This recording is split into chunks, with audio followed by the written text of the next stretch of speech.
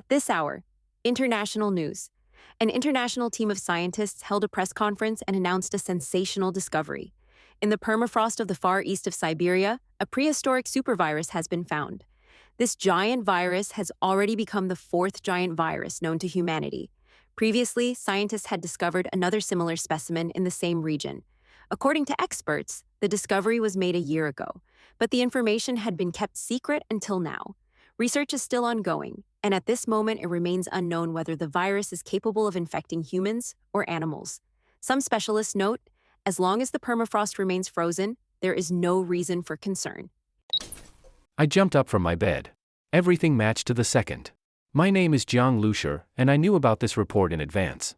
A week ago, a star seed appeared in my mind, and with it came knowledge of what would happen in the near future. This was already the third piece of news that confirmed my suspicions. But the most important thing, the seed had shown me that in 10 days a viral outbreak would begin. The end of the world. I understood, the authorities were aware, which is why many meetings and conferences were cancelled, heads of state disappeared from public events. But ordinary people were told nothing. This press conference was the last warning, so that people would not die entirely in ignorance. I had 1 week left. I began preparing. I bought food, water, medicine, even a dagger. All of this was important, but not the main thing. The seed had another ability, to modify objects, turning them into something greater. For this, a base was required. I immediately realized, I needed transportation. I ruled out sedans at once, useless scrap in the coming chaos. Off-road vehicles were too cramped. Ideally, I wanted a massive truck, as long as a train, with wheels as tall as a person. You could live in it, store supplies. But that was just a dream. In reality, I had to choose between an ordinary cargo truck and a minibus. I settled on the latter. A spacious interior, the possibility of turning it into a shelter, storing food and water, even setting up something like a bed. A minibus was my best chance to survive. And then came the main problem, money. After all my purchases, I had less than 1,000 yuan left. But renting a minibus cost more than 1,000 per day. 10 days would require 15,000. For me, a student, that was impossible. I tried to find money. First, I wrote to my friend Zhuing. He had just gotten a brand new iPhone, bought for 10,000 yuan. I asked him to return at least 2,000 he owed me. He just brushed me off, I'll pay you back later. I told him, on Tuesday, don't go anywhere. Lock the doors and windows. He laughed, are you crazy? I've got a date. Then I wrote to another friend, Luo Ming. He had no money, he had spent everything on games. But I also warned him, on Tuesday, stay home. Lock the doors and windows. He was puzzled, huh? Why? I only said, just do it. But no one listened to me. I had done everything I could.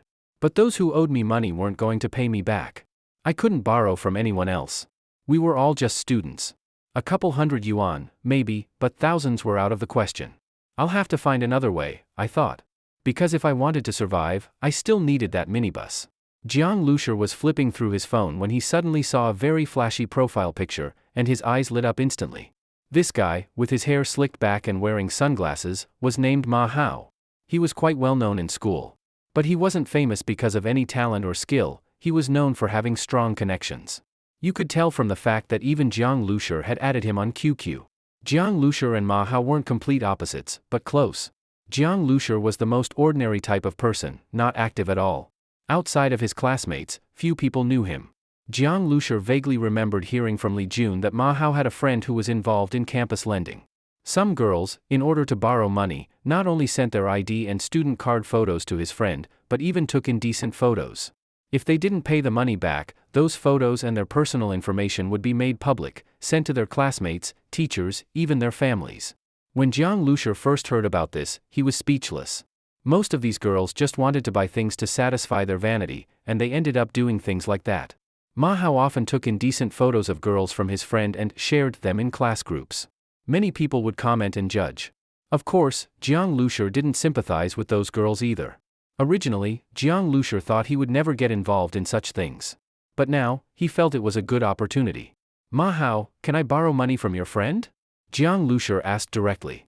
Ma Hao replied quickly, sure. What department and class are you from? Jiang Lucier directly sent a photo of his student ID. After confirming, Ma Hao asked, how much do you want to borrow? 20,000. Jiang Lucier didn't hold back since it was a loan shark. Based on what he knew, 20,000 was probably the limit. Any more and Ma Hao might reject him. After all, his family background wasn't a secret, Ma Hao could easily find out. Ma Hao was clearly startled. For a student, 20,000 was a lot. Most female students only borrowed a few thousand, even just a few hundred. What do you need that much for? An abortion for your girlfriend wouldn't even cost that much, Ma Hao asked. It's something very important. Don't ask, just tell me what the conditions are, Jiang Lushi said. Well, how about this, leave your student ID with me, give me your home address, and you have to write a loan note for 50,000. Also, record a video while holding the note, read it aloud, and say it's voluntary. Once you pay it back, I'll destroy the note in front of you. How long do you need the 20,000? Ma Hao asked. 1 month, Jiang Lushi replied. Then you'll owe me 25,000. We're from the same school, so I'm not worried about you not paying back. You get it, Ma Hao said. Okay. Jiang Lushi was secretly shocked. This interest rate, even normal loan sharks weren't this harsh. And now, Jiang Lushi realized, this so-called friend probably didn't even exist. Even if Ma Hao wasn't the one doing the lending, he definitely had a part in it. Ma Hao seemed very confident, not worried at all about Jiang Lushi defaulting. Who knows what methods he had? If you didn't repay, you'd probably wish you were dead. Heh. Jiang Lushi chuckled indifferently. Interest? Threats? When the world ends, who'd care about a Ma Hao? That afternoon, Jiang Lushi found a car rental company online and then went to the agreed location with Ma Hao. He completed the procedure and got the money. While transferring the money to Jiang Lushi, Ma Hao was curiously looking him up and down. What exactly do you need the money for? To do something big. You'll know in a week, Jiang Lushi said mysteriously. Ma Hao was speechless. What's with this guy? He suddenly felt a bit of regret.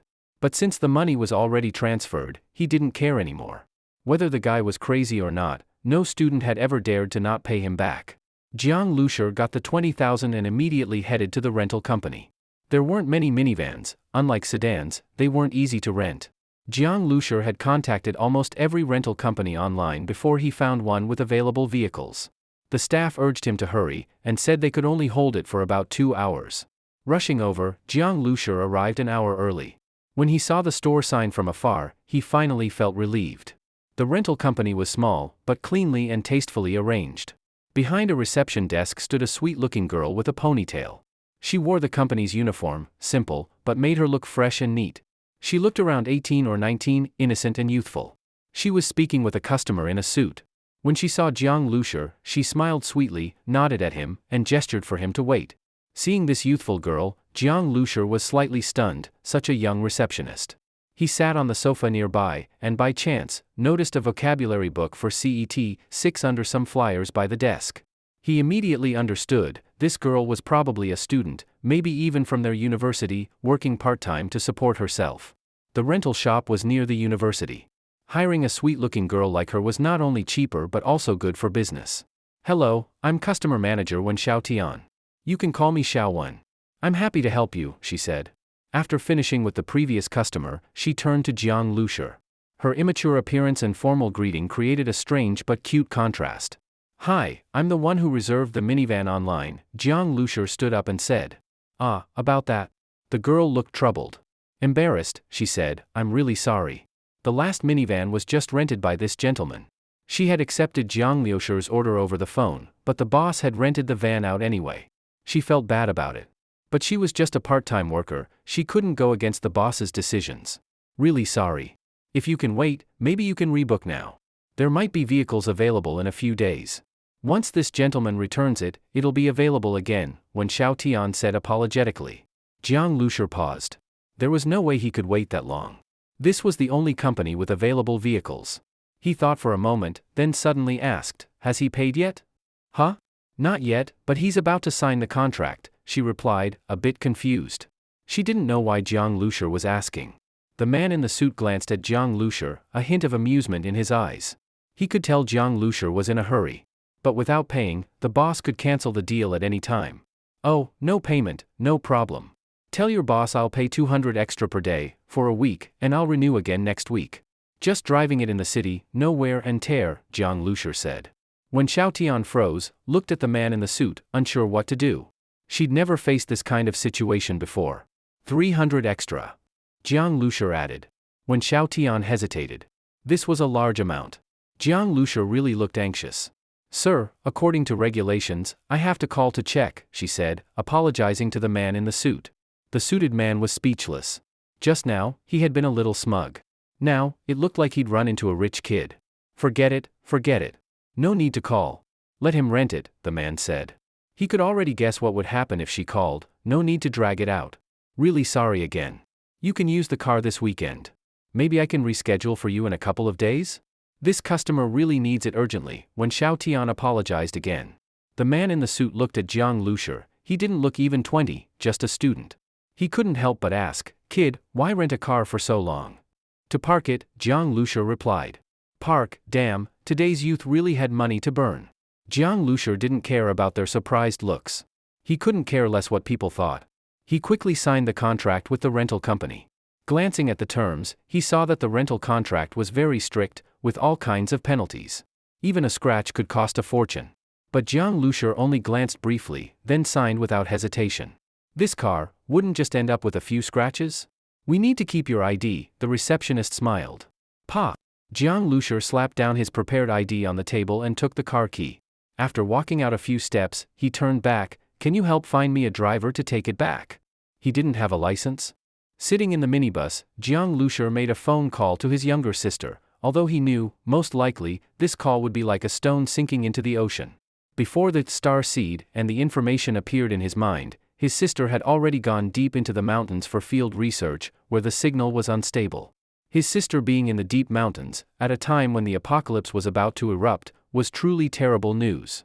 However, Jiang Lushi knew from the star seed that neither he nor his sister would be infected by the virus. Her research trip should be ending in the next couple of days, and this made Jiang Lushi especially relieved. He and his sister had grown up relying on each other. If the apocalypse arrived and his sister was still missing somewhere in the mountains, Jiang Lushi would go crazy. As expected, the call didn't go through, her phone was off. Jiang Lushi sent her a text message, telling her to contact him immediately once she saw the message. He would keep his phone on 24 hours a day waiting for her call. Based on his understanding of her, if he made such a serious request, she would definitely call back as soon as she had signal. "Boss, stop the car here?" The rental company's driver drove the vehicle to the front of Jiang Luxi's apartment and looked around curiously. This place was clearly one of the old neighborhoods in Jiangbei City that was almost entirely phased out. The buildings were all from the 1990s, each home had the oldest type of rain canopy and security bars. This didn't look like a place where a rich kid would live, maybe he was experiencing the life of the poor? But that wasn't the driver's concern. Once Jiang Lushi signed the paperwork, he handed over the keys and left. Sitting in the vehicle, Jiang Lushi let out a deep breath. He had done all kinds of preparation today, running around busily, but now that everything was ready, instead of feeling calm, he felt panicked. The previous calmness, orderliness, and suppressed fear seemed to erupt all at once. After sitting for 5 or 6 minutes, Jiang Lushi slowly calmed down. After all, it was the end of the world. His reaction was normal. According to the information from the star seed, Jiang Lushi stood up, walked to the driver's seat, then sat down and put his hands on the steering wheel. Then, Jiang Lushi closed his eyes.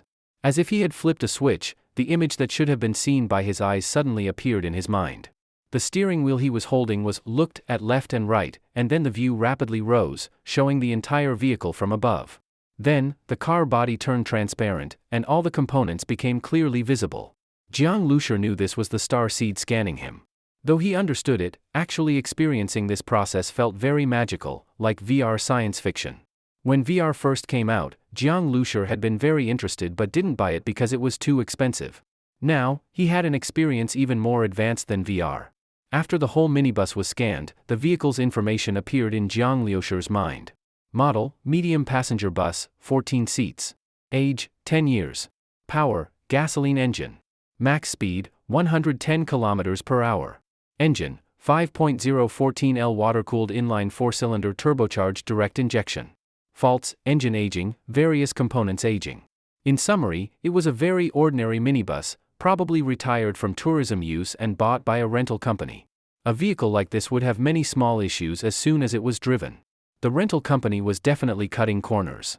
But these small issues didn't matter to Jiang Lushi. He got a minibus for just over 10,000 yuan, which was a great deal. After the first modification, this vehicle would initially become suitable for post-apocalyptic use. The star seed had several modification directions. Jiang Lushur thought about it and chose the base vehicle type. The base vehicle required the most materials, but it was the most practical. Soon, the star seed listed all the materials needed to modify this vehicle into a base vehicle, standard. Seeing the list, Jiang Lushur secretly clicked his tongue. 100 caddies of steel, 100 caddies of copper, screws of various sizes, 10 kilograms of titanium alloy, 10 square feet of leather, and all sorts of strange materials. Just the first few items already looked expensive. Jiang Lushur vaguely knew that titanium alloy cost 500 to 600 yuan per kilogram. Some of the strange materials even looked expensive by name alone. This list completely exceeded Jiang Lushur's expectations for price. The amount of materials needed was more than Jiang Lushur had imagined, likely because he chose the more complex base vehicle. He didn't even know if the money he had left, plus what he could get from selling things, would be enough. Even though those roadside ads offering instant loans with ID were everywhere, Jiang Lushur had already handed over his student ID to Ma Hao and his ID card to the rental company. Without a house deed or anything else, he was truly at a loss. Forget it, I'll order whatever I can first. Jiang Lushur took out his phone. Just as he opened it, he saw he had 2 missed calls. Judging by the time, they probably came when he was on the road and didn't hear due to the noise. But the phone number was unfamiliar. Hello? Jiang Lushur called back. Jiang Lushur? A girl's voice came from the other end, sweet and gentle. Yes, I saw you called. May I ask what's the matter? Jiang Lushur asked. I'm Li Yusin. The girl said a name that surprised Jiang Lushur. He had thought for sure it was a business call, either from the rental company or a seller from whom he had ordered goods. He didn't expect it to be a girl he knew, and a very popular one. Although Jiang Lushur rarely talked to girls on the phone, he didn't panic at all. He was just puzzled. He and Li Yusin hadn't had any real interaction, so why was she calling him? Then again, they weren't complete strangers. In fact, they had been classmates since high school, same class, even deskmates. Li Yusin came from a good family, had delicate and beautiful looks, and a good personality. She was very popular in class. At the time, Jiang Lushur had once stared blankly at her quiet side profile as she looked out the window, her silky hair fluttering gently. But although Li Yusin was excellent in many areas, she struggled with math, and coincidentally, Jiang Lushur was good at it. So she often asked him to explain problems. When she listened, she was very focused and serious. Her hair often brushed against Jiang Lushur's hand, and she didn't even notice. Later, after Jiang Lushur's parents died unexpectedly, he didn't attend school for a whole month. When he returned, he had become much more withdrawn and moved to the last row alone. Though Li Yusin occasionally looked his way, several times when they passed by each other, she seemed like she wanted to say something, but never did. Now Jiang Lushur had moved on from the shadow of the past, but their relationship had faded since then. Even though they later got into the same university in the same city, it stayed that way. Whatever tiny spark there had been, Jiang Lushur had buried deep in his heart. Now hearing Li Yusin's voice again, Jiang Lushur couldn't help feeling a ripple of emotion. Her voice, light and gentle, was like a breeze. It's been a long time, Jiang Lushur sighed. Yeah, we haven't talked in a while, Li Yusin said. Right, why did you call me? Jiang Lushur asked. I heard from Li Jun that you're short on money? I don't know him well, just happened to hear him talking to a friend of mine, she said. Jiang Lushur frowned. What did he say? He was having dinner with my friend. My friend asked why he kept looking at his phone, who he was chatting with, and he said you were asking him for money. I thought maybe you were in trouble, so I asked for your number, she explained. That Li Jun, Jiang Lushur was speechless. Not only did he not pay him back, but he was also talking about him like that, always showing off. Jiang Lushur explained the situation. Li Yusin was angry after hearing it. I knew you weren't like that. He even said you were shameless. Ugh. I told my friend not to associate with him anymore. So, you really need money? It's fine, I've figured something out, Jiang Lushur replied. Your Alipay is your phone number, right? I'll transfer you some money. Pay me back when you're doing better. We're friends, don't be polite. You used to help me with math every day, explaining everything so clearly. I never even properly thanked you, she said with a smile. Jiang Lushur was stunned. Her laughter was still so pleasant. Wait, you don't have to. That's settled then. Don't be polite, we're friends, right? She said playfully, her laughter like wind chimes. Of course. Jiang Lushur felt a warmth in his heart after hanging up. He hadn't expected someone like her to help him at a moment like this. And from beginning to end, she never even asked why he needed the money. Beep. A notification came in. Jiang Lushur opened it, and was shocked. Li Yusin had sent him 20,000 yuan. She even left a note, a little more so you won't be tight. If you don't use it all, just return the rest later. Seeing this message, Jiang Lushi was genuinely moved. Even though Li Yusin came from a well-off family, she lived simply. This 20,000 was probably money she saved herself, not just handed over casually. She had even tried calling several times when he didn't answer. Jiang Lushi immediately made a decision and called her back. She answered, sounding a bit nervous. What is it? Don't worry, I'm not calling to return the money, Jiang Lushi said, amused and touched. Oh, okay, she sighed with relief. Don't thank me either, or I'll have to thank you for all your help back then. I wouldn't have gotten into Jiangbei University without you. That was nothing, Jiang Lushi said shyly, scratching his head. Then he cleared his throat and spoke seriously. Give me your home address. My address? What, are you coming over to pay me back in person? She laughed. Just tell me. Don't worry, I won't do anything bad, he joked. All right. My address is? You say it, I'll write it down. Jiang Lushi turned on speaker and noted it in his memo. You even wrote it down, now I'm nervous. Are you really coming? But if you do, you're welcome, she said. Clearly, she was a little embarrassed. Jiang Lushi knew his request was sudden, but he had no choice. It had to be done. He said, Yusin, next Tuesday, you must stay home. Not just you, your parents too. No one can leave. Ideally, stay in separate rooms, and lock the doors. If anything happens, lock yourselves inside. I will come find you. Can you do that? It's very, very important. It's about my life. His tone was firm and serious. Jiang Lushi knew if he mentioned the apocalypse, it would be hard to convince her. Even if she half believed him, convincing her parents would take too long.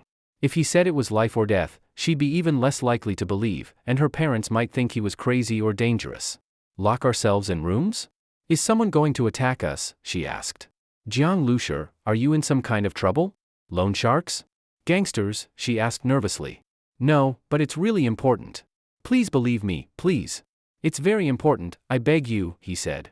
He had borrowed from loan sharks, but this had nothing to do with them, he wasn't worried about that. Okay, she reluctantly agreed. It sounded so bizarre. Promise me, do exactly what I said, he reminded. This. Promise me, he pleaded sincerely. Alright, okay. After hanging up, Jiang Lushi let out a long breath. He had done all he could, but he didn't know how much Li Yusin would follow through. At least, she'd probably stay home. She was a kind girl. As long as she cared about his safety, she'd stay in. As for whether she'd survive, it was up to fate. He just hoped heaven wouldn't let such a kind girl die in this disaster. As long as she lived, Jiang Lushi believed, he would find her. With the money borrowed from Li Yusin, Jiang Lushi immediately started shopping. Some items that couldn't be bought online, he went to the market to buy himself. The most frustrating thing was that one of the materials wasn't even available at the market. In the end, he had to go to an auto parts factory to get it. At first, the owner didn't want to sell. In the end, Jiang Lushi gritted his teeth and added 500 yuan on top of the original price before he finally got it, and it was second-hand. When leaving, he saw the owner rubbing his fingers and carefully counting the money, and Jiang Lushi just silently shook his head. That boss didn't really refuse to sell, he just wanted to sell it at a high price. Now that he had earned the extra 500 yuan, he was happy. But in a week, he would realize that money would be worthless. It took a total of 3 days to gather all the materials, which now filled the aisle and seats of the minibus. When he put the final item inside, Jiang Lushi felt like a heavy weight had been lifted from his heart. He had made it just in time. For these 3 days, he had been running around non-stop, practically covering the entire city of Jiangbei. Probably because it was the first modification, the materials required were extremely diverse and abundant, involving almost every aspect. At the same time, Jiang Lushi kept an eye on the news and local developments in Jiangbei. As he had suspected, fewer and fewer big names were appearing on the news. Although everything on the streets seemed normal, he could sense an undercurrent of tension. Let's begin. Jiang Lushi pulled all the curtains shut, then sat in the driver's seat. After steadying his breathing, he gripped the steering wheel. At once, the structure of the minibus clearly projected into his mind. It felt as if he had gained a special eye that could scan the minibus. Wherever he looked, the data and status of that part of the minibus would immediately appear. The overall status of the minibus was, base vehicle, standard, awaiting modification. All materials detected. Begin modification? Jiang Lushi silently said in his mind, modify. Modification initiated. Completion time, 72 hours. Countdown begins now. The vehicle cannot be driven during modification. Modification includes Jiang Lushur felt the steering wheel in his hand suddenly surge with a strange energy, as if it was lightly vibrating. The modification process would take a long time, and Jiang Lushur couldn't just sit in the vehicle and watch the whole time. After watching curiously for a while, he noticed that the materials would mysteriously disappear little by little. Besides that, nothing else seemed to be happening, so he got out of the vehicle. Jiang Lushur stood outside and looked at the vehicle. Seeing that nothing unusual was visible from the outside, he felt relieved and went back home. As soon as he opened the door, he was met with piles of supplies almost stacked up to the entrance, everything that had been delivered over the past 3 days. The delivery workers had been giving Jiang Lushur strange looks. But Jiang Lushur didn't care how others saw him. Even if they found it suspicious, they could never guess the real reason behind it. These 3 days, Jiang Lushur hadn't gone to school anymore. The end of the world was coming. What was the point of going to class? Now that the minibus modification had started, Jiang Lushur didn't stay idle. While continuously calling his sister, he also searched online for all kinds of survival knowledge, wilderness survival, basic first aid, what medicine to take for common illnesses, surrounding maps, etc. He even downloaded a national map to his tablet so it could be used offline. The map marked almost everything, from small shops to large factories, from highways to rural roads, all very clearly. He spent several hundred yuan on this map. Free apps didn't offer this level of detail. Jiang Lushur didn't know how much more he could prepare, but as long as a post mentioned something he thought was useful, or anything he could think of himself, he prepared it. Now that the money was almost all spent, Jiang Lushur's preparations were nearly complete. Beep beep beep. His phone rang. Jiang Lushur looked at the screen and suddenly smiled with joy. He had been constantly trying to call his sister, but her phone had been off. Now she was finally calling back. Hello. Hello, bro, what's so urgent? I just got off the bus. Let me tell you, this field trip was amazing. We visited a mountain village with cave burial customs. Jiang Zhuing, don't talk now. Listen to me first. Jiang Lushur cut off his sister's playful words and said loudly. Maybe sensing the seriousness in his tone, Jiang Zhuing realized something must be wrong, so she immediately stopped joking and softly said, Okay, bro, I'm listening. But then Jiang Lushur calmed himself. Panic would only spread to her. He asked, Zhuing, where are you now? At school. I just parted ways with the team and teachers. I was heading back to the dorm. My phone died, but I charged it a bit on the bus and turned it on. That's when I saw your messages. Although usually playful, once Jiang Zhuing realized the situation was serious, she quickly became obedient and focused, clearly explaining her situation with a quick, concise tone. Though she didn't yet know why her brother was acting this way, since the death of their parents, Jiang Lushur had taken care of her. Even though she might argue with him sometimes, when it really mattered, she always listened to him unconditionally. To her, he was her anchor. Don't go back to the dorm. Book a flight and come home immediately, Jiang Lushur said. Okay, give me a moment. After a while, she spoke again, bro, there are no tickets left. Tomorrow? The day after? Transfer flights if you have to. No matter the cost, he said. None. There's nothing left, she replied. What do you mean, nothing left? Jiang Lushur was stunned. A bad feeling hit him. He started furiously typing on his keyboard, opening a flight ticket site. He searched one city after another, and his heart sank with each search. All flights over the next 3 days were completely sold out, regardless of origin or destination. The only tickets still available were for after the apocalypse's arrival. This was no coincidence. Should I just buy one for 3 days later? Jiang Zhuing asked. By then, it won't matter anymore, Jiang Lushur said. Zhuing didn't quite understand why being just 1 day late made such a big difference, but she didn't question him. Instead, she said, train. What about booking a train ticket? Jiang Lushur typed again, then said in a low voice, don't bother. Train tickets are sold out too. All train tickets for the next 3 days, gone. Wait, I'll go check the bus station, or maybe I can hire a private car, she suggested. No. Jiang Lushur said. First, who knew what the roads would be like? Even if they were passable, it would take her over 2 days to get home. With all planes and trains down, there was a huge chance of traffic jams. If she got stuck on the road when disaster hit, she'd be dead for sure. No, Jiang Lushur repeated. Zhuing sensed something was wrong in his voice. It made her nervous too. Zhuing, listen carefully to every word I say now, Jiang Lushur said. Don't go back to your dorm. Find a place with few people, hotel or rented apartment, something with good security. Stay somewhere hidden. Then buy as much drinking water as possible, some medicine, daily supplies, food. Charge your phone fully. Get a dozen power banks. Even if phones don't work by then, still, do it. Lock the doors. Don't go out. Wait for me. You must wait for me. You must. Jiang Lushi repeated. Zhuing, the end of the world is coming. Jiang Zhuing not being able to return was a huge blow to Jiang Liushi's plan. Originally, he had planned to drive the modified vehicle, loaded with supplies, and take Jiang Zhuing and Li Yusen's family to a resort over 100 li away from Jiangbei City. He had been there once before. It was the kind of place where people rarely went, but the facilities were all complete, and there were no other residents nearby. The idea was to settle there temporarily, then slowly figure out the next step depending on how the situation developed. Although he knew the apocalypse was coming, he still had no real concept of what it would actually be like once it began. Based on how things turned out, he would adjust the plan. In any case, having the minibus would make them much safer on the move compared to others. But now, this plan was clearly ruined. Not only could Jiang Lushi not escape to the outskirts right away, he had to go to Nanjing City, a place with more people and more prosperity. And he didn't know what the road conditions would be like along the way, nor when he'd arrive. That was why he told Jiang Zhuing to buy as many supplies as possible and to wait for him no matter what. If the minibus hadn't needed another 3 days for modification, Jiang Lushi would have left immediately. But without the vehicle, he was just an ordinary college student. There was no way he could break through any chaos and bring Jiang Zhuing out safely. Beep. That night, Jiang Zhuing sent a location pin to Jiang Lushi. She had rented a teacher's apartment in a small alley near her school, on the top floor, the 6th. She also sent him photos. Sure enough, the apartment was packed full of supplies in 2 rooms, enough for her to live comfortably for a full month. Bro, don't worry, Jiang Zhuing messaged, with a big smiley face emoji. Jiang Lushi had already told her about the coming apocalypse, everything except the star seed in his mind.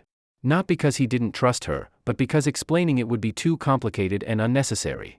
He hadn't expected her to believe him, yet she seemed calm, even playful, still in the mood to take photos and send emojis. Jiang Lushi knew that she probably wasn't completely convinced, but it didn't matter. As long as she followed his instructions carefully, that was enough. Okay, from today onward, don't go out. Lock all doors and windows. Protect yourself. Don't answer or open the door for anyone, even if it's someone you know. Jiang Lushi warned her sternly. In the apocalypse, laws and morals would mean nothing. He knew it sounded heartless, but he had to say it. People killing over a bag of crackers, that's something seen countless times in doomsday movies. And in real wars, people have died over scraps of food. Jiang Lushi wasn't that cold-blooded. Within his ability and as long as he stayed safe, he would help others. But since he couldn't protect Jiang Zhuing directly, he needed her to stay completely safe and avoid any risk. Got it, Jiang Zhuing replied. Seeing his sister obey obediently, Jiang Lushi could finally relax a bit. Now that her safety was ensured, his next priority was how to reach Nanjing as quickly as possible. 3 days passed in a flash. During these 3 days, the tone of the news began to grow uneasy. More reports began to mention transportation and global issues. But ordinary people didn't pay much attention. They still worked 9 to 5, took kids to and from school, shopped, cooked. Jiang Lushi stayed home, occasionally stepping out to check the situation. During this time, both Li Jun and Luo Ming sent him a few messages. Jiang Lushi didn't even read Li Jun's. Luo Ming's message read, "Bro, are you okay? You borrowed money, are you eloping with a girl or what? If you don't come back to class soon, I think you're done for. Remember, don't go out Tuesday. Stay in the dorm, lock the door, and play games." Jiang Lushi reminded him again, regardless of whether Luo Ming would listen. Why Tuesday? Wait, isn't tomorrow Tuesday? Jiang Lushi took a deep breath. Yes, it was tomorrow? That night, even Jiang Lushi didn't know how he fell asleep. Before bed, he had hired 2 workers to help him move all the supplies next to the minibus. Then he sent a mass message to everyone in his contacts and specifically reminded Li Yusen and Jiang Zhuing again. Nervously, he sat on the pile of supplies next to the minibus, and unknowingly fell asleep. Beep beep beep. Jiang Lushi didn't wake from an alarm or a siren, it was a strange chime ringing in his mind. It was the star seed. He immediately raised his head and ran to the minibus door. From the outside, it still looked like the same old vehicle, no difference at all. But as soon as he grabbed the handle, information about the vehicle appeared in his mind. A faint electric current passed through his hand. Then he heard a soft click, the door opened. It was a theft-proof sensor lock, only he could open it. Inside, Jiang Liushi's eyes lit up and his mouth opened in surprise. He was stunned. The internal structure of the vehicle had completely changed, it was no longer the same at all. All the materials were gone without a trace. The once tightly packed rows of seats were now just two couch-like seats side by side, with a table, racks, and more. The interior had been divided into multiple sections by what looked like high-end sliding doors. Jiang Lushur opened each one and saw a small but complete bathroom, kitchen, and even a tiny bedroom. The bed looked very soft. After a brief tour, he snapped out of it and rushed to the driver's seat. It, too, had changed drastically, now in a separate space and looking extremely cool. There was a huge screen display, and the dashboard looked like a control center, full of buttons and levers. Jiang Lushur sat down in the now full leather, very soft driver's seat.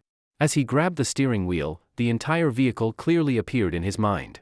At the same time, the buttons and levers on the dashboard lit up. Base vehicle, standard version, modification complete. Modified vehicle details.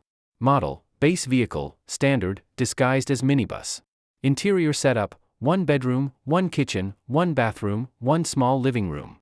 Weaponry, compressed air cannon, basic level, airflow speed 810 meters per second, capacity 500 L. Exterior armor strength, F grade, resistant to standard bullets and collisions. Power, gasoline engine. Max speed, 300 kilometers per hour. All malfunctions repaired. Jiang Lushur was thrilled. The result of the modification far exceeded his expectations. Though this was only the standard version with limited features, to truly go anywhere without obstruction, upgrades would be needed. But upgrading required even more materials. Jiang Lushur had neither the time nor the money, nor did he know the exact material list, so there was no way to prepare in advance. Still, this vehicle alone greatly increased his survival chances. He quickly familiarized himself with the controls, then called the 2 workers from the night before to help again. They had already discussed the plan the night before, so as soon as they arrived, they began moving all the supplies onto the vehicle. When they saw the internal space, both were extremely surprised, and their looks toward Jiang Lushur completely changed. They had seen his tiny rented room packed with food and daily goods and thought he was opening a little store or maybe just a street vendor. They never imagined the guy was actually driving an RV. But modifying such an old minibus into an RV? What a waste of money. Must be some rich guy with too much time. As for Jiang Lushur, he had no time to care about their reactions, he just kept checking the time and watching his surroundings. Once all the supplies were loaded, he immediately climbed aboard, closed all doors and windows tightly, and nervously sat in the driver's seat. Jiang Lushur didn't know the exact time the disaster would arrive, or what the virus outbreak would look like. But he knew that the moment the virus was discovered in the permafrost, it had already awakened. This virus wasn't just highly contagious, it had already silently spread across the entire world, and its danger level surpassed all known viruses combined. After a period of dormancy, it would erupt explosively, like a chain of bombs going off. Beep beep beep! A sudden ringtone startled the already tense Jiang Lushur. He quickly realized it wasn't anything else, it was his phone ringing. He hurried to answer the call. He glanced at the caller ID, it was Li Yusin. Hello? I'm heading over now. Make sure you stay at home, don't go anywhere. He was worried she hadn't fully followed his instructions, and that this call was her telling him she couldn't wait for him. That would be bad. Jiang Lushur, I'm sorry. I'm about to leave, Li Yusin's voice came through. The moment she said this, Jiang Lushur's heart sank. Leave? Where to? Li Yusin, listen to me, you must stay at home and lock your room. This concerns, Jiang Lushur quickly said. Jiang Lushur, listen to me carefully, Li Yusin interrupted him, ignoring what he was saying. Her tone was grave, like she was about to say something very serious. You might find it hard to believe, but the end of the world is coming, it could be within the next few days. I just found out today. The car is already waiting outside. I have to leave immediately. First, make sure you're safe. Then go to the Shenbei Expressway entrance. The military is stationed there. When you get there, they should take you to the Shanghai Safe Zone Island, she said quickly in a low voice. Remember, you must get to the expressway entrance today. The army is there. They'll protect people during the evacuation. Just then, someone on the other end shouted to hurry up, and Li Yusin rushed to say, Jiang Lushur, remember, I'm not joking. Then she hung up. All that remained in the receiver was a fast busy tone, followed by silence. Jiang Lushur held his phone, his arm still raised. As expected, the evacuation had started. The Shanghai Safe Zone, he didn't know what kind of place that was. He felt a bit grateful for what Li Yusin had done. She probably remembered he was supposed to visit her today, so she made sure to call. Just like always, she was so kind.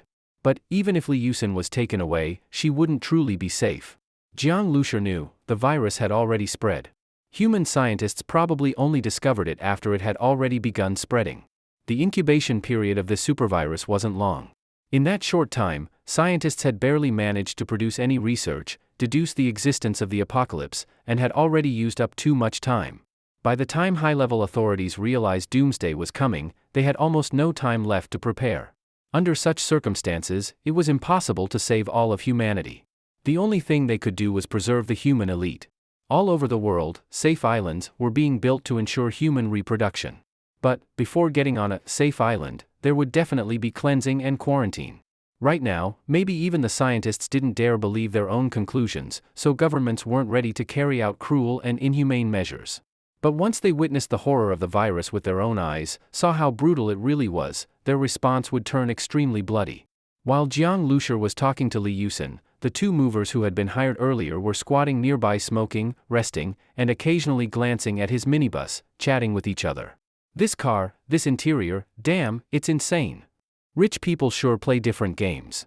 Imagine bringing a few hot chicks, traveling the world, man, that would be heaven. The two guys smacked their lips, fantasizing about driving this RV, traveling with girls. Beautiful scenery by day, sex at night. Hungry? There's a kitchen. Dirty? There's a bathroom. Even couple baths. What's not to love? But in the middle of the fantasy, one of them suddenly staggered, his face flushed unnaturally, almost collapsing. Yo, dude, what's up? The other rushed to help. I'm fine, the man waved him off and quickly recovered. What could happen to me? You know how tough I am. He pounded his chest twice, solid muscle. Ha ha ha. I think you jerked off too much last night, now you're horny again and got weak all of a sudden. They both laughed and started throwing dirty jokes at each other. But not far away, Jiang Lushur silently watched. He didn't feel like laughing at all, on the contrary, a chill crept up his spine.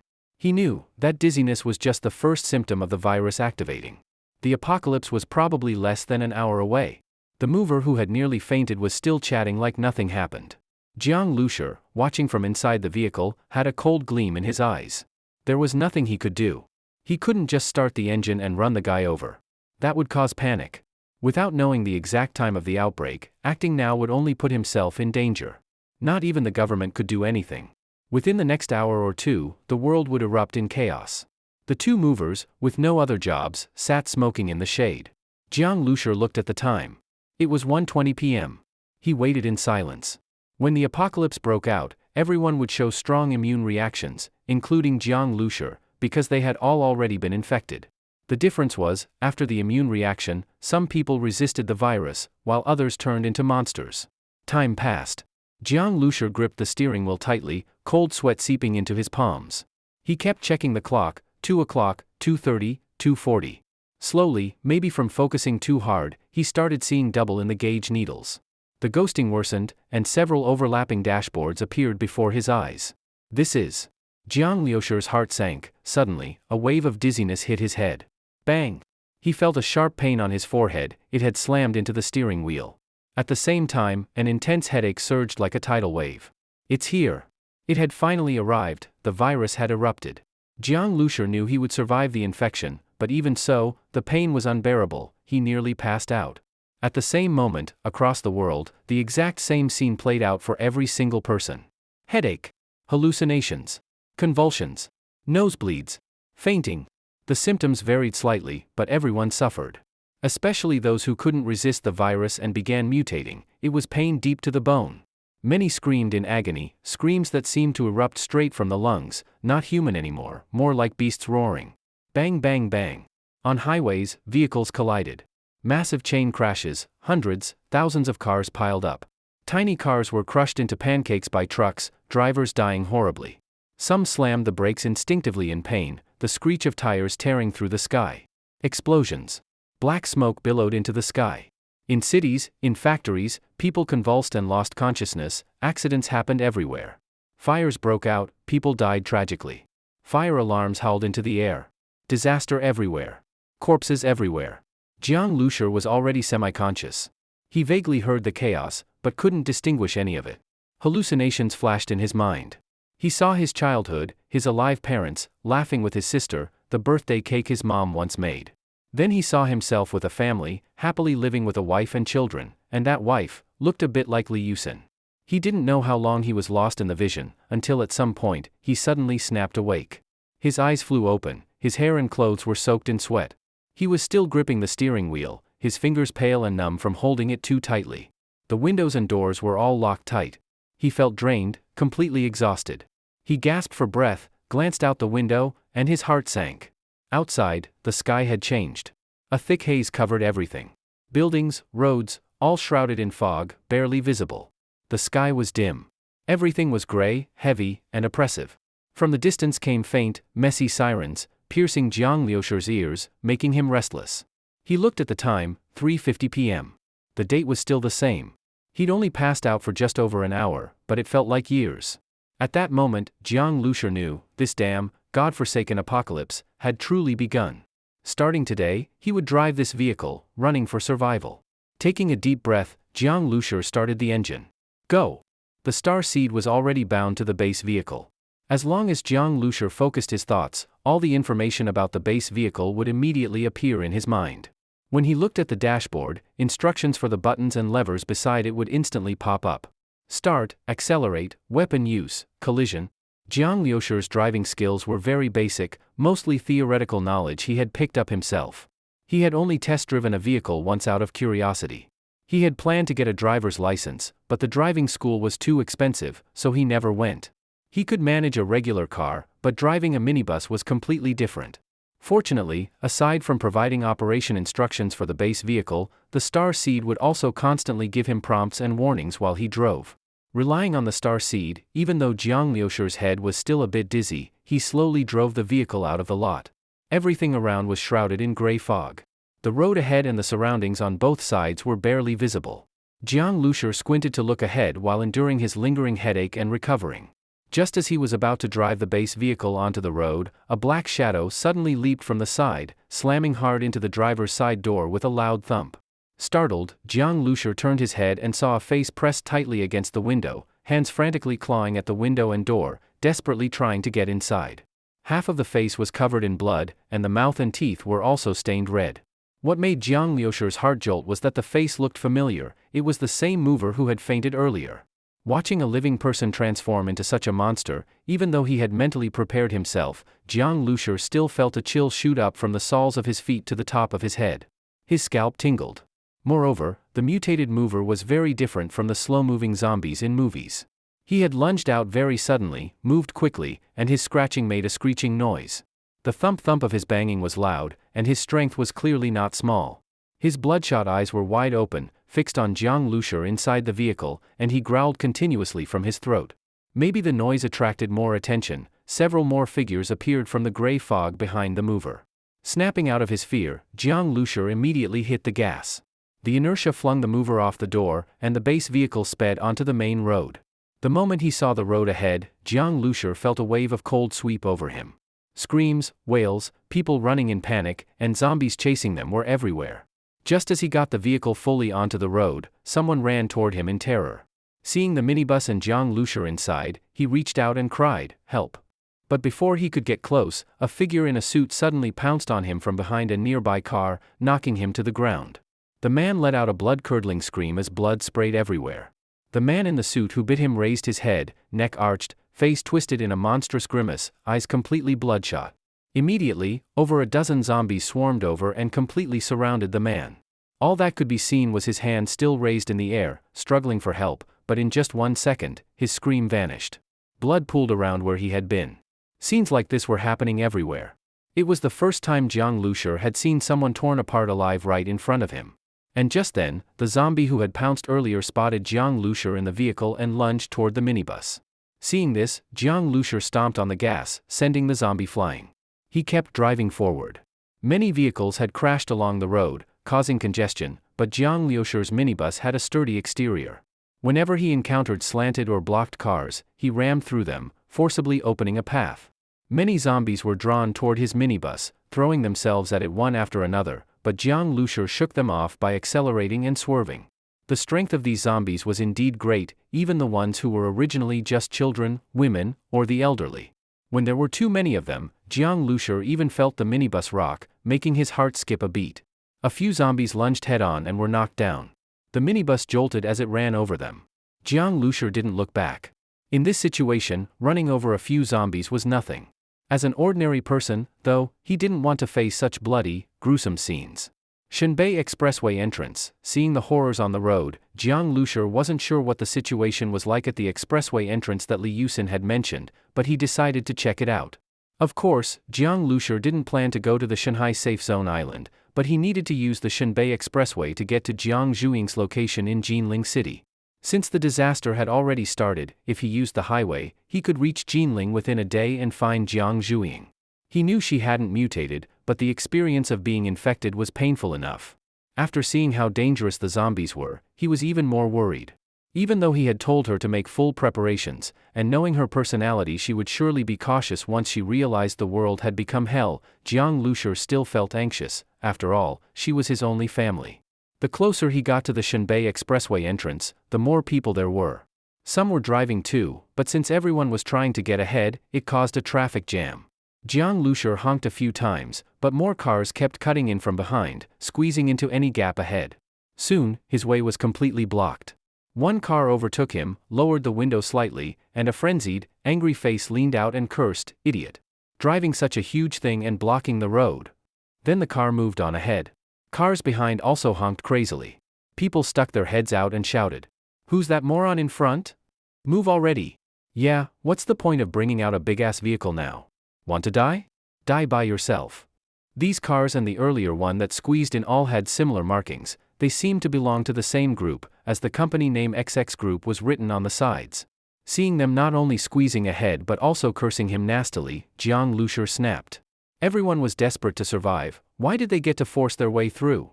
His vehicle was big, yes, but he was still properly waiting in line. He hit the gas and continued forward. One car tried to cut in front of him, scrape.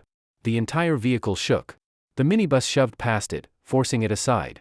The driver, seeing the minibus brushing past his small car, was first stunned, then furious. But very quickly, his jaw dropped.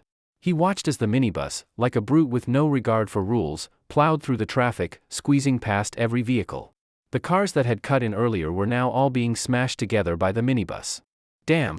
The driver cursed hard. What a fucking lunatic. And this guy was insanely lucky to squeeze through so tightly and still make it. His speed wasn't fast, plus the vehicle was an old, beat-up minibus, yet he didn't get stuck in the middle. If it had stuck, he'd have been forced to abandon the car or else wait for death. But facing this situation, the other drivers had no choices. Though they yelled and cursed, they could only face it and follow obediently behind Jiang Lushur's minibus. Then suddenly a scream came from behind. Jiang Lushur opened the rearview camera, and on the screen by the dashboard hundreds of zombies appeared all at once, climbing over from between vehicles, even from above vehicles. These zombies rushed out from the street ahead, making low growls from their mouths. Their bodies and hands were covered in blood, their mouths stained with gore, racing toward him wildly. They were already fast, and when they met vehicles, they did not dodge, using all limbs to climb over cars. Some people close to them, having just glanced back, were instantly knocked down by zombies. In a flash came a piercing scream. Some only ran a few steps, then were thrown face down from behind. Jiang Lushur saw two people running forward to escape. One, hearing the screams behind getting closer, suddenly with a fierce look pushed the other down to the ground. Ah! The pushed one screamed immediately, but before he could stand, the zombies behind were already upon him. Jiang Lushur felt his scalp tingle. It was a massacre of the living by zombies. These zombies, whether speed, strength, or agility, they were far stronger than normal people. Hurry, hurry! The cars that had cut in before were now honking furiously, seeing the zombies approaching. Their fear was exploding from inside. Jiang Lushur's minibus also moved forward, but there were just too many vehicles ahead. Traffic was moving, but could never pick up speed. The cars ahead were also freaking out. For a moment, screams and horn honks filled the air. People behind were running crazily, the fast ones pushing those in front aside. At this moment everyone wanted to escape, everyone was crazed. Then Jiang Lushur's gaze suddenly caught sight of that little sedan that had tried to force its way past his front earlier. Two girls were running alongside his car, desperately pounding on his rear door. "Please, open the door, let us in. Save us. I beg you." The two girls looked terrified. They had probably tried begging other cars, but none stopped.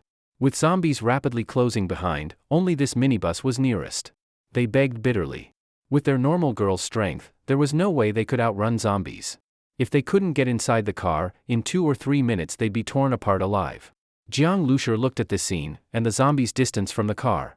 If the car slowed and opened the door, letting the girls in, it would be no problem. But this car not only did not stop, it accelerated. The 2 girls could only run with all their might. "Driver, please open the door. You don't need to slow down." The door was locked. They could not open it. At that moment the driver turned angrily, face twisted, and cursed, "Fuck. Let go of me now." One of the girls suddenly ran more quickly, somehow reaching outside his driver's window, beating on the glass. "I beg you. Open the door. Fuck. Get lost. If you don't get lost I'll run you over." The driver jerked the steering wheel. The girl outside flew backwards onto the ground. The girl gave a scream and fell heavily. The other girl staggered. "Are you okay?" The other rushed to help her up. The 2 looked at the car driving away. Their faces were pale, full of despair. Inside the minibus, Jiang Lushur saw the scene and frowned. But just then he suddenly said, "Huh. That girl who was knocked down looked a bit familiar." After a moment's hesitation, Jiang Lushur sharply turned the steering wheel and made a U-turn. Fuck. Cars behind were trying desperately to push forward, not to mention turning around. Most couldn't even stop.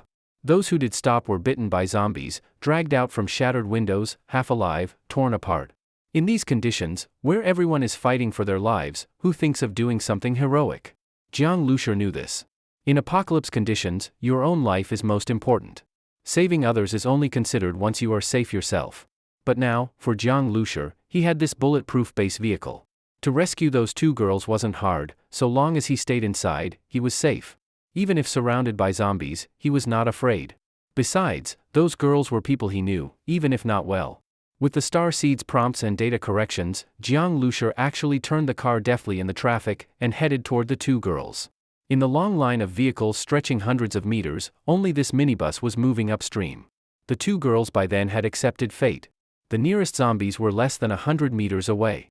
Even if they kept running, in a blink they would be caught. They looked at the traffic ahead, couldn't help crying. They held hands tightly, both despairing and fearful, waiting for death. But just then they saw a minibus coming straight toward them. In the sea of tail lights, this reverse-moving minibus stood out. Would it kill them? Better to be run over than eaten alive. The 2 girls slowly closed their eyes. A sharp scraping sound, and a gust of wind hit them, made them open their eyes again. They saw the minibus, when it got right in front of them, suddenly turned. The door stopped right in front of them, and it was opening. At the driver's seat, a young man who looked like a student was waving at them, anxiously. "Quick! Get in!" Dozens of zombies had already noticed them and were furiously lunging. The girl who'd fallen awakened as if from a dream. She grabbed her companion's hand. "Quick, get in!" She climbed in right after her companion. Behind them the zombies were already upon them. Thud. The zombies smashed heavily against the car door. The 2 girls fell back onto the doorstep, looking back at the car door full of grotesque faces pressed against the glass, snarling and gnashing. Their fingers scratched and pounded the glass. The 2 girls were shaken, hearts pounding, as if could leap from their throats. Saved. The 2 girls felt like they were dreaming, as if they had just walked the edge of life and death. Who would have thought that just when they believed they were about to die, a car would suddenly rush in and save them? The girl who had fallen was gasping for air.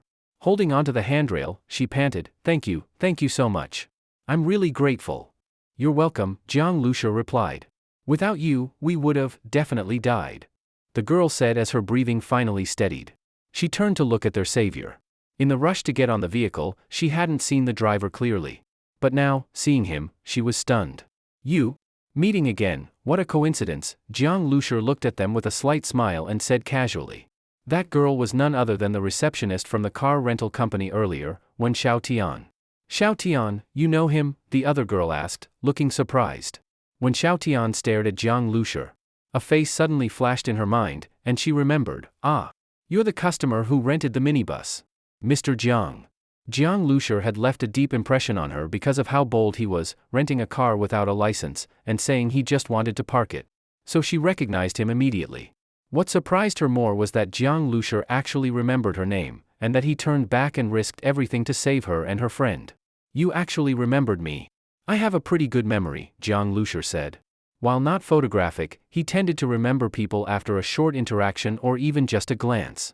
"Thank you." When Xiaotian was truly moved.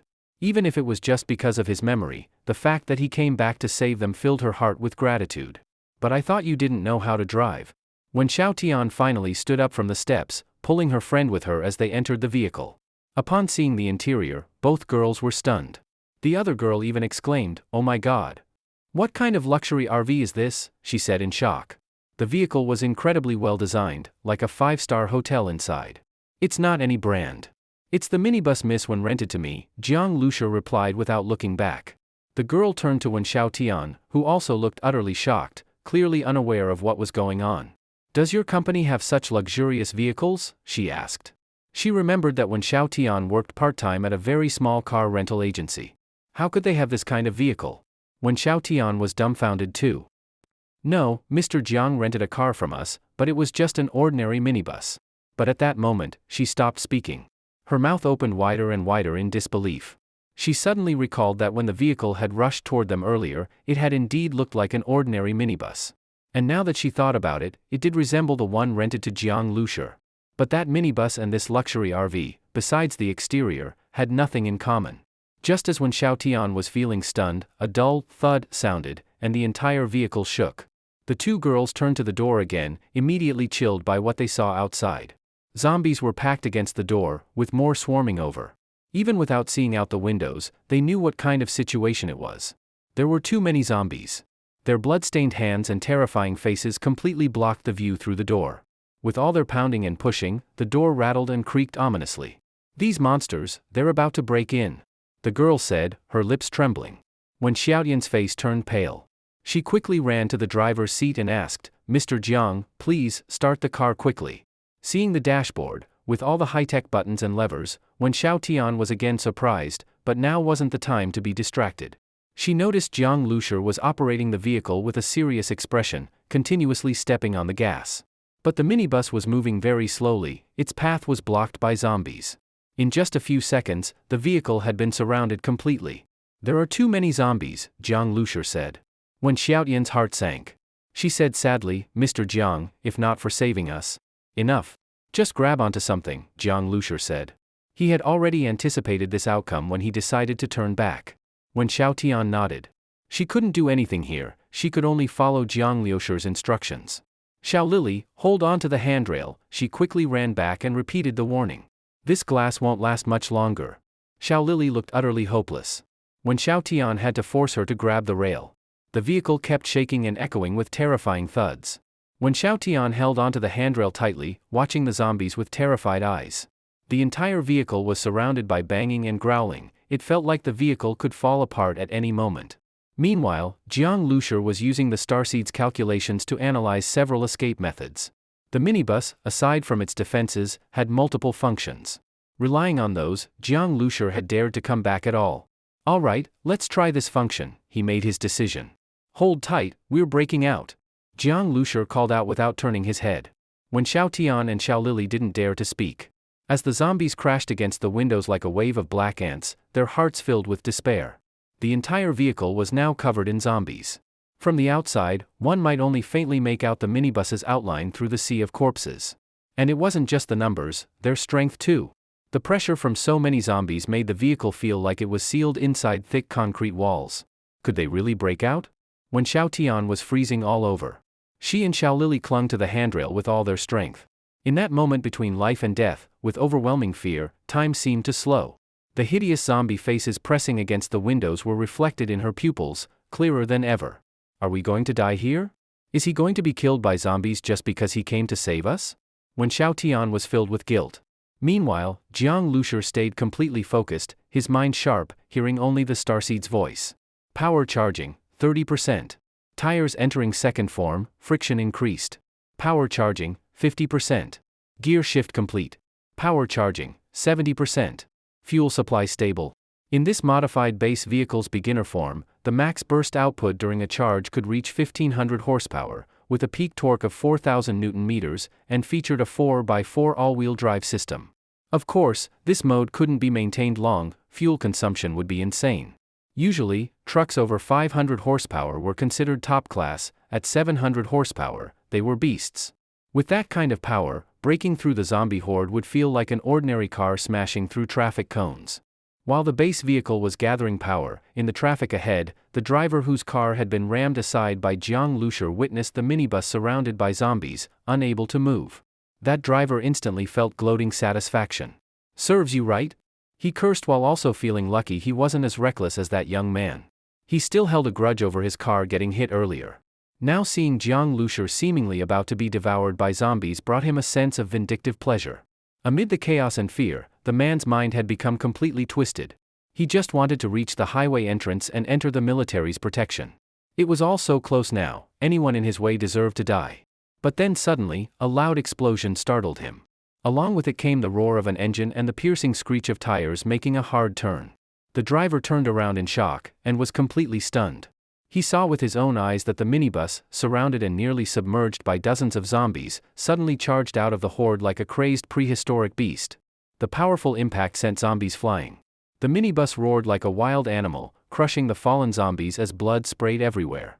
In just a few seconds, it accelerated to a terrifying speed and charged straight toward the driver's sedan. "Ah!" The driver screamed in terror and swerved violently to the side of the road. If he hadn't, the minibus would have crushed his car. Even so, the impact scraped the sedan. The tires screeched as it spun 180 degrees and slammed into the guardrail. The driver was completely dazed, his head throbbing. The airbag deployed, covering his face. Inside the minibus, the force of the sudden acceleration and impact was felt too. Even though the two girls were holding onto the handrails tightly, they were still thrown off by the intense force, screaming as they fell hard onto the floor. Luckily, the interior was carpeted with thick, soft material, preventing injuries. The minibus bucked wildly like a raging bull. When Xiao Tian and Xiao Lili rolled uncontrollably across the carpet, unable to get up. In the chaotic blur, they saw zombies being flung off the vehicle, their blood splattering onto the doors, a terrifying sight. The minibus tore through the zombie horde like a steel beast, ripping a bloody path open with brute force and charging through. Zombies hit and crushed beneath the wheels left trails of blood and flesh on the ground. Smack! Smack! Smack! The zombies in front hit the windshield like bugs on a highway, only the noise was far louder. And it wasn't just a few, it was dozens of zombies crashing against the windshield one after another. When Xiao Tian and Xiao Lili, still lying on the carpet, had barely recovered from the horror at the door before hearing this new terrifying sound. They looked forward, and their hearts pounded uncontrollably. So many zombies slammed into the windshield, almost blocking the entire view. The glass looked like it would shatter any second. Throwing a stone could break a windshield. How could it withstand this many zombies? But Jiang Lushur didn't react. He focused straight ahead, watching the starseed data update constantly in his mind. Left side of base vehicle impacted, no damage. Right side of base vehicle impacted, no damage. Windshield impacted. Energy consumption increasing, fuel level remaining. Despite how horrifying it looked, these impacts caused no real damage to the base vehicle. Even the windshield was completely intact. Once the minibus finally burst through the zombie horde and returned to stable motion, the two girls were ghostly pale. After all, they were just ordinary people. They were still in shock and took 2 or 3 seconds to return to their senses. It didn't break. The windshield was still intact. The door was still shut.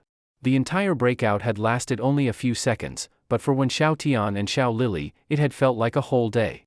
Now, realizing they were safe, both felt as if the whole thing had just been a terrible nightmare. When Xiao Tian carefully stood up and, suppressing her discomfort, approached the door to look out through the blood-stained glass. On the road behind, some zombies were still chasing after them, though they were about 10 meters away. More zombies remained on the ground, feasting, likely on the remains of those crushed under the minibus. These zombies had mutated from living people, not reanimated corpses like in some movies. So even when zombies ate other zombies, the scene was still brutally grotesque. When Xiao Tian looked for just a moment before turning away, she only wanted to confirm they had truly broken through.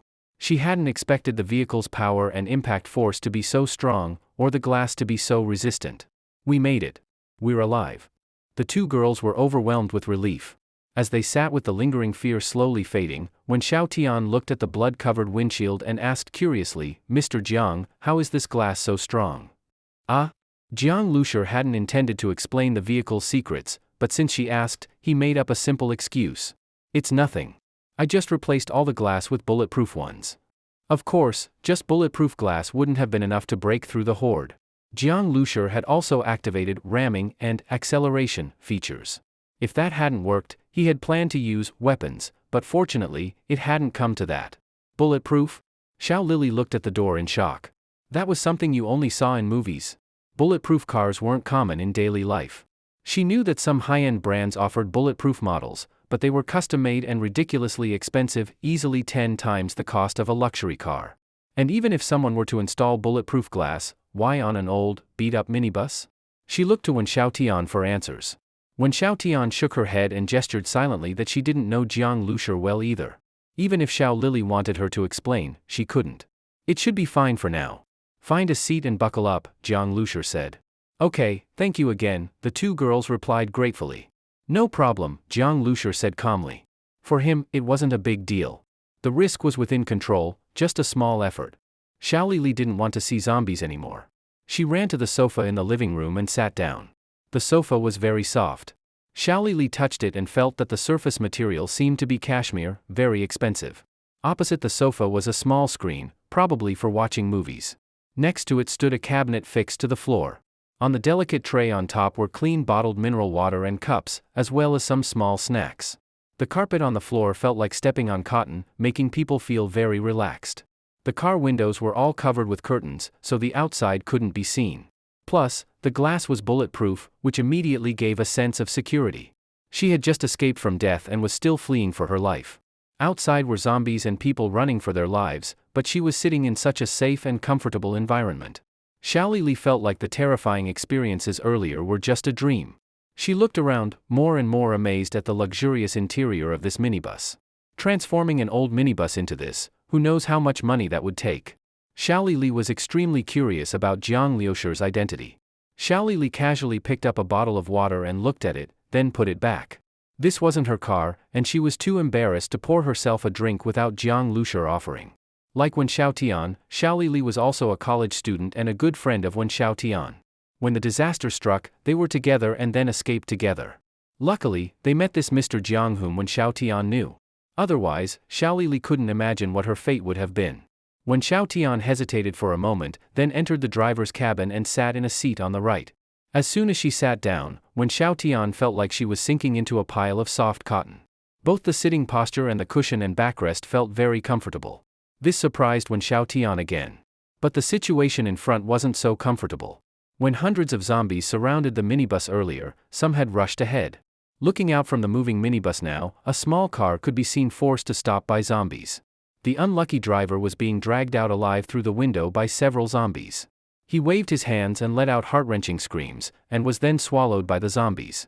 This scene made Wen Xiaotian's face turn pale. Jiang Lushur didn't stop the car and drove straight past.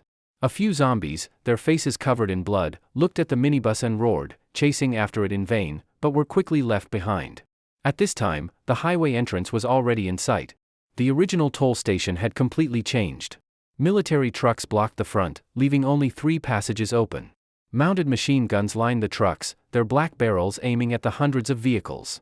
Fully armed soldiers were guarding the passage with guns. Buildings on both sides of the road, and even the tops of parked trucks, had many gun muzzles aimed at the road. Reaching here meant temporary safety. Any scattered zombies were immediately shot upon appearing. Many people waited nervously in the line behind, peeking ahead. From his higher vantage point, Jiang Lushur clearly saw the situation at the highway entrance. As soon as vehicles reached the passage, soldiers surrounded them and inspected before allowing them to pass. Each car took nearly 10 seconds to pass. That meant only 3 vehicles could get through every 10 seconds. Jiang Lushur quickly counted how many cars were in his lane and ahead, then estimated his waiting time. It shouldn't be a big problem. Jiang Lushur looked more relaxed.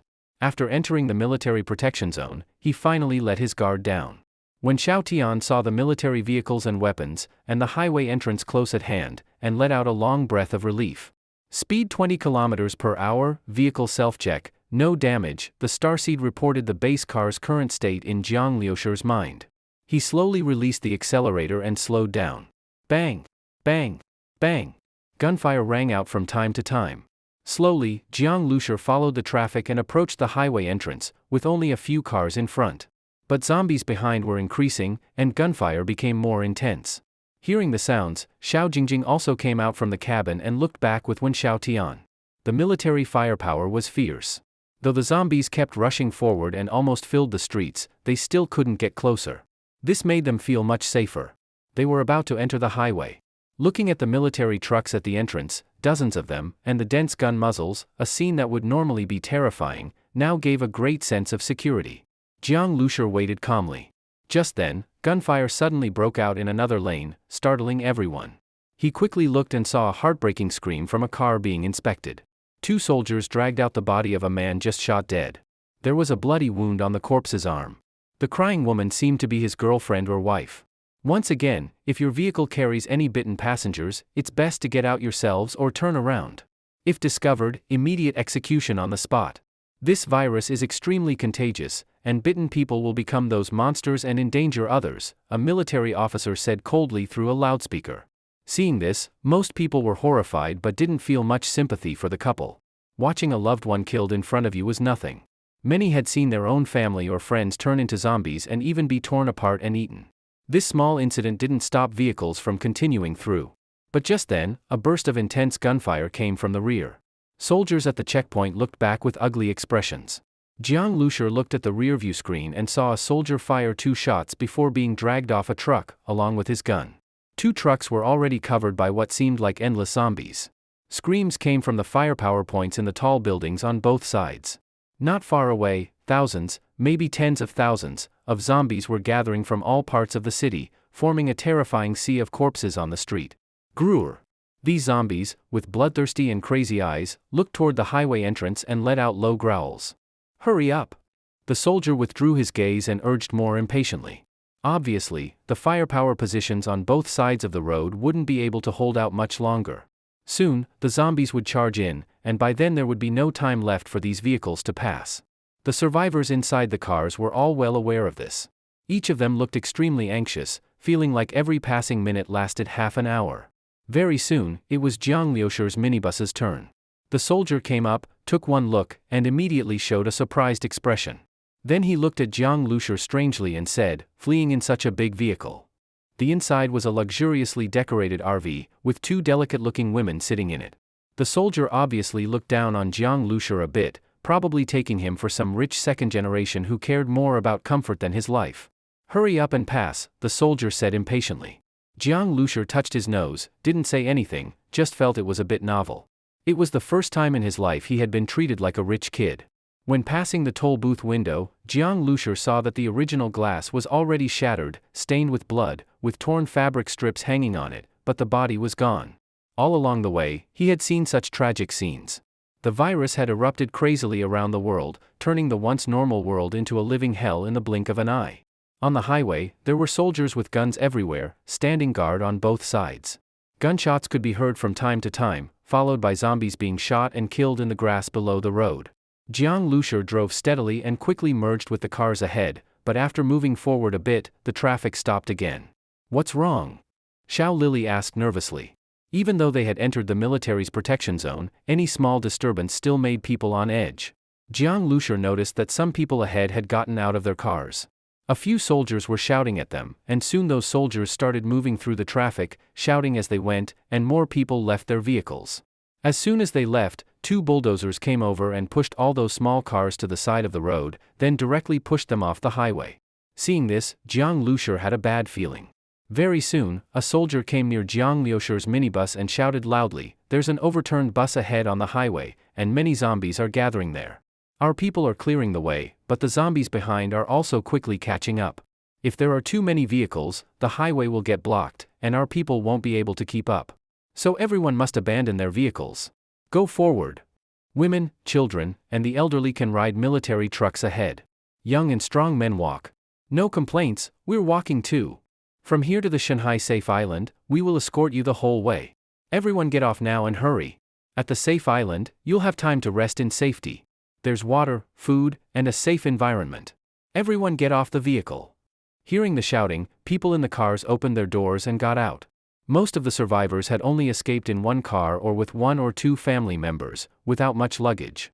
Hearing how good Shanghai Safe Island was, they all jumped out of the cars eagerly, afraid of being left behind. Soon, all the surrounding vehicles were empty, only Jiang Lushur's minibus was still there. "Let's get out too," Xiao Lili said. When Xiao Tian hesitated, looked at Jiang Lushur still sitting unmoved in the driver's seat, and said, "Mr. Jiang, hurry up." Jiang Lushur shook his head and said, "You guys get out. I'm not going." Huh?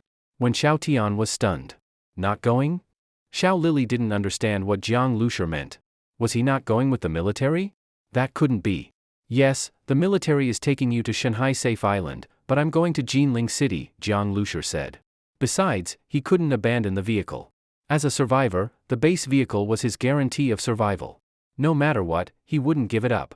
Originally, his plan was to bring the two girls to the military and then continue down the highway toward Jinling City. But now the road ahead was blocked, and to reach the highway to Jinling, he had to get through the front. So now, he could only leave the highway. Going to Jinling City? But, you can't use the highway anymore. Xiao Lili still couldn't believe it. The military was right here, just follow them and you'd reach safety. And yet Jiang Lushur wanted to go to Jinling? Don't go, it's too dangerous to go alone. Just go with the military to the safe island, Xiao Lili quickly persuaded. I can drive along the highway or find another route. There's always a way, Jiang Lushur said. But, it's okay. You go with the military to the safe island. You're girls, you can ride in the front and it won't be too tiring. Take care of yourselves from now on. Jiang Lushur shook his head. Seeing Jiang Lushur so determined, Xiao Lili had no choice. The soldier was already walking toward the minibus, still shouting loudly.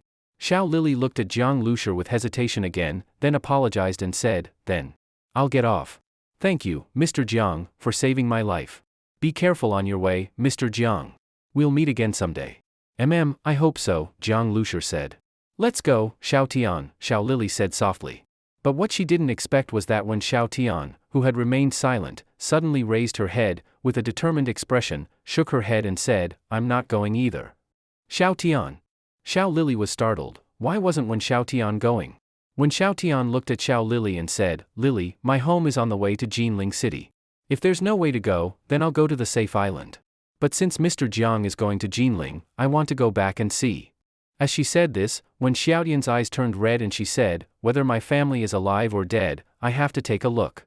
She quickly turned to Jiang Lushur and said, "Mr. Jiang, could you please take me with you? I know I can't help much, but about the route, I can actually give some info. My father used to drive this route for transport. I've ridden along many times since I was little. I know several routes. Mr. Jiang." Facing Xiaotian's plea, Jiang Lushur thought for a moment, then nodded without refusing. He wasn't familiar with the roads anyway.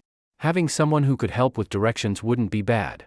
When Xiao Tian immediately showed a grateful expression, "Mr. Jiang, thank you." Then she said to Xiao Lili, "Lili, you go alone. Take good care of yourself." Hearing Xiaotian's words, Xiao Lili also started crying.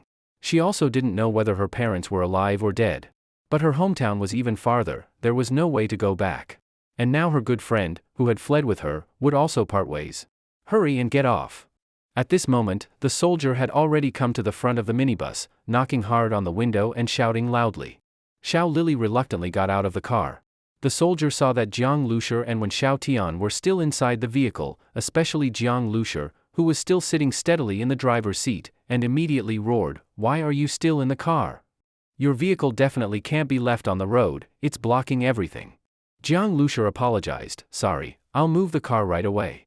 Seeing Jiang Lushur's good attitude, the soldier's expression softened slightly, but he still added, "Okay, drive it to the roadside so the bulldozer can push it down." Then the soldier walked off to the side, muttering as he stared at Jiang Lushur's vehicle, "Such a big vehicle, not sure if it can even be pushed down. Maybe they'd have to dismantle the guardrail?" The armored vehicles and trucks stationed at the highway entrance, along with the many soldiers, would all need to retreat from the highway when they couldn't hold the line any longer. So the road had to be cleared. The army was only there to take the survivors, not to fight to the death against the endless monsters. At that moment, a sharp air raid siren suddenly blared from the highway entrance. The soldier immediately looked over. Those people who had gotten off and were walking ahead also turned around.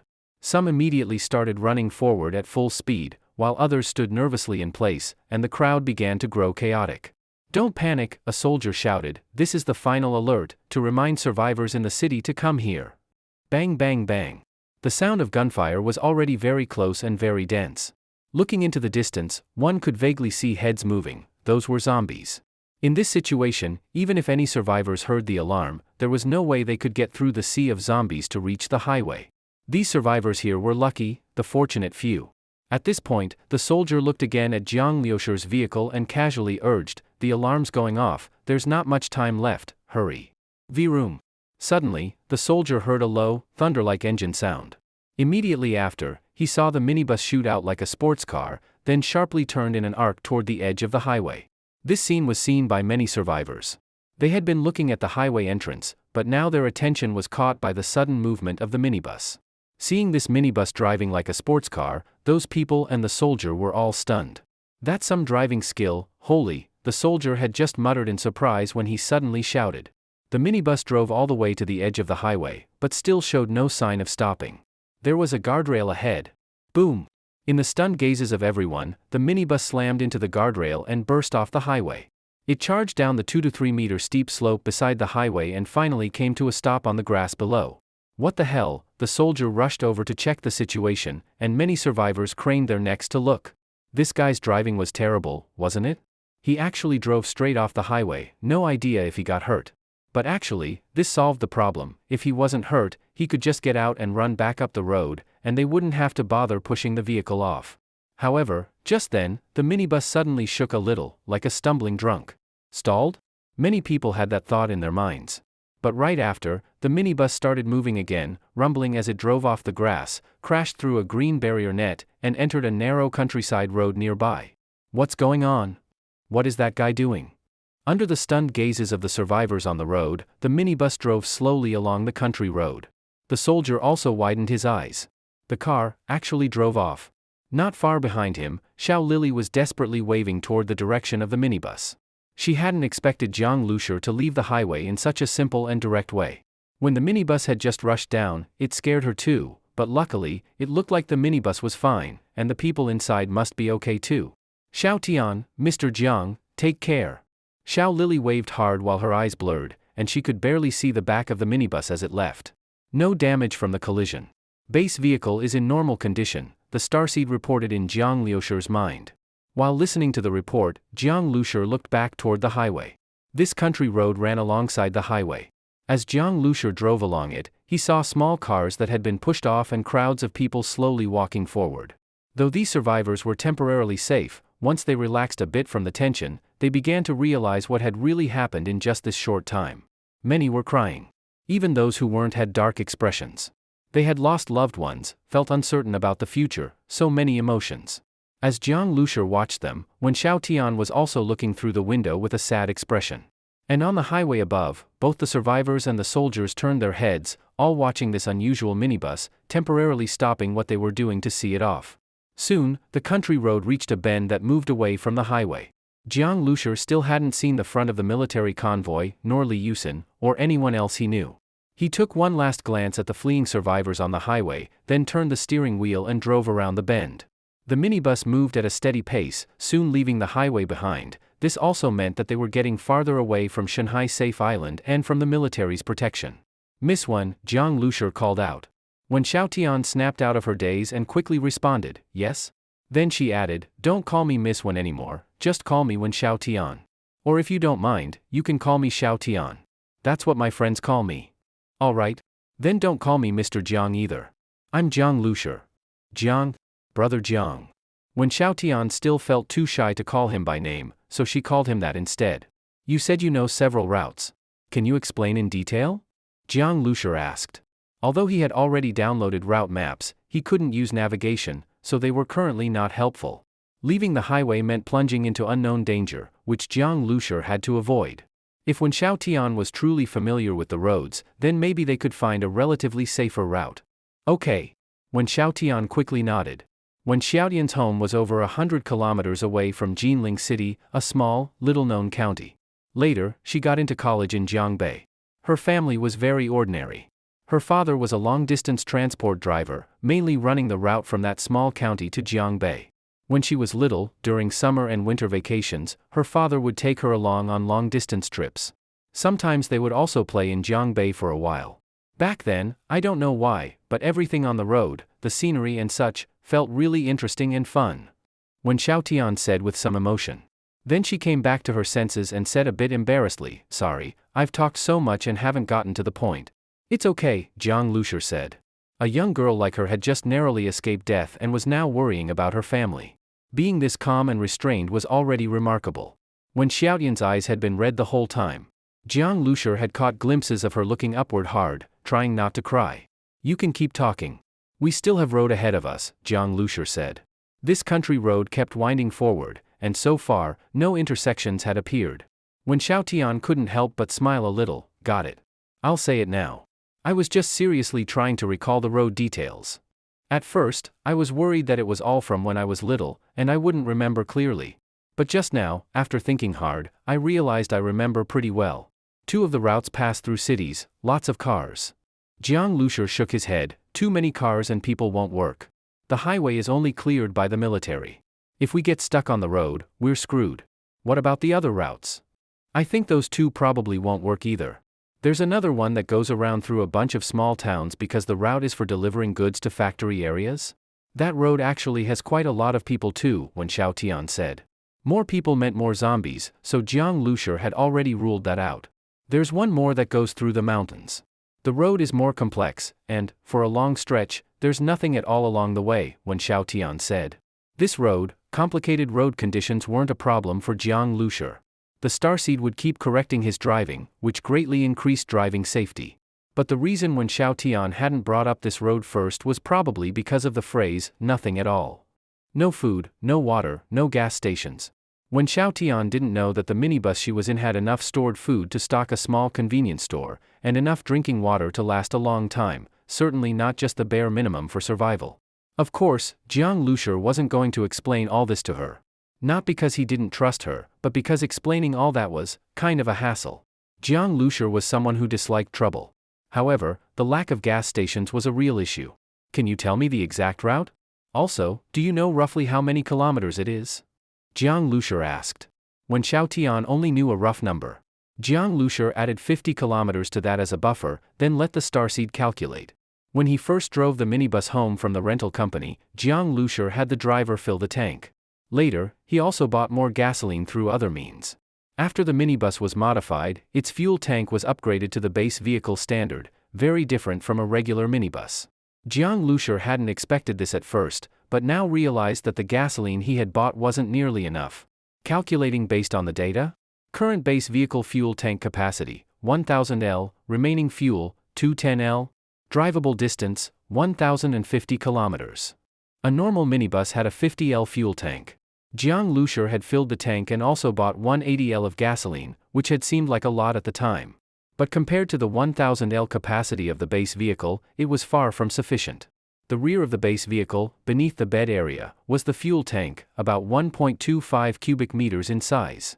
1000 kilometers is enough to drive me all the way into Jinling City and find Jiang Zhuing.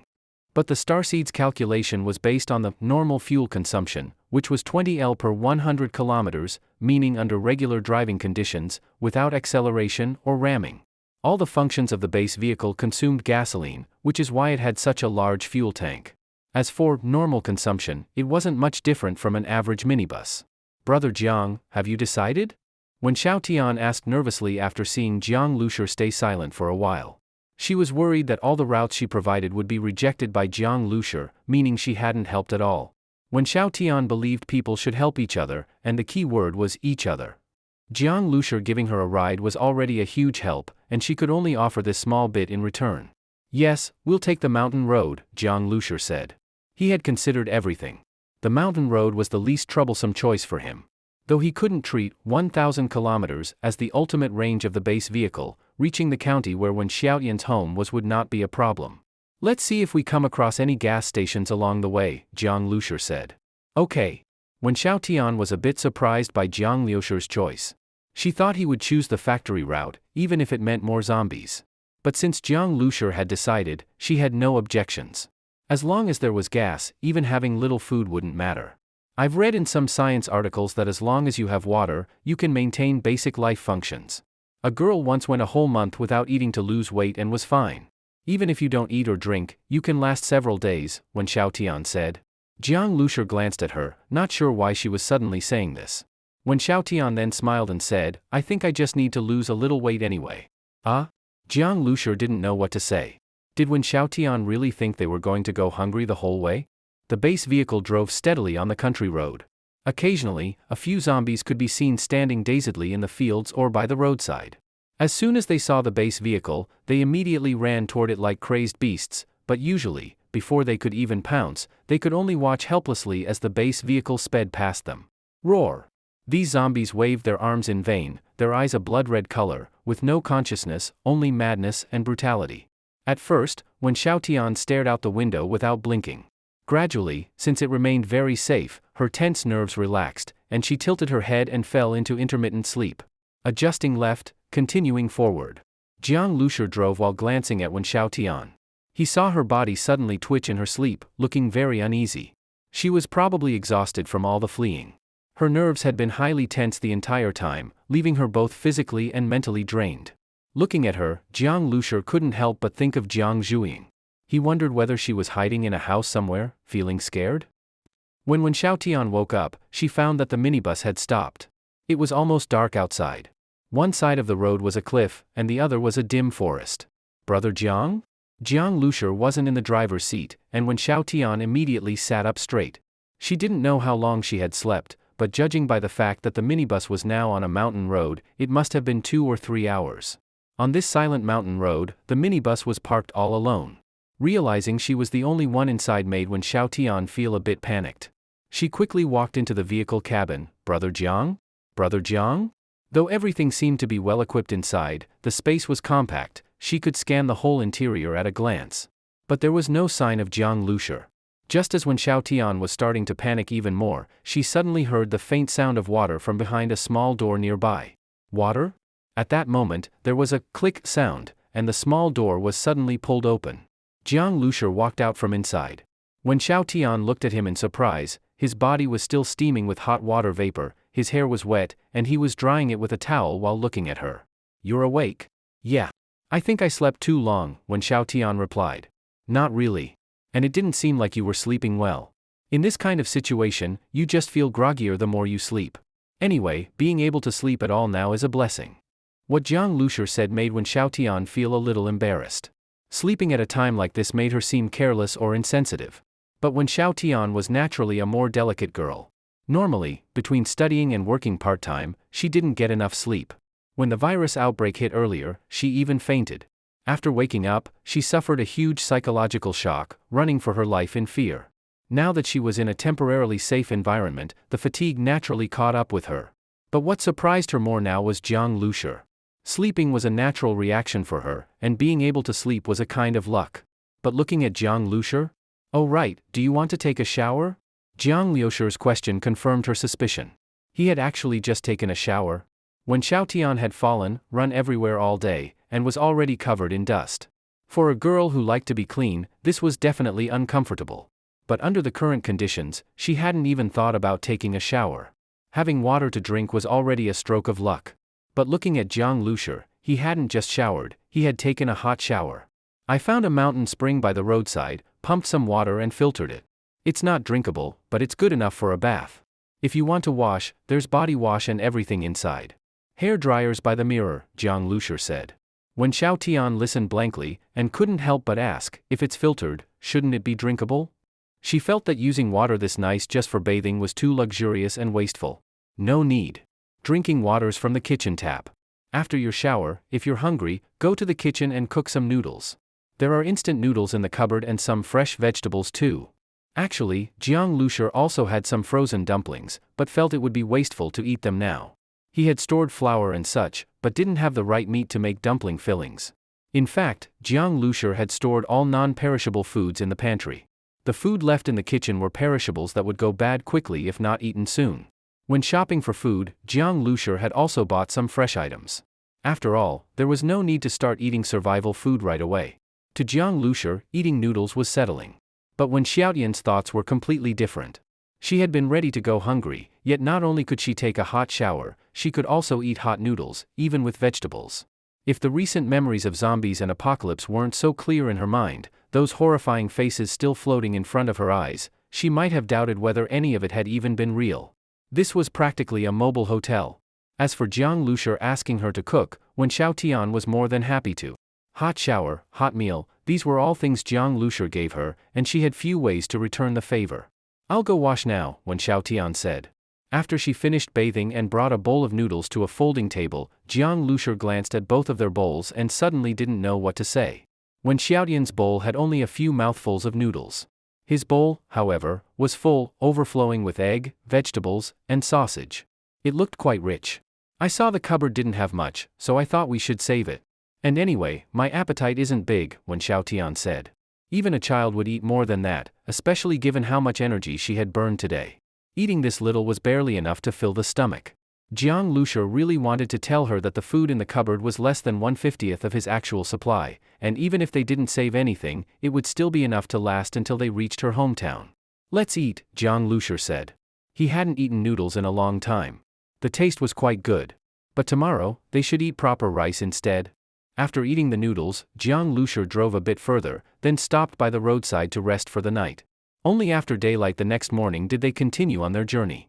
Although there was no longer a risk of crashing into other vehicles, Jiang Lushur, as someone without even a driver's license and with no experience driving on mountain roads, felt that even with the starseed's corrections, it was better not to risk driving at night or while fatigued. If he ended up dying in a car crash instead of getting bitten by zombies, that would be too unjust. When he had driven up the mountain road yesterday, it was already evening. Now, looking at the route in broad daylight, it was just as when Xiao Tian had said, there was basically nothing along the way. Only occasionally could a few farmhouses be seen in the distance. On the roadside, there was a rundown car wash and repair shop, and next to it a small restaurant. The dirty windows with large red characters reading "pickled fish, home-style dishes" gave off an old-fashioned feeling. These kinds of places were meant for long-haul truck drivers. 2 large trucks were parked on the open ground in front of the car wash. Their windows were smashed, and there were bloodstains on the ground, but no drivers inside. It wasn't clear if they had fled after being chased by zombies. Jiang Lushur parked the vehicle in front of the pickled fish restaurant and looked at the front door. The old door was tightly shut and stained with blood, giving off an eerie feeling. Brother Jiang, are you planning to? When Xiao Tian was stunned when she saw him stop the vehicle. It's fine. I'm looking for food. At the beginning of the apocalypse, many fresh foods hadn't yet spoiled. It was still relatively easy to find ingredients. A few days later, when everything rotted, only vacuum-sealed and preserved foods would be edible. Although Jiang Lushur had also stocked up, since it was just the two of them eating, any fresh ingredients they found shouldn't be wasted. Looking for food? Can anything in that restaurant still be edible? When Xiao Tian asked with concern. Jiang Lushur smiled slightly. He knew she was worried about viral contamination. Jiang Lushur already knew from the starseed that before the outbreak, the world's food and water sources had already been infected, and everyone in the world carried the virus. However, people like Jiang Lushur, who had already survived the virus mutation, wouldn't have their viruses activate. So finding food now didn't pose any threat. Of course, being bitten by a zombie was still dangerous. Zombies carried an enhanced virus that could still infect survivors. Jiang Lushur wouldn't explain all this to Wen Xiaotian, it was too complicated, and explaining how he knew it would be even harder. He simply said, "Don't worry. The food is fine." Then, are we getting out to grab it? Wen Xiaotian asked timidly. Getting out now was obviously dangerous, but in the apocalypse, what wasn't dangerous? Especially scavenging food, it was always done at the risk of your life. Her face turned a bit pale. She was scared, but if Jiang Lushur needed her, she would still summon her courage and get out. Hold on tight. Jiang Lushur's voice suddenly sounded in her ear. Huh? When Xiaotian was stunned, and before she could say anything, the roar of the engine erupted. V-room. The minibus charged forward like a furious bull and rammed directly into the restaurant's front door. The wooden door, along with part of the wall, collapsed with a crash. Jiang Lushur had already seen that this small rural restaurant's walls weren't made of bricks, but of construction site prefab materials, thin iron sheets on the outside, foam on the inside, fastened with screws. One hit, and it would fall. When the wall collapsed, the whole roof looked ready to cave in. At that moment, Jiang Lushur saw the inside of the small restaurant. It was a very bloody scene. For zombies were crouched on the ground, frantically fighting over something. Blood and torn intestines were everywhere. About 5 people were lying on the ground, disemboweled, their flesh being grabbed and eaten by the zombies. He said about 5 because it was hard to tell exactly how many corpses there were. The bodies had been so thoroughly ripped apart, most of the flesh had already been eaten. Ah? When Xiaotian couldn't help but scream, then immediately covered her mouth with her hand. The scene in front of her was nauseating, but in the apocalypse, she had to learn to adapt to this kind of thing. The 4 zombies stopped eating and turned their heads toward the minibus that had suddenly crashed in. Their eyes were blood red, veins bulging, mouths and faces covered in blood and flesh. They roared madly and charged at the minibus. Without hesitation, Jiang Lushur slammed down the accelerator. Vroom! The engine roared again. The minibus plowed through the 4 zombies and crashed into the wall on the other side of the restaurant. Boom! The entire wall collapsed. The minibus, along with the zombies and part of the building, smashed into the mud wall of the backyard. Flesh flew everywhere, red and white splattered across the windshield. The 4 zombies were all killed in one go by Jiang Lushur. Jiang Lushur exhaled deeply. Looking at the bloody windshield, he hesitated for a moment, then pressed the wiper button. The wipers silently swiped back and forth, dragging along bits of flesh, smearing the blood red, but soon, the washer fluid sprayed out, diluting the blood, which was gradually wiped away. Jiang Lushur silently watched it all. Not even 24 hours had passed since the apocalypse began, but slowly, he seemed to be getting used to the blood and killing. When Xiao Tian bit her lip and stood behind Jiang Lushur, watching the blood slide down with the wipers. She didn't know what to say. Jiang Lushur's reaction had been very calm. But when Xiao Tian understood, that's the only way to survive in the apocalypse. If you cry all the time, you'll die sooner or later. I'll go get the food. When Xiao Tian suddenly came to her senses and volunteered to go outside and search for food. Getting out was dangerous, and she'd have to face the corpses up close. It was disgusting, but she couldn't let Jiang Lushur do everything. She had to be useful, not a burden. I'm opening the door. She called out. After getting Jiang Lushur's approval, she pushed the door open. Jiang Lushur wasn't being careless, this was actually the wisest move. Only he could operate the starseed, and when Xiao Tian wouldn't be able to help by staying in the vehicle. If she encountered danger, Jiang Lushur could still drive the vehicle to support her. The small restaurant was a complete wreck. When Xiao Tian pushed aside the broken debris and found the kitchen's freezer. It was taller than a person and packed with food, chicken, duck, fish, eggs, all kinds of vegetables, enough to feed a dozen people for 2 or 3 days. The freezer was too big to move into the minibus, so when Xiao Tian found clean plastic bags and started packing the food bit by bit into the vehicle. There was a small freezer on the minibus, but it was too small to hold everything. If they didn't eat the food soon, it would spoil. Brother Jiang, I'll cook dinner tonight and let you taste my cooking. When Xiao Tian was confident in her cooking skills. She had started cooking from a young age and had a talent for it. To be useful, she even brought oil, salt, sauces, a small gas stove, and a wok. Although the minibus had a small kitchen, it was poorly equipped, only 1 small pot and 1 small burner, hard to use. So she simply moved the kitchen into the small living area and started cooking there. The space inside the minibus was now packed, but thankfully she was petite and could still move around. When Xiao Tian was truly hungry. Last night, though they had noodles, she hadn't dared to eat much, thinking food was scarce. Now with so much food, she could finally eat properly. Sure, Jiang Lushur agreed. It was nearly dark, and he decided to rest here for the night. Watching when Xiao Tian busily cooking, he was quite looking forward to the meal. The only downside was that the living area was too small. So many pots and stoves had to be stacked on top of each other. Many things in the base vehicle could be folded, like the table and bed. Even under the bed and sofa were storage compartments. But still, the interior space was limited. If only his base vehicle could be a bit larger, he could store more fuel, more food, and install more living facilities. That would be a real mobile base. The sun had completely set. When Xiao Tian was halfway done cooking, the delicious aroma made Jiang Lushur's mouth water. He had been so busy preparing for the apocalypse, he hadn't had a proper meal. Now his appetite was in full swing. But just then, suddenly, roar! A low growl, like that of a wild beast, came from the distant darkness. Ha! Jiang Lushur shivered. What was that? In the quiet of the mountain, mixed with the sound of the wind, that roar sent chills down his spine. In the apocalypse, even with the base vehicle, Jiang Lushur didn't let his guard down in the slightest. He had received a lot of information about the apocalypse from the starseed, and he knew that this apocalypse was definitely not going to be simple. If it were just ordinary zombies, the remaining forces of the government would soon gain control, and it wouldn't deserve to be called the end of the world. That strange roar made Jiang Lushur's heart pound. He felt a strong sense of unease. Turn off the heat, Jiang Lushur said urgently. Huh?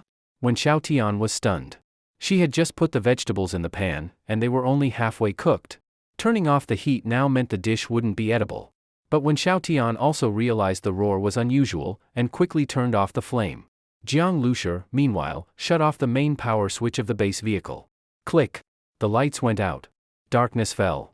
On this rural road, the air was exceptionally fresh, and without any light pollution nearby, Jiang Lushi could see through the window the deep blue night sky filled with stars. A crescent moon hung slanted over the mountain, casting a faint, cool glow. The night sky was beautiful, but at this moment, staring at it made Jiang Lushi's scalp tingle. Under the moon, he saw a huge black shadow, staring straight at the base vehicle. The shadow looked like a giant beast, though he couldn't tell exactly what it was. Jiang Lushi didn't dare turn on the headlights.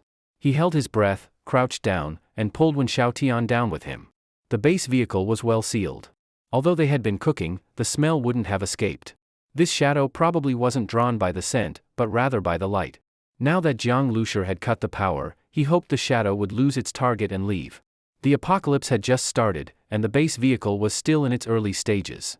If they ran into some terrifying monster now and the vehicle was flipped, it would be over. Brother Jiang, beside him, Wen Xiaotian's voice was very soft, trembling slightly. Already in an apocalyptic setting, now encountering such a terrifying shadow in the dark, one can imagine the psychological shock to a young woman. Hide by the sofa, don't make a sound. Jiang Lushi crouched and slowly moved toward the driver's seat. He was already considering driving away, because he noticed that even though the lights were off, the shadow was still approaching. But he didn't dare move too fast, afraid of provoking it. As the distance closed, under the faint moonlight, Jiang Lushi finally saw, the shadow was a giant wild boar. This wild boar, how could it be so huge? Jiang Lushi was shocked. Though it was still far away, he could estimate based on nearby buildings that this wild boar was at least the size of a small box truck. Its height was not lower than the base vehicle, just shorter in length. Its entire body was covered in black bristle-like hair, stiff like steel spikes, matted with scabs of dried blood, making it look like it had crawled out of a pool of blood. Its tusks were like two massive curved blades. One of them even had a piece of intestine hanging from it. This was like a monstrous pig from hell. The boar stared at the base vehicle, its eyes glowing with a red light like searchlights. This wasn't just a feeling, its eyes were literally glowing, like how wolves' eyes gleam green at night, only this glow was red. Oh no! Could this be? Jiang Lushi remembered, the starseed had mentioned that after the apocalypse began, apart from humans turning into zombies and animals into zombie beasts, some humans and animals would undergo mutation. These mutations would make them far stronger than ordinary zombies. Before, this was just something Jiang Lushi had read in text. Now, seeing a real mutated wild boar, he was truly shaken. A wild boar the size of a box truck might not sound that big, but when it appeared in front of you, closing in slowly, those tusks, that bristly hair, those glowing red eyes, the visual impact and sense of threat were overwhelming. And at this moment, only a layer of windshield separated Jiang Lushi from the giant boar. That glass still had faint traces of blood on it. One layer of glass. One man and one beast stared at each other. Then, roar! The boar suddenly let out a terrifying roar, lifted its hooves, and charged straight at the base vehicle and Jiang Lushi. As it ran, each step of its massive body crushed the road beneath it, dirt and stone flying. A wild boar the size of a truck, probably weighing over 10 tons, was now sprinting at nearly the speed of a cheetah. Jiang Lushi even felt the ground trembling. Shit! Jiang Lushi panicked. A wild boar this heavy, once it rammed into something, the impact would be devastating. The whole base vehicle would absolutely be flipped over. The base vehicle was armored, yes, but in terms of weight, it wasn't much heavier than a regular minibus. How could it withstand this impact? Once overturned, he'd be powerless. No matter how sturdy the armor, this boar could tear it apart bit by bit. Fuck! Jiang Lushi cursed. He leaped forward, crossing the last bit of distance to the driver's seat in one stride. The boar was already dangerously close, there was no time to turn and flee. If he tried to escape, he'd have to turn the vehicle around. Doing that now would only let the boar hit the side of the vehicle, ensuring a rollover. So, only one option remained. The only one Jiang Lushi could make in such a short moment. Damn it! Jiang Lushi yanked the gearshift and floored the gas pedal. Vroom! The base vehicle roared like a beast and launched forward. Modified by the starseed, the base vehicle accelerated far faster than normal vehicles. Jiang Lushi hadn't pulled the handbrake either, ensuring it could start instantly. Seatbelt! Jiang Lushi shouted. At the same time, the seatbelt from the driver's seat shot out and fastened him tightly. In the small living room, Wen Xiaotian quickly sat on the sofa and fumbled to fasten her seatbelt. Jiang Lushi's shout had been meant for her. In just seconds, the base vehicle accelerated to 100 km per hour. Jiang Lushi gritted his teeth as the giant boar loomed large through the windshield. The fully transparent windshield made Jiang Lucier feel as if that truck-sized boar was charging directly into his face, its icy tusks aimed straight at his skull. If the glass couldn't hold, he'd be impaled right in the seat. In that moment between life and death, Jiang Lucier's mind went blank. He gripped the wheel with all his strength, stomping the gas pedal to the floor. Do or die. Jiang Lucier's blood boiled. The boar's massive head was right in front of him, he could even see his own reflection in the monster's red eyes. Crash! The base vehicle shook violently. The massive impact flung Jiang Lucier backward. The elastic seatbelt pulled tight, nearly slicing his body in two. Bang! An airbag exploded in front of him, slamming into his face, dizzying him instantly. Meanwhile, behind him came a crashing clatter. All the pots and bowls that had been brought into the base vehicle fell everywhere under the huge inertia. The sofa, fixed to the floor, didn't move. But the force made when Xiao Tian, strapped to the sofa, scream out loud. Bang! Her head smacked into something. She blacked out instantly. At the same time, Jiang Lucier's airbag quickly retracted. This was a special feature of the base vehicle, to avoid blocking the driver's view. Still dizzy and nauseous, with his stomach aching from the seatbelt, Jiang Lucier looked out the windshield. The glass had 2 basin-sized white spots from the impact, evidence that it had cracked inside and lost transparency. Just like bulletproof glass turns white when hit by bullets, even with cracks, it could still stop bullets. But not only the glass, the front of the vehicle had also been caved in by the boar's strike. That hit was terrifying. Warning: base vehicle damaged. Damage level 3.5. Front bulletproof glass durability reduced by 60%. Power system damaged. Instant acceleration and ramming functions disabled. Vehicle interior power cut. Suddenly, this message rang out in Jiang Lucier's mind. The base vehicle was damaged? Jiang Lucier froze. It had survived a siege by hundreds of zombies without a scratch. Yet now, one hit from a mutated wild boar, and it was already compromised. In the starseed's alert, what made Jiang Lucier feel completely cold was, the power system was damaged. As a result, the base vehicle could no longer accelerate quickly or perform ramming attacks. Facing a huge mutated wild boar, this basically meant he had become a sitting target. Right, the mutated wild boar. Jiang Lucier abruptly looked at the mutated wild boar in front of the vehicle. This time, the collision hadn't been easy for it either. It had fallen to the ground, its massive head covered in blood, the blood flowing into its eyes, blinding them. One of its giant tusks had been broken off, exposing the bloody pulp inside. Roar! A deep growl came from the boar's abdomen. Since the base vehicle was damaged, the sound was no longer isolated. Jiang Lucier had to directly endure the roar of this monstrous creature, and the feeling was unimaginable. That deep sound seemed to vibrate his internal organs, rendering his whole body motionless. Jiang Lucier felt as if giant hands had gripped his heart, making it hard to beat, and squeezed his lungs, making it hard to breathe. A terrifying roar. The mutated wild boar stood up. Its skull seemed fractured, but supported by immense vitality, it still had terrifying strength. It glared at Jiang Lucier with its headlight-like eyes, at close range. Between them was only a thin, already cracked windshield. Crack! The boar's remaining tusk hooked into the base vehicle's chassis and lifted up violently. It was trying to flip the entire vehicle over. Jiang Lucier instantly felt like he'd fallen into an ice pit.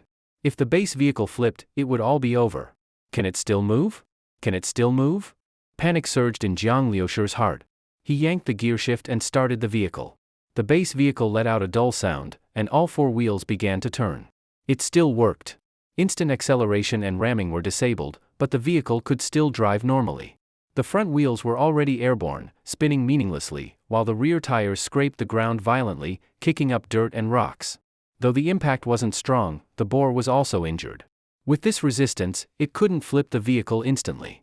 But the situation was already extremely dangerous.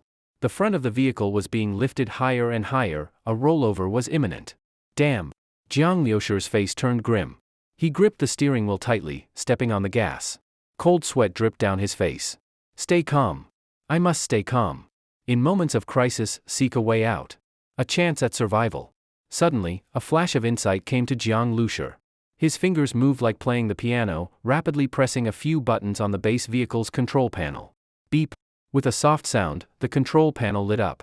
Jiang Lucier pressed down hard on it. Everything depended on this. Air cannon pressurizing. Pressurization time, 9.5 seconds. The starseed's voice sounded in his mind. Jiang Lucier let out a breath of relief. Thank goodness, acceleration and ramming were damaged, but the weapon still worked. Besides ramming, the base vehicle also had onboard weapons.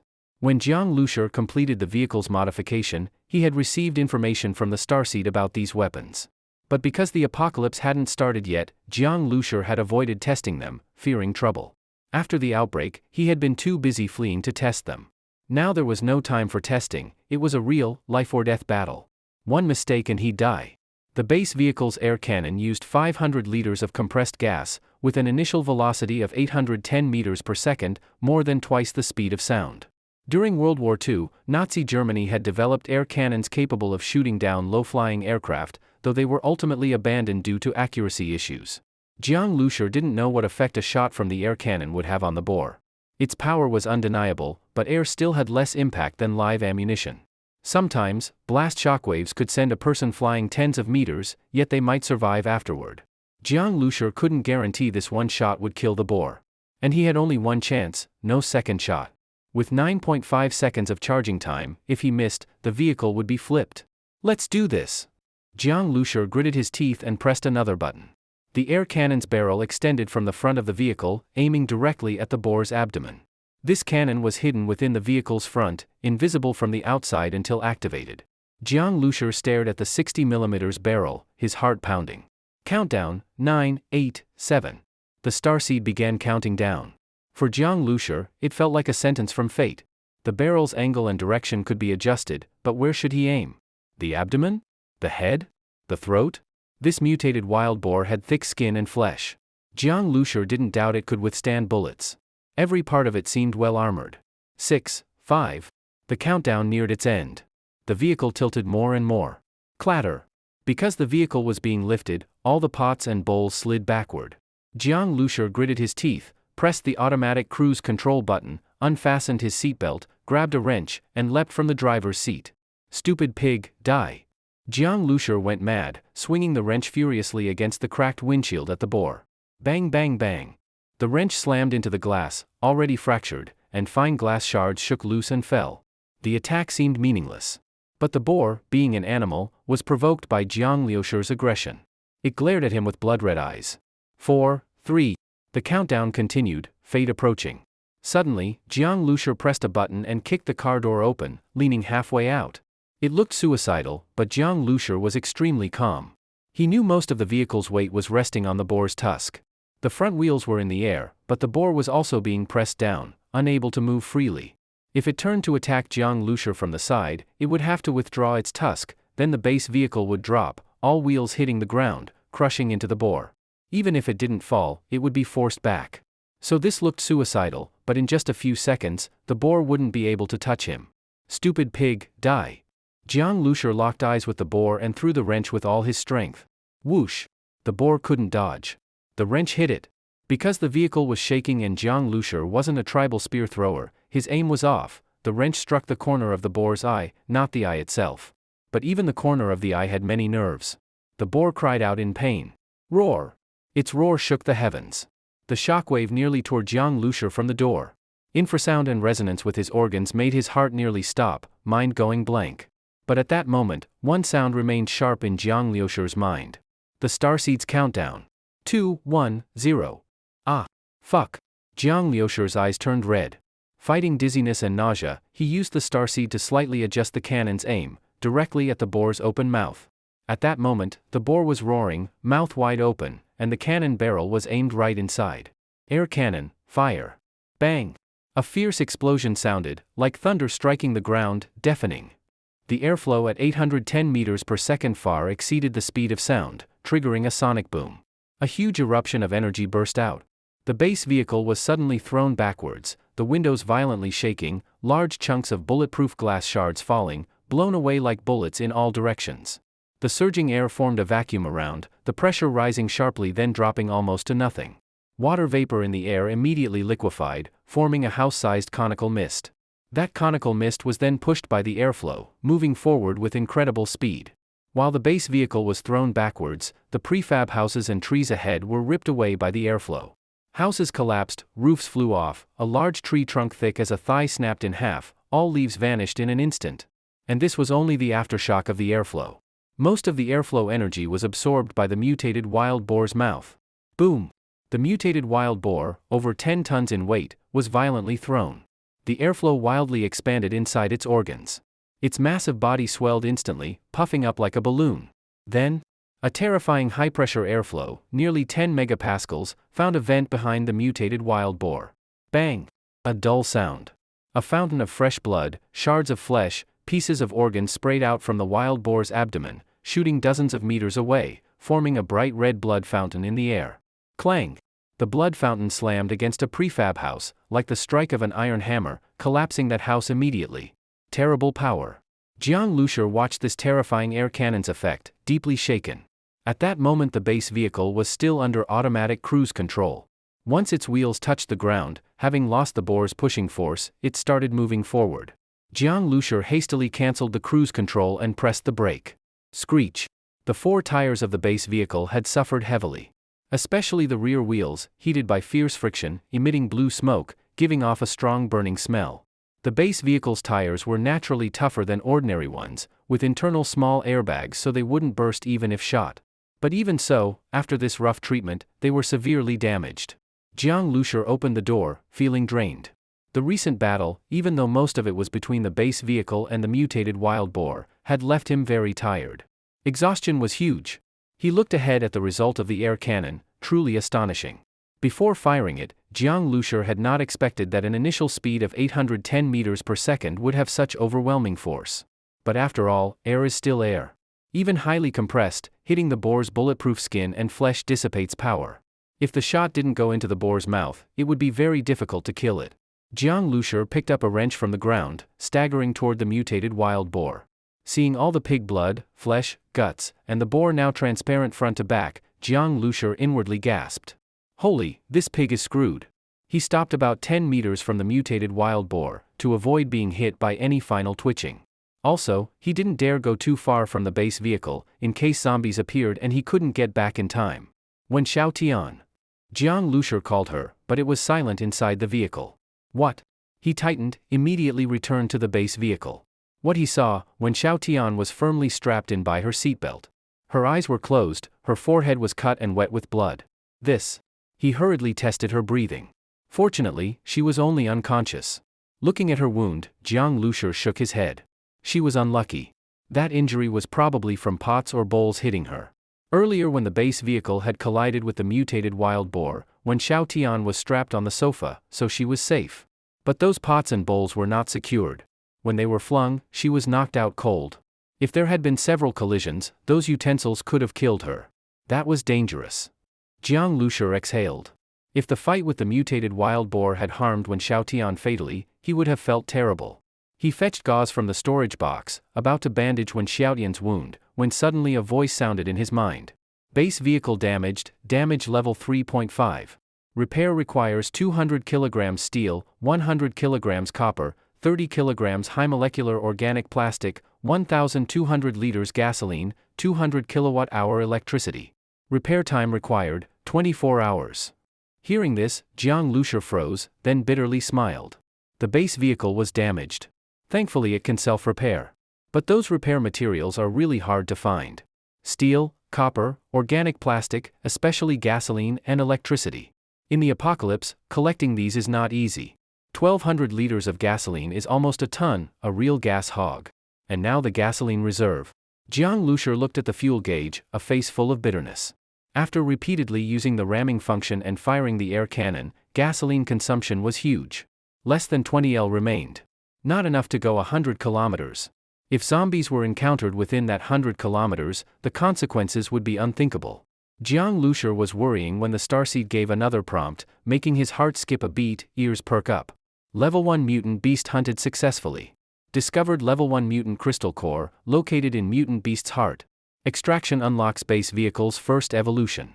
Mutant beast meat found, edible directly to enhance physique, or usable as raw material for biological lab, unlocking bioevolution function. Huh? What? Jiang Lushur was stunned. Mutant crystal core? Biological lab? What are these nonsense? Hunted level 1 mutant beast successfully, clearly this mutated wild boar. So is the crystal core in its heart? As for biological lab? What is that? When Jiang Lushur had modified the base vehicle earlier, he had not discovered any biological lab. At that moment, Click. A light sound. Jiang Lushur turned his head. He saw a recess pop out from the driver's console. The recess was about the size of a ping-pong ball. Jiang Lushur stared at that recess for a while. Made of some unknown alloy. Very precise. He had never seen it before. In Jiang Lushur's mind a guess formed. The mutant crystal core located in the heart. Jiang Lushur took out a dagger he had bought earlier, jumped down from the vehicle, and approached the mutated wild boar. At this time the mutated wild boar had already rolled onto its side, and Jiang Lushur could see its chest. Jiang Lushur swung the dagger and stabbed in. Pig skin is very tough, but nowhere near as much as Jiang Lushur had imagined. This mutated wild boar, being able to collide head-on with the base vehicle, Jiang Lushur had thought it should be impervious to blades and bullets. He originally thought he should fetch a steel saw from the repair shop next door. But unexpectedly, even using just a dagger, he could cut through the boar's skin bit by bit. Though it was difficult, it was possible after all. Could it be that after the mutated wild boar dies, its skin and flesh undergo some change, no longer as tough as before? This idea flashed through Jiang Lushur's mind, and seemed quite possible. The starseed had just prompted that the mutated beast's meat was edible. If it were as hard as rubber, who would be able to bite it? Being able to cut the boar's skin without too much effort was after all a good thing. Jiang Lushur worked hard to open up the boar's chest, found its heart, and then cut open the heart. He was already covered in blood. According to his prior impressions, raw pig's blood should be extremely foul-smelling. But strangely, the blood of this mutated wild boar was not foul, instead it had a somewhat fragrant feeling, as if this blood too was unusual. Jiang Lushur thought a bit, found several plastic buckets in the small restaurant to collect the blood, and quickly filled a few large buckets. At that moment, Jiang Lushur also finally dug out a bead the size of a quail egg from inside the mutated wild boar's heart. This bead was crystal clear, like glaze. To the touch it was very smooth, and somewhat warm. Surely this was the so-called mutated crystal core. Jiang Lushur, holding the mutated crystal core, returned to the base vehicle. He carefully placed the crystal core into the recess that had just popped out. Click! A soft sound, the mutated crystal core locked into the recess. Then the metal recess slowly retracted back. The starseed prompt sounded, successfully inserted mutated crystal core, base vehicle unlocked initial evolution, you may choose evolution direction. Pop! A light screen appeared before Jiang Lushur's eyes. On the screen were several options, each followed by a line of explanatory text. Option 1, unlock level 1 spatial fuel tank. Fuel tank capacity, 10 cubic meters. Tank is explosion-proof and bulletproof. Upgradable. Option 2, unlock level 1 spatial storage function. Storage space size, 10 cubic meters. In the space low temperature and low oxygen, can preserve fresh food. Ordinary food preserved more than 1 year, mutated beast meat preserved more than 3 years, mutated beast meat originally not easy to spoil, in 30 degrees Celsius humid hot environment can be preserved for 30 days. Option 3, unlock automatic material absorption evolution. Base vehicle can automatically absorb materials via particle beam, no need to manually carry materials. Option 4, add mechanical arm to base vehicle. Mechanical arm load capacity, 20 tons. Option 5, add weapon to base vehicle, fuel type flamethrower. Activation requires consuming large amounts of gasoline. Pure oxygen combustion produces 2000 degrees Celsius high temperature. Option 6, upgrade air cannon. Option 7, upgrade vehicle armor and bulletproof glass. Jiang Lushur looked through, noticing that after option 6 there were more options, but those options were dimmed, apparently unselectable. Among them, Jiang Lushur saw biological laboratory. Option 10, unlock biological laboratory. By adding materials, develop genetic evolution serum, usable by host to evolve genes, greatly enhance physique. Requirement, 2 level 1 mutated crystal cores times 2. Jiang Lushur saw the biological laboratory option, and his eyes lit up. Develop genetic evolution serum? Can enhance his physical constitution? This was a big deal. Jiang Lushur knew that after the apocalypse, not only animals mutated, humans also may mutate. And though he had the base vehicle, his own body was the greatest weakness. If his body died, everything would be over. So if he could get gene evolution serum, he himself could become stronger. That would naturally greatly improve his combat power. He must unlock the biological laboratory. But, he needed 2 level 1 mutated crystal cores, and he only had 1. Killing this level 1 mutated wild boar already nearly cost him his life. As for getting 2, Jiang Lushur dared not even think of it now. He needed to become strong, first evolve the base vehicle, then himself. In this tormenting apocalypse, Jiang Lushur had too much to do. biological laboratory cannot be considered now. He must first unlock earlier functions. The first upgrade, the fuel tank. It was desperately needed. Now the base vehicle's fuel reserve was too small. A 10 cubic meter fuel tank, filled with 8 or 9 tons of gasoline, whether for ramming or using weapons, that would give real support. Otherwise, if in the middle of fighting a mutated beast and fuel runs out, that would be unjust death. Second, storage space. Jiang Lushur also coveted that. Now the base vehicle space was insufficient, many things could not be carried, like the mutated wild boar meat, such a pity if you can't store it. Moreover, the storage space preserves freshness. With it, it would be a mobile granary. As for upgrading armor and bulletproof glass strength, unlocking automatic absorption of materials, upgrading weapons, adding new weapons, mechanical arm, he wanted all of them. Even the simple function of adding a mechanical arm seemed very necessary to him. Without a mechanical arm, just moving the mutated wild boar meat was trouble. A huge 10-ton beast, how to move it? But he could only choose one. The decision was too hard. Jiang Lushur deliberated, still restrained his desires. He chose the first option, increase the fuel tank capacity. With a spatial fuel tank, he could store large amounts of gasoline. Many other upgrades convenience or combat power improving. But the first, the fuel tank, related directly to Jiang Lushur's life right now. The base vehicle needed repair in shortest time. The 1200 L gasoline requirement exceeded the current tank's maximum limit. Also, many combat functions later would need a super large fuel tank to support. Without gasoline, everything was empty talk. Jiang Lushur gritted his teeth and pressed the first option. Beep. A soft sound, the starseed prompt sounded, selected, upgrade fuel tank. Upgrade requires 100 kilograms of steel. Upgrade time, 2 hours. Damn. Jiang Lushur's eyes widened. He really wanted to kick the control panel. Still requires steel, what the hell? He had thought that with the mutated crystal core, simply selecting would enough, but actually it was just the basic condition of evolutionary upgrade, materials still required. Well, of course, how can you upgrade a fuel tank without steel? But where to find steel now? Near Jiang Lushur were several box trucks, and some big trucks. These vehicles certainly had steel. But how to disassemble the steel and carry it into the base vehicle? That was a big problem. If the base vehicle had already unlocked option 3's function of automatic absorption of materials, then he wouldn't have to carry, he could just extend the absorber and absorb steel from those trucks directly. But now, Jiang Lushur of course could not waste this precious first evolution chance on unlocking automatic absorption function. He must find steel, to upgrade the fuel tank. But that mutated wild boar meat. Jiang Lushur glanced at the huge mutated wild boar on the ground and was really reluctant to leave it behind. This mutated wild boar meat could stay fresh for a month even in a hot and humid environment of 30 degrees. If he didn't take it with him, it would all go to waste. Besides, the starseed had said that mutated beast meat could be used as a material for developing gene evolution fluid in a biological lab. Even just eating it could slowly improve one's physical condition. Without a lab, Jiang Lushur could still make a stir-fry and feast on it, it would be a great treat.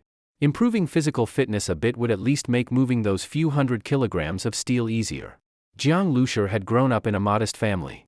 His parents had died, and he and his sister had sold their house to survive together. He was used to a frugal life. Asking him to waste so much mutated beast meat was like cutting his heart with a knife. No way. Even if I don't have storage space, I still have to take this wild boar with me. Jiang Lushur made up his mind. This mutated wild boar was a huge treasure. After the apocalypse began, gold and silver became scrap metal, and paper money wasn't even worth toilet paper. The only things people could trade with were food. The value of this mutated beast meat would soon be recognized by humans. Eating it could enhance physical fitness, that was a big deal. Compared to zombies, ordinary people were too weak. Once targeted, they couldn't even run away. In such a situation, those with better physiques would have a much higher survival rate. Plus, this kind of mutated beast meat was easy to store, it could last for months even in autumn and winter. It was likely to become a hard currency more valuable than food. Waste was the greatest crime. Even if he couldn't carry it away, he had to force it. Jiang Lushur was determined to take the wild boar. But the space in the base vehicle was limited. How could it possibly hold a 10-ton beast? So Jiang Lushur set his eyes on a small cargo truck not far away. The cargo truck looked very worn out. Running on such country dirt roads, it probably was close to being scrapped. Jiang Lushur walked around the cargo truck and pulled at the door. Unsurprisingly, it was locked. Thinking quickly, Jiang Lushur turned and crawled into the ruins of the spicy fish restaurant. He figured the driver had gotten hungry while driving, stopped to eat at Spicy Fish, and then the apocalypse struck, taking his life. The key was probably still on the driver. But judging by the ruins, it was all a mess of blood and flesh. The zombies had already chewed the body up badly, and with the damage from the base vehicle and the mutated wild boar, it was a complete wreck. Flesh, blood, and mud were everywhere. Finding a key here would be a serious challenge. Jiang Lushur thought about it and gave up. He went to the still intact auto repair shop nearby and found a wrench. Then he smashed it against the cargo truck's windshield. Crash! A series of shattering sounds, the windshield turned into fragments. Jiang Lushur then climbed in through the front window. Once broken, these windshields turned into small particles and weren't sharp. Climbing into a small cargo truck was nothing to him. Jiang Lushur sat in the driver's seat, released the handbrake, and rummaged through the cabin until he found a 9-meter-long tow rope. Haha, I knew it. Such tow ropes usually came with vehicles, especially junky cargo trucks that could break down anytime. How could it not have a tow rope? Jiang Lushur immediately hitched this broken truck to his base vehicle. Then he went to the back of the cargo truck. Luckily, the rear door wasn't locked, just latched shut. Since it was empty inside, that saved him a lot of trouble. Alright, time to get to work. Jiang Lushur looked at the huge wild boar. It was going to be a major task. There was no way he could move such a massive boar. He had to cut the meat into pieces. He tucked his knife into his belt, went to the repair shop, and brought back a fire axe and a steel saw. Time to begin. Jiang Lushur used to exercise regularly in college and had decent physical strength. He aimed at the wild boar's neck and brought the axe down. A wild boar weighing about 10 tons, he would take as much meat as he could. To his surprise, after he retrieved the mutated wild boar's crystal core, the meat became much easier to cut. The previously tough boar meat turned tender. Not only the steel saw, even a knife could slice through. It was no harder than cutting regular pork. Brother Jiang. Brother Jiang. At that moment, Jiang Lushur suddenly heard Wen Xiaotian calling from inside the base vehicle. Her voice was panicked. No wonder, after fainting and waking up to find the prefab houses in ruins and the base vehicle's bulletproof glass shattered, with Jiang Lushur missing, she had no idea what had happened. I'm here. Jiang Lushur shouted. Wen Xiaotian let out a long breath of relief. Jiang Lushur was okay. What about the mutated wild boar? Did the base vehicle knock it away? Wen Xiaotian unbuckled her seatbelt and stumbled out of the base vehicle, only to be completely stunned by what she saw outside. She saw Jiang Lushur wielding a fire axe, chopping at the mutated wild boar bit by bit. The boar didn't even twitch anymore, it was clearly dead. When Xiaotian had witnessed the terrifying boar earlier, it smashed through everything. Those prefab houses were like cardboard boxes before it. Its roar had almost made her heart stop. And now this boar was actually dead. Of course, Wen Xiaotian didn't naively think Jiang Lushur killed it with an axe.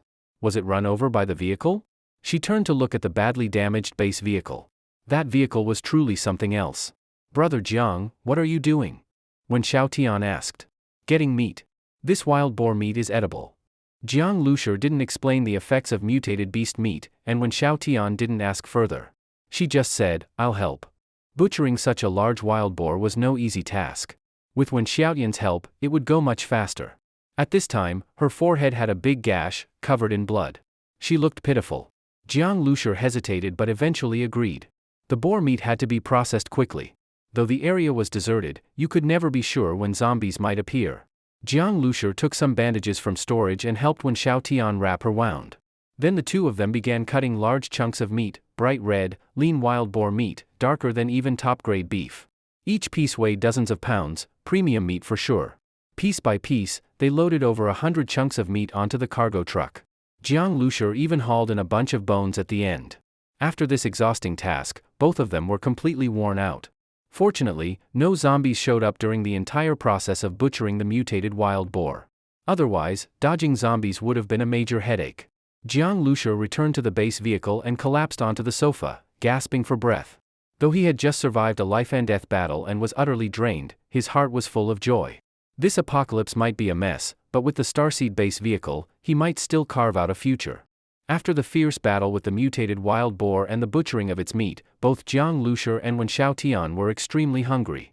At this moment, Jiang Lushur was lying on the sofa, not wanting to move a finger. But Wen Xiaotian was still diligent. Although she was also very tired, she carefully prepared a meal. She used chili peppers from the Spicy Fish restaurant to make a dish of spicy boiled pork slices and stir-fried meat, both made from the mutated wild boar meat. Before the stir-fried meat was even served, Jiang Lushur already smelled the rich aroma of meat. It truly made his mouth water. Just based on the smell, Jiang Lushur guessed that this mutated wild boar meat must taste good. In fact, when he was cutting the wild boar meat earlier, he didn't smell even the slightest stink. Instead, the raw meat had a fragrant scent. He had already suspected something about the mutated wild boar meat. Now, his guess was mostly confirmed, and Jiang Lushur's mouth was practically watering. From the moment he realized the apocalypse was coming, until now, he hadn't eaten a proper meal for over a week. Now he was so hungry that his stomach felt glued to his back. Of course he was craving food. However, Jiang Lushur forced himself to be patient and waited until when Xiao Tian finished the last dish. The bright red braised pork was simmered for 40 minutes. When she opened the lid and poured the red sauce over it, then picked up a trembling piece to pair with freshly cooked fragrant rice, it was something even a god wouldn't trade for. Jiang Lushur took a bite and was delighted. He felt like this was the best thing he had ever eaten in his life. Great. He had thought that after the apocalypse, even if he wouldn't starve, he'd be eating only biscuits and instant noodles every day. He didn't expect there could still be such delicious food. If his own strength improved more, then maybe the apocalypse wasn't so bad after all. Just as Jiang Lushur was thinking this, he suddenly felt a warm sensation in his stomach, and it seemed like a faint stream of heat was flowing through his limbs and bones. Jiang Lushur's heart stirred.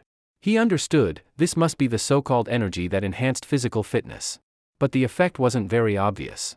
Jiang Lushur looked at Wen Xiaotian and saw that she was eating the braised pork heartily, completely ignoring any ladylike behavior. She was chewing quickly and dodging the hot sauce with her tongue. It looked delicious. From her expression, it was clear she hadn't noticed the warm feeling from eating the mutated wild boar meat, probably because she didn't know beforehand. Looks like eating mutated beast meat can enhance physical fitness, but the effect must be extremely slow. It probably needs to be eaten over a long time to see even a little result. But in this apocalypse, mutated beasts are so strong, it's not easy to hunt one. Ordinary people can't even afford food, let alone have the chance to eat mutated beast meat. Something that requires long-term consumption to improve the body is probably useless to them, just a fantasy. Jiang Lushur quickly realized this. Just then, when Xiaotian noticed Jiang Lushur was looking at her. Her pretty face blushed, and she suddenly felt embarrassed. She had eaten so messily just now. Toward Jiang Lushur, who had saved her life and was a good young man, Wen Xiaotian couldn't help but feel some affection. Even if she didn't expect much contact with him in the future, she still cared about her image. So when Xiaotian quietly changed her strategy toward the food, she resisted the urge to gulp down the braised pork and started eating in small bites. Jiang Lushur found it funny. He thought Wen Xiaotian was actually kind of cute sometimes. You're familiar with the roads around here, right? Yes, kind of familiar, Wen Xiaotian said while wiping her mouth. I need to go somewhere, and I'll need you to lead the way. Okay. After the fight with the mutated wild boar, the base vehicle was badly damaged. This was Jiang Lushur's biggest concern. He had to repair the base vehicle as soon as possible.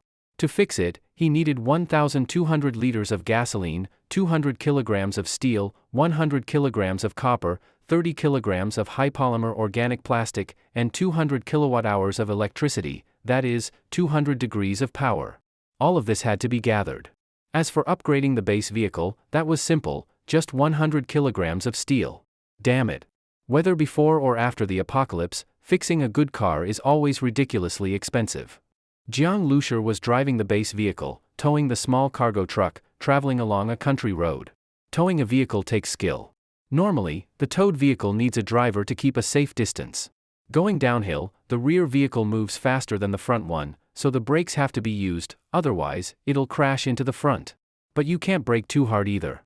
If the distance becomes too big and exceeds the length of the tow rope, you're screwed. Tow ropes have a max load, they'll break after a few pulls. Jiang Lushur clearly didn't have those conditions.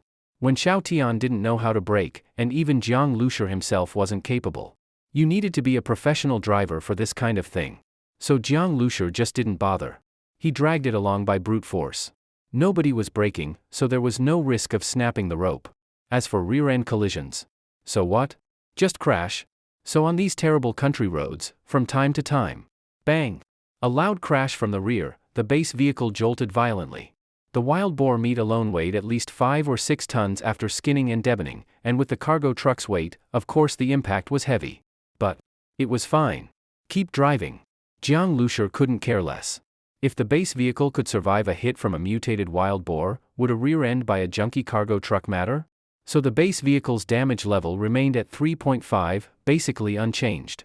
But the cargo truck was in bad shape, its front end was totally smashed in, maybe even the engine was damaged.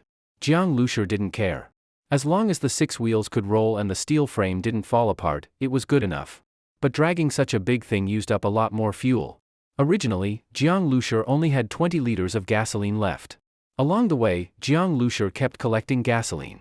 This remote countryside hadn't been scavenged by the army or survivors, so many abandoned cars on the road still had quite a bit of fuel. Earlier, at the Spicy Fish restaurant, including the small cargo truck, several trucks provided about 200 liters of gasoline. All the way, whenever Jiang Lushur saw a car, he would stop. He felt like he had become a gasoline thief, someone everyone would hate. Jiang Lushur used a crowbar from an auto repair shop to pry open the gas caps, then used a rubber hose to suck fuel from the tank into a big gasoline drum he also found there, using the siphon principle to empty every tank. This took skill. If you sucked too hard, you'd end up with a mouthful of gasoline, real nasty. But hey, it's the apocalypse, what can you expect? Jiang Lushur just hoped he could upgrade the fuel tank soon, get to an abandoned gas station, and fill up with 8 or 9 tons of gas once and for all. Then he wouldn't have to worry about it anymore.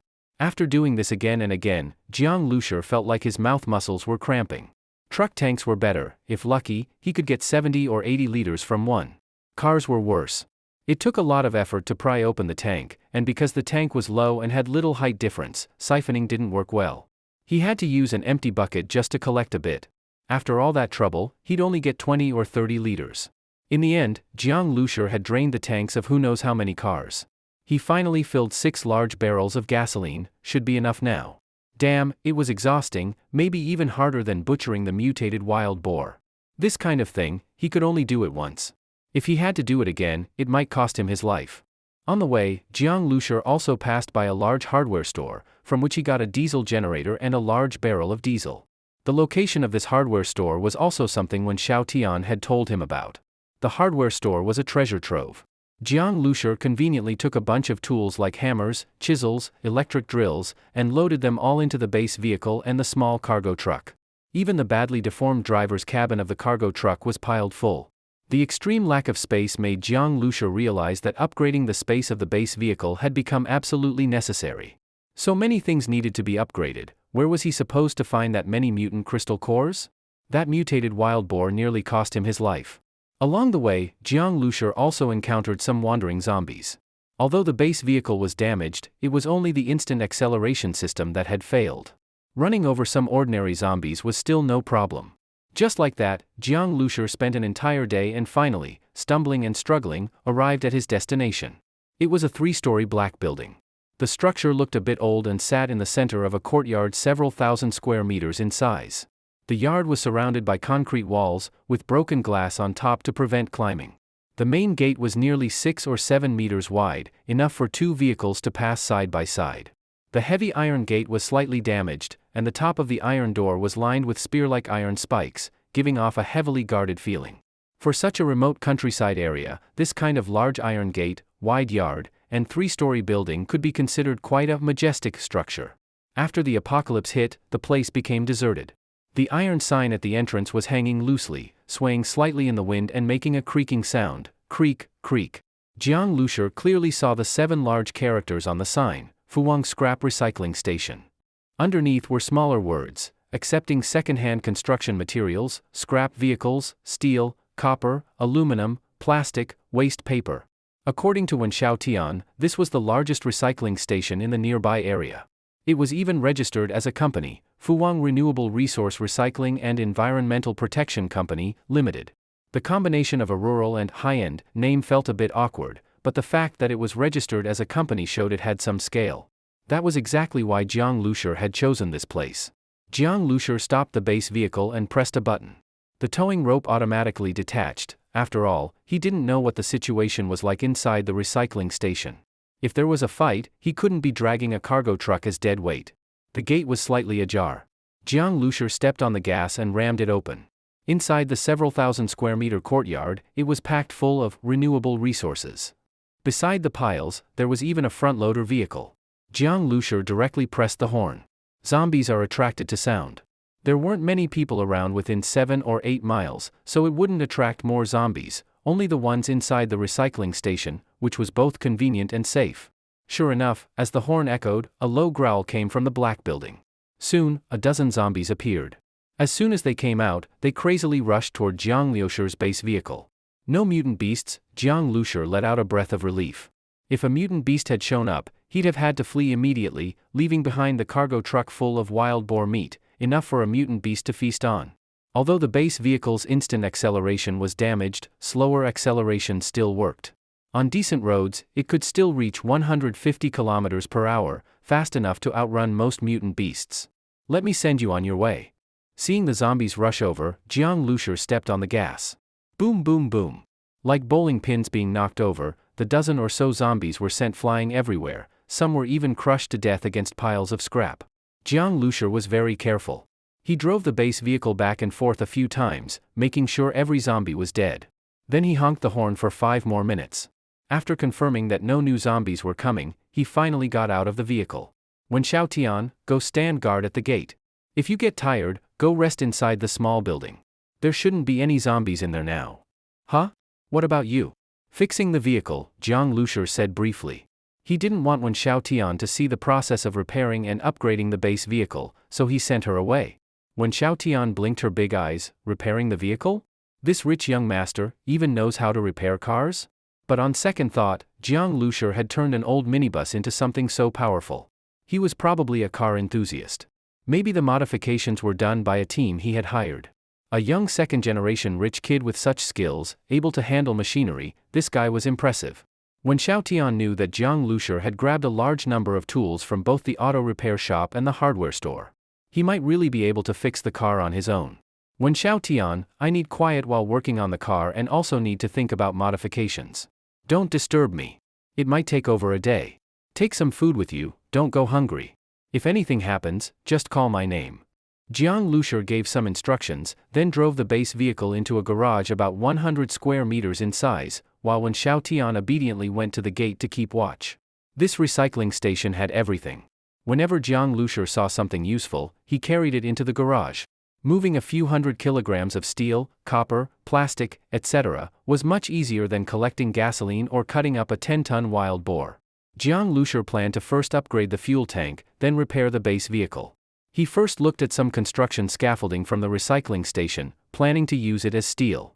But there were a lot of cement residues on them, which he found unacceptable.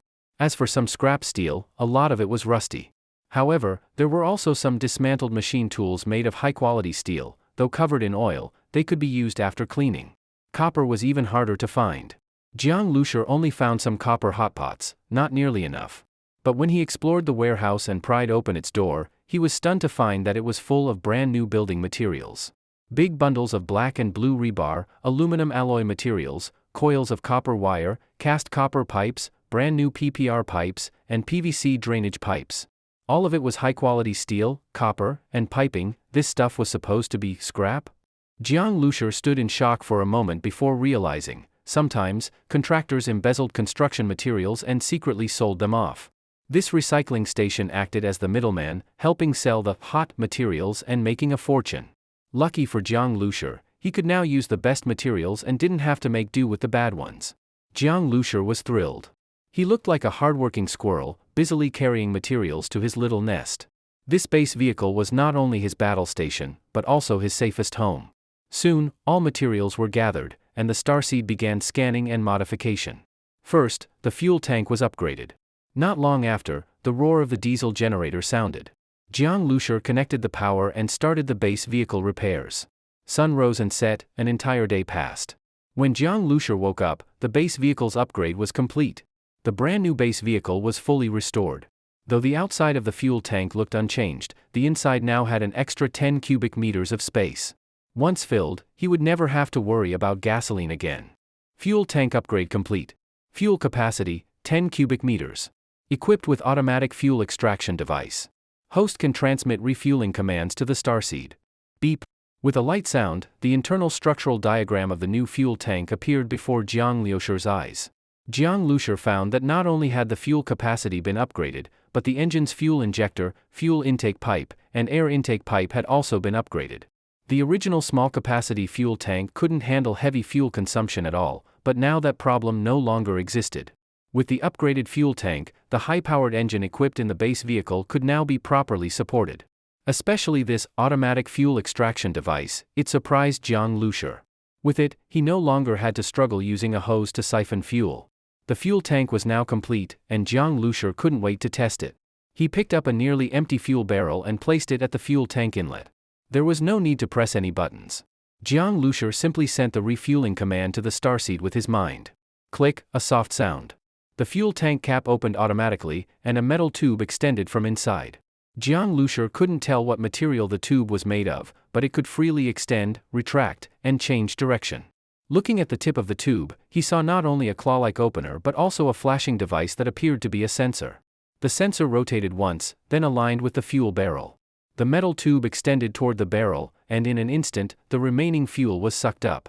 This fuel pipe could extract fuel from barrels and also connect directly to a gas station nozzle.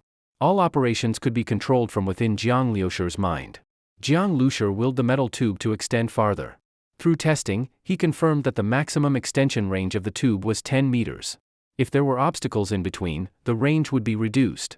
Still, this result made Jiang Lushur very satisfied. It meant that in the future, he wouldn't even need to get out of the car to refuel. This was much more convenient and safe. After all, in a post-apocalyptic environment, refueling outside often meant taking huge risks. If he was in a gas station within a city, the danger was even greater. He could easily be surrounded by zombies. The base vehicle was now brand new. It was time to set out and look for Jiang Zhuing. Before the apocalypse, Jiang Lushur had been working on modifying the base vehicle. He had just finished the modifications when the apocalypse hit. Now, the trip to Jinling City had been delayed by various events along the rural roads for a long time. Jiang Lushur was extremely anxious and didn't know how Jiang Zhuing was doing. First find fuel and fill the new tank completely. Then go look for Xiaoying. Jiang Lushur opened the door and jumped into the base vehicle. Boom! The garage door was directly smashed open by Jiang Lushur. The acceleration system seems to work better now. Just now, Jiang Lushur hadn't even used the instant impact function, but when he stepped on the gas, the acceleration was much faster. Jiang Lushur felt like he wasn't driving a minibus anymore, but a sports car. Gear shifting and steering were very smooth.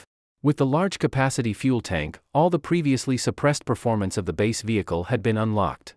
Of course, correspondingly, the fuel consumption had gone up another level. Even under fuel-saving driving, it now consumed 35 liters per 100 kilometers. That sounded high, but considering the base vehicle's performance, it was actually very fuel efficient. Of course, that was assuming he didn't activate the impact function, air cannon, and so on. In any case, Jiang Lushur was now truly driving a gas guzzler. So what if it was a gas guzzler? Compatibility was the most important thing. If he could find an unlooted gas station and fill up once, he could drive nearly 30,000 kilometers. That's 3/4 of Earth's equator. A big tank meant freedom. Beep beep beep. Jiang Lushur honked the horn in front of the black building. Soon, when Xiao Tian came running out from inside. Her hair was a bit messy, and her eyes were still sleepy. Clearly, she hadn't fully woken up. She rushed out in a hurry, stuck out her tongue when she saw Jiang Lushur, feeling a little embarrassed. But soon, her eyes landed on the base vehicle. Previously, the front of the base vehicle had been smashed so badly that you could almost see the shape of the wild boar's head. Now, the dented front and bumper were all repaired. It looked no different from before. This repair skill was too impressive. Auto bodywork was not an easy task. When Xiao Tian didn't know the details, but she knew this kind of work usually required professional technicians. Jiang Lushur, a rich kid, had done it himself? The most unbelievable part was even the shattered windshield was restored. Bodywork might still be believable, but how could a mostly broken windshield be perfectly repaired? It's not like this scrapyard had spare minibus windshields lying around. Get in, Jiang Lushur said. When Xiao Tian got in the car in a daze. Earlier, when Jiang Lushur said he was going to repair the vehicle, she thought it would just be patching a few holes with iron plates. She didn't expect such a complete restoration. It was unreal. So once in the car, when Xiao Tian stared at the windshield, she couldn't hold back her curiosity and softly asked, "This glass? Glass?" "Oh," Jiang Lushur coughed and shamelessly said, "there was a spare one in the storage compartment under the vehicle." "Spare? When Xiaotian widened her eyes. She had heard of spare tires, but never spare windshields. That was way too far-fetched. Of course, no matter how imaginative she was, when Xiaotian couldn't possibly guess that Jiang Liusher's base vehicle was high-tech through and through, equipped with self-repair functions. Although she felt something wasn't right, she had no choice but to accept Jiang Liusher's explanation. The town ahead is my home. If you're looking for a gas station, there's one in the town too. Along the way, Jiang Liusher had only passed through poor rural areas, and gas stations couldn't possibly be set up in small villages.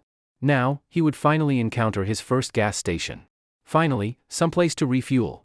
The gas stations on highways had long been taken over by the military. After the apocalypse, gasoline, like food, became a highly valuable resource. But this small rural town had poor traffic connections and was surrounded by zombies along the way. Jiang Liusher believed that the military forces wouldn't have extended their control here in such a short time. This gas station was very promising. After the fuel tank upgrade, all of the base vehicle's high fuel-consuming functions had been unlocked. Refueling had become an urgent priority. The straight rural road had only 2 narrow lanes. On both sides of the road grew old locust trees. These old trees had been growing for decades, tall and thick. Every summer, the trees would bloom with white locust flowers, attracting many beekeepers to bring their hives here. They would sell honey by the roadside.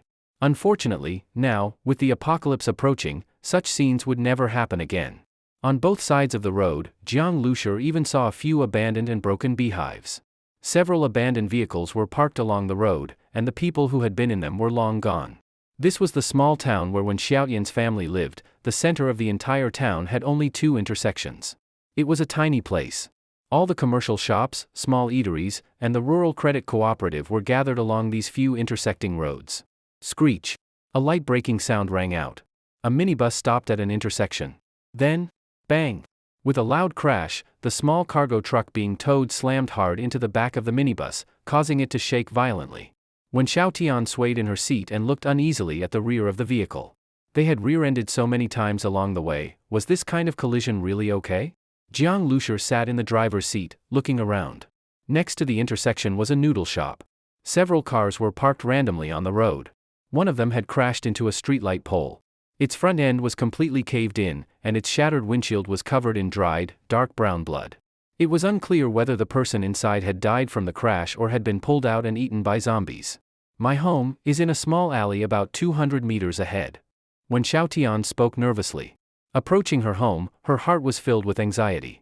She had barely slept the night before, waking again and again from nightmares, always dreaming of her family being torn apart by zombies or turned into zombies themselves.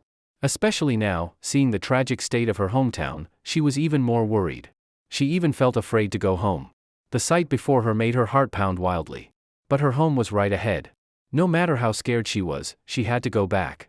However, Jiang Liusher didn't start the car right away, nor did he get out. He just gripped the steering wheel, seemingly deep in thought. What's wrong? When Xiaotian asked uneasily.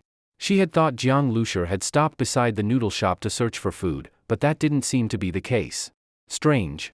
Something's off about this town. Jiang Liusher seemed to be talking to himself. Huh? When Xiaotian froze. She didn't understand what Jiang Liusher meant by off. It's too quiet.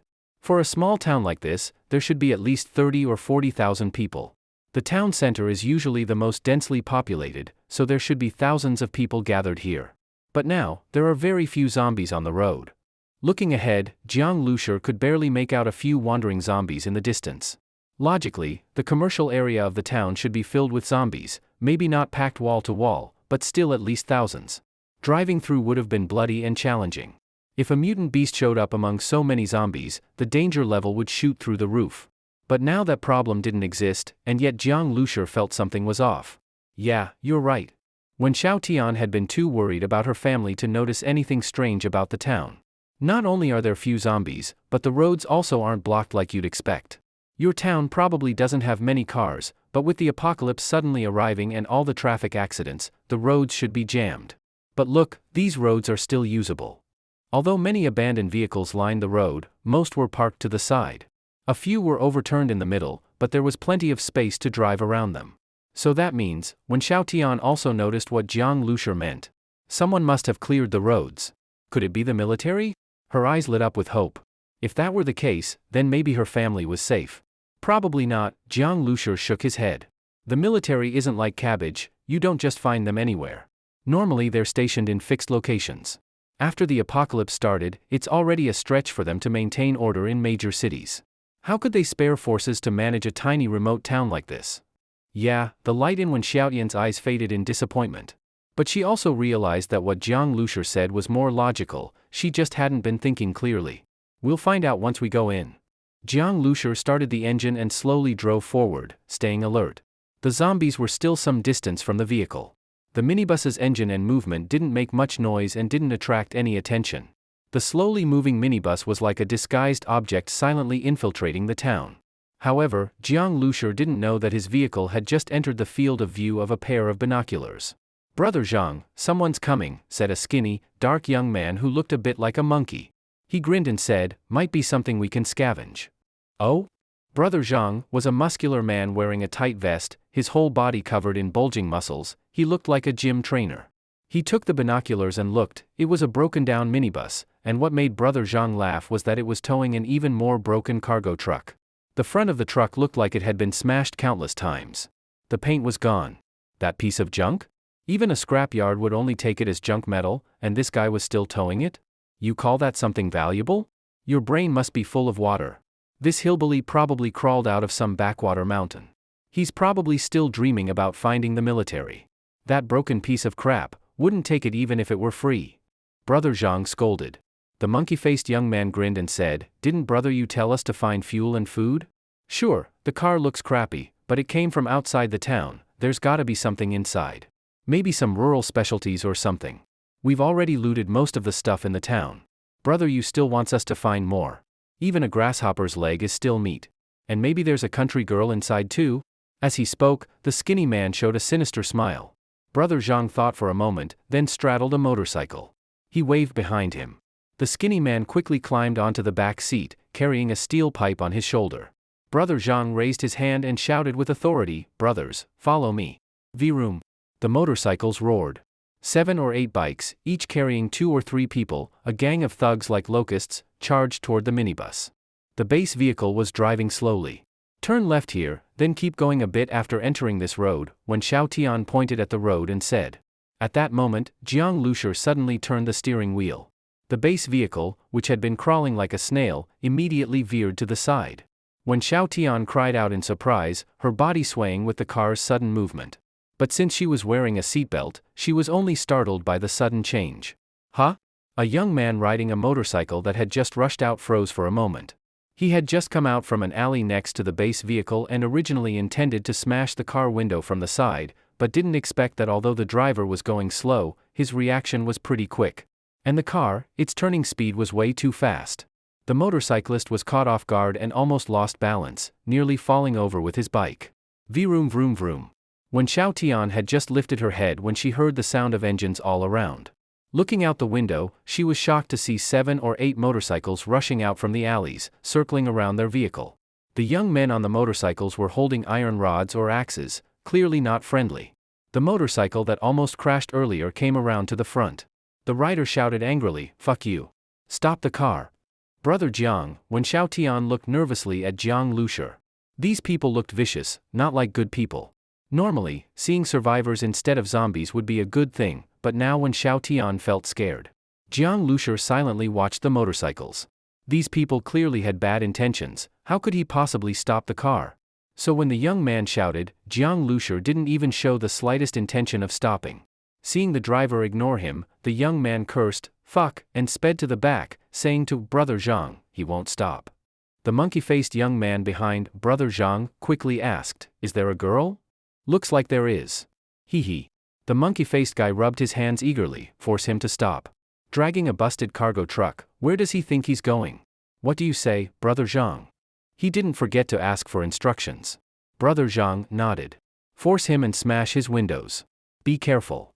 No problem, the young man responded. The 7 or 8 motorcycles all revved up and started closing in on the minibus. When Xiao Tian watched as one motorcycle came right up next to the window. Through the glass, she saw 3 young men grinning at her wickedly, shouting something, and then, bang! 2 of them, seated in the back, slammed steel pipes hard against the window. Ah! When Xiao Tian instinctively dodged. Don't be afraid, Jiang Lushur said without even looking. There's no way bulletproof glass could be broken by steel pipes. Compared to the strength of the mutated wild boar, these guys weren't even worth mentioning. The two young men didn't have a good time either. The impact bounced their steel pipes back. One of them even lost his grip, and both had their arms numbed from the shock. At that moment, Jiang Lushur slowly stepped on the gas and began accelerating. What are these people doing? When Xiao Tian turned to look at them, still shaken. Robbing, Jiang Lushur said. Robbing? When Xiao Tian's eyes widened. Robbing, at a time like this? Maybe also stealing girls, Jiang Lushur added. When Xiao Tian froze, then subconsciously pulled her collar tighter. From the way those men looked at her, it was very likely. Jiang Lushur was preparing to shake off these biker thugs. Fuck. Stop the damn car already. After repeated failures, the bikers weren't giving up, instead, they were getting angry. Vroom vroom. More bikes came closer, this time toward Jiang Lushur's side. On one of them, a young man stood up from the back seat, raised an axe, and grinned menacingly at Jiang Lushur inside the driver's seat. Jiang Lushur immediately frowned. As that bike got closer, he listened to the starseed's continuous alerts, then suddenly swerved. Bang! Just as the guy raised his axe to swing, the minibus swerved sharply and slammed right into him and his bike, knocking them over completely and sending them sliding far away. The youth hit the ground, wailing in pain.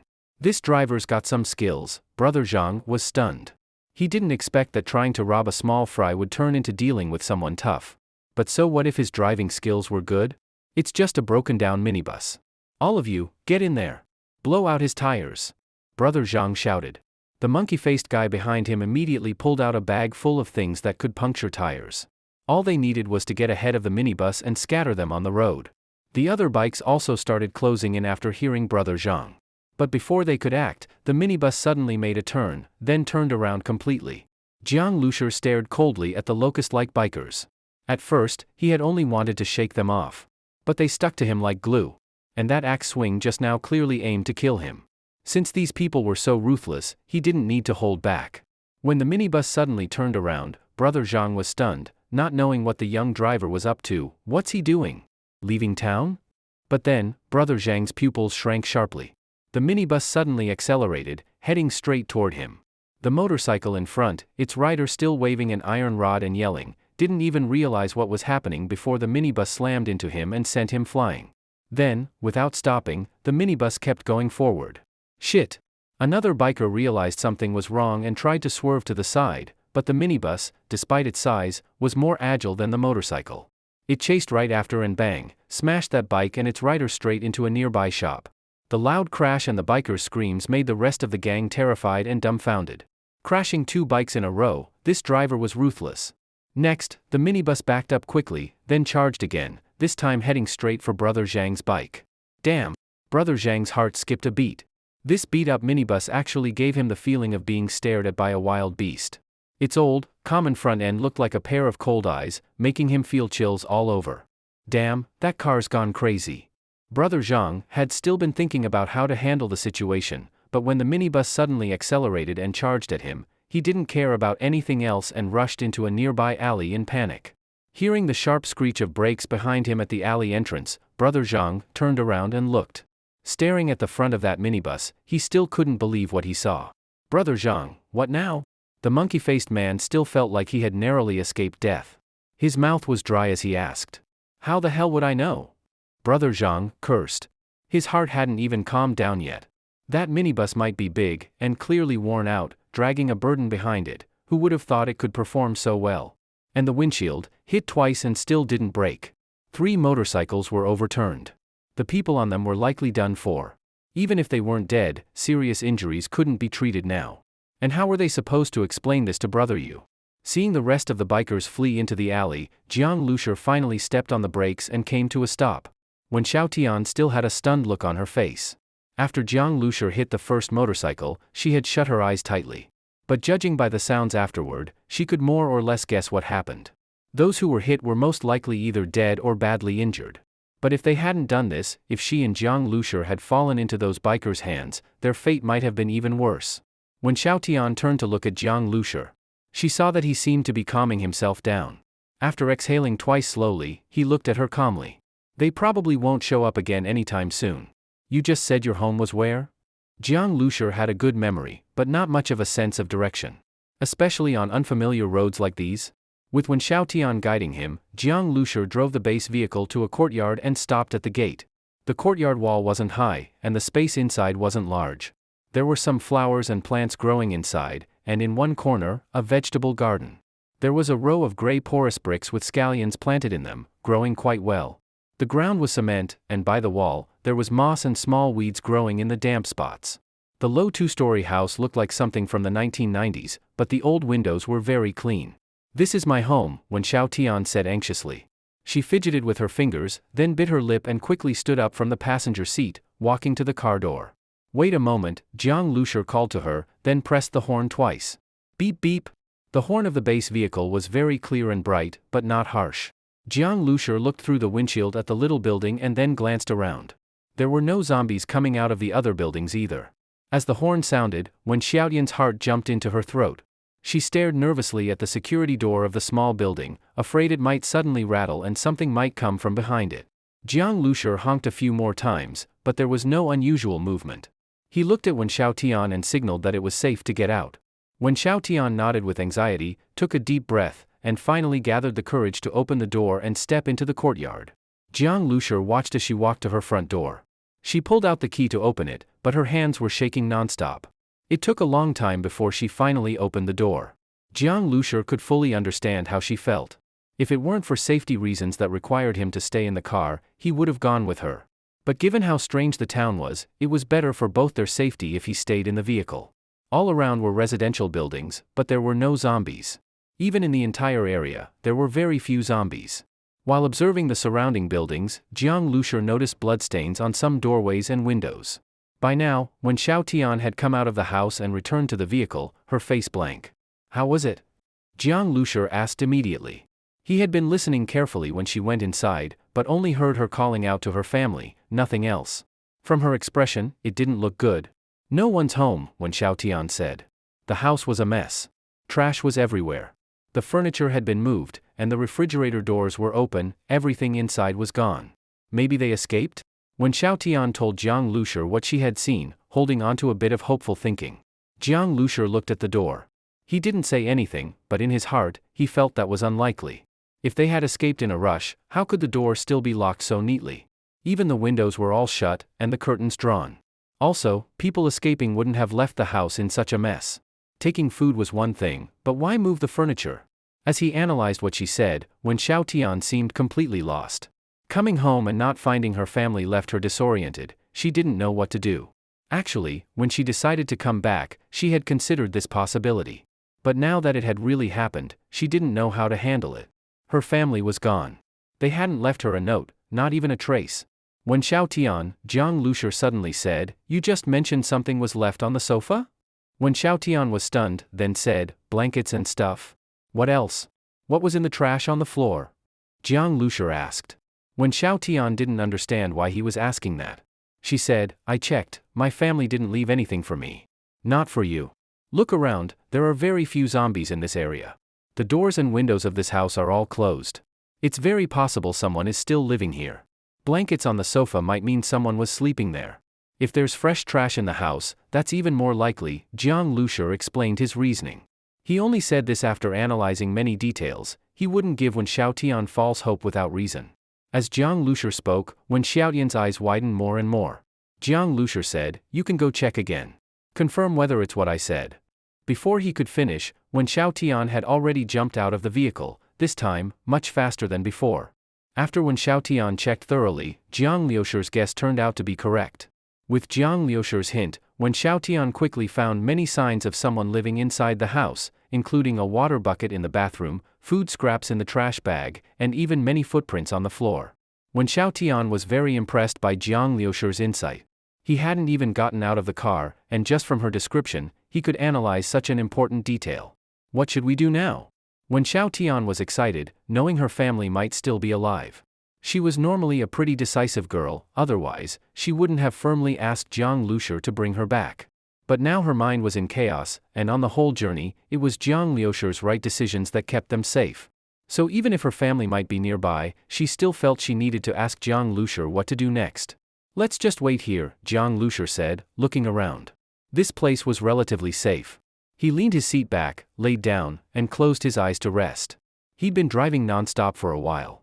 Although he rested at night, he was still tired. Wen Xiaotian definitely wouldn't be able to sleep, so she could stand guard.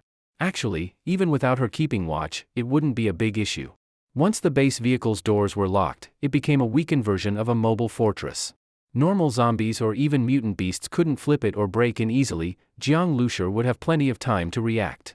When Xiaotian watched Jiang Lushur lying down and saw that his breathing quickly became steady and long. He really fell asleep, she thought to herself. She felt like Jiang Lushur was never afraid. No matter what happened, he kept executing his plans calmly. He was a very composed person. But, completely unafraid? That's probably impossible. When Xiaotian kept glancing around anxiously, feeling like her family might walk out from some alley any second. An hour later, Jiang Lushur suddenly opened his eyes. As he sat up, the driver's seat returned to its original position. Looks like someone's coming. Footsteps came from an alley on the left. After the apocalypse, Jiang Lushur became a very light sleeper. In fact, he had already woken up, just kept resting. With his eyes closed, he was even more sensitive to surrounding sounds. Yes. When Xiaotian also tensed up instantly. She heard it too. When Xiaotian bit her lip and stared nervously toward the alley, her heart racing. Jiang Lushur put his hand on the steering wheel, eyes filled with caution. Who knew if those biker thugs might come back again? This place wasn't peaceful. The footsteps were getting closer and sounded messy, likely a large group. When Xiaotian's nerves reached the peak. Soon, about a dozen men and women came quickly out of the alley. As they walked, they cautiously looked around. Some carried bags, others had backpacks. A few held steel rods or similar weapons. These people were of all ages and looked like ordinary survivors.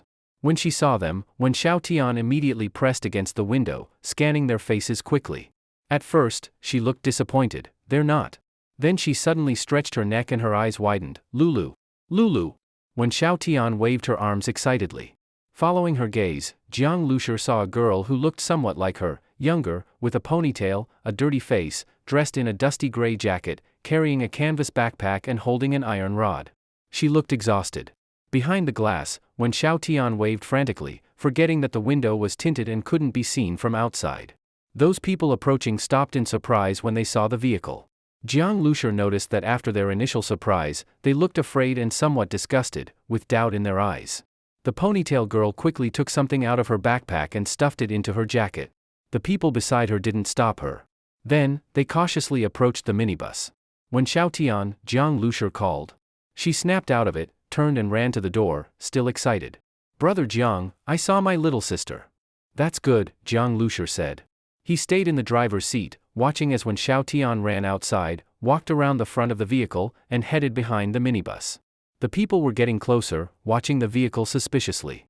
Then they saw a young woman suddenly come out from behind the front of the minibus. They were startled. Before they could react, when Lulu also froze for a second, then ran over. The two sisters immediately hugged tightly. Lulu. When Xiaotian's eyes welled up. When Lulu also cried, Sis. I didn't think I'd ever see you again. The other survivors looked at each other, clearly confused.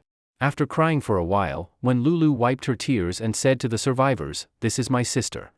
A survivor looked at Wen Xiaotian, puzzled, and asked, Your sister? I remember you said your sister was at Jiangbei University. Jiangbei was far from here. In this apocalypse, such a distance was like an unbridgeable chasm. Never seeing someone again was completely normal. When Lulu looked at Wen Xiaotian again, stared for a few seconds, then smiled through tears. She asked, Sis, how did you come back? I thought I'd never see you again. When Xiaotian was overjoyed. She pointed at the minibus behind her. Brother Jiang drove and brought me back from Jiangbei. Drove? In that vehicle? Not just when Lulu, even the survivors looked at the beat-up minibus and the ragged cargo truck behind it with disbelief. That thing made it from Jiangbei? Who's Brother Jiang? When Xiaotian pulled Wen Lulu to the front of the minibus. The other survivors followed curiously. Around 10 people stood outside the windshield, staring at Jiang Lushur in the driver's seat with stunned expressions. He waved at them. Jiang Lushur felt awkward with his hand raised. Although none of them said anything, he could already read the words in their eyes. Are you kidding us? Jiang Lushur still sat in the car. He was looking carefully at a tablet showing the map from this small town to Jinling City, and at the same time he turned his head to glance at Wen's two-story small house. when Xiao Tian had been inside for over an hour. The two sisters were in a room on the second floor. While he was looking at Wen's place, the curtain in that room moved a little. Jiang Lushur saw Wen Lulu's face appear behind the curtain. She looked at his minibus, then quickly shrank back. Jiang Lushur froze for a moment, then raised an eyebrow indifferently, and then looked back at the map. Sis, did he really kill a mutated wild boar?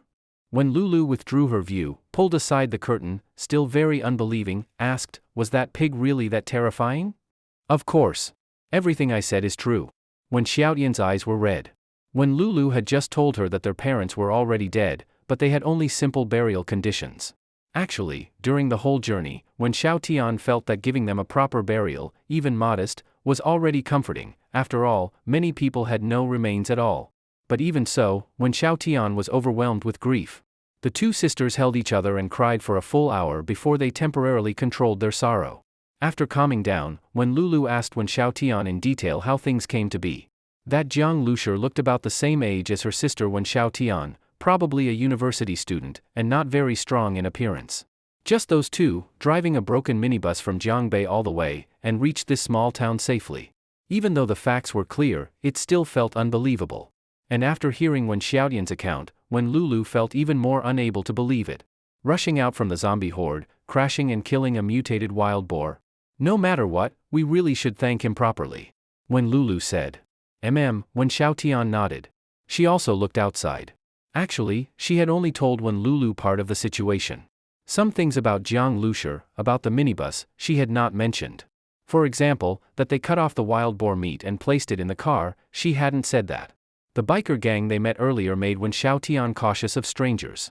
By the way, Lulu, who are all the people in our house? Wen Xiao Tian asked. When those survivors learned Wen Xiaotian's identity, they all looked at her and the minibus very curiously.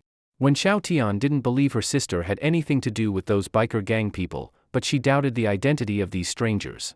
They're all residents of this small town. And sis, your memory is really poor, didn't you recognize Aunt Lee's daughter next door? Wen Lulu said. So they were just ordinary residents and neighbors. After the apocalypse, we gradually formed a group. During the day we search for food, at night we take turns keeping watch. At a time like this, there's not much difference between us, kind of like primitive society. We all work together, share equally. When Lulu continued. It must be very dangerous, Wen Xiao Tian said worriedly. Her younger sister was still a high school student, before she used to be terrified even by a cockroach, and now she was going out to look for food. But she also knew, to survive you must rely on yourself, she had to play her part. It's okay-ish now. Before was very dangerous, now zombies are fewer. It's just those people are disgusting. At first when they saw the minibus, we thought it was them coming. When Lulu said. Them? When Xiao Tian froze for a moment, asked, do you mean those people riding motorcycles? When Lulu's eyes widened, you encountered them? What happened? Did they do anything to you? She asked anxiously. Nothing much, when Xiao Tian explained their encounter. When she heard Jiang Lushur decisively ram those people away, when Lulu didn't recover for a long time, God. You haven't told yet, how did those people come to our house? When Xiao Tian asked urgently. When Lulu used the word again, clearly those people had come before. When Xiao Tian was deeply worried about Wen Lulu, remembering how nasty those people were. They came to collect protection fees. When Lulu frowned, looking disgusted. This gang, they have a leader. They drive zombies away, so to us survivors they demand protection fees. At first we thought the environment was safer, so paying a bit was okay. But they're too cruel, they're pushing us toward a dead end. With that when Lulu dragged out from under the bed a very dirty hat and a scarf, and said, before they forced several girls to be their girlfriends. I had to not change clothes, when they came I had to wear this. A girl who loved cleanliness forced to do that. When Xiao Tian felt both pain and anger. There was no way around it. When Lulu said helplessly. They ordinary people, they could do nothing. Never mind talking about this. Just being alive is good. Sis, have you eaten? When Lulu asked. Going downstairs, when Xiao Tian saw those survivors working quietly, checking weapons or sorting food. The food they took out of backpacks was mostly snacks and such. The wrappers were dirty, full of dust, many were squashed. Some wrappers even had disgusting bloodstains. A girl wearing rubber gloves was using a small basin to wash those wrappers. Xiao Tian's sister. That girl looked up and smiled, greeting Wen Xiao Tian. That girl was Aunt Lee's daughter. It was no wonder when Xiao Tian didn't recognize her earlier. She was also dirty, her hair dusty, looked like she hadn't washed in a long time. Only someone like that would be despised by those biker gang people, they wouldn't fancy them. Today's food is even less. It's getting harder and harder to collect. A middle-aged man was sorting food and complaining. Another old man about 60 said, "It's not that we got nothing, didn't we find half a bag of rice in one house today? That's good. That's true. But we have to give away half of it. The rest is only enough for a few meals." The middle-aged man frowned. Being able to eat a few hot meals is good enough.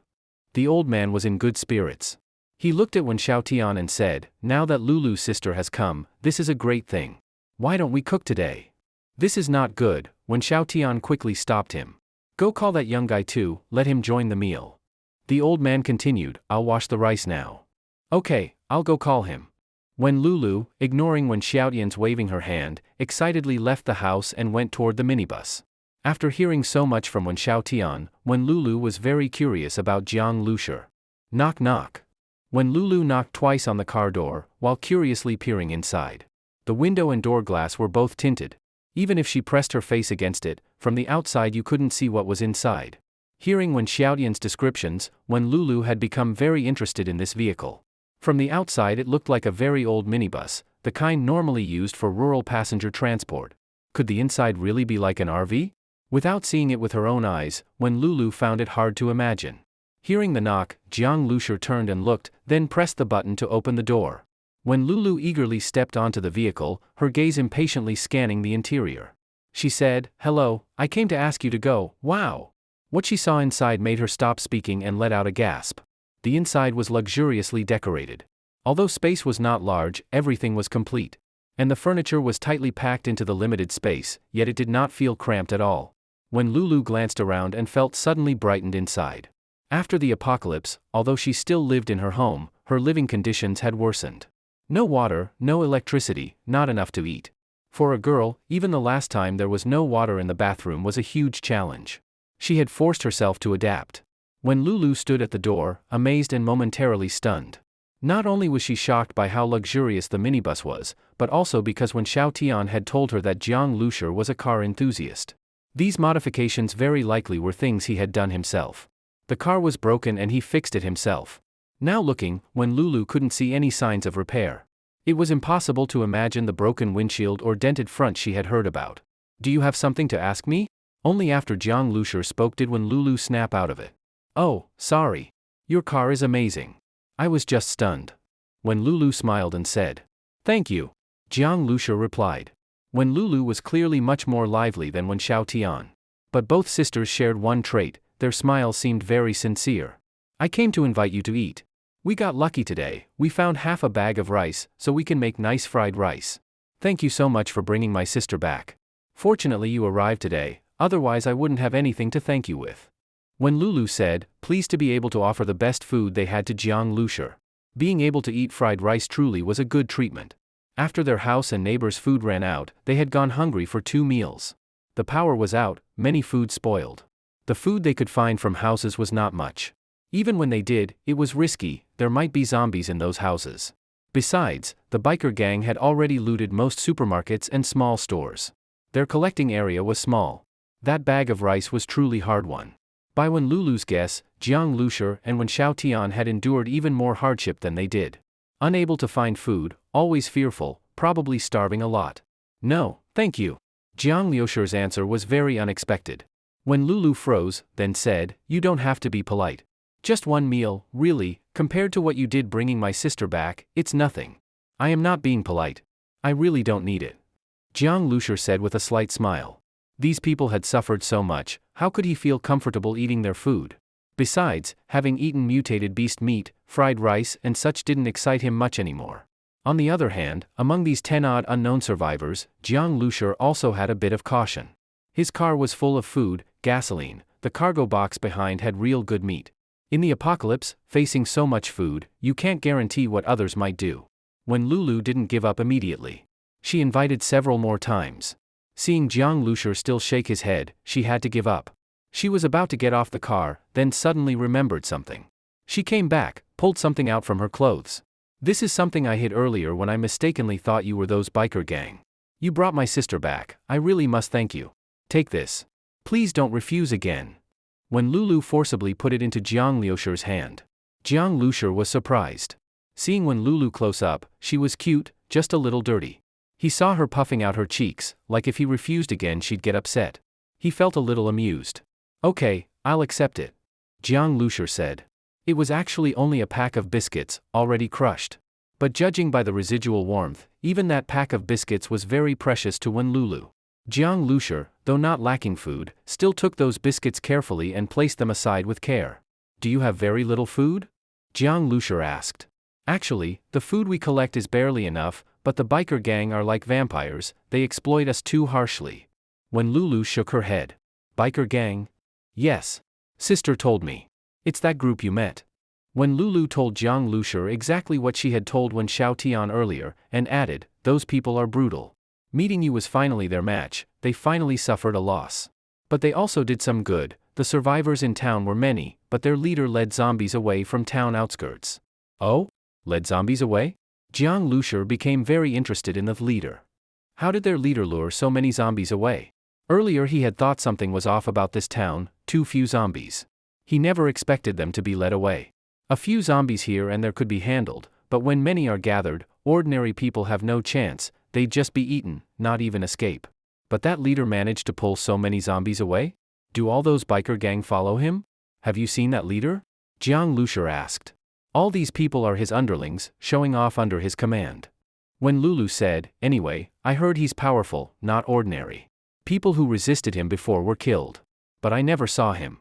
Of course it's better not meeting him surely would be bad. Not ordinary, Jiang Liusher's curiosity grew as he listened.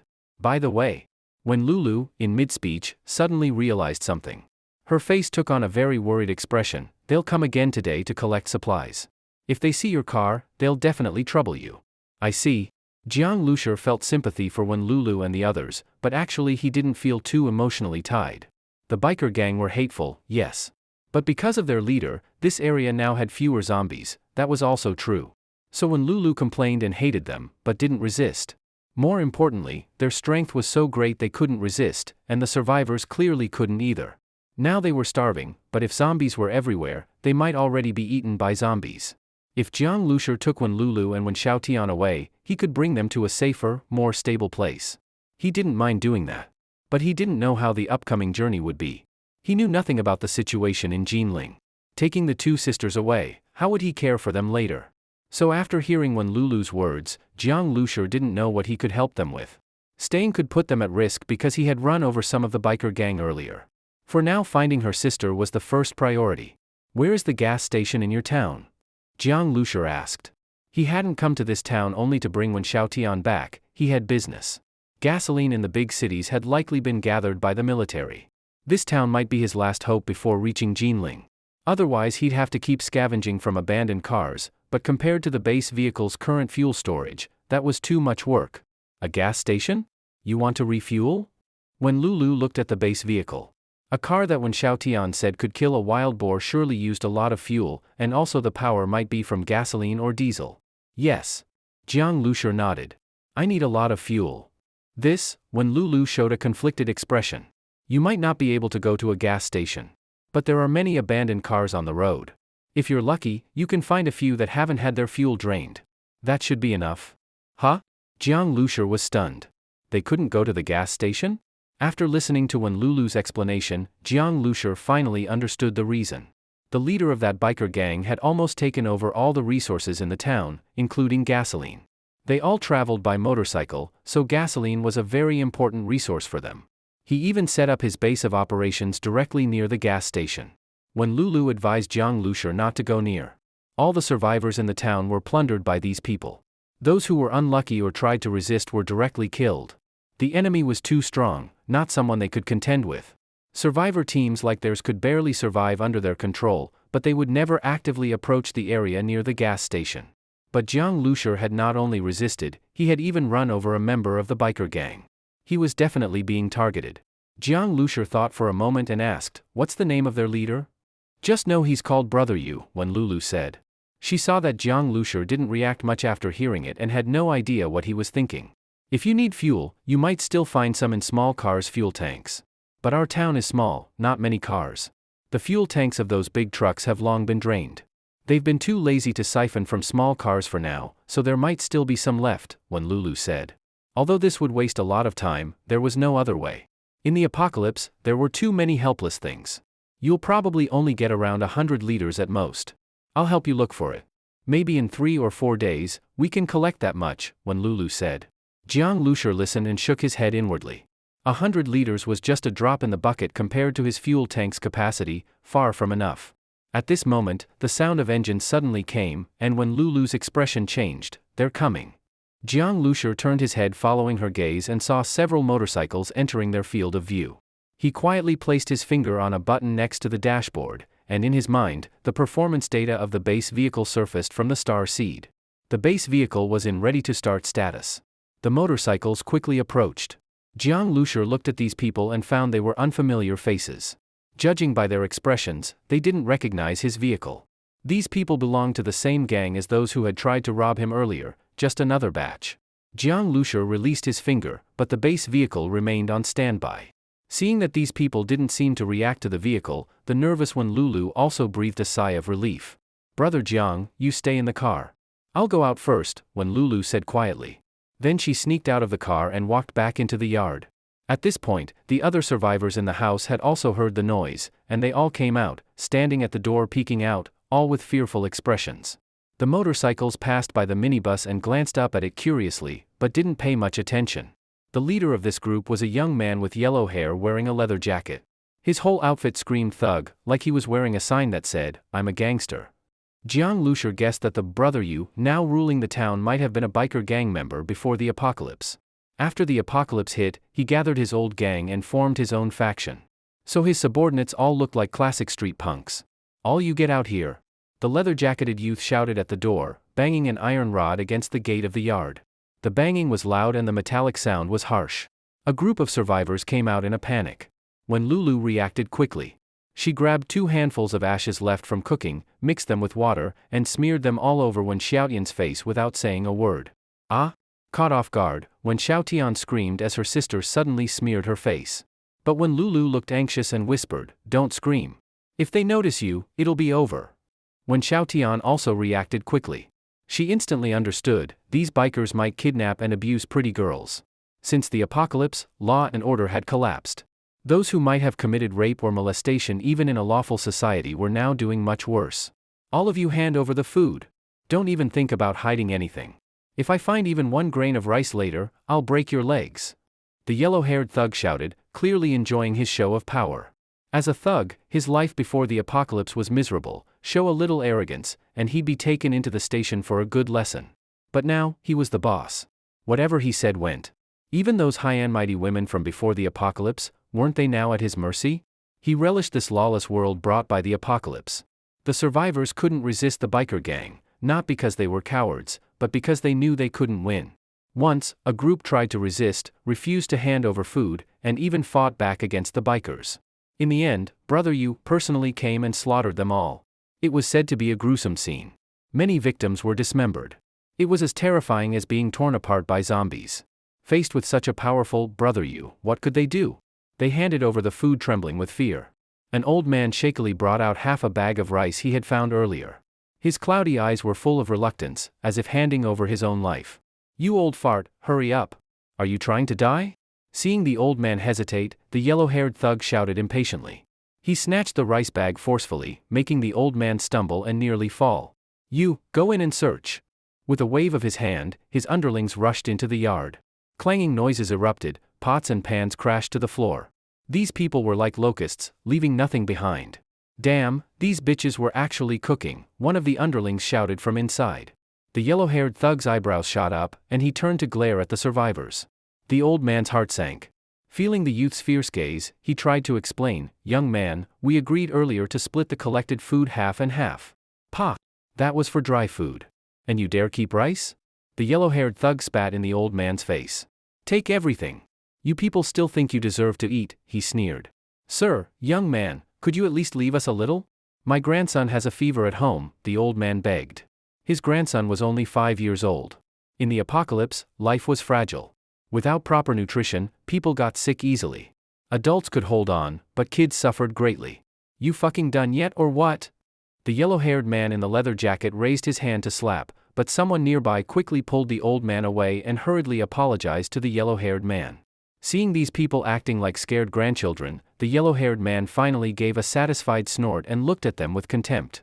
Many of these people probably wouldn't have even glanced at someone like him before the apocalypse, but now? They all had to bow and scrape. At that moment, the yellow-haired man casually turned his head and suddenly saw Jiang Lushi sitting in the minibus. Originally, he had only seen this beat-up minibus.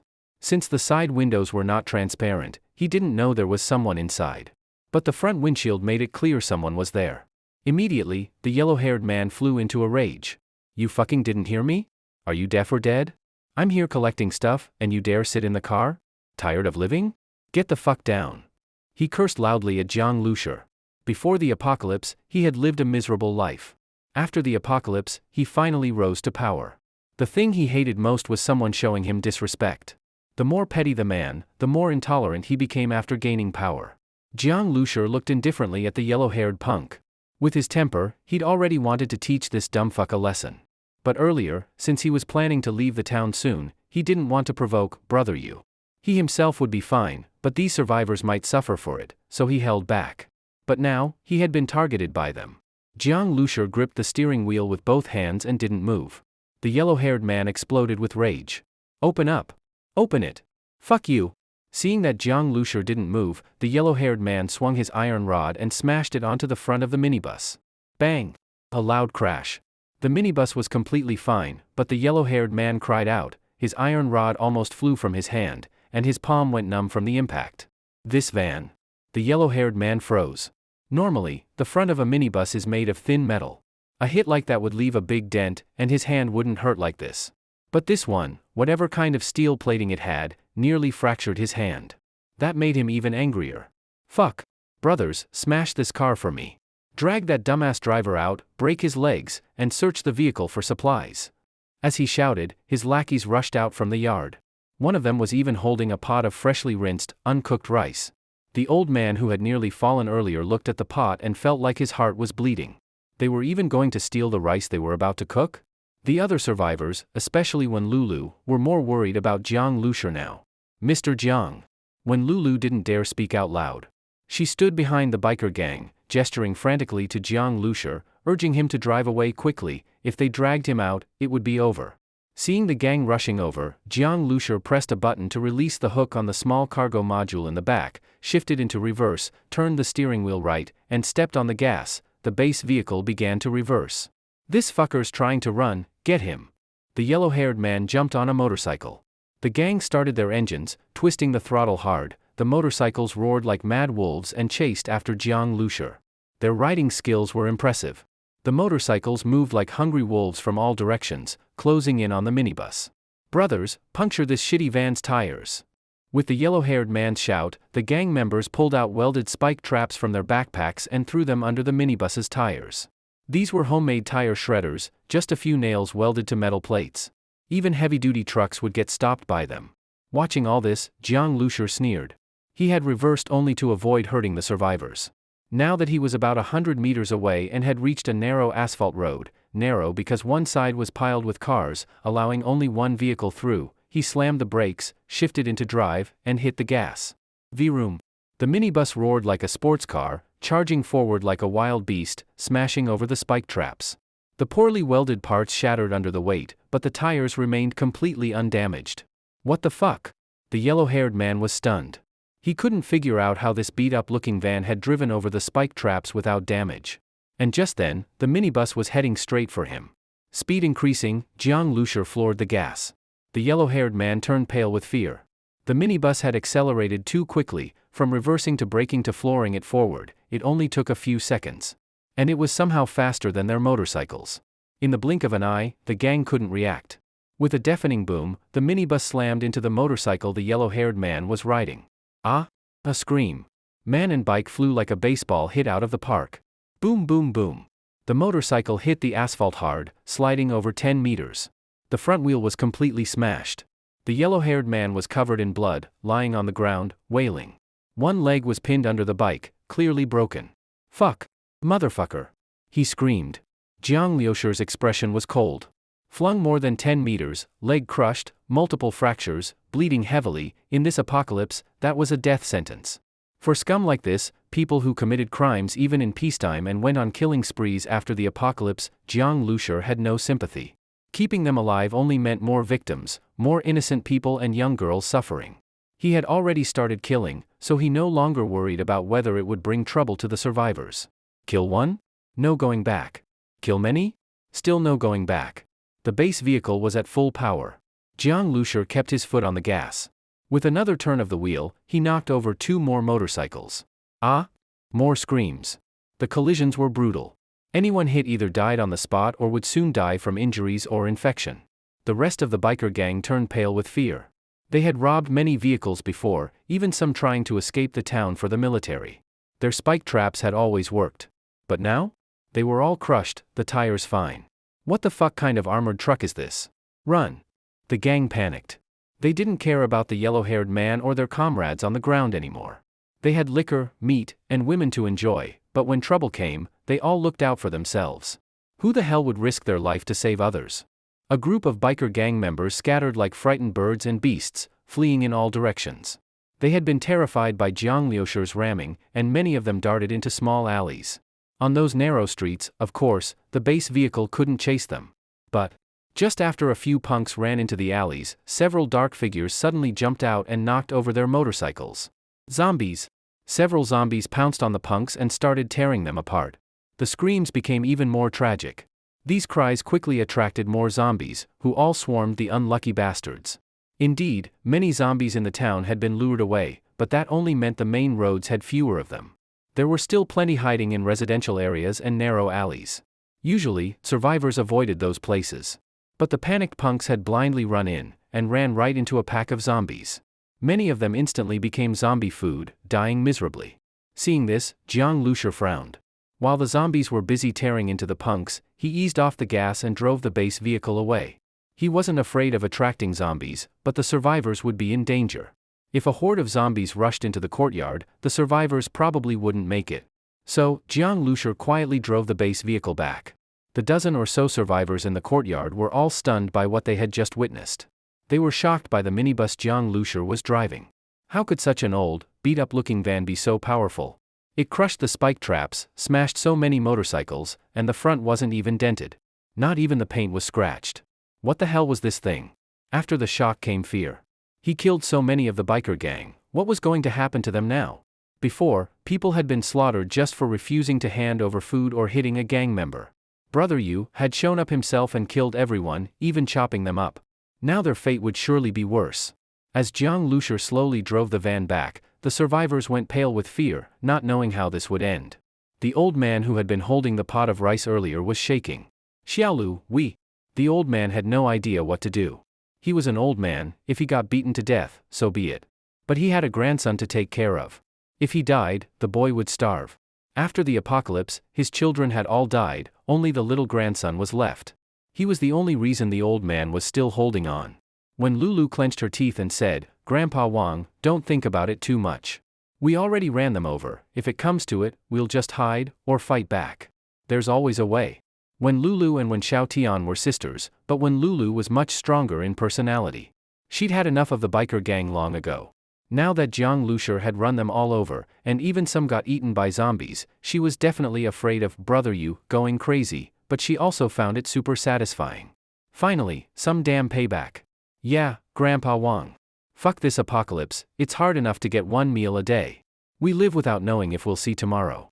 And we still gotta take shit from assholes like them? If I wasn't afraid of dragging all of you into it, I'd have smashed that yellow-haired bastard in the head with an iron bar a long time ago. A hot-blooded young man in his 20s added. In this world where death could come at any moment, even Brother Yu didn't seem so scary anymore. Zombies weren't necessarily worse than him. But most of the people were still afraid. Zombies didn't hunt you down. But Brother Yu? If he wanted revenge, he'd find you no matter what.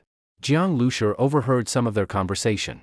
He glanced in surprise at the young man who said he wanted to knock out the yellow-haired bastard. He was short, had pale skin, and even looked a little refined. Who would have thought he had so much fight in him? Hey, bro. Do me a favor. Drag that half-dead yellow-haired prick over here, Jiang Lushur said to the pale guy and handed a pack of chocolate-covered peanuts through the window. This is for you. Jiang Lushur liked the guy's attitude. Plus, he didn't want to get out of the van himself to drag the yellow-haired man over. No telling if the zombies might be drawn by the guy's screaming. Staying in the van meant he could respond to danger at any time. Also, he had a whole stash of mutated beast meat, enough dry rations to fill a storage room. To him, this little pack of chocolate was nothing. Giving one away didn't matter at all. But in the eyes of the survivors, this tiny pack of chocolate made their eyes light up instantly. Chocolate. They hardly had any food to begin with, and most of it was trash, like it had been pulled from a dumpster. The better stuff always got taken by the biker gang. A high-calorie, great-tasting food like chocolate? They didn't even dream of it. They were sick of stale biscuits and gross, cheap instant noodles. They could barely eat that crap anymore. And now Jiang Lushur just casually gave some away.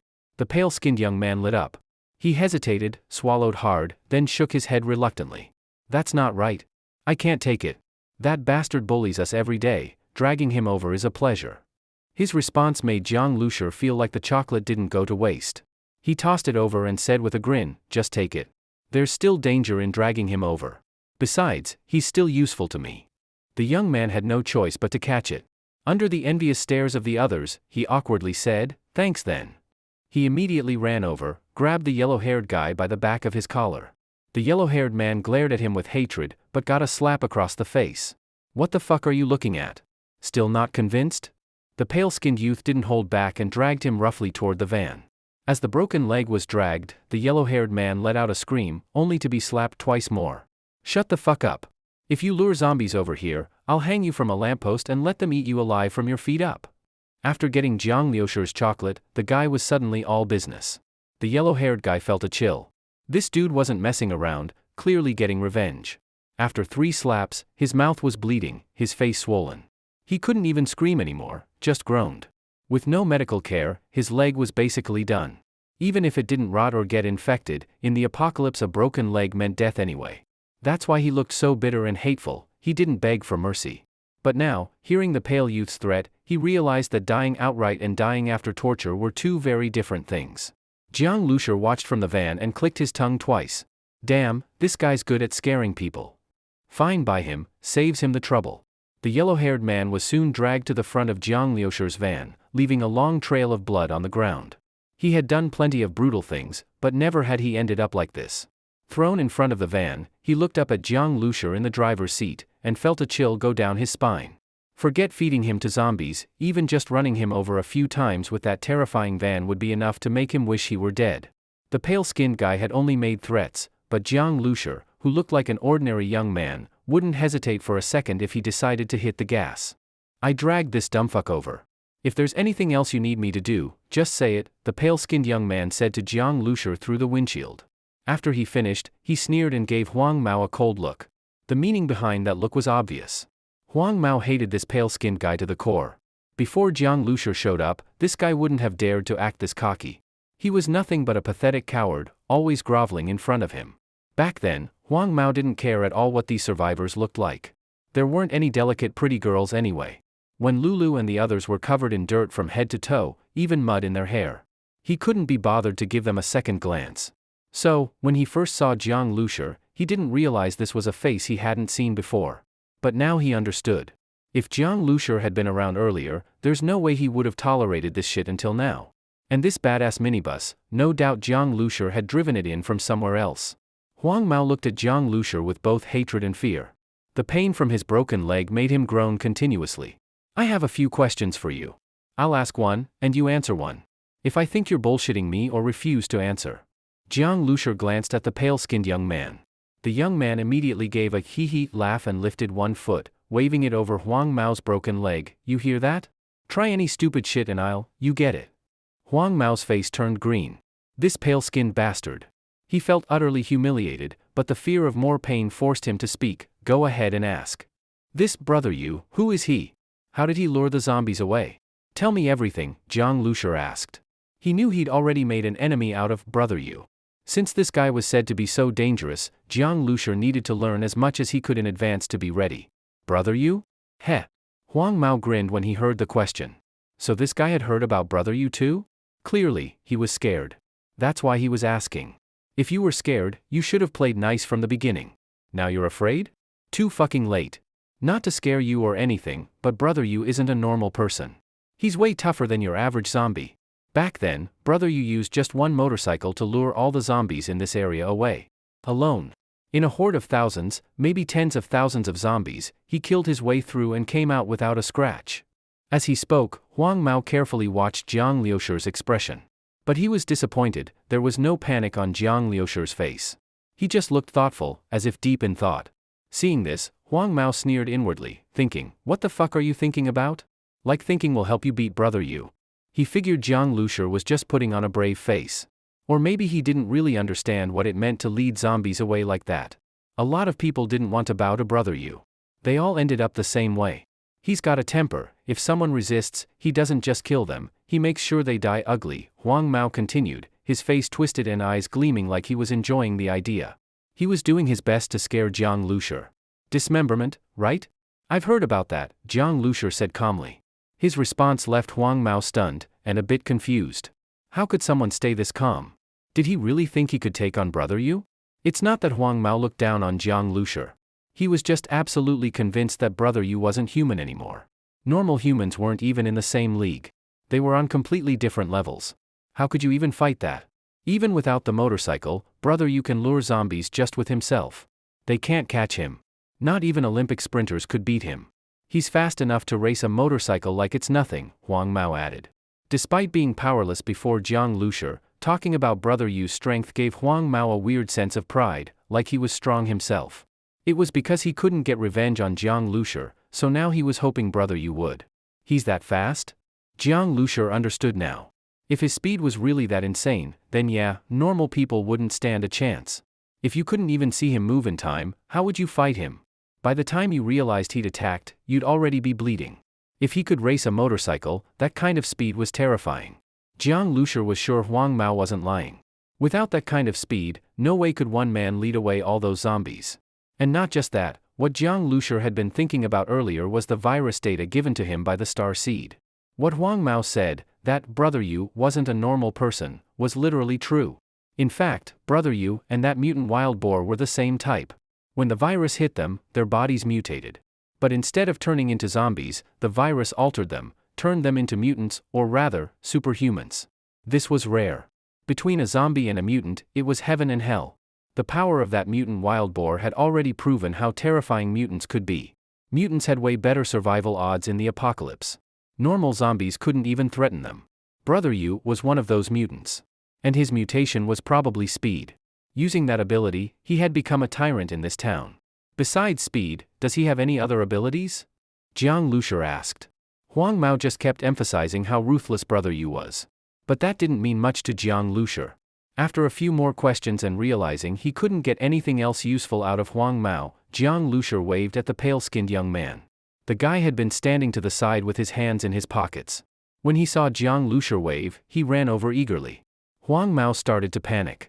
He had no idea what Jiang Liushi was planning to do with him. Jiang Liushi just stared at him through the windshield, deep in thought. The gas station was located at the other end of the town, near the exit. There were fewer zombies here. Along the road, some zombie corpses could still be seen hanging from balconies, slowly rotting. These zombies were originally humans. They only turned into extremely aggressive, super strong, and fast monsters because of the virus. Although their bodies had become very different from humans, they still bled and decayed after death. Seeing these corpses hanging there gave people chills. This area was the biker gang's territory now. Not only couldn't zombies get close, but regular survivors wouldn't dare step foot here either, they stayed far away. The biker gang's base was located right next to the gas station, in a residential building. Beneath the residential building was a repair shop. At the moment, more than a dozen motorcycles were parked there. Inside, a few bikers were sitting around playing cards. Vroom vroom vroom. Suddenly, the roar of an engine came as a motorcycle sped toward the building, nearly crashing into one of the parked bikes. Inside the shop, at a wooden table covered in engine oil, the bikers looked up at the noise. One of them, seeing who had just arrived, got up in surprise when he recognized the guy who jumped off the bike and rushed over. "Isn't that Qiangzi? What the fuck are you in such a hurry for?" Seeing Qiangzi's panicked face as he ran straight over, the biker tried to ask, but Qiangzi shoved him aside. "Move." The biker stumbled and cursed, "Fuck. You in a rush to die or what?" Qiangzi ignored him completely, charged through the back door of the shop, and ran all the way up to the 4th floor without stopping. This building was full of biker gang members. Their boss, Brother Yu, lived on the top floor, 4th floor. Originally, some survivors had been hiding in this building, including a family who had lived there before. But after Brother Yu and the gang moved in and picked this place as their base, those survivors were doomed. They were just regular people. Forget standing up to Brother Yu. Against the biker gang, they had no ability to resist. As a result, the men and elderly were nearly all killed. The young women were raped, and even little girls weren't spared. These people escaped the zombies, only to be destroyed by humans. The apartment Brother Yu took over had belonged to that little girl's family. Xiangzi ran up to the door, panting heavily, and burst inside.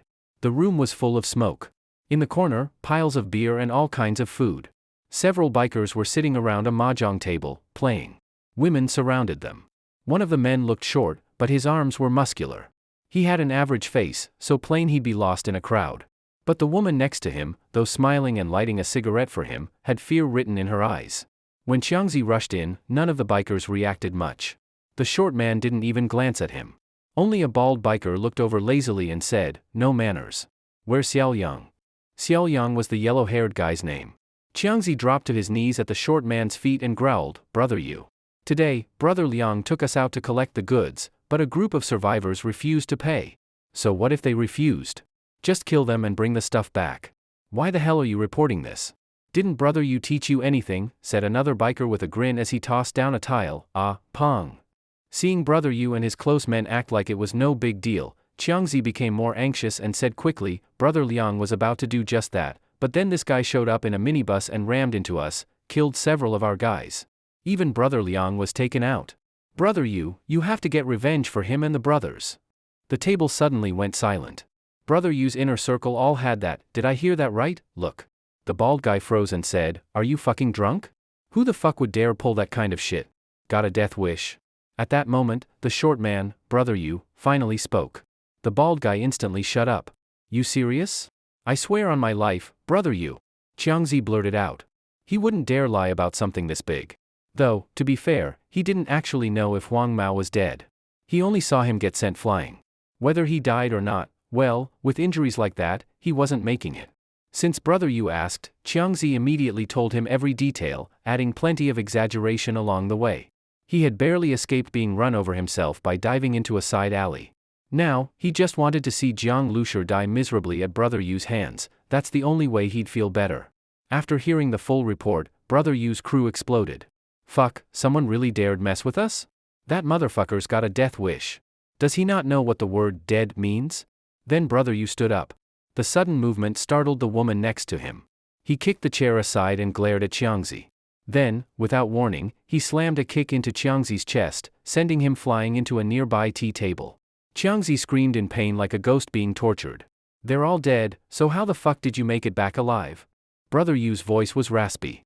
His cold stare made Xiangzi tremble and bite down his cries of pain. Brother Yu ignored him and turned to his men. "Get the cars. We're going now. If we're late, he'll run." This guy stirred up serious shit. He'd probably try to drive off in that minibus. That's not something Brother Yu was gonna let happen. Hearing the order, his men all stood up and ran off to get ready. Just then, a loud boom echoed from outside. The sound was so sudden that even the women and the crew flinched. "What the fuck was that?" the bald guy yelled. That bang was way too loud. Brother Yu quickly walked to the window, pulled the curtain, and looked down. After staring for a few seconds, he asked without turning around, "That minibus, what color was it?" Xiangzi froze, then quickly answered, "It was white. Parked right in front of that family's house. You'll see it the moment you get there." "No need," Brother Yu cut him off, turning around slowly. His face was calm as still water, but his eyes were full of killing intent. "He's already here." "What?" Brother Yu's words left his henchman, and Xiangzi, in disbelief. "That loud bang just now, it came from that minibus?" They were just about to go check out the window, but saw Brother Yu walking toward the door with a dark expression. He was carrying a loose bag, and with each step, the sound of glass bottles clinking could be heard from inside. Inside the bag were bottles of gasoline. Light them up and throw, they became the simplest Molotov cocktails. Besides that, Brother Yu also had a black Type 54 pistol at his waist. After the apocalypse, he had led his men to loot the local police station and got their hands on a bunch of batons, handcuffs, and a few pistols. All the guns were now under his sole control. He was naturally suspicious and didn't trust anyone else with them. Grab your gear. Brother Yu's cold voice rang out as he stepped out the door. The biker gang sprang into action, grabbing iron bars, spike strips, molotovs, and rushing downstairs. Qiangzi hesitated for a moment, then struggled to get up and followed. The women sitting around the messy card table exchanged blank stares. These women were captives here, abused by the biker gang. They quietly shuffled over to the window, looking outside, and saw the white minibus. They were numb to such conflict by now. Maybe soon they'd see molotovs flying, the minibus engulfed in flames, the driver dragged out, tortured, and hacked to pieces. Since the apocalypse, girls who used to cry over a dying kitten now watched humans live and die without blinking. If only those fucking bastards got run over and died, one young woman suddenly said through gritted teeth. What the hell are you saying? Careful they don't hear you. Shoo, don't talk like that. Besides, that guy couldn't have run them over. Her friend immediately covered her mouth. Their fear of the biker gang, especially Brother Yu, was bone deep. By this time, Brother Yu and his men had already charged out of the building. As soon as they exited the repair shop, they were met with a nasty sight. The whole row of motorcycles parked outside had been rammed into the wall. All of them were piled together in a mess. And on top of those fallen bikes, lay a person. His hands were tied with rope, his head and body covered in rotten vegetable leaves and garbage. He was groaning nonstop. Qiangzi, who had just caught up, stared wide-eyed when he saw the figure. Brother Liang. That figure, like he'd crawled out of a dumpster, was Huang Mao. Brother Yu's eyes turned ice cold as he stared at him. And the moment Huang Mao saw Brother Yu, his screams grew louder. Brother Yu! Help me! My leg got crushed. As he talked about his leg, his voice became shrill and full of snot and tears. With a leg like that, he had no idea how he'd survive. Brother Yu glanced at him coldly without saying a word. Seeing his face, Huang Mao choked on his screams. From Brother Yu's expression, he saw disgust. That look made his heart sink. Don't kill the guy driving the minibus. I want him alive. Brother Yu said each word through clenched teeth. He hated Jiang Lucia with a passion. Since the apocalypse, Brother Yu had become the local tyrant of the town. The biker gang looked down on survivors like they weren't even human, like slave owners to slaves. And most survivors submitted and groveled before them, which only made their arrogance worse. They never imagined there'd be a survivor bold enough to fight back, and even attack them directly. Seeing how furious Brother Yu was, the bikers knew that the driver of that minibus was fucked. Dying would be the easy way out. Let's go grab that dumbfuck, the bikers shouted. They picked up the few still usable motorcycles and revved them hard. Which way did the van go? They crowded the entrance, but the minibus was nowhere to be seen. From the window earlier, they saw it had reversed away. In their minds, the minibus must have fled after pulling such a suicidal stunt. A chase scene was about to begin. That's their specialty, toss a bunch of molotovs, and it's over. But just as they were about to chase after it, another loud boom erupted. This one came from the gas station. Screams followed. They had people stationed at the gas station, and clearly, their base had just been attacked. He rammed my gas station? Brother Yu's eyes glinted with murderous rage. The gas station was less than 200 meters away. That guy didn't even run, he attacked the gas station instead? Fucking suicidal. Suddenly, Brother Yu broke into a sprint. Like a cheetah, he leapt over the motorcycles and charged toward the gas station. His men snapped out of it and followed, engines roaring behind him. At the gas station, Jiang Lucia had already connected the minibus's automated fuel intake system to the pump. Gasoline was steadily flowing into his nearly empty tank. The biker gang had collected nearly all the fuel in town and stored it here. Jiang Lucia couldn't even use it all. At the same time, his eyes were fixed on the direction of the building, waiting for Brother Yu to appear. After thinking it over, Jiang Lucia realized that waiting for Brother Yu to come to him might endanger Wen Lulu and the others. Even if they hid, it might not be safe. There were too many bikers. If anything went wrong, he wouldn't be able to protect them. Besides, he needed a large amount of gasoline, that was the main point. The gas was in Brother Yu's hands. If he wanted it, he had to come knocking. Knocking over the motorcycles was just to cause a little chaos. Attacking the gas station was to buy time for refueling. Without enough gas, he couldn't even use some of the weapons on the base vehicle. Jiang Lucia kept his eyes on the fuel meter displayed by the star seed, 100L, 200L, 300L. Ever since the fuel tank was upgraded, refueling was ridiculously fast. The numbers jumped by the hundreds. When it hit 600L, a figure appeared by the flower bed outside the gas station, rushing toward him. The moment this person saw the minibus, he didn't hesitate, just charged straight at it. So fast. Jiang Lucia blinked. That must be Brother Yu. Seeing the minibus parked there refueling, Brother Yu instantly exploded with rage. This bastard, not only had he killed his men and provoked him, but now he actually dared to openly refuel here? Brother Yu lunged at the base vehicle like a leaping leopard, moving at a speed no ordinary person could match. Since this was a gas station, Brother Yu couldn't use Molotovs or risk firing a gun. Instead, he reached behind his waist and pulled out a three-edged military bayonet. He'd also found this bayonet in the police station, probably confiscated as an illegal weapon, lucky for him. Just then, the fuel nozzle suddenly detached, and the minibus let out a sharp screech.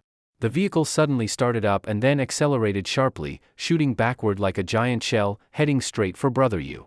Jiang Lushur didn't activate the instant acceleration, but the performance upgrade from the modified fuel system had already boosted his starting speed significantly.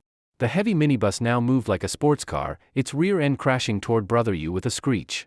Even though Brother Yu had heard Xiangzi's description of the vehicle, in his own mind, he still couldn't believe a minibus could be that powerful. But now, the moment it started moving, it shattered all his assumptions. This wasn't a minibus, it was a damn racing car. And the driver was cunning as hell. He didn't start the vehicle until he was close enough to strike. Brother Yu was forced to stop his charge and dove to the side. Vroom. The minibus brushed past him. As it passed, Brother Yu spun around and threw a spike strip behind its tires. His spike strip was way better than the crude ones the gang used. This one had been dismantled from official police gear and modified. Once a tire rolled over it, the sharp spikes would pierce through.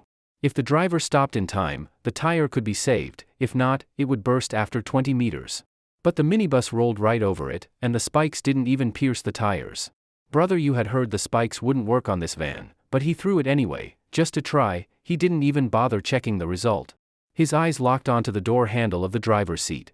As the van passed by at high speed, he jumped. Brother Yu was fast. Jiang Lushur only saw him dodge via the rearview monitor, and then the van jolted. The next moment, he heard a bang at the door, and a face suddenly pressed up against the window. At the same time, vroom vroom, several motorcycles appeared on the road. Jiang Lushur had pulled out of the gas station. The bikers were swarming in from the street, and more were flooding out of their base. Although the earlier collision had slowed them down, it hadn't really crippled their mobility. But Jiang Lushur didn't have time to worry about these scavenging biker dogs, because Brother Yu was now hanging on his door. Jiang Lushur turned his head, and the two locked eyes. Brother Yu grinned viciously and jabbed the three-edged bayonet into the window seam. That seam was the window's weak spot. Many cars came with emergency window breakers to escape after a crash. Thieves often used crowbars to pry windows.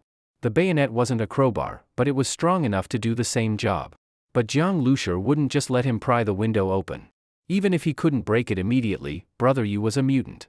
And the vehicle had just been repaired. There was no way Jiang Lushur was letting this gang leader damage it. He yanked the steering wheel hard, the tires screeched on the concrete, leaving 4 long skid marks as the vehicle spun. He floored the gas. The van exited the gas station, pulling a sharp, almost overturning drift. The damn thing was drifting, a minibus. The bikers were stunned. With a turn that sharp, and Brother Yu only holding the handle with one hand, he was flung off. Normally, that would have injured someone. Jiang Lushur looked back through the window, and saw Brother Yu tumble skillfully to the ground without a scratch. Then Jiang Lushur noticed something new in Brother Yu's hand. Brother Yu looked pissed. He hadn't expected the van to perform so well, better than Xiangzi had said. But now that the van had left the gas station, he no longer needed to hold back. Steadying himself, Brother Yu pulled out several homemade Molotovs and hurled them at the minibus. The bottles shattered on impact, igniting massive flames that wrapped around the vehicle. The van was fast, but Brother Yu's throws were faster. There was no time to dodge. Brother Yu shouted as he threw the Molotovs. At the same time, he pulled the Type 54 pistol from his waist, aiming at the flaming driver's side window, where Jiang Lushur was clearly visible. They were less than 10 meters apart. Brother Yu wasn't a sharpshooter, but after training in the apocalypse, his aim was decent. At that range, he aimed to shoot Jiang Lushur in the shoulder. If the shot veered a little and hit his neck or head, well, then Jiang Lushur would just die quicker. Normal police handguns were made to stop, not kill. But the Type 54 was different. Nicknamed the Black Star, it was a military pistol built for lethal damage. It could punch through 2 bodies at close range with no problem. It could also pierce body armor or a brick wall. This gun had served in police departments for over 20 years before being phased out due to excessive power. It was replaced by the Type 64, but some places still used it. Xiangzi said they tried all sorts of weapons on the minibus windows and couldn't leave a mark. But brother, you didn't care. A metal rod's impact was nothing compared to a Type 54 round. Die, motherfucker. Brother, you pulled the trigger without hesitation. From the moment he landed, threw the Molotov, and fired, it all took just 1 second.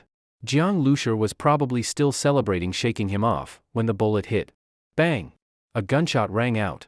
Yuga was indeed fast.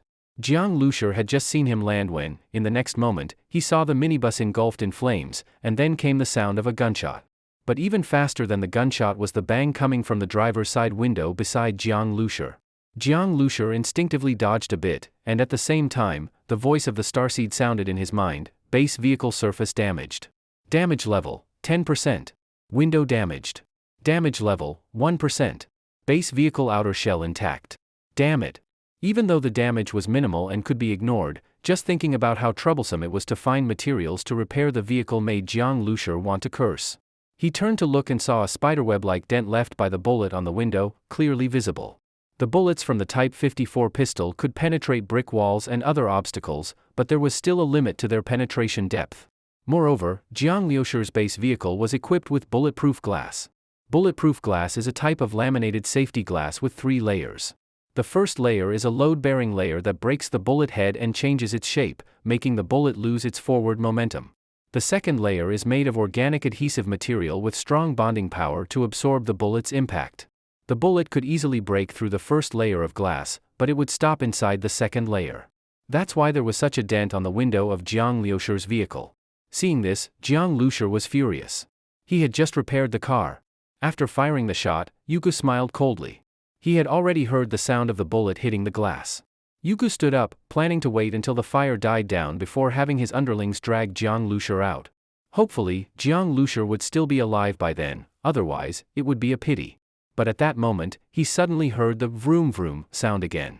The sound came from the minibus right in front of him. Yugo was stunned. He was sure he had hit him. Could it be Jiang Lushur wasn't hurt badly? Then the front of the minibus suddenly swung around.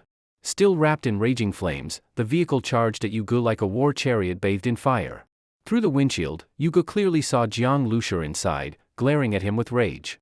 There wasn't even a scratch on Jiang Lushur, let alone any blood or wounds. The bloody mess Yugo had expected never happened. Yugo, holding the Type 54 pistol, froze. What the hell?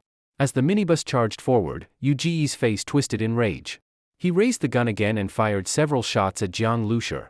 All the bullets hit the windshield, but were completely stopped. Each bullet left a visible dent, but behind the glass, Jiang Lushur remained unchanged, even his expression didn't flinch. Boom! The minibus charged ahead.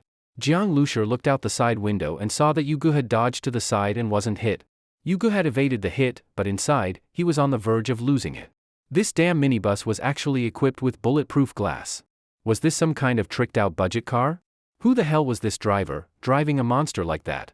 Just then, Yugo saw the minibus change direction and speed toward a group of 7 or 8 motorcycles. These bikers had been circling around the minibus, tossing Molotov cocktails at it. When Yugo was firing, they were attacking the rear of the vehicle. They had all assumed that since Yugo himself had acted, they only needed to support him from the sides. There was no risk at all. But unexpectedly, after the gunshots, not only did the minibus not go down, it became even more furious. And Yugo hadn't managed to stop it either. So the minibus changed targets, to them. The bikers felt like their scalps were about to explode.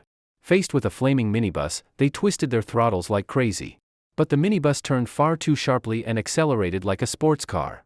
Although they reacted immediately, they were still overtaken quickly. Some tried to swerve off the road. One crashed into a flower bed while turning, launching the rider over 10 meters.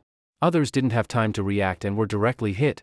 Those who were thrown into the air weren't dead yet, but were set on fire, rolling on the ground in agony.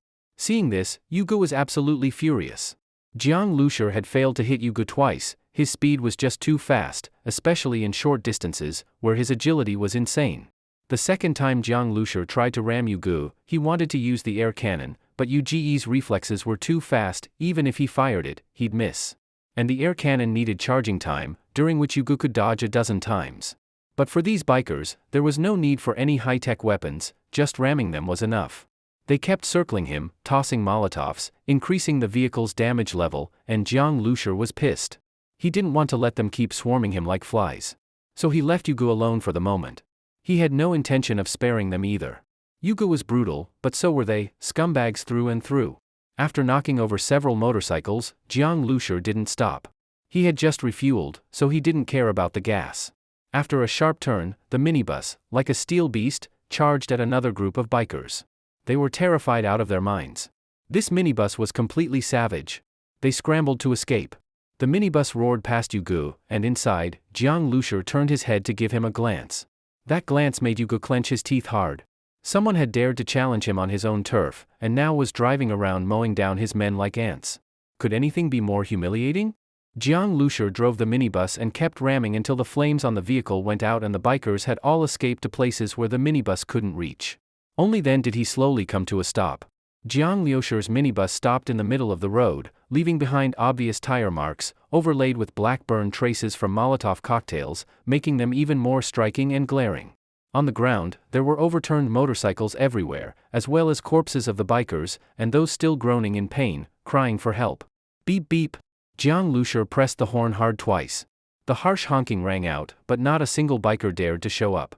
They were all shocked by Jiang Lushur's crazed ramming just now. At that moment, a sharp tire screech suddenly came. Immediately after, from the sidewalk, a truck suddenly turned out. It was a heavy-duty truck, likely weighing tens of tons. On the road, it was a giant beast. If it hit an ordinary car, it could smash it into pieces. Even Jiang Lushur's minibus looked like a child in front of an adult compared to this truck. The heavy truck came onto the road, facing Jiang Lushur's minibus from afar. In the driver's seat, which was over 1 meter high, Jiang Lushur saw Yuji's figure. He was gripping the steering wheel, eyes fiercely fixed on the minibus, looking completely insane. Jiang Lushur's rampage had completely enraged Yuga. He, the boss, stood right there, yet had to watch helplessly as the minibus went back and forth in front of him, ramming his underlings. The groans of the wounded bikers lying on the ground pierced Yuji's ears like needles.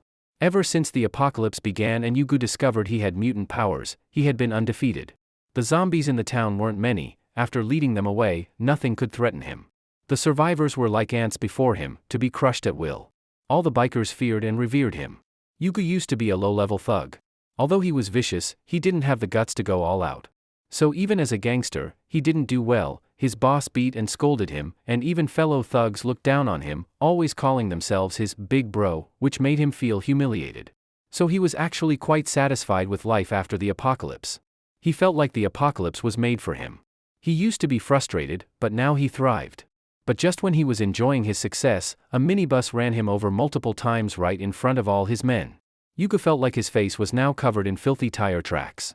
If he didn't kill Jiang Lushur, Yuga felt he could never lift his head again. So while Jiang Lushur was still gleefully ramming around, Yuga ran off and drove over this heavy-duty truck that had been left at the gas station since the apocalypse and later taken by the bikers. This minibus liked ramming? Then he'd ram Jiang Lushur to death. No matter how strong the minibus was, it couldn't outram a heavy-duty truck. Vroom vroom vroom. Yuga slammed the gas pedal. Seeing Yuga driving the heavy truck toward him, Jiang Lushur's heart skipped a beat. This truck really was a steel monster. Charging at full speed like that, the visual impact was overwhelming. If the truck really hit, Jiang Lushur wouldn't die, but his base vehicle would definitely be badly damaged. But thinking he could hit him just like that was too naive. Jiang Lushur's base vehicle had instant acceleration, enough to let him escape. Dodging or changing direction would be no problem. However, Jiang Lushur didn't press the instant acceleration button. Escaping was easy, but that would mean his mission here would fail. On the contrary, Jiang Lushur stared hard at the oncoming truck and stomped on the gas pedal. In fact, although the moment was dangerous, it was also an opportunity. A perfect chance to kill Yuga. Jiang Lushur locked his eyes on the rapidly approaching truck while Starseed continuously reported the changing distance. Seeing the minibus not only refusing to flee but charging back at him, Yuga let out a cold laugh. "Ha! This guy is way too arrogant. I'll crash you to death. Crash you to death." He couldn't wait to turn Jiang Lushur into minced meat. Just imagining the minibus's front end crumpling, Jiang Lushur mangled like ground meat, blood pouring from the cracks of the vehicle, made Yuga feel incredibly excited and even a bit tingly all over. He had floored the gas and was laughing wildly inside the truck. The bikers were also watching the scene. They all thought this minibus had gone completely mad. This was suicide. Maybe Jiang Lushur, after doing such a crazy thing, knew he wouldn't survive and was now going out in a blaze. Inside the minibus, Jiang Lushur's expression remained calm. He listened to Starseed's prompts while calculating rapidly in his mind. Now! Jiang Lushur suddenly pressed a button. 10, 9, 8. The distance was now so close they could see each other's facial expressions clearly. Jiang Lushur saw the twisted grin on Yuji's face as he shouted something at him. Judging by the mouth shape, it was probably, die. Jiang Lushur didn't say anything. Starseed's countdown echoed in his head. 3, 2, 1. Only 10 meters remained between the two vehicles. Boom! With a massive sound, Yuji's twisted, excited expression froze. Jiang Lushur saw the heavy truck's charge come to an abrupt halt. The terrifying power of the air cannon shattered the truck's windshield the instant the airflow hit. The broken glass, like flakes of snow, swept toward Yugu. Then the truck's front end began to deform and suddenly lifted up. Meanwhile, the rear trailer, being so heavy, still surged forward from inertia. The cab and trailer crushed into each other with terrifying force. Boom, boom, boom. A series of explosions erupted with a deafening roar. The visual impact of a collision involving such a massive heavy truck was extremely intense. Especially at close range, even though they knew the truck wouldn't hit them, the bikers still couldn't help but scream and retreat. It was too shocking. In almost an instant, the truck's front was completely crushed and deformed. The tragic scene that Yugu had imagined would happen to Jiang Lushur instead happened to himself, in an even more brutal way. As for the bikers, they didn't see clearly what had happened. They had thought that once the heavy truck hit the minibus, what would happen next would be completely predictable. But unexpectedly, just as the two vehicles were about to collide, the truck's front suddenly flipped, and they watched the front deform right before their eyes. Yugu was fast, but this time, he didn't have time to escape and was crushed together with the truck's front. The rear of the truck swung out sideways due to inertia, making a harsh screeching sound on the road, and then it flipped over with a loud crash. The whole process was unbelievable to watch. The massive noise made all their ears ring. It felt just like a huge explosion. Jiang Lushur saw some fragments splatter onto his windshield, making a series of dense crashing sounds. But this level of impact caused no damage to the bulletproof glass. Sitting inside the vehicle, Jiang Lushur also took a deep breath. The outcome for the heavy truck didn't surprise Jiang Lushur, but seeing it with his own eyes was still shocking. He had already experienced the power of the air cannon, and to be safe, he had specifically waited until the two vehicles were at the closest distance. If they got any closer, when the air cannon hit the truck, even the base vehicle would be affected. Jiang Lushur had aimed the air cannon directly at the truck's cab, so without even checking, he knew Yugu was definitely dead. Even though Yugu was a mutant, he was still flesh and blood. Under such force, there was no chance of survival. Jiang Lushur let out a light breath. He had been fully focused on listening to Starseed's distance prompts. All of his attention had been on the moment of firing, and it took a toll on him. Energy leakage detected. Absorb it. Starseed suddenly prompted. Jiang Lushur was stunned. Energy leakage? Although he didn't know what it was, he immediately said in his mind, yes, absorb it. Absorbing. Mutant energy absorbed. Energy stored. New energy level is below level 1, unable to upgrade. You can choose to continue storing it, or use it to enhance the base vehicle's armor defense. Mutant energy? Jiang Lushur was a bit confused. He looked at the overturned truck and suddenly understood. This mutant energy must be Yuji's mutant ability energy. However, Jiang Lushur didn't understand this new kind of energy. Fortunately, Starseed quickly explained. After Yugu died, the energy inside his body leaked out, and the base vehicle could absorb it. This was different from the mutant wild boar's core.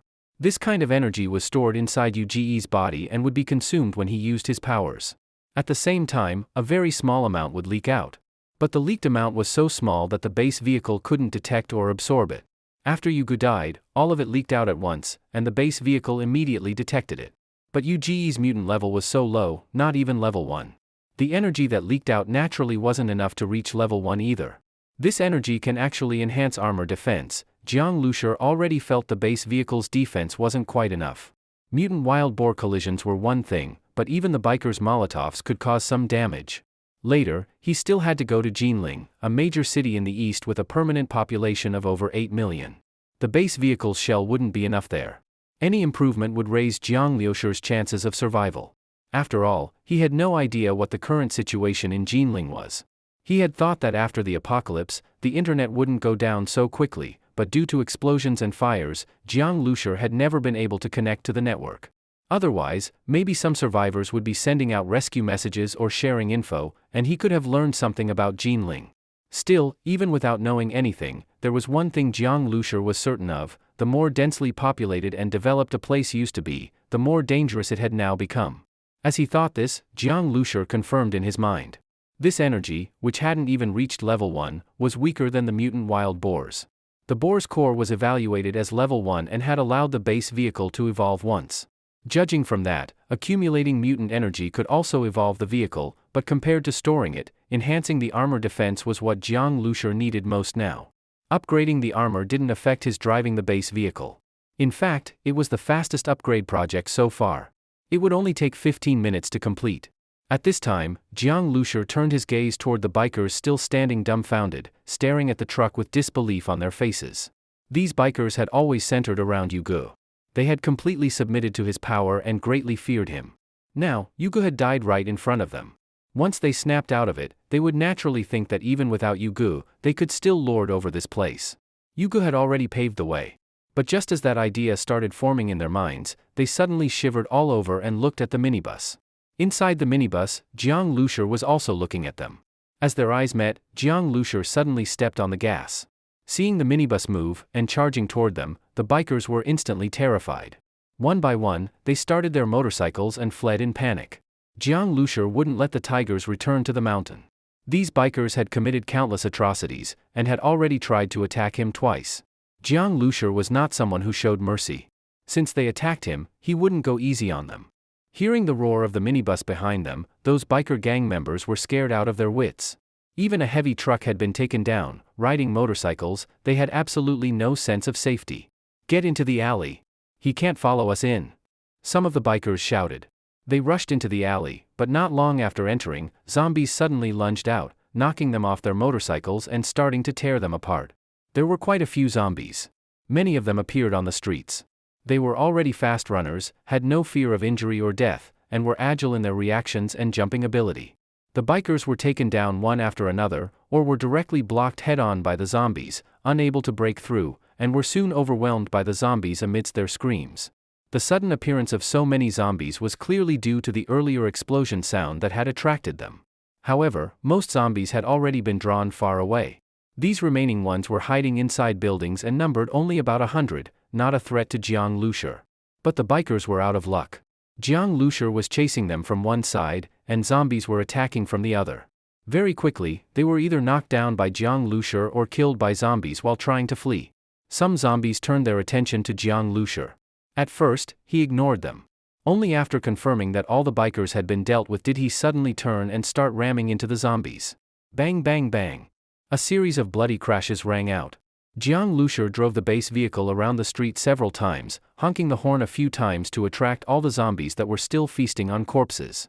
These zombies desperately pounced at the base vehicle, their outstretched hands and ferocious faces barely touching the glass before being flung away or crushed under the wheels. Soon, there wasn't a single standing zombie left on the street.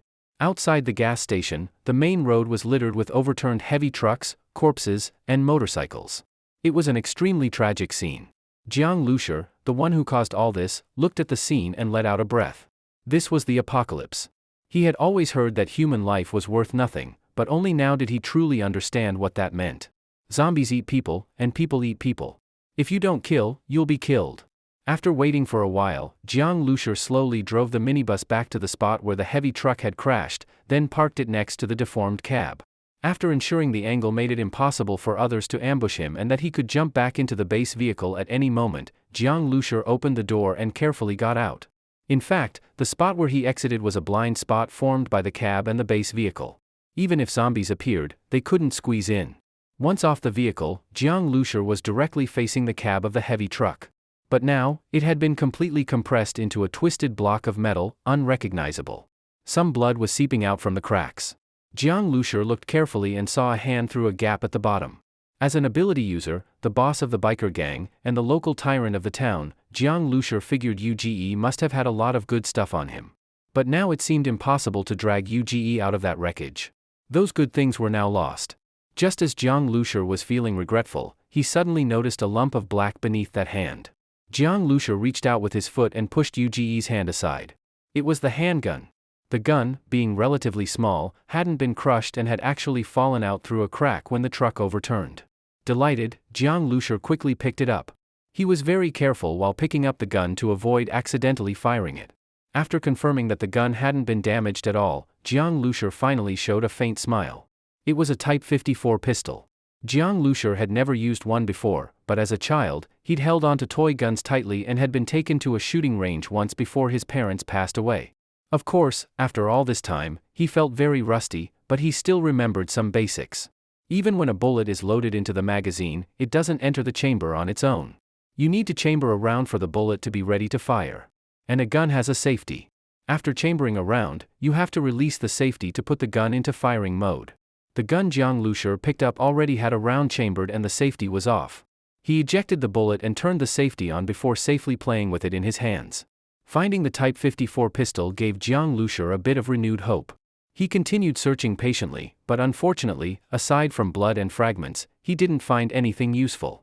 Restarting the base vehicle, Jiang Lushi drove the minibus to the gas station. Finally, no one would interrupt his refueling. UGE and the bikers had gathered all the town's fuel and stored it here. Now, it all belonged to Jiang Lushi. Once the base vehicle was parked, the automatic refueling system activated, the fuel hose extended, and connected to the pump.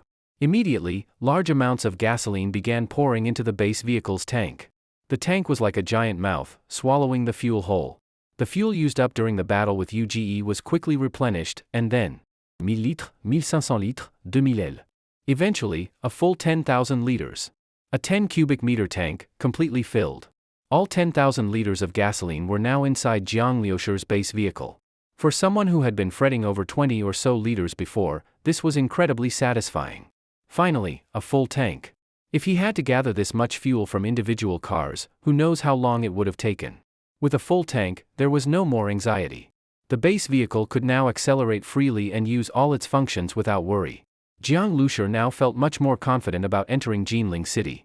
Still not satisfied, Jiang Lushi searched the gas station and, sure enough, found a small fuel tanker. The tanker was full of gasoline with no leaks. Laughing, Jiang Lushi hitched it directly to the minibus. With the tanker attached, Jiang Lushi had no other way to carry more fuel, so he reluctantly left the rest behind. The town wasn't far from Jinling. If he couldn't find fuel there, he could always come back. After all that was done, Jiang Lushi drove to the biker gang's base, the small building. Outside the repair shop, several corpses were lying on the ground, with their chests split open and stomachs ripped apart, even their limbs were incomplete. Jiang Lushi immediately saw Huang Mao among them. These people had stayed at the base. After the explosion sound attracted the zombies, they were suddenly attacked. Later, the zombies that were eating them were lured away by Jiang Lushi's car horn, and then all got run over by Jiang Lushi. Jiang Lushi parked the base vehicle at the entrance. Earlier, he had been focused on refueling and only now noticed that the vehicle's shell upgrade had been completed. With the addition of mutant energy, the shell of the base vehicle didn't look different from the outside, but when Jiang Lushi knocked on it with his hand, there was a faint sense of elasticity. Actually, the shell was still hard. This feeling came from the shell's inner layer being able to absorb some impact force, making it feel like hitting cotton. But the feeling wasn't strong, it was very weak. Jiang Lushi knew it was because the base vehicle had absorbed too little mutant energy this time. Even so, this small improvement made Jiang Lushi very satisfied. With a bit more shock absorption, the damage rate of the base vehicle would be much lower. He picked up a wrench, raised the Type 54 pistol in his hand, chambered a bullet, turned off the safety, and took his finger off the trigger. Then, Jiang Lushi got out of the vehicle. Stepping over the corpses, Jiang Lushi entered the repair shop and carefully walked toward the stairway. Jiang Lushi had already heard from Huang Mao about the situation inside the building. The small building had 4 floors. The lower 3 were where the biker gang lived, and the 4th floor was UGE's personal space. All the supplies they had gathered were also on the 4th floor. Although it was expected that no biker gang members were left inside, Jiang Lushi was still very cautious. On the 4th floor, the women who had previously looked out the window were now huddled together, holding hands, with nervous and uneasy expressions. They all heard Jiang Lushi's approaching footsteps. He was getting closer.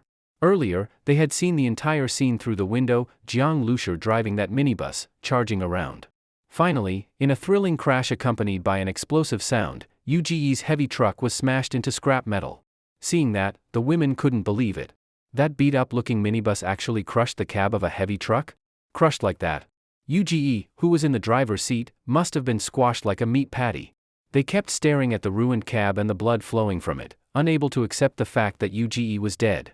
That once overbearing, powerful man who ruled the entire town, who could cruelly kill anyone who made him unhappy, UGE, had been killed today. Was this a dream? They hadn't recovered from the shock when they heard more crashing sounds and the roaring of the engine. That little minibus's engine thundered like lightning, shaking their eardrums. Like a furious beast, the minibus charged around, crashing into the remaining biker gang members.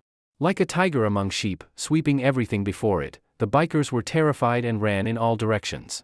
In the end, they were either run over or bitten to death by zombies. This scene felt like a dream to the women. Those hateful and vicious biker gang members, like a pack of wolves, were wiped out in just a few minutes? These women had all been forced and taken by them. They hated the biker gang, especially UGE, to the bone. Now, seeing UGE and the bikers die such miserable deaths, even worse than what they did to their victims, the women couldn't believe it. After running over all the zombies and bikers, the minibus returned to the heavy truck. They saw Jiang Lushur get out of the car. He wore a simple black t-shirt and jeans, looking clean and very young. Based on the earlier scene of the minibus ramming through everything, they thought the driver must be brutal and fierce, but it turned out to be such a young man. Then, they saw him climb into the cab of the truck and take a pistol from UGE's hand. That moment confirmed for all of them, UGE was really dead. Killed by this young man. It's him, he ran over UGE, he looks about the same age as you, Xiaoro, a slightly older woman said in a trembling voice. Among them, Xiaoro was the youngest, only 18. After the apocalypse, her parents died. She lived with her 12-year-old brother. But later, they couldn't survive anymore. Both Xiaoro and her brother were weak, tormented by hunger and disease, and fell into despair. Eventually, they were captured by the biker gang, forced, tortured, abused. With her brother's life hanging by a thread, Xiaoro finally endured the humiliation, for a bite of food, a box of medicine, for herself and her brother. She sold her dignity. She felt dirty. Many nights, she woke up crying from nightmares. But, she had no choice. This was the apocalypse. Human life was worthless, and girls without survival ability were even more so. She could only endure it, or die together with her brother. She had lost all hope, had even thought of suicide several times, but couldn't leave her brother behind. And today, she saw UGE crushed like a cockroach. Her feelings were indescribable. She hugged her shoulders, tears flowing uncontrollably. She didn't know whether it was joy or sorrow. She tried to wipe the tears away, but they kept coming. She looked toward the door, listening to the approaching footsteps. She knew, it was that young man coming. At that moment, she felt nervous, afraid, but also a bit excited. She didn't know what fate awaited her. Jiang Lushur spent nearly 10 minutes reaching the 4th floor. As soon as he arrived, he heard some sounds from inside. He raised his gun and slowly approached the slightly open door. Then suddenly, he kicked the door open. "Don't move," he shouted. At the same time, he felt like he had stepped into a movie role. Inside the room, several women stood together, facing the door as if they were waiting for him. Seeing him kick open the door and aim a dark gun barrel at them, their bodies trembled involuntarily. A group of girls had no idea what fate awaited them. UGE was dead, but what about this young man? He had killed UGE, and without a doubt, he would now take over everything here and become the new ruler of the town. At the same time, if he wanted to, with just a single thought, he could become their new master. They had been beaten, enslaved, and abused by UGE, which made their hopes for survival very low. All they wanted now was for this new ruler to give them a little bit of food. "Don't move." Jiang Lushur was momentarily stunned when he suddenly saw a group of girls, but he didn't let his guard down at all. Among these seemingly weak and defenseless girls, there might still be biker gang members. Just one handgun could take his life. How could he allow that to happen? "Raise your hands. Come forward one by one," Jiang Lushur said. The women all looked at him. "Hurry up," Jiang Lushur urged again. Xiaoro wiped her tears, raised her hands high, and was the first to step forward. As she walked toward Jiang Lushur, he kept his gun pointed while approaching her, patting her waist and pockets. As soon as Jiang Lushur touched her, Xiaoro's body trembled slightly, but she didn't try to avoid it. She bit her lip and looked at Jiang Lushur. "All right, go stand over there." Next, Jiang Lushur said after finishing the search. Xiaoro obediently walked to the side. Soon, Jiang Lushur had searched all the women. They didn't have any weapons. Jiang Lushur guessed they were probably women forcibly taken by the biker gang, most likely UGE's women. After being searched, the women stood together in a corner of the room, all looking at Jiang Lushur with uneasy eyes. Big brother," a woman in red stammered, What are you going to do with us?" The woman looked to be in her early 20s, with a full figure and a pretty face. In fact, almost all the girls in the room were young and beautiful. Some looked pure, others were curvy and sexy, each with their own charm. In the mind of the woman in red, this young man would most likely decide their fate. A room full of delicate girls, with no ability to resist, how many men wouldn't have impure thoughts? But looking at Jiang Lushi, young and decent looking, much better than Uge, if he wasn't too cruel to them, maybe following him wouldn't be such a bad thing. A girl like her could only survive by relying on a strong man in the apocalypse. Jiang Lushi glanced at the woman in red but couldn't be bothered to respond. He swept his eyes over all the girls in the room, and finally locked his gaze on Xiaoro. It wasn't because Xiaoro looked good, but because her body was slim and she appeared very weak, unlikely to pose any threat to him. Jiang Lushi pointed the gun at Jiang Xiaoro, come here. His voice was a bit fierce. Xiaoro's expression changed slightly when she was suddenly called out. She hadn't expected to be the first. She bit her lip and finally walked over to Jiang Lushi. Originally, with Uge dead, she had a little hope in her heart, but even she didn't know exactly what she was hoping for. She obediently walked in front of Jiang Lushi, closed her eyes, and her eyelashes trembled slightly. One hand instinctively gripped her collar tightly, her knuckles turning pale from the pressure. This was a sign of unwillingness, yet also of acceptance. She knew she couldn't resist Jiang Lushi. Why are you closing your eyes? Jiang Lushi frowned. What kind of nonsense was this girl thinking? Hey, I'm asking you, where did that Uge store all the supplies? Jiang Lushi got straight to the point. Uge had hoarded so much from the people, there had to be a lot of stock. Huh? Xiaoro opened her eyes, stunned. Then, looking confused, she raised her hand and pointed to one of the rooms. When she lowered her hand, she still hadn't fully reacted. This man, just wanted the supplies? Go open the door, Jiang Lushi ordered. It's locked, Xiaoro answered timidly. Jiang Lushi didn't say another word. He walked straight to the door, aimed at the lock, then stepped to the side. Bang! The gun fired. Jiang Lushi felt the recoil in his arms.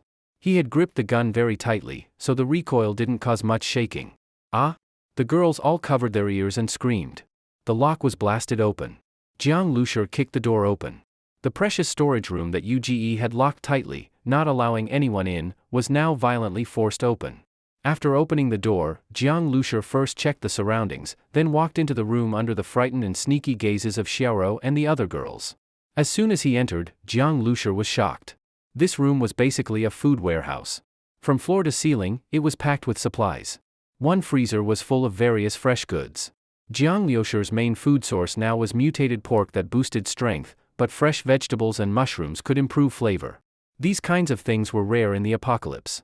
Unfortunately, Jiang Lushi couldn't take them all. Uge had set up base right next to the gas station. His freezer ran 24/7 on a generator, so the food was very fresh. Jiang Lushi would take as much as he could. Thinking about Jiang Zhuing hiding out without electricity, probably surviving on dry food, if things went well, maybe he could bring her some of this. This made Jiang Lushi feel an urgent need to upgrade his storage space. If the base vehicle had a large enough storage capacity, he could even take several more freezers full of food.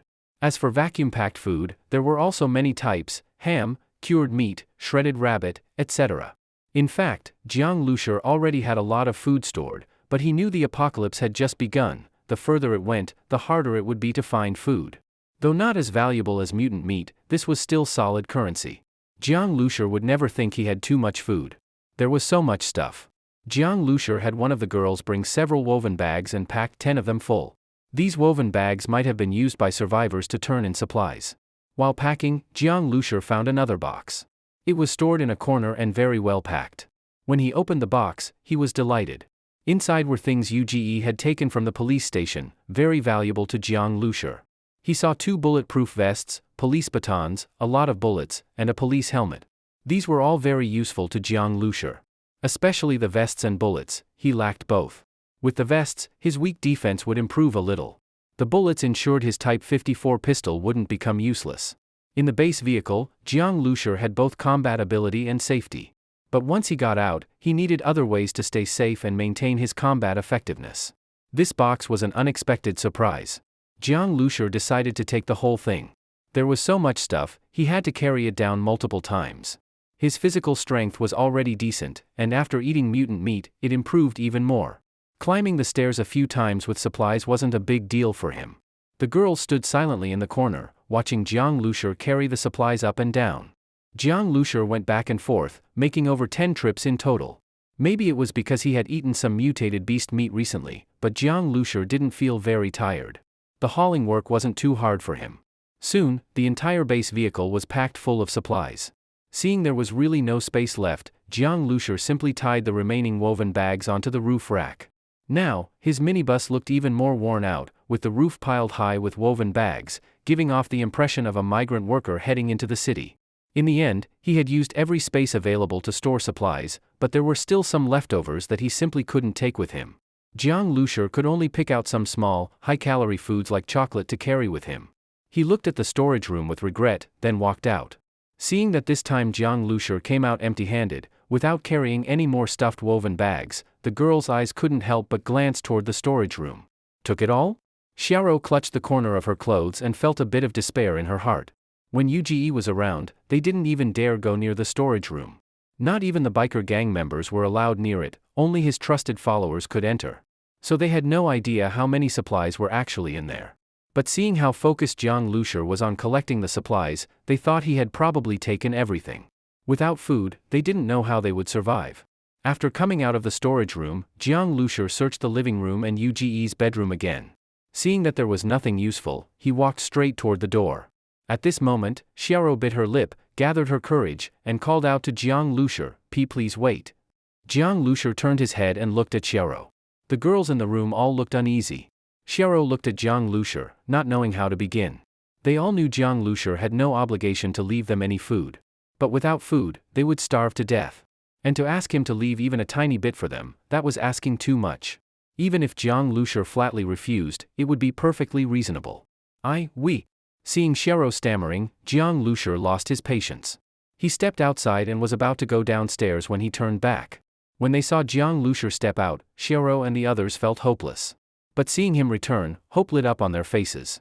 Some of the girls even wanted to ask if they could follow Jiang Lushi. Honestly, Jiang Lushi was young and good-looking. If they could follow him and get food to eat, most of the girls were willing. But they didn't dare say it. They vaguely sensed that Jiang Lushi wasn't interested in them. If they said it and got rejected, it would be too humiliating. Besides, they didn't have any skills, they would just be a burden.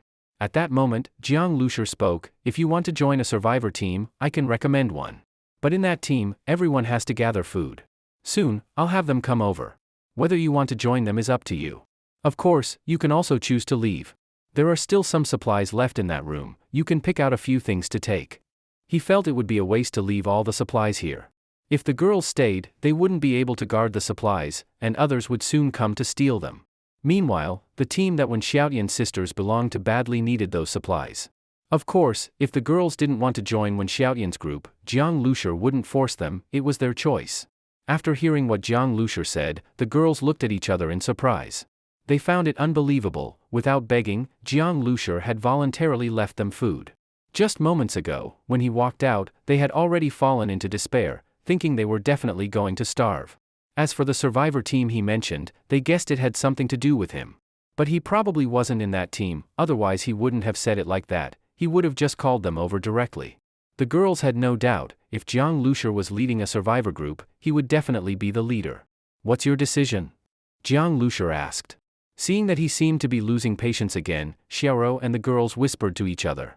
Then Xiaoro looked at Jiang Lushi and said firmly, "We're willing to join the survivor team. We'll do whatever work is required."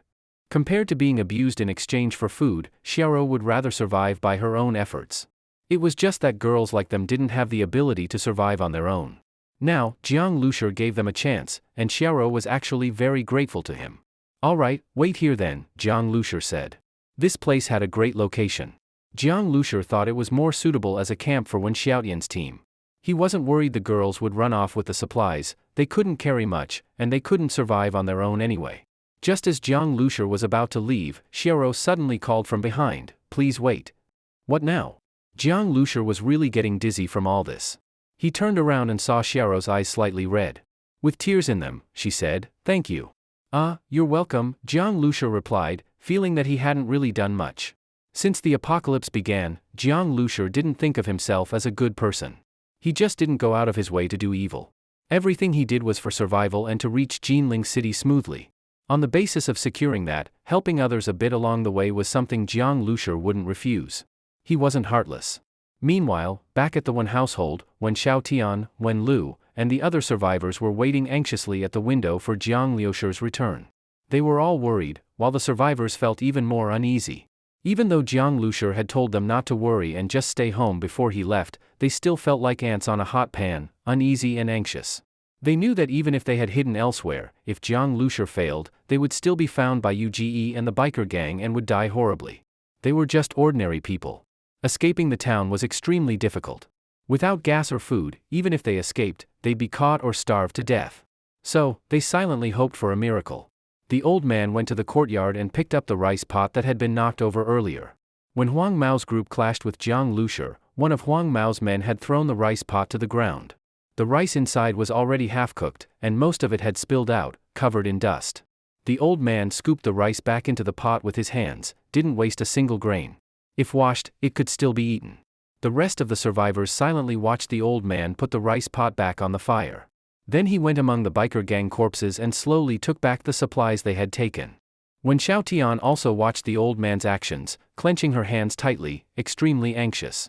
At this moment, Wen Xiaotian felt very conflicted. From the other survivors and her younger sister Wen Lu, she had heard many brutal stories about UGE. She was very worried about Jiang Liusher's safety. Thanks to Jiang Liusher, Wen Xiaotian had been able to reunite with her sister, a blessing that most people in the apocalypse wouldn't even dare to hope for. So on one hand, Wen Xiaotian hoped that Jiang Liusher would prioritize his own safety. Even if he didn't deal with UGE and the biker gang, it didn't matter. But on the other hand, she knew that if Jiang Liusher didn't eliminate UGE and the others, then they would soon face revenge. At that time, what would happen to her and her sister was a complete unknown. Perhaps the unknown was because they simply couldn't think of a way to resist or protect themselves, they could only wait helplessly for despair to arrive. When Lu had her hand in her pocket, secretly gripping a dagger. She knew how UGE treated anyone who dared to resist him. When Lu wouldn't give the biker gang a chance to torture her.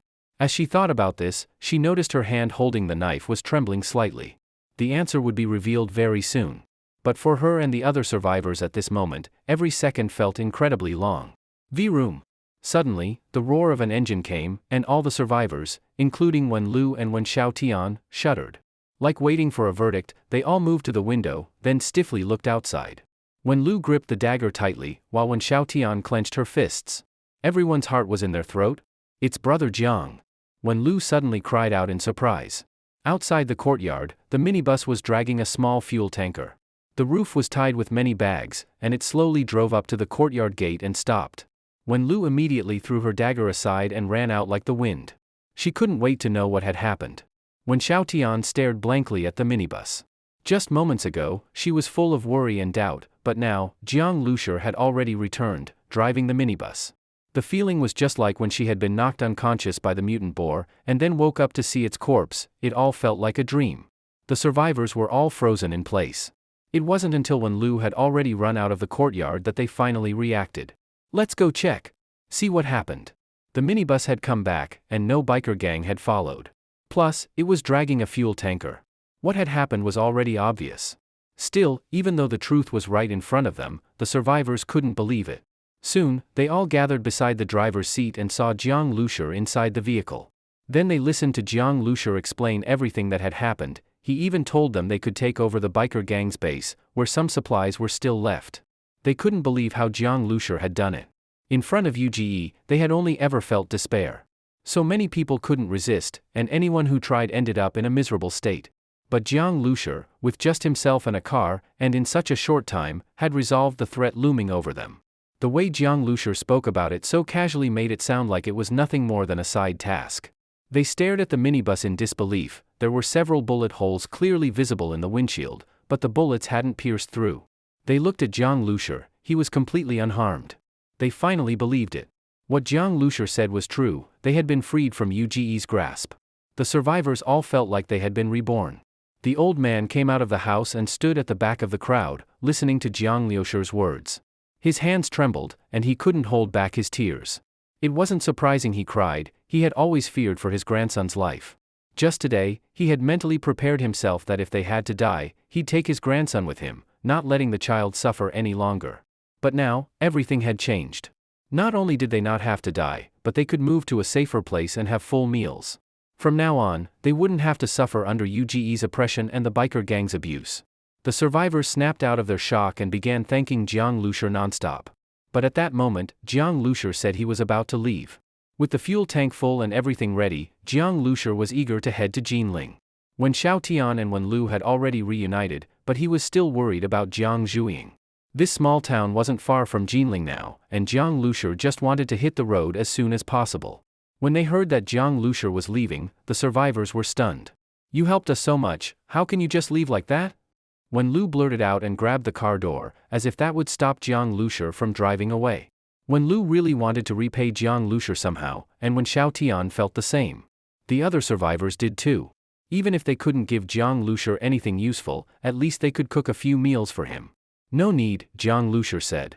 He felt everything was ready, and the distance was short, he didn't want to waste any more time. As for saving them, his goal had actually been to get fuel, rescuing these people was just something that happened along the way. "You all be careful. Getting to the gas station should be no problem." "Oh right," Jiang Lushur suddenly remembered something and told them about Xiaoro and the other girls. Wen Lu immediately said it was no problem. She had already heard about those girls and had always felt sympathy for them. But Jiang Lushur insisted on leaving. Before he did, he marked the location on the map. That gas station, if he couldn't find fuel later, maybe he could come back. In Jinling, the fuel might have all been taken by the military. Once he arrived, he could face a fuel shortage, even though he had brought as much as he could. This small town was hidden. Once the survivors moved next to the gas station, they could also help watch over it for him.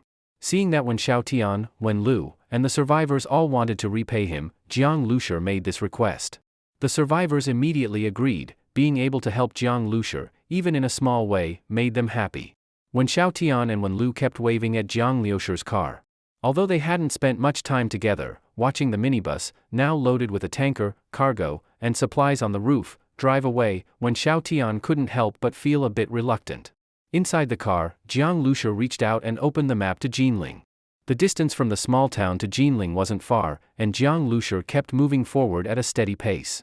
The closer he got to Jinling, the more abandoned vehicles appeared on the road. Jiang Lushur rammed a small car that was blocking the road off to the side. He saw the half-eaten, disfigured remains of the driver, still hanging halfway out of the window, swaying as the car was pushed aside. Inside and outside of these abandoned vehicles, corpses and large patches of dark brown blood were everywhere. A foul, rotten smell filled the air along the road. Although he had seen many corpses already, this desolate and grim scene still gave Jiang Lushur a strange, indescribable feeling.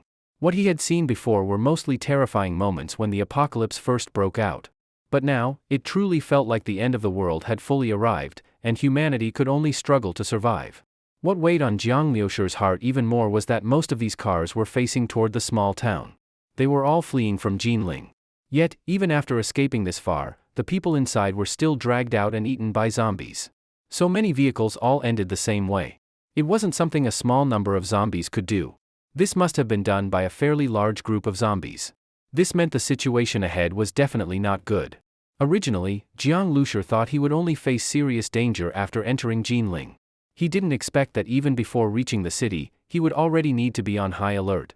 Seeing how bad things were outside, Jiang Lushur had even less hope for the situation inside Jinling. The minibus kept pushing away the vehicles blocking the road. On the silent streets, only the occasional crash could be heard, each sound making the heart tremble. Soon, Jiang Lushur saw some houses appear along the road. He cautiously watched them while slowly moving forward. The street-front shops were all broken and deserted. The glass windows were shattered, and blood was everywhere. The door of a small restaurant was still swinging, creaking back and forth. But no zombies appeared. Soon, a train station came into Jiang Lushur's view. It was a small station, not large, and he could immediately see a high-speed train stopped on a bridge. Not far away, another train had partially derailed and was hanging off the bridge, with one end already crashed onto the road below. Looking at the train cars, they were all filled with tanks. The flatbed rail cars behind them were loaded with military trucks. It was clearly a military train. Jiang Lushur had only seen such trains on the news before. He never expected to see two of them here at once. Thinking back to how Jiang Zhuing hadn't been able to buy train tickets before the apocalypse, Jiang Lushur suddenly understood. These trains had been used to transport military supplies in preparation for the upcoming apocalypse. The same was likely true for roads and airplanes. At a time like that, even if it caused public suspicion or dissatisfaction, it didn't matter. As long as the news of the apocalypse didn't spread, the unrest from people's complaints wouldn't be enough to change anything. These two trains probably encountered the outbreak while transporting supplies and ended up stopping here, becoming part of the apocalypse scene. Jiang Lushur kept driving, his eyes fixed on the cold tanks and military trucks on the train. All of this was good steel and valuable materials. Looking at this stuff, Jiang Lushur couldn't help but drool. His base vehicle was like a giant mouth that devoured high-quality materials. The more it ate, the faster it grew. The materials used on tanks and military trucks were obviously top tier, probably the best in the country. But he had no way to dismantle them. All he could do was stare. At that moment, Jiang Lushur suddenly heard a bang from inside one of the train cars. This whole area, including the train station, had been deathly quiet. The sudden noise immediately made him tense up. Jiang Lushur's attention snapped away from the tanks and trucks and locked onto the car where the sound came from. Bang! Another sound. Then, suddenly, a face pressed up against the train window. A pair of bloodshot eyes stared crazily at the minibus. This zombie was dressed in military uniform, probably one of the soldiers being transported or someone in charge of guarding the train. Roar, roar, roar. A huge wave of zombies suddenly burst out from the train doors. They rushed out like a tidal wave, jumping straight off the bridge, then charging wildly toward the minibus without stopping. Seeing the massive horde closing in fast, Jiang Lushur felt his scalp tingle. He had just been wondering where the zombie group that had killed all those fleeing people was hiding. He didn't expect it to be in these train cars, and with so many of them. Just this wave alone, Jiang Lushur estimated there were several hundred zombies. He wasn't too worried that they could break into his vehicle, but on top of the bus and behind it were food and fuel. If the zombies damaged that, he'd be heartbroken. So before the zombies got too close, Jiang Lushur slammed the gas pedal. Vroom. The minibus suddenly accelerated, jumping forward with agility that didn't match its size. A zombie at the front had already leapt several meters, lunging at the bus, but was immediately knocked away by the sudden acceleration. Bang, bang, bang. A series of impacts rang out from the side of the vehicle. More zombies poured out of the train cars. Jiang Lushur initially managed to shake off some, but eventually had no choice but to keep the pedal down and ram his way through. He was the only car moving on the entire road, with zombie hordes pressing in from front and back. Many times, it looked like the minibus would be swallowed up by the zombies, but Jiang Lushur kept his foot on the gas. Whether it was zombies or cars blocking the way, he never stopped. Only after rushing more than 1,000 meters did Jiang Lushur finally break through the zombie horde. The zombies were still chasing behind him, but at this distance, they were no longer a threat. Jiang Lushur glanced in the rearview mirror. With that many zombies, even if he had a way to dismantle the steel, he wouldn't have been able to do it safely. Luckily, he had only looked from the vehicle and never got out. Places like this, public facilities, should be avoided unless absolutely necessary. They were basically giant zombie nests. From this experience, Jiang Lushur realized that these zombies tended to hide. Although many still roamed the streets, there were plenty hiding in unseen corners. Once a person entered buildings or enclosed spaces, they might suddenly find themselves surrounded by zombies. This made Jiang Lushur even more worried about Jiang Zhuing. Hiding inside a house didn't mean she was safe from zombies. It was very possible she was inside, while zombies were right outside the door. Jinling City, 20 kilometers. Besides that, there was also a forward-pointing arrow. Glancing up at the road sign hanging overhead, Jiang Lushur looked down at the map again, then suddenly turned, driving a few hundred meters down a side road until he arrived at a flower cultivation base. He crashed through the gate and drove straight in. Roar! More than a dozen zombies rushed out from among the cultivated flowers, but Jiang Lushur stepped hard on the gas and ran them over. The flower base was full of flowers and trees, including many expensive varieties. In the past, these could be sold for high prices, but now Jiang Lushur crushed them without a second thought. He drove all the way to the deepest part and stopped inside a large greenhouse. Jiang Lushur had found this location on the map. It was the closest spot to Jinling, with no residential areas or big shops nearby. It had no value for searching, and even if survivors passed by, they wouldn't come in. Jiang Lushur slowly drove the minibus into a hidden corner and pressed the corresponding button. With a clack, the small fuel tanker detached from the minibus. His minibus was carrying way too many things. The small cargo trailer looked old and shabby, and even if it attracted attention, no one would care. But the fuel tanker was too eye-catching. Earlier, Jiang Lushur had guessed it would be hard to find gasoline inside Jinling. In that case, dragging a fuel tanker would be like tossing a piece of juicy meat into a pack of wild beasts. Better safe than sorry, caution first. Jiang Lushur filled up the fuel tank before driving out of the flower base. Back on the main road, not long after driving, Jiang Lushur saw another sign pointing toward Jinling City. He was getting closer and closer. Xiaoying, wait for me. Jiang Lushur switched the map to an address he had saved earlier. It was the place he and Jiang Zhuing had agreed on as a hiding spot. Then Jiang Lushur tried to send a text message to Jiang Zhuing. After the apocalypse began, his phone had no signal back in Jiangbei City. Since then, he'd been driving on mountain roads, where signal was impossible. He hoped that Jinling might still have reception. However, the message failed to send, and a "no service" message popped up in the top left corner of the screen. Jiang Lushur's face showed a trace of disappointment. Jinling City had no signal either. If he could contact Jiang Zhuing in advance, he wouldn't be so anxious. He now desperately wanted to find Jiang Zhuing as soon as possible. At this time, survivors surely avoided Jinling. All the abandoned cars on the road were facing outward, only Jiang Lushur's minibus was heading into the city. At first, there weren't many zombies on the streets. Jiang Lushur could usually pass by before the zombies noticed him. But the deeper he drove into the city, the more zombies there were. Roar! Zombies kept appearing, and Jiang Lushur had to stay highly alert. His minibus was constantly being hit by zombies, but thanks to the defense upgrade with mutated energy, those impacts didn't damage the base vehicle's exterior. There were too many zombies, even those he had shaken off continued to follow the minibus. Jiang Lushur looked at the monitor, feeling like he was moving through a sea of corpses. And ahead, even more zombies awaited. At this rate, no matter how powerful and well defended the base vehicle was, being surrounded by this many zombies was extremely dangerous. Even ants can kill an elephant, let alone these brutal zombies. Roar roar! A female zombie with one high heel still on, torn stockings, and blood all over her body, hands, and face, was hanging onto the front of the minibus, staring straight at Jiang Lushur through the windshield. Her long, claw-like fingernails were desperately scratching at the glass. Her nails should have broken long ago, but after mutating into a zombie, even her fingernails had become incredibly tough, almost like an animal's claws. Jiang Lushur glanced at the female zombie but didn't care. She had clearly been a fashionable urban woman before, but now, she was just a killing monster. He floored the gas pedal and suddenly pressed the horn. The harsh sound blared across the zombie-filled street like a stone dropped into water, immediately stirring up chaos. Jiang Lushur saw the distant zombies, who hadn't noticed him yet, suddenly turn their heads. Those zombies, from far away, locked their gaze on the minibus, and without any warning, they started madly charging toward Jiang Lushur.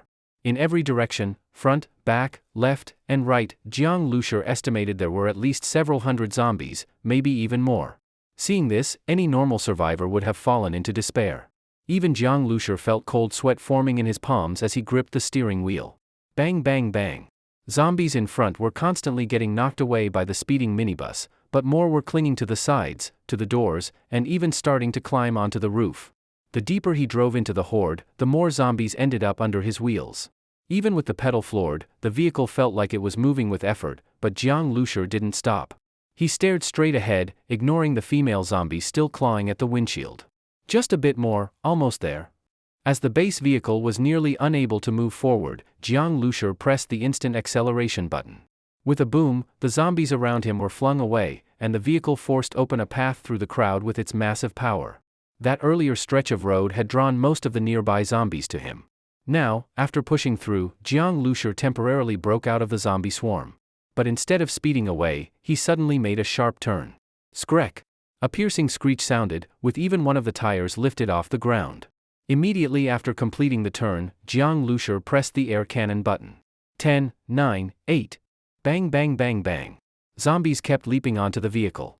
Very quickly, the windshield was filled with snarling zombie faces. They slammed the glass over and over, their eyes locked on Jiang Lushur, eager to tear him apart. Sitting in the driver's seat, feeling the vehicle shaking under him, Jiang Lushur's face turned slightly pale. He muttered under his breath along with the starseed countdown, 3, 2, 1. Bang! A loud explosion. Jiang Lushur saw a sudden burst of blood mist in front of his vehicle. The zombies clinging to the windshield disappeared in an instant. The power of the air cannon cleared nearly 20 meters of space in front of the vehicle. Even zombies farther away were injured. As soon as wounds appeared on their bodies, they were immediately torn apart and eaten by the zombies behind them. Phew! Jiang Lushur let out a breath, turned the steering wheel, and kept driving. He had made such a big commotion that zombies from farther away would likely be drawn in soon. But by that time, he would have already driven off. The zombies would stay behind, attracted by the corpses all over the ground, fighting over the remains. This would help reduce some of the pressure on Jiang Lushi as he moved forward. After getting through this unavoidable main road, Jiang Lushi turned into a small side street. These side streets used to be lively and crowded, but now only a few zombies wandered about. Their numbers were much lower than those on the main road. Base vehicle exterior undamaged. Glass undamaged. Windshield cleaning completed. A spray of water shot from the wipers, washing away the bloodstains on the windshield. Behind the minibus, 2 long streaks of blood were left on the road. After spending the whole day navigating through Jinling City's small streets, Jiang Lushi was mentally exhausted. But when he saw a residential complex, the tiredness on his face disappeared in an instant. Lanyuan Residential Complex, the address Jiang Zhuing had told him about, it was here. The complex was right next to the university where Jiang Zhuing studied, separated only by a narrow alley. It was an apartment complex for university teachers. The campus was a high-risk zombie area. So, the number of zombies in this residential area was likely not low. Jiang Lushi slowed down and carefully drove into the complex. Seeing the guardroom covered in blood, with bloodstains and drag marks on the ground, Jiang Lushi grew even more tense. He had seen scenes like this countless times along the way, some even bloodier. But none had made him feel this uneasy. Like other places, the complex had clearly gone through the chaos of the apocalypse. It was quiet and tragic. All the windows in the buildings were dark, lifeless, with debris and blood everywhere. Jiang Lushi drove slowly and quietly. The buildings looked silent, but were surely full of hidden zombies. Since he was close to Jiang Zhuing's hiding spot, he didn't want to attract any of them. Thump! A zombie suddenly leapt out from a nearby flower bed and was immediately crushed under Jiang Lushi's wheels. The car shook slightly. Jiang Lushi continued driving while watching the buildings on both sides cautiously. His eyes searched for the building Jiang Zhuing had mentioned. Building 17. Building 17, Jiang Lushi looked at the numbers on the outer walls. Building 17 was close to the entrance, yet in a relatively secluded spot, exactly as Jiang Lushi had instructed her to choose. Road conditions inside residential areas were usually complex and narrow. If a vehicle blocked the way, just the sound of clearing it could attract all the zombies in the complex. If Jiang Lushi wasn't familiar with the roads, it could become a serious problem.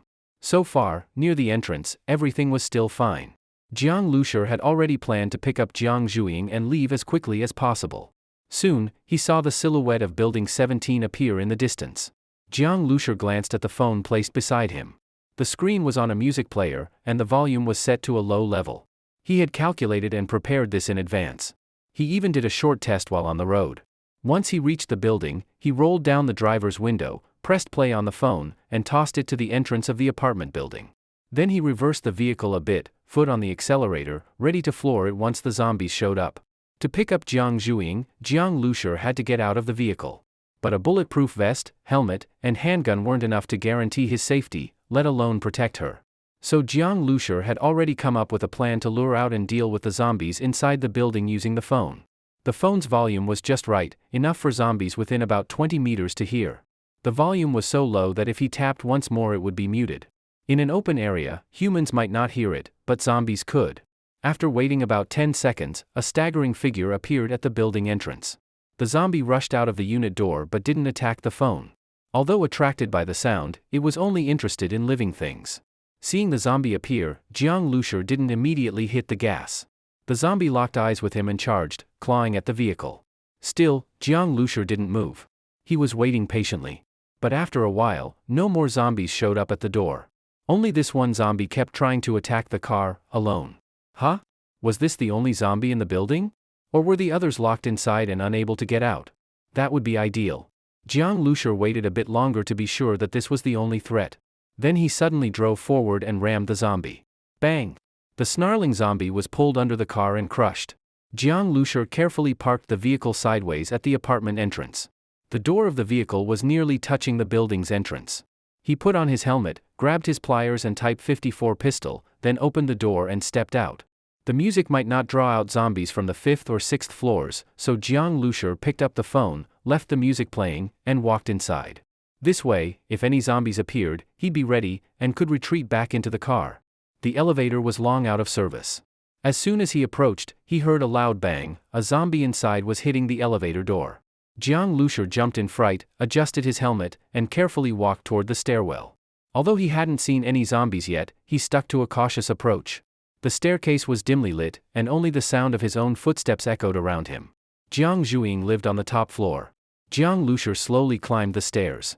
At the 4th floor, he placed the phone on the ground and went back down to the 3rd floor, nervously aiming his handgun at the stairwell.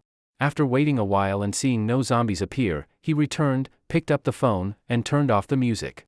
The stairwell was indeed zombie-free. As he reached the top floor and walked toward Jiang Zhuing's apartment, Jiang Lushur felt his heart pounding, an intense feeling of anticipation that something important was about to happen. At the door, Jiang Lushur took a deep breath, gently knocked, and said softly, "Xiaoying, it's your brother." There was no sound from inside. Thump! A muffled noise made Jiang Lushur's scalp tingle. He turned and saw that the sound had come from the opposite apartment. A zombie's nails were scratching at the security door. "Scared the hell out of me," Jiang Lushur muttered. He turned back and was about to knock again, when suddenly, he noticed the door in front of him, after his 2 light knocks, had slowly opened a crack. Jiang Lushur carefully pushed the door open. He immediately saw that the door was not completely closed but was locked from the inside. This way, whether it was wind or zombies entering, the door wouldn't be shut. In other words, the door was deliberately left ajar. This made Jiang Lushur's heart suddenly sink. He quickly rushed inside, Jiang Zhuing. The room was empty. Almost all the furniture had been pushed to the side, leaving an open space in the center. Along with some food packaging boxes, it could be seen that this place was once full of supplies. Jiang Lushur almost directly kicked open the other room doors.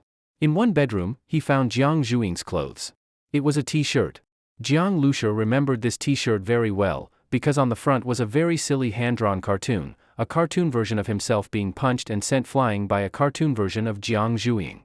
It was a birthday gift Jiang Zhuing had given him years ago. He refused to wear it, saying the design was too stupid. But Jiang Zhuing liked it and wore it happily herself for years, ignoring all of Jiang Lushur's eye rolls. Seeing this t-shirt now, which had made him speechless so many times, Jiang Lushur suddenly felt his heart tighten. He grabbed the t-shirt, and just as he picked it up, he found a line of words on the back. "Brother, wait for me." Jiang Lushur froze for a moment, then flipped the t-shirt inside out. What the hell? Jiang Lushur clenched the t-shirt tightly. Since Jiang Zhuing left a message, why couldn't she write a few more words? Just these 3 words, so vague and incomplete. Of course, Jiang Lushur wasn't truly blaming Jiang Zhuing. He was just worried and anxious. The supplies in the house were all gone, but Jiang Zhuing shouldn't have left without a good reason, especially since she knew he would come here. If nothing special had happened, she should have waited. But despite all the reasons to stay, she only left 3 simple words, and then disappeared. What happened? Jiang Lushur was extremely worried. He searched the room again but found no other messages from Jiang Zhuing. He could only take the t-shirt and go downstairs back to the base vehicle. Maybe because of the bloody smell from the crushed zombie, a few other zombies from nearby buildings had wandered out and were circling the base vehicle. Jiang Lushur carefully got back into the vehicle and moved to the compartment.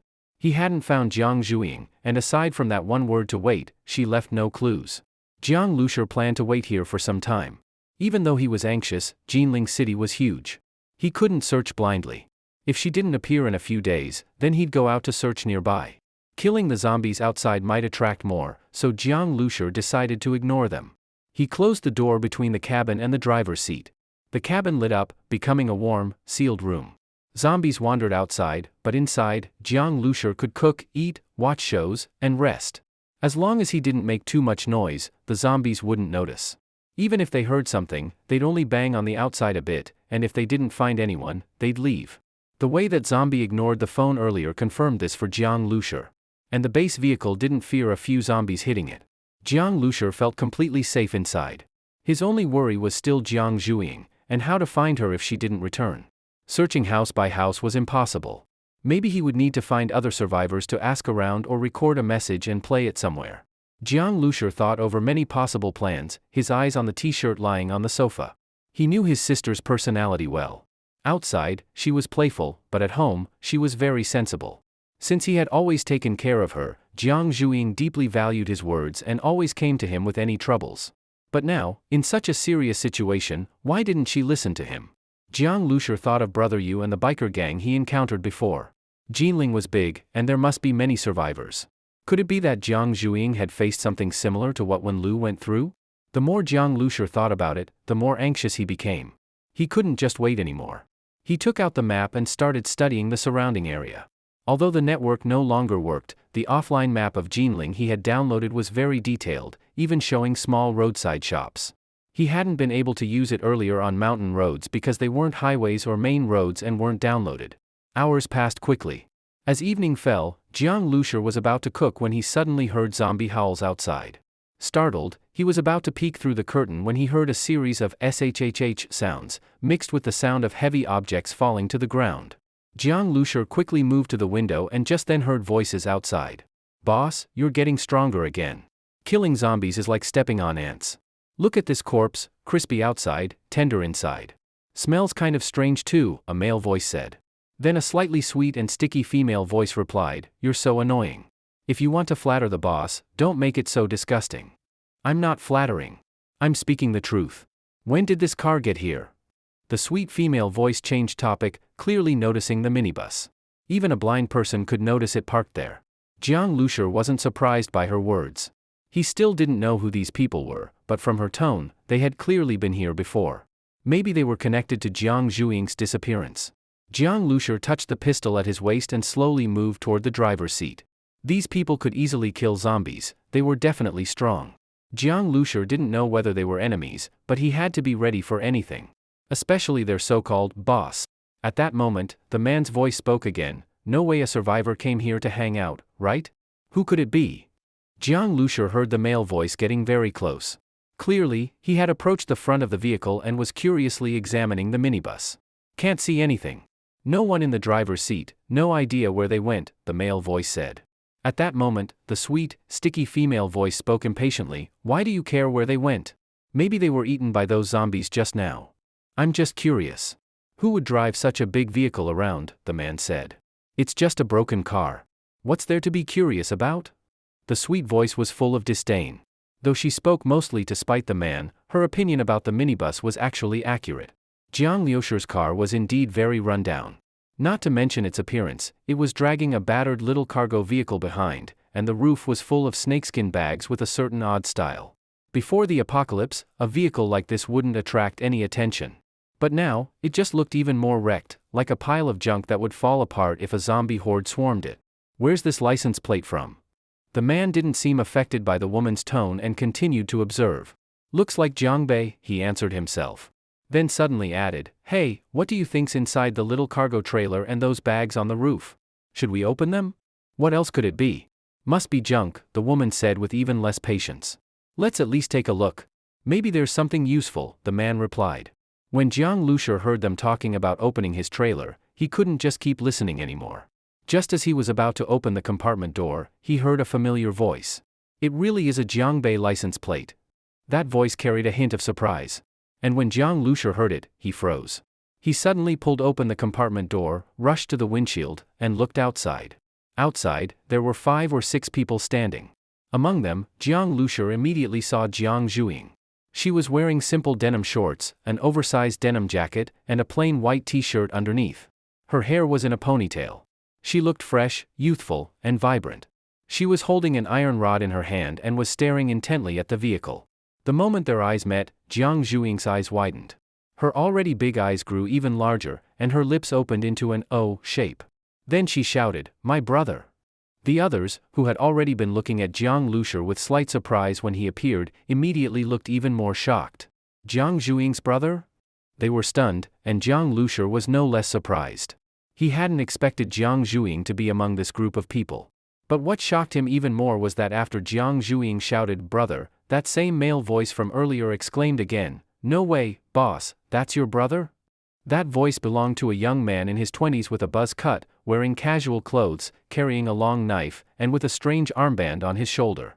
He looked a bit theatrical, and his exaggerated expression showed he could hardly believe what he was seeing. Jiang Lushur was even more stunned. He had just been thinking about being cautious with this boss, and now it turned out the boss was his sister. Through the windshield, Jiang Lushur looked at Jiang Zhuing in disbelief, and she looked back at him with wide eyes, equally shocked.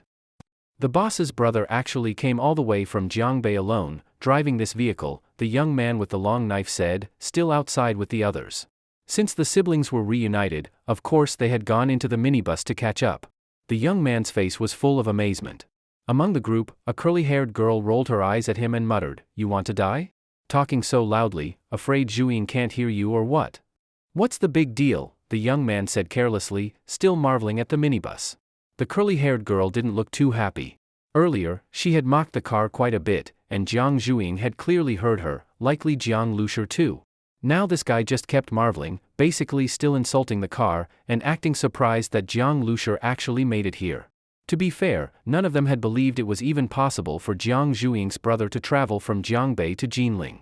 Even Jiang Zhuing had been preparing to find a way to return to Jiangbei. But unexpectedly, in this beat-up car, Jiang Lushur had really made it. This vehicle seems to have been modified. Really smart, the young man clicked his tongue in admiration. Earlier, zombies had been surrounding the area, and Jiang Lushur had been hiding in the compartment. The young man assumed the door was used specifically to block zombie sightlines. As for the zombie Jiang Lushur had run over, it had already been eaten clean by the others. Though they saw the remains, they didn't make any connections. The curly-haired girl rolled her eyes again. She had always found the young man annoying. But truthfully, she had been observing too. Before, she hadn't been curious about the car at all. But after finding out it belonged to Jiang Zhuing's brother, she became interested. Still, after looking it over, she didn't find anything impressive. Instead, she became more curious about Jiang Lushur himself. "Maybe Zhuing's brother is really powerful too," the curly-haired girl suddenly said. The young man and the others also felt this might be true. They had been speculating too. That really would be amazing, the young man sighed again. Jiang Zhuing becoming their leader meant she was very capable. Among the group, Jiang Lushur also saw a tall, muscular man holding an axe. He looked fierce. "Even someone like him listens to you?" Jiang Lushur turned his head from the window and looked at Jiang Zhuing. They had already been talking for over 10 minutes, mostly with Jiang Lushur asking questions and Jiang Zhuing answering. He was extremely surprised by everything. The starseed had only told him that Jiang Zhuing wouldn't mutate into a zombie, but that wasn't a prediction of her future. Now it seemed Jiang Zhuing's path had turned out completely differently from what he expected. She had become an ability user. After discovering her power, Jiang Zhuing started training. But soon, she realized she had no choice but to leave her hiding place. After that, survivors began gathering around her, and she became their leader. As for being called boss, that was just her personal preference. Seeing this typical cute, mo girl liking things like fighting and commanding people left Jiang Lushur speechless. Anyone who didn't know her would definitely be misled by her baby-faced cuteness. "What do you mean you had to leave? Why?" Jiang Lushur asked. Jiang Zhuing pouted and thought for a moment, then said, "It's hard to explain. You'll understand later, big brother." Jiang Lushur still found it hard to believe. During the time he was heading to Jinling City, his younger sister Jiang Zhuing not only became an ability user, but also became the leader of a survivor team. And this wasn't just an ordinary survivor team. According to Jiang Zhuing's description, Jiang Lushur learned the general situation of the survivor team she led. This team now had more than 20 members. The number didn't seem large, but when Jiang Lushur learned that it included 4 ability users, he was shocked. In that small town before, Brother Yu alone could dominate and throw his weight around. For ability users, what did that mean? And among these 4 ability users, Jiang Zhuing was the strongest. According to Jiang Zhuing herself, she was the undisputed boss. As a child, Jiang Zhuing had been the leader among dozens of neighborhood kids, while Jiang Lushur was much more low-key in comparison.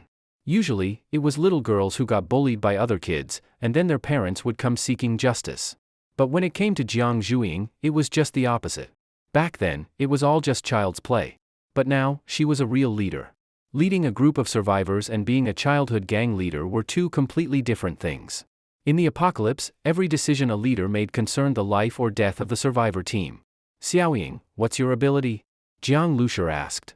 "That brother you had very well-developed leg muscles and was fast, that was the result of his mutation." But when Jiang Lushur looked Jiang Zhuing up and down, he didn't see any changes in her appearance. She still looked as slender as before, but because of fitness, she gave off a vibrant feeling. But she definitely didn't look like someone with overwhelming combat power. "Those zombies outside the car earlier, did you kill them?" Jiang Lushur had a rough idea of Jiang Zhuing's strength. To kill those zombies almost simultaneously in such a short time, he wondered what her ability really was. In front of Jiang Lushur, Jiang Zhuing always acted like a little girl. When she heard his question, she immediately revealed an expression that she would never show in front of the other survivors. She smiled proudly, then lightly waved the iron rod in her hand. A few strands of blue electricity suddenly danced across the iron rod. Jiang Lushur was startled, those currents even seemed to reflect in his pupils. Jiang Lushur was truly shocked. Although Brother Yu had mutated, he was basically just stronger than normal people. His speed was much greater than that of world-class sprinters, but it still hadn't reached a point that seemed completely implausible. With the apocalypse's arrival, zombies and mutant beasts had appeared. Ability users like Brother Yu were strong, but still within human comprehension. But someone like Jiang Zhuing, whose body could generate electricity, that was just too unbelievable. Although Jiang Lushur knew that human activity could produce static electricity, the kind of energy that just gives a little shock to the finger at most, the electric current Jiang Zhuing just released felt terrifying. How about that, big brother? Your little sister is awesome, right? I've already measured my attack voltage, Jiang Zhuing said. She wouldn't boast in front of others, but in front of Jiang Lushur, it was like a kid proudly showing off a perfect test score. How much? Jiang Lushur asked urgently, not even in the mood to mock her smug attitude. Heh. Jiang Zhuing cleared her throat and said, it's 1000 volts now. 1000 volts. Jiang Lushur took a deep breath. The human body's resistance constantly changes. At low voltages, dry skin can have a resistance of up to 100,000 ohms or more. But when the voltage rises to 1000 volts, the resistance can drop sharply to only 1000 ohms. With Jiang Zhuing's attack voltage of 1000 volts, the current flowing through a human body would be 1 ampere, that's an extremely high number. Her attack power would also reach 1000 watts. What does 1000 watts mean? If Jiang Zhuing maintained that power output for 10 minutes, it would be equal to the energy needed to lift 1060 kilograms people to the top of a 100-meter building. However, Jiang Lushur also knew that his shock came from preconceived notions of ordinary human capabilities. In reality, after virus-induced mutations, ability users becoming like electric eels capable of releasing electricity wasn't hard to understand. An adult electric eel can produce up to 800 volts, easily enough to kill a person. Due to the virus, Jiang Zhuing's cells mutated into discharge cells. Connected together, they formed very high voltages. And Jiang Zhuing's power level was on a completely different level from Brother Yu's. According to Starseed's evaluation, Brother Yu's ability didn't even reach level 1, while Jiang Zhuing. Release electricity again, Jiang Lushur said. Jiang Zhuing grumbled, why, big brother? Do you think I'm Pikachu, but still obediently released electricity again? You liked Pikachu the most when you were little. No wonder you mutated like this, Jiang Lushur said. Jiang Zhuing pouted. This time, she wasn't afraid of startling Jiang Lushur. The blue and white electricity continued to flash on the iron rod like it was wrapped in an electric net. Her clear eyes reflected the sparks, and she suddenly seemed to emit a completely different aura. Jiang Lushur stood in front of Jiang Zhuing and felt that this should be enough energy release. Sure enough, just 2 seconds later, Starseed's voice rang out, level 1 mutation energy detected. Jiang Zhuing was level 1. Jiang Lushur understood now. The mutant boar was also level 1. But Jiang Lushur noticed that after Jiang Zhuing's energy level, there was a small plus sign. When he asked Starseed in his mind, he found that this plus meant stronger energy.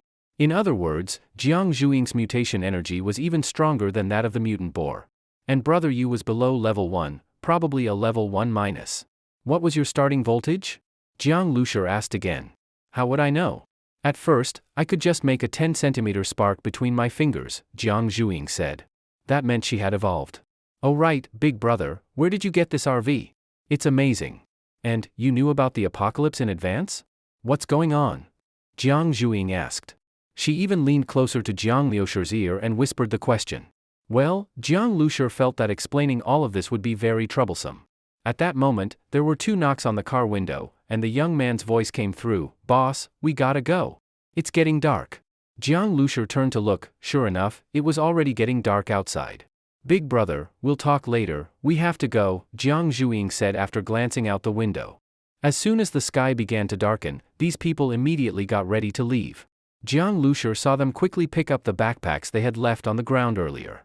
They each carried their weapons, and their mental state was completely different from when they had been resting. Jiang Zhuing was just about to get off the base vehicle when she suddenly paused, turned her head, and said in surprise, Brother, let's go. They were about to leave, but Jiang Lushur neither followed her out of the vehicle nor went to pack anything to bring along. Instead, he walked over and sat in the driver's seat. You come sit here. Jiang Lushur gestured with his eyes toward the front passenger seat, then opened the driver's side window and said to the people outside, you all get in too. Wheel drive. These people had seen Jiang Lucier sit in the driver's seat just moments ago. At first, they didn't react, or rather, they thought their assumption was too far-fetched. But when they heard Jiang Lucier say this, they looked at each other in disbelief, completely stunned. Drive away? If it were a small car, maybe that would be fine. But damn it, this was a minibus. Driving something like this out, was he trying to make them even more obvious among the zombies? Of course, that wasn't the main issue. They were all pretty strong, and Zhang Zhuing was even stronger. Even if they were more visible, it would just mean more fighting. So if this minibus were still in decent condition, they wouldn't have reacted so strongly. But this minibus was not only old and worn out, it even had a cargo trailer hitched to the back. And from the looks of Jiang Lucier, he clearly didn't plan on detaching the trailer. Plus, Jiang Lucier's tone just now was totally casual, as if he didn't think there was anything strange about driving this minibus. In fact, not only did Jiang Lucier think there was no problem, he valued the base vehicle very highly.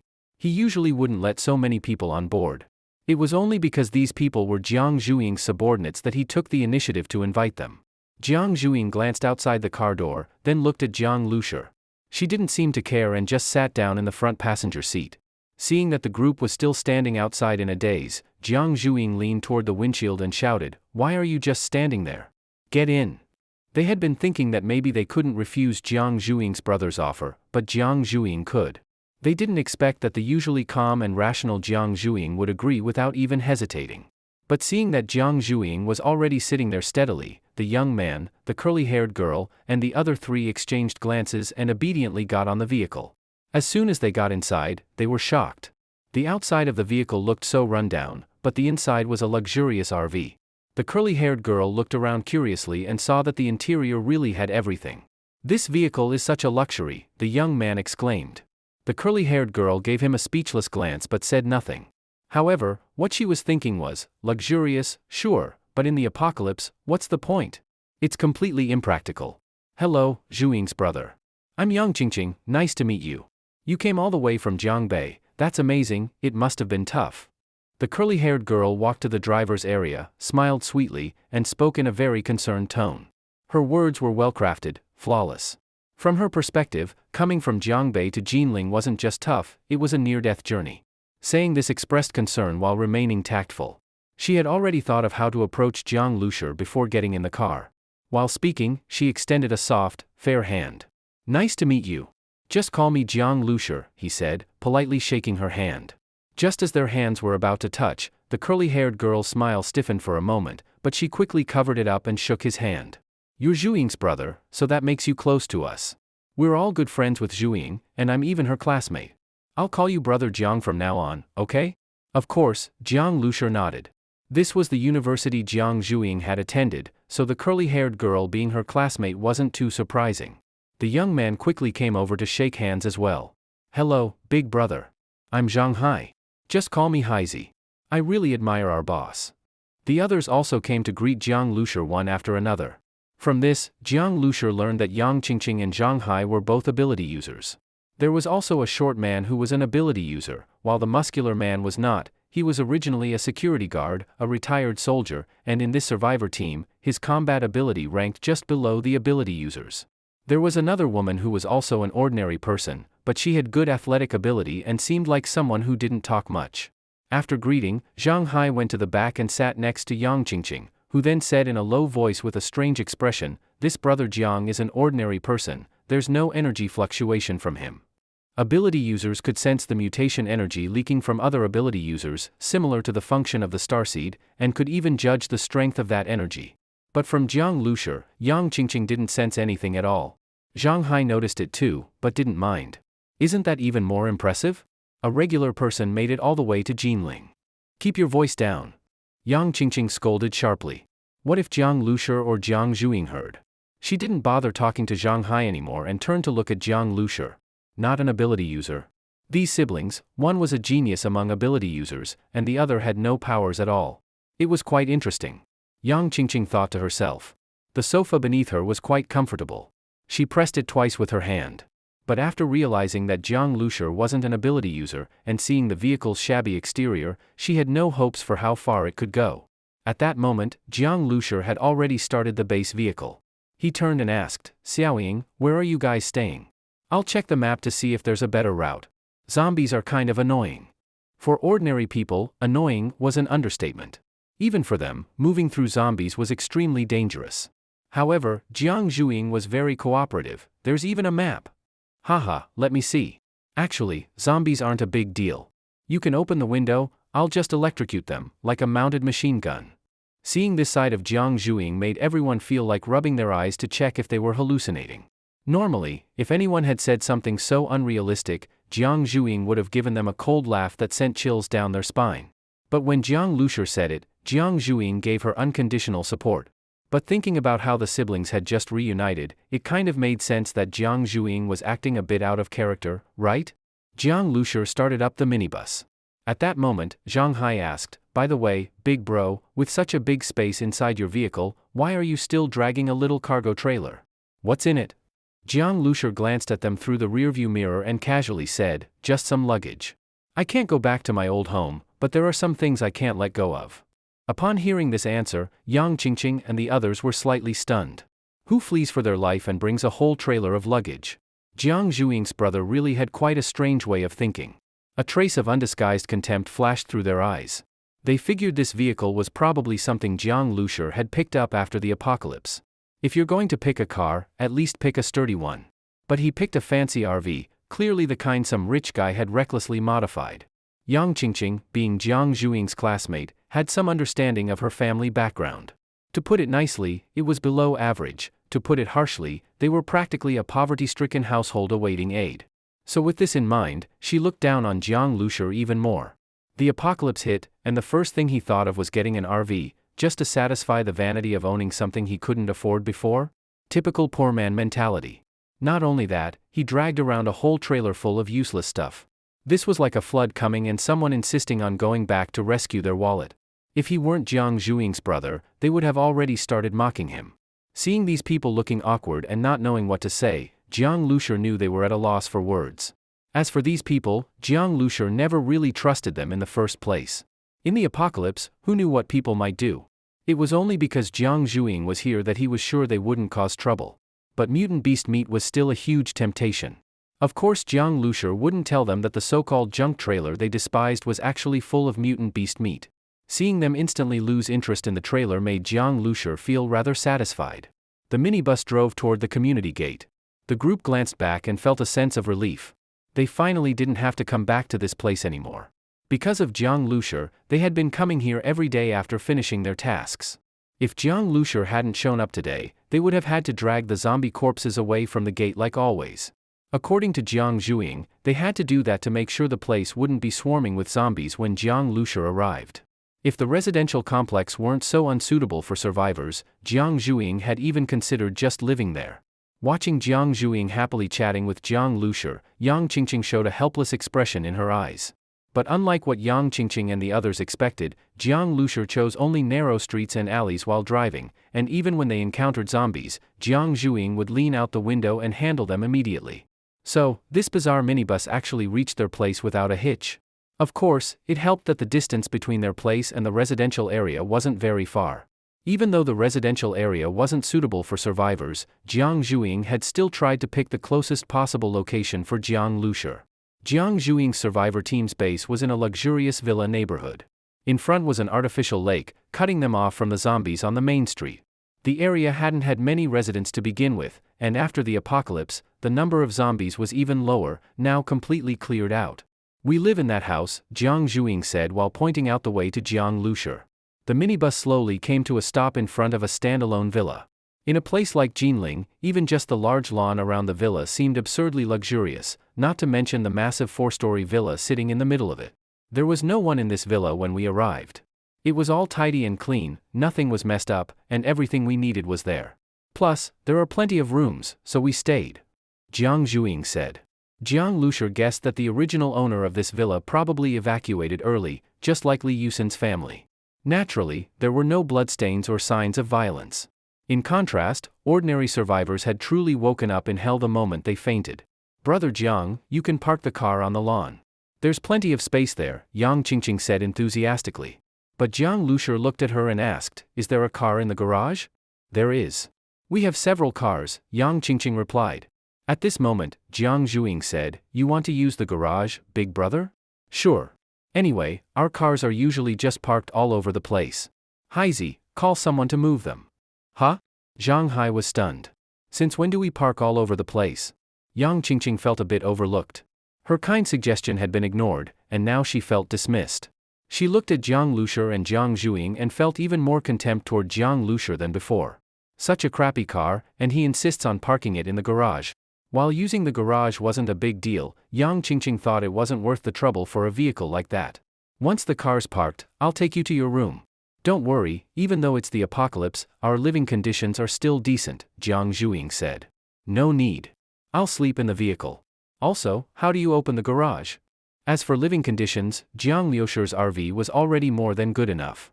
In the end, Jiang Lushur not only arranged his bedroom in the vehicle but also took the only garage key with him. They had only found one garage key in the house. In reality, the starseed was in Jiang Liushur's mind, and the base vehicle was bound to it. Without Jiang Lushur, no one could drive it, or even open its door. Still, Jiang Lushur was so cautious. Even though this was his sister Jiang Zhuing's territory, he felt that as long as people were around, one should never fully let their guard down. Seeing that the first thing Jiang Lushur did after arriving was fuss over his minibus, Yang Qingqing and the others were baffled. Since meeting him, Yang Qingqing had always thought Jiang Lushur was a bumpkin, acting like his pile of junk was something special. He probably didn't even know what an ability user was. If not for Jiang Zhuing, they never would have accepted such a survivor, not even worth a second glance. Probably because he's hauling everything he owns, that's why he cares so much. And that RV, he probably sees it as a treasure. But come on, there are tons of luxury RVs out there, and he picked a converted minibus? He doesn't even know what kind of vehicle is actually worth something. Yang Qingqing whispered to the woman who didn't talk much, shaking her head. That's how ordinary people are.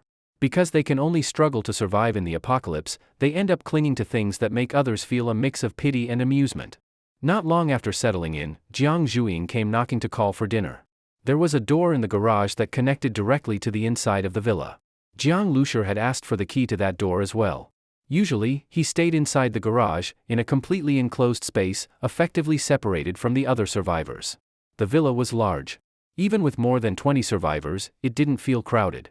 These survivors each had their own roles.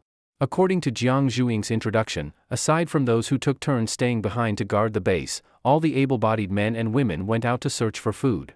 Those with no combat ability, like the injured or women who were too weak, stayed behind to cook and clean. With so many people living under one roof, if logistics didn't keep up, it would have turned into a trash heap long ago. Besides that, there was even a doctor in their survivor team.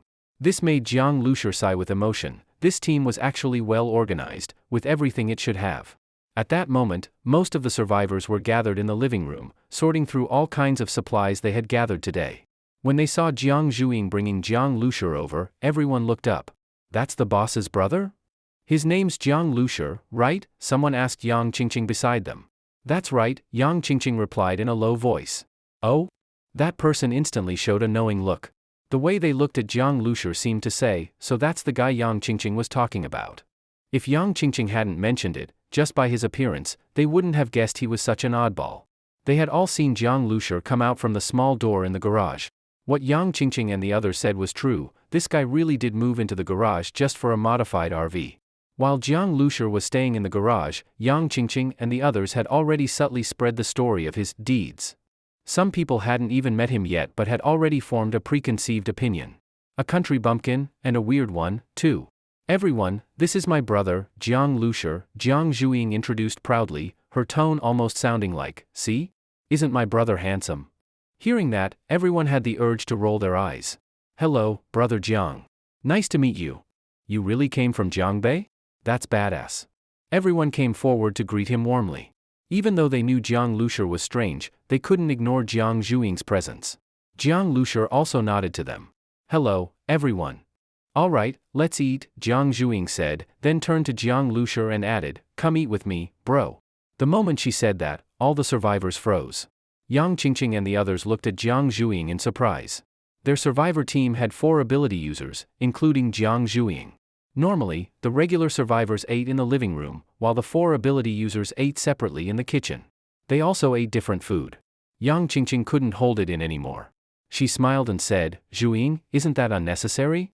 Brother Jiang isn't an ability user. It won't help him anyway. That's what the other survivors were thinking too, including the ordinary ones. Eating is still better than not eating, Jiang Zhuing said casually. If there was something good, of course she'd want to share it with Jiang Lushi. The survivors were speechless. What kind of logic was that? What, is there a problem? According to the original agreement, whether as the leader or based on combat contribution, I have more share than anyone else. I usually use my share to trade weapons with the military, and everyone uses those weapons together. Now I'm using my share for my brother. Does anyone have a problem with that? Jiang Zhuing swept her gaze over the survivors. Jiang Lushi immediately noticed that her expression had turned sharp. The survivors quickly averted their eyes and said nothing. If Jiang Zhuing hadn't brought it up just now, they'd almost forgotten about that rule. When someone doesn't use their rights for a long time, others get used to it and assume they've given them up. It had started to feel like Jiang Zhuing using her share to trade for weapons was just the norm. But now that she was using it for herself, they didn't dare complain to her directly, but they were clearly displeased with the person benefiting, Jiang Lushi. Yang Qingqing was momentarily stuck, then forced a smile and said, "Yeah, you're the boss. You decide." "Come on, bro, let's eat," Jiang Zhuing said, pulling Jiang Lushi along.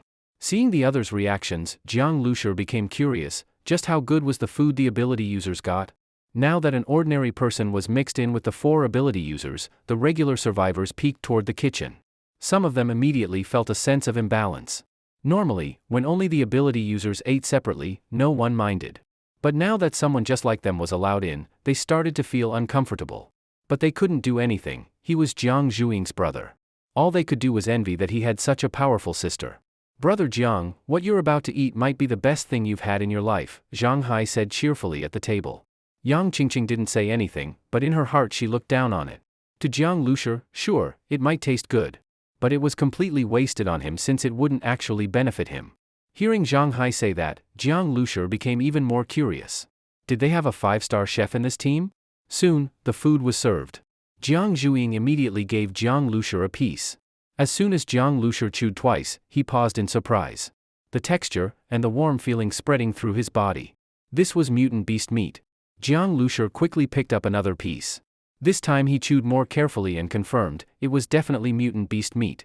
Seeing him stuff another piece into his mouth before even swallowing the first, Yang Qingqing and the others looked down on him. Even if it's tasty, no need to gobble it like that, right? He probably spent the trip to Jinling eating nothing but biscuits and instant noodles, or maybe not even that. "How is it, brother Jiang? Tastes good, right?" Yang Qingqing asked with a smile. Jiang Lushi nodded. Not bad. He wasn't sure what kind of mutant beast this was, but the meat was still a bit inferior to that of the mutant wild boar. Hearing Jiang Liushi's casual, not bad, Yang Qingqing didn't know what to say. This guy clearly had no idea how valuable mutant beast meat was. This isn't just any meat, it's from a mutant beast. It's specially for ability users. It helps restore physical energy and can promote evolution. If saved, it can even be traded with the military for weapons. But what effect it has on ordinary people, we don't know. Yang Qingqing explained. Evolution? Jiang Lushi ignored her last sentence. Of course it was useful for ordinary people. But as for how ability users evolved, Starseed hadn't gone into detail. It had only said they could evolve, without explaining how. Unbelievable, right? Ability users can evolve. Using your powers and eating mutant beast meat both help with evolution. Using your powers also helps you practice control, Yang Qingqing continued. She figured that after hearing this, Jiang Lushi would finally realize the meat was wasted on him. If he had any shame, he'd offer to eat with the regular survivors instead. But unexpectedly, Jiang Lushi just nodded while eating and even picked up another piece. Then he said to her, "I see. Interesting. Go on." Yang Qingqing was choked up again. This guy just didn't get it. And saying things like, "pretty interesting," and asking her to keep talking, did he think she was telling stories for fun? Yang Qingqing forced a smile and said, "Actually, there's nothing more to say. If you like the food, then eat more. You probably didn't eat much on the road, so eat up," Jiang Zhuing said, then turned her head and called out, "Big sis, make another stir-fried pork dish." "Brother, eat more to replenish your nutrition," Jiang Zhuing urged, continuously picking food for Jiang Lushi. Yang Qingqing really couldn't stand it anymore. Her face was already showing signs of discomfort. Her share was limited, and she always ate sparingly. Seeing an ordinary person like Jiang Lushi, who got no benefit from eating this food, eating so freely made her feel really stifled. "By the way, Zhuing, didn't you want that custom weapon?" Yang Qingqing's eyes lit up as she suddenly spoke. Custom weapon? Jiang Lushur looked puzzled. Yang Qingqing opened her mouth to explain, but Jiang Zhuing already started explaining to Jiang Lushur, it's a weapon made by the military. They have the technology, materials, and equipment to make it. Many survivors in Jinling City work with the military. We can collect food ourselves, but for weapons, we need to trade with them. The military changes what they accept frequently, they'll take anything, but things like mutant beast meat and medicine are long-term trade goods, Jiang Zhuing continued, noticing Jiang Liushur's curiosity about the military. But if there was a military presence, why didn't these survivors, especially the ordinary ones, just go with the military? Before Jiang Lushur could ask, Jiang Zhuing continued, well, it's called the military, but really it's just a forward base left by the army. The main force has already withdrawn, and only about 1,000 people are left. Their base is limited in size, and although they do accept some survivors, there's a cap. They say they don't have the manpower to escort everyone to the safe zone. So the survivors live there without knowing when they'll be transferred. According to Jiang Zhuing, there was a safe zone near Jinling too, supposedly in the mountains, with difficult terrain, just like the safe island, it was in a remote location. Then you need supplies to trade for that custom weapon, right? How much do you need? Jiang Lushur asked. It takes a full 5 tons of mutant beast meat. Zhuing was slowly saving up, Yang Qingqing quickly answered. But she was interrupted again by Jiang Zhuing. Hey, there's no rush. Besides, haven't we already saved up quite a bit? Saying that, she suddenly remembered something, reached into her pocket and took something out, then said mysteriously, speaking of mutant beasts, bro, here's something you've definitely never seen. Just this little piece can be traded to the military for 1 ton of mutant beast meat. What is it? Jiang Lushur asked curiously.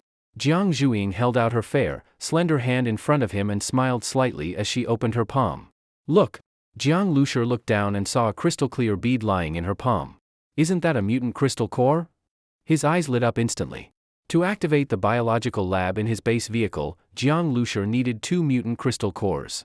Originally, he thought it would be very difficult, just killing 1 mutant wild boar was already hard enough, let alone 2.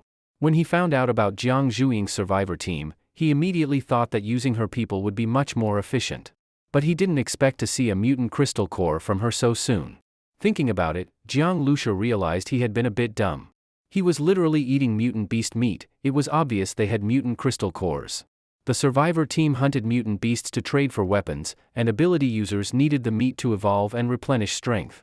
Of course they'd have hunted mutated beasts. But the price the military offered made Jiang Lushur feel speechless. A single mutant beast usually only had 1 crystal core inside it. Its value far exceeded that of 1 ton of meat. In fact, it was much more valuable than the meat. What does the military want this for? Jiang Lushur asked. This is a mutant crystal core. The military seems to be researching the mutation virus with it, Jiang Zhuing said. The military had only recently started looking into the crystal cores, they were still in the research phase. When Jiang Lushur heard that, he realized, the military didn't yet know the true value of the crystal cores. Once they found out, and once other survivors realized it too, these cores would become extremely precious. I see. Zhuing, can I talk to you about something? Jiang Lushur said after thinking for a moment. There's no need for formalities. Whatever it is, just say it, brother. Jiang Zhuing was tossing the core up and down in her palm. The bead looked like glass, and as a girl, she seemed to like it quite a bit. I want that mutant crystal core. It's important to me. When Jiang Lushur said that, Jiang Zhuing had no reaction, but everyone else immediately turned their eyes to him. Yang Qingqing stared at him in disbelief. Did he even know what he was saying? That thing was worth a whole ton of mutant beast meat. And how could that possibly be important to him? He was probably seeing one for the first time. The others also frowned. Eating some mutant beast meat was one thing, but now Jiang Lushur was starting to make demands. This was too much. Even if Jiang Zhuing was their leader, this was outrageous. It felt like he was just leeching off his sister. If she gave it to him, her credibility in the team would drop dramatically. If she didn't give it, well, judging by how she treated Jiang Lushur, she'd agree to anything he asked. Just then, Jiang Lushur continued, Zhuing, didn't you need mutant beast meat? I happen to have some. Let me trade you for the crystal core. After butchering the mutant wild boar, he had about 4 or 5 tons of meat. He had eaten a bit of it since then, but only a small amount. Zhuing had already saved some herself, so he only needed to give her part of his. Everyone looked at Jiang Lushur. From the moment he said he wanted the crystal core, every word that came out of his mouth had shocked them more and more. Huh? You have mutant beast meat, brother? How did you get it? Even Jiang Zhuing was stunned. Did her brother really have meat? But she trusted Jiang Lushur unconditionally. Even if it sounded unbelievable, she didn't doubt him for a second. The others were also completely stunned. Wasn't Jiang Lushur an ordinary person? Hold on. Jiang Lushur went into the garage. After a while, he drove the small cargo trailer out. That banged up, awful-looking trailer, which they had all thought was full of junk and luggage. All the survivors gathered at the door, even forgetting about dinner. They watched as Jiang Lushur got off the minibus and opened the trailer's cargo door. Clunk. The wobbly door sounded like it might fall apart. Thump thump thump thump. Large chunks of meat rolled out of the cargo trailer. Bright red, lean pork that looked mouth-wateringly delicious. A faint aroma spread through the air. Just one whiff was enough to know, it was mutant beast meat. Jiang Zhuing stared wide-eyed at the mutant pork, and the other survivors couldn't believe what they were seeing. There really was meat. And so much of it. At that moment, Jiang Lushur leaned out of the driver's seat and asked, "Is this enough?" Jiang Zhuing was stunned for a second, then quickly nodded. "Yes, yes. How much is here?" She ran over and saw that the trailer was still filled with mutant meat. 4 or 5 tons, Jiang Lushur said. So much. Jiang Zhuing was even more shocked. She quickly shook her head. "That's too much. I only need 2 tons. You don't have to give me the rest." "No, take all of it," Jiang Lushur replied. He had planned to give it all to her from the start. That way, others wouldn't get any funny ideas. Sure enough, while everyone had different expressions, shock, disbelief, even thinking they were hallucinating, no one showed greed.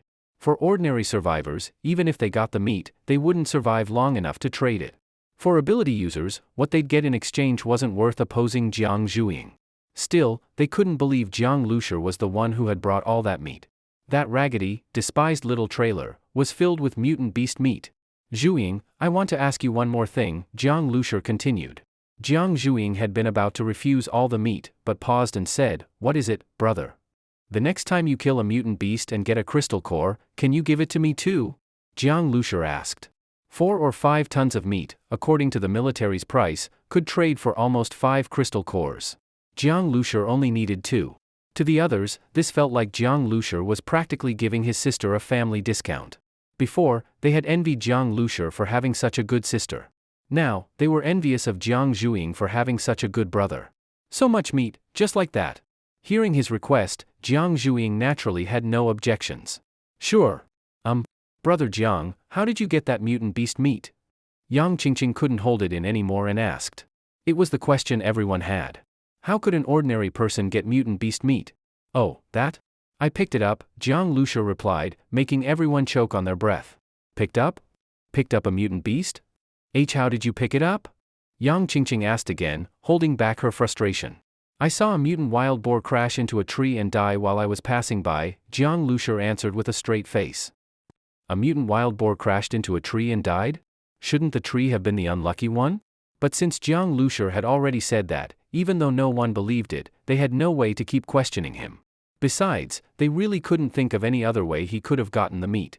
Maybe it was roadkill, or fell off a cliff? What ridiculous luck. The mutant crystal core was handed over to Jiang Lushur. Holding the warm core in his hand, a smile appeared on his face. This core was truly worth a fortune. Now, he only needed one more core to activate the biological lab. Having suddenly gathered all the required mutant beast meat, Jiang Zhuing immediately prepared to exchange it for weapons. As the leader and strongest ability user in the team, the weapons she traded for would directly improve the team's overall safety and combat power. So the mutant beast meat and crystal core needed for the trade were originally contributed by the whole team. Now, it was equivalent to the team owing Jiang Lushur 1 mutant crystal core. "Brother, we're going into the city today to exchange for weapons. I'll show you when I get back." Early in the morning, Jiang Zhuing knocked on the door excitedly. This survivor team was actually based in the suburbs of Jinling, not in the core part of the city.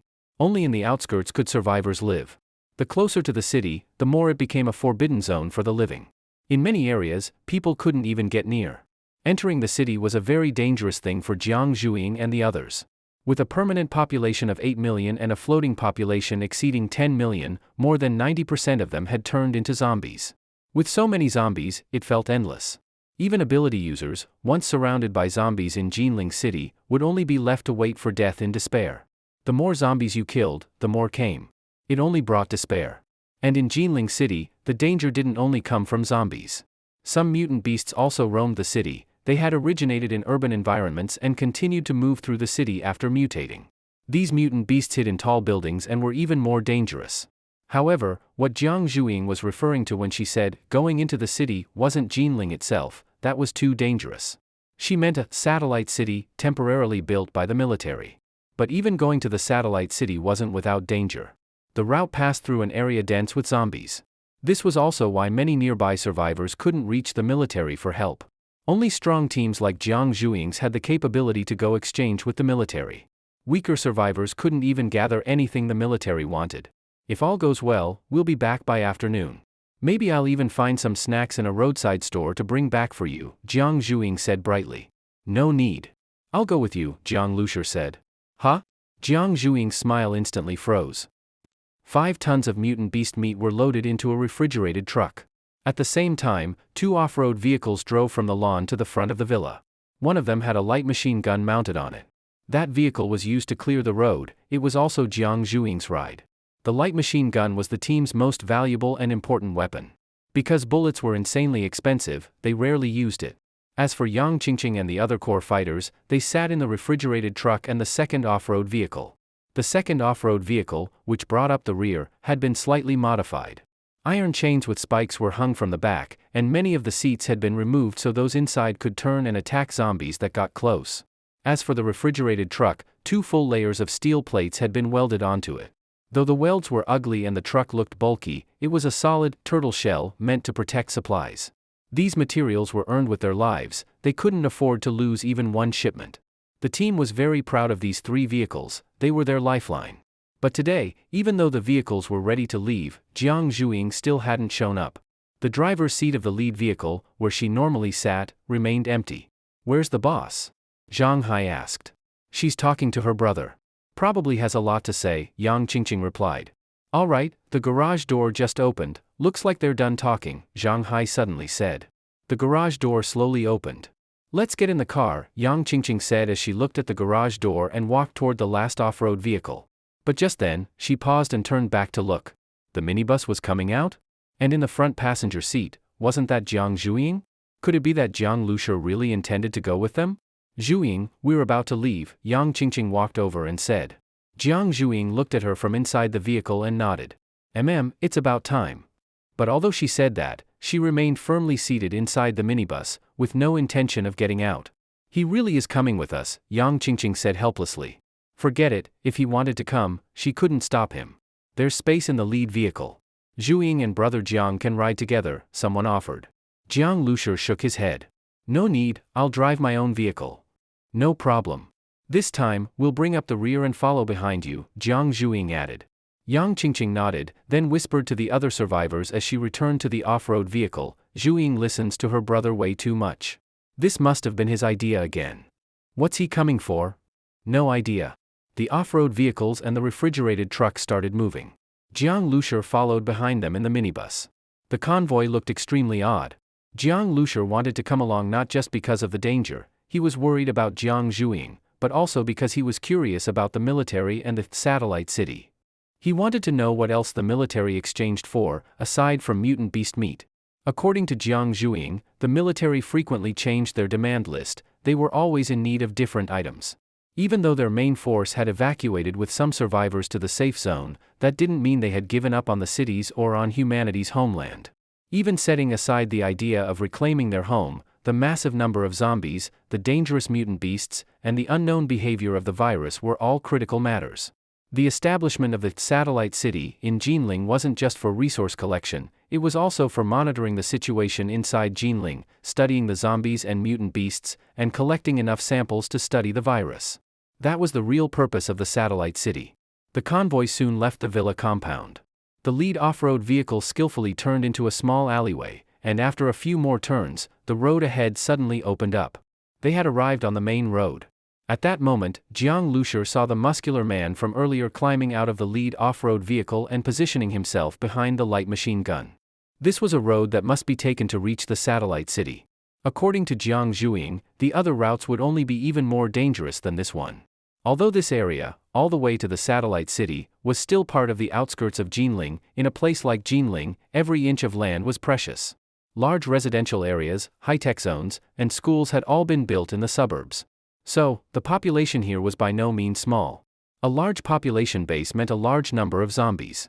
Seeing that the muscular man had already gotten into position, Jiang Lushur also silently checked the condition of the vehicle through the starseed, as he usually did. Base vehicle shell intact, power system intact, air cannon functional, the starseed's voice reported. Jiang Zhuing held the iron rod diagonally in her arms, leaning back in the front passenger seat. Her large eyes stared ahead brightly. "Brother, get ready for a show." "A show?" Jiang Lushur asked, confused. The vehicle was moving at a fast pace, and soon, zombies began to appear ahead. These zombies had originally been wandering the streets aimlessly like ghosts, but as soon as they heard the vroom of the car engines, they immediately turned their heads, attracted by the sound. Their blood-red eyes locked onto the approaching vehicles, and they let out hoarse ha-ha growls before suddenly charging forward. As the vehicles approached, more and more zombies came rushing out from houses and alleys on both sides of the road. In the blink of an eye, the convoy was surrounded by zombies from front, back, and both sides. Especially in front, just one glance showed an endless mass. These zombies had blood-red eyes, twisted and ferocious faces, and wide-open mouths. Their gums were also blood-red, and between their teeth were strands of flesh and blood. When there are no living humans to eat, they will even attack each other. But when they are inactive, their energy consumption is very low. Toward living people, zombies are extremely aggressive. They only attack each other when they need to eat. That's why when no living humans are around, they just wander aimlessly. But once a human appears, this kind of scene happens immediately. Seeing so many zombies charging at once gave people the feeling of falling into a sea of corpses. A sense of despair naturally arose. The horror of zombies wasn't just in their combat power, they also had a strong psychological impact on ordinary people. Faced with such a crowd of zombies, everyone felt their scalps tingle involuntarily. At that moment, gunfire suddenly rang out. Rat-tat-tat-tat. The light machine gun spat out flames. Bullets rained down into the zombie horde, and the first row of zombies immediately fell in bunches. But then, the terrifying vitality of zombies showed itself. They felt no pain. Unless their heads were blown off, the others that were shot would immediately get up and charge again. Some zombies just staggered from the impact and didn't even stop. One zombie was shot in the abdomen.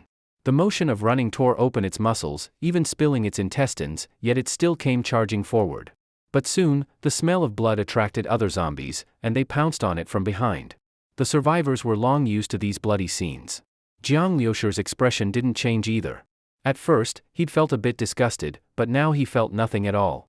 He had seen things far more disgusting than this. Jiang Zhuing had originally worried that Jiang Lushur might get nervous seeing so many zombies.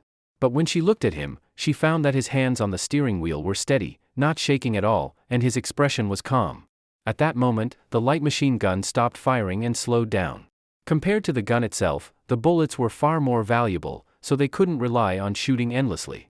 That round of shooting had only been to create some corpses and slightly disrupt the forward momentum of the horde. V-room. The refrigerated truck overtook it and became the lead vehicle. It drove straight into the zombie horde. Inside, Zhang Hai's eyes were wide open, his hands gripping the steering wheel tightly, and his foot floored the gas pedal.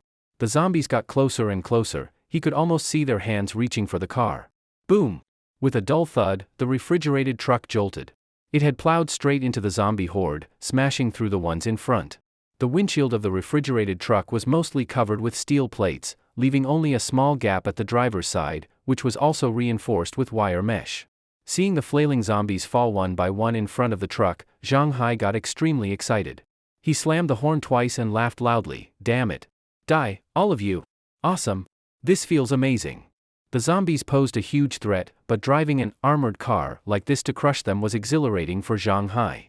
His face turned red with excitement, and veins bulged on the backs of his hands.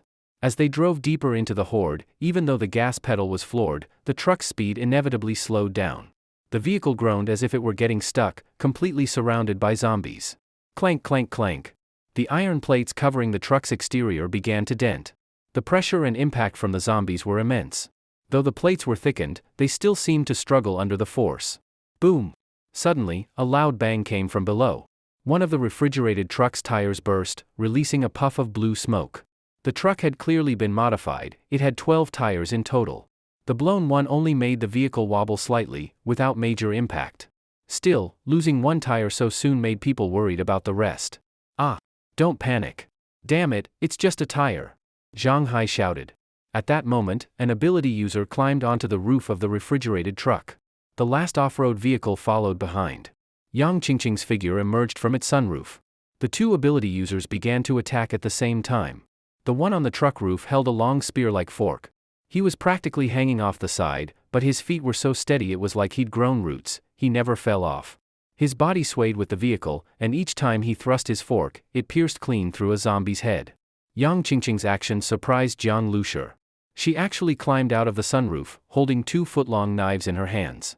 Then she suddenly leapt down, straight into the zombie horde. The sight made everyone's hearts clench.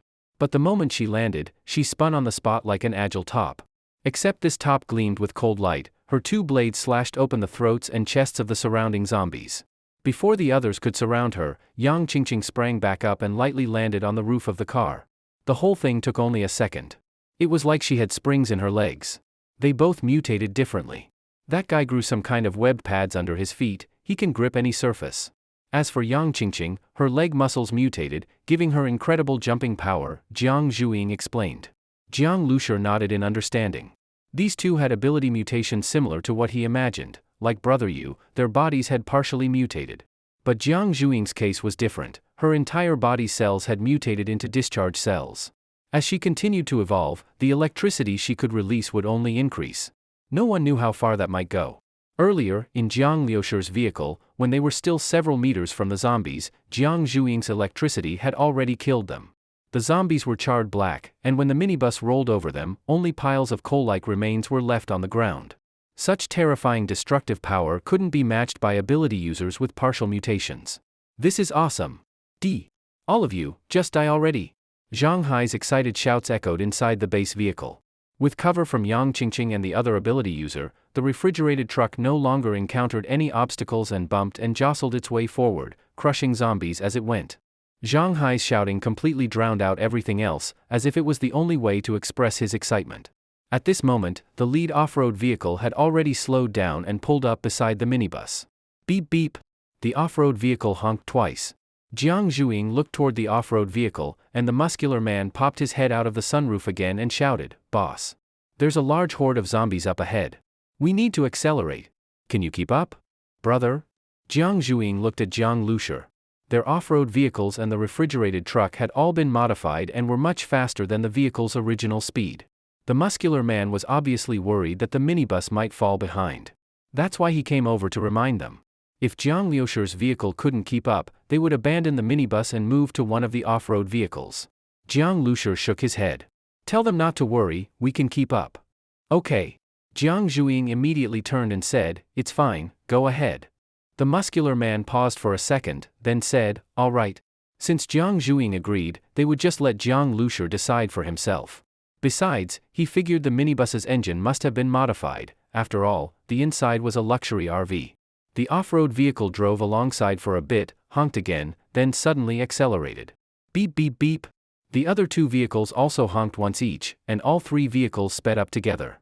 From the minibus, which had a higher vantage point, Jiang Lushi looked ahead and was shocked.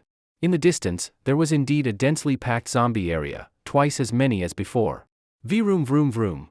The engines roared loudly, and the three vehicles shot out thick exhaust as they accelerated toward the zombie horde. At that moment, Jiang Lushi hadn't started accelerating yet.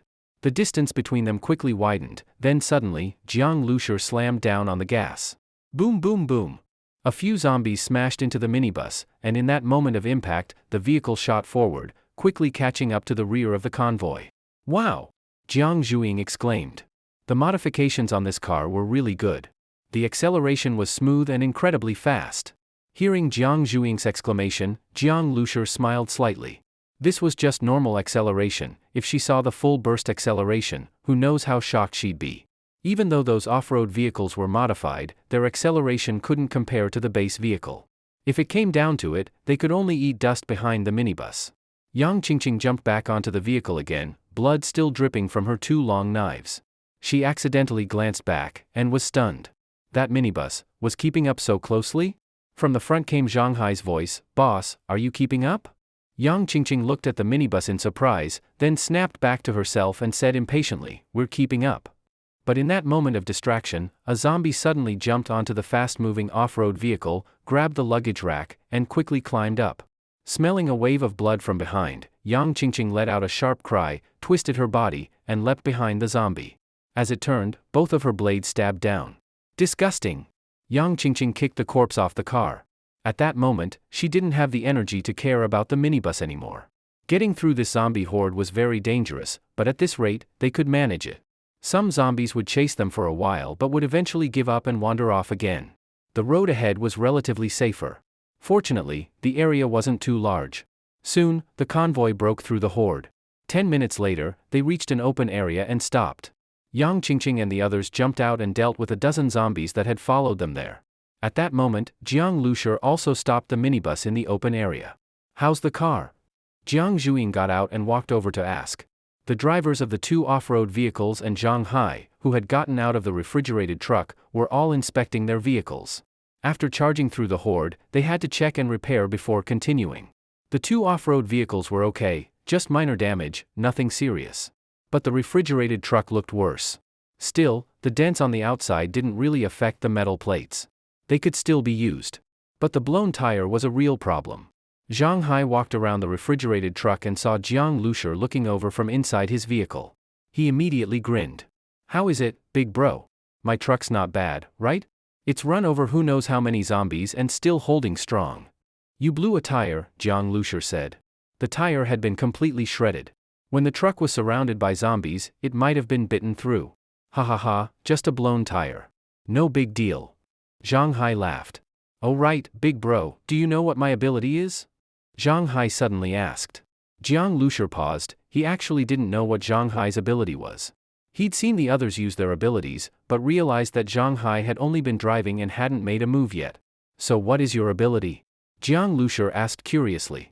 "Heh, perfect timing. Big bro, just watch closely," Zhang Hai said in a poorly imitated Beijing accent. "All right." Jiang Lushur thought Zhang Hai was going to demonstrate something.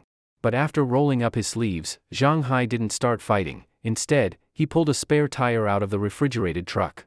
"I've got several tires in here. I'm not afraid of blowouts," Zhang Hai said proudly. "So that means you blow out tires often," Jiang Lushur thought to himself. But he still couldn't tell what Zhang Hai's ability had to do with the tire. Zhang Hai carried the tire over to the blown-out one. He pulled out a jack to lift the truck, then cracked his knuckles, flexing his 10 fingers that looked like carrots. "Big bro, watch this. This is my specialty," Zhang Hai said, and suddenly his hands moved so fast they became a blur. His speed was incredible, and his strength was clearly high too. The flexibility of his fingers was amazing. And what was he doing? Changing a tire. He didn't use any tools, not even a wrench. He twisted the bolts on and off with just his hands. While changing the tire, Zhang Hai boasted, "How about that, big bro? Not bad, right? My fingers mutated, they're super fast and super strong. Look, all muscle." Jiang Lushur stared blankly for a while before finally asking, "Can I ask, what did you do before?" "Mechanic. Ha ha ha ha." Zhang Hai used to be a car mechanic. After mutating into an ability user, he combined his powers with his skills and continued doing his old job. In terms of combat strength, he was certainly stronger than an ordinary person, but among the 4 ability users in the team, he ranked at the bottom. However, his role was by no means unimportant. All the modifications and repairs of their vehicles were done by him alone. Even so, Zhang Hai's goofy personality and this strange power made him somewhat lacking in status. Not to mention, Yang Qingqing always looked down on him, often speaking with impatience. Jiang Lushur thought that this power was definitely not limited to fixing cars. Just the strength in those fingers alone could probably pierce a person like a bullet. To this, Zhang Hai laughed and said, "I'm not cut out for fighting. As soon as I start, I go crazy, can't stay rational." He paused, his smile slowly fading, and his tone grew heavy. This was the first time Jiang Lushur had seen such an expression on his face. "I don't know why, but I always see the image of my wife reaching out to me for help from among the zombies. I had just woken up then. If only I could have fought harder, faster. Forget it, no point talking about this." Zhang Hai forced a smile and went back to work. In fact, Zhang Hai probably knew that no matter how fast he was back then, he couldn't have saved his wife. But knowing doesn't mean you can move on from that memory. Most survivors had gone through similar tragedies. Brother, in a little while we'll be at the satellite city. Zhuing came over from the off-road vehicle with a bottle of water and handed it to Jiang Lushi. Everyone was drinking bottled water, replenishing their lost fluids and energy in time. Jiang Lushi noticed that the ability users were also carrying some dried mutant beast meat and were eating it with water. Using powers consumed a lot of energy, and only mutant beast meat could quickly replenish it. Ordinary food could help too, but the required amount would be much greater. It wasn't as portable and didn't help ability users evolve. Soon, the tire on the refrigerated truck was replaced. Everyone had drunk their water, eaten their meat, and rested. The convoy got back on the road, continuing toward the satellite city. From here, it would take just over 10 minutes to reach the satellite city. There were still plenty of zombies along the way, the streets were packed with them. Hearing the sound, the zombies surged forward. From a distance, it looked like a dark wave rolling toward them. Ah! Zhang floored the gas pedal, charging forward under the cover of Yang Qingqing and the others, crashing and crushing zombies as he pushed through the horde. This time they were lucky, no tires blew out, though the vehicle got more dents and scrapes from the collisions. The satellite city was already close. They just needed to break through this last horde. At that moment, a sudden roar came from nearby. The sound was deep, like it came from the throat, and it didn't seem far away. Hearing the roar, Jiang Zhuing sat up straight, a serious look appearing on her face. She listened carefully again, then quickly shouted, "Watch out!" Boom! A part of the zombie horde was shoved aside. Many zombies were even flung into the air. Right after that, a massive black shadow charged out, heading straight for the convoy. The black figure was about the size of an off-road vehicle, and its speed was just as fast. Its mouth was wide open, revealing sharp canine teeth. Its eyes were blood red. It was a mutant dog. In the cities, many people kept pet dogs, and there were also countless strays in the suburbs. These dogs all became infected, and after the apocalypse, most mutated into zombie-like monsters. A few, however, became mutant beasts. This size. Jiang Zhuing's expression changed instantly. Mutant beasts came in all sizes, but this one was the biggest they had encountered so far. A level 1+ mutant dog, the starseed's detection showed that this was a level 1+ mutant dog. 1+ referred to its mutation energy level, but at this stage, the difference in combat power from size, strength, and speed was still massive. Even with the same energy level, actual combat strength varied greatly. This mutant dog was enormous, incredibly strong, and shockingly fast. As soon as the convoy spotted it, the mutant dog was already near. Boom! The mutant dog crashed into the refrigerated truck, sending it flying sideways and slamming hard into the roadside flower bed. Just as the truck hit, the mutant dog was already on it, slashing a paw. Its gleaming claws were each half a foot long. With terrifying force, the claws tore into the thick iron plates covering the truck like paper, leaving deep gashes. 2 pieces of packed mutant beast meat rolled out from the slashed opening, even the freezer had been cut open, showing just how deadly the attack was. With just one strike, the mutant dog sent chills down everyone's spine. Shit! Shit! Zhang screamed inside the cab. His refrigerated truck could crush zombies, but in front of this mutant dog, it was like a plastic toy, completely useless. A few more swipes and the truck would be totaled. The mutant dog was almost the same size as the truck. Its blood-red eyes stared into the cab at Zhang. It bared its fangs, thick, red drool dripping from its mouth and splashing onto the ground. Zhang, staring from just a few feet away, felt his scalp tingle. With a scream, he slammed the gas pedal and forced the truck forward a short distance. The body scraped the flower bed, making a screeching sound, even throwing sparks. The mutant dog immediately gave chase, leaping forward to pounce on the refrigerated truck. If it landed, both the truck, Zhang, and all the supplies would be done for. Just then, gunfire suddenly rang out from behind. Rat-a-tat! Bullets hit the mutant dog, creating several bloody holes. Awooh! The mutant dog howled in pain and turned to look at the off-road vehicle with the mounted light machine gun. The muscular man firing the gun felt his scalp go numb when the monster locked eyes on him. The light machine gun kept firing, but the mutant dog was agile and fast. Plus, the zombies blocked the bullets. The muscular man widened his eyes, watching helplessly as the mutant dog charged toward the vehicle. Seeing the distance between the mutant dog and them growing shorter, the muscular man finally couldn't hold on any longer. While firing desperately, he shouted, "Run! V-room!" The off-road vehicle suddenly swerved, and the light machine gun on the roof also turned, still aiming at the mutant dog, continuing to pour out bullets wildly. Because the turn was so sharp, one of the vehicle's wheels was lifted off the ground. "Yang Qingqing," the muscular man shouted. This mutant dog was too fast. Even if they turned now, they wouldn't be able to avoid it. They needed the other off-road vehicle to assist. But in the other vehicle, Yang Qingqing's face was pale. This mutant dog was more terrifying than any monster she had ever seen. Jumping onto it or near it would be too dangerous. Its size was massive, and it was still charging. Even brushing against it might cause serious injury. Also, this mutant dog's reflexes were incredibly fast. Although Yang Qingqing was quite fast herself, she had no confidence in facing it. Those terrifying claws, one hit and your guts would spill. Simply put, she'd be dead, no doubt about it. So, when she heard the muscular man shouting, although the off-road vehicle sped up immediately, Yang Qingqing herself hesitated and struggled. Seeing the mutant dog up ahead, her body felt weak, and she couldn't move. Just then, vroom. The minibus that had been following at the rear suddenly swept past the off-road vehicle, right in front of Yang Qingqing. Jiang Zhuing is going to act, was Yang Qingqing's first thought. Until now, the fights hadn't needed Jiang Zhuing to step in. But now was the moment. If every battle required Jiang Zhuing, then what use were the rest of them?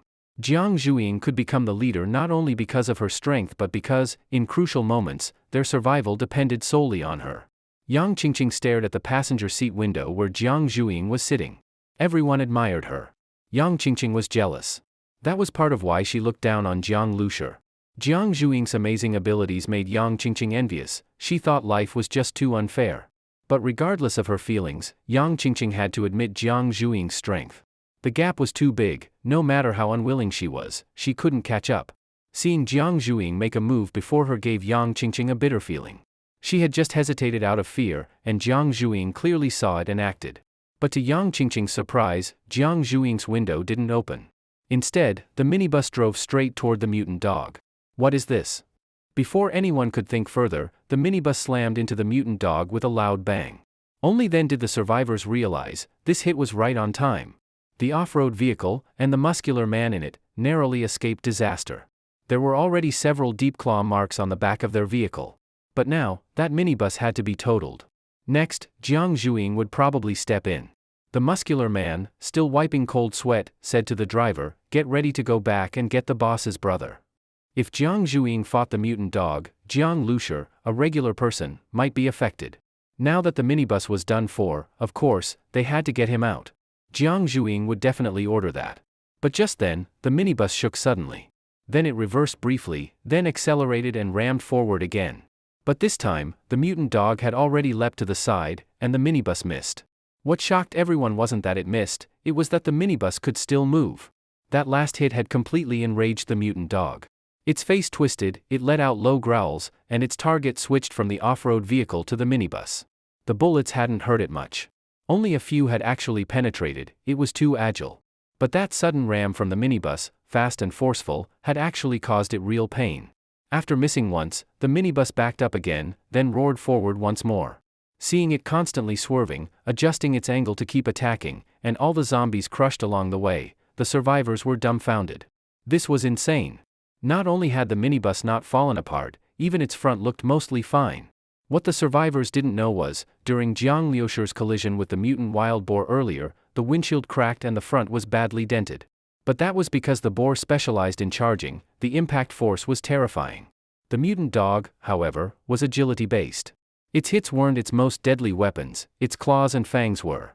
Also, before coming to Jinling, Jiang Liushi's base vehicle had absorbed some mutant energy left behind after Brother Yu's death.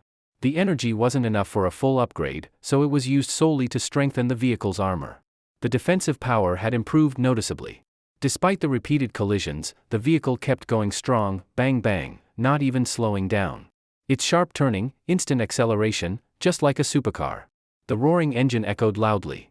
It might be a minibus, but it handled like a sports car. Damn. Inside the vehicle, Jiang Lushi had no time to care about how shocked the others were. This mutant dog was incredibly agile. Only that first unexpected hit had connected. But the off-road vehicle was too close to use the air cannon. Besides, using it in front of everyone would be too shocking. As for ramming and accelerating, those he could use freely. Even though the mutant dog had thick fur and strong defense, repeated impact trauma could still hurt it internally. A few more hits would significantly reduce its fighting strength.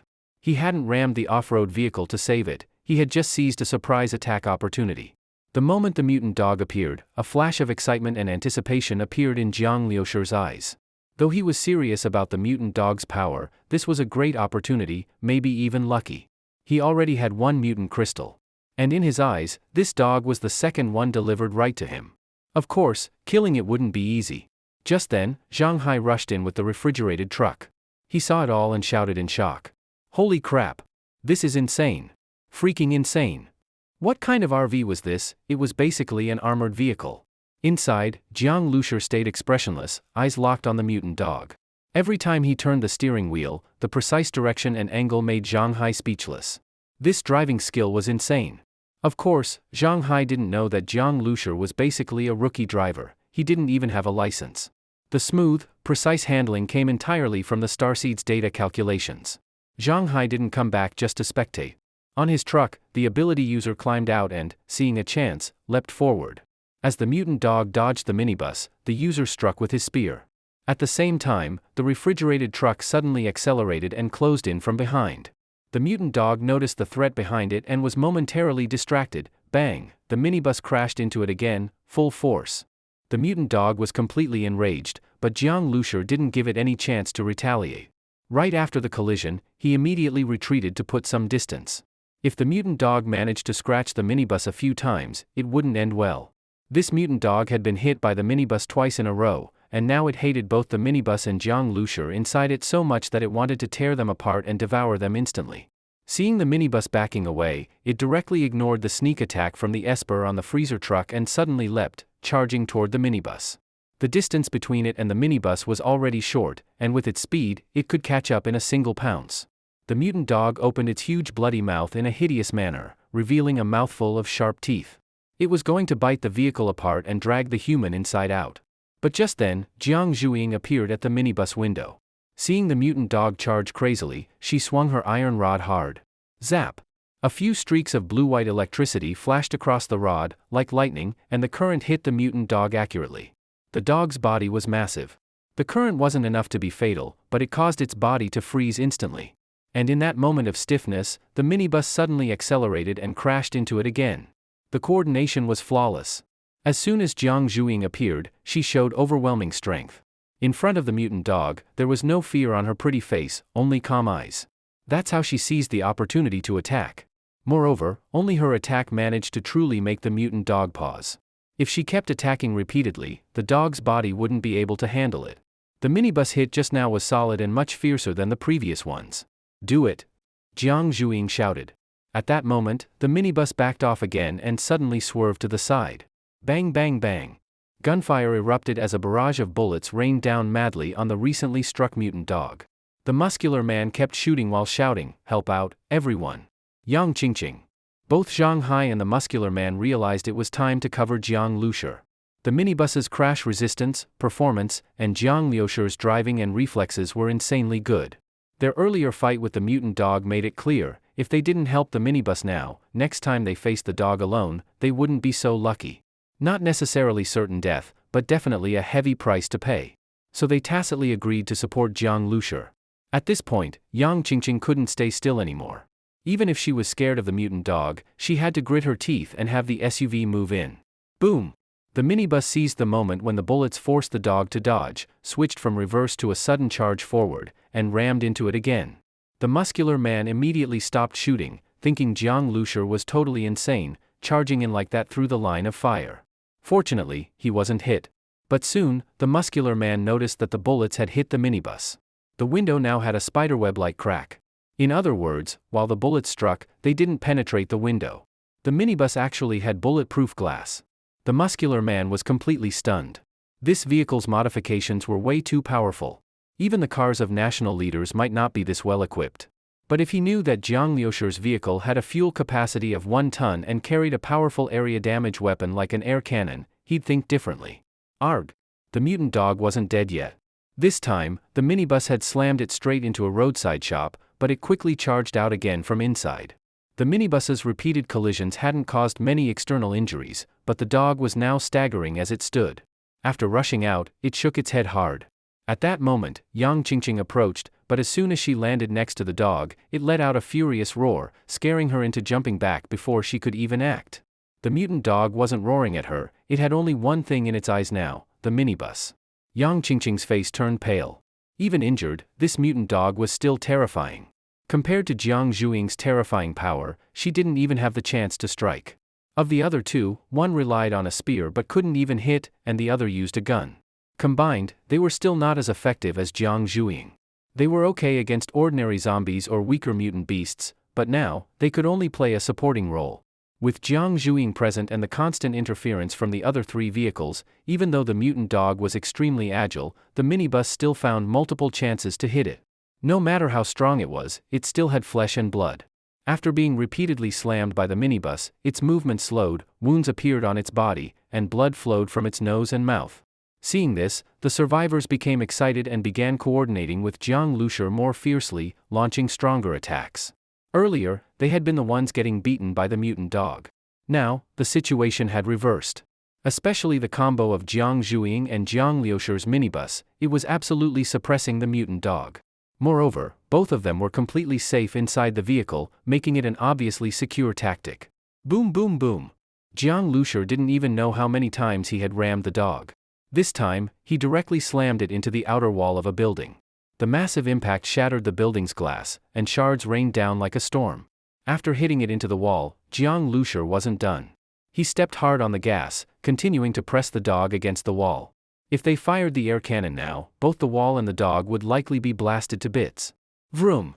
The minibus engine roared wildly, the tires screeched against the ground, raising a cloud of dust and leaving deep skid marks.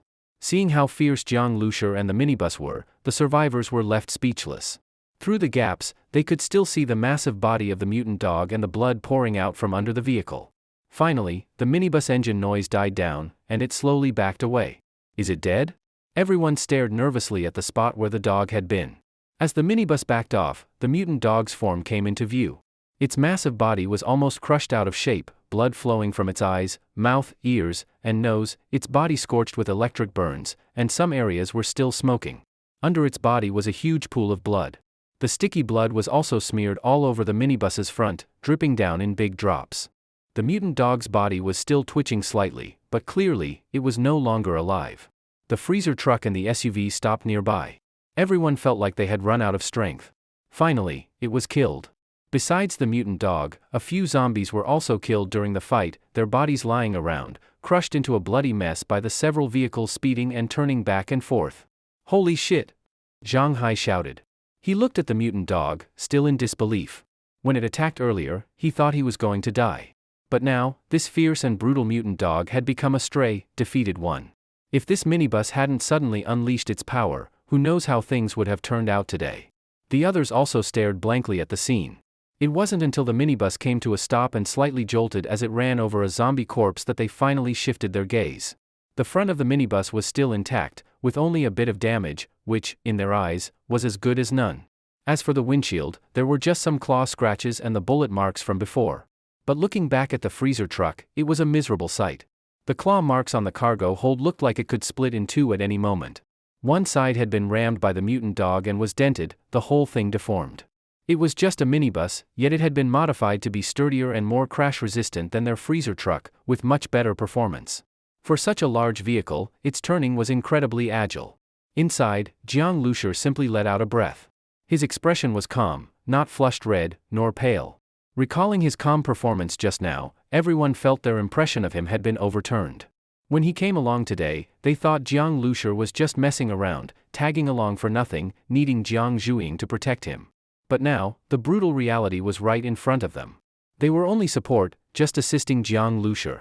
Although the main combat power was the minibus, driving skill also mattered greatly. The strong smell of blood filled the air.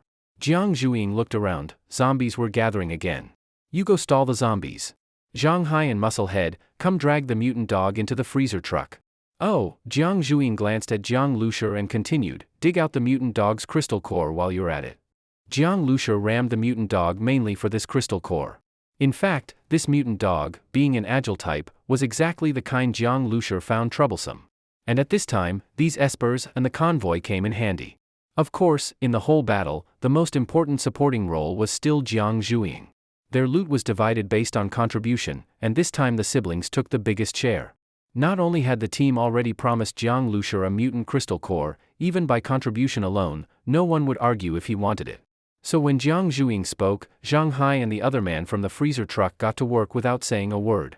These two were clearly used to cleaning up the battlefield and collecting loot. They were fast and efficient.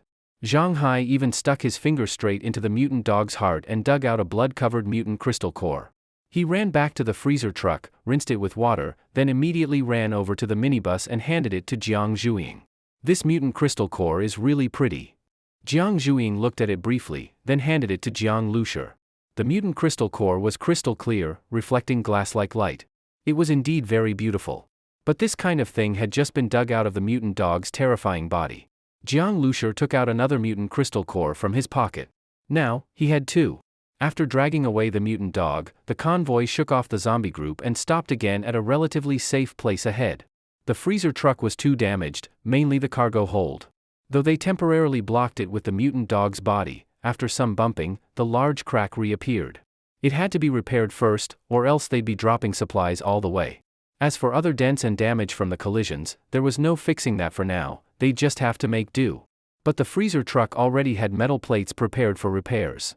Zhang Hai grabbed nails and a hammer and started nailing plates over the crack. Bang bang bang. As the sound of hammering rang out, Jiang Lushi took out both mutant crystal cores. Jiang Zhuing had gone out for air, and the others were resting.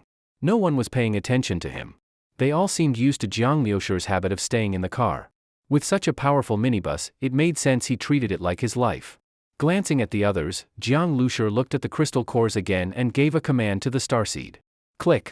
With a soft sound, a small slot popped out from the dashboard. There were 2 indents in the slot, enough to hold 2 mutant crystal cores. Jiang Lushi took a deep breath and placed both cores inside. A perfect fit, no gaps at all. As soon as the crystal cores were placed, the slot automatically closed and retracted. At the same time, the starseed's voice spoke. 2 mutant crystal cores inserted. New evolution options for the base vehicle unlocked. Please choose the direction you wish to evolve. Option 1, upgrade fuel tank. Most of the options Jiang Lushi had seen before. Looking again now, he was still tempted. Storage space, auto-absorption, mechanical arms, weapon upgrades, he wanted them all.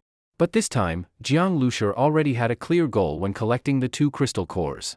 He shook his head, forcing himself to ignore all the other options and look directly at his target. Option 10, activate biological lab. By adding materials, you can develop a gene evolution fluid to enhance host genes and greatly improve physical ability. Requires, level 1 mutant crystal core X2. Jiang Liushi's current combat power relied entirely on the base vehicle. He himself was just an ordinary person. If he never had to leave the vehicle, that would be fine, but obviously, that wasn't realistic. Even if he ran over all the zombies alone and drove into a place to collect supplies, he'd still have to be on guard, always extremely cautious. So without hesitation, Jiang Lushi selected that option. First, activate the biological lab. Do you want to activate the biological laboratory? Biological laboratory has been activated. Please add the following materials to complete the construction of the biological laboratory. The starseed listed a long list. Seeing this list, Jiang Lushi was extremely frustrated. When upgrading the fuel tank before, a lot of materials were needed, and Jiang Lushi had long become used to it. Without materials, these facilities would not appear out of thin air. No upgrades could happen without them. But the materials needed for the fuel tank upgrade were relatively common. In this material list, however, some of the items, let alone now, even during peacetime, Jiang Lushi thought were very hard to obtain. Ordinary people wouldn't even know where to start. For example, titanium, 100 kilograms, iridium, 1 kilogram, nickel, 120 kilograms, cobalt, 150 kilograms. These were all extremely difficult to gather. The satellite city was actually just a small camp. The military had set up layers of roadblocks on the road, with rows of dark gun barrels behind them, and tanks lined up, creating a strong sense of pressure. As they approached the barricade, the convoy began to slow down. Jiang Lushi saw many zombie corpses on the road. Some had been there for a while, and no one had cleaned them up. They had been crushed over and over by passing vehicles, pressed flat onto the ground. This place really gives off a chilling feeling. Jiang Lushi looked at the soldiers behind the barricade. They were fully armed, with serious expressions, coldly watching the minibus and the 3 vehicles approach. Anyway, we're just here to exchange supplies. As long as we have something they want, they're easy to talk to. We need each other, it's mutual benefit, Jiang Zhuing said, rolling down the window. She didn't speak or stick her head out. She just stretched out one hand, slender fingers, fair and delicate wrist, exposed in the air. Crack! A spark of electricity jumped between her fingers. Jiang Lushur saw that when the soldiers saw this, they silently moved the barricade aside to let them pass. It seemed that this electric ability had already become Jiang Zhuing's signature. Just seeing it was enough for these people to recognize their convoy. The satellite city was made up of a small street and some roadside residential houses. These places had now been fenced in to form a camp. The convoy slowly drove in. Jiang Lushur saw many ordinary people sitting by the roadside, watching their vehicles pass. Blood was still seeping from the cracks of their freezer truck, and the faces of those people showed a trace of fear. Even though they were in a military camp, they weren't truly far from zombies. Seeing this survivor convoy arriving from outside immediately reminded them of the horrors out there. The military zone had over 1,000 soldiers and a large amount of supplies, requiring a lot of logistical manpower. These ordinary people were under the military's protection, but they weren't idle, they took shifts doing various logistics tasks. The people Jiang Lushur saw now were the ones temporarily off duty, sitting by the roadside and resting. Squads of fully armed soldiers patrolled the camp. When they saw the convoy, they cast wary and scrutinizing looks. The satellite city headquarters is over there. It used to be a school. Jiang Zhuing pointed to a few buildings ahead. The students' dormitories were now the soldiers' living quarters. Classrooms and office buildings had become their storage areas and places to trade with survivors. The convoy stopped on the playground. Jiang Lushur got off the vehicle and saw a bulletin board at the entrance of the teaching building. This board was previously used for school announcements, but now it had many different, strange notices posted on it. List number 71. Collect 100 boxes of aspirin and other anti-inflammatory medicines to exchange for 1 ton of mutant beast meat and 100 bullets, or other needed items of equal value. This list is issued repeatedly and can be completed multiple times. List number 92. 10 boxes each of number 5 and number 7 batteries can be exchanged for 50 kilograms of mutant beast meat, 10 bullets, or other needed items of equal value. This list is issued repeatedly and can be completed multiple times. These are the military's published demand lists. This way survivors can clearly know what the military wants. Otherwise, if they bring things the military doesn't accept, it would be frustrating. These lists change often, and they want all kinds of things. Zhang Hai came up behind Jiang Lushur and explained when he saw he was interested. Usually, what the military gives us in return is mutant beast meat, bullets, and weapons. Bullets are the most expensive, followed by medicine. Look at the quantities they want, it's not easy to gather that much. Oh, Jiang Lushur nodded but didn't leave. Instead, he kept looking at the list. He had come to Satellite City, first because he was worried about Jiang Zhuing, and second, to see if he could trade for the materials he needed. The materials required to open the biological lab couldn't be gathered by himself or Jiang Zhuing's small team, it would be much faster through the military. List number 109, 1 mutant crystal core can be exchanged for 1 ton of mutant beast meat or other items of equal value. List number 211, 100 quilts, 100 down jackets. By the way, Zhuing, can we trade for rare metals in this place? Jiang Lushur asked, not finding what he wanted on the list. The military only wrote other items, besides meat and bullets. What those other items were, they didn't explain. That? The military should have everything, I think. Even if they don't, if we can provide something they want, they can publish a related list to collect those from other survivors, Jiang Zhuing said. They can do that? That's great then. Jiang Lushur nodded.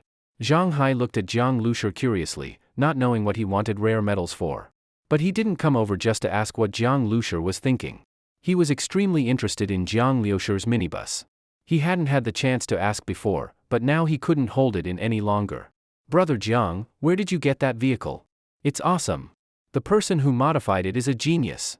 If there's a chance, I really want to meet them. I'd love to learn from them. I really hope they're still alive, Zhang Hai said. Of course he's still alive, Jiang Lushur silently thought. But as for asking for advice, impossible. If you asked him how it was modified, he wouldn't know either. Zhang Hai kept pestering for a while but had to give up in the end. Meanwhile, Jiang Zhuing and the others went into the hall to exchange supplies. Being able to trade for the new weapon she had dreamed of, Jiang Zhuing looked to be in a great mood, as if she couldn't wait. The others were more or less the same. Coming here allowed them to replenish bullets and other items, and also check if there was anything they could exchange for. Besides exchanging supplies, coming to such a crowded place and being able to do something like shopping, as in the old days, helped ease the nerves that were always tense from fighting zombies and relieved the loneliness of living among the undead. Seeing that the survivors and Jiang Zhuing were all busy with their own things, Jiang Lushur walked over to a table. The hall setup was actually very simple. Besides the 2 original windows, the rest were just tables used as makeshift service desks, each manned by 1 or 2 soldiers. There were still some survivors inside the hall, arguing with the soldiers at one table, likely disputing the exchange rates for supplies. Jiang Lushur slowly walked to a table in the corner and asked, "I'm looking for some specific materials. Do you have them?" A young soldier sitting behind the table looked up at Jiang Lushur casually and asked, "What do you want?" Regular visitors were already familiar faces, but this young man, around 20 years old, was clearly a stranger. However, the soldier had seen that Jiang Lushur was with Jiang Zhuing's group. 100 kilograms of titanium, and Jiang Lushur had just spoken the first word when the soldier froze for a moment. The more he listened, the more surprised he became. Although survivors came to exchange all kinds of items, this was the first time someone wanted to trade for so much metal. Survivors usually wanted supplies essential for survival or weapons. What would they need metals for? The soldier looked at him again and, seeing that Jiang Lushur didn't seem to be joking, revealed a strange expression and said, "I'll check for you." Maybe they had a local network here. Anyway, the soldier started searching on the computer in front of him. Jiang Lushur waited patiently. If the military had some in stock, that would be great. If not, then they'd have to issue a list to collect it from other survivors. After a few minutes, the soldier looked up and said to Jiang Lushur, "No. None in stock."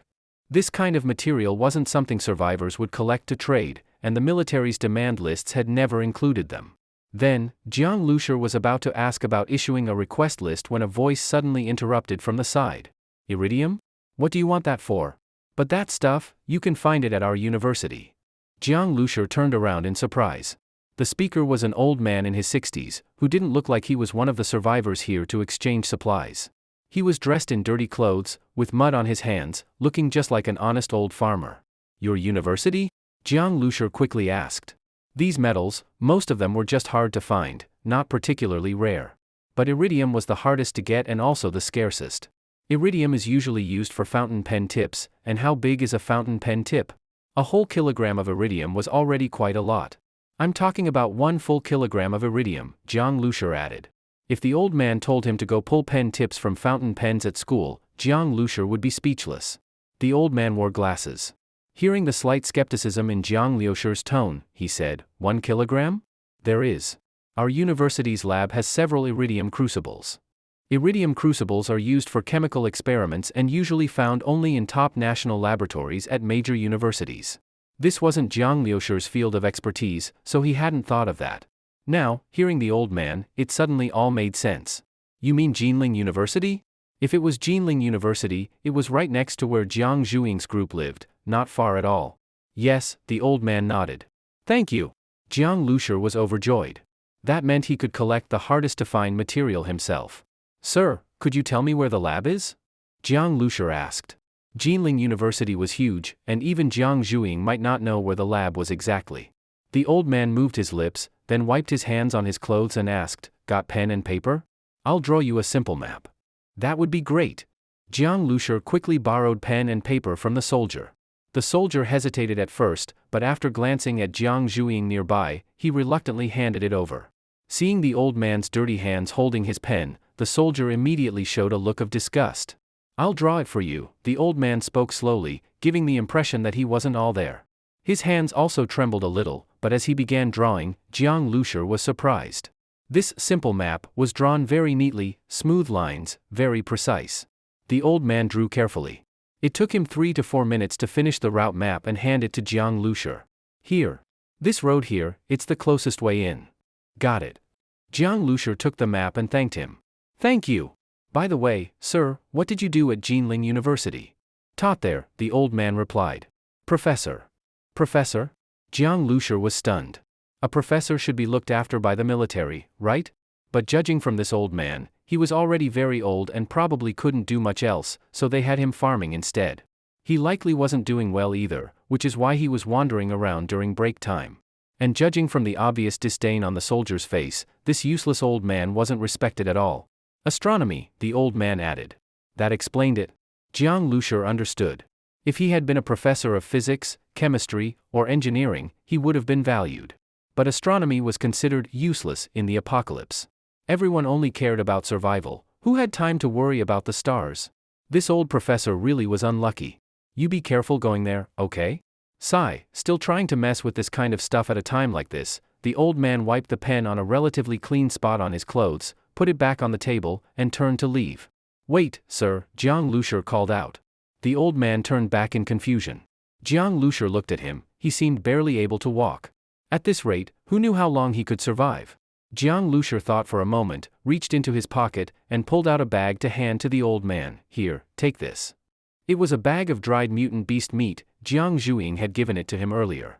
It was a hefty portion, much more than what Yang Qingqing and the others were carrying. But for Jiang Lushur, who had just acquired another mutant dog, this dried meat wasn't much. Originally, the soldier had lost interest in the conversation between Jiang Lushur and the old man and was flipping through a book. But with a casual glance, he saw Jiang Lushur pulling out a bag of mutant beast meat like it was nothing, and giving it to the old man. The old man looked down at the meat. A flicker of desire clearly flashed in his eyes, and he swallowed instinctively. In this camp, unless you were special talent, food was distributed based on labor. An old man like him, seen as useless, got very little and not very good food. He hadn't eaten meat in a long time. At this point, the soldier couldn't help but speak. This brother, giving such mutant beast meat to an old man like him is a waste. Better to let him eat his fill. If you want to use this mutant beast meat to exchange for more regular food, we can do that here, the soldier said. In fact, the military didn't deal with such small trades, this was the soldier's own idea. Although he wasn't an esper, with this mutant beast meat in hand, he could trade it with survivors for some good stuff, like a few packs of cigarettes. The military had large stockpiles of supplies, but they had little to do with individual soldiers. These soldiers relied on their salaries to get by, and the supplies issued to them monthly were limited. So, earning a little on the side was naturally a good thing.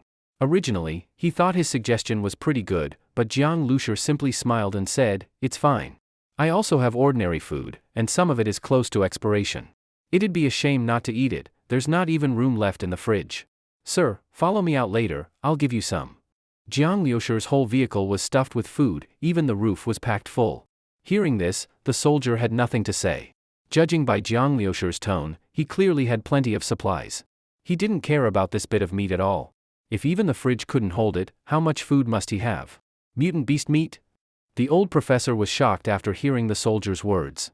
So this whole bag of dried meat was actually mutant beast meat? He had thought it was just beef jerky. He had seen mutant beast meat before, but this was the first time it was in his own hands. That meat was what espers ate. In the military, it was solid hard currency. Mutant beast meat and bullets, these two things were like gold in the apocalypse. The professor usually ate rough food. If he could eat even a bit of meat, it was a blessing.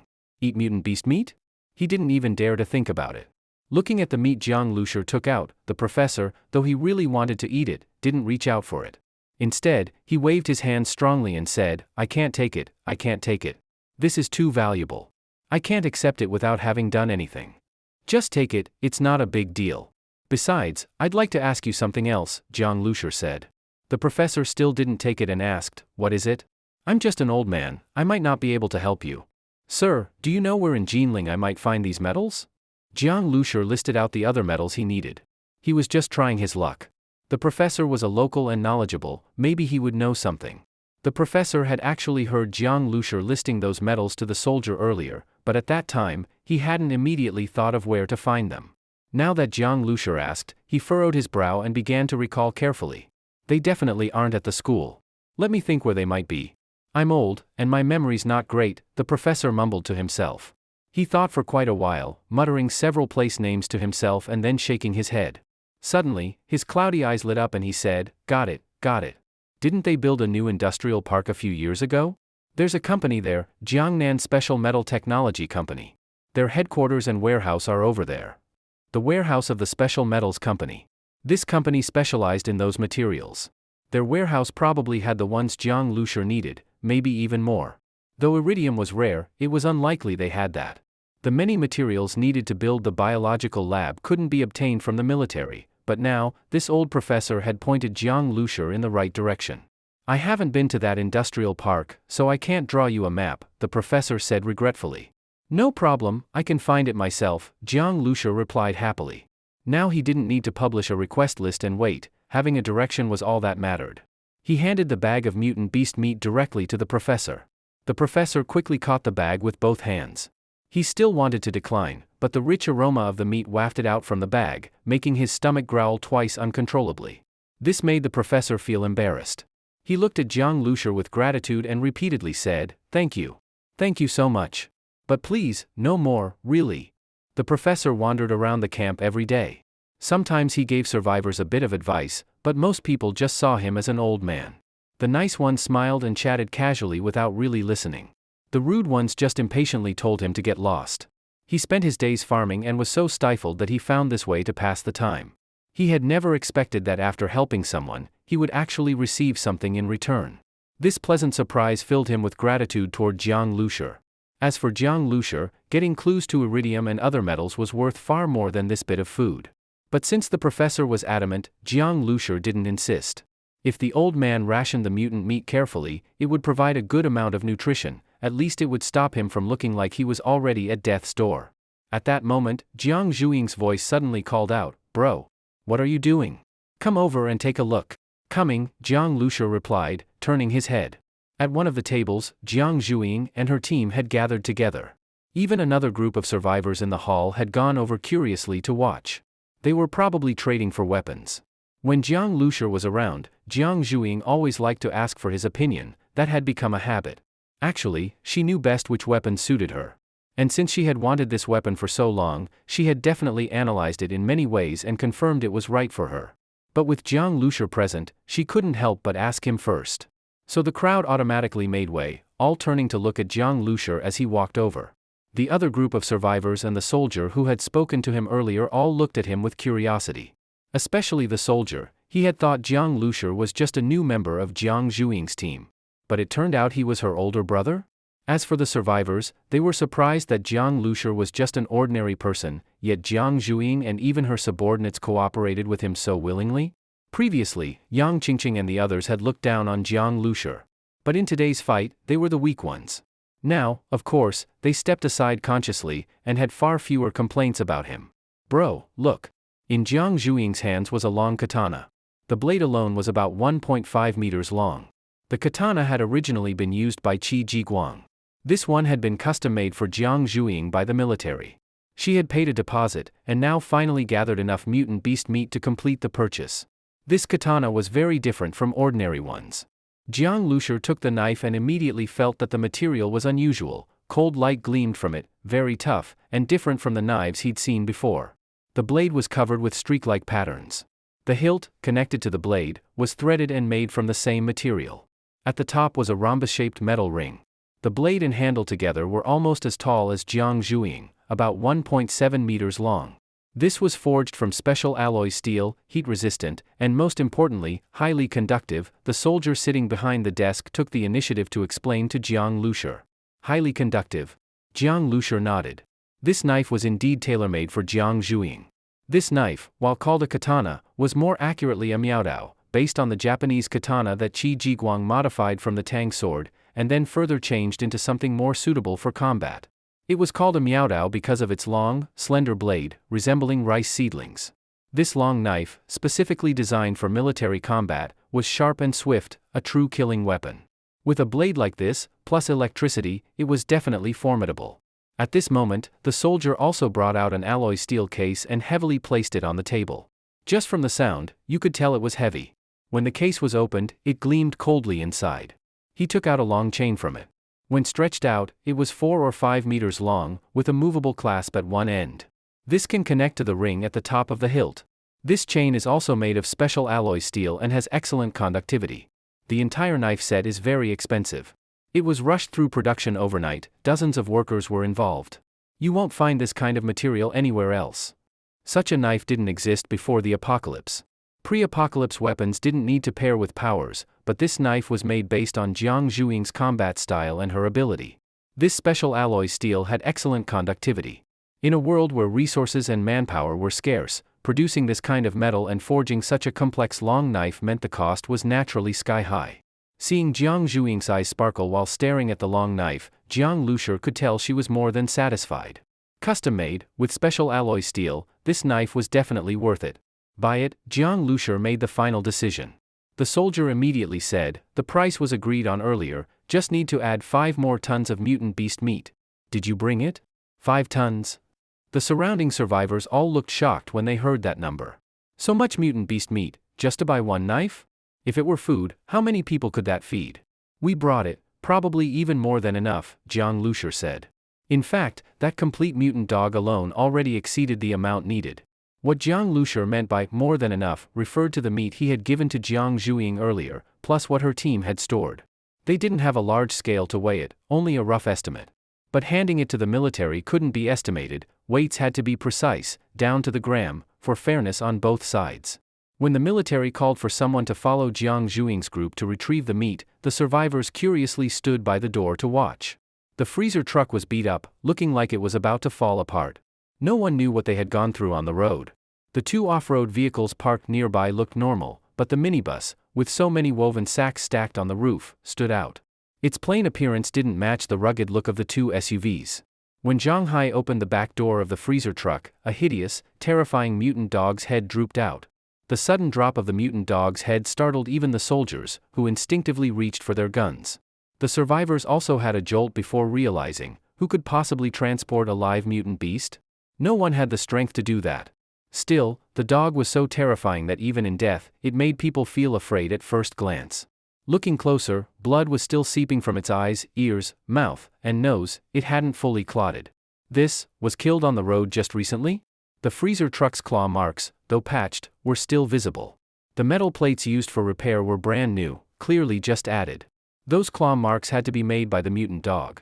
For it to tear apart a heavily reinforced freezer truck like that, how did they even manage to kill it? As the survivors were thinking this, Zhang Hai had already climbed into the truck. Boom! A dull thud rang out, a big chunk of mutant beast meat was thrown out and landed heavily on the ground. Before the survivors could react, boom boom boom boom, more and more large chunks of mutant meat were tossed from the truck. At first, the people didn't react much, but as the meat piled higher and higher, and with the clearly whole mutant dog's head still hanging out of the truck, lightly swinging, the survivors started to feel unsettled. This is too much. When they saw the mutant dog's head, they had assumed it was part of the 5-ton meat, probably the majority. The soldiers had thought the same. That would have been the logical assumption. But as more meat was thrown out, the survivors slowly realized they might have been wrong. These meat chunks were probably the real payment for the knife, and the mutant dog was just something they picked up along the way. Soon, the meat chunks formed a small mountain on the ground. Jiang Zhuing said, "This is it. You can weigh it now." The military's large scale was brought over. A few soldiers worked quickly and efficiently. Soon, they had weighed out 5 tons. Everyone watched as several chunks remained untouched. 5 tons was enough, these were extra. So when Jiang Lushur said, more than enough, he hadn't meant the mutant dog, he had meant the meat alone was already extra. All right, the meat's complete. The knife is yours, said the soldier, registering the meat. He glanced at the mutant dog and asked, "What are you planning to trade this meat for?" Yang Qingqing and the others didn't say anything. Their share of the battle was small, they weren't in a position to answer. They all looked at Jiang Zhuing, who then looked at Jiang Lushur. "This mutant dog was mostly taken down by my brother. Whether to sell it or not, you'll have to ask him," Jiang Zhuing said. Everyone's gaze instantly shifted to Jiang Lushur again. Soon, some survivors and even a soldier's expression changed, completely dumbfounded. He killed it? Isn't he just a normal person? Those who noticed were all espers. They could sense that Jiang Lushur had no energy fluctuation at all. He was just an ordinary person. An ordinary person killed a mutant dog? Don't mess with us, we might be inexperienced, but we're not that gullible. Although the soldier asking the question wasn't an esper, he was also surprised after hearing what Jiang Zhuing said. He had interacted with Jiang Zhuing's survivor team several times before and knew that the strongest person in the team was Jiang Zhuing. Judging by the amount of supplies she brought every time, and the fact that it was always the same group going back and forth, it was clear that even among all the espers in Jinling they dealt with, Jiang Zhuing's team was considered top tier. Otherwise, for most survivor teams, not just the members, even the leader might change each time. The supplies they brought also varied greatly, depending on luck. But Jiang Zhuing's team was consistently stable. Of course, this time, they had outdone themselves. The soldier was surprised. Was this man also very strong? Especially since he was the one who killed the beast. Could he be even stronger than Jiang Zhuing? Jiang Lushur could tell from the soldier's expression that he had misunderstood. He didn't care much about that kind of misunderstanding, but he also wouldn't bother to explain anything. This meat won't be sold for now, Jiang Lusher said, then looked at Jiang Zhuing and Yang Qingqing's group and added, if you want to sell your share, go ahead. Huh? No, it's fine, we don't need to. The muscular man and the others looked at each other and quickly shook their heads. Yang Qingqing also said, I don't need it either. She bit her lip and looked at Jiang Lusher. Jiang Lusher's calm tone felt different from Jiang Zhuing's firm, commanding style at first, but in fact, it was the same type of authority. To Yang Qingqing, she was used to being directed by Jiang Zhuing. But now it suddenly felt like Jiang Lusher was the one making decisions. In this matter, Jiang Lusher had indeed done the most. But in other teams, even if someone contributed more, the leader would still make the final arrangements. Yet in their team, not only for this situation, even things unrelated to Jiang Lusher, they still asked for his opinion. Yang Qingqing actually wanted to trade for something, but seeing that everyone else said no, she didn't want to cause trouble. After all, her share of the meat was probably the smallest. And this frustration of not getting to trade, she blamed on Jiang Lusher. He's not even in our team, acting like he's in charge, Yang Qingqing thought silently, annoyed. Not trading, huh? The soldier looked at the mutant dog's corpse and showed a regretful expression. Usually, survivor teams didn't bring much mutant beast meat, unless they needed a lot of bullets or were making a major trade like Jiang Zhuing. Only then would they bring enough. Survivor teams capable of killing mutant beasts had espers, and mutant beast meat was very valuable to them. A complete mutant dog like this was extremely valuable. If they could get it, today's military gain would be huge. What a pity. Then come back when you want to trade, the soldier said. Just like Jiang Zhuing had said before, these soldiers were still polite to them. The purpose of the military base was to collect supplies, and doing that by relying only on their own team wouldn't be as fast as trading with survivors. There was no need to offend each other. Oh right, Jiang Lusher suddenly asked, can I ask what the current situation is? Previously, the starseed had told him that after the apocalypse broke out, the entire world would rapidly collapse. But as for the specific situation, the starseed didn't explain. The military, backed by the state, had preserved many important technologies before the apocalypse. They should have a better grasp of the situation. Those safe zones and islands must still be connected somehow. But that was just Jiang Lusher's guess. He wanted exact information. The current situation, the soldier hesitated.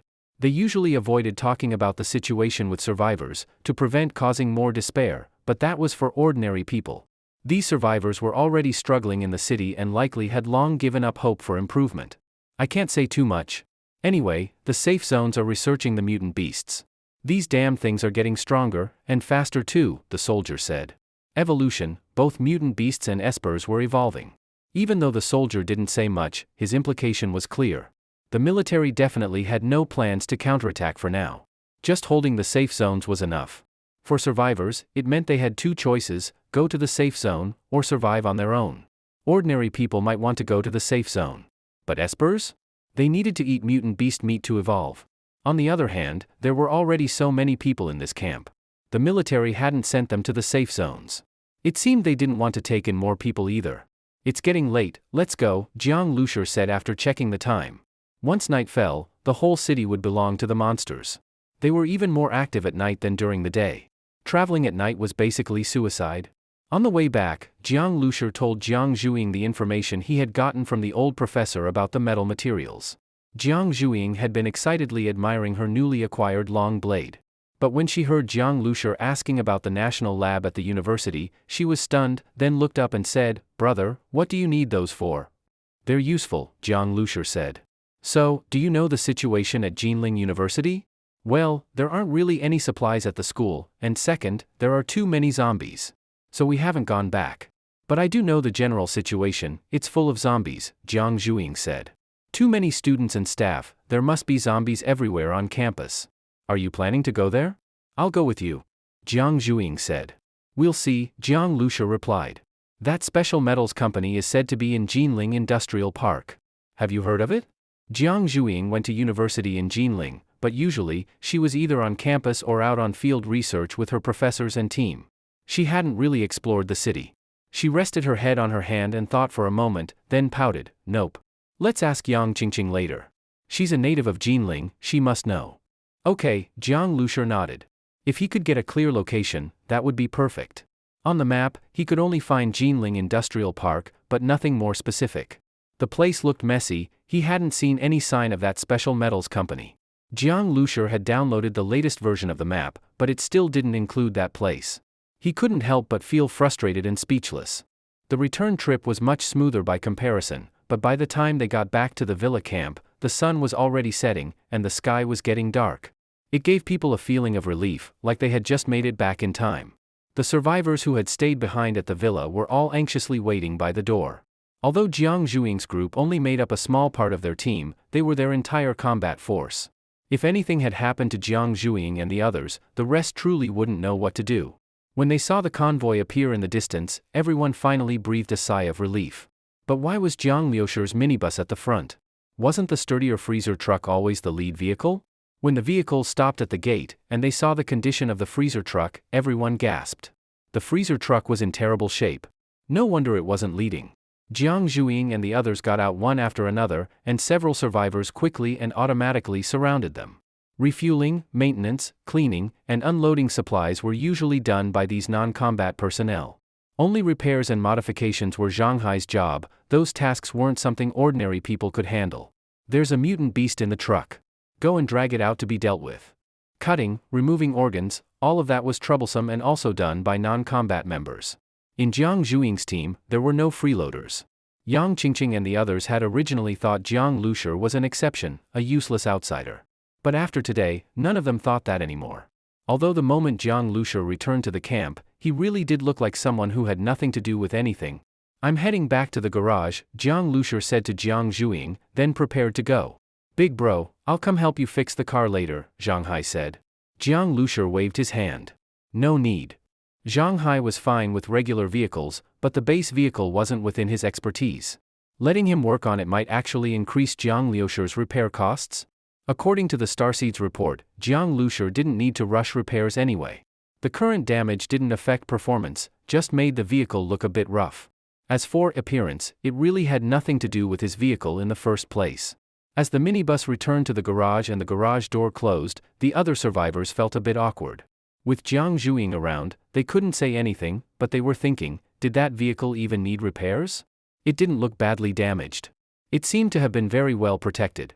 At that moment, several survivors had opened the freezer truck's cargo hold. Whoa!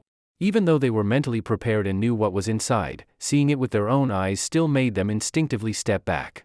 This mutant dog was truly terrifying. As ordinary people, they couldn't even imagine fighting a creature like this. The freezer truck ended up like this because of this monster, right? That battle, TSK, must have been intense. But you guys are impressive. As fierce as this thing was, it's lying here dead now, isn't it? As he spoke, one of the survivors even reached out and patted the dog's head. As an ordinary person, just being able to stand here and touch the dog's head gave him a strange thrill. Even seeing a few zombies used to scare him half to death, but this mutant dog's corpse couldn't hurt him anymore. Soon, it would be chopped up into pieces of meat. He knew this was all thanks to Jiang Zhuing's group, so he complimented them just the right amount. Who doesn't like hearing praise? The other survivors also chimed in. It wasn't just flattery, they were genuinely shocked and amazed. Yang Qingqing didn't look very pleased. Before the others could finish, she said, I'm tired. I'll go rest. Then she turned and went back to the villa without looking back. She really didn't like hearing all that. The muscular man and the others looked a bit embarrassed. One of the espers coughed and said, ahem, actually, this mutant dog was mainly taken down by Zhuing's brother. Huh? The survivors were all stunned. But then, seeing Jiang Zhuing's reaction, they quickly understood and started talking all at once. So strong? Ha, runs in the family. Both are amazing. Man, the gap between people is just insane. Even as they said this, their expressions were full of shock. Looking at the mutant dog, they found it hard to believe. They had already learned from Yang Qingqing and the other espers that Jiang Lushur was just a regular person, just like them. But someone like them had managed to kill a mutant dog that shocked them just by looking at its corpse? It's just the vehicle that's good, Yang Qingqing muttered softly when she heard all the cheers and admiration from afar. Inside the base vehicle's cabin, it was bright and warm. The luxurious interior glowed under the lights, making it feel even more refined. Compared to the terrifying, bloody scenes outside during the day, this place felt unbelievably safe, comfortable, and peaceful. Click. The bathroom door opened. Jiang Lushur stepped out after taking a hot shower, steam still rising from his body. Every pore felt relaxed. He lay down on the bed and felt completely at ease. Jinling University, Jiang Lushur stared at the ceiling. Today, he had obtained 2 mutant crystal cores, and the construction of the biological lab had already started. The excitement kept him awake. He had witnessed those espers in action today. The guy from before, UGE, was too weak, no evolution at all. But his speed still left some impression on Jiang Lushur. And today's battles, especially Jiang Zhuing's power, had shocked him even more. Opening the biological lab wasn't just because Jiang Lushur wanted to improve his own strength for safety, it was also because he was deeply fascinated by these special mutant abilities. Ordinary people who gained powers weren't ordinary anymore. Tomorrow morning, I'm heading to Jinling University. Jiang Lushur made up his mind. Just then, Jiang Zhuing's drawn-out voice came from outside the garage. Brother, dinner time. Hearing that voice, Jiang Lushur smiled. Even in the apocalypse, at this moment, he felt like nothing had really changed. When Jiang Lushur came into the hall, the survivors were all eating. He noticed that as soon as he appeared, everyone was looking at him, with smiles on their faces and a hint of amazement in their eyes, as if they were looking at something unbelievable. These survivors already knew that the mutant dog was mainly killed by Jiang Lushur ramming it. All of them had seen the corpse of that mutant dog. The more shocking the corpse looked, the more surprised their expressions were when they looked at Jiang Lushur. Jiang Lushur glanced at them, then walked through the hall and entered the dining room. Being stared at like that made him a bit uncomfortable. Inside the dining room, everyone was already sitting at the dining table, and the food had been served, but no one was eating. But it wasn't because of Jiang Lushur that no one was eating, it was because Jiang Zhuing hadn't moved. She was waiting for Jiang Lushur, so the others could only wait too. You've waited long enough, go ahead and eat. Jiang Lushur sat down, glanced at them, and said. After he spoke, Jiang Zhuing obediently picked up her chopsticks, and the others followed and began eating. Brother, eat more. Jiang Zhuing didn't eat much at first. Instead, she served a pile of dishes into Jiang Lushur's bowl until it was almost overflowing. You eat, too. Last time they ate together, Jiang Lushur had noticed that espers ate a lot. 2 or 3 plates per person was no problem. Judging by how unsatisfied they looked after eating, they could probably eat even more, but they held back to save resources. But that applied to people like Yang Qingqing. Their share of mutant beast meat was small, so they had to control themselves. As for Jiang Zhuing, her share was actually quite large, she just wanted to save up and trade for weapons. Now that she had her weapon, and with a whole mutant dog still there, she was eating freely. She made up for everything she hadn't eaten before. The more mutant meat one ate, the faster the evolution. As for Jiang Lushur, he didn't care about saving. He had a lot of supply now, so he could eat however he liked. Even though improving physical strength with mutant meat was a long-term process, since it was both useful and delicious, why not eat more? Gurgle. Yang Qingqing looked at the siblings eating meat so happily, and she felt her own stomach shrinking. I'm full. Yang Qingqing put down her chopsticks, silently crying in her heart. At that moment, Jiang Zhuing suddenly asked between bites, brother, didn't you say you wanted to go to Jinling University? Earlier when she asked, Jiang Lushur said, we'll see, but she had remembered it clearly. When it came to anything related to Jiang Lushur, Jiang Zhuing cared deeply. The most vivid memories she had were of Jiang Lushur's care and love for her, as well as his complaints. Even though Jiang Zhuing never mentioned these things, she always showed it through her actions. Jiang Lushur originally intended to tell her after the meal, but he didn't expect her to bring it up at the table. When, are you going? Jiang Zhuing forced herself to swallow the meat in her mouth, then asked, going? Is it urgent? The sooner the better. I've decided to go tomorrow, Jiang Lushur said. Okay. Jiang Zhuing grabbed another piece of meat, then rolled her big eyes and looked at the others at the table. Then we'll go to Jinling University tomorrow. Rest well tonight. Huh? Everyone was stunned. Go to Jinling University? If it was Jiang Zhuing who wanted to go, they wouldn't question it. She was the leader, she could go wherever she wanted, as long as it wasn't sending them to their deaths. The reason they had a foothold and were surviving was mostly thanks to her, this was why she had authority. But from the conversation they just heard, it was clearly Jiang Lushur who wanted to go to Jinling University. What are we going there for? Yang Qingqing asked. She looked at Jiang Lushur in confusion. He wasn't from their university, and now Jinling University was full of zombies. She couldn't understand at all why Jiang Lushur wanted to go there. There's something I need from the lab there. It's very useful to me, Jiang Lushur said.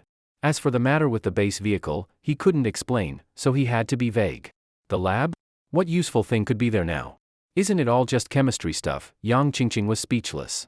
First, he wanted mutant crystal cores, and now lab equipment? Did he want to study the virus himself? This was just daydreaming nonsense. Even if you wanted to find something like that, you didn't need to go to a university lab. You could find some elsewhere, maybe someday later? Before Yang Qingqing could finish, Jiang Zhuing interrupted her. Alright, that's enough. Is this kind of thing even up for discussion? Jiang Zhuing said. She didn't care what her brother wanted or what it was for. Since Jiang Lushur said he needed it, they'd go get it.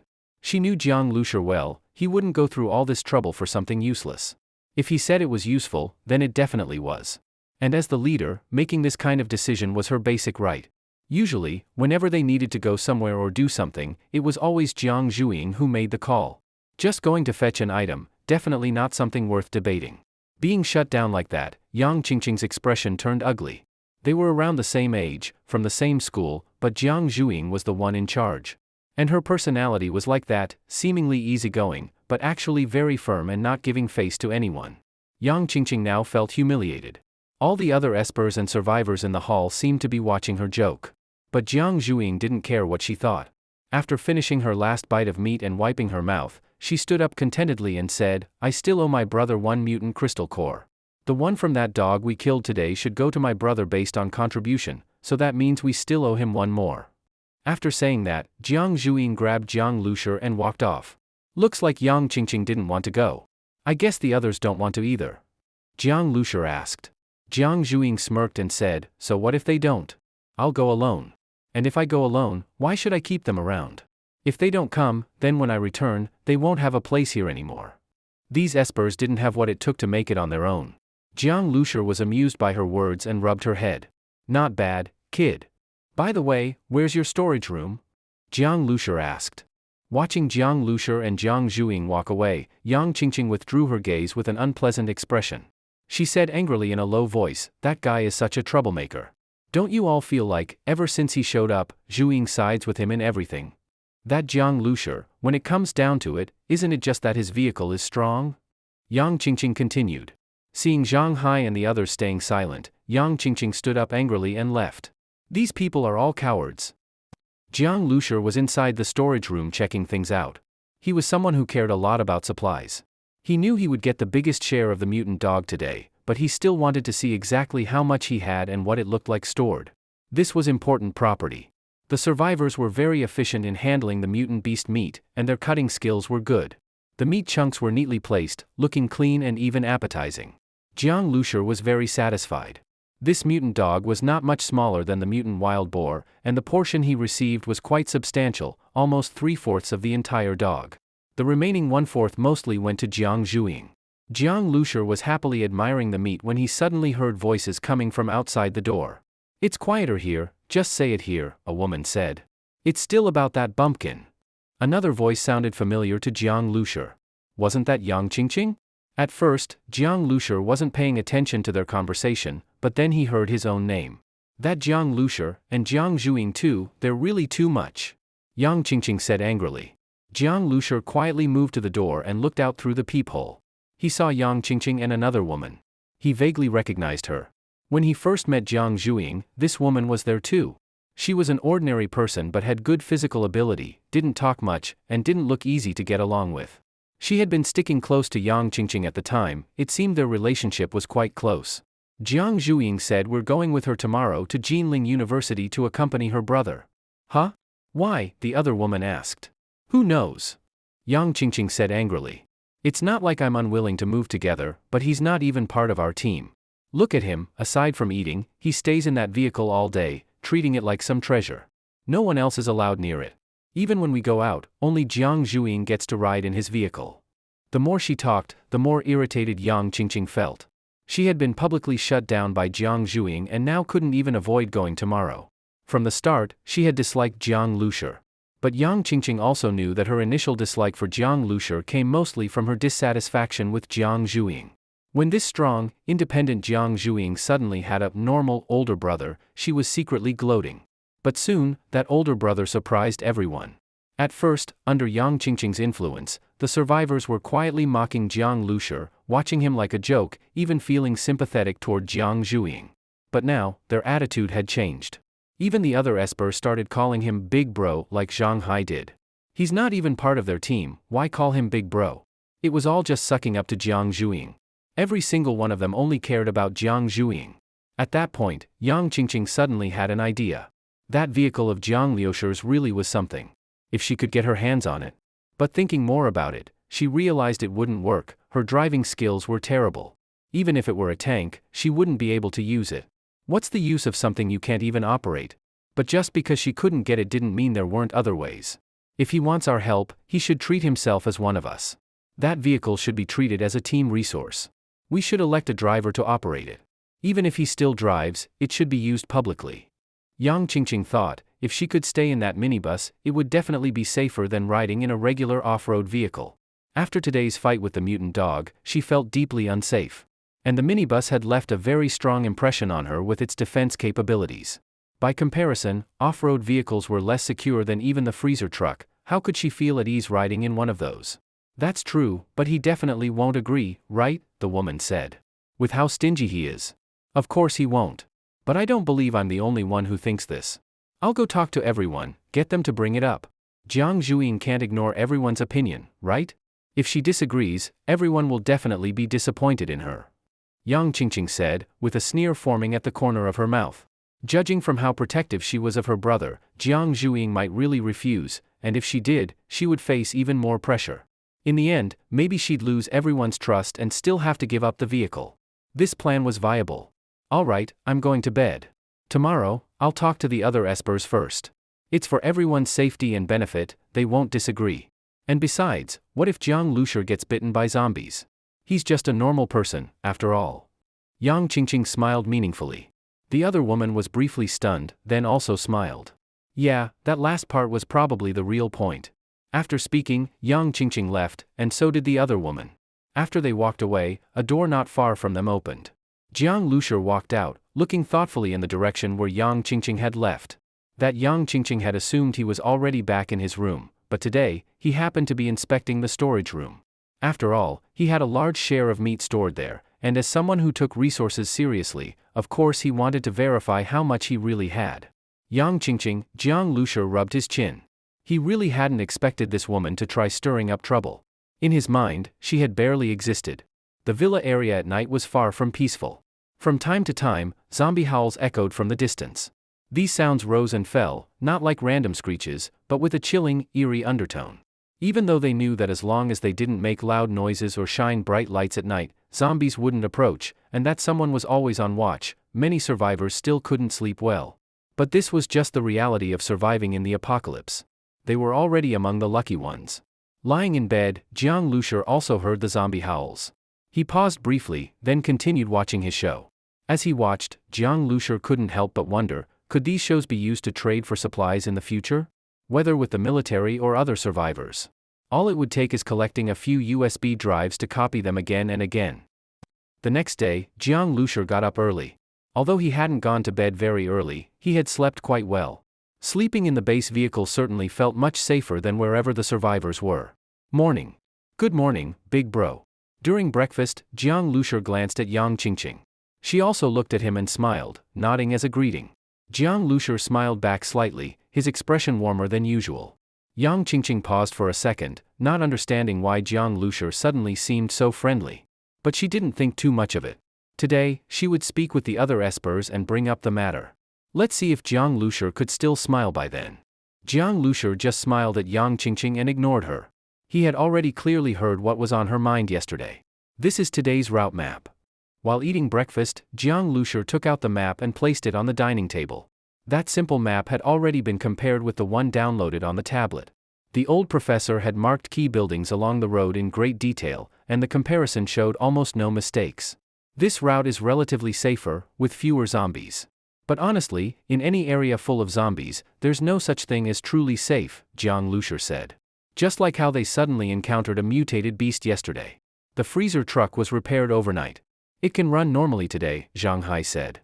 That muscular man also said, the machine gun has been checked, and the bullets are ready. That's good. Anyway, everyone be careful today. It's best if we can go and come back safely, Jiang Zhuing stood up and said. She was holding a long knife, wearing denim shorts and a simple tight t-shirt, with her hair in a ponytail, a perfect combination of youthful energy and terrifying cold weaponry. Seeing Jiang Zhuing today, Jiang Liusher's eyes lit up. Maybe because of her evolution, she now had a more unique aura. Let's go! Jiang Zhuing's words were very brief. Sitting in the minibus, her expression looked eager to fight. She had just received a new weapon and hadn't tested its power yet. Today was a good chance. But as they approached Jinling University, Jiang Zhuing began to feel a bit melancholy. Back before the apocalypse, I had already left school. I don't know what the situation was like in the school when the disaster broke out. Jiang Zhuing felt lucky about this. She didn't have to face classmates who had turned into zombies when the apocalypse started. Many survivors in the camp had seen their loved ones turn into zombies or be torn apart by them. Now, entering the campus again, Jiang Zhuing felt much calmer. Even if she encountered familiar classmates or teachers turned into zombies, she felt she could face them calmly. Jiang Lushur glanced at her and said, "The school is so big, it must have been chaotic back then. Even if you were there, you couldn't have done anything." "Yeah, I know." Jiang Zhuing nodded. She knew she couldn't have saved anyone back then. This kind of thought just flashed through her mind. As the convoy approached Jinling University, the number of zombies ahead began to increase rapidly. The freezer truck led the way, and the superpowered people in the two off-road vehicles began to take action. The roars and crashing sounds of zombies were non-stop. These zombies didn't fear getting hurt. They crazily pounced forward one after another. Soon, the convoy reached the gate of Jinling University. A group of zombies made up of students and a few security guards blocked the gate. The barrier pole at the entrance tilted crookedly, swaying and creaking. The gate was stained with patches of blood, and the four big characters of Jinling University were splashed with dark brown blood. A half-eaten corpse, reduced to bones, lay across the top. Hearing the sound of the convoy, the zombies all looked over. Seeing those former classmates, Jiang Zhuing let out a soft breath and waved to an off-road vehicle next to the minibus, "Clear the way." Boom! The freezer truck directly rammed the barrier pole aside and charged into the zombie group. After nearly getting split in half by a mutant dog yesterday, Zhang Hai had reinforced the freezer truck further. He welded steel spikes, half a finger long, onto it. This length wouldn't cause zombies to get stuck on the vehicle when hit, but it could inflict more damage on zombies or mutant beasts.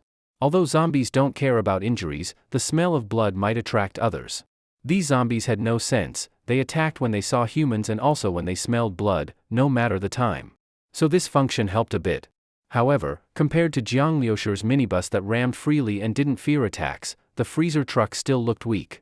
Zhang Hai, driving today, felt no excitement and remained silent the whole time. Jinling University's national-level laboratory was in a secluded area near the center right of the campus. The old professor had drawn a route through quieter paths, but even so, zombies were still everywhere. These former students, now zombies, were all agile and fierce. As they were hit and attacked, the freezer truck once again became dented and battered. The convoy slowed down and entered a small square in front of the national lab. The lab was surrounded by green belts, and the convoy stopped in front of the building. Beep beep. This time, Jiang Lushur honked the horn himself. After a few honks, he backed the car up a bit. Soon, several zombies suddenly rushed out of the main entrance and charged straight at the minibus. Boom! A few seconds later, another group of zombies appeared and were also knocked down by the minibus. After repeating this a few times, Jiang Lushur finally stopped the car. Roar! As soon as Jiang Zhuing got off the car, a group of zombies, attracted by the noise, rushed in from outside the gate. She turned around, stretched her long knife to the side, and stood still. The zombies were running fast. In a blink, they were close, waving their arms and baring red mouths, eager to tear Jiang Zhuing apart.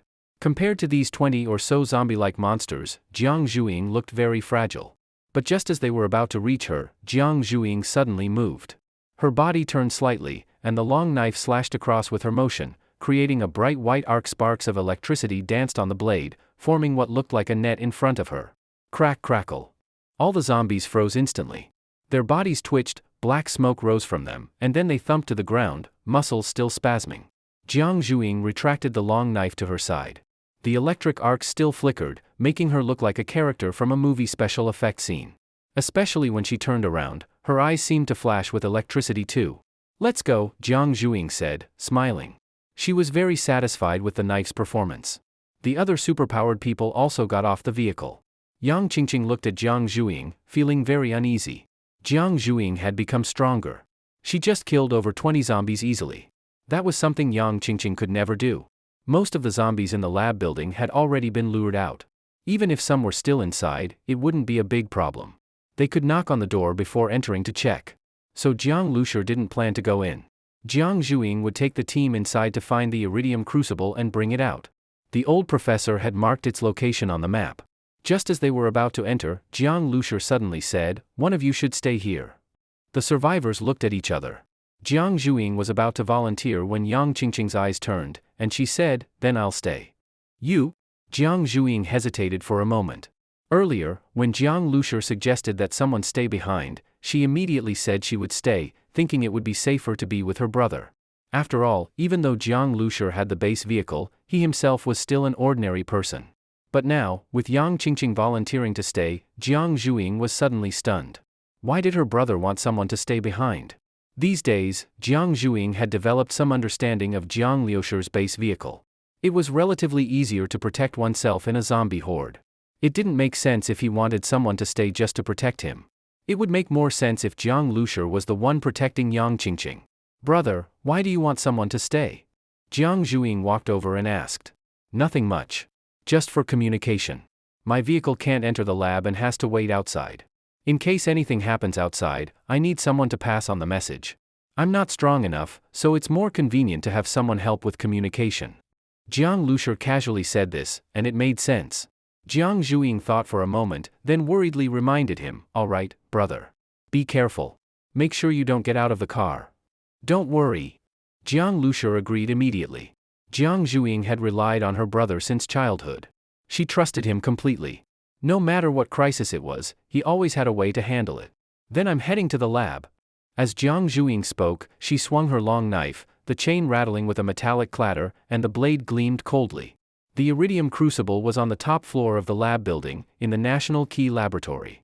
That lab alone occupied the entire floor, filled with advanced equipment and instruments, each worth millions.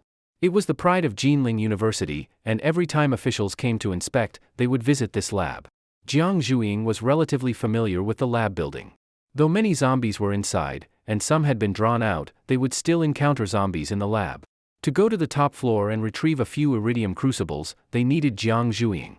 Zhang Hai and another superpowered person, Sun Kuan, didn't have much combat power. Zhang Hai was a mechanic, with strength only in his hands. As for Sun Kuan, to put it bluntly, he was like a gecko, his feet could stick to walls, allowing him to walk smoothly. But if they really ran into a zombie horde, both would be helpless. "Big brother, we're heading out now. Be careful." Zhang Hai carelessly reminded Jiang Lushur, grabbed a bag of mutant beast meat in one hand, and carried a light machine gun with the other as he went upstairs. But in Jinling University's campus, especially without the freezer truck, the light machine gun should be used as little as possible. Once a shot was fired, it could attract a large group of zombies. That might be drinking poison to quench thirst. Jiang Lushur nodded and watched the three of them disappear into the lab building. A trace of cold light flashed in his eyes. The lab building was tall, 12 floors. With the power out since the apocalypse, there were no elevators. They had to climb all the way up, and there were many zombies along the way. They would face intense battles. Using superpowers consumed a lot of energy. Superpowered individuals couldn't defy the law of conservation of energy. Their energy didn't come from nowhere. It had to be replenished, and the source was mutant beast meat. Because of intense fighting, they would probably stop a few times to eat and recover. So, to go up and down the lab building once, it would definitely take at least an hour. In other words, Jiang Lushur and Yang Qingqing would have an hour alone together. Yang Qingqing naturally knew this. She was calculating in her mind, occasionally glancing at her wristwatch and counting the time. About 10 minutes later, the sun emerged from behind the clouds, shining down and making the minibus glow golden. The afternoon sun in Jinling was still quite fierce.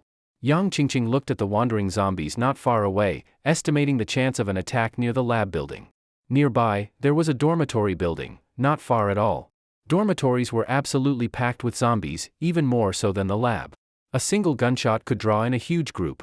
Even though she was a speed-type superpowered person, if she got caught in a sea of zombies, she would definitely die.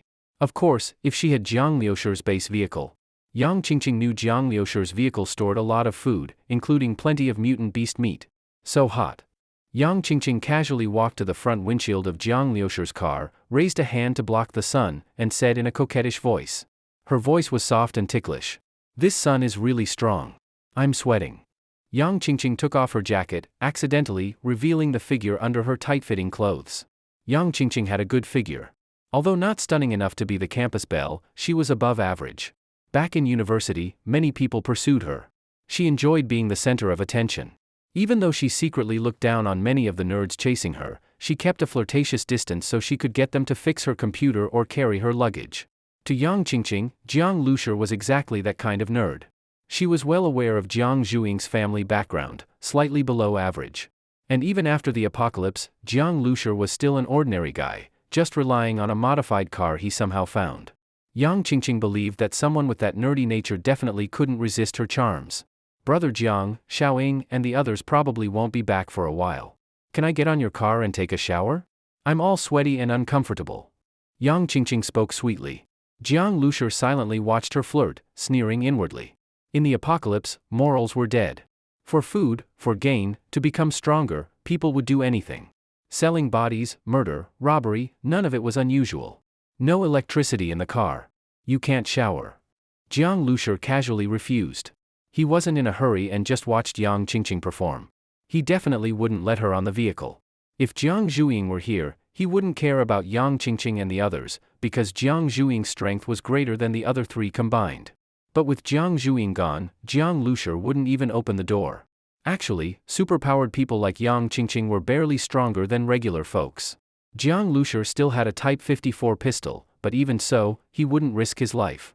No electricity is fine, I can use cold water. If it's too cold, Brother Jiang, you can help warm me up, right? Yang Qingqing said with a half-joking tone and threw a flirty glance. No cold water either, Jiang Lushi flatly refused. Yang Qingqing's charming smile instantly froze. No cold water either? It was already the apocalypse. Laws no longer worked, morality had collapsed, and people lived on the edge every day. Who knew how many had already indulged their desires? But this Jiang Lushi, she had clearly seduced him, yet he completely ignored her? Did he not get it? Yang Qingqing was furious. She had already planned everything. Once she got in the car, she would take it from Jiang Lushi. This car was bulletproof and had terrifying ramming power. If it became hers, it would greatly increase her chances of survival in the apocalypse. Although Yang Qingqing was a superpowered person, her abilities were very weak. Her only strengths were jumping power and agility far beyond normal people. In actual combat, forget about fighting mutant beasts, even regular zombies, she could handle only 5 or 6 at once. If there were more, she'd have to run. But her ability to escape was indeed excellent. Taking Jiang Liushi's vehicle and making it her own, what about Jiang Lushi? A loser who just happened to pick up a modified car by luck. The fact that he had survived until now was already a miracle. Becoming food for zombies would be his rightful end. If Jiang Lushi died, no one could prove she stole the car. Of course, dealing with Jiang Zhuing would still be difficult. That little girl was deeply attached to her brother. Yang Qingqing worried that even if she made something up, Jiang Zhuing might blame her anyway. So Yang Qingqing decided to go all the way, just take Jiang Liushi's car and run. There was a lot of food in the car, and plenty of mutant beast meat, enough for her to live comfortably for a while. Yang Qingqing's strength was limited, but with this car and her modest abilities, survival in the apocalypse would no longer be a problem. If it didn't work out, she could always join another group. But now, Jiang Lushi refused to open the door no matter what. This made her extremely angry and ashamed. Jiang Lushi, are you stupid or just pretending? I made myself very clear, why are you still acting like you don't understand? It's already the end of the world. We might die tomorrow. If you don't let loose now, are you even a man? Do you have a problem down there? Yang Qingqing placed one hand on the door and instinctively tried to pull it open. She didn't know what mechanism the modified minibus door used. Did it require manual locking? Just now, when Jiang Zhuing got out, she had thought of trying to open it, just to see if it would work. The result, the door didn't budge at all. Seeing this, Jiang Liushi's expression turned completely cold. A trace of killing intent flashed in his eyes. Yang Qingqing's action of pulling the door was clearly an attempt to commit murder and robbery. In the apocalypse, killing someone for a vehicle was completely normal. Survivors at the bottom of society had even killed for a piece of bread. A woman who looked seductive might be the most ruthless and poisonous. Jiang Lushi let out a sneer and mocked, even if I wanted to indulge, I wouldn't choose a two-faced snake like you. You want my car? Fine, bring your life. As he spoke, Jiang Lushi quietly pressed the charge button for the air cannon. Hearing this, Yang Qingqing's expression changed dramatically. Her hand on the door froze. She forced a smile and said, Brother Jiang, what are you talking about? I don't understand. Jiang Lushi looked at her with contempt and said coldly, when I suggested leaving someone behind for communication, I already knew you'd volunteer. And you didn't disappoint me. For my car, you acted well. But seeing how you were just now, I don't think you even deserve to be called a woman. You're just a beast in a human skin. You want to seduce me? Sorry, in my eyes, sleeping with a zombie would be less disgusting than with you. Jiang Liusher's words were vicious. When they fell into Yang Qingqing's ears, it felt like she was electrocuted. Sleeping with her was more disgusting than with a zombie? Yang Qingqing was a girl full of jealousy. She disliked Jiang Zhuing before mostly out of jealousy. Now being mocked like this by Jiang Liusher, her killing intent instantly surged. Who do you think you are? Back in peacetime, you were just a loser. Now, in the apocalypse, you're weaker than a woman. You don't even dare to open the door. You're trash. If it weren't for your dumb luck picking up a broken down car and having a sister to cover for you, you'd be no better than dogs hit on the roadside. I wouldn't even bother looking at you. Go take a piss and look at yourself. You think you're worthy of sleeping with me? The thought makes me sick. No more pretending. Yang Qingqing knew that after Jiang Liusher exposed her intentions, she could no longer stay with this team. With how protective Jiang Zhuing was, she'd believe whatever her brother said. There would be no place for Yang Qingqing here anymore. She had to leave, whether or not she got the car. But now that she had decided to leave, all the anger she had bottled up in the team, her jealousy and resentment toward Jiang Zhuing, her hatred for Jiang Liusher, exploded all at once. Yang Qingqing was unwilling to just walk away. She reached into her pants pocket and pulled out a round black object, a grenade. Although superpowered people were stronger than regular ones, in the early stages of evolution, their powers were still not as deadly as hot weapons. Many superpowered people exchanged for hot weapons. Grenades, being one-time items, had huge power but were cheaper than light machine guns. Yang Qingqing had exchanged for one. She planned to throw the grenade at the windshield. Yang Qingqing didn't believe that glass could withstand an explosion. The only issue was she needed to create enough distance to avoid being hurt herself. When the time came, Jiang Liusher would be blown to pieces. The only concern was whether the car would be damaged too. If the car wasn't wrecked, she could climb in through the broken windshield and drive away. That would be much safer than wandering alone in the apocalypse. With the grenade in hand, Yang Qingqing activated her top speed and quickly created distance from the base vehicle. Yang Qingqing's power was agility, and the base vehicle was a huge, clumsy target. It had no chance of dodging a grenade. Seeing the grenade, Jiang Liusher calmly released the air cannon's charge button. At that moment, the air cannon was only half charged. It wasn't as powerful as when it had killed the mutant boar, but it was still enough to kill Yang Qingqing. Boom! A deafening explosion sounded, the shockwave blasted through the air. A visible shockwave mixed with mist roared toward Yang Qingqing, and at that moment, her grenade hadn't even been activated. The air cannon's speed was too fast. When Yang Qingqing saw that shockwave that looked like it was tearing space apart, she had no time to react. Ah! Yang Qingqing let out a miserable scream. It felt like a massive hammer had smashed her chest. Her entire body flew out like straw. The base vehicle's shot shattered all of Yang Qingqing's ribs. Her left and right lungs ruptured too.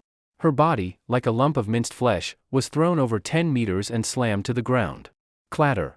The grenade in Yang Qingqing's hand also fell, rolling away. Her face was covered in blood, and her eyes were filled with unwillingness, confusion, and disbelief. She hadn't even realized what hit her just now. That terrifying shockwave, did it come from that vehicle? After being hit by the not fully charged air cannon, Yang Qingqing had not yet died. Her body was paralyzed on the ground, and she struggled to lift her head to look at the minibus, with bloody foam constantly coming out of her mouth. Am I going to die? Yang Qingqing couldn't believe it. Whether it was trying to steal the car or kill Jiang Liusher, Yang Qingqing never saw it as a big deal. Even after Jiang Liusher exposed her and she realized she couldn't get the car, she was just frustrated. But she had never thought that trying to go after Jiang Liusher and his minibus would cost her life. Yang Qingqing didn't want to die. She was a superpowered person, young and beautiful, different from a loser like Jiang Liusher. How could she die? Just then, she suddenly heard a sound behind her. Yang Qingqing's face immediately showed a terrified expression. She knew that sound, it was the footsteps of zombies. That familiar, ha-ha, sound was getting closer and closer. Because of the air cannon's noise and the blood on her body, zombies from far away had been attracted. Her desperate eyes turned to Jiang Liusher inside the car, but Jiang Liusher just looked at her expressionlessly. Finally, Yang Qingqing felt a hand suddenly grab her. Her eyes instantly turned to despair. Watching Yang Qingqing being swallowed by the zombies, Jiang Liusher's expression did not change. For someone who dared to covet his minibus and even tried to kill him, this was the fate she deserved. The explosion from the air cannon also reached upstairs. When Jiang Zhuing heard it, she immediately cleared out the zombies in the nearest lab, then ran to the window and looked down. She immediately saw the mess downstairs, more than 10 zombie corpses lying around, but the minibus was still parked there. At this moment, the skylight of the minibus opened, and Jiang Lushi stretched out his hand and made an "okay" gesture. Jiang Zhuing immediately let out a breath of relief. What happened to the boss? Zhang Hai and Sun Kuan quickly came over to ask. Jiang Zhuing said, "It's fine. Probably more zombies were attracted again, but it's settled now. Let's quickly go to the lab and get the stuff." They were already close to the top floor, but once they reached the lab, they found the door tightly shut. Normally, Zhang Hai could easily pry open regular locks with just his fingers. But this door was extremely sturdy. The National Lab security door was not easy to open. It was not only theft-proof but also explosion-proof and bulletproof. Even superpowered people would be helpless facing such a door. "I'll do it." Sun Kuan stretched his body, cracked his fingers, and said. He returned to the lab they had cleared earlier, used pliers to cut through the protective net outside the window, and crawled out through the window. With no protective gear or tools, Sun Kuan directly grabbed the wall above the window with both hands, pushed off the window ledge with both feet, and began to climb, scritch, upward. His hands and feet were like suction cups, firmly gripping the surface, no different from a gecko. On his back, he carried a light machine gun.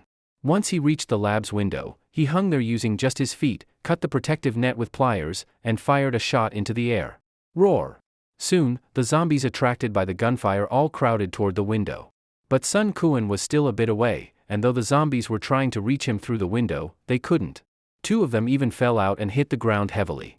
Sun Kuan chuckled, aimed his gun at the zombies, and pulled the trigger.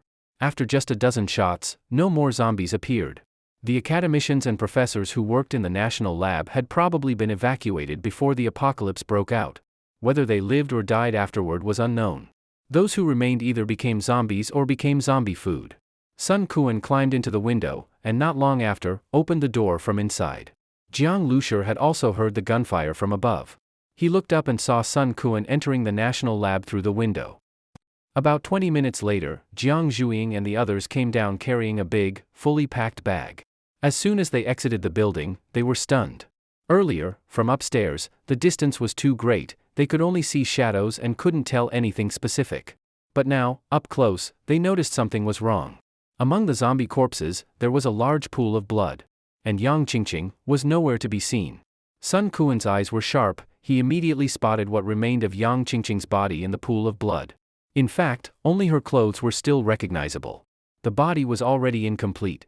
This situation was clear, Yang Qingqing had been eaten by zombies. But with her ability to escape, how could she have been caught and eaten? Jiang Zhuing quickly looked toward the base vehicle. Thankfully, Jiang Lushi was fine. If anything had happened, he wouldn't have signaled earlier. Zhang Hai and Sun Kuan exchanged a glance, both showing puzzled expressions as they looked at Jiang Lushi. "Brother Jiang, what happened here?" Before Zhang Hai could finish, Jiang Lushi replied from inside the car, "Yang Qingqing tried to kill me and steal the vehicle. She even pulled out a grenade and wanted to blow me and the car up. At that moment, the zombies came. Her focus was on trying to hurt me, so she didn't notice. She got ambushed. I was inside the car, so of course I didn't save her. After that, I ran over those zombies." This really happened. Zhang Hai and Sun Kuan were stunned. Sun Kuan scanned the area and suddenly fixed his eyes on something, then ran over and picked up a grenade that had rolled into the roadside greenery. "This really is Yang Qingqing's grenade." Sun Kuan handed the grenade to Jiang Zhuing. Jiang Zhuing took it, her gaze turning cold. "Trying to kill and steal the car, such a person deserves to die. We're a team. If we want to work together, we can't covet others' things, and even less can we plot against each other. The apocalypse hasn't even been going on that long. Just a week ago, she was still a student. But now she's already this vicious. That shows she's naturally evil. We can't keep someone like her around." As for Jiang Liushi's claim that Yang Qingqing had bad intentions, neither Sun Kuan nor Zhang Hai had any doubts. Yang Qingqing's dissatisfaction with Jiang Lushi had been clear at the dinner table yesterday. And since Jiang Lushi wouldn't get out of the car, the grenade could only have come from Yang Qingqing. As for whether Jiang Lushi saved her or ran her over, none of that mattered anymore. But as Sun Kuan and Zhang Hai looked at Jiang Liushi's calm expression inside the car, they suddenly saw him in a new light. Though Jiang Lushi was just an ordinary man, he was someone not to be messed with. Yang Qingqing provoked him, and without using Jiang Zhuing's strength, he dealt with her himself, and she died miserably. What exactly happened in between, only Jiang Lushi knew. Get in, Jiang Lushi said with a slight smile. The iridium was in hand. Jinling Industrial Park is about an hour's drive from Jinling University, but that was before the apocalypse. After the apocalypse, even if you specifically choose more remote roads, you still have to face constant zombie attacks. It took about an hour and a half before the convoy finally reached Jinling Industrial Park. From the outside, the Jinling Industrial Park looked desolate. Nothing could be seen moving on the main road, just a few vehicles parked alone on the street. As they slowly drove along the Industrial Park Road, Jiang Lushi was looking for roadside signs. The name of that special metals company should appear on one of the signs. Why don't I see any zombies? Jiang Zhuing looked around. Zombies always gave people a scalp-numbing feeling when seen, but now this place was so quiet that it felt strange. There were so many businesses and factories in the industrial park. Normally, there shouldn't be a lack of zombies, but now they hadn't seen even one. The factories by the roadside were all deathly silent, and not a single person could be seen in the guardhouses. Maybe someone's already been here, or some noise lured the zombies away, Jiang Zhuing guessed. Let's be more careful, Jiang Lushi said. At this time, the sun was at its peak, shining brightly, but this empty area gave off a chilling feeling. Found it. Sun Kuan reversed the off-road vehicle back and rolled down the window. That special metals company is in Zone C. We're currently in Zone A. Did you check the route? Jiang Lushi asked. Checked. Then let's go, Jiang Lushi continued. The freezer truck and the off-road vehicle led the way, and the minibus followed behind. Hey! Since there were no zombies, the off-road vehicle drove up beside the freezer truck. Sun Kuan lowered his voice and asked Zhang Hai, why do you think Brother Jiang is collecting all these weird things? Actually, Jiang Lushi was much younger than him. He only called him Brother Jiang out of respect for Jiang Zhuing. But after what happened with Yang Qingqing today, Sun Kuan felt Jiang Liushi's image had become quite different. When they first came here, they only knew they were helping Jiang Lushi look for something. They didn't expect it would be to search labs for strange items. Someone really wanted those things? And Jinling University was just one of the places. After seeing there was still time, Jiang Lushi suggested going to the special metals company next. Judging by the name, it was clear he was looking for some kind of metal. Why was Jiang Lushi looking for these metals? No idea. Zhang Hai didn't care much about these things and didn't like to think too much. In the apocalypse, staying alive was already good enough. Sun Kuan was speechless. Sure enough, there was no point talking to Zhang Hai. But not knowing what Jiang Lushi wanted the metals for, and being unable to ask directly, there was nothing he could do but drop it. The vehicles continued forward. They didn't encounter any zombie hordes along the way. Occasionally, 1 or 2 zombies appeared, but they posed no threat to the convoy. About 10 minutes later, the convoy arrived at the gate of the Special Metals Company. The company's retractable gate was half open, and looking inside, it was empty. The guardhouse was a mess, and in the middle of the driveway, some blood had dried and solidified on the ground. Let's go in. The metals at the Special Metals Company were definitely stored in the warehouse, and it wasn't hard to find one. They drove around the company area and soon found a large warehouse at the rear side. Seeing the size of the warehouse, Jiang Lushi was delighted. With a warehouse this big, there should be plenty of metal. He could definitely gather all the metals he needed. Everything had gone smoothly so far. No zombies were found in the warehouse either. The large door was probably left open in a rush when people evacuated, otherwise opening it would have been a hassle. Jiang Lushi directly drove the vehicle into the warehouse. Then Zhang Hai and Sun Kuan followed the checklist, found the needed metals, and loaded them onto the vehicle. These metals were spread throughout the warehouse. Just finding and moving them would have taken Jiang Lushi a lot of time if he were alone. But with these 2 survivors helping, it became much easier. Having these survivors around greatly improved Jiang Liushi's efficiency in gathering materials. After all, Jiang Lushi was just an ordinary person. Driving the base vehicle and ramming through was easy, but in many places, the vehicle couldn't go, like the National Key Lab at Jinling University. Once inside a building, his weaknesses became obvious. 2 or 3 zombies could take his life. Zombies, after mutating from human form, were all incredibly fast and strong, truly capable of tearing a person apart with bare hands. Their only flaw was lacking intelligence and not being able to think. These survivors had really been a big help. In one day, they had already collected 2 mutant crystal cores, and now, they had found all the metals needed to build a biological lab. 100 kilograms of titanium, 120 kilograms of nickel, 150 kilograms of cobalt. Zhang Hai and Sun Kuan were continuously loading metal blocks onto the vehicle.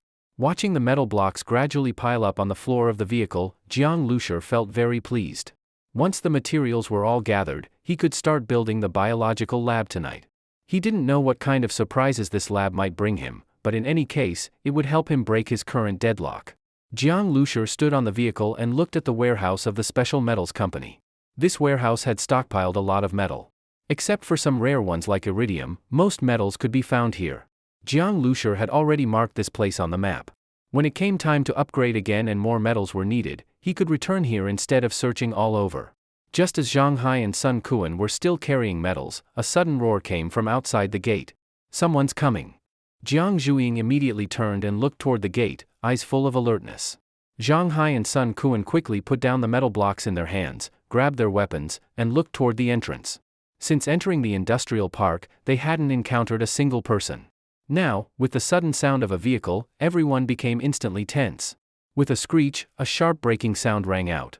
Jiang Lushur, Zhang Hai, and the others saw a heavily modified Humvee charge straight to the entrance, then stop. Right behind the Humvee, several off-road vehicles and 7 or 8 motorcycles appeared. So many vehicles instantly blocked the entrance completely. Seeing these vehicles, Jiang Lushur frowned slightly. Almost all of them were equipped with various modified weapons, with long spikes on the front. The people on board wore steel helmets they had welded themselves, exposing only their mouths and eyes. Their eyes were fixed on Jiang Lushur's group, like wild dogs eyeing prey. Just from the appearance, this group gave off a feeling that they were not to be messed with. As soon as Jiang Zhuing and the others saw them, their expressions darkened. It's Blood Wolf and his gang. Blood Wolf? Jiang Lushur asked. Yeah, their leader calls himself Blood Wolf. No one knows his real name. Anyway, everyone who follows him is crazy, Sun Kuan replied. Zhang Hai added, we saw them once at the satellite city. I heard their team has an extremely high elimination rate, even the leader has changed. Normally, survivors don't stay out every day, but they are out constantly hunting mutant beasts and scavenging for supplies to trade with the military for mutant beast meat. That means a high death rate, but their superpowered members get stronger fast. Even the ordinary people in the team, if they survive long enough, can exchange for more gear. At this stage, the strength gap between superpowered people and ordinary people wasn't so large that it couldn't be crossed. Fully armed ordinary people could still fight superpowered ones. Jiang Lushur looked at this group. Even from far away, he could smell the blood coming from them and their vehicles. Jiang Zhuing and the others clearly didn't have a good impression of Blood Wolf's gang, and they didn't seem easy to deal with. Blocking Jiang Zhuing's group from the outside, it was clear they didn't come with good intentions. There used to be 3 superpowered people in their team, but one died. Now there are 2 left. The one who just got out of the Humvee is one of them. Brother Jiang, look, the one who got out from the driver's seat, that's Blood Wolf, or the new Blood Wolf, anyway. The original one is already dead, Zhang Hai whispered to Jiang Lushur. 4 people got out of the Humvee. 2 of them were the superpowered ones Zhang Hai mentioned. One was a woman wearing a leather jacket and leather pants. She had shoulder-length wavy hair, sunglasses, leather boots, and held a shotgun in her hand.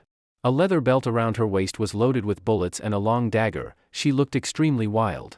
The other looked very ordinary, about 20 years old, wearing simple casual clothes, with headphones hanging around his neck and non-prescription glasses. If Zhang Hai hadn't pointed him out, no one would have guessed he was Blood Wolf. His appearance and style blended into a crowd. Blood Wolf is very strong, no weaker than our leader. That woman's not weak either. If we fight, Sun Kuan and I will probably drag you down, not to mention, they have so many people, Zhang Hai said uneasily. Jiang Lushur listened silently.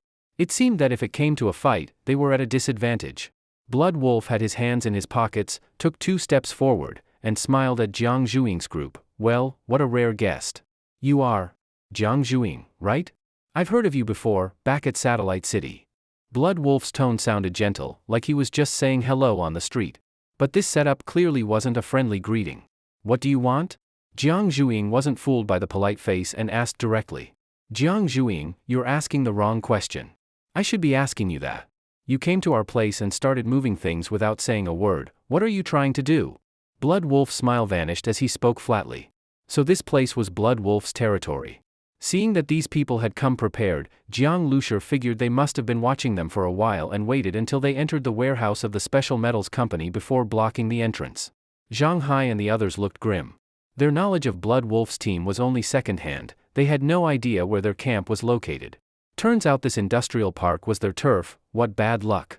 These metals stored here aren't yours either. Judging by your attitude, you seem to think you own everything here? Even if the metals are in your territory, you can't even use them, Jiang Zhuing said. Whether we can use them or not, that's our business. But if you want to take them, you should talk with us first, right? The woman in leather giggled. What do you want? Jiang Zhuing asked directly. These people kept beating around the bush with smug expressions. It was really irritating. They weren't in a hurry to fight. Clearly, they were trying to extort them. Blood Wolf pushed his glasses and said, "Now you're talking. If you want our stuff, then let's have a proper deal. How about this? If you give us 10 tons of mutant beast meat, then this place is like a supermarket. Take whatever you want." Before Blood Wolf finished, Jiang Zhuing's expression had already darkened. This wasn't a deal, not even extortion. Blood Wolf clearly knew they couldn't possibly produce 10 tons of mutant beast meat, especially in exchange for metals he didn't even need. What do you really mean? Jiang Lushur asked. Blood Wolf looked at Jiang Lushur with some surprise. He didn't understand why an ordinary person had the right to speak in Jiang Zhuing's group. But then he noticed how the others reacted. This young man's words actually carried weight. Interesting, Blood Wolf rubbed his nose. Maybe he was talking about Jiang Lushur, and his gaze turned toward him as he replied, "Didn't I just say? 10 tons of mutant beast meat. We've got a lot of mouths to feed. But I also heard most of your team is made up of useless people, old, weak, women, and children, right? I really don't get it. Why keep them around? Women, sure, they can be slaves, work and be worked. But the others, why bother?" At this point, one of his men said, "What can you do? Their leader is a woman." Ha ha ha. The others burst into laughter, and the leather-clad woman laughed so hard she almost doubled over. Jiang Zhuing's eyes turned cold. Sparks of electricity suddenly crackled around her. When he saw the sparks, Blood Wolf stopped laughing. He stared closely at where the sparks had just appeared, a look of desire flashing in his eyes. "If you don't have 10 tons of mutant beast meat, then Jiang Zhuing, you could just join us," Blood Wolf squinted and said. Hearing that, Jiang Zhuing paused, then sneered, "Blood Wolf, are you brain dead? Why would you say something so stupid? You should know, if a fight breaks out, it'll be mutual destruction. Your team is strong, but I'm not afraid of you." Blood Wolf chuckled.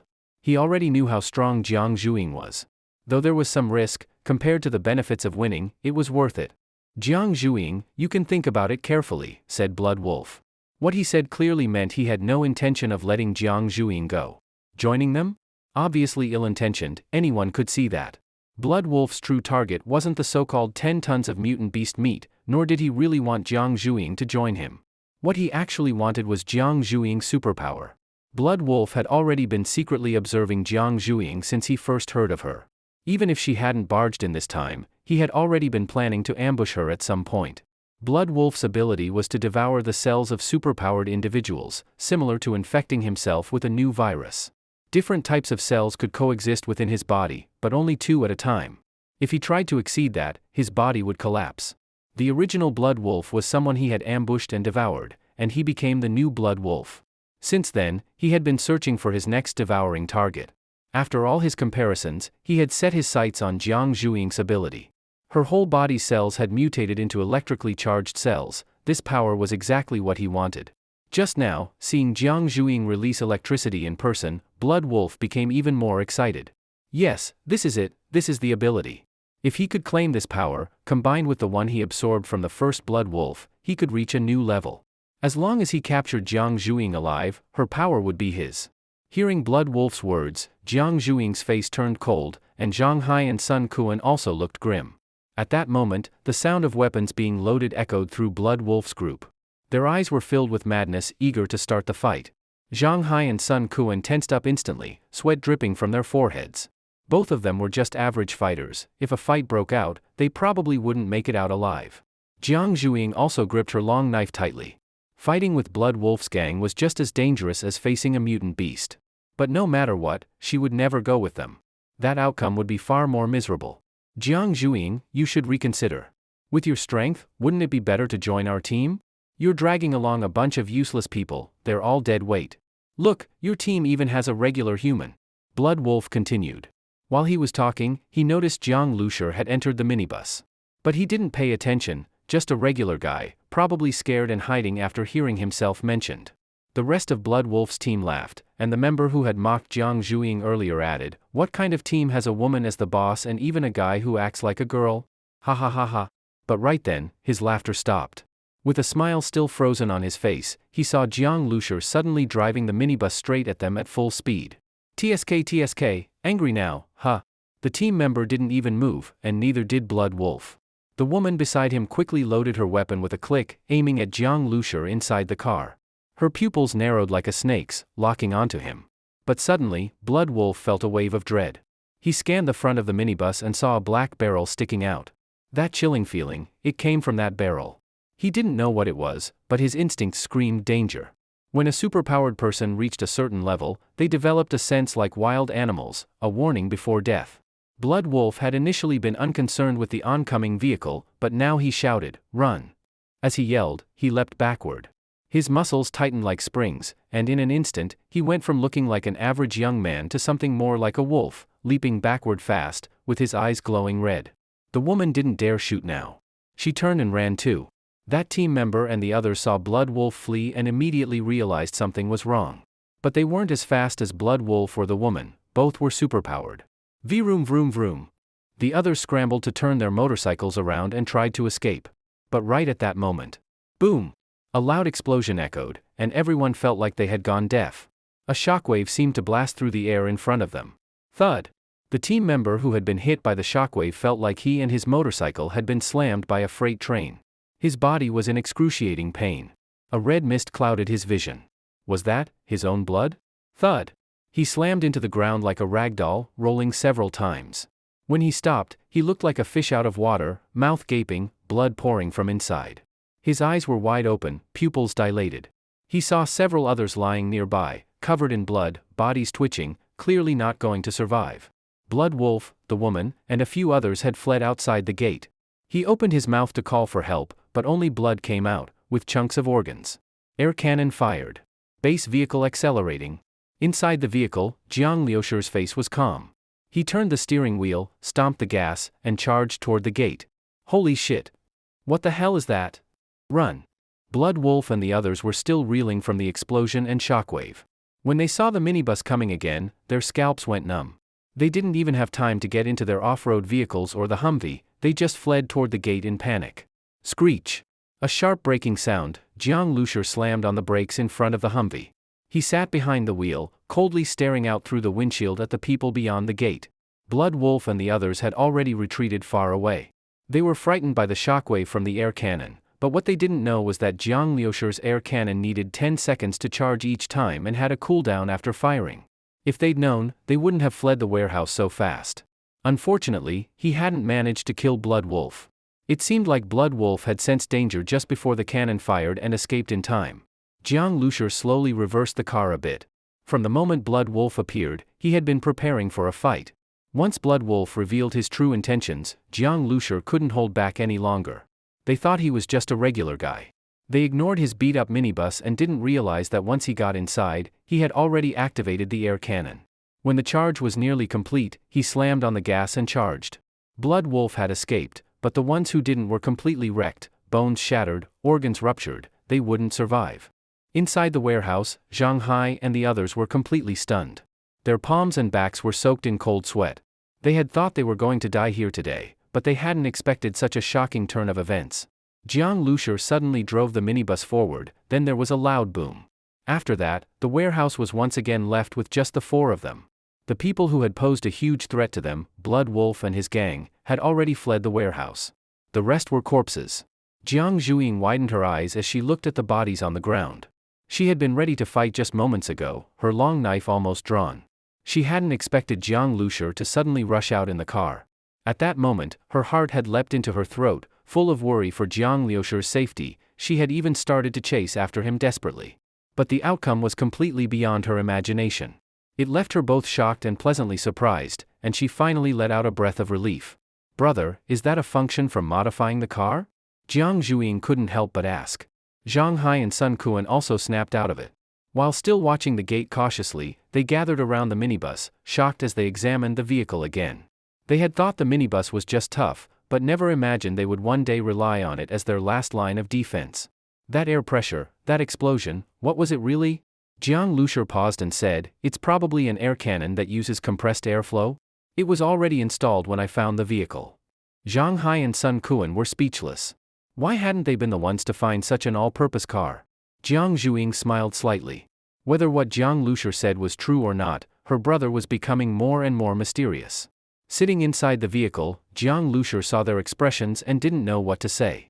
He wasn't even in the mood to make up an excuse, because even if he did, they probably wouldn't believe it. Now that the air cannon had been revealed, it didn't matter much anymore. With Jiang Zhuing around, even if Zhang Hai and Sun Kuan had thoughts like Yang Qingqing once did, they would think twice after seeing what happened to her. Besides, the biological lab was about to be built, and Jiang Lushi wasn't as nervous about others coveting his base vehicle. His vehicle was bound to the star seed in his brain, and his only weakness was being an ordinary person. If he could fix that, while it wouldn't make him fearless, at least he wouldn't have to walk on thin ice anymore. Blood Wolf had come with so many people, there was no way he would give up just because a few had died. The question was, when would they strike again? If they ambushed him on the road, that would be a problem. Once Blood Wolf calmed down, he would realize that the air cannon couldn't turn, and since the minibus was large and clunky, as long as they avoided the front, they could attack from other directions without worrying about the cannon. So Jiang Lushi didn't plan to flee during this window of time. He had Sun Kuan close the front gate, told Zhang Hai to continue loading the remaining metal, and Jiang Zhuing stood guard by the vehicle. Sun Kuan carefully stepped around the bodies and climbed the wall like a gecko, reaching the gate lever and pulling it down. As he shut the gate, he cautiously glanced outside and saw that Blood Wolf and his people were not far away. They hadn't brought all their vehicles and motorcycles inside, and it seemed they had no plans to leave. All their guns were aimed at the warehouse gate. Blood Wolf's face was dark and grim, completely different from his earlier calm look. He was furious. Losing several people for no reason and fleeing in embarrassment, of course Blood Wolf was enraged. Blood Wolf's men have surrounded us, Sun Kuan reported after closing the gate. Let them surround us. We're not going out anyway, Jiang Zhuing replied. Sun Kuan looked at Zhang Hai, still moving the metal blocks, then glanced at Jiang Lushi. Still focused on those metals at a time like this? He really didn't get it. Once all the metal was loaded, Jiang Lushi said, "You guys go guard the perimeter. I've got something to do." The minibus had just shown its power, so naturally Jiang Lushi's words carried weight now. Though they didn't understand what he was about to do inside the vehicle while Blood Wolf was still outside, Sun Kuan and Zhang Hai didn't question it, they immediately walked away. They went to check if the warehouse had any back doors or windows, just in case someone attacked from behind, they wouldn't even know how they died. Jiang Zhuing stayed near the minibus. Though she was curious about what Jiang Lushi was about to do, with Zhang Hai and the others around, she didn't ask. Inside the minibus, looking at the piles of metal and the iridium crucible freshly taken out of its bag, Jiang Lushi took a deep breath. He had planned to do the upgrade quietly at night in the garage. But now, to deal with Blood Wolf's threat, he decided to build the biological lab right here and now. Scanning in progress? All materials detected. Requirements met. Building the biological lab will take 1 hour. The base vehicle can function and drive normally during this period. Confirm upgrade? The Star Seed's voice rang out. Jiang Lushi couldn't help but feel excited. The biological lab allows the user to create gene evolution fluid by adding materials, enabling the host to evolve their genes and greatly enhance physical abilities. The Star Seed's introduction of the biological lab was enough to make any ordinary person go mad with desire. Jiang Lushi hadn't mutated into a superpowered person. He didn't have that physique. And in the apocalypse, ordinary people were always at a disadvantage. Even the regular people in Blood Wolf's group were just cannon fodder. If an unarmed person faced 2 or 3 zombies, they were done. Even fully armed, a lone person couldn't handle many zombies. They lacked stamina, used it up quickly, and couldn't recover like superpowered people. Confirm upgrade. Jiang Lushi said in his mind. Command received. Upgrade beginning. As the Star Seed finished speaking, the materials began to disappear one by one. The construction of the biological lab had begun. 1 hour, relatively speaking, was not long.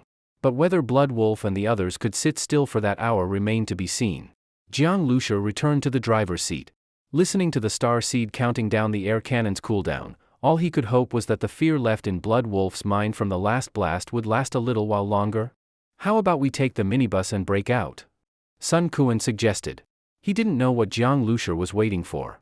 He ran up to the 2nd floor, hid next to the skylight, and looked outside, then felt his heart sink. The area was full of Blood Wolf's people, which made him anxious. In Sun Kuan's eyes, the minibus was bulletproof. Although it might not completely withstand Blood Wolf's men, there was still a chance to break through. However, Sun Kuan also knew that since Blood Wolf's group had followed them in, the main gate was definitely closed. Not to mention, there were probably vehicle barricades set up. The minibus could get through spikes and such, but if it rammed into reinforced concrete walls or steel plates, it wouldn't work. Sun Kuan stared at the base vehicle helplessly. The doors were tightly shut, and it was completely silent inside. In fact, even though the base vehicle was currently building a biological lab, all its normal functions were still fully operational. If they weren't, Jiang Lushur would have already considered breaking out. It wouldn't have been Sun Kuan's place to make suggestions. Since the bio lab could be built first, Jiang Lushur naturally wanted to strengthen himself first. That way, no matter what danger he faced, he'd be much more capable of handling it. The fact that Blood Wolf had managed to avoid the air cannon and even gave a warning meant they had an early sense of danger. That kind of awareness was very disadvantageous for the base vehicle. Time ticked by. In Jiang Lushur's mind, the starseed showed the progress of the bio lab's construction. Bio lab construction progress, 10%. Remaining time, 54 minutes. What the hell was that thing just now? Outside the warehouse, Blood Wolf's group was still in shock. If it had been some known attack, like a firearm or a supernatural power, they could have understood. But this? It left them shaken. Their survivor team was known for its reckless madness. Aside from hunting mutant beasts, ordinary survivors were extremely unlucky to run into them. Men could still be recruited as cannon fodder, but women were often tortured to death, even children weren't spared. These people used madness to numb themselves and cover up their fear. But that one blast just now truly stunned them. An invisible, incomprehensible attack like that, it scared them. How are we supposed to fight that? One team member blurted out, only to be kicked to the ground by Blood Wolf from behind. He was still wearing casual clothes, but his headphones had been blown off in the explosion. His face looked dark and sinister. That's enough to scare you? Doesn't matter what it is, it can't keep firing forever. Otherwise, why would they shut the gate? Blood Wolf cursed, seeing the blank looks on his team. Weapons with such powerful blasts, like rocket launchers, were usually one-time use. That cannon on the vehicle, even if it wasn't one time, must have all kinds of limitations. Otherwise, where would the energy come from? That small car with such a powerful cannon, how many times could it even fire? Hearing this, the others gradually came back to their senses. That's true. Whether or not it could keep firing didn't matter. They were caught off guard this time. As long as they were prepared, and with Blood Wolf's early warning, it wouldn't be scary anymore. If Jiang Lushur and the others tried to come out, with all the roadblocks and their ambush, the vehicle wouldn't pose much of a threat. But the current problem was, while Blood Wolf's group was still in shock, Jiang Lushur had already taken the chance to shut the main gate. They could blast it open with force, but what if that freakish and powerful cannon fired again once it opened? They'd all be doomed. Blood Wolf had realized this too. His face was grim. That damn car had caught them off guard and messed up his original plan. Originally, Zhang Hai, Sun Kuan, and that ordinary guy were Jiang Zhuing's biggest weaknesses. In a fight, he would have killed those three first. But now, things had changed. Brother Wolf, why don't we just blow up the warehouse? If they're hiding inside, it's like shooting fish in a barrel, the woman said sweetly, but before she finished, Blood Wolf interrupted, you're the smart one, and everyone else is an idiot? If we blow it up, how am I supposed to absorb Jiang Zhuing's power? What if she dies in the explosion? And we only have a few grenades, how are we supposed to blow up a warehouse? You think it's full of gasoline? At most we can blow open the door, and even then, are you going in first? His words shut her up. She just pouted. Go in first? To die? So what do we do then? The woman asked. What do we do? We wait. They didn't bring much supplies. They'll have to come out eventually. This is our turf. You think we can't outlast them? Blood Wolf said impatiently. Seeing that he was so close to gaining a superpower only to be delayed, Blood Wolf was in a foul mood. Originally, he just wanted to extract Jiang Zhuing's power and then kill everyone she brought. But now, he decided to torture them to death. As for that young man, he hadn't even paid much attention to him. Killing him would have been like stepping on an ant. But now, Blood Wolf decided to give Jiang Lushur special treatment. He wanted to slice off Jiang Lushur's flesh bit by bit to feed the zombies, then throw him into a horde of them. Time passed, minute by minute. Jiang Lushur sat in the driver's seat of the base vehicle, eyes shut, like a meditating monk. His calm appearance left Sun Kuan and the others speechless. At a time like this, he closed his eyes? Trying to act cool? In reality, while Jiang Lushur's eyes were closed, he was focused on the starseed notifications in his mind. Biolab construction progress, 70%. Remaining time, 18 minutes. Biolab construction progress, 80%. Remaining time, 12 minutes. The closer it got to completion, the calmer Jiang Lushur became. Until the progress reached 100%. Beep. A soft sound. The biolab was complete. Jiang Lushur suddenly opened his eyes and took a deep breath. His eyes were filled with excitement. It was ready. Finally ready. To Jiang Lushur, the biolab was incredibly important. In this post-apocalyptic world, external power was still just external. When he was powerless, even a small knife could kill him, let alone zombies. That's why Jiang Lushur didn't dare to leave the vehicle or go into the building. Biolab construction complete. Host may now choose to configure gene evolution fluid. Proceed now. Jiang Lushur chose yes without hesitation. Then, various options popped up in his mind. Jiang Lushur browsed through them one by one. The first bottle of gene evolution fluid would activate one of Jiang Lushur's body abilities. Option 1, Defense Enhancement. Makes muscles, skin, and blood vessels tougher and stronger, able to resist sword and knife attacks. After secondary evolution, it can even block handgun and rifle bullets. When Jiang Lushur saw the first option, he was tempted. Defense was what he needed most. With strong defense, he wouldn't have to fear ambushes or sneak attacks, and wouldn't have to stay stuck inside the vehicle. He kept reading. Option 2, Strength Enhancement. Gain unparalleled physical strength. Option 3, Agility Enhancement. Gain both speed and dodging abilities. At high levels, combined with vision and prediction, you can dodge attacks from modern firearms. Option 4, Constitution Enhancement. Gain powerful vitality. Even with serious injuries, you can recover quickly. Gain strong resistance to viruses and immunity to infections from level 1 or lower zombies. Option 5. Jiang Lushur kept looking. Every option made him excited. If he could have all of them, wouldn't he be a superhuman? But unfortunately, he could only choose one. Whether it was strength, agility, or defense, they were all too one-dimensional. Although they would make Jiang Lushur a strong superpowered person, they still weren't enough. He needed something that could immediately boost his overall combat ability.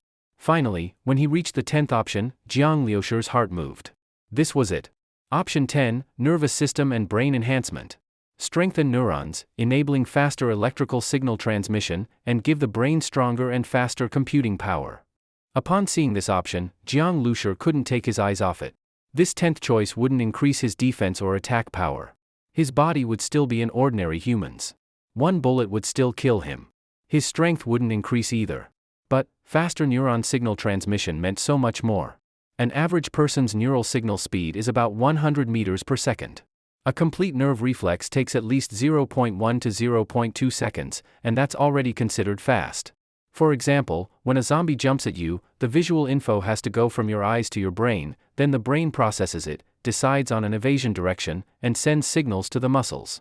This whole back-and-forth process, including thinking and judgment, takes time. But what if neural transmission speed reached 1000 meters per second? Then your reaction time would be 10 times faster. Your brain's computing speed would also be 10 times faster. Not only that, but memory, learning ability, and judgment would all see qualitative leaps. If we exaggerate further, what if neural transmission reached the speed of light? Large electronic computers use electricity to transmit signals, but since electrons are particles, the actual transmission speed doesn't meet the highest requirements. This is where photon computers come in, computers that use light to transmit information. These are true light-speed computers, with processing speeds in the trillions of operations per second. That's the terrifying power of photon computing. But photon computers aren't even the most advanced. There are theoretical quantum computers. Researchers in quantum mechanics are trying to use quantum entanglement to develop them. That would be faster than light data transfer, which defies Einstein's theory of relativity. Once mocked by Einstein as spooky action at a distance, it turned out to be real. Quantum computers would have near-infinite speed. The amount of data they could process in half an hour might equal the sum of all human computing in history. Because he understood all this, Jiang Lushur chose the 10th option without hesitation. Brain and nervous system evolution. Once evolution was complete, his body would still be human, but his brain would be superhuman, and this kind of evolution had huge potential for future development. Neural signal speed didn't even need to reach the speed of light. If it reached 10,000 meters per second, then when he observed others' movements, whether attacking or defending, it would be like watching slow motion at 100th speed. Not only that, thanks to the power of his brain and nervous system, Jiang Lushur would have far more precise control over his muscles. A normal person trying to thread a needle might take a long time because their hands shake. When the palm faces upward, an average person can't keep the ring and index fingers extended while keeping the middle and pinky fingers bent at 90 degrees to the palm, unless they use the other hand to help. This isn't because they don't have the muscles, but because they don't have the neural control to make them move that way. But with a powerful brain, his hands would be as steady as a mountain, and all 10 fingers would move with incredible dexterity. Jiang Lushi made his decision without hesitation. Option selected, nervous system and brain evolution. Confirm. Confirm. Beep, gene evolution fluid is being prepared. Estimated time, 10 minutes. He'd already waited an hour. What's 10 more minutes? Jiang Lushi stared at the control panel without blinking. 10 minutes later, a flash of light appeared on the console, and a transparent glass tube popped into Jiang Lushi's hand. Inside the tube was a purple-red liquid. It looked crystal clear, like aged red wine. Holding the tube, Jiang Lushi looked at the starseed control panel again. All the gene evolution fluid options were now grayed out. Each gene fluid required materials, for example, large amounts of mutant beast meat and sometimes mutant beast crystal cores. Also, some gene evolution fluids required the base vehicle to undergo secondary evolution. Secondary evolution of the base vehicle? Jiang Lushi paused. The base vehicle had a second evolution? He hadn't paid attention to this before. He'd have to look into it with the starseed later. But right now, there was no time. The enemy was right outside. First, drink the gene fluid. Jiang Lushi brought the glass tube to his mouth and drank. The purple-red liquid went down in one gulp. It had no taste. But after drinking it, Jiang Lushi felt like he had swallowed fire. A burning sensation surged from his stomach straight to his head, and he felt like his skull was about to explode. Pain. It hurt so much. Jiang Lushi held his head. It felt like it was going to burst. Then, starseed prompted, neural and brain region modification causes severe headache. Host may choose to fall unconscious. The gene evolution fluid will complete the transformation automatically. Jiang Lushi felt like cursing. Choose to faint? Does anyone faint just because they want to? But after holding on for a while, Jiang Lushi began to adapt to the pain. The pain gradually faded and then disappeared. 10 minutes passed. Jiang Lushi suddenly opened his eyes, feeling like he had just come out of a long nightmare. He jumped up from his seat, his back drenched in sweat. The headache was gone. Instead, his mind felt extremely clear. When he looked around, everything seemed much clearer than before. He glanced at the base vehicle's windshield. On it were cracks from bullets. The tiny fractures were everywhere. Jiang Lushi had never really noticed them before, but now, in one glance, he felt something strange. His eyes scanned across, and he realized he could count all the cracks. One bullet had created 132 cracks, and Jiang Lushi counted them in under 10 seconds. Zhuing. Jiang Lushi saw Zhuing outside the base vehicle, looking at him with worry. When Jiang Lushi drank the gene fluid, he downed it all at once, so no one noticed. But later, when he suddenly grabbed his head, Zhuing got scared. But the vehicle's door was shut, and she couldn't get in. Now that she saw Jiang Lushi recovered, she finally let out a sigh of relief. Brother, are you okay? I'm fine. Jiang Lushi waved his hand. He realized he could even count Zhuing's breaths. A person's breathing is nearly invisible from the outside. But Jiang Lushi could see the slight rise and fall of her chest as she breathed. And even without a clock, he could accurately calculate time. Zhuing's breathing rate was 26 times per minute. It was probably faster because she was worried about him.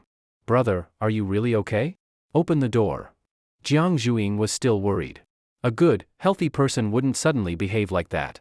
Jiang Lushi opened the car door, and Zhuing jumped in like an arrow. As Zhuing got into the vehicle, Jiang Lushi instinctively focused his mind. He realized that once he focused, he could see every subtle movement of Zhuing, including how her clothes fluttered as she moved. Her speed was very fast, but to Jiang Lushi, her movements looked like a slowed-down slideshow, about 3.5 times slower. After his brain region evolved, Jiang Lushi could accurately calculate how much slower Zhuing appeared. If it had been an enemy jumping into the car instead of Zhuing, Jiang Lushi would have had enough time to react, like pulling out a gun. However, when Jiang Lushi instinctively tried to do something, he realized that while Zhuing's movements were slower, his own body was even slower. His neural response was fast, but his muscles couldn't keep up with his nerves. If Jiang Lushi were to run a 100-meter dash now, thanks to the improved coordination of his brain region, he estimated he could run 1 or 2 seconds faster than before. But to run under 10 seconds, to reach the level of a top athlete, was impossible. there are gains and losses. The first gene evolution fluid from the bio lab allowed only one type of evolution. If Jiang Lushur had chosen agility, his speed would have increased, but his reaction couldn't keep up. At most, he'd be like, "Brother you. Now that my brain region has evolved, but my body can't keep up with my nerves, it still doesn't work in combat. I can clearly see a punch coming, but if I want to dodge it, my body is too slow and might not move in time. I just have to watch the punch land on me." Jiang Lushur's brain was running fast, analyzing his own strength. He could now react quickly. Give him a knife, and he could take down zombies one after another. Regular zombies couldn't even get close to him. But if he faced a mutant beast, or a professional boxer who could throw 4 to 5 punches per second, Jiang Lushur would still lose. He clearly realized that this was his fatal weakness in real combat. Thinking of this, Jiang Lushur stopped focusing. Then, Jiang Zhuing's movements returned to normal speed in his eyes. Even though his brain evolved, if he didn't actively use his ability, what he saw wasn't much different from before. "Zhuing, I'm fine. Don't worry." Jiang Lushur didn't know how to explain the bio lab to Jiang Zhuing. He knew very well that the existence of the starseed was a big deal, especially in this post-apocalyptic world. If the military found out, it would be a huge problem. To prevent information leaks, Jiang Lushur didn't plan to tell anyone, not even Jiang Zhuing. It was for her own good. "Okay." Jiang Zhuing nodded but didn't get out of the car. She was still worried about Jiang Lushur. At this point, Jiang Lushur had shifted his attention to his own hands. A person's hands are the most dexterous organs. Painters use them to create photo-like artworks, sculptors to carve lifelike statues and microsculptures, pro gamers to perform 400 to 500 effective actions per minute, and pianists to play difficult musical pieces. Human hands have huge potential. Jiang Lushur knew his speed wasn't good, but after his brain evolved, his strength lay in precision and finesse. Now, give Jiang Lushur a piece of paper, and he could draw a perfect circle. Give him a video game, and he could learn it the fastest and quickly match pro gamers. Give him a minibus, and he could drift with it. His driving skills would match professional racers. These actions didn't need great speed. They needed reaction time, dexterity, and accuracy. In combat, reaction time, precision, and finesse could be very useful. For example, "Zhuing, do you have a gun?" "An automatic rifle." Before, Jiang Lushur only had a Type 54 pistol. In a real gunfight, a pistol was no match for an automatic rifle. Jiang Zhuing was stunned for a moment. "Yes, not just one automatic rifle, we also have a light machine gun." "I just want the automatic rifle," Jiang Lushur insisted. Machine guns rely on rate of fire and can shoot continuously for a long time. But in terms of accuracy and single shots, machine guns are no match for automatic rifles. "Brother, you know how to shoot?" Jiang Zhuing looked at Jiang Lushur as if he was planning to fight Blood Wolf with a gun. "I'll give it a try, shouldn't be bad," Jiang Lushur said casually. In China, guns are strictly prohibited. Not just real guns, even setting up a pellet gun booth to shoot balloons could get you jailed. On any given street, you'd be lucky to find even one person out of 100 who knows how to shoot, and if they do, it's probably because they were in the military. When the apocalypse hit and many Chinese citizens became zombies, the remaining survivors started gathering weapons. Among all weapons, the most powerful were guns. But for untrained people, using them effectively wasn't easy, especially when nervous. An entire magazine could be emptied, and the zombies would still be alive and kicking. Even superpowered people like Zhang Hai and Sun Quan were wasting bullets when they first used guns. Now they were slightly better, but their marksmanship was still terrible. They relied on full auto spraying, firing lots of bullets to hope for a hit. Jiang Zhuing looked at Jiang Lushur with surprise, not knowing where his confidence came from. But she didn't ask further. She just shouted outside the vehicle, "Zhang Hai, bring that automatic rifle." "Huh?" Zhang Hai was stunned. Their team had only 2 high-powered firearms. Sun Quan carried the light machine gun. Zhang Hai had the automatic rifle, but he usually drove the freezer truck and rarely had to use it.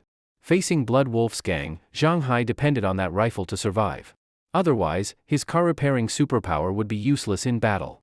Though he was reluctant, he still handed the rifle to Jiang Lushur. Zhang Hai used an 81-style automatic rifle. This rifle was modified based on the Russian AK-47.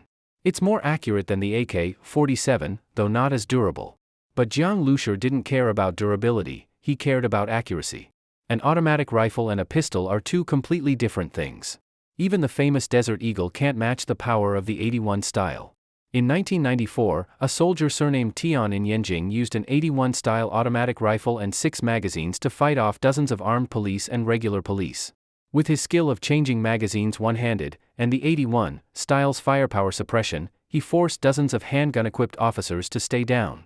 At that time, an officer surnamed Chow, wearing a steel helmet, stuck his head out to find Tian's location. In that split second, Tian fired a burst, the bullet went straight through the steel helmet, and Officer Chow was killed on the spot. One shot to the head, ignoring the helmet. That says enough about its power and accuracy. Once the Type 81 rifle was in his hands, the cold metal on the gun body gave off a heavy feeling.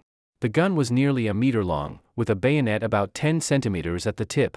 The cold, glinting blade didn't look especially sharp, but it could definitely withstand impact and pierce through a zombie's bones. In the apocalypse, when a bayonet could be used, bullets were avoided as much as possible. Bullets were too valuable. Good gun. Jiang Lushur couldn't help but say. For men, even if they don't particularly like guns, holding a real one brings a special kind of feeling. Especially this Type 81 automatic rifle, it was a classic among classics, practically a symbol of Chinese soldiers. The safety is here, right? Jiang Lushur pointed at a small switch above the stock. Even someone who's never fired a gun could find the safety, but telling which position is on or off was difficult without experience. That's it. Right now, it's on 0, which is safe. 1 is single shot, 2 is automatic, Zhang Hai explained. It was clear Jiang Lushur had never used a gun before, he didn't know how the safety worked. Got it. Jiang Lushur naturally flipped off the safety, then leapt off the vehicle. Brother Jiang, why are you grabbing a gun? You're not seriously going to fight Blood Wolf head-on, are you? Zhang Hai saw Jiang Lushur holding the Type 81 like he was ready to shoot, and couldn't help asking. He himself had practiced shooting since the apocalypse began. Though he wasn't great, he was at least better than average. Jiang Lushur didn't answer. Instead, he asked, how many bullets do we have? 11 magazines left, 30 rounds each. Brother, you really want to use the gun? Even Jiang Zhuing was doubtful. She was mainly worried for Jiang Lushur's safety. Bullets don't have eyes. If he planned to go head-to-head with Blood Wolf, she couldn't feel at ease. They only had 2 automatic weapons, no match for Blood Wolf's firepower. Just trying it. Jiang Lushur pulled the bolt, round-chambered. He hadn't eaten pork, but he'd seen pigs run. As Jiang Lushur focused his mind again, the world slowed down once more. Dozens of meters away, he spotted a discarded beer bottle, maybe from someone sneaking drinks before the apocalypse. When Jiang Lushur concentrated on the beer bottle, the distance of dozens of meters seemed to vanish. The bottle appeared right in front of him. He could even read the label on it. He aimed the rifle at the bottle cap, front sight, rear sight, target aligned. Brother Jiang, you're trying out the gun? Seeing this, Sun Quan opened his mouth, speechless. What was Jiang Lushur doing? He had just learned how to flip the safety, and now he was going to try live fire like it was a drill? Usually, it takes thousands of rounds before someone even reaches entry-level shooting skill. Jiang Lushur only had 11 mags. Even if he emptied all of them, he wouldn't gain much real combat ability. Even Blood Wolf survivors weren't expert marksmen, but they were definitely better than the average person. A newbie shooting it out with a bunch of gunmen, wasn't that suicide? Brother Jiang, I think your driving's great, but if you're the one shooting, then who'll drive? Shouldn't you reconsider? Zhang Hai gently tried to get the rifle back. But Jiang Lushur's attention was fully on the beer bottle. He didn't even glance at Zhang Hai. At that moment, the rifle in his hand seemed locked into a groove of solid iron, the muzzle didn't move at all. Normal shooters inevitably have slight barrel shake from muscle movement. But Jiang Lushur, who could perfectly control every muscle, had none of that. Roughly 30 meters. Rifle velocity is 700 to 800 meters per second, ignoring air resistance within 30 meters, bullet drop would be around 7 to 8 millimeters, almost negligible. Thanks to his evolved brain, Jiang Lushur quickly estimated the bullet drop using just his high school physics knowledge. At long range, gravity-induced bullet drop matters. You must adjust the rear sight to compensate. But at close range, it's almost nothing. Still, Jiang Lushur made a tiny shooting angle adjustment. Finger on the trigger, fire. Bang! With a loud bang, the beer bottle 30 meters away exploded instantly, shards flying in all directions. Zhang Hai hadn't even finished his sentence when the bottle burst. He was startled, his words stuck in his throat, jaw hanging open in shock. The bottle exploded? Is that real? Brother Jiang, were you aiming at that bottle the whole time? Or was it just luck? Sun Quan swallowed hard. He couldn't tell whether Jiang Lushur just randomly fired. It was possible to hit a bottle by chance. But believing Jiang Lushur aimed on purpose was hard. He just learned how to operate the safety. Jiang Lushur didn't answer Sun Kuan. Instead, he picked another target. This one was farther, a chunk of metal. Jiang Lushur aimed at the center and again made a tiny angle adjustment. Bang! The shot landed, but the bullet hole was off by a few millimeters from his aim. A few millimeters of error might mean nothing when shooting at people, but Jiang Lushur still wanted to eliminate that margin. He fired several shots, each one aimed at the same heavy metal block. Sun Kuan and Zhang Hai could only see sparks flying from the metal. They couldn't tell what Jiang Lushur was doing with the bullet holes. Earlier, shooting the beer bottle made his accuracy obvious, but they still doubted it was luck. Now he was shooting a big metal chunk, and the warehouse was full of them. Hitting one wasn't exactly hard. They were pained by the wasted bullets. They had only 330 rounds total, and Jiang Lushur had just burned through over a dozen. Come on, man, don't practice shooting now of all times. In the apocalypse, bullets are precious. Using live ammo to practice was too extravagant. Usually, they practiced with empty mags. Jiang Lushur kept firing, using different angles to determine how much bullets deviated, pursuing perfect accuracy. This was unnecessary for close-range combat. In close-range fights, it's all about rate of fire and dense bullets. Unless you're a sharpshooter, who has time to aim? You might get shot before you even finish lining up a target. Even veteran soldiers in firefights had pitiful accuracy. In World War II battles, killing a few thousand enemies was considered a major victory. But such battles consumed hundreds of thousands of rounds. Most enemies were killed by artillery. On average, it took 1,000 bullets to kill one enemy. One mag gone. Jiang Lushur smoothly reloaded the second. Sun Kuan and Zhang Hai were practically crying inside. Enemies were still lurking outside, and here he was burning through ammo. Why wasn't Zhang Zhuing stopping him? After changing the mag, Jiang Lushur already had a good feel for the firing angle and rear sight adjustments. But enemies weren't stationary, they moved. Jiang Lushur suddenly turned to Zhang Hai and said, "Zhang Hai, go grab a bottle." Not far away, 2 intact beer bottles remained. Zhang Hai looked unwilling. More shooting? Seeing Jiang Zhuing stay silent, Zhang Hai had no choice but to pick one up with a bitter face. "Throw it out, as hard as you can," Jiang Lushur ordered. Zhang Hai was stunned. "What? Throw it?" Jiang Lushur repeated. Zhang Hai's power was in his fingers. He could definitely throw far. Since Jiang Lushur had already wasted a mag, he wasn't too happy, but whatever, throw it then. He flung the bottle. It spun through the air with a whistling sound. That throw easily sent it 50 to 60 meters. The bottle flew in a beautiful arc. Without hesitation, Jiang Lushur raised the rifle. At that moment, the bottle seemed to slow down in the air. He could clearly see even its spinning motion. Jiang Lushur pulled the trigger. Bang! The bottle shattered midair. Countless shards of glass fell from the air like a shower of petals, crashing onto the concrete floor with crisp, clear sounds. Zhang Hai, who had thrown the bottle, was completely stunned, his mouth wide open. He could almost fit an egg in it. Damn! No way, that's fake. Sun Kuan was completely dumbfounded.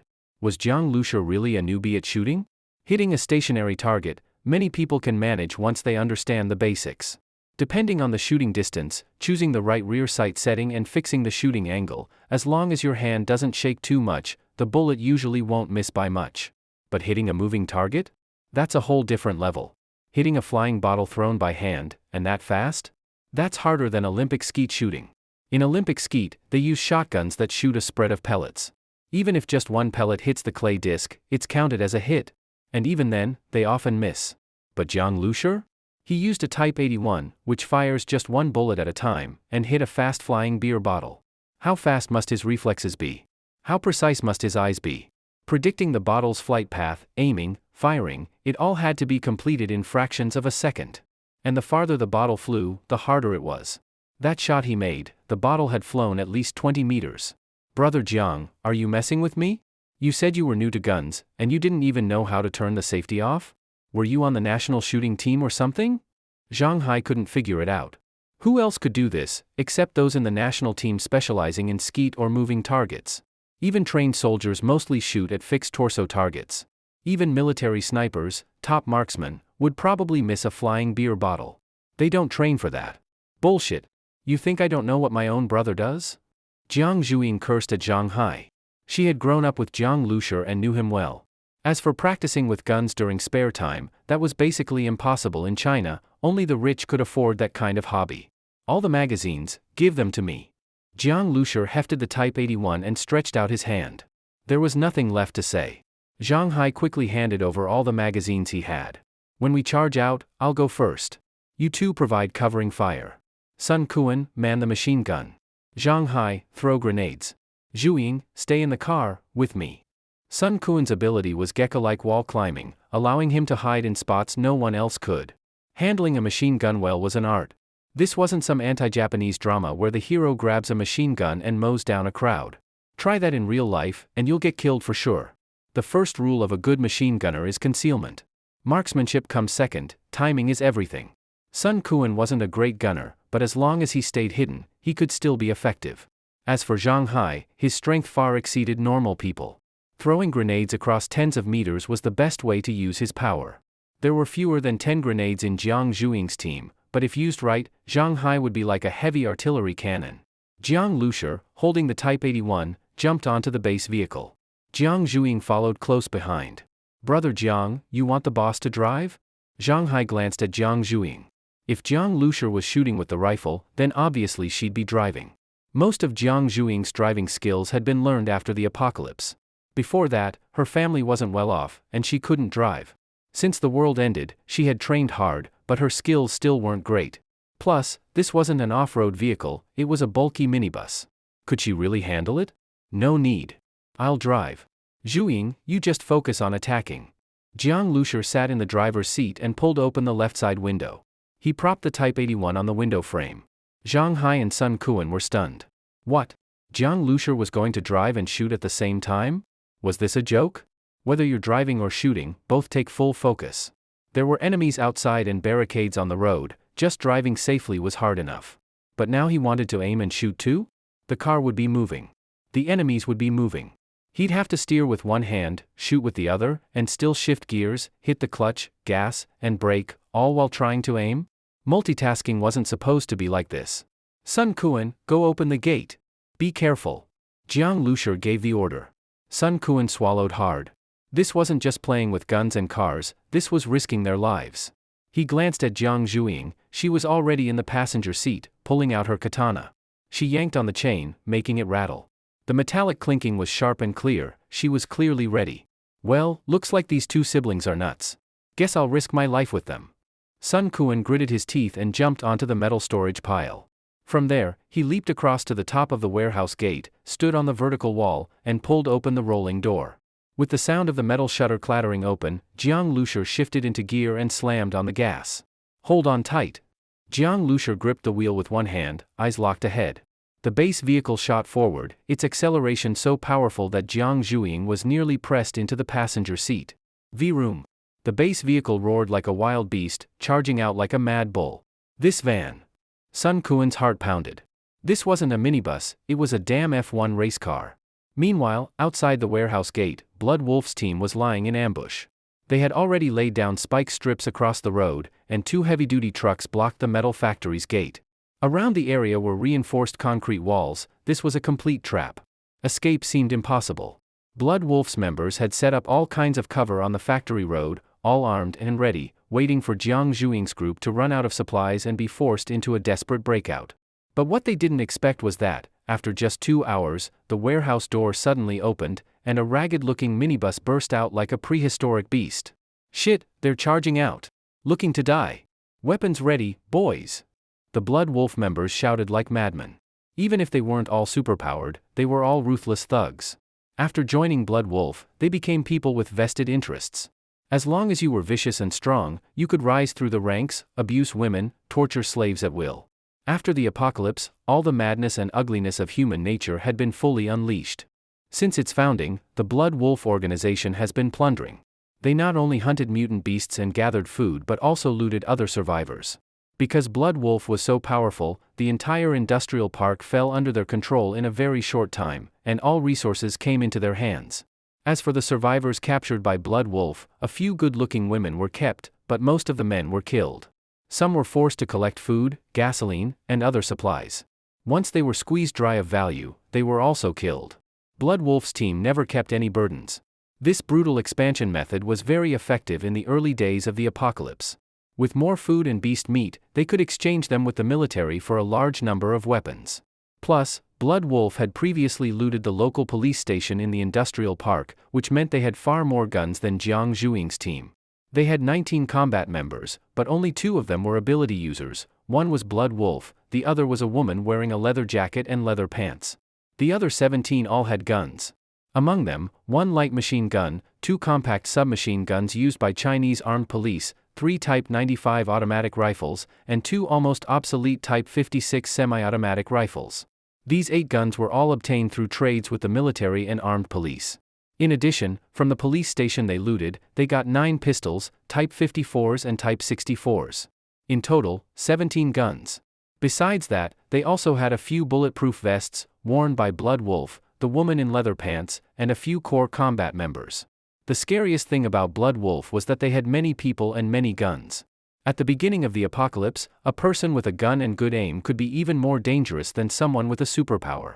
A team of 19 was already a huge force, equivalent to 2 enhanced squads. Even in a military battle, they'd be enough to do a lot. Don't forget, back during the Long March, the famous charge across the looting bridge, with its 13 iron chains over a rushing river, only used 22 warriors. Because of all those guns, Blood Wolf was fully confident in taking down Jiang Zhuing. Jiang Zhuing's group only had 2 automatic weapons and 3 pistols total. When Jiang Lusher charged out, Blood Wolf was behind cover, sitting in a chair, wearing headphones. He immediately saw Jiang Lusher and Jiang Zhuing in the passenger seat. Seeing Jiang Zhuing, Blood Wolf's eyes lit up. So you couldn't hold back, huh? Driving a minibus trying to get out of my territory? You're just asking to die. Blood Wolf stood up and ripped off his headphones. Shoot! But don't shoot Jiang Zhuing. Turn that little bastard into Swiss cheese first. To absorb abilities, Blood Wolf needed the person alive. If they died, the energy would quickly dissipate, and the effect of absorbing it would drop sharply. Avoid attacking Jiang Zhuing if possible, but if she got hit, as long as it wasn't a fatal shot, it was still acceptable. Got it.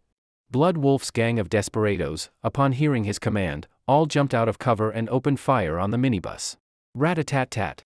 Pistols, rifles, submachine guns, flames burst out from all of them. The sound of gunfire was deafening. In an instant, the minibus's windshield was shaking violently. Crack, crack, crack. Countless small cracks spread across the windshield. Tiny glass shards the size of rice grains flew everywhere. But the windshield didn't shatter completely. Jiang Lusher continued driving the minibus straight ahead.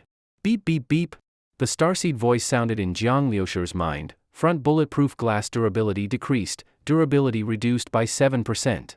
Jiang Lusher stayed calm. He floored the gas pedal, and the base vehicle's speed surged. What the hell? What's going on? Blood Wolf's members were stunned. That minibus had bulletproof glass? Even bulletproof glass only provides limited protection. If it takes sustained heavy fire, especially from light machine guns or rifles, and if one spot is hit continuously, it can still be penetrated. For example, many robbers attacking banks or jewelry stores smashed bulletproof glass with iron hammers. Keep firing. Shoot. Blood Wolf kicked over his chair, grabbed a nearby member's light machine gun, and began unloading bullets furiously at Jiang Lusher's position. By now, the base vehicle had reached a speed of 100 km per hour, and ahead was a spike strip. Blood Wolf had taken over the industrial park. Welding spike strips was easy for them.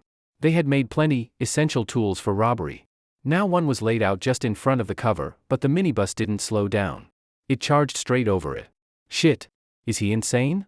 Blood Wolf's eyes were bloodshot. Hitting a spike strip at that speed should definitely blow the tires and flip the vehicle.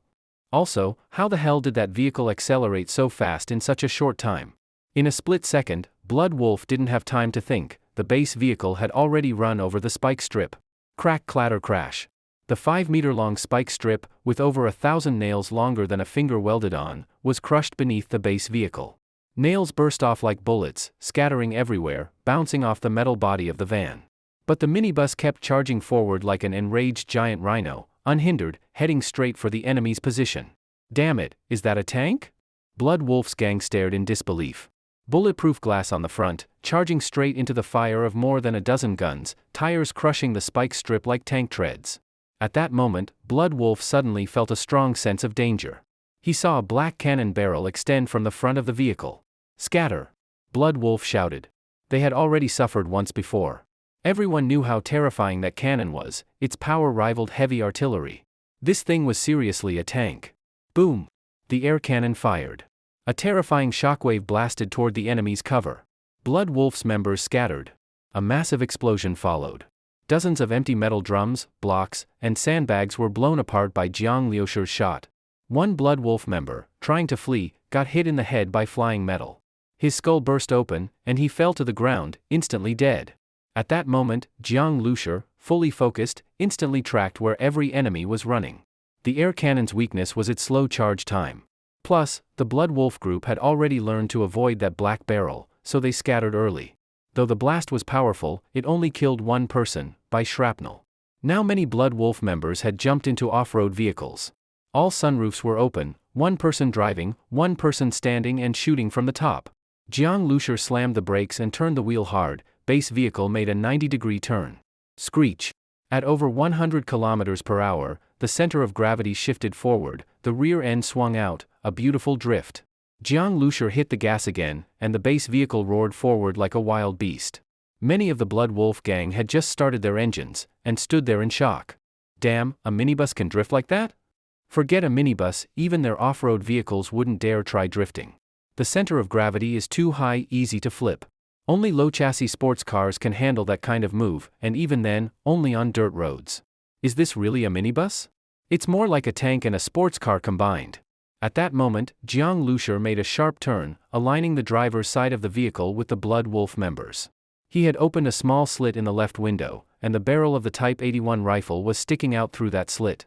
That turn was made precisely to aim the gun barrel at the Blood Wolf members. After his brain evolution, every driving maneuver Jiang Liusher made, gear shifting, braking, gas, clutch, was as smooth as flowing water, with no error at all. It was absolutely at professional racer level. In addition, he had the starseed assisting in controlling the minibus. The minibus felt like part of his own body, he controlled it as easily as moving his arms.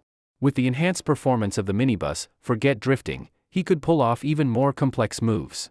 As the minibus accelerated sideways, due to the angle, Jiang Liusher's entire body remained shielded behind the glass. Only that narrow slit was exposed. Even if a bullet came through it, it wouldn't hit him. The vehicle sped ahead. Blood Wolf's off-road cars started moving too. As the vehicles crossed paths, the scene froze for a moment in Jiang Liusher's eyes. A man in his 30s with a vicious face and a greasy forehead seemed to appear right in front of Jiang Liusher. One hand on the wheel, one finger on the trigger. Bang! A single shot. Jiang Liusher only fired once, using the automatic rifle like a semi-automatic. That one bullet, in the instant the two vehicles passed each other, crossed 10 meters of open air and struck the windshield of the off-road vehicle. Crash! The entire windshield shattered instantly. The bullet pierced through the glass and went straight into the man's forehead. One shot, head exploded. The power of the Type 81 rifle is terrifying. It can punch through a steel helmet. How could flesh and blood stop it? A third of the man's skull was blown off, and the bullet didn't stop, it shattered the other side's window too. Blood and brain matter sprayed across the entire driver's cabin. One bullet passed through the off-road vehicle, the driver was killed instantly. The car lost control, swerved wildly, and smashed into a concrete wall. At that speed, a crash like that usually means total destruction. The gunner in the car realized the danger and immediately jumped out. But just as he leapt, still mid-air, Jiang Liusher seized the moment, turned the steering wheel slightly to align the left window, pulled the trigger again, bang! Another single bullet. The Blood Wolf member was still in the air when it pierced through his left chest. With a dull thud, his heart and lungs were completely shattered. The bullet blew out a spray of blood and exited from his back, leaving a hole the size of a bowl. Thump! He hit the ground like a dead dog. Alive when he jumped, a corpse when he landed. The Type 81, hit a limb, lose the limb. Hit the chest, guaranteed death, no exceptions. Against the Type 81, the human body is as weak as paper. If you compared human flesh to steel, it's not even 1 millimeter thick, worse than a helmet's surface. 2 shots, 2 kills. Jiang Liusher did it while driving, accelerating and drifting, making a bulky minibus look cooler than a sports car. Shooting from the side while driving, and still having that level of accuracy, is he even human? Blood Wolf's own face changed when he saw this. He had thought Jiang Liusher was just an ordinary man, and Zhuing was the real threat. But now he realized, Jiang Liusher was a total monster. Was he a special forces soldier? Even the most elite unit in the world probably couldn't do what Jiang Liusher just did. Boss, what do we do? Blood Wolf's men were starting to panic. They were convinced Jiang Liusher was either ex-special forces or an elite African mercenary. They had never imagined this kind of combat style. He was like a war god. The minibus was bulletproof. Jiang Lushur was hiding inside, giving them no angle to shoot back. They could only take the hits. Blood Wolf gritted his teeth and said in a deep voice, "Forget Jiang Zhuing, throw grenades. Blow up that vehicle." He had been eyeing Jiang Zhuing's power, but now they were taking too many losses. At this rate, even if they killed half their people, they might not take Jiang Lushur down. Getting her power wasn't worth it anymore. Grenades? Got it. After being beaten like this, the Blood Wolf members were furious. So what if your vehicle is bulletproof? Can it stop a grenade? High-powered grenades could blast more than just glass. If one exploded under the car, the whole thing could flip over. Flip the car, and your shooting stops. Move! Blow them up! Blood Wolf roared. Several members rushed at Jiang Lushur like sharks smelling blood. Some used off-road vehicles for cover, approaching fast from the minibus's blind spots. Others lay in wait, just waiting to throw a grenade as the minibus passed. One Blood Wolf member with a mustache and slanted triangle-shaped eyes climbed onto the container of a big truck. He hid behind it and saw Jiang Lushur's minibus heading in his direction. "Rabbit's here. Time to take you out." Triangle Eyes pulled out 3 grenades from his pocket. They were tied together, with the pins connected. It was a homemade triple grenade bundle. 3 grenades exploding together, the power was obvious. His face twisted with cruelty. "Drive all you want, let's see you dodge this." "They're here."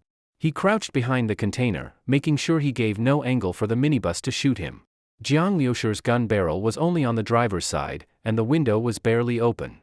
The firing angle was very limited. Triangle Eyes was in a total blind spot for Jiang Lushur's line of fire. He was confident in success. As the minibus got closer, he yanked the pins and threw the grenade bundle straight at the driver's side. He was well hidden. Even the sharpest observer wouldn't spot someone behind a truck container as the vehicle sped by. But Jiang Lushur, with his evolved brain, had ridiculously powerful awareness, eyes and ears catching everything. Even though he was looking forward, the corner of his eye spotted a dark shape flying toward him. His eyes flicked sideways, immediately identifying it, 3 grenades bundled together. He realized they were coming straight for the left side of the driver's seat. Such an intense explosion would produce a terrifying shockwave.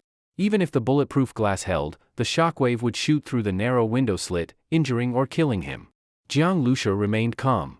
He raised his gun, focused to the maximum. Instantly, the grenade seemed to freeze midair, like a movie in slow motion. Rat-a-tat. Jiang Lushur pulled the trigger, burst fire, bullets hit the grenade. Boom! The grenade exploded in midair. Triangle Eyes had been smiling triumphantly, then saw a blast of fire erupt toward him. His face froze. Buzz. His brain rang. His ears exploded with blood as the shockwave shattered his eardrums. What happened? That was his final thought. His body flew off the truck container like a rag doll. He saw the world spinning, and died without ever understanding what had happened. Blood Wolf witnessed the entire scene. When the explosion lit up the sky and smoke burst out, his eyes almost popped out of his head. Watching Jiang Lushur drive while detecting a grenade flying in from a side blind spot, then shoot it midair? Unbelievable. "Boss, what do we do now?" The Blood Wolf members were all panicking.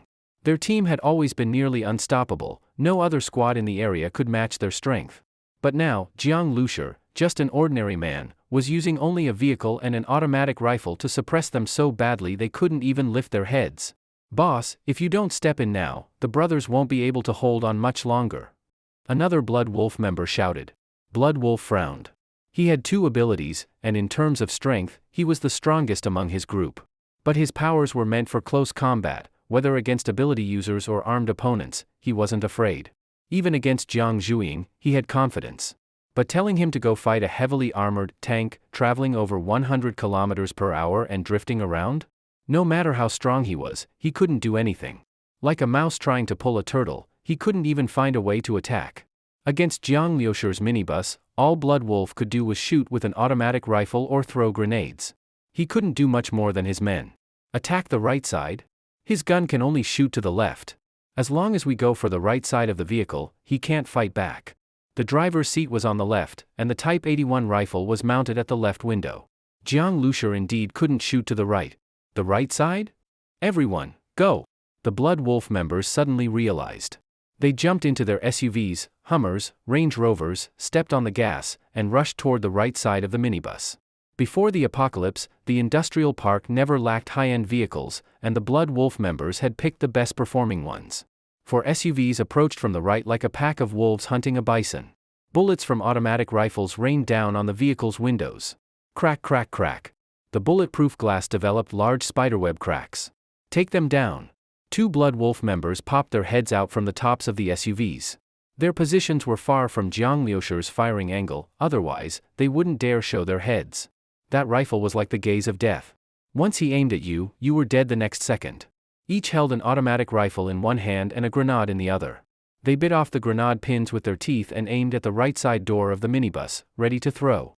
And just then, clack! The side door of the minibus opened, and a graceful figure stood at the entrance. It was Zhuing. She wore a bulletproof vest, holding a heavy shield over 1 meter tall in her left hand. Her beautiful eyes peeked out from the observation slit in the shield. The Blood Wolf members saw the smile at the corner of her lips, like a little demon. Crackle!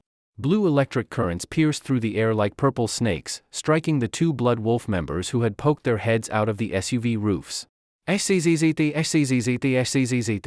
Though the current wasn't strong enough to burn their bodies, it was more than enough to paralyze them. Clunk! Paralyzed, both men dropped their grenades, already armed, right through the SUV sunroofs. The drivers heard the clunk and turned to see round grenades bouncing on the leather seats. The soft seats made the grenades bounce, and the pins were already pulled. Shit! The drivers were terrified, but trapped inside the SUVs, they could do nothing. Boom! Boom! The two grenades exploded inside the vehicles. Both SUVs burst into flames. The drivers were instantly blown to pieces, then burned to charcoal. All the SUV windows shattered. The roofs were blown off. The vehicles lost control and slammed into the concrete wall, triggering even bigger explosions. In a flash, 4 Blood Wolf members were dead. Adding the ones Jiang Liusher had already killed, nearly half of the Blood Wolf members were now gone. With so many guns and so much ammo used up, and this many deaths, Blood Wolf was furious. And just then, rat-a-tat-tat, the sound of a light machine gun rang out. One Blood Wolf member was caught off guard and gunned down. And right after, boom! Boom! 2 more grenades exploded, flipping over one of Blood Wolf's SUVs. Blood Wolf's heart sank. Another ambush. He looked over, clearly the attack came from the warehouse. That's right, besides Jiang Zhuing and that guy in the minibus, there were still 2 more ability users inside the warehouse. Though those 2 weren't very strong, showing up at this moment only made things worse. Boss, should we retreat? One Blood Wolf member asked shakily. Some were already thinking about running. Even though they were all ruthless, they were still afraid of death. They only stuck with Blood Wolf for profit. Loyalty? That was a joke. Originally, they thought attacking Jiang Liusher and Jiang Zhuing would be easy, kill them, get their weapons and supplies, simple and profitable. But now? They were terrified. No more rewards, and half their team was dead. They had no more fighting spirit. No one dared to approach the minibus now. Bullets couldn't pierce the bulletproof glass, and grenades had to be thrown at close range. But the vehicle was moving at over 100 kilometers per hour, throwing accurately from a distance was nearly impossible. And once you got close, left or right, death awaited. Retreat. Blood Wolf resisted the urge to shoot the cowardly soldier. Since the apocalypse began, everything had gone his way. He enjoyed his power, especially after killing the former leader. Blood Wolf felt like his life was reaching its peak. He had the power to decide life and death. Endless women. Everyone trembled before him.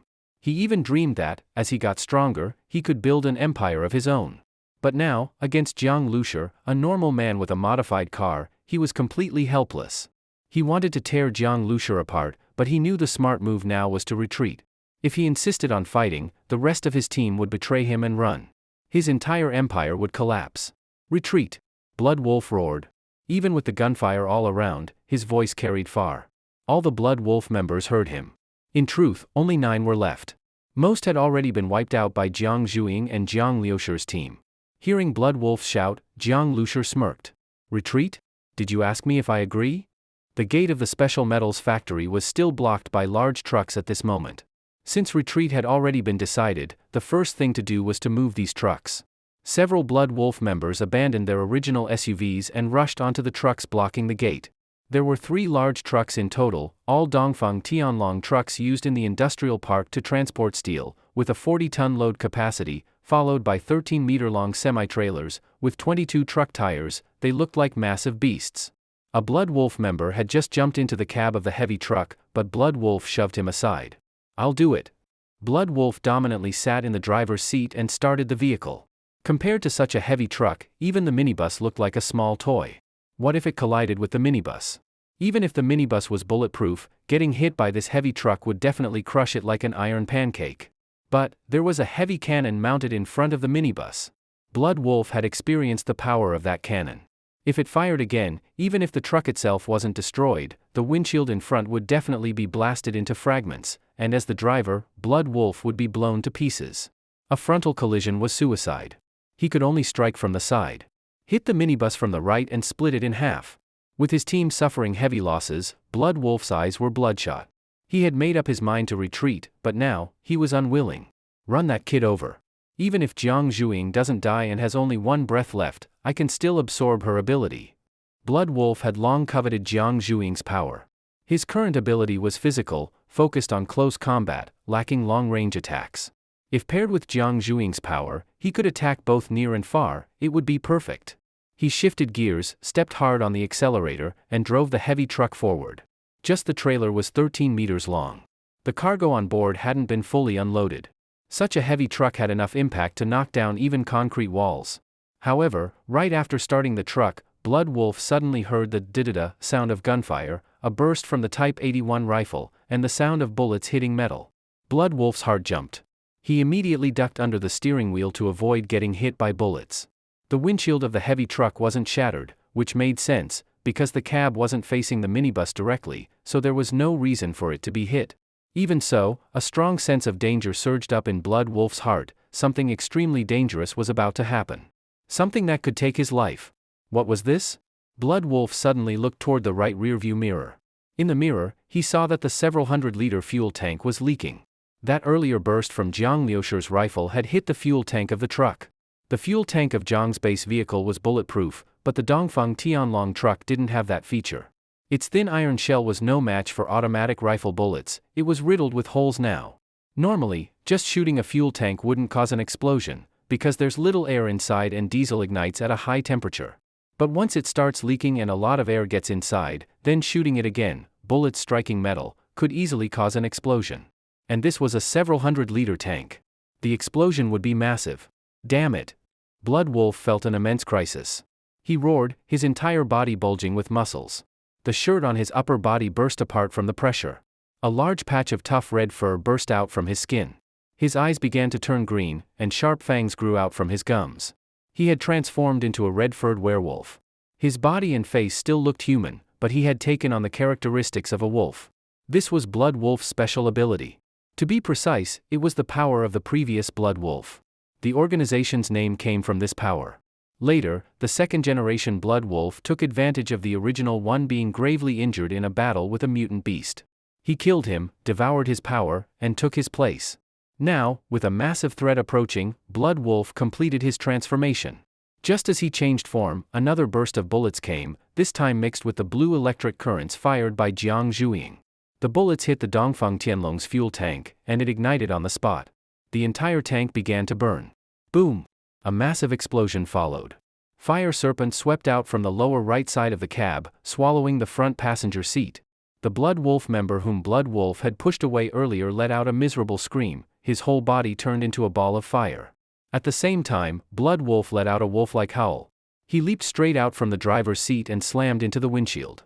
The 2.5-meter-wide windshield shattered instantly under the impact. Crash! Shards of glass and flames burst into the cab.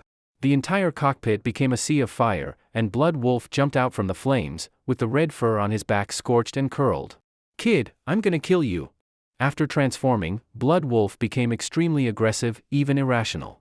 He charged directly at Jiang Liusher's minibus. Huh? What is that? Seeing a red-furred werewolf charging at his vehicle, Jiang Liusher was shocked. He saw clearly that the werewolf had come from the heavy truck's driver's seat, and that meant it was Blood Wolf. Blood Wolf? His power is to transform into a werewolf.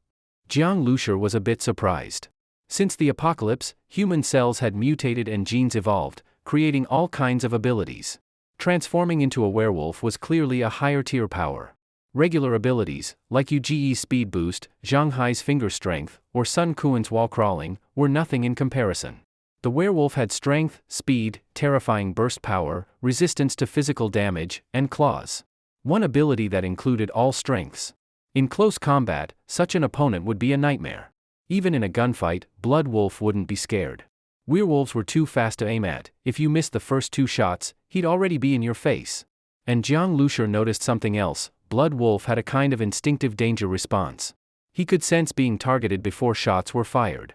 But none of that mattered. Jiang Lushi was in a base vehicle. No matter how strong you are in melee, I'll just ram you flat. Jiang Lushi yanked the steering wheel, floored the gas, and the base vehicle roared forward, charging straight at Blood Wolf. The werewolf body had extraordinary speed. Blood Wolf's upper arms extended, his fingers turned into claws. On all fours, he ran quickly across the ground. Although Blood Wolf was fast, it was impossible for him to dodge bullets. No matter how fast an ability user is, compared to the supersonic speed of bullets, they are far too slow. However, while he couldn't dodge bullets, he could dodge the barrel.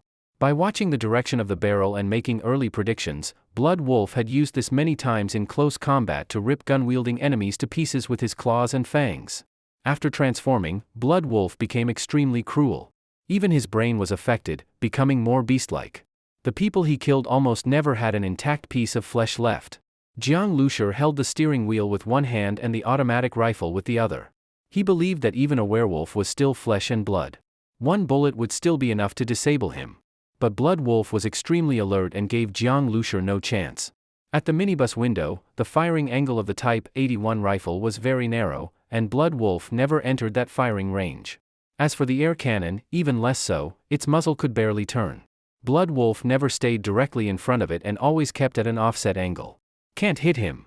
Jiang Lushi stepped on the gas for a head-on collision, but just as the minibus was about to hit, Blood Wolf jumped high and actually leaped over the 2-meter-tall minibus. Scrape! Scrape! Scrape! The sound of claws scraping metal came from the minibus roof. Blood Wolf had landed on top and was running over it. But at a relative speed of over 150 km per hour, he couldn't stay on top.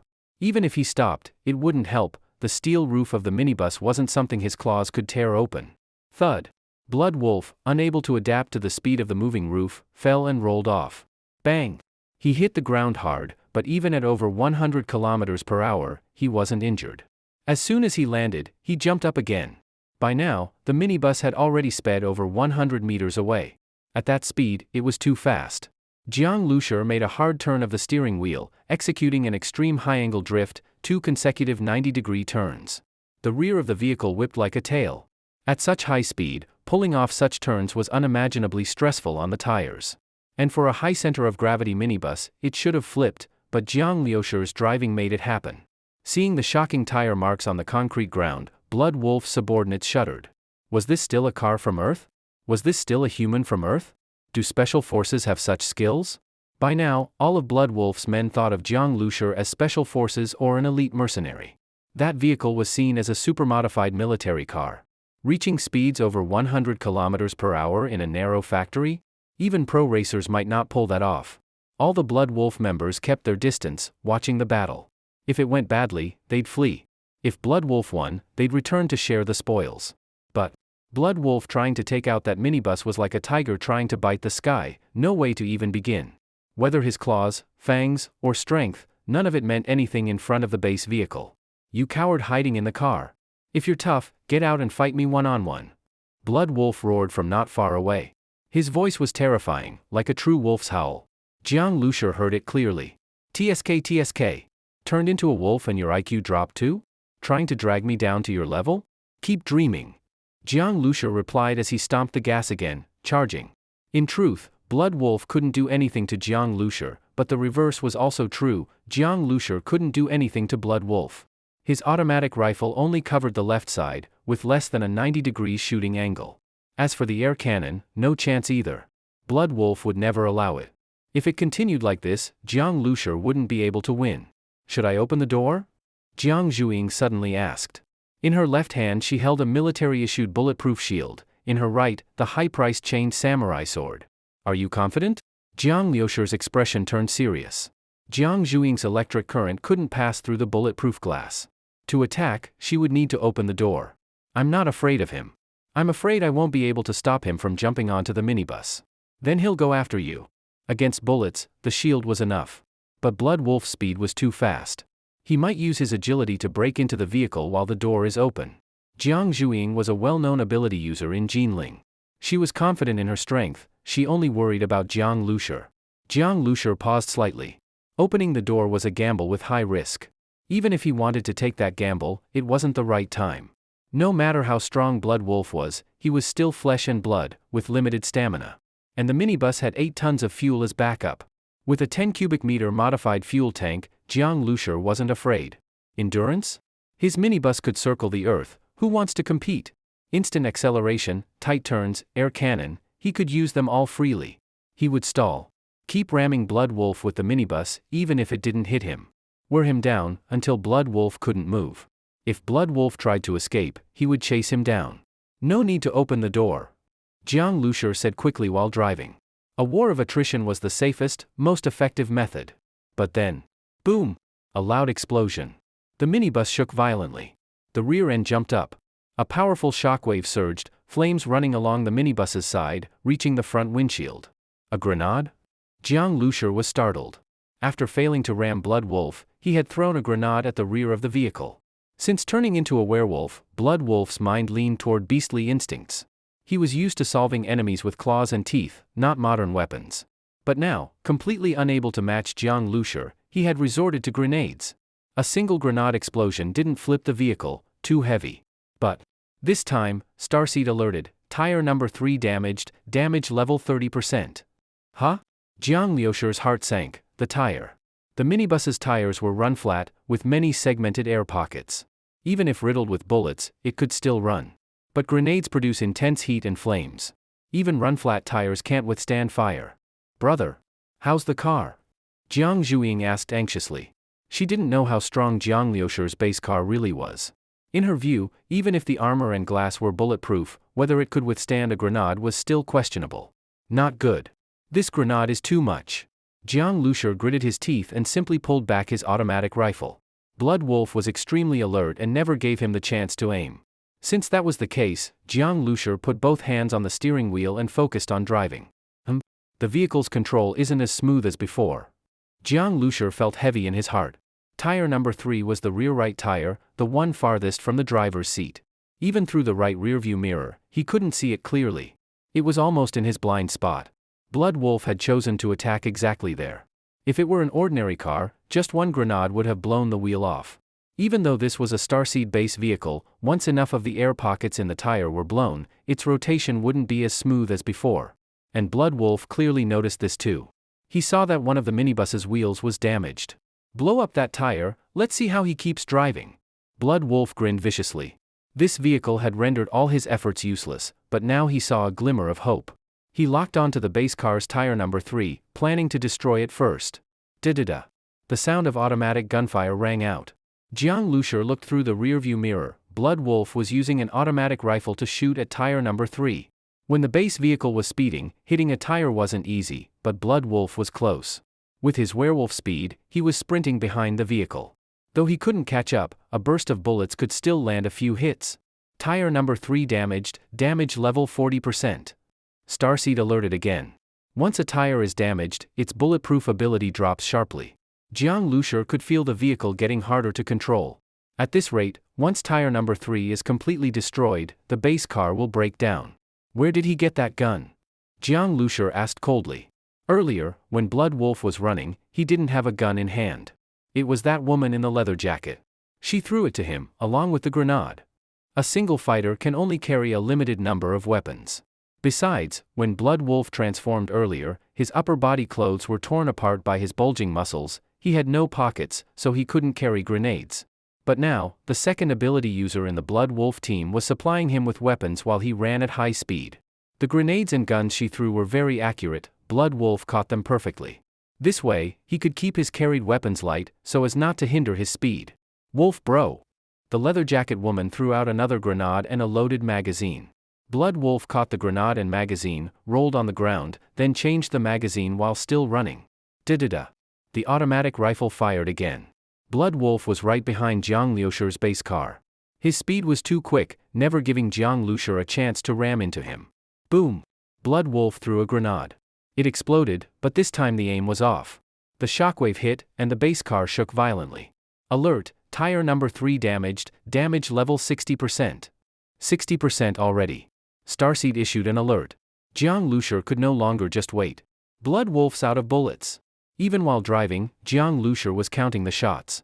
Blood Wolf used a Type 81, which only had 30 rounds. With such dense gunfire, only Jiang Lushur could keep count and know when the bullets would run out. At the moment the bullets ran out, he turned the steering wheel sharply, made a hard turn, and aimed the vehicle straight at the woman in the leather jacket. Can't handle Blood Wolf? Then kill the woman first. At that moment, the woman had just prepared a new magazine, ready to throw to Blood Wolf. But when she saw the base car charging at her, her face changed drastically. Open the door. Kill that woman first. Jiang Lushur shouted. Jiang Zhuing also understood his intention. She opened the door, threw her shield aside, and held up her human-height samurai sword, pointing it straight at the leather jacket woman. Boom! The base car rammed into the cover the leather jacket woman was hiding behind. Sandbags and iron barrels were knocked over. The woman screamed and leapt backward, flipping 360 degrees in the air to dodge the collision. Just then, Jiang Zhuing jumped out from the base car door, sword in hand, slashing at the woman's neck. The strike was too fast. The woman had no time to draw her gun. In fact, in close combat, a knife is often better than a gun. Bullets may be fast, but drawing and aiming takes longer than swinging a blade. By the time you raise your gun, your arm could already be cut off. The leather jacket woman crossed her arms in front of her chest. On her elbows, the skin split open, revealing a sharp white bone blade. That was her bone blade. Her ability was bone reinforcement. Her bones were 4 to 5 times stronger than normal, and the bones of her forearms could extend into 2 1-meter-long bone blades. Currently, she could only extend them in a fixed shape, but their strength was comparable to a military-grade tri-edged dagger. This was her weapon. Clang! The bone blade clashed with the katana, producing a harsh metallic screech. Jiang Zhuing's attack was like a storm. Even if the bone blade blocked the sword, it couldn't block the electricity. Zzz. Electric current pierced through like a venomous snake, paralyzing the woman. For an ordinary person, this shock would cause fainting, or even heart failure. But the leather jacket woman's cells were strong, she was only paralyzed. High-level ability users had activated cells and often ate mutated beast meat. Their physical attributes were far beyond average. In a fight between experts, even a moment of paralysis could be fatal. The woman's movement slowed. Panic showed on her face. Jiang Zhuing pulled back her blade and dashed forward, ready to slash again, but then she felt a sudden sense of danger. Watch out! Jiang Lushur shouted. Without even looking, Jiang Zhuing bent down to dodge. Whoosh! A dark object flew past her hair and hit an iron barrel. Bang! The barrel was knocked up and dented by the impact. Jiang Zhuing looked carefully. The dark object was an empty magazine. At the moment the leather jacket woman was about to be killed, Blood Wolf threw his magazine. With his werewolf strength, even a thrown magazine was as deadly as a bullet. Jiang Zhuing dodged it and didn't look back at Blood Wolf.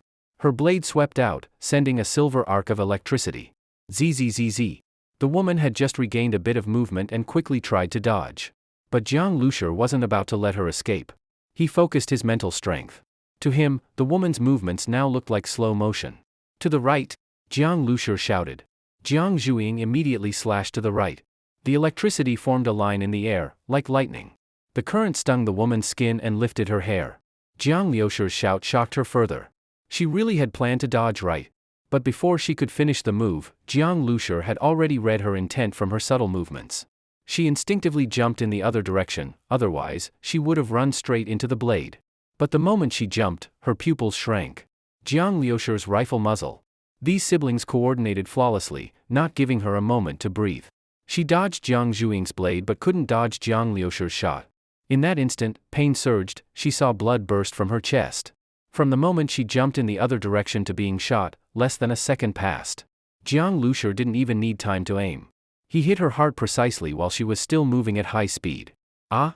Blood Wolf roared when he saw the woman thrown back like a bloody rag. Jiang Lushur and Jiang Zhuing, the brother and sister, worked together perfectly, making Blood Wolf's rescue attempt completely useless. The woman in the leather jacket was still killed instantly. Now, Blood Wolf completely lost his support. The Type 81 in his hand was already out of bullets. And those Blood Wolf members who had still been hesitating about whether to run away, after seeing the woman in the leather jacket get killed, could no longer stay. That woman, under the combined attack of Jiang Zhuing and Jiang Lushur, had no power to resist. Compared to her, they were even weaker. Run! Leave, join another team and you can still survive. These survivors only acted for profit. No matter how crazy they were, they wouldn't risk their lives on something with no chance. But just as they started to run, gunfire rang out again, and a grenade flew toward them. Sun Quan and Zhang Hai weren't much help in a direct fight, but they could definitely deal with these fleeing dogs. Once someone had thoughts of escape, they wouldn't stop to fight back seriously. When they heard gunfire, they just ran toward the gate like live targets. Facing this situation, Sun Quan and Zhang Hai wouldn't show mercy. Jiang Lushur stood at the door of the vehicle and suddenly turned his gun in the other direction. At this moment, Blood Wolf had gone completely mad. His hatred for Jiang Lushur now outweighed his desire for Jiang Zhuing's ability. Jiang Lushur had finally stopped the vehicle to kill the woman in the leather jacket. And he had opened the door. In fact, Jiang Lushur had no choice but to stop. Staying in the minibus would just give Blood Wolf more chances to attack the tires. Waiting until the minibus broke down and stopped passively was worse than stopping voluntarily. And this move had taken out the woman in leather. He had already prepared for Blood Wolf's ambush. Da-da-da. Jiang Lushur fired continuously, while Blood Wolf kept changing directions rapidly. Although Jiang Lushur had fast neural reflexes, his arms were still that of an ordinary person. He couldn't move the gun fast enough to keep up. Bullets hit the ground and sparked, but missed Blood Wolf. But just then, several electric currents burst out in front of Jiang Lushur, striking toward Blood Wolf. The crisscrossing currents formed an electric net, giving Blood Wolf no way to dodge. He suddenly darted sideways and disappeared behind the minibus. Watch out! Seeing the electric net light up above his head, Jiang Lushur immediately turned and raised his rifle. Da-da-da. More gunfire. Blood Wolf leapt over his head. Blood Wolf, exploding with full power, moved extremely fast. He was like a vicious wolf circling its prey, looking for a chance to land a fatal strike. Jiang Lushur and Zhang Zhuing stood back to back with the minibus, and Blood Wolf used it as cover. Starseed. In Jiang Lushur's mind, the rear-view camera feed from the minibus instantly appeared. Blood Wolf thought that by hiding behind the minibus, Jiang Lushur and Zhang Zhuing wouldn't dare act, unsure of when or where he would strike again. But he didn't know. Thanks to Starseed, even after getting off the minibus, Jiang Lushur could still see the camera's feed in his mind. He soon spotted Blood Wolf's figure. When Blood Wolf suddenly charged out, his terrifying speed and strength showed his power, but when he was hiding and waiting to strike, it was ironically a bit laughable. From that angle, it was hard for Jiang Lushur to shoot. He gave Jiang Zhuing a hand signal, and mouthed silently, "Attack." Although Jiang Zhuing hadn't seen anything, and didn't know what Jiang Lushur saw, she didn't hesitate. She grabbed the end of the chain and threw the long sword straight forward. At this moment, her expression turned fierce. The powerful current made her hair float without wind, and tiny electric sparks danced across her body. Wherever the blade passed, electric snakes danced. The entire sword was surrounded by electricity. Jiang Lushur had told her to attack, so Jiang Zhuing used her full power. This level of electricity could burn even dozens of zombies to ashes. Of course, Jiang Zhuing couldn't maintain this power for long. At the same time, Jiang Lushur also dropped low, aiming his gun at the ground. Blood Wolf was preparing to pounce. He was hiding behind one of the tires, but as soon as the electric current struck, he had to dodge. Seeing the blade whip toward him like it had eyes, carrying intense electric current, Blood Wolf was shocked. He instantly dodged back, and just then, bang! A sharp pain shot through one of his arms. Blood Wolf moved on all fours. When he dodged, his arm was exposed to Jiang Lushur's line of sight. Jiang Lushur didn't hesitate, he pulled the trigger. In that brief moment of exposure, he hit him with perfect precision. Blood splattered. Even bone fragments flew. That arm was immediately broken. Ah! Blood Wolf let out a shrill scream. He didn't even understand how he'd been hit. But he didn't stop moving. Even with a broken arm, he leapt backward and hid behind another tire. Click! He heard Jiang Lushur reload. The sound made Blood Wolf grit his teeth. His hand. With all his power unleashed, and the pain driving him mad, Blood Wolf's head was foggy. It felt like all the blood in his body had rushed to his brain. Kill Jiang Lushur. He had to kill Jiang Lushur. Suddenly, Blood Wolf leapt onto the roof of the vehicle, then pounced straight toward Jiang Lushur. Zzz. Above Jiang Lushur's head, dozens of electric currents instantly formed a net. Blood Wolf pounced straight into it. Blood Wolf had no other choice. Even with one arm shot, if he didn't kill Jiang Lushur or Jiang Zhuing today, he wouldn't get out alive. But it was like his every move was anticipated. The electricity instantly paralyzed him. His fur was scorched. Even paralyzed, Blood Wolf howled in rage, raised his claws, and slashed toward Jiang Liusher's head. Clang! Jiang Zhuing's long sword blocked Blood Wolf's claw. She wasn't as strong as him, but the electric current wrapped around the blade scorched his claw, smoke rose, and the flesh was charred. Jiang Liusher and Jiang Zhuing worked together flawlessly. At that moment, Jiang Liusher raised his rifle. Bang! The gunshot rang right by his ear. Blood Wolf turned his head and felt his shoulder shatter. He crashed to the ground, wailing, staring at Jiang Liusher and Jiang Zhuing in the distance. Blood Wolf slowly struggled to stand. Jiang Liusher and Jiang Zhuing were just watching him. He was in terrible shape. He had thought Jiang Liusher getting out of the vehicle meant his doom, but now, it was his own end. Damn it! Blood Wolf looked at the two with venomous hatred. His words slurred, and his muscles kept twitching from the electric shocks. He charged forward again, swinging his scorched claw at Jiang Liusher. Jiang Zhuing was about to act, but saw Jiang Liusher lift his gun. By now, Blood Wolf's speed had dropped significantly. He was still stronger than an ordinary person, but Jiang Liusher's automatic rifle spat fire. Though Jiang Liusher wasn't physically fast, this version of Blood Wolf couldn't fully dodge the bullets. Bang! Bang! 2 shots aimed for the heart. Blood Wolf saw Jiang Liusher fire and tried to dodge in advance, but failed. The bullets hit his shoulder and arm. His arm was pierced, flesh torn. Blood Wolf was covered in blood. If he weren't a werewolf, he'd have bled to death from so many gunshots. He looked at Jiang Liusher's calm eyes and face, full of hatred. If only he could land one hit on him. You only know how to shoot, you bastard. Blood Wolf swung another claw. Jiang Liusher pointed the black muzzle at Blood Wolf and said calmly, yeah. Bang! Blood sprayed. As Blood Wolf tilted his head, he suddenly saw nothing but red. His dodge had brought his own head right into Jiang Liusher's sights. A headshot. Jiang Liusher put down the gun and silently watched as Blood Wolf collapsed with a loud crash and fell heavily into a pool of blood. Those Blood Wolf members who were fleeing were already in a panic. Before they could escape the factory, they witnessed with their own eyes how Jiang Liusher killed Blood Wolf. Blood Wolf was so powerful, yet died so miserably. Now, those Blood Wolf members were even more terrified, as if their souls had left their bodies. They scrambled to flee like crazy, each trying to escape the factory before the others, even pushing people out of the way and using others' bodies to block bullets.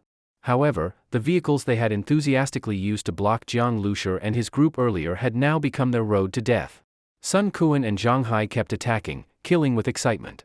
Not a single one of these people should think about escaping. Detected 1+ mutated energy. Absorb it, came the voice of the starseed. Blood Wolf was a 1+ level mutant, just like Jiang Zhuing, actually even slightly stronger than her. After Jiang Liusher killed him, the mutated energy he released was immediately detected by the starseed. Absorb. Jiang Liusher said immediately. Detected level 1 mutated energy. Absorb it. Yes. This level 1 mutated energy likely belonged to that woman in the leather jacket. The two of them were both high level, so the amount of energy absorbed this time would definitely not be small. I really didn't expect that Blood Wolf was plotting to ambush me. But with my brother here, he never imagined he would end up this badly, Jiang Zhuing said, looking at Jiang Liusher. Jiang Liusher's performance this time even surprised Jiang Zhuing. In her memory, Jiang Liusher didn't know anything about shooting. And today, his behavior clearly looked like someone holding a gun for the first time. But even so, this rookie's bullets were more accurate than if he had eyes on them. It was truly unbelievable. Someone like that should be killed early to be safe. Otherwise, you never know when he might bite you, Jiang Liusher said. Brother, are you really a mutant? Why can't I sense any energy fluctuations from you? Jiang Zhuing asked again. Well, I'm a bit different from you guys, Jiang Liusher didn't really know how to explain. He had enhanced his brain domain, which technically made him a mutant too, but he didn't have any mutated energy on him. Brother, what's with your shooting skills? Jiang Zhuing asked. Jiang Liusher could only answer, innate talent, I guess. Zhang Hai and Sun Quan, who had come out of hiding, walked over and heard Jiang Liusher's words. The two of them didn't know what kind of expression to show, they were totally bewildered. Innate? That, well. But it seemed there was no better explanation. That kind of talent really made people envious, jealous, and hateful. Quick, clean up the battlefield, Jiang Zhuing said. Zhang Hai and Sun Quan were experienced. They immediately started checking the corpses and the injured Blood Wolf members lying on the ground screaming but not yet dead. They dragged them together, and then Sun Quan went around and executed them one by one. By the time he got to the last one, that person had already pissed himself, his face ashen, his whole body trembling like a leaf. He could clearly feel the spasms of the man beside him when he was shot, and the warm blood had splattered all over his face. That's what made him wet himself. Sun Kuan raised the smoking gun barrel to his face, paused, then grinned and asked, "Where is Blood Wolf's base?" "In the northern part of the industrial park. In a villa dormitory of a pharmaceutical company," the man shouted immediately. "I can lead the way, don't kill me. Don't." Bang! Sun Kuan put down the still smoking gun barrel, spat, and said, "Who the hell wants you to lead the way? Take the road yourself." "Boss, we found out Blood Wolf's base," Zhang Hai shouted. "Gather up the bullets and everything else." "We'll go in a bit," Jiang Zhuing said, glancing at Jiang Lushi. She saw Jiang Lushi inspecting the minibus and figured he still needed some time, so she said, "In a bit." In reality, when they go depends entirely on Jiang Lushi. This victory was only possible because of the cooperation between Jiang Lushi and Jiang Zhuing. Now, even if one ignored the fact that Jiang Lushi was Jiang Zhuing's older brother, he held significant authority within the survivor team. In fact, the Starseed could provide a detailed report on the minibus's damage, so Jiang Lushi didn't need to inspect it himself. But Jiang Lushi valued the base vehicle too much, so he personally went to check the tires. The tires needed immediate repair. Tire number 3 damaged 60%, outer shell armor defense reduced by 50%, bulletproof glass durability reduced by 40%, no other damage. Base vehicle damage level 3. The Starseed's report came through, and Jiang Lushi felt a pang of pain. That was the data even after he drove the car to its limits. If he had reacted slower, the damage might have reached level 4 or even higher. After checking the list of materials needed for repairs, Jiang Lushi saw that all of them could be found in the industrial park. Some were even abundant within this metal factory. As for gasoline and electricity needed for repairs, there was no shortage of those. The vehicle's Blood Wolf's men came and already had plenty of gasoline, so Jiang Lushi didn't even need to use his own reserves. At this point, the Starseed reported that all the mutated energy had been fully absorbed. Mutated energy absorbed. Energy stored. Mutated energy can be used for: Option 1, enhance base vehicle shell armor defense. Option 2, upgrade air cannon. Option 3, add mechanical arms to base vehicle. Option 4. Option 7, initiate base vehicle's second evolution process. Option 8, activate level 1 storage space. Option 9. Second evolution. When Jiang Lushi first created the gene evolution serum, he had seen a prompt about the second evolution of the base vehicle in the biolab. Many of the gene serums listed in the biolab could only be developed after the vehicle had undergone its second evolution. Originally, Jiang Lushi had planned to ask the Starseed about it in detail later. Unexpectedly, after absorbing the mutated energy from Blood Wolf and the leather-clad woman, the base vehicle could now start its second evolution. Starting the evolution process meant gaining access to initiate it, just like opening the biolab. Since Jiang Lushi was in the industrial park and could find whatever materials he needed, there was no reason to wait. Start the second evolution of the base vehicle, Jiang Lushi said in his mind. The base vehicle's first evolution turned it from a minibus into a luxury RV, and it even gained offensive and defensive capabilities. No one knew what it would be like after the second evolution. Jiang Lushi was very excited. At this moment, the Starseed prompted, "Base vehicle's second evolution process is underway. This process takes 1.5 hours. The base vehicle can still be used during this time. Still have to wait 1.5 hours. And even after starting the second evolution, there was still mutated energy left. The options changed a bit, some dimmed, others could still be selected. Also activate level 1 storage space." Jiang Lushi had been thinking about this function for a long time. His vehicle had already maximized space usage, but even so, space was still running out. Even the roof of the car was piled high with supplies. Jiang Lushi had long wanted to activate the storage space. Activating level 1 spatial storage function. Storage space volume, 10 cubic meters. Interior is low temperature and oxygen free. Can preserve food ingredients. Ordinary food can be preserved for over a year, mutated beast meat for over 3 years. The familiar voice of the Starseed sounded, activation confirmed. Required materials are as follows. The materials needed for activating level 1 storage space were all metals. And these, Jiang Lushi could easily source on site. Zhang Hai and Sun Kuan were once again assigned the role of movers. They didn't know why Jiang Lushi needed more metal, but this time they had no questions. Jiang Lushi's marksmanship was terrifying. If he wanted metal, they would just move it, no matter what it was for. They secretly guessed that Jiang Lushi might have some strange collection habit.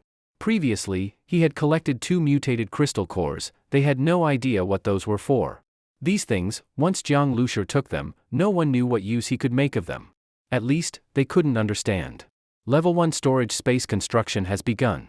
Estimated completion time, 1 hour, the starseed continued. 1 hour. Jiang Lushur could wait. During that time, he had Zhang Hai and Sun Kuan help him gather the materials to repair the vehicle. For rubber materials, Zhang Hai and Sun Kuan directly dismantled all the tires from Blood Wolf's vehicles and stuffed them all into Jiang Lushur's car. The rest of the required materials were found in the special metal factory and 2 nearby factories. Without the threat of Blood Wolf's men, and with few zombies in the industrial park, it was practically a giant warehouse of materials. An hour passed quickly. Level 1 storage space construction completed. The starseed's voice rang out right on time. Jiang Lushur couldn't help but smile, finally activated. In his mind, a panel appeared immediately. It showed the remaining storage of the level 1 space, 100%. At the same time, the starseed scanned all items inside the base vehicle, of course, excluding the host himself and other living beings. As long as items were inside the base vehicle, Jiang Lushur could transfer them into the storage space with a thought. But items outside the vehicle couldn't be stored. 10 cubic meters wasn't huge, but not small either, enough to fit all the materials packed inside the vehicle. He had already gathered the necessary repair materials, but couldn't fix the car directly in front of Zhang Hai and Sun Kuan. So, he had to store the materials first. Besides repair materials, there were rare metals. Jiang Lushur really wanted these. Upgrading the storage space was for this exact purpose. Zhang Hai. As soon as Jiang Lushur spoke inside the car, Zhang Hai and Sun Kuan stood up. Go move them now. The two of them had turned from powerful mutants into porters, but they had no complaints. Without Jiang Lushur, they really would have died today. Besides, as mutants, their physical strength combined with transport tools like carts made them much more capable than ordinary people. Even so, they were utterly exhausted. The metals Jiang Lushur wanted were spread out. Moving them onto the carts, then from the carts into the base vehicle, was hard labor. After over an hour, Zhang Hai and Sun Kuan had moved 12 tons of metal. 12 tons sounded like a lot, but it was just a cubic meter block, about the size of 7 or 8 suitcases in the vehicle, barely noticeable. Stored in the spatial space, it only took up 10%. But that 1 cubic meter took 120 trips, with each trip moving 100 kilograms. The two were completely wiped out. Even as mutants, they couldn't handle this much. Jiang Lushur was speechless too. During the base vehicle's basic evolution, there had been an auto material absorption option. Now that he had selected the storage space upgrade, he couldn't choose the auto-absorb function. Seeing Zhang Hai and Sun Kuan looking at him like sad puppies, exhausted to death, he realized he had basically used them like human forklifts. Looks like they've hit their limit. Jiang Lushur stared at the stockpile of materials, craving them. But he couldn't have Zhang Hai and Sun Kuan move too much, or it would be hard to explain. A few suitcase-sized metal blocks inside the car was fine, but 10 cubic meters of metal blocks? That would look strange. Jiang Lushur had collected rare metals that were hard to find under normal circumstances. These metals were often very dense, many weighed over 10 tons per cubic meter, some nearly 20 tons per cubic meter. Common metals found everywhere, Jiang Lushur didn't bother collecting, he wouldn't waste space on those. Jiang Lushur closed the base vehicle's doors. He wasn't in a hurry to transfer all the metal into the storage space. If Zhang Hai or Sun Kuan accidentally saw the metal vanish through the windshield, they would definitely think they'd seen a ghost.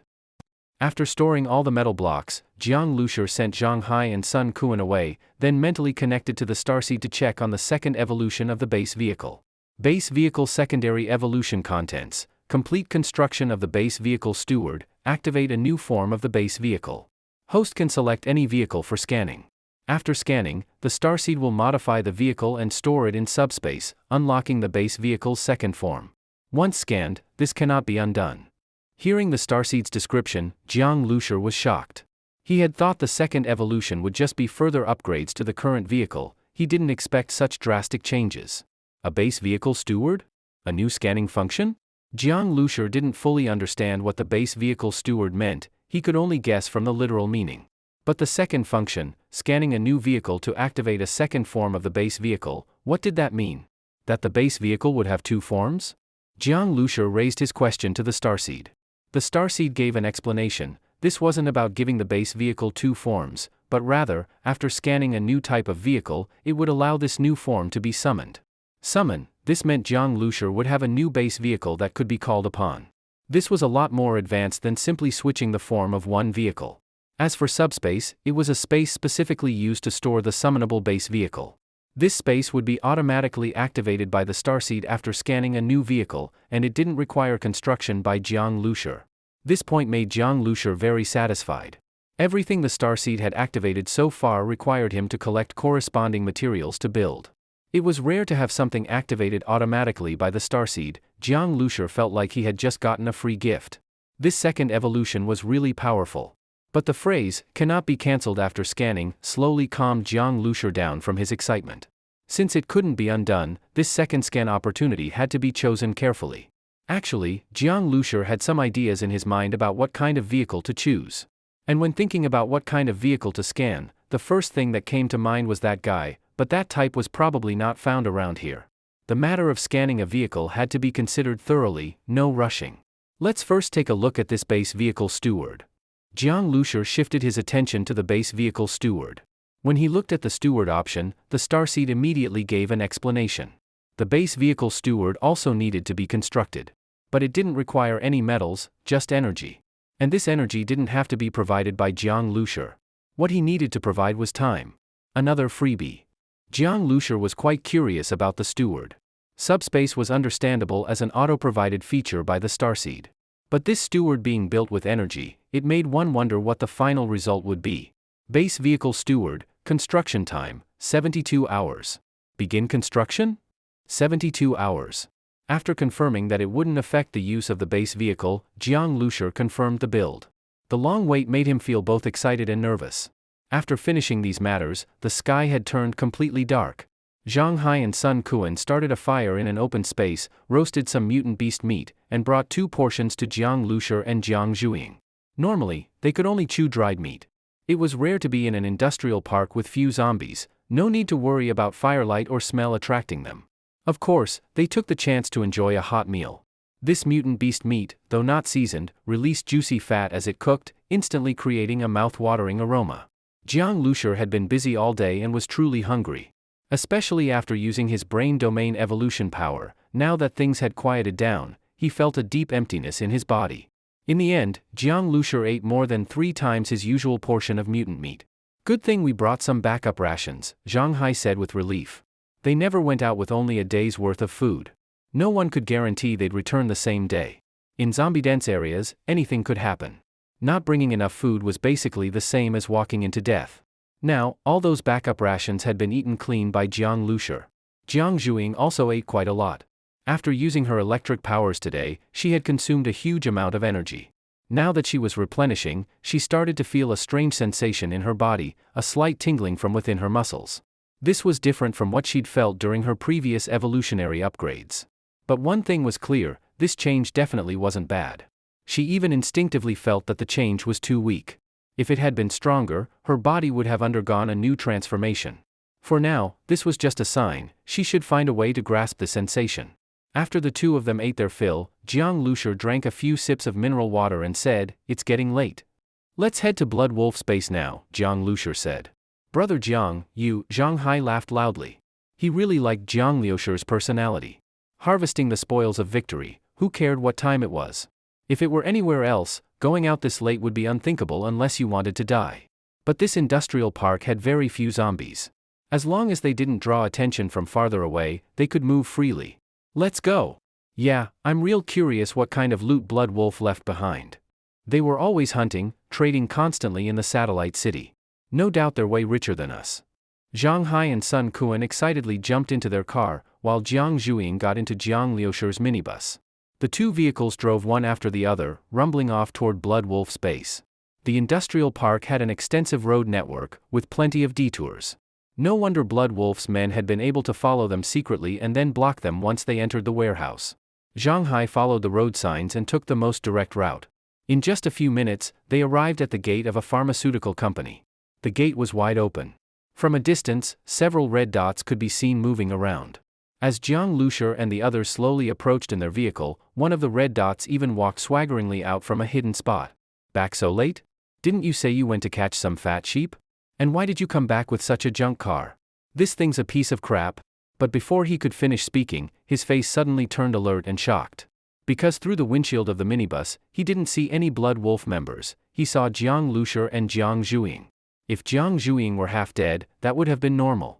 But now, she clearly looked to be in great shape. Before the man could fully react, Zhang Hai's off-road vehicle accelerated and charged forward. Sun Quan's spear thrust out from the window, instantly skewering the man, along with his infrared night vision gun. Boom! The man crashed to the ground, and the gun fell into Sun Quan's hands. The other red dots immediately reacted. But just then, the minibus suddenly accelerated and charged forward. Rat-a-tat-tat. The people started shooting, but the minibus kept speeding toward them. Bang! Bang! 2 muffled thuds later, the red dots disappeared completely. These were the guards of Blood Wolf's base. They never even saw clearly who had arrived before being taken out. Zhang Hai's loud and excited voice came from the off-road vehicle. Listen up, folks inside. Brother Jiang brought us here to collect our spoils. Your Blood Wolf boss has already been killed by Brother Jiang. The 2 vehicles quickly arrived at the entrance of the villa. The villa had a bit of light on. When they looked inside the villa, they saw someone hiding behind the curtain, secretly pulling it open slightly to peek outside. That face and the long hair, it was clearly a woman. As soon as she saw the people inside the vehicle, the woman immediately showed a panicked expression, hurriedly let go of the curtain, and the gap instantly disappeared. Let's go. Zhang Hai and the others got out of the car first, holding their guns, slowly approaching the villa, cautiously using the car and pillars to conceal their bodies. When they reached the door, they saw that the villa's entrance had an iron lock hanging on it. Just the chain alone was as thick as a thumb. This lock was placed from the outside to lock the villa shut. Step back. Zhang Hai rubbed his hands, hid not far away, found a good angle, and aimed the gun at the lock, then pulled the trigger. Bang! As the gunshot rang out, several screams came from behind the door, but they quickly quieted down. Boom! Zhang Hai suddenly rushed forward and kicked the door open hard, then stepped aside, aiming the gun inside the house and shouting, "Everybody stay put. Our boss and Brother Jiang are here." Inside, there were a few quiet gasps from women. Zhang Hai and Sun Quan stayed by the doorway, aiming their guns for a while. After confirming that there were indeed no armed people inside, they rushed in and pointed their guns at the people inside. Sun Quan flashed a flashlight, then pressed a switch on the wall, and the living room lights turned on, lighting up the whole room and everyone in it. Inside, there were about a dozen women. They were huddled in a corner. When the lights suddenly turned on, they all squinted their eyes. Some of the girls showed panicked expressions but tightly covered their mouths with their hands, as if afraid that making any sound would anger Zhang Hai and the others. It seemed they were the ones who screamed earlier when they heard the gunshot. The rest of the girls sat limp against the wall, their eyes looking at Zhang Hai and the others appeared numb, and their faces showed confusion. All women? Zhang Hai was stunned for a moment, then asked, "Only you all in the house?" Other than the ones who looked totally numb, the girls who were caught in his gaze were so nervous they didn't dare look at him. "Talk. Don't just stay silent. No need to be scared, understand?" Zhang Hai said, surprised. At this time, Jiang Lushi and Jiang Zhuing also arrived at the doorway and were speechless upon hearing Zhang Hai's words. With how you two act, like bandits robbing a house, of course they're scared. At that moment, one of the girls suddenly asked, "Where's Blood Wolf?" Jiang Lushi looked toward the voice. The speaker was a young girl, looking very frail. When Jiang Lushi and the others looked at her, she immediately trembled like she'd been shocked. But it wasn't just her, other girls were also waiting for an answer. Zhang Hai had been shouting the whole way over, they definitely heard it, they just weren't sure if it was true. "Blood Wolf? Heh, already killed by our brother Jiang," Zhang Hai said. Several girls looked nervously at Zhang Hai, then at Sun Quan. Sun Quan looked a bit like a thug and appeared fierce. "He's the one who killed Blood Wolf?" Being stared at by the girls, Sun Quan was momentarily stunned, then quickly said, "What are you all looking at? This here is Brother Jiang." When Sun Quan pointed at Jiang Lushi, the girls were all startled. This young man killed Blood Wolf? And these 2 fierce men were his subordinates? It's not that they didn't believe it, it's just that Jiang Lushi looked about their age, like a college student. He had a harmless appearance and didn't show the same fierce manner as Zhang Hai and Sun Quan. Blood Wolf was already a terrifying name in their minds. And this young man had actually killed him? But they had heard the gunfire and screams earlier. Blood Wolf's guards were dead. It should be true. "All right, enough with the useless talk," Jiang Lushi said as he walked in. "All of you, stand over here. First, tell me if there's anyone else in the house." His tone was calm and a bit cold, but much better than Zhang Hai and Sun Quan. Another girl carefully said, "There are 2 people in the backyard. They said they were toys." "Toys?" Jiang Lushi asked.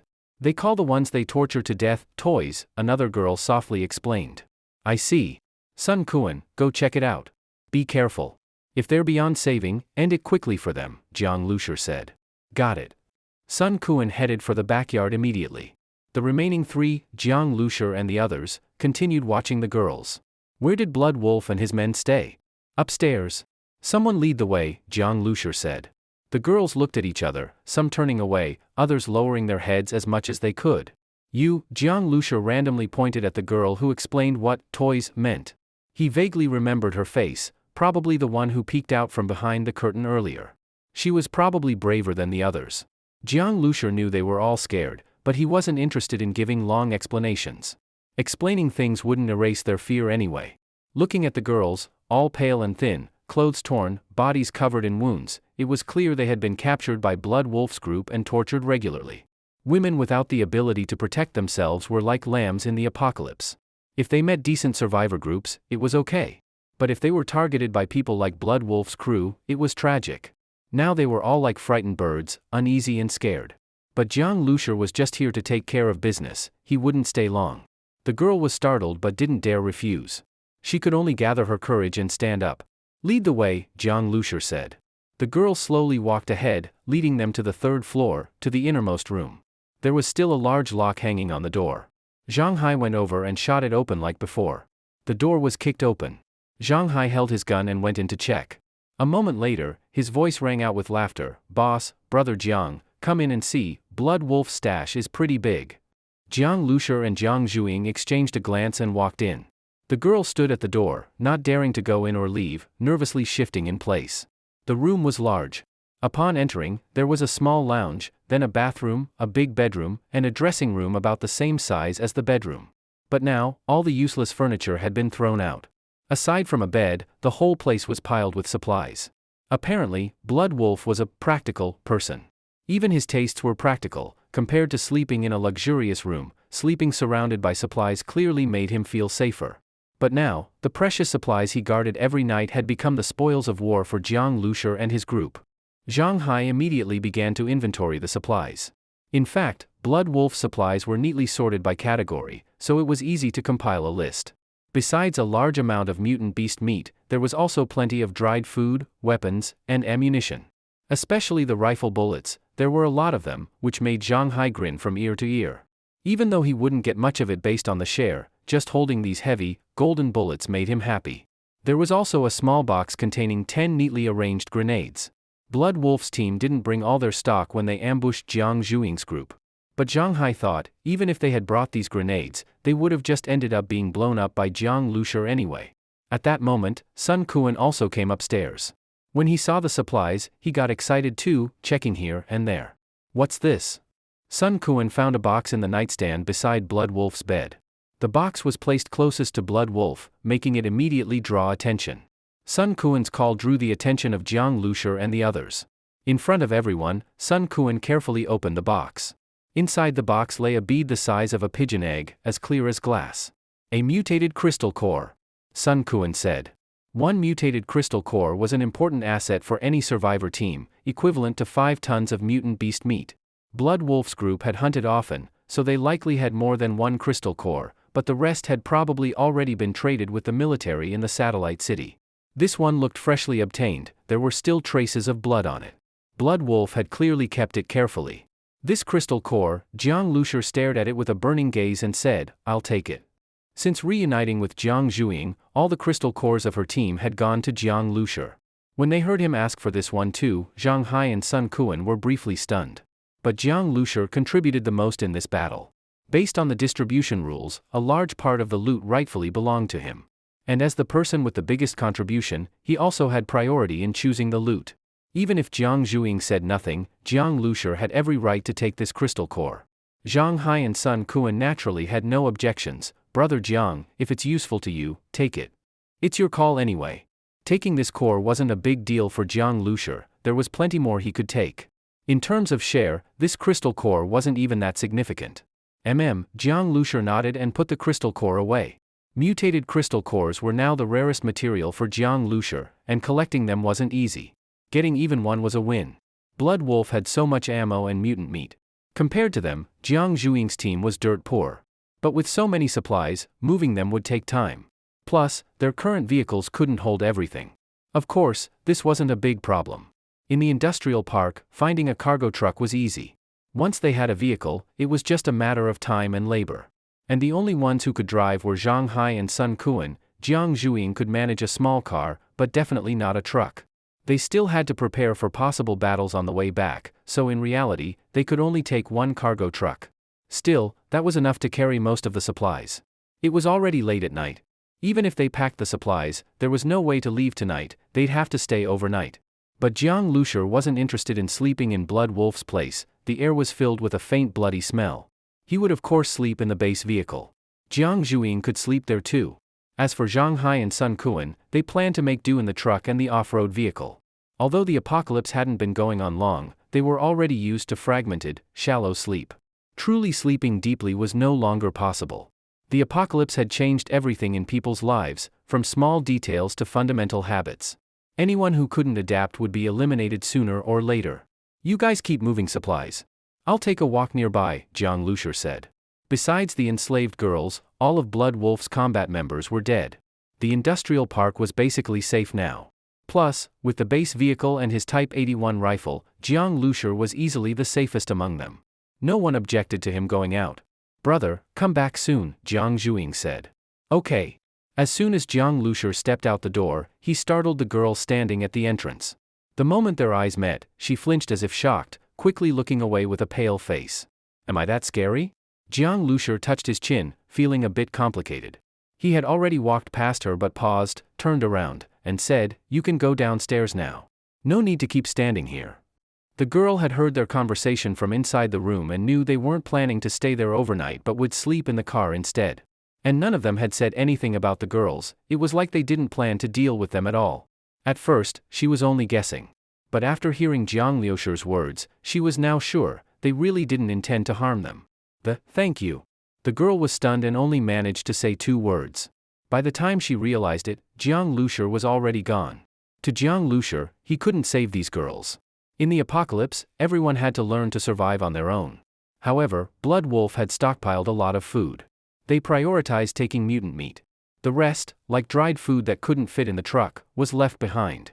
The dried food wasn't much, so if the girls wanted to survive, they'd have to figure it out themselves. When the girl returned to the others, she found them watching her nervously. She softly said, "That brother Jiang, he won't do anything to us." "Really? You sure? He's their leader, right? He killed that bastard Blood Wolf. If he wanted to hurt us, he wouldn't act like this," the girl said. The girls were still afraid of Jiang Lushur, but a part of them began to change. Once they realized he had no ill intentions, they started to feel grateful.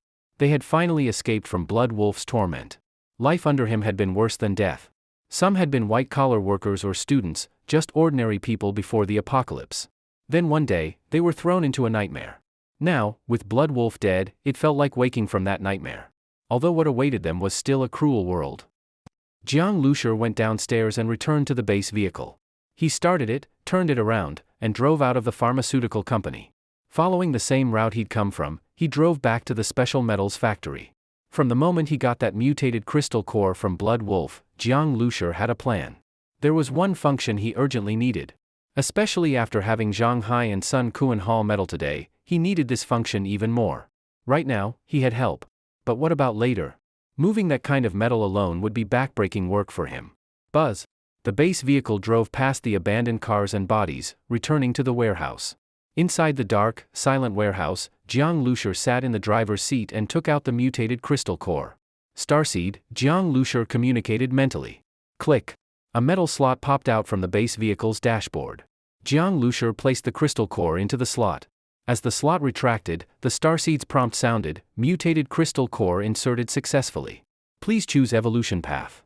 A light screen appeared in front of Jiang Lushur with a list of options. He had seen them before and immediately skipped to the one he wanted now. Option 3, activate automatic absorption function. The base vehicle can absorb materials via particle beam without manual labor. This was it. Without hesitation, Jiang Lushur selected activate. Automatic absorption function is activating. Estimated time, 15 minutes, the Starseed said. 15 minutes was nothing, Jiang Lushur didn't mind waiting. He looked around the warehouse. There was still a lot of metal, and his base vehicle still had an empty level 1 storage space. If he didn't take more of this metal, it would be a huge waste. What a waste! And waste is the biggest crime. While waiting, Jiang Lushur had already identified all the metals he wanted to take. Auto-absorption function activated. The starseed's notification sounded precisely 15 minutes later. From the outside, the minibus looked unchanged, still the same as before. Jiang Lushur immediately started the base vehicle, eager to try this new feature. After instructing the starseed to activate the auto-absorption function, Jiang Lushur slowly approached his target, a shelf loaded with a large quantity of rare metal. The metal had very high density and mass. Even a small crate required a forklift to remove it. Transporting such heavy metal one small piece at a time with a forklift, if they wanted to move it all, who knew how long it would take? As Jiang Lushur drove the base vehicle closer to the shelf, the starseed gave another prompt: absorbable target detected. Begin auto-absorption?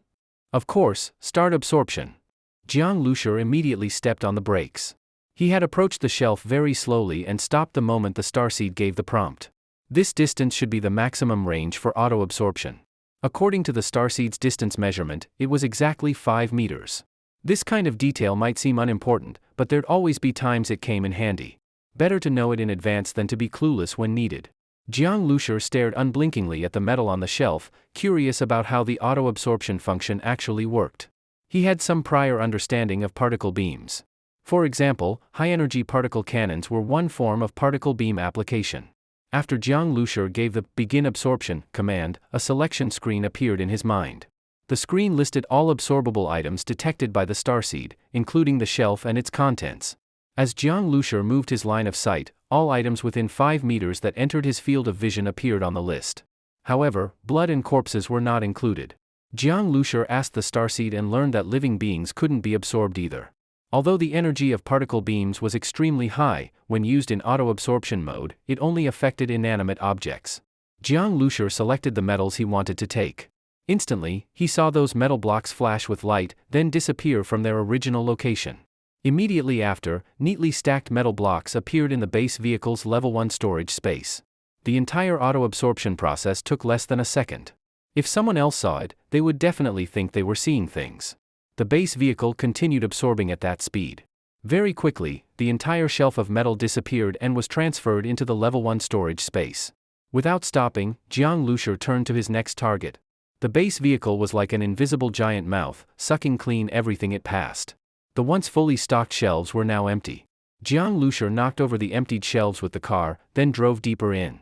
By the time he drove the base vehicle out of the warehouse, everything that could be moved had been taken. The warehouse likely stored over 1,000 tons of metal, but Jiang Lushur didn't choose the common or easy-to-find types. He only selected the truly rare ones. These metals filled the storage space, but they were only a small part of the entire warehouse. The 10 cubic meter storage space held over 100 tons of metal. This weight, even for a heavy-duty truck, would be overwhelming, let alone a minibus. But when the base vehicle was moving, its performance wasn't affected at all. That 100-plus ton weight didn't affect the vehicle's total weight. This storage space design is quite reasonable, Jiang Lushur thought. With this much metal, Jiang Lushur finally didn't have to worry about material shortages anymore. As for the metal he had previously moved, Jiang Lushur still kept it inside the vehicle cabin and hadn't put it into the storage space, to avoid raising suspicion. The special metals warehouse had now been secretly cleaned out by Jiang Lushur. He drove the base vehicle back to Blood Wolf's base.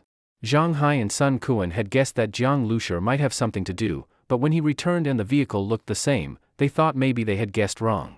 Jiang Lushur really had just taken a walk, as he said. All packed up, even the driver's cabin is full.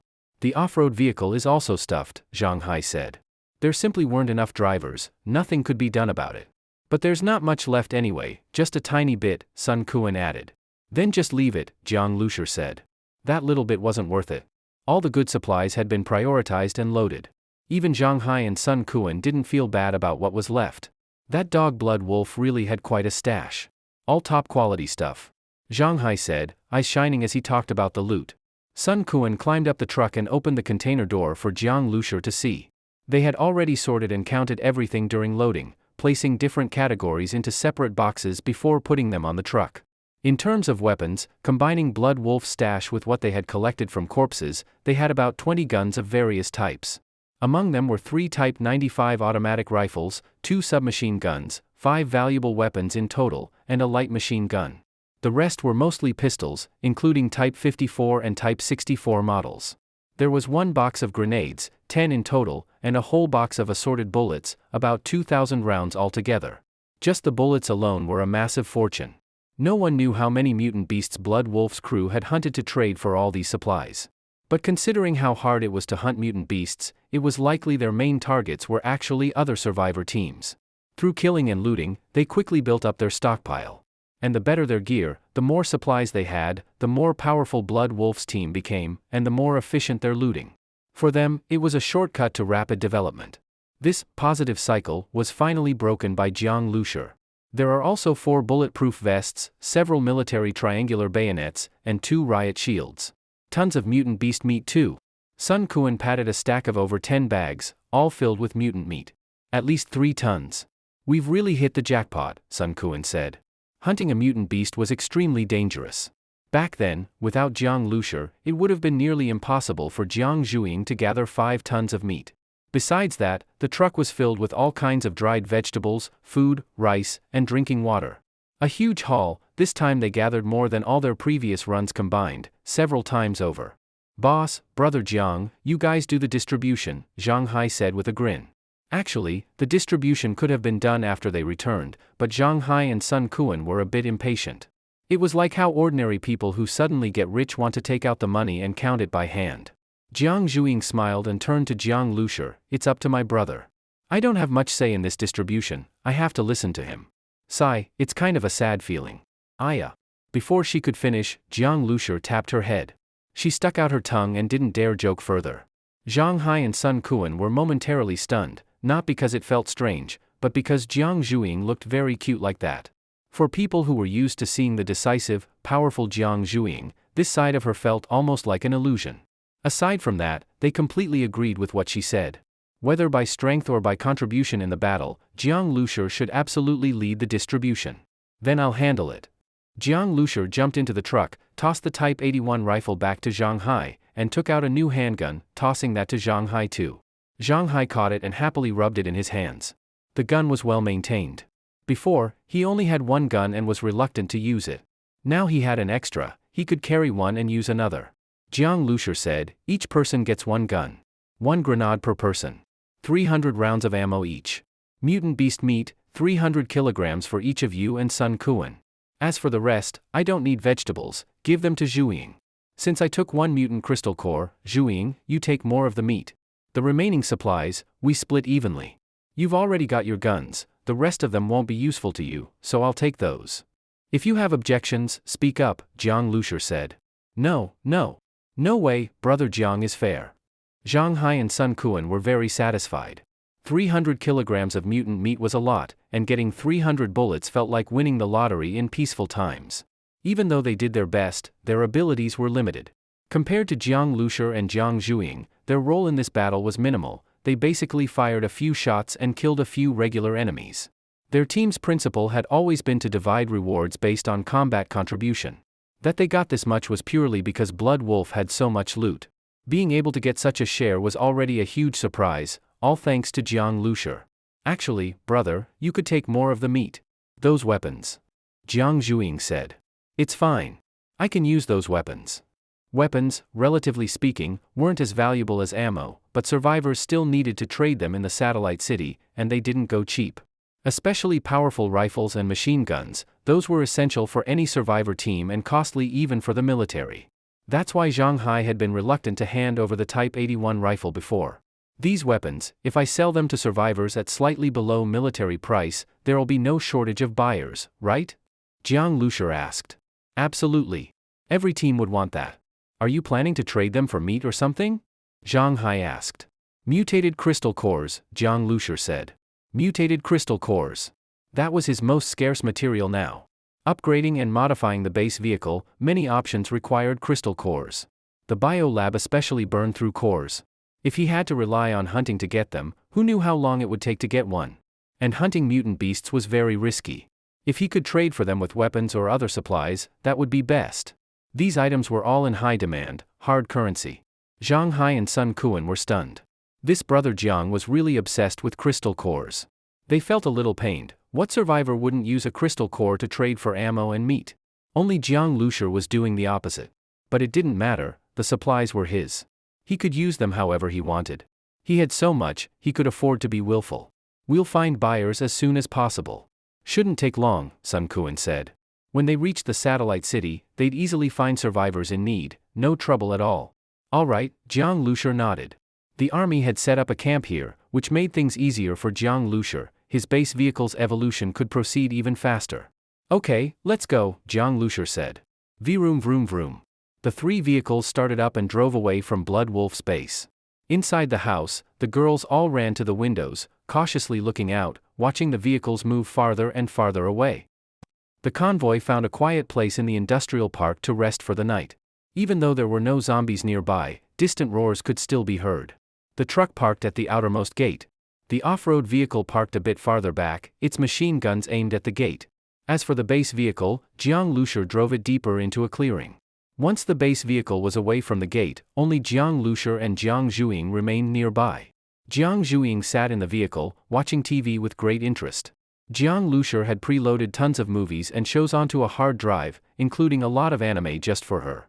Probably no survivor out there would guess Jiang Zhuing was a die-hard anime fan. Brother, you're the perfect brother, I love you. Jiang Zhuing was so excited she almost rolled on the bed. Having this kind of spiritual joy in the apocalypse, it felt amazing and magical. This scene, one watching TV, the other holding a tablet, made Jiang Zhuing feel like they were back in the old days, relying on each other. Back then, the 2 siblings lived similarly, bunk beds, doing their own things, chatting occasionally. Simple and comforting. Watch one episode, then help me with something. I'll get you a tablet later, it's full of downloads, Jiang Lushur said. Got something to do? Then I'll watch later. Let's do it first. Jiang Zhuing turned off the TV immediately. No need, keep watching, Jiang Lushur said. Nope, I want to finish the task first, then lie in bed and watch until I fall asleep. Jiang Zhuing had a longing look. A relaxed, undisturbed life like this was so rare. She had to enjoy it to the fullest. Jiang Lushur didn't know whether to laugh or cry, such ambition. Jiang Lushur glanced at the materials inside the vehicle and said, Zhuing, go down and charge the vehicle. Although the minibus was solar-powered, it also had a power battery pack. The charging method was similar to electric cars. As for why Jiang Zhuing was asked to charge it, the reason was simple. Repairs. The base vehicle was seriously damaged. Without proper repairs, Jiang Lushur wouldn't feel safe driving it out tomorrow. The energy stored from solar power was only enough for daily use.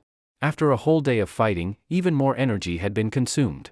Relying on that little energy was far from enough to repair the vehicle. When he returned from the Special Metals Company earlier, he had looked for a generator, but the industrial park was huge, and so were the factories. Searching would have taken too long. But right beside him, he had a powerful energy source, and it was biological. Jiang Lushur already knew that although using abilities consumed a lot of energy for an ability user, the more they used it, the more proficient they became, and it could even promote evolution. So having her generate electricity was harmless, just feed her meat. Okay, Jiang Zhuing obediently went to charge the vehicle. Even though she was being used as a human generator, Jiang Zhuing actually found it quite fun. As siblings, they often thought alike. In fact, Jiang Zhuing had secretly used her electric power to charge her phone before. Of course, the result wasn't great, the phone burned out instantly. But there was no such concern with the base vehicle. It had a built-in voltage regulator during charging, stabilizing the voltage and preventing damage to the power battery. Seeing Jiang Zhuing go out to charge, Jiang Lushur took out a large piece of mutant beast meat and some vegetables and began cooking. Although grilled mutant meat already smelled good, it was nothing compared to Jiang Lushur's cooking with various seasonings and ingredients. Very soon, the whole vehicle was filled with fragrance. The car door was left open. While charging with her hand on the port, Jiang Zhuing leaned her head toward the door, her little nose twitching gently. Smells so good. With meat as motivation, Jiang Zhuing generated electricity even harder, her cheeks puffed up. She really looked like a little Pikachu. Soon, the starseed notified Jiang Lushur that enough electricity had been generated for repairs. Jiang Zhuing continued to charge, filling the battery completely. Thanks for your effort. Come get some energy yourself. Jiang Lushur extended a hand from the door, holding a plate. It had grilled meat, crispy on the outside, juicy inside, garnished with fresh vegetables and a few fruit slices. It was mouth-watering. Food like this in the apocalypse was a luxury, the ultimate indulgence. The moment Jiang Lushur extended his hand, he felt the plate lighten. By the time he pulled it back, it was already empty. Another one. So fast. Jiang Lushur was surprised. Jiang Zhuing ate several pounds of mutant meat. The energy from it flowed through her body, warming her all over. Her cells were slowly evolving. After watching some TV, Jiang Zhuing soon fell into a deep sleep. Normally, even in a camp, she wouldn't sleep so soundly. But now she was with Jiang Lushur, sleeping in his minibus. Though she acted strong with her teammates and was obedient in front of Jiang Lushur, she had originally decided to protect him. But after today, Jiang Zhuing felt like things had returned to how they used to be, with Jiang Lushur protecting her. She was still the pampered little sister. It was the first time in a long while that she had slept so peacefully. She didn't even notice when Jiang Lushur came over to tuck her in. Seeing her fast asleep, Jiang Lushur sat on the sofa and mentally instructed the starseed, "Start repairs." The materials in the vehicle began disappearing one by one. Electricity and fuel were consumed. The minibus's damage was quickly repaired before his eyes. The blown-out tires were restored. The spiderweb cracks on the glass disappeared as if wiped clean. Repair progress, 30%, 50%, 80%. Repair progress, 100%. Repairs complete. Base vehicle condition, good. No issues. The starseed's notification sounded. Looking at the newly repaired base vehicle, Jiang Lushur exhaled deeply. Now he could sleep peacefully. He could already imagine how, the next morning, Jiang Zhuing would rub her eyes hard in disbelief, wondering if she was still dreaming. The next morning, as soon as it was light, Zhang Hai and Sun Kuan were already awake. They rinsed their mouths and splashed water on their faces. That was their version of washing up. Safe sleep and the luxury of waking up and washing their faces, Zhang Hai and Sun Kuan felt they were living well. In the apocalypse, most survivors weren't nearly as lucky. Forget sleeping in a vehicle, even a dirty ditch would do, as long as it was safe enough to sleep. After freshening up, the two started preparing to grill meat. Just then, the minibus drove over. "Boss, Brother Jiang, we were just about to call you for breakfast." Zhang Hai and Sun Kuan's faces twitched the moment they saw the minibus, their eyes nearly popping out. Did they see wrong? They had to be mistaken, right? They quickly blinked and looked again. Clean glass, intact tires, no dents, fully restored. They weren't seeing things. Jiang Lushur had repaired vehicles before. They had always thought he was just a car enthusiast. But last time the damage wasn't bad. This time, they had clearly seen what shape the minibus was in. Normally, with that kind of damage, repairs would have been a massive project. It would take a long time, and the surface would still show lots of patches. And the materials needed for repairs? You'd have to search all over. A minibus like this one, the materials used must be top grade, and they're not easy to find. At that moment, the minibus pulled up in front of them. Jiang Lushur and Jiang Zhuing got out. The two looked refreshed, clearly having slept well. Especially Jiang Zhuing, her fair skin had a healthy glow, almost like she was shining. What was going on? Weren't they supposed to have been up all night fixing the car? When Zhang Hai and Sun Kuan saw Jiang Lushur, they stared at him dumbfounded. Jiang Lushur lightly coughed and said, "I have spare glass and tires in my vehicle." Spare glass? That's a thing? It's normal to carry spare tires, but spare glass, this was the first time they'd heard of it. Even if he had the materials, repairing the car to such a state overnight was just too ridiculous. Most people might not understand how time-consuming and labor-intensive car repair was, but Zhang Hai was a professional mechanic, and Sun Kuan had often helped him. They were both ability users, yet whenever they did major repairs, they would end up drenched in sweat. For significant damage, they could only patch things up. To restore something to like-new condition was basically impossible, not because it couldn't be done, but because, first, there was no time or energy for it, and second, there was no need. This wasn't an era where a flashy sports car made you look cool. The car's appearance didn't matter at all, no one would waste effort on that. So, when they looked at the minibus and Jiang Lushur, it was like they were seeing a ghost. He not only fixed the car but even restored its appearance perfectly. Just how easy must the repair have been? Moreover, they had guarded the gate last night.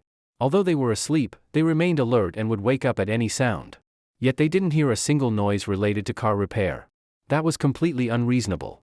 Jiang Lushur knew this excuse wouldn't convince anyone.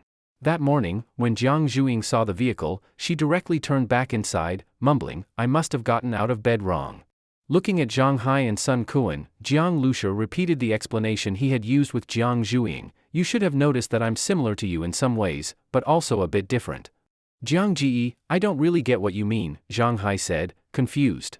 Sun Quan, however, remembered when Jiang Zhuing had asked Jiang Lushi if he was an ability user after their battle with the Blood Wolves. Jiang Lushi hadn't directly denied it, just said he was a bit different.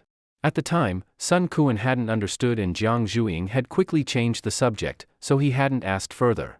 Now Jiang Lushi was saying this again. I suppose I can be considered an ability user too, but I'm not like you with limb or cellular mutations, Jiang Lushi said. He couldn't reveal the starseed, and even more so the special nature of the base vehicle. But being just an ordinary person was too unbelievable. Using the identity of an ability user as a cover would make things appear more normal. Then, Jiang Ji, what's your ability? Zhang Hai scratched his head. From his understanding, if it wasn't limb or cell mutations, then what else could mutate? Ability users were basically all mutants, wasn't that common knowledge? Even Zhang Hai knew that. Mechanical modification, Jiang Lushi said. Lying on the sofa the night before, he had thought it through. If he said brain domain evolution, it wouldn't be hard for Jiang Zhuing and the others to understand, but linking that to vehicle repair would be tough. So he simply invented a new ability, mechanical modification. Strictly speaking, it wasn't entirely made up. Though all the modifications were done by the starseed, it was bound to Jiang Lushi and invisible to others. To them, the repairs and modifications appeared to be his doing, and the materials were indeed gathered by him. Mechanical modification? Zhang Hai and Sun Quan exchanged glances, both looking confused. What kind of ability was that? I have some special abilities in repairing and modifying machines. It's hard to explain exactly. As for the principle? Don't look at me like that, I don't know either, Jiang Lushi said calmly. What he said wasn't wrong. Many ability users knew what powers they had but couldn't explain the underlying principles, maybe their hands or legs mutated, or their cells. But how, or to what extent? They didn't know. If that was true for regular powers, it was even more reasonable for something as vague as mechanical modification. Yeah, with the apocalypse and all, nothing's surprising anymore. Jiang Ji's ability is unusual, but not weird, Sun Quan said, acting like he understood everything. Once apocalypse was mentioned, Zhang Hai also felt it wasn't that strange anymore. Zombies, strange?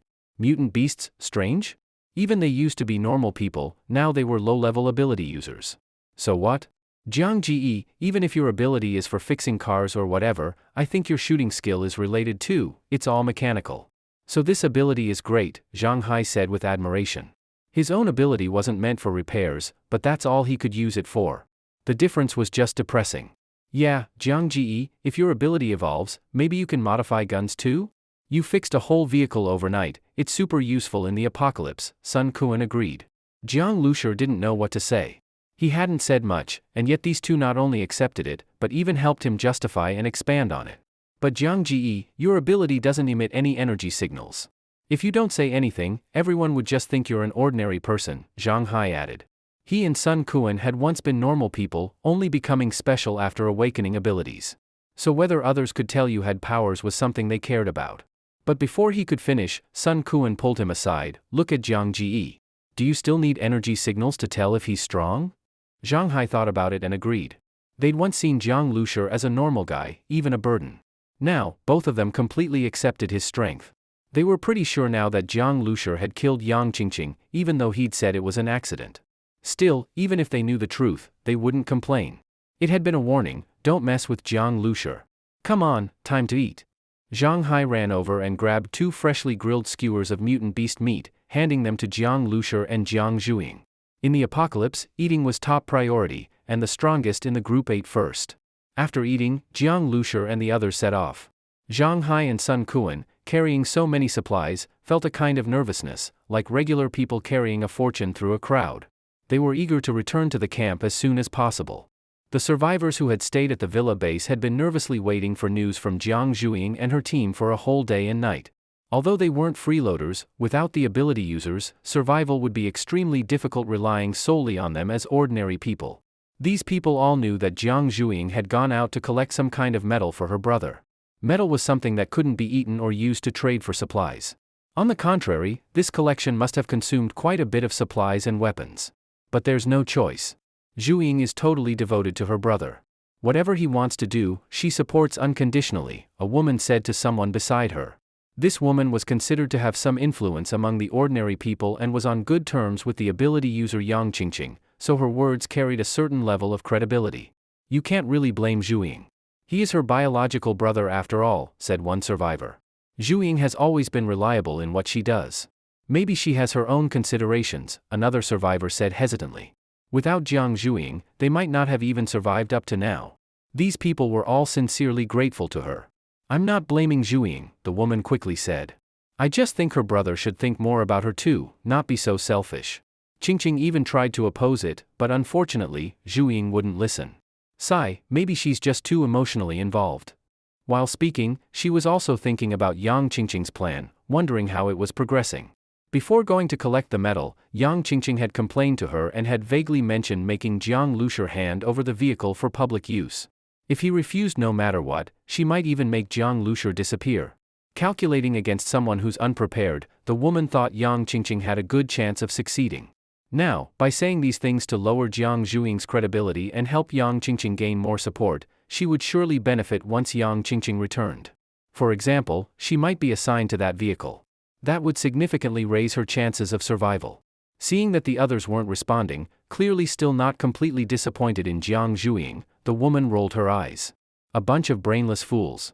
Do they really think sucking up to Jiang Zhuing will bring them more benefits? No matter, once Yang Qingqing and the others return, they'll know she was right. They're back. They're back. A lookout survivor on the rooftop saw the convoy entering the villa area and quickly ran down to report. Over a dozen survivors rushed to gather at the gate. That woman followed behind, her expression calm, as if she hadn't said anything earlier. Why is there a truck? Is it loaded with metal? Weren't they going to collect metal? The survivors waited anxiously at the gate. But unlike before, this time they weren't hoping for supplies, instead, they were anxious about how much had been consumed. Even if they wouldn't complain about Jiang Zhuing, the woman's earlier words had cast a shadow over their hearts. Soon, the three vehicles arrived at the villa gate. When Zhang Hai and Sun Kuan got off the vehicle, several survivors immediately stepped up, ready to help unload. Usually, everyone would be excited at this point, but facing a truckload of metal, it was hard to feel happy. Haha, you all better get ready to work hard today, Zhang Hai said with a laugh. The survivors forced out a smile. Seems heavy, huh? You collected a lot? If it weren't for Jiang Zhuing's sake, they couldn't even bring themselves to smile. Bringing back a bunch of useless metal was tiring and troublesome, and now everyone had to help unload it. There's quite a bit, but it wasn't collected, it was taken from a bunch of bastards, Sun Kuan said as he climbed onto the truck and reached to open the cargo door. Taken? Just some metal, what's there to take? Who would guard that like it was treasure? The survivors were confused. They'd already heard from that woman that Yang Qingqing and the others were unwilling to go and had no choice. But now Zhang Hai and Sun Kuan seemed quite happy? So cheerful, were they faking it? At that moment, clunk, the truck's cargo door opened. Inside the truck, the mutant beast meat packed in bags had shifted during the bumpy ride. Because it wasn't well secured, several bags slid toward the edge of the truck bed. As soon as the door opened, several bags fell right out and nearly hit the survivors, who screamed and backed away in fright, breaking into a cold sweat. Be careful. That's metal. A survivor shouted out, but then abruptly stopped. Metal hitting the ground, no matter the type, would definitely make a loud and distinct sound. But these bags landed with a dull thud. The shape of the bags didn't look like they contained metal either. One of the survivors sniffed lightly. I think I smell meat, he said blankly to the others. All right, stop fooling around, it is meat. Zhang Hai said loudly. And not just this meat, the truck is full of supplies. Guns, bullets, meat, dried vegetables, and rations. Packed full. At that, the crowd was stunned. One survivor, skeptical, went up and opened a bag. Inside was a large chunk of fresh mutant beast meat. At the same time, another survivor had climbed into the truck and was rummaging around. He soon shouted excitedly, "It's all food. So much of it. Bringing back this much in one go, this was the first time. And such variety, everything they could want." With a loud rustling, the survivors all crowded around the truck. A few climbed in and began handing down bag after bag, box after box of supplies. What about the metal? A survivor asked someone nearby. At that moment, Zhang Hai opened the SUV's trunk and rear door. There's more here. I need 2 more people. A few survivors walked over, guessing this vehicle must be carrying the metal. But when they lifted the heavy boxes, they discovered ammo. All bullets. There are also guns, handle them carefully. Zhang Hai called out. So you actually went to collect supplies? The woman walked over cheerfully and said, Qingqing must have persuaded you, right? Good thing Zhuing finally listened and stopped going after that useless metal. If that's the case, the car must have been taken too. Maybe Jiang Lushur was even killed? If he was dead, then of course there'd be no need to collect metal anymore. The woman said gleefully, Qingqing really is rational. That's such a relief. The few survivors nearby nodded knowingly after hearing this. So that's how it was. Everyone was happy to see so many supplies. What the woman said wasn't wrong. Luckily, Yang Qingqing stopped them, which led to such a big harvest. Unexpectedly, at this moment, Zhang Hai sneered at the woman, rational? Heh, this is lucky? If we hadn't gone to collect metal, where would these supplies come from? It should be, luckily went to help brother Jiang collect metal, that's what it should be.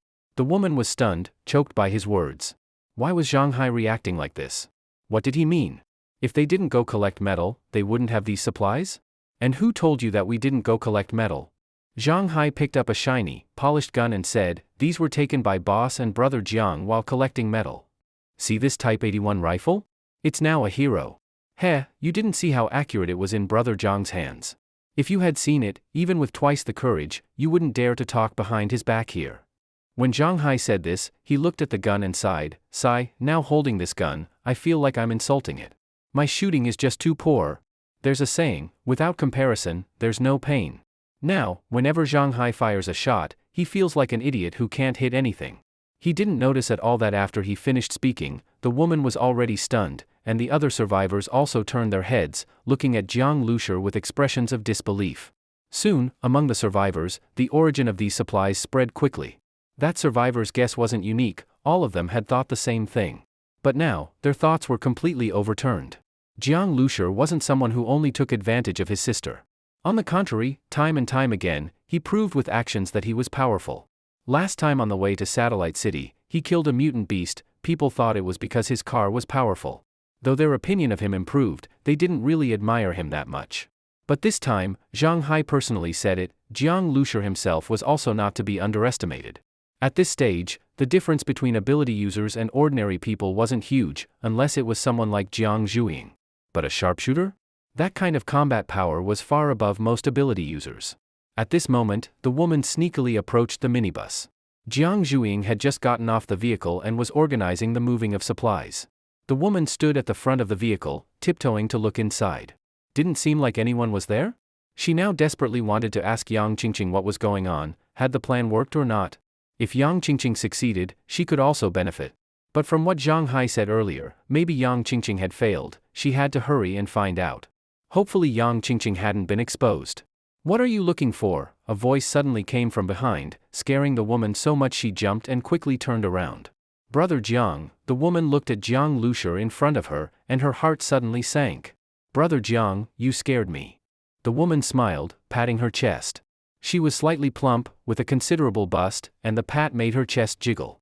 She used this method to cover up her surprise and panic. Jiang Lushur watched her reaction with great interest and asked, from the looks of it, you were really startled, your face is pale. What were you just looking for? The woman smiled slightly and pretended to be calm, looking for Qingqing, didn't see her. You're looking for Yang Qingqing, why are you looking on my vehicle? Jiang Lushur asked again. Well, just in case she was, the woman didn't know what to say. She didn't know why, but the way Jiang Lushur looked at her made her feel strange, as if he already knew everything. But it was just her and Yang Qingqing talking at the time. How could Jiang Lushur know?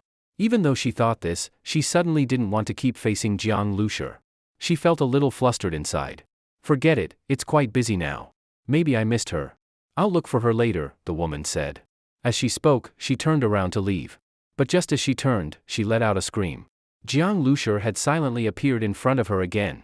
I'll take you to her, Jiang Lushur said as he reached out to grab her arm. Seeing Jiang Lushur's smile, the woman seemed to see a hint of coldness in it. Her heart jumped, and she tried to shake him off. Brother Jiang, what are you doing, you? Her physical ability was stronger than average, but as she tried to shake off his hand, Jiang Lushur still firmly grabbed her arm. Her struggle had no effect at all. The survivors were still moving supplies and in shock about the collection trip, when suddenly, they heard a scream. They looked over and saw Jiang Lushur dragging the woman to the minibus. The woman's face was twisted, struggling desperately while screaming, "What are you doing? Zhuing! Zhuing! Look at what your brother is doing." Jiang Lushur was a young man, and naturally stronger than the woman. She had no ability to resist being held by him. But when the woman opened her mouth to bite, Jiang Lushur smirked coldly and reached to his waist. Be honest. A cold gun barrel was pressed against her head, and the woman immediately froze, terrified. Jiang Lushi, what are you doing? Are you crazy? Zhuing. Zhuing. Qingqing, help me. The other survivors, including Zhang Hai, Sun Kuan, and Jiang Zhuing, all came over. Though Zhang Hai and Sun Kuan didn't know what happened, they said nothing after seeing the scene. They had some understanding of Jiang Liushi's personality, not someone to provoke lightly, but also not someone who liked trouble. Unless this woman did something, Jiang Lushi wouldn't treat her like this. As for the other survivors, they had heard of Jiang Liushi's strength, but had never seen him act. Now, looking into Jiang Liushi's eyes, they truly felt a chill from him. He wasn't bluffing, he really had killing intent. The woman felt it even more intensely. Her face was drenched in sweat, and her screams were becoming hoarse. What do you want? Are you all just going to watch? Stop him, the woman screamed. Stop pretending. Yang Qingqing wanted me dead, to take my vehicle. Isn't that something you know well? You just came to check if I was dead, didn't you? What a pity, sorry to disappoint you.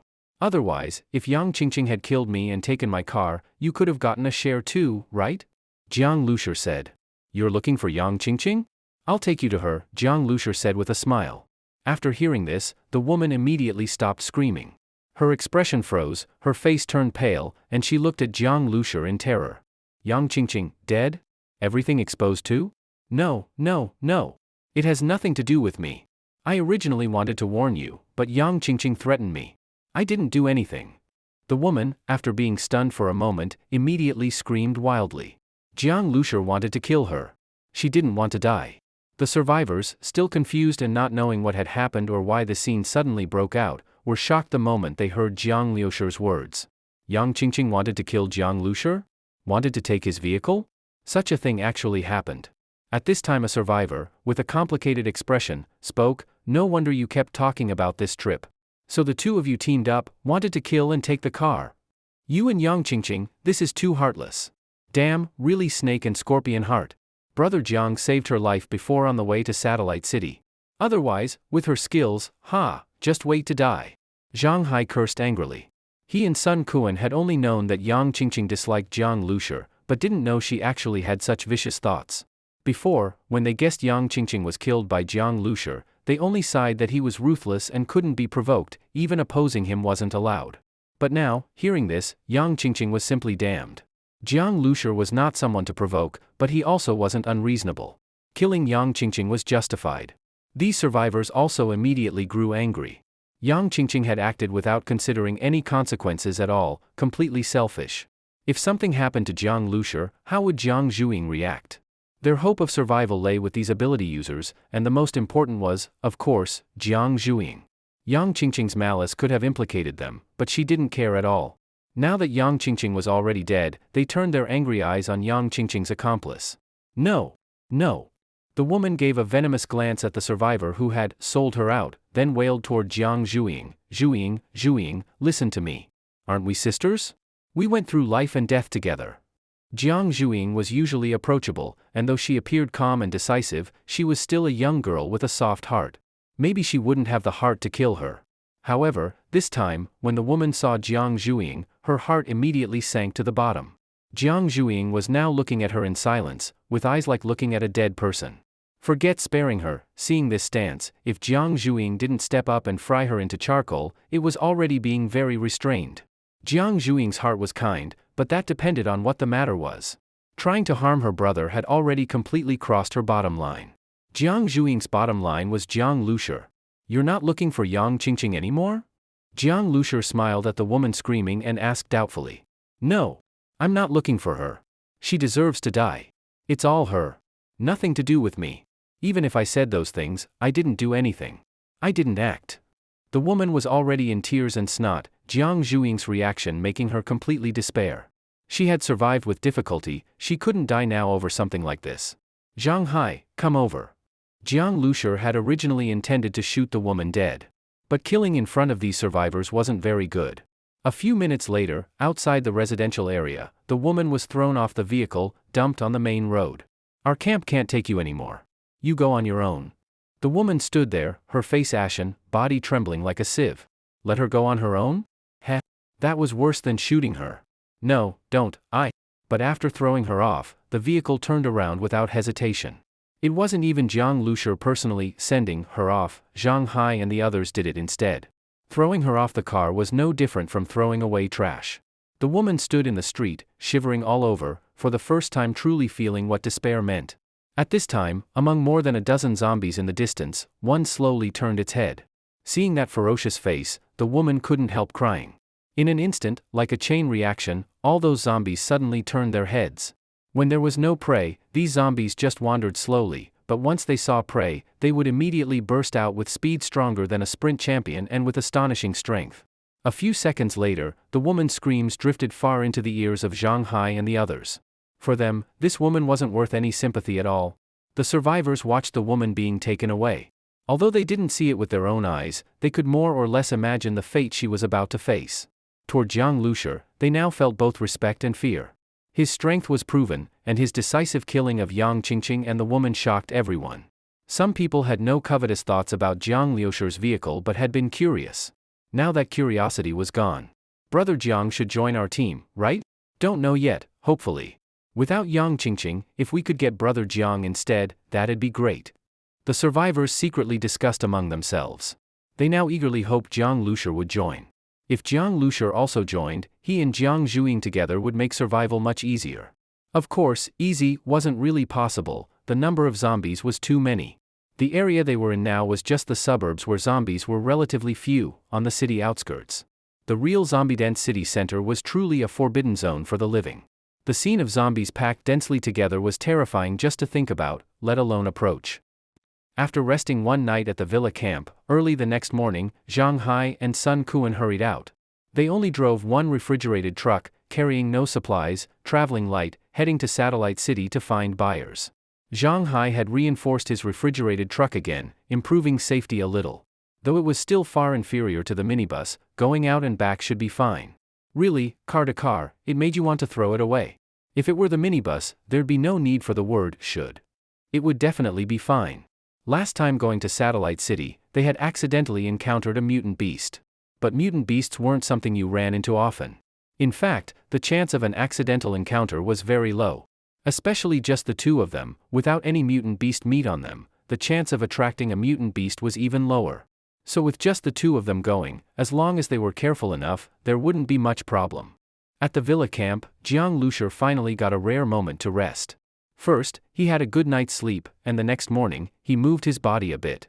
Jiang Lushi knew that after his brain domain evolved, his neural response speed became very fast, but his physical reaction still couldn't keep up.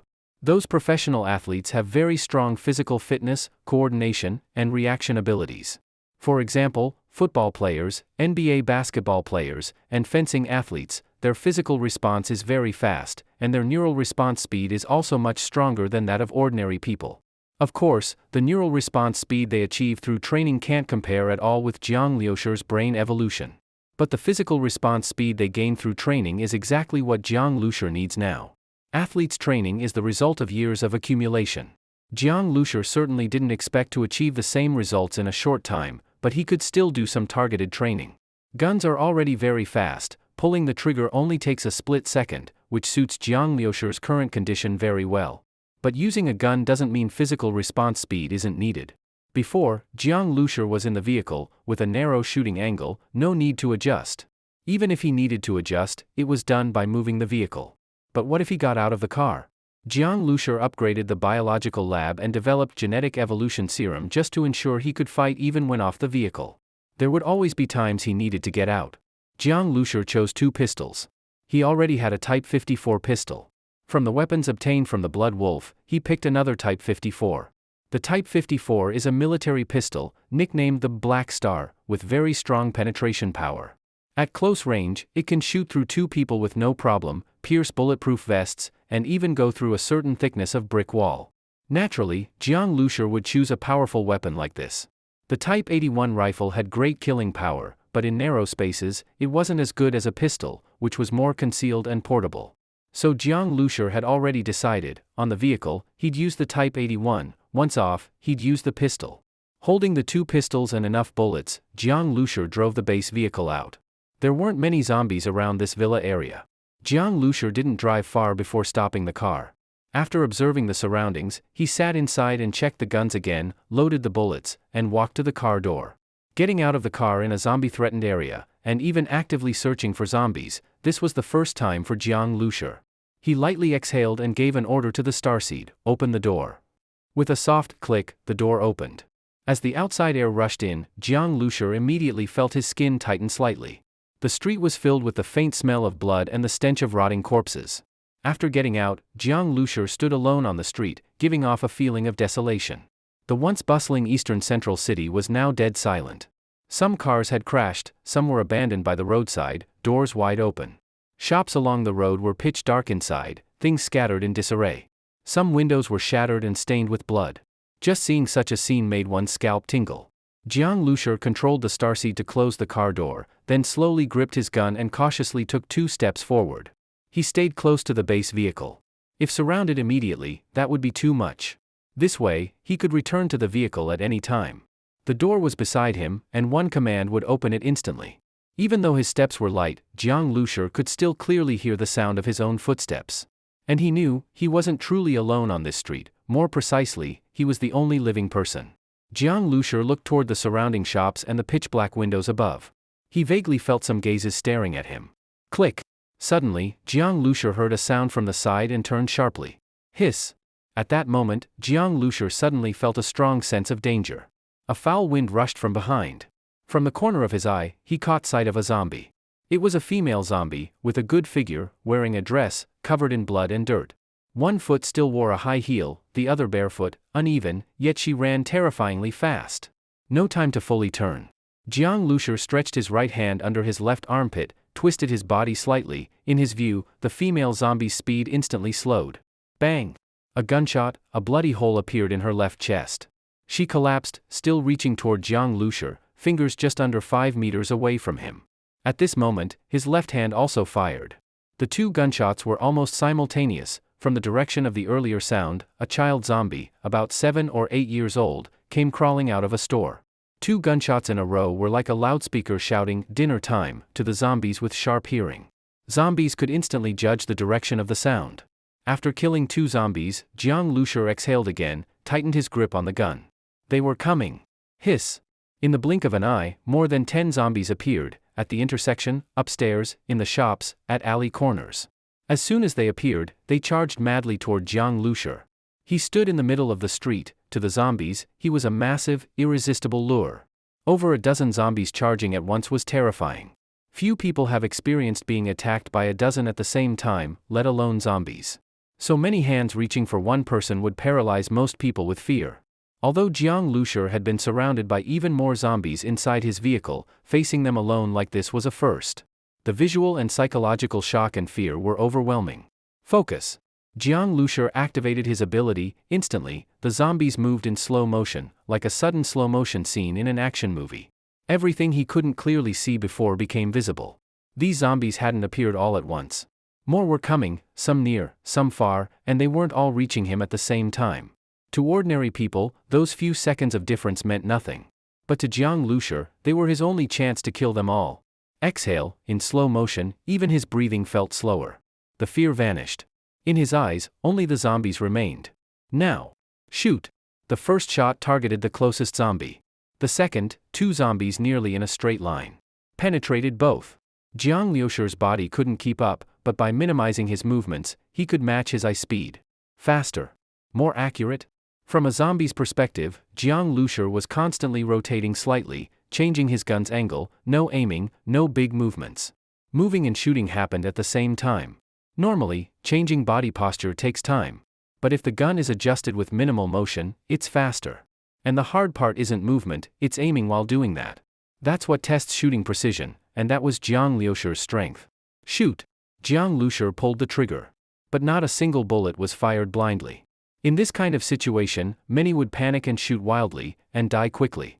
Only calmness and 1 shot per zombie would let him survive. At first, he shot for the left chest, a large target. But as the zombies got closer, there was no time to aim for the chest. Heads, eyes, all targets. 1 shot per zombie. If one missed, rhythm broke, and he'd have no choice but to retreat into the car. But now, Jiang Lushi didn't think of retreating. Zombies fell one after another. The last 4 were less than 3 meters away. Bang bang bang. When the last zombies fell around him, the final 2 were only 1 meter away. One had an eye blown out, the other shot precisely between the brows. When they fell, their bloody hands had touched the tips of Jiang Liusher's shoes. In just a few seconds, Jiang Liusher felt like he'd just run 2,000 meters. Sweat covered his forehead and palms. He stepped back to lean on the car, eyes still scanning around, breathing heavily. He noticed his body heating up. At the start of the fight, he was too slow, but quickly, his speed slightly improved. The improvement wasn't visible, but he could feel it through his ability. Mutant beast meat, Jiang Liusher thought about its effects. Regular people who ate it long-term could improve their constitution. People who ate mutant beast meat saw faster training results. Through this practice, Jiang Liusher also became more familiar with using his brain domain. Ability users evolved through fighting and eating mutant beast meat, so did Jiang Liusher's brain. And thanks to the meat, his physical condition also improved during the training. The gunshots attracted more and more zombies from farther away. In the end, every zombie within hearing range was drawn to Jiang Liusher's location. After firing the last shot, Jiang Liusher stood in place and waited for 3 minutes, but no new zombies appeared. He wiped his sweat, lowered his gun, and glanced around. Centered around him and the base vehicle, the street within a 30-meter radius was littered with zombie corpses. Especially in the fan-shaped area in front of him, the bodies were piled thickly. However, between him and the corpses, there was an empty space about 1 square meter wide, completely filled with spent shell casings and empty magazines. The Type 54 pistol only holds 8 rounds. Jiang Liusher wielded dual pistols, so that was 16 bullets. While shooting, he always kept count of the remaining bullets in the magazines, avoiding wasting time by firing an empty gun. Being able to do this in such extreme tension was thanks to the ability brought by his brain domain evolution. Blood flowed from the pile of corpses and trickled toward his feet. Jiang Liusher stared at the bodies for a few more seconds, then said to the starseed, "Open the door." Buzz. The base vehicle started up and bumped slightly as it crushed over the corpses, heading back toward the villa district. The street full of zombie corpses was left behind by the base vehicle, a disturbing sight. Inside the vehicle, Jiang Liusher held the steering wheel with both hands, his expression slightly excited. During the latter part of the training, as the number of zombies increased, he had nearly reached the point of firing the moment he saw a zombie, relying entirely on his strong nerves to instantly adjust his aim. What Jiang Liusher needed now was to train his sense of hand control and coordination between hand and brain. If he could attack at any time with simultaneous aiming and shooting like an instinct, then his aim could fully keep up with his neural response speed. Of course, today's training was only to familiarize Jiang Liusher with this combat style. To become proficient, he needed more practice, until his body fully memorized the muscle movement patterns. Also, the combat scenario he practiced today was relatively simple. When actually entering a building to search, zombies don't come from dozens of meters away, they appear suddenly in front or behind. In that case, the reaction time might be only 0.1 seconds. This mutant beast meat is really useful. After such high-intensity training, my muscles are just warm, without the slightest soreness. Jiang Liusher moved his fingers on the steering wheel. Despite firing repeatedly, his arms and fingers didn't feel uncomfortable at all. High-speed movement under muscle tension and repeated recoil usually lead to soreness, and a single round of training could make it hard to even lift your arms. But Jiang Liusher had no such problem. What he felt most strongly now was hunger. His stomach growled, and he felt like he could eat a whole cow. Still driving, he impatiently grabbed a few chocolate bars from the dashboard, ripped them open with his teeth, and stuffed them in his mouth. No, I need meat. I need mutant beast meat. These ordinary foods couldn't satisfy him at all. His stomach felt completely empty. Now Jiang Liusher finally understood what mutant beast meat meant to ability users. After every battle, they could eat large amounts of it. Although Jiang Liusher's body hadn't mutated, his brain had evolved, and the energy consumption from its high-speed operation wasn't any less than from physical muscles. Using such a beyond-human ability brought the same exhaustion. Back at the villa camp, Zhuing sat to the side cupping her cheeks, eyes wide as she watched Jiang Liusher eat nearly 6 pounds of mutant beast meat in one go. There were more than 10 plates stacked beside him. Only after swallowing the last bite of tender and juicy mutant meat did Jiang Liusher finally show a satisfied expression and set down his chopsticks. Finally full, Jiang Liusher said. That gnawing hunger had been unbearable. Now that so much mutant meat was in his stomach, warm currents flowed from his abdomen to every part of his body, bringing a very comfortable feeling. He felt a faint itching sensation under his skin, as if something was crawling around inside. As this feeling spread, the stamina he had expended was quickly recovering. His mind felt clearer than ever, even without using his ability, his vision seemed sharper than usual.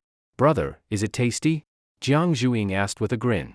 Zhuing's grilled meat is pretty good," Jiang Lushur also smiled. Mutant beast meat was a necessity for ability users. Without it, they couldn't use their powers at all, like cars needing fuel, or rockets needing propellant. Extraordinary power always needed a source. At that moment, loud conversation came from outside. Sun Kuan and Zhang Hai walked in laughing. "Brother Jiang, we've got the info."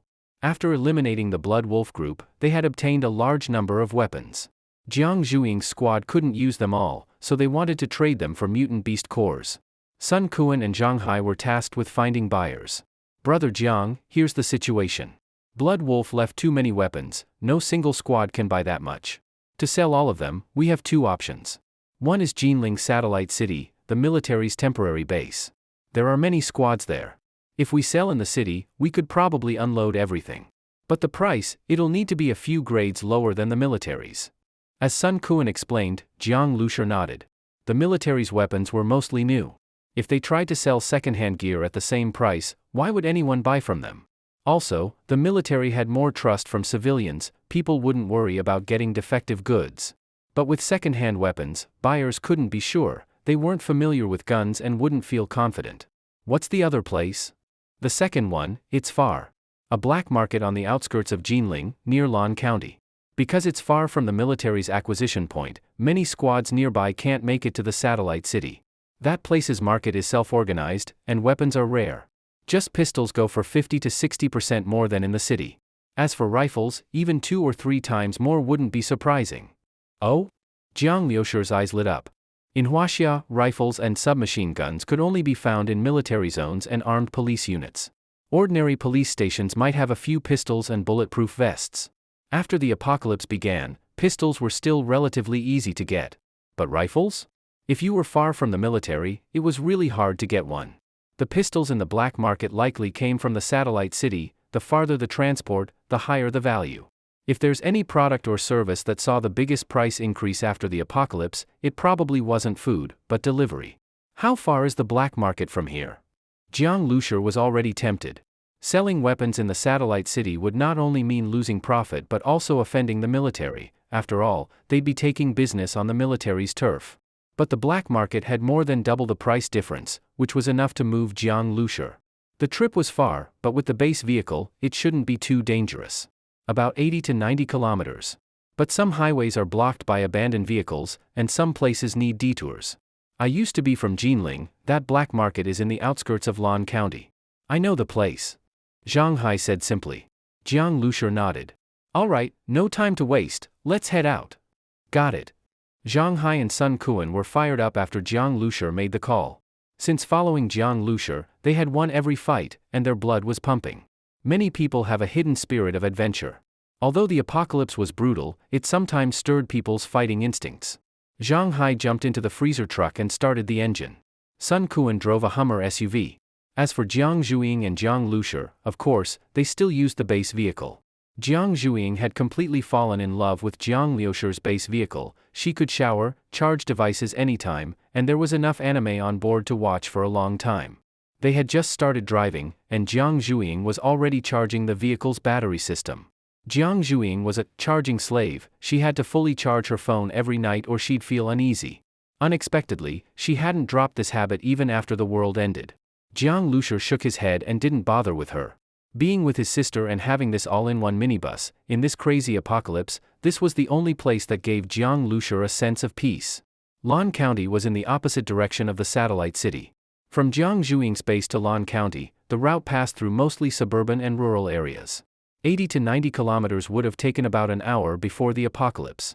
Now, even 3 to 4 hours was a guess. If any accidents happened, it could easily take a whole day. As the base vehicle drove away from the residential area and into the outskirts, the site was full of destruction. Abandoned cars everywhere, scattered junk, burned houses. Nearby small stores had been looted by survivors, windows shattered, interiors trashed, brown bloodstains on the ground, occasional scattered corpses. These corpses were zombies, and already partially decomposed. No living person would leave a corpse here. Zombies are very sensitive to the smell of blood and especially love fresh flesh.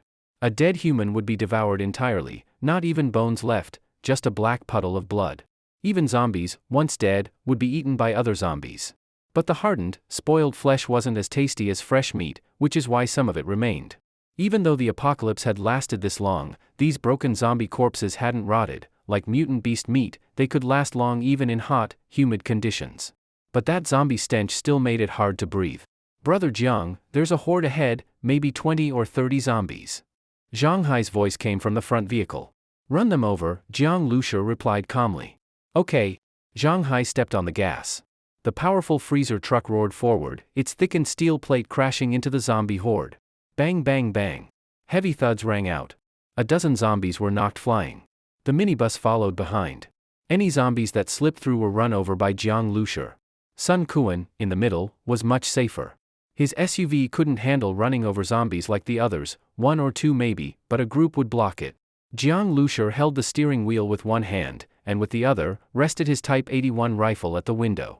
He was on guard for mutant beasts. A small group of zombies posed no threat to the base vehicle, but if there was a mutant beast, that'd be a different story. So far, all the mutant beasts Jiang Lushi had encountered were level 1. He still didn't know what a level 2 was like.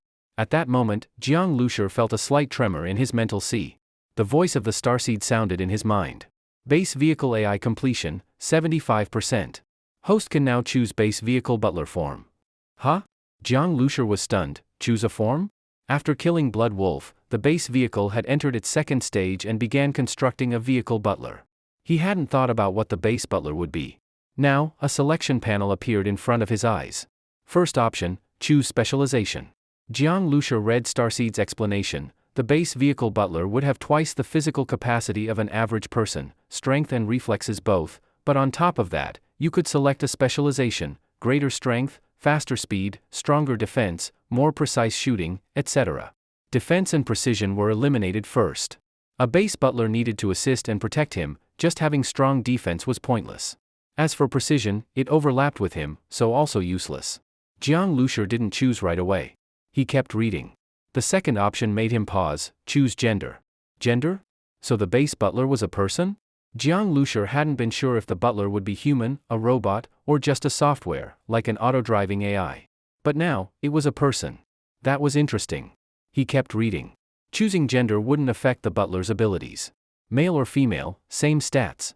The third option was the butler's appearance. It was fully customizable by the host, could be modeled after someone the host had seen before, or entirely imagined. The fine details would be filled in by the base AI.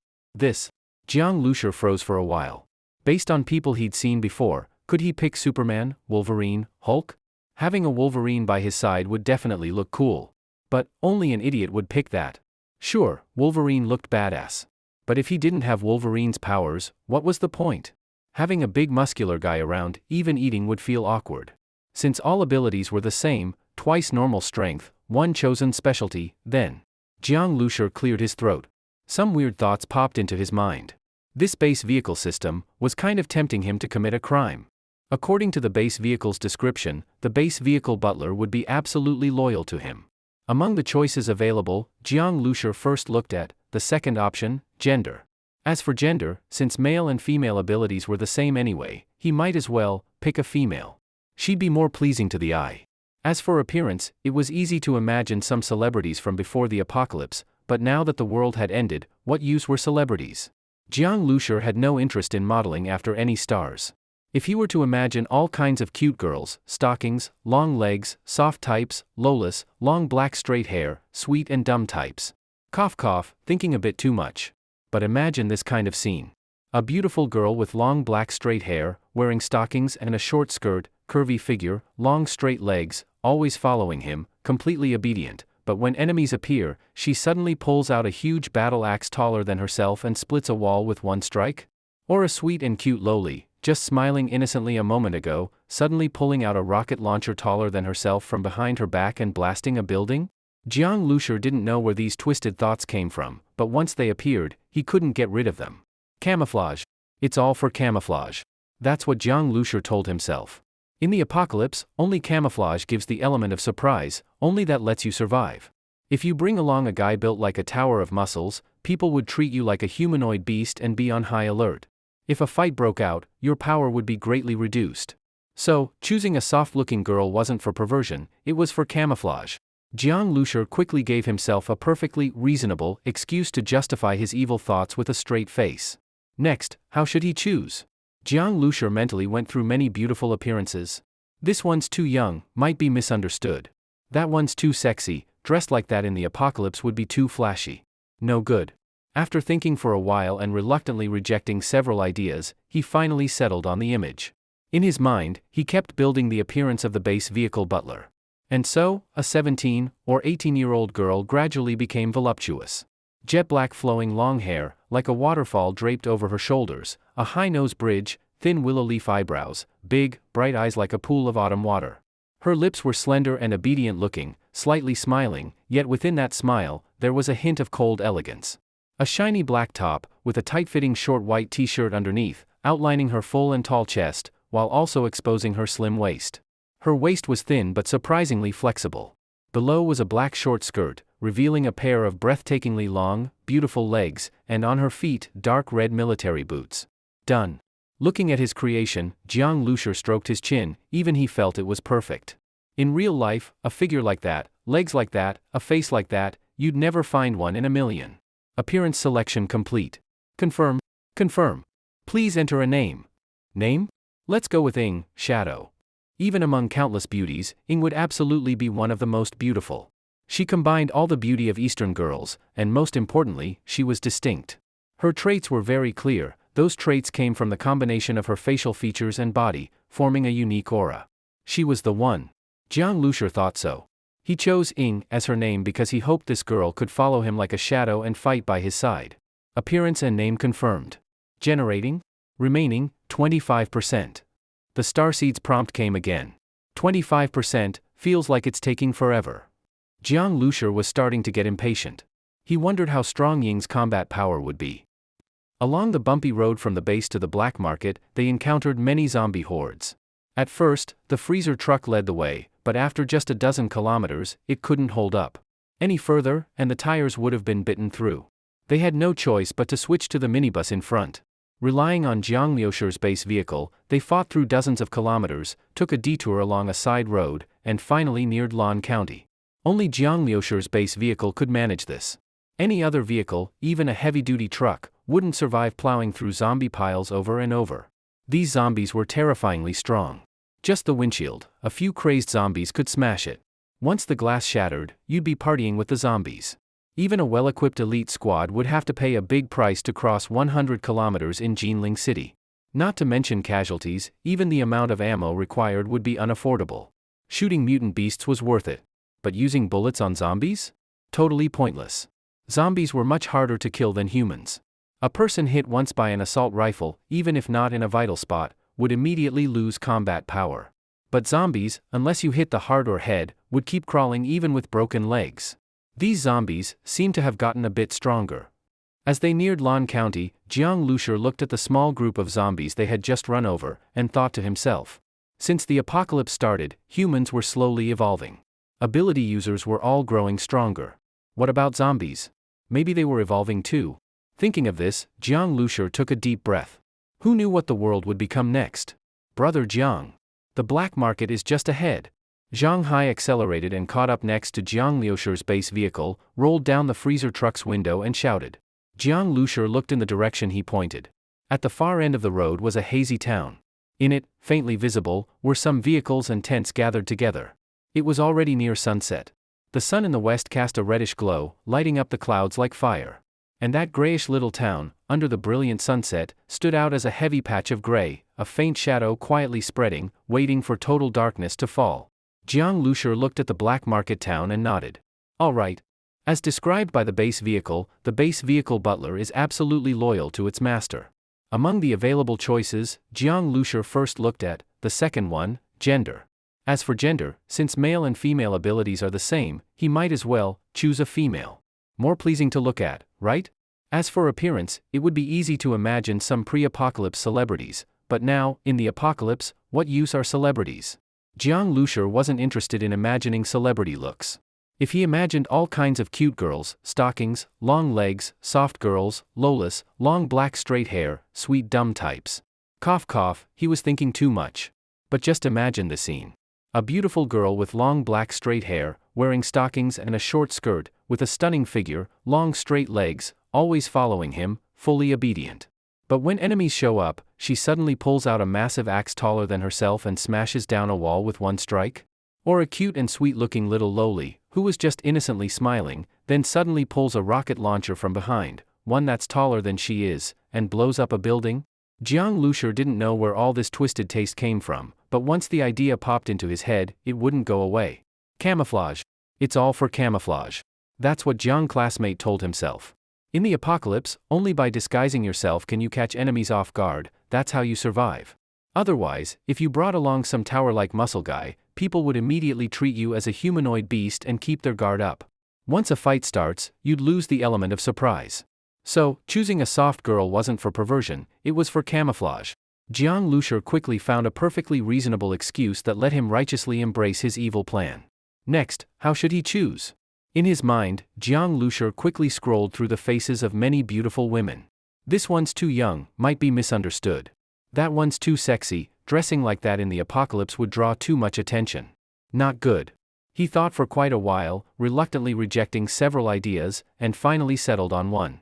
In his mind, he continuously imagined what the base vehicle butler would look like. Thus, the figure of a 17 or 18-year-old girl gradually became voluptuous. Jet black flowing long hair, like a black waterfall draping down her shoulders. A high nose bridge, thin willow leaf eyebrows, large expressive eyes like autumn water. Her lips were slim and well-shaped, as if smiling, but within that smile, there was a hint of cold beauty. A black glossy top, under it a tight short white t-shirt, outlining her full, tall chest while exposing a slender waist. Though her waist was thin, it was filled with flexibility. Below was a black short skirt, revealing a pair of breathtakingly long legs. On her feet, dark red military boots. Done. Looking at his creation, Jiang Lushur stroked his chin, even he felt it was perfect. In real life, a figure like this, legs like this, a face like this, you'd never find one in a million. Appearance selected. Confirm. Confirm. Please enter a name. Name? Let's call her Ing, Shadow. Even among countless beauties, Ing was absolutely gorgeous. She combined all the aesthetics of Eastern girls, and most importantly, she was distinct. Her traits were very prominent, a unique aura formed by the combination of her features and figure. She's the one. That's what Jiang Lushur thought. He chose the name Ing because he hoped this girl could follow him like a shadow, fighting alongside him. Appearance and name confirmed. Generating? Remaining, 25%. The starseed's notification came again. 25%, this is taking forever. Jiang Lushur felt a bit impatient. He couldn't wait to see how powerful Ing would be. Along the bumpy journey from the base to the black market, they encountered quite a few zombie hordes. At first, the freezer truck led the way, but after just over 10 kilometers, it couldn't take it anymore. Any further and the tires would have been chewed to pieces. They had no choice but to put the minibus in front.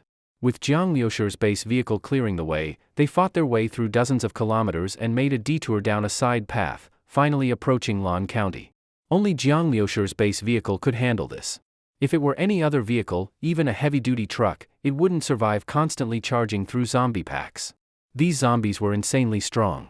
Just the windshield, a few desperate zombies could smash it open. Once it's broken, get ready to party with the zombies. Even an elite team, trying to cross 100 kilometers in Jinling City, would pay a hefty price, not to mention potential casualties, just the ammo consumption alone was unaffordable. Shooting mutant beasts was worth it. But shooting zombies? Totally pointless right now. Zombies are more resilient than humans. A person hit once by an assault rifle, even if it's not a vital spot, would instantly lose combat strength. But zombies? Unless you hit the heart or head, they'll crawl forward even with broken legs. These zombies seem a bit stronger now. As they neared Lan County, Jiang Lushur glanced at the small group of zombies they'd just run over, and thought to himself. Ever since the apocalypse started, humans have slowly been evolving. Ability users are getting stronger. What about zombies? Maybe they're evolving too. Thinking this, Jiang Lushur took a deep breath. Who knows what this world would turn into next? Brother Jiang, the black market is right ahead. Zhang Hai sped up and pulled his freezer truck alongside Jiang Lushur's base vehicle, rolled down the window, and shouted. Jiang Lushur looked in that direction. At the far end of the road was a gray, hazy little town. Within that town, he could vaguely make out some vehicles and tents gathered together. It was now near sunset. The western sun cast a fiery red glow across the sky, painting the clouds like flames. Under the brilliant sunset, the gray little town stood out as a deep, dark shadow, that hazy silhouette quietly spreading, waiting for complete darkness to fall. Jiang Lushur looked at the black market town and nodded. All right. Jiang Lushur usually slept on the sofa in the small living room of the base vehicle, separate from Jiang Zhuing. Now, in the small living room, only Jiang Lushur was there. It wasn't yet dawn, and suddenly a stunning beauty appeared in front of him. The visual impact on Jiang Lushur was imaginable. If this were a typical otaku, they'd already be drooling. At that moment, the voice of the starseed sounded in Jiang Lushur's mind. Scanning host, scanning in progress, scan complete. Consciousness fully linked. Jiang Lushur immediately felt a very close and special connection between himself and this beautiful woman, simply put, a controller and the controlled. This black long-haired beauty's physical status and all kinds of details were displayed before Jiang Lushur just like Starseed's data. Like the Starseed, this beauty was now bound to Jiang Lushur, absolutely loyal to him. At first, the beauty seemed to lack awareness, until the Starseed asked whether to activate the base vehicle butler.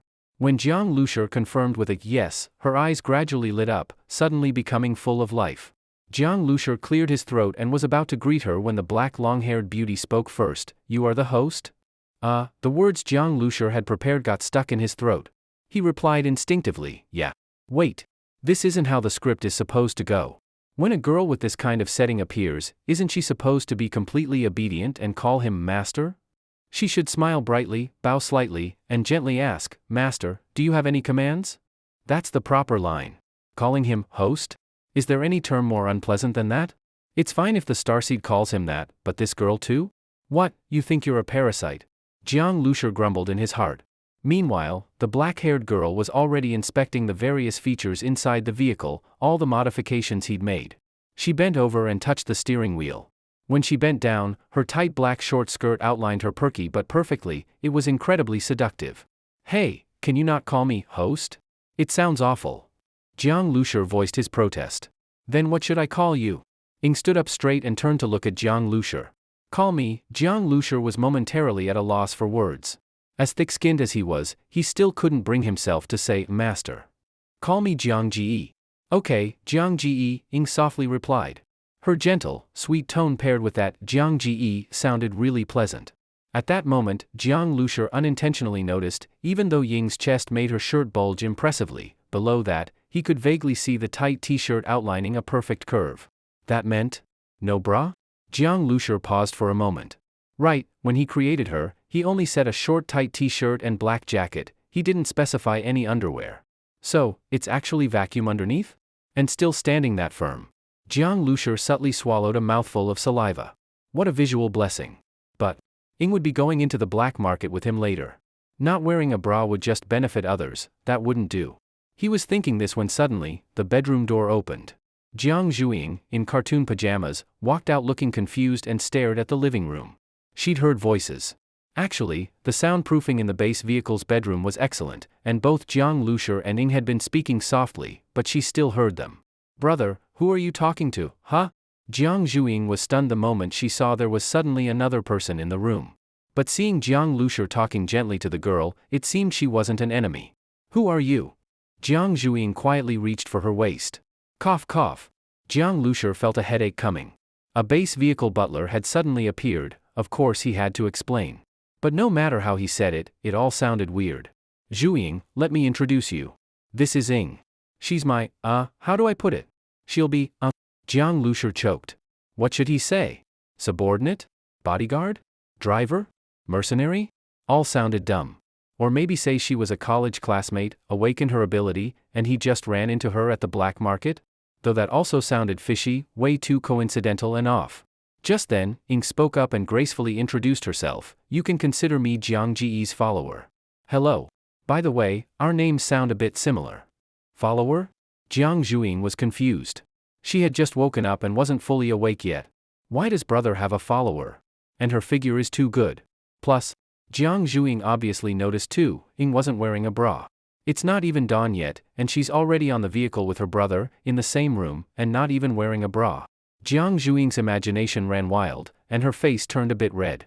Jiang Lushur instantly realized she might have misunderstood, but he didn't know how to explain either. Bro, did you meet this pretty sister on the way to find me? Is her ability something like wall phasing? I don't remember hearing the car door open. Actually, Jiang Zhuing had already scanned Ing. Ing didn't have the unique energy waves of an ability user, just like Jiang Lushur. She felt like an ordinary person. But still, Jiang Zhuing's instincts told her Ing wasn't normal. Although there were things she couldn't understand, Jiang Zhuing had a naturally carefree nature and didn't bother thinking too hard. In this apocalypse, with powers and zombies, people's ability to accept things had grown. Jiang Zhuing was no exception. Anyway, Zhuing, go find a bra for Ing. Jiang Lushur said awkwardly. Upon hearing this, Jiang Zhuing stuck out her tongue. She glanced at Ying's perky chest and whispered, she probably won't fit into mine, a bit small. Jiang Zhuing's figure was actually quite good, slender waist, long legs, proportionate, with a nicely sized chest. Bra? Ying paused, seemingly unfamiliar with the term. It's underwear, you wear it on your chest. The minibus bedroom was small. Open the door, and there's the bed. Jiang Zhuing hadn't closed the door before, and casually grabbed a bra from the bed. She wasn't shy at all and directly waved her bra in front of Ing and Jiang Lushur, which made Jiang Lushur sweat. This girl really doesn't treat her brother like an outsider. This is battle-use chest armor? Ing looked at the two cups on the bra and, based on Jiang Zhuing's "you wear it on your chest" explanation, made a connection. She casually took the bra and put it on her chest. Of course, she didn't take off her clothes, just wore it over her outfit. Most of Ying's memory was about combat and the base vehicle. Apparently, she hadn't been programmed with information about women's underwear. But she was smart, she quickly figured out that the back clasp could be fastened. Her slender fingers tried to buckle it behind her back, but because her chest was just too full, it was a struggle. Her soft and full breasts were squeezed in all directions, revealing an endless spring-like view. Jiang Liushur's lips went slightly dry at the sight, while Jiang Zhuing was dumbfounded. Where did this girl come from? She didn't even know what a bra was, and she just wore it over her clothes like a superhero? How did she grow up? And grow that big? The sun rose. Zhang Hai and Sun Kuan, having stayed up all night and dozed off, didn't wake up until after 8 o'clock. They had finally gotten some proper rest. Zhang Hai casually splashed some water on his face. He was brushing his teeth with a toothbrush clenched in his mouth. Brushing teeth was a quality of life only those with abilities could afford. Toothpaste was easy to find, but ordinary people couldn't even eat enough, so who had the mood to brush their teeth? Brother Jiang, are we going to the black market today? Seems like a lot more people are around. Zhang Hai mumbled with the toothbrush in his mouth. Yeah, let's go. Jiang Lushur said as he opened the door of the base vehicle. Jiang Lushur stepped out first. Following right behind him were Jiang Zhuing and Ing. Zhang Hai hadn't reacted when he saw Jiang Zhuing, but when he saw Ing coming out last, his eyes froze, and the toothbrush fell from his mouth. What's with this woman? How did someone suddenly join their group, and she even got out of Brother Jiang's vehicle? This is. Ying's perfectly proportioned figure, along with her contradictory aura of icy elegance and big sister next door, made Zhang Hai so stunned he didn't even realize he swallowed his toothpaste. Haizi, that's Brother Jiang's woman, what are you staring at? Sun Kuan caught up from behind and smacked the back of Zhang Hai's head. Sun Kuan was much sharper than Zhang Hai. Although he didn't know exactly what had happened, seeing such a stunning beauty get out of the car with Jiang Lushur, he could guess they'd spent the night together. Who knew what had gone down? Thinking about this made Sun Kuan extremely envious. This was the benefit of being strong. Brother Jiang had food when he wanted it, piles of mutant beast meat, and in the apocalypse, that was better than money before the world ended. Not to mention he wasn't bad looking, had a vehicle, not just any vehicle, but one with a soft bed to sleep on, hot water for showers, and clean and aesthetically pleasing. In this filthy apocalypse, that kind of setup was lethally attractive to beautiful women. Altogether, Brother Jiang was basically the post-apocalyptic version of tall, rich, and handsome, house and car included, while everyone else suffered, he was living it up. This beauty, when did Brother Jiang meet her? Last night? Brother Jiang really had skills. While the two of them had taken turns on night watch, somehow he'd managed to bring a woman on board. And this kind of top-tier beauty was truly rare. Sis-in-law is really beautiful. Sun Kuan, ever the smooth talker, immediately started flattering. Ing didn't react at all. In fact, to Ing, aside from Jiang Lushur, the host of the Starseed, everyone else was either an enemy or not an enemy. Dirty jokes wouldn't stir any emotion in her. However, Jiang Lushur and Jiang Zhuing both felt awkward at Sun Kuan's words. Jiang Lushur couldn't be bothered to explain to Sun Kuan and Zhang Hai. He only needed to clarify things for Jiang Zhuing. As for those two lackeys, they didn't need an explanation. She's called Ing. From now on, she's part of the team. Alright, let's cook. After breakfast, we head to the black market. Yes. Yes. Sun Kuan and Zhang Hai quickly nodded. They grilled mutant beast meat and even made some vegetable porridge to replenish fiber. After everyone had eaten and drunk their fill, they drove to the entrance of the black market. It was already 9 a.m. by now. The black market had just opened. Jiang Lushur saw quite a few vehicles heading that way, as well as some ordinary people bringing all sorts of miscellaneous goods to the market stalls. There weren't many rules in the apocalypse, stalls were ownerless and free to claim. Stronger people naturally got better spots, while weaker ones were pushed to the corners. Then again, the things the weak sold were usually much less valuable. Jiang Lushur saw some ragged survivors huddled in corners selling a bag of tea or a can of cola. Others were selling half a pack of cigarettes and a lighter. Since food was hard to come by, they were trying to trade these things for something to eat. There were all kinds of odds and ends, razors, daggers, canned fruit, jewelry, even medicine with no instructions, just a name but no clear use. There were even sanitary pads and jewelry, even with diamonds over a carat, was basically worthless. Compared to food, it might be worth less than a single. In fact, had a huge market in the apocalypse. Many women, out of desperation, turned to sex work, and promiscuity often led to disease. Ordinary people didn't care, they lived day to day. But ability users wanted to survive properly, and getting sick in the apocalypse was a big deal. So had a market. Most ordinary people came to sell stuff in exchange for food. Among ability users, mutant beast meat was hard currency. For regular people, food was life itself. Tea, cola, cigarettes, those were luxuries. Things that couldn't fill your stomach were only bought by ability users with spare food to splurge on. Jiang Lushur and his crew naturally had no interest in such trinkets. However, some weaker teams paid attention to these items. Jiang Lushur saw a grown man with a gun haggling over 2 packs of cigarettes. Even in the apocalypse, people with nicotine addiction still couldn't resist. Jiang Lushur's group stood out in the black market. The two distinct beauties, plus Zhang Hai and Sun Kuan with their strong builds and automatic rifles, drew plenty of eyes. Ironically, Jiang Lushur was the most unremarkable among the 5. To avoid trouble, Jiang Lushur had Zhang Hai and Sun Kuan show their guns. Guns meant deterrence. On top of that, their group was well-dressed and full of energy. Surviving like this in the apocalypse made it obvious even to children, they weren't people to mess with. Jiang Lushur could feel it. Ever since they entered the black market, someone had been watching them. But the attention wasn't on him, it was on Jiang Zhuing.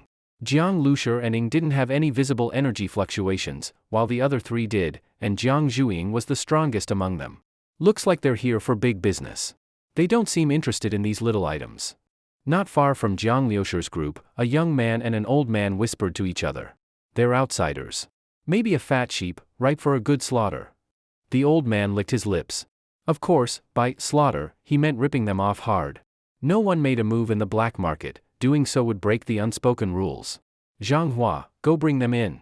Only the inner market goods might catch their interest. The black market wasn't too big, but not small either.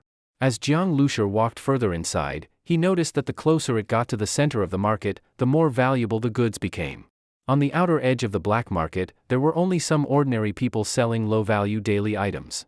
Weapons were limited to kitchen knives, daggers, and having a few fire axes was already considered high-end. But once inside the inner circle of the black market, some advanced weapons started to appear: entrenching tools, pistols, bullets, bulletproof vests, military tri-edged bayonets. These things mostly came from the police or military after the apocalypse. And those selling these items were also ability users. Jiang Lushur casually asked about the price of a few guns and found they were much more expensive than those sold by the satellite city's military. And these were just pistols, he hadn't even seen a rifle. Let me introduce myself. I'm Zhang Hua. Miss, may I ask what you're looking to buy? At that moment, a voice as warm as a spring breeze sounded. A man in a suit and dress shirt, hair neatly combed, walked up to Jiang Zhuing with a gentle smile on his face. When Jiang Lushur saw this person, he was momentarily stunned. Someone still dressed like this in the apocalypse? If he didn't know better, he'd think this was an insurance manager from before the apocalypse. But Jiang Zhuing frowned in disgust at the man's flattering smile. This guy looked slick and greasy. Trying to get close to her, it was really annoying. She glanced at Jiang Lushur. Brother, what do you have? Jiang Lushur asked. What he wanted to buy first were mutant crystal cores, followed by a weapon for Ing. Ing was a strength-type warrior, so a double-handed sword would be ideal, but very hard to get. At the very least, they shouldn't give her a fire axe, that would be too humiliating. The man in the suit glanced at Jiang Luxia in surprise. He had thought Jiang Zhuing was in charge, but it turned out Jiang Luxia was her brother and seemed to be the team leader. This wasn't unusual. Sometimes in a team, the strongest person wasn't the leader, instead, the brain of the team led. Of course, these survivor teams didn't have many people. A brain didn't have to be very smart, just not an idiot. Haha, we've got plenty of stuff. Tons of grain, tons of mutant beast meat. If you want guns, we can get you pistols, semi-automatic rifles, even automatic rifles. Hand grenades too, you've seen hand grenades, right? We can get you 3 to 5 of those. As for the price, heh. Zhang Hua laughed and gave a, you know what I mean, look, while discreetly glancing at the gun in Zhang Hai's hands. Ordinary survivor teams usually had 1 or 2 ability users and 1 or 2 rifles, that was standard. This team looked like they were doing alright. 1 Type 81 rifle, and 1 semi-automatic 5.56. The 5.56 semi-auto was held by Zhang Hai. Zhang Hai wasn't really skilled at shooting. Though the 5.56 semi-auto was low-grade and only allowed for semi-auto fire, in the apocalypse, where bullets were precious, it made more sense for someone unskilled in shooting to use a semi-auto, to save bullets. Zhang Hua judged the team's strength based on the number of ability users and firearms. In his view, Jiang Luxia's team had 1 top-tier ability user, Jiang Zhuing, 2 lesser ability users, Zhang Hai and Sun Kuan, 1 team leader, who thought he was clever and important but was basically useless in a fight, Jiang Luxia, and 1 eye-candy beauty, probably just there to pass the long nights. But that beauty really was top-tier. Zhang Hua quickly estimated the team's strength based on ability users and firearms and concluded that they were much weaker than the teams running the black market. That's why he dared to approach them, hoping to take advantage of this outsider team. If they were too scary, he wouldn't have dared. He could already tell that the team had only 1 automatic rifle and 1 semi-auto. They were probably going to ask about buying guns.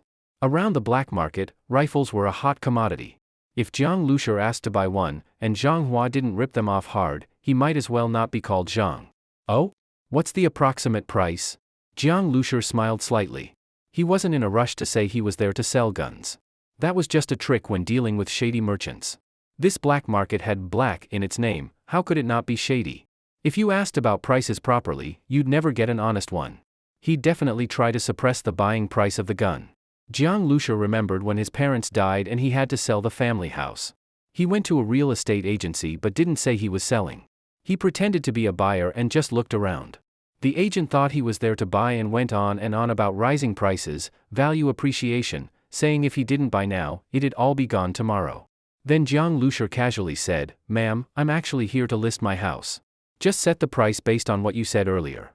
The agent was stunned on the spot. "Well, if you're looking to buy a Type 81, it'll cost this much, and that doesn't include bullets. Bullets are extra." Zhang Hua mysteriously held up 3 fingers. Jiang Luxia saw that and sneered inside. In the apocalypse, mutant beast meat was hard currency. 3 fingers meant 3 tons of meat. Damn, what a ripoff. The military sold a Type 81 rifle for just 800 kilograms of meat, and included 2 magazines with 120 bullets. But here, the gun alone cost 3 tons. Bro, that price is really fair. Seeing Jiang Luxia's reaction, Zhang Hua quickly put on a friendly face. "You've looked around, right? Seen any rifles for sale? Rifles are only available in the inner market. And only a few teams sell them, with very limited stock. They're snatched up instantly. Honestly, those few teams are the ones who run the black market. They handle taxes and maintain order, especially the leader team, 7 Gods Squad. Take the 7 Gods Squad for example, they've got 4 top-tier ability users, and 3 a bit weaker. That's where the name comes from. Bro, let me tell you the truth, the strength of the 7 Gods Squad is beyond your imagination. Even though your team has a top-tier ability user, it's not the same. Even the weaker 3 in their team would be leaders in other squads. That's why they can afford to sell rifles. These are automatic rifles, man. When they fire, rat-a-tat-tat, each bullet has more penetration than a Desert Eagle. Who would normally sell these? Only top squads like 7 Gods, they're that rich." Zhang Hua boasted enthusiastically. Besides overpricing the rifle by 1.5 tons of meat, the rest of what he said was actually true. Hearing him brag, Jiang Zhuing chuckled. She didn't expect her brother to be this sneaky. Zhang Hua didn't know why Jiang Zhuing was laughing, but he knew she was definitely laughing at him, which made him feel very annoyed. An outsider team came to his turf and acted all arrogant, even dared to laugh at him? Clearly, they didn't know what kind of power he had. This black market belonged to the 7 gods. If you came here, whether you were a dragon or a tiger, you had to stay low. If he weren't still planning to rip off Jiang Lushur, he would have flipped out long ago.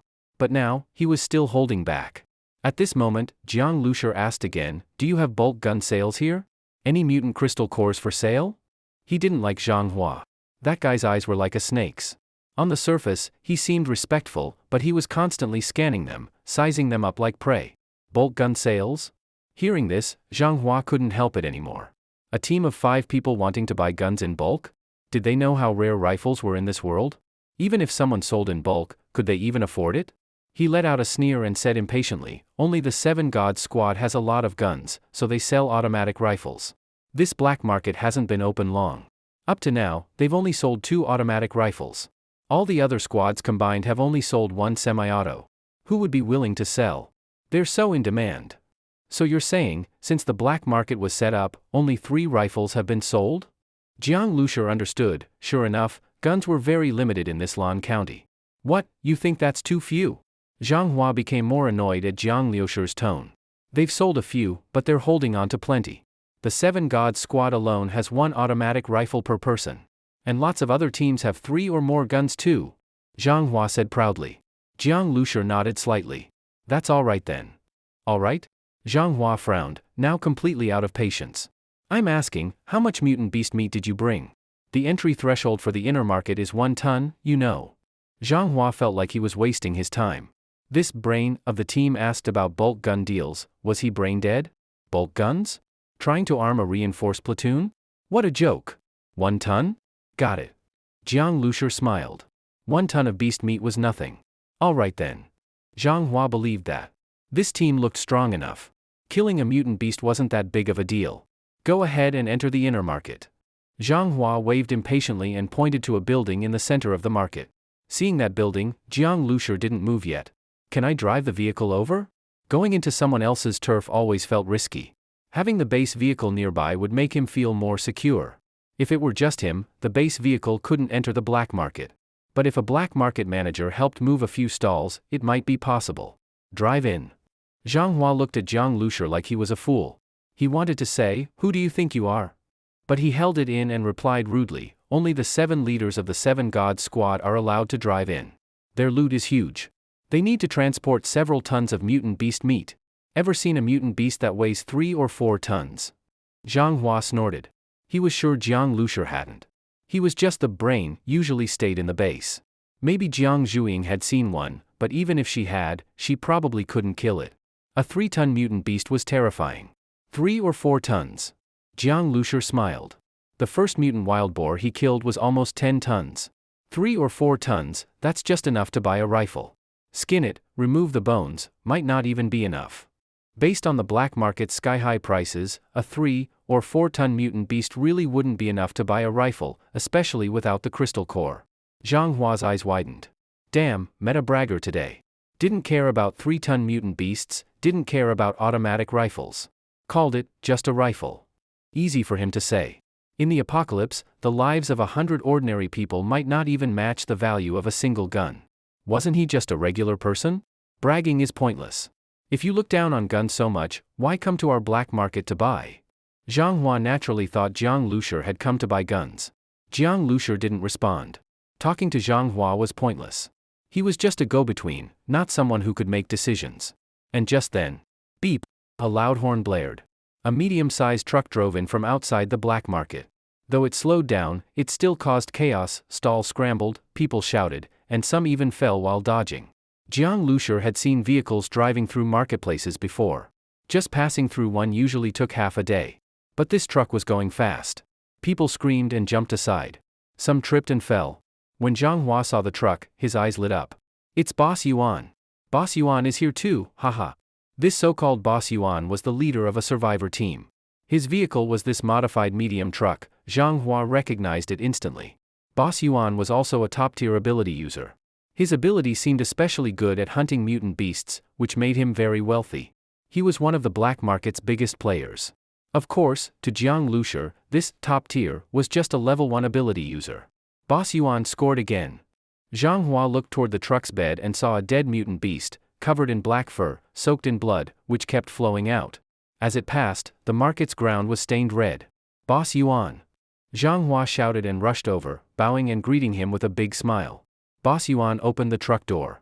He was a short, middle-aged man with a bit of a beer belly, a face full of fat, and a thick gold chain around his neck, as if he'd been a nouveau riche before the apocalypse. Behind Boss Yuan were several SUVs. Doors opened, and his crew jumped out with guns. Boss Yuan made a big score again. Zhang Hua grinned, but seeing how wary Boss Yuan's men were, he didn't dare get too close. Boss Yuan, you're here for a trade with the 7 gods, right? That mutant beast must weigh 4 tons, huh? Boss Yuan glanced at Zhang Hua, lit a cigar, and started puffing smoke. Jiang Lushur also walked over. This Boss Yuan really had flair. It was the apocalypse, and people couldn't even find cigarette butts, yet he had cigars. But Jiang Lushur could tell that cigar had been smoked before. Cigars weren't like regular cigarettes, you could smoke one for an hour. Sometimes people smoked half, put it out, and saved it for later. Boss Yuan was clearly like that. The cigar was just for show, he only lit it in public. Who would really smoke cigars all the time? In this apocalypse, they were almost impossible to find. Who's this guy driving in? How did this guy drive in? Jiang Lushur asked. Zhang Hua had just said that only the 7 bosses of the 7 gods squad could drive in, and now he was immediately slapped in the face. From Zhang Hua's earlier words, Jiang Lushur already knew that this Boss Yuan wasn't part of the 7 gods squad. Otherwise, why would Zhang Hua ask if he had come specifically for the 7 gods trade fair? As soon as Jiang Lushur asked this, Boss Yuan also heard him. He looked at Jiang Lushur like he was an idiot, his eyes full of disdain. With his status, he naturally couldn't be bothered to respond to Jiang Lushur. In fact, Boss Yuan didn't need to explain. Zhang Hua's face turned cold, and he looked at Jiang Lushur, speaking in an unfriendly tone. This black market belongs to the 7 gods squad. The rules are also set by the 7 gods squad. Coincidentally, I am a member of the 7 gods squad and one of the deputy managers of this black market. If we decide someone can drive in, then they can. Boss Yuan has traded more than 7 or 8 tons of mutant beast meat here since the market opened. Of course, he qualifies. Boss Yuan was a major benefactor of the black market, so Zhang Hua naturally had to back him up. As for Jiang Lushur's team, no one even knew how strong that top girl really was. Even if she was strong, so what? Only teams that could bring benefits to the black market mattered. Seeing Zhang Hua work so hard to boost his presence, Boss Yuan felt satisfied. He took another puff of his cigar, laughed loudly, and ignored Jiang Lushur. He encouragingly patted Zhang Hua's shoulder and walked into the building with his beer belly shaking. At this point, Jiang Lushur turned to Ying and said, "Bring the car over." Jiang Lushur didn't bother arguing. He would just drive the vehicle in himself. Since Boss Yuan had barged in and scattered the stalls, the base vehicle could barely make its way in too. "Okay, brother Jiang. Actually, I don't need to get in the car. The Starseed can drive the car on its own now, that's a function unlocked after activating the base vehicle's AI butler." Ying quietly explained. Only Jiang Lushur could hear her voice. Originally, the base vehicle could only be driven by Jiang Lushur. Often when he got out, he had to worry about the car's safety, and his own safety couldn't be fully guaranteed either. But with Ying now, she could not only drive for him, she had also added autonomous driving to the base vehicle. "Oh? Self-driving?" Jiang Lushur was surprised. "You drive it over. Self-driving is too showy." Before the apocalypse, autonomous driving wasn't anything extraordinary. But a minibus with that feature still seemed too suspicious. "Okay." After Ying finished speaking, she weaved through the market. Soon, she returned driving the base vehicle. The vehicle was 2.5 meters wide. It barely squeezed through many stalls, almost brushing past them. But to Ying, the base vehicle's AI butler, driving it was easier than riding a bike. She didn't even scrape anything. When Jiang Lushur drove, he relied on data correction. But when Ying drove, she was the base vehicle butler. Driving was one of her instincts. Ying parked the minibus right outside the trade hall entrance. Seeing this, Zhang Hua was very displeased. This Jiang Lushur, just doing whatever he wanted on his turf? But really, it wasn't a big deal. He just snorted and let it go. After all, Jiang Lushur's team was a survivor squad, with ability users and guns. They had some strength. A conflict wouldn't be good. This brat, let him find out soon what kind of gap exists between him and the 7 gods squad. He needs to know his place. Zhang Hua snorted and went inside. At this point, his focus had already shifted, he was following Boss Yuan. If Boss Yuan spent a lot at this trade fair, Zhang Hua would benefit too. Let's go in too. With the base vehicle parked outside, Jiang Lushi felt much more secure and led Jiang Zhuing and the others into the trade hall. The building in the black market had a very simple layout. After entering, it was just a large hall, with 5 round tables placed in the middle. The one in the center was the biggest, the 4 around it were smaller. Jiang Lushi blinked. These tables must have been custom-made after the apocalypse. This trade fair had people sitting around to trade goods, bartering, very primitive. But since the apocalypse had only just begun, building a lively, well-organized market wasn't realistic yet. Normally, each team had 7 or 8 people. With 6 or 7 such teams gathered, without large tables, there wouldn't be enough seats. Especially that biggest table in the center, it was welded entirely from steel plates, 4 to 5 meters in diameter, with 8 steel pipes as thick as thighs for legs. The table looked incredibly heavy. One could imagine how sturdy it was. It was likely used to hold 2 or 3 tons of mutant beast meat during trade. Without heavy welding, it couldn't support the weight. Around each table were more than 10 chairs. At this time, many of the smaller tables were already full. But the big round table in the center had fewer people. Following Huaxia's tradition, even without anyone saying it, it was clear the people at the big central table held higher status. Without strength, you didn't dare sit there. For example, the 7 bosses of the 7 gods squad were all seated at that big table. After entering, Boss Yuan also casually headed toward the big round table. At the big table sat a group of beautiful young girls serving the big shots. Some sat beside the chairs, others directly on the men's laps, being held and played with. Of course, since this was a public setting, they wouldn't go too far. Haha, brothers, long time no see. Boss Yuan cupped his fists toward the people at the big table. They returned the gesture one by one.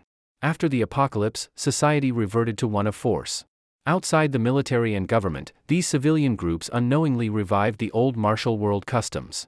These gestures seemed to fit their identities. Boss Yuan, have a seat. The speaker was a man wearing a fur cloak. His face was thin, his eyes deep and sharp like blades. He wore a large sapphire ring on his hand, a necklace with a metal skull around his neck, and knee-high military boots with metal heels. He held a fine metal chain in his hand, as if he were walking a prize dog. But when Jiang Lushi got closer, he frowned slightly. He saw that it wasn't a dog, but a young woman. A girl with barely any clothing, looking 17 or 18, was crawling on the ground like a dog. A metal collar was around her neck. She had a pretty face but looked pale. Whenever the man in the fur cloak tugged the chain slightly, the girl would move with it. The metal collar had rubbed her neck red. This man deserves to die. Jiang Zhuing couldn't stand it. Everyone had a dark side, and after the apocalypse, laws were gone and morality collapsed. Many of humanity's darkest traits could now explode uncontrollably. Especially those in power, they acted without limits. Some people may have fantasized about keeping beautiful even before, but couldn't do it in peacetime. Now they had the chance. If he treated her well, Jiang Zhuing might have tolerated it. But seeing how this girl had been abused, with many whip marks on her body, and still being paraded around in public like this, it was clear this fur-cloaked man was a pervert. His energy is strong. He must be the leader of the 7 gods squad. Jiang Zhuing said. Her sense for ability users was sharp. But Jiang Lushi wasn't far behind either. After his brain evolved, many of his abilities were almost like those of ability users. Should be. Let's go. Jiang Lushi spoke as he led his team directly toward the central table. At that moment, many people turned to look. The large round table in the center was by default reserved for the strong, including the founders of the black market and VIPs like Boss Yuan. Ordinary teams knew their place. As soon as they saw the layout of the room, they understood where they belonged and automatically sat at the 4 corner tables. But Jiang Liushi's team was clearly here for the first time. They actually swaggered right up to the center table. Didn't they know the rules? Were they blind? The man in the fur cloak frowned. Boss Yuan's eyes also widened, the fat on his face trembling, and even the girl in his arms let out a little whimper, seemingly frightened. Just outside the door earlier, Boss Yuan had already heard Jiang Lushi ask a dumbass question, asking why he was allowed to drive in. And now this brat even dared to sit at the central table? Boss Yuan used to be a butcher before the apocalypse. After awakening his powers, which were related to pig slaughter, hunting mutant beasts became much easier for him. His status skyrocketed, and with it, his intolerance for being disrespected. Get lost. You think you can sit here? Boss Yuan slapped his fat hand hard on the table and said. Jiang Lushur glanced at Boss Yuan and ignored him. Instead, he looked at the man in the fur cloak. Without a doubt, he was the true master of this room. This friend doesn't seem to be an ability user, right? The man in the fur cloak narrowed his eyes and sized up Jiang Lushur. Jiang Lushur was walking in front of the team, clearly the leader, so he naturally focused on him. Does it matter whether I'm an ability user? Isn't this a trading fair? I heard the entry requirement was 1 ton of mutant beast meat. I've got goods to trade, why can't I sit? As he spoke, Jiang Lushur confidently sat down on a steel chair opposite the man in the fur cloak. There were many strong people in the room, especially at this central table. Their aura was overwhelming. Ordinary people couldn't handle the pressure. Only those with true strength and confidence could sit comfortably here. But Jiang Lushur was just an ordinary person. His sitting here stunned the group of big shots. Was this guy crazy? Not only did Jiang Lushur sit down, Jiang Zhuing also casually sat beside him. The third was Ying. In everyone's eyes, she had no energy fluctuations at all, just a pretty vase, yet she also sat down naturally on Jiang Liushur's other side. As for Sun Kuan and Zhang Hai, they hesitated and didn't sit down in the end. It wasn't just that they lacked the presence, more importantly, they felt that if Brother Jiang was sitting, they should be standing. So they stood behind Jiang Lushur, one on the left and one on the right, each holding a rifle. With their burly builds, they looked just like door guardians. Jiang Lushur leaned fully back in the chair, with beauties on either side and 2 muscular bodyguards behind, the image of a mafia boss. Damn, this guy's acting tough. The surrounding ability users, team leaders, all stared wide-eyed. They had always thought they were the arrogant ones, but compared to Jiang Lushur, it seemed they were nothing. Was he the real boss, or were they? Who the hell is this guy? Just 'cause he brought 1 ton of mutant meat, he comes here acting all high and mighty, a bald middle-aged man cursed. Has he even seen a mutant beast? 1 ton's not even half a beast. Because they were unhappy with Jiang Lushur, people began to curse. Only the woman next to him remained friendly. She smiled and said, 1 ton of mutant beast meat is just the entry ticket. It's not little, but definitely not enough to sit here, hee hee. She looked about 30, dressed a bit provocatively, but was very well maintained. At that moment, a man in a suit rushed nervously to the central table. It was Zhang Hua. Boss Bai, this man is. Seeing Jiang Lushur sit at the central table without knowing the rules, and especially sitting directly across from the man in the fur cloak, Zhang Hua broke into a cold sweat. It was Zhang Hua who brought Jiang Lushur in. Back in the marketplace, he already felt the guy was a bit dumb. But he didn't expect him to be this dumb. Offending Boss Bai? If Jiang Lushur got killed, fine, but he, Zhang Hua, might get dragged down too. With Boss Bai's temper, he was screwed. Boss, this guy bumped into me in the market earlier, Zhang Hua braced himself and whispered into the fur cloak man's ear, glancing at Jiang Lushur now and then, his eyes filled with murderous rage. He bitterly regretted talking to Jiang Lushur earlier. This guy was a complete idiot. And to think he had planned to rip him off, now, he was just hoping not to get dragged down. You want to bulk buy automatic rifles? Hearing Zhang Hua's report, the man in the fur cloak laughed. Everyone around heard this and burst into laughter, especially Boss Yuan, who laughed the hardest. Kid, how many rifles do you mean by bulk? The apocalypse came and now you want to build an army and be a warlord? Boss Yuan's belly jiggled as he laughed. This guy's hilarious. I was wondering where he got the guts to sit here. Turns out he's just an idiot. The 30-something seductive woman beside Jiang Lushur still seemed a bit friendly. She laughed and said, "Little brother, you're really naive. Do you know how much mutant meat it takes to buy 1 automatic rifle now?" "How much?" Jiang Lushur asked with a faint smile, looking at the seductive woman. He had already dismissed everything Zhang Hua said as nonsense. A nobody like him couldn't be trusted. He only listened to people with real status in a setting like this. The woman held up 2 fingers. At least 2 tons of mutant beast meat per rifle. Even semi-automatics go for 1.5 tons or more. Her price was 1 ton lower than what Zhang Hua had quoted, exposing his inflated price. Normally, this would make Zhang Hua nervous, but now, with Jiang Lushur acting like an idiot, he wasn't worried anymore. Oh? 2 tons? Jiang Lushur was amused. Though the price was lower than Zhang Hua's, Jiang Lushur knew this was the real price, or at least the high end of it. In this setting, the woman would naturally quote the high side. Compared to the satellite city, where 1 rifle cost 800 to 900 kilograms of mutant meat, the price here had more than doubled. If he sold his entire truckload of weapons, he could exchange it for a lot of mutant crystal cores. If that's the price, would you buy? Jiang Lushur laid a trap for the seductive woman. Of course I'd buy. The woman laughed, her body swaying enchantingly. Assault rifles are really in demand right now. Even though 2 tons is a painful price for me, I can still afford to buy one. Unfortunately, they're not easy to find. The alluring young woman said this and threw a flirtatious glance at the man in the fur coat. Usually, automatic rifles were sold by the leaders of the 7 Gods Squad. Kid, had enough of your antics? If you're done, then stand up. Today is only the second trading fair since the black market was founded. I don't want to ruin the atmosphere on a day like this, but I also don't want anyone making a scene for attention. The man in the fur coat suddenly spoke sharply at this point, with a faint killing intent in his voice. Making a scene? Jiang Lushur shook his head. My time is valuable. If anyone wants to cause trouble, I won't waste my time. I don't care about sitting in a seat of honor, and you call this welded table and steel chair a seat of honor? I don't like the spot, but since I've sat down, I won't be forced to stand up. I'm staying right here today. Jiang Lushur's words were very direct, with a roguish air. A fight? Their team was no weaker than anyone else's, and their base vehicle was parked just outside. The air cannon could be fired at any moment. But Jiang Lushur knew that the 7 Gods Squad, led by Boss Bai, wouldn't resort to violence easily.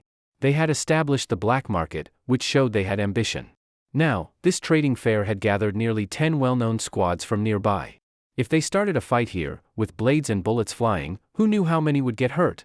That would ruin their own venue. Who would attend their future trading fairs then? Kid, you've got guts. A shadow flickered in the eyes of the man in the fur coat. Forcing Jiang Lushur to leave wouldn't be easy, especially since the big guy behind him also had 2 guns. He changed his tone and said, but if your strength doesn't match your courage, then you're just a fool. The man in the fur coat placed one hand on the table. The solid steel surface seemed to tremble slightly. I came to your black market to trade, naturally. Jiang Lushur gave Zhang Hai a look, signaling him to bring the goods. As for Ying, she stood up and followed Zhang Hai. Without Ying, Zhang Hai wouldn't even be able to open the vehicle door. This is getting interesting. I want to see what this kid has brought. Boss Yuan gave Jiang Lushur a disdainful look, then turned to the others.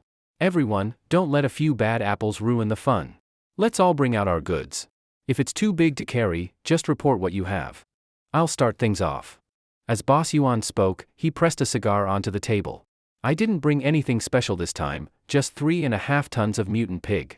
One whole pig, with at least 2.5 tons of pure meat, and with the mutant pig's crystal core, that's another 6 or 7 tons worth of meat. Whoever brings the best stuff, I'll buy from them. When Boss Yuan spoke, everyone was impressed by his generosity.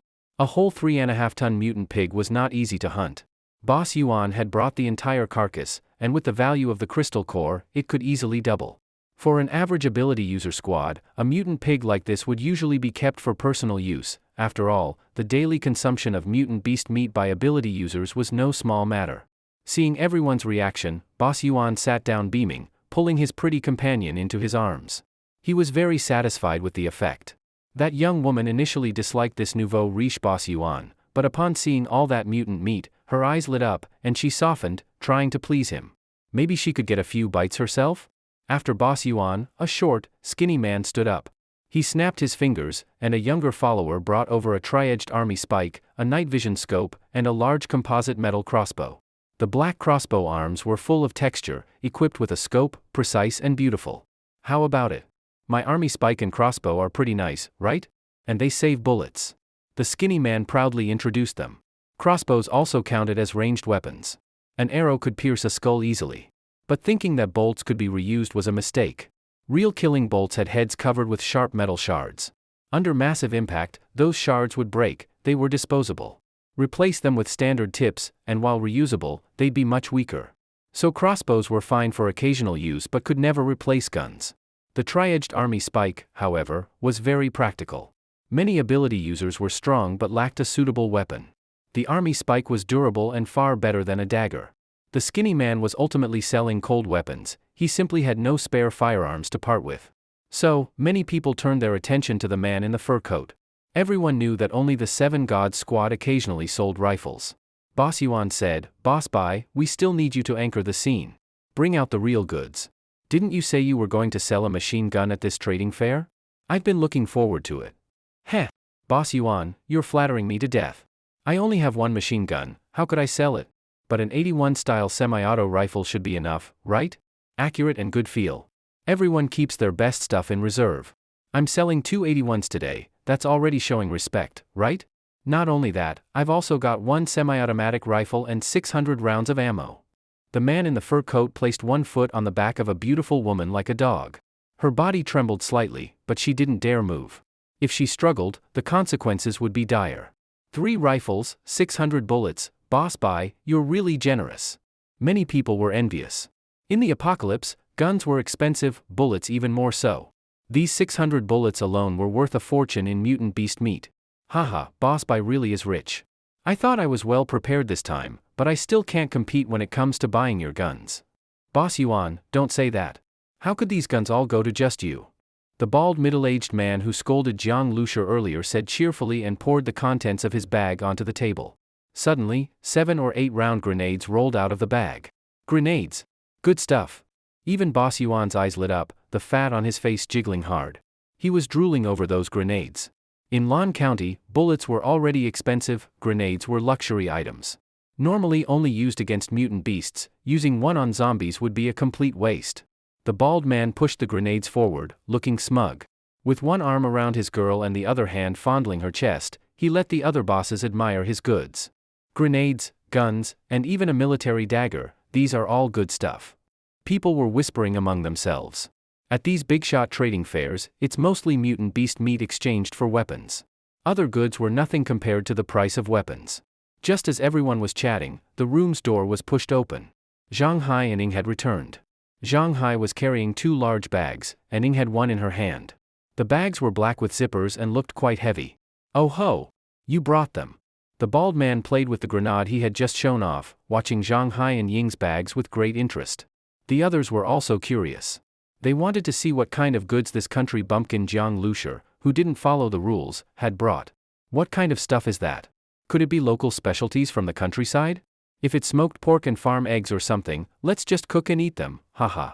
Fatty Yuan teased. Jiang Lusher didn't care at all. He signaled Zhang Hai to put the bags on the table and said, just some things we can't use. We're selling them. But let me be clear, I don't want mutant beast meat. Only mutant crystals. Mutant crystals could be used directly by their base vehicle. If they took beast meat instead, their convoy couldn't even transport it. You don't want mutant meat? Only sell for mutant crystals? Damn. Fatty Yuan was speechless. With that attitude, it was like the earth couldn't contain him anymore. In Lan County, mutant crystals weren't as valuable as in the satellite cities. There, the military guaranteed to buy them at a fixed price, 5 tons of meat per crystal. In Lan County, it was the armed police who bought them, offering 4 tons per crystal. Even 4 tons was a lot. In Lan County, if a small squad had 1 mutant crystal as working capital, they were already considered rich. Don't be fooled by the fact that many brought 3 or 4 tons of beast meat today. That was squeezed out just to attend the fair. Normally, if they had a crystal, they would have already traded it for gear. Bullets alone were a major expense. So Jiang Lusher saying he'd only accept mutant crystals meant his goods were super valuable, otherwise, there'd be no need to ask for crystals. I gotta see what kind of goods you've brought. What makes you so confident, acting all high and mighty in front of me? Fatty Yuan hadn't finished speaking when, under Jiang Lusher's signal, Zhang Hai unzipped a bag. With a series of clanking sounds, a row of pitch-black objects slid out from the bag. Everyone widened their eyes. For a moment, they couldn't process what they were seeing. That black barrel, the finely crafted trigger. Damn, were these assault rifles? The rifles weren't the older Type 81s but the newer, more compact Type 95s. Sleek design, more modern. These were lighter, more accurate, had less recoil, and packed just as much punch. 3 assault rifles? There's more underneath, Fatty Yuan gaped. Just the 3 Type 95s had him shocked, but underneath them were 2 submachine guns and 1 semi-auto Type 56. Submachine guns? Fatty Yuan couldn't really tell the difference between submachine guns and assault rifles. He was just stunned by how many fully automatic weapons were in front of him. The bald middle-aged man next to him, Boss Bai, also had his jaw hanging. They looked like they'd just watched China beat Brazil 10-0 in a World Cup match, completely stunned. What the hell is going on? How could someone have this many guns? Even Boss Bai's 7 Gods squad had only sold a few guns before, and those didn't even add up to this one bag. This was 6 rifles. Clatter. At that moment, Zhang Hai unzipped the second black bag. A long, black barrel appeared. The ultra-long gun body, unfolded bipod, and a comically oversized drum magazine, about as big as someone's face. Holy crap, it was a machine gun. A Type 95 light machine gun, standard in the Chinese army. Bullet muzzle velocity close to 1000 meters per second, effective range of 800 meters, terrifying firepower. Against zombies, this kind of treasure would never be used. One drum held 75 rounds. If all it killed was a small group of zombies, it'd be a total waste. But against mutant beasts, say, a 4 or 5-ton mutant wild boar charging like a tank, this kind of high-powered, high-rate-of-fire machine gun could provide way more suppression than an assault rifle. Kill just one mutant beast, and you'd make back everything you spent. You're selling a machine gun too? Fatty Yuan swallowed hard. He had joked about Boss Bai's machine gun earlier, but he was drooling over it himself. Machine guns were super scarce in Lan County. The armed police barely sold them, probably because they didn't have many themselves. Under that Type 95 light machine gun were 6 handguns, Type 54s, Type 64s, but compared to the eye-blinding Type 95 machine gun, those handguns were nothing. You could find those even in local police stations. And it wasn't over yet. Zhang Hai opened the third bag. Clatter. A cascade of golden yellow bullets spilled out. Heaps of ammo, loaded magazines for the assault rifles, and 2 heavy drum mags as big as watermelons. And not just that, 7 grenades too. The bald man who had shown off his grenades earlier nearly fell off his chair. He had brought 7 grenades and treated them like treasure. But the other side also had 7 grenades, just tossed casually in the corner of a bag, like they were a few hot eggs, didn't even care. This black market had only been running a short while and had only seen a handful of rifles traded. But Jiang Lushur just pulled out a whole stockpile like it was wholesale. That's about it. Like I said, I only accept mutant crystals. Jiang Lushur spread his hands. Zhang Hai had already dumped all 3 bags on the table. The open bags and the overwhelming firepower inside left everyone in the room envious. Even the bosses at the nearby small tables came over, practically drooling. Only mutant crystals accepted. People who mocked Jiang Lushur earlier now understood, why wouldn't he only accept crystals? If he took mutant meat, there'd be no way to transport that much. Little brother, how do you have so many guns?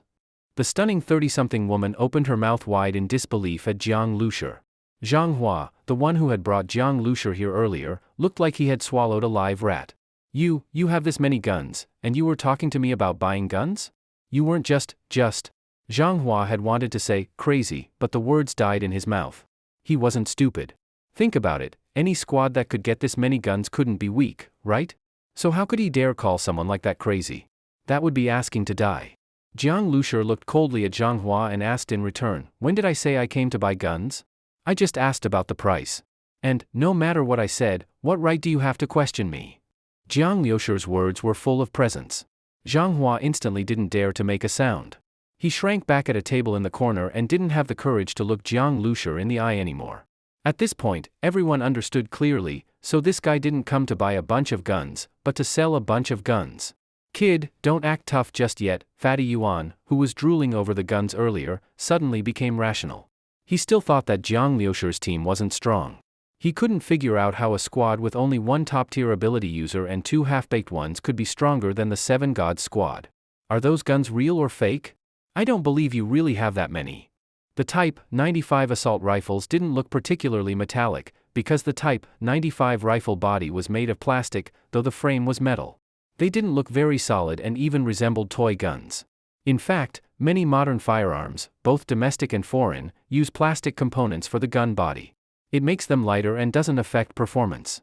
Some, like Germany's G36 or Austria's August, are almost entirely plastic, even stress parts like the bolt catch, hammer, and trigger are plastic. Oh?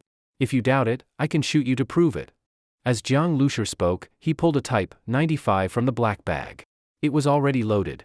He released the safety, pulled the charging handle, and pointed the black muzzle straight at Fatty Yuan's forehead. Being stared down the barrel of a gun created immense pressure. Fatty Yuan's subordinates behind him immediately tensed up and pulled out their weapons. Stop! Boss Bai shouted. It was his trading fair. If people started pulling guns on each other, the whole black market would be ruined.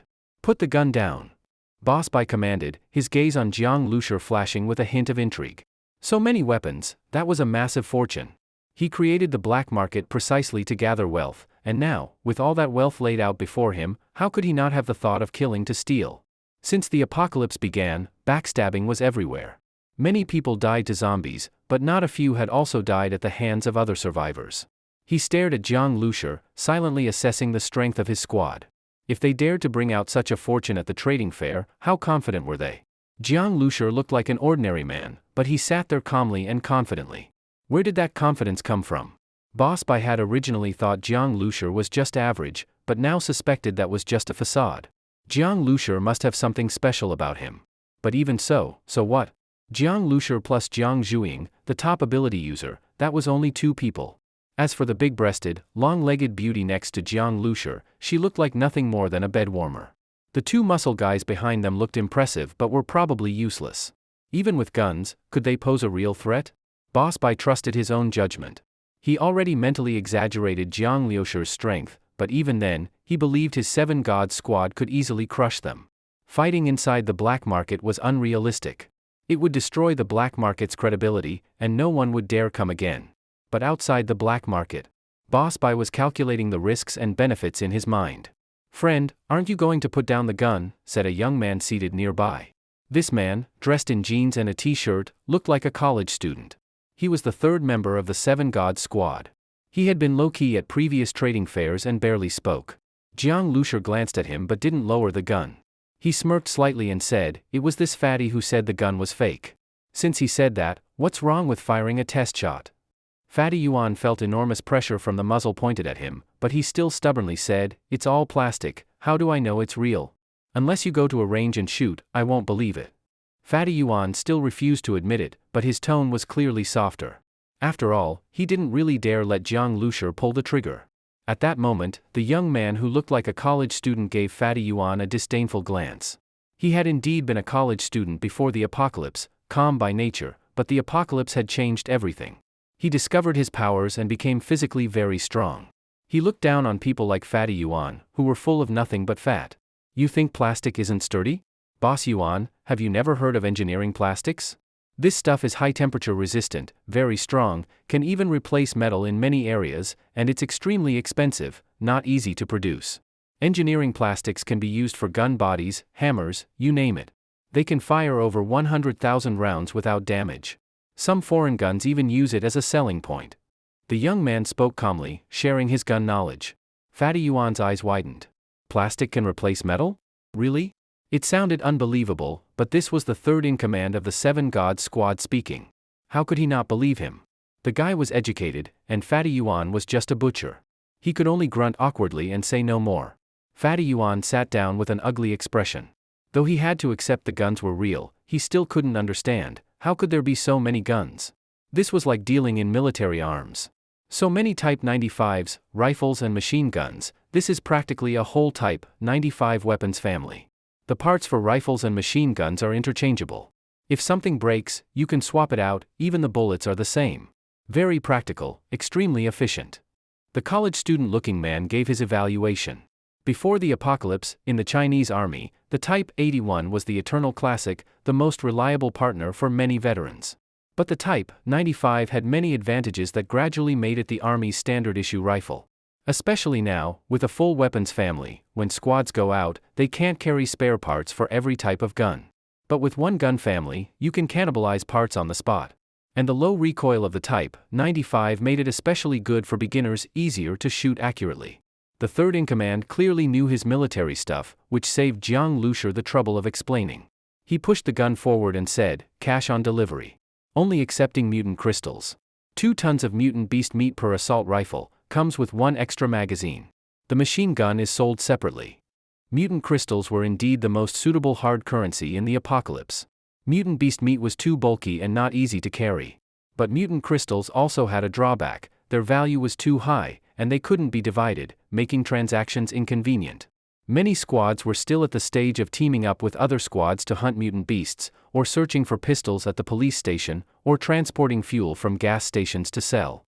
Getting a complete mutant crystal? That was way too difficult. For example, right now, in this room, there were more than a dozen squads.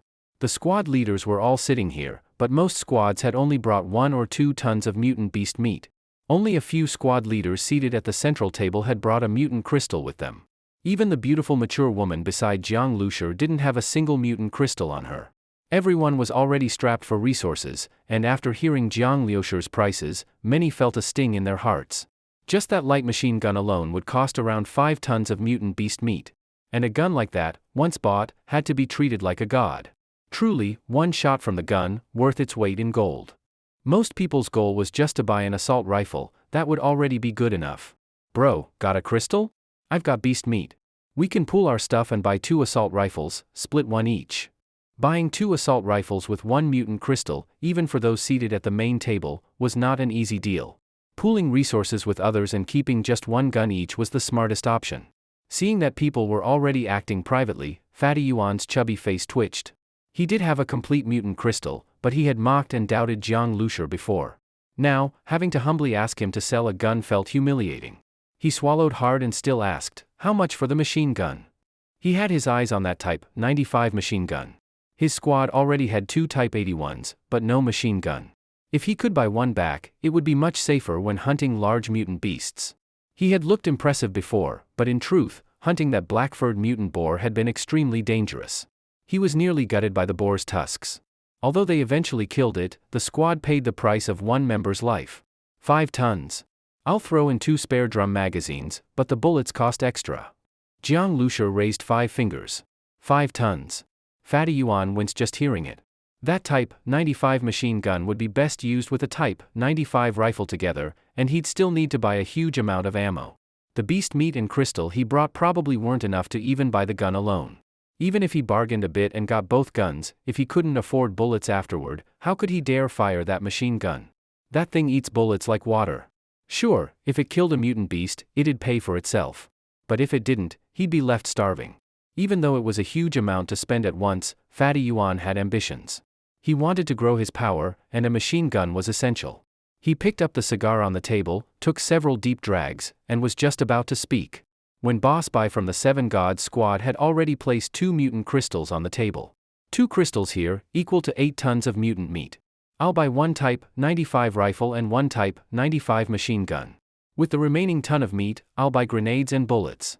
Also, I have one more condition, I want to trade a Type 81 for another Type 95 assault rifle.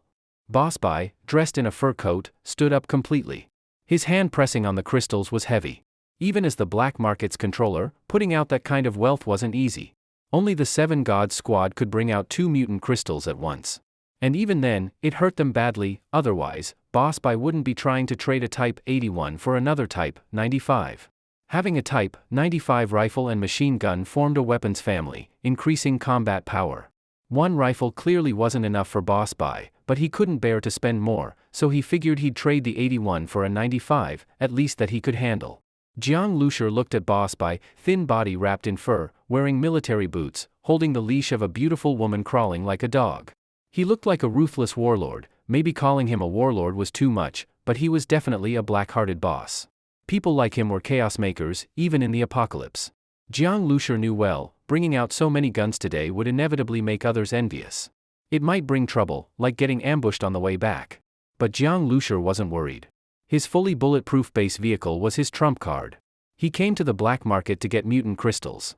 If he gave that up out of fear of robbery, how could that be?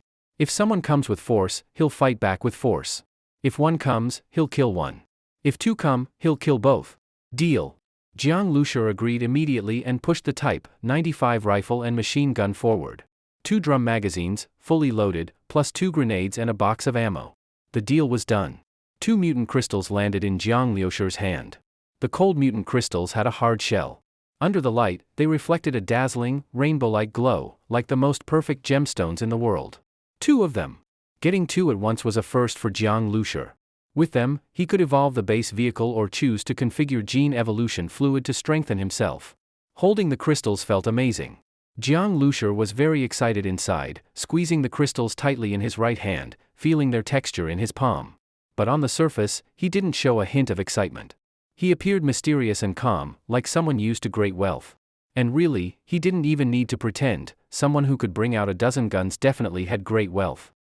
Take them. Jiang Lushur casually handed the mutant crystals to Ing. This scene made people stare, holy crap, he just handed over something that valuable to that flower vase of a woman. Ing accepted the crystals and, without needing Jiang Lushur to speak, walked out. No one knew where she was going. She walked once around the base vehicle outside. Without even entering it, she returned. As the base vehicle's manager, she could store items in the vehicle's storage space. Just like that, without anyone noticing, she stored the crystals in the base vehicle. The whole process felt like a magic trick. People guessed she had gone to hide the crystals, but no one could figure out how or where. All right, let's continue trading. Jiang Lushur let out a breath. Only in the base vehicle were mutant crystals truly safe. He didn't even dare carry them on his person, for fear of being robbed. I want the last type, 95, a submachine gun, and a grenade, Fatty Yuan said with a defeated expression. Just now, he had worked up a lot of courage, his palms were sweaty, but in the end, the machine gun was snatched by Boss Bai. Fatty Yuan was heartbroken but could do nothing. Settling for second best, he decided to buy a Type 95 rifle. After all, he didn't have the resources for more. Everyone saw Fatty Yuan's behavior. In their impression, Fatty Yuan had always been a nouveau riche, spending mutant beast meat lavishly. But now, watching him smoke that cigar like he wished he could finish it in 3 puffs, they were all reminded again of just how valuable these 3 bags of weapons were.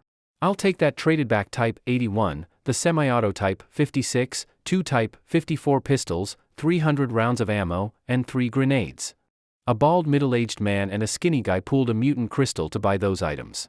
There was still some value left over in the crystal, so others quickly joined in to split it. Soon, with people forming small groups or going solo, most of the weapons Jiang Lushur had brought were sold off. Now, Jiang Lushur had only 1 submachine gun, 3 pistols, and 2 grenades left. And in his hands, he had gained 4 mutant crystals. For mutant crystals, that was equal to everything he had earned through hard fighting before. Once used, these mutant crystals would bring a huge leap in both Jiang Lushur's personal strength and the combat ability of his base vehicle. And Jiang Lushur didn't even lack the metal required to upgrade the vehicle. The base vehicle's storage space already held 100 tons of metal, saving the entire collection process. As long as he had the crystals, he could immediately enhance combat strength. Little brother, you're really something. Big sister is jealous, the beautiful 30-year-old woman who had been sitting next to Jiang Lushur said in a sweet voice. Jiang Lushur glanced at her. He didn't particularly like this overly familiar woman who always called herself Big Sister and others Little Brother, but he still smiled and said, I've got enough mutant crystals. The remaining guns and grenades aren't worth crystals anymore. I'll sell them for mutant meat. 1 ton for the submachine gun, 500 kilograms for the remaining 3 pistols. In this black market, not many people wanted pistols. With the police station around, pistols weren't scarce, especially the Type 64, which was too weak and often mocked as a pop gun or starter pistol. No one really wanted to sell or buy those. Only the Type 54 still had a market. 500 kilograms was about the going rate for a Type 54. As for the submachine gun, although weaker than a rifle, it was fine for shooting zombies, but much less effective against mutant beasts. The seductive woman giggled, Big sister is broke. I didn't bring much mutant meat this time, and I still have to buy a Type 81 and several hundred rounds of ammo from Boss Bai. But I really want your submachine gun and grenades. Though less powerful, the submachine gun had one big advantage, it used pistol ammo. In the apocalypse, due to its lower power, pistol ammo was much cheaper than the highly demanded rifle rounds. Jiang Lushur had sold most of his weapons, but the trading fair wasn't over. Others still had items to sell. Many people still had things they wanted to buy or sell. Jiang Lushur was no exception. He also had things to buy, related to his base vehicle's evolution, but he didn't think he would find them at this fair. The squad leaders in the room began taking out what they had for sale. But compared to what Jiang Lushur had brought out, everything else looked underwhelming. The items at the central table were somewhat better, but the squads at the 4 smaller tables had very ordinary things. Combat knives, bulletproof vests, military tents, many of these items didn't even attract a single buyer. Jiang Lushur took a liking to 2 tri-edged military spikes and bought them on the spot, one for himself and one for Ying. As for his sister, Jiang Zhuing, she preferred her special chain blade. That weapon wasn't cheap, the high-strength chain alone cost more than a rifle to make. He played with the spike in his hand. It felt heavy and solid. The refined blued finish made it hard to put down. If stabbed into someone, it would cause a massive bleeding wound, and even inject air into the body. Truly a deadly weapon. At that moment, Jiang Lushur noticed that nearly every squad had taken out items for trade, except the seductive woman. Noticing people looking at her, she gave a charming smile and said, Well, I wasn't expecting to get much for this, but I'm short on funds, so I'll have to sell it. As she spoke, she clapped her hands, and the door of the trading hall opened. 2 men pushed in a cart covered with a cloth. Seeing the cart her subordinates brought, many people were curious. What's that? As someone spoke, the 2 men pulled the cloth off the cart. It was a metal cage, about half a person tall. Inside was a curled-up girl.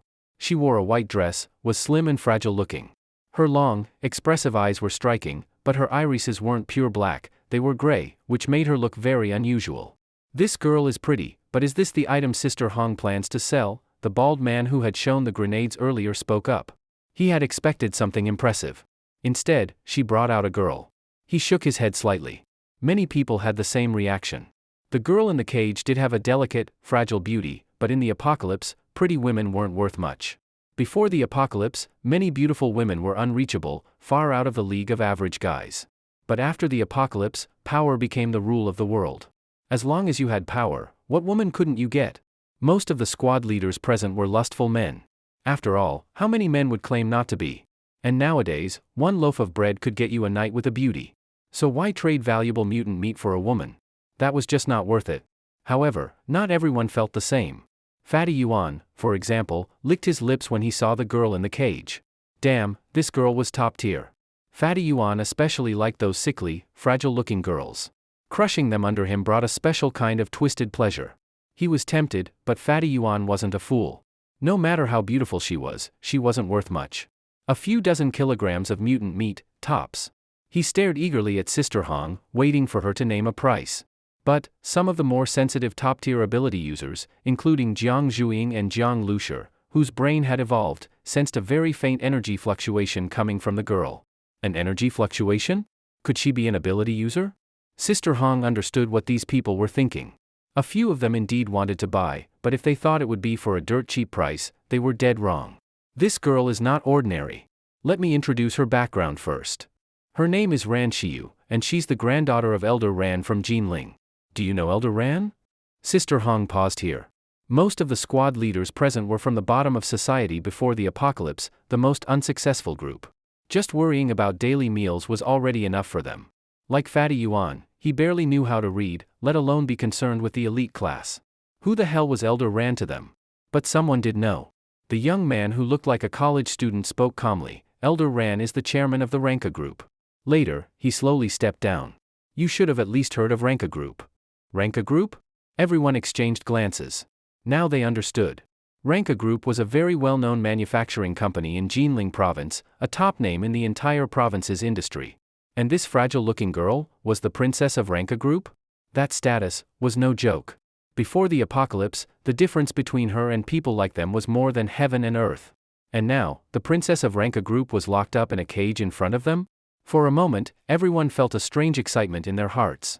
Especially Fatty Yuan, he couldn't even sit still. His face flushed red as he stared at Ran Xiu, squeezing the chest of the girl next to him. She winced in pain, her brows furrowed, but didn't dare resist.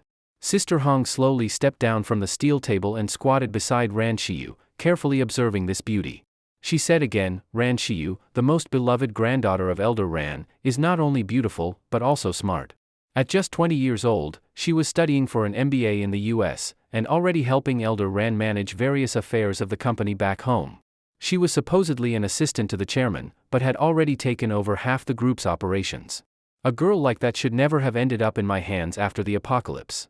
You should know, the military had originally set up a safe island. As an elite from a powerful family, she naturally had a chance to get on. But unfortunately, her father mutated on the way and killed her mother. After that, it was a tragedy. Sister Hong spoke slowly. Jiang Lushur was familiar with the safe island. Li Yusin's family had gone there before the apocalypse started. That opportunity was only given to high-level elites. But in the face of the virus, everyone was equal. Even elites could mutate into zombies on the way there. Once that happened, it was an automatic execution. In fact, many times even escorting soldiers mutated. If too many mutated in a squad, it could cause a total wipeout. Yeah, those sons of bitches abandoned us and ran for their lives. Too bad, humph. I'm doing better than them now. When I get the chance, I'll build my own country on this wasteland, lead an army to storm the safe island, capture those bastards, kill all the men, and the women, heh. A dark-skinned, bearded ability user cursed loudly. The government saving the elites had left deep resentment among those left behind. But it was also a pragmatic decision by the state. Sister Hong smiled but ignored the man. She continued, Ran Xiu barely escaped with her life. After many twists and turns, she ended up in my hands. And here's the special thing, she awakened an ability. When Sister Hong said this, the top-tier ability users weren't surprised, but the ordinary people were visibly shocked. Selling an ability user in a cage? Shouldn't she be recruited to fight? That'd be worth way more than a ton of mutant meat. Her ability is strange, it's mental type. She can communicate directly with people through the mind without speaking. But zombies have no consciousness. How can you talk to them? Ask them not to bite you? As for mutant beasts, totally useless. This kind of ability was basically worthless. In the end, Ran Shiyu was still just an ordinary person. But Jiang Lushur pondered slightly. A spiritual type ability, this was the first time he'd heard of such a thing. Was it really useless? Suddenly, the seductive woman laughed wickedly and said, because of her ability, Ran Shiyu has extremely strong mental power and sensitivity, far beyond normal people. If you take her to bed, tisk tisk tsk. She's incredibly sensitive. Plus, with mental contact, she'll give you an extraordinary experience. And I've confirmed, she's truly a virgin. Probably never even been in love. It's a pity I'm a woman. Otherwise, I'd have kept her for myself. Sister Hong sat on the cage as she spoke, her legs in stockings crossed, smiling mysteriously as she looked at the men. Mental powers, super sensitivity, high intelligence and management skills, once the princess of Ranka group, everything combined made her irresistible to the men here, especially those who were nobodies before the apocalypse. This was what they worked so hard for in the apocalypse, to become the strong, to rule others' fates.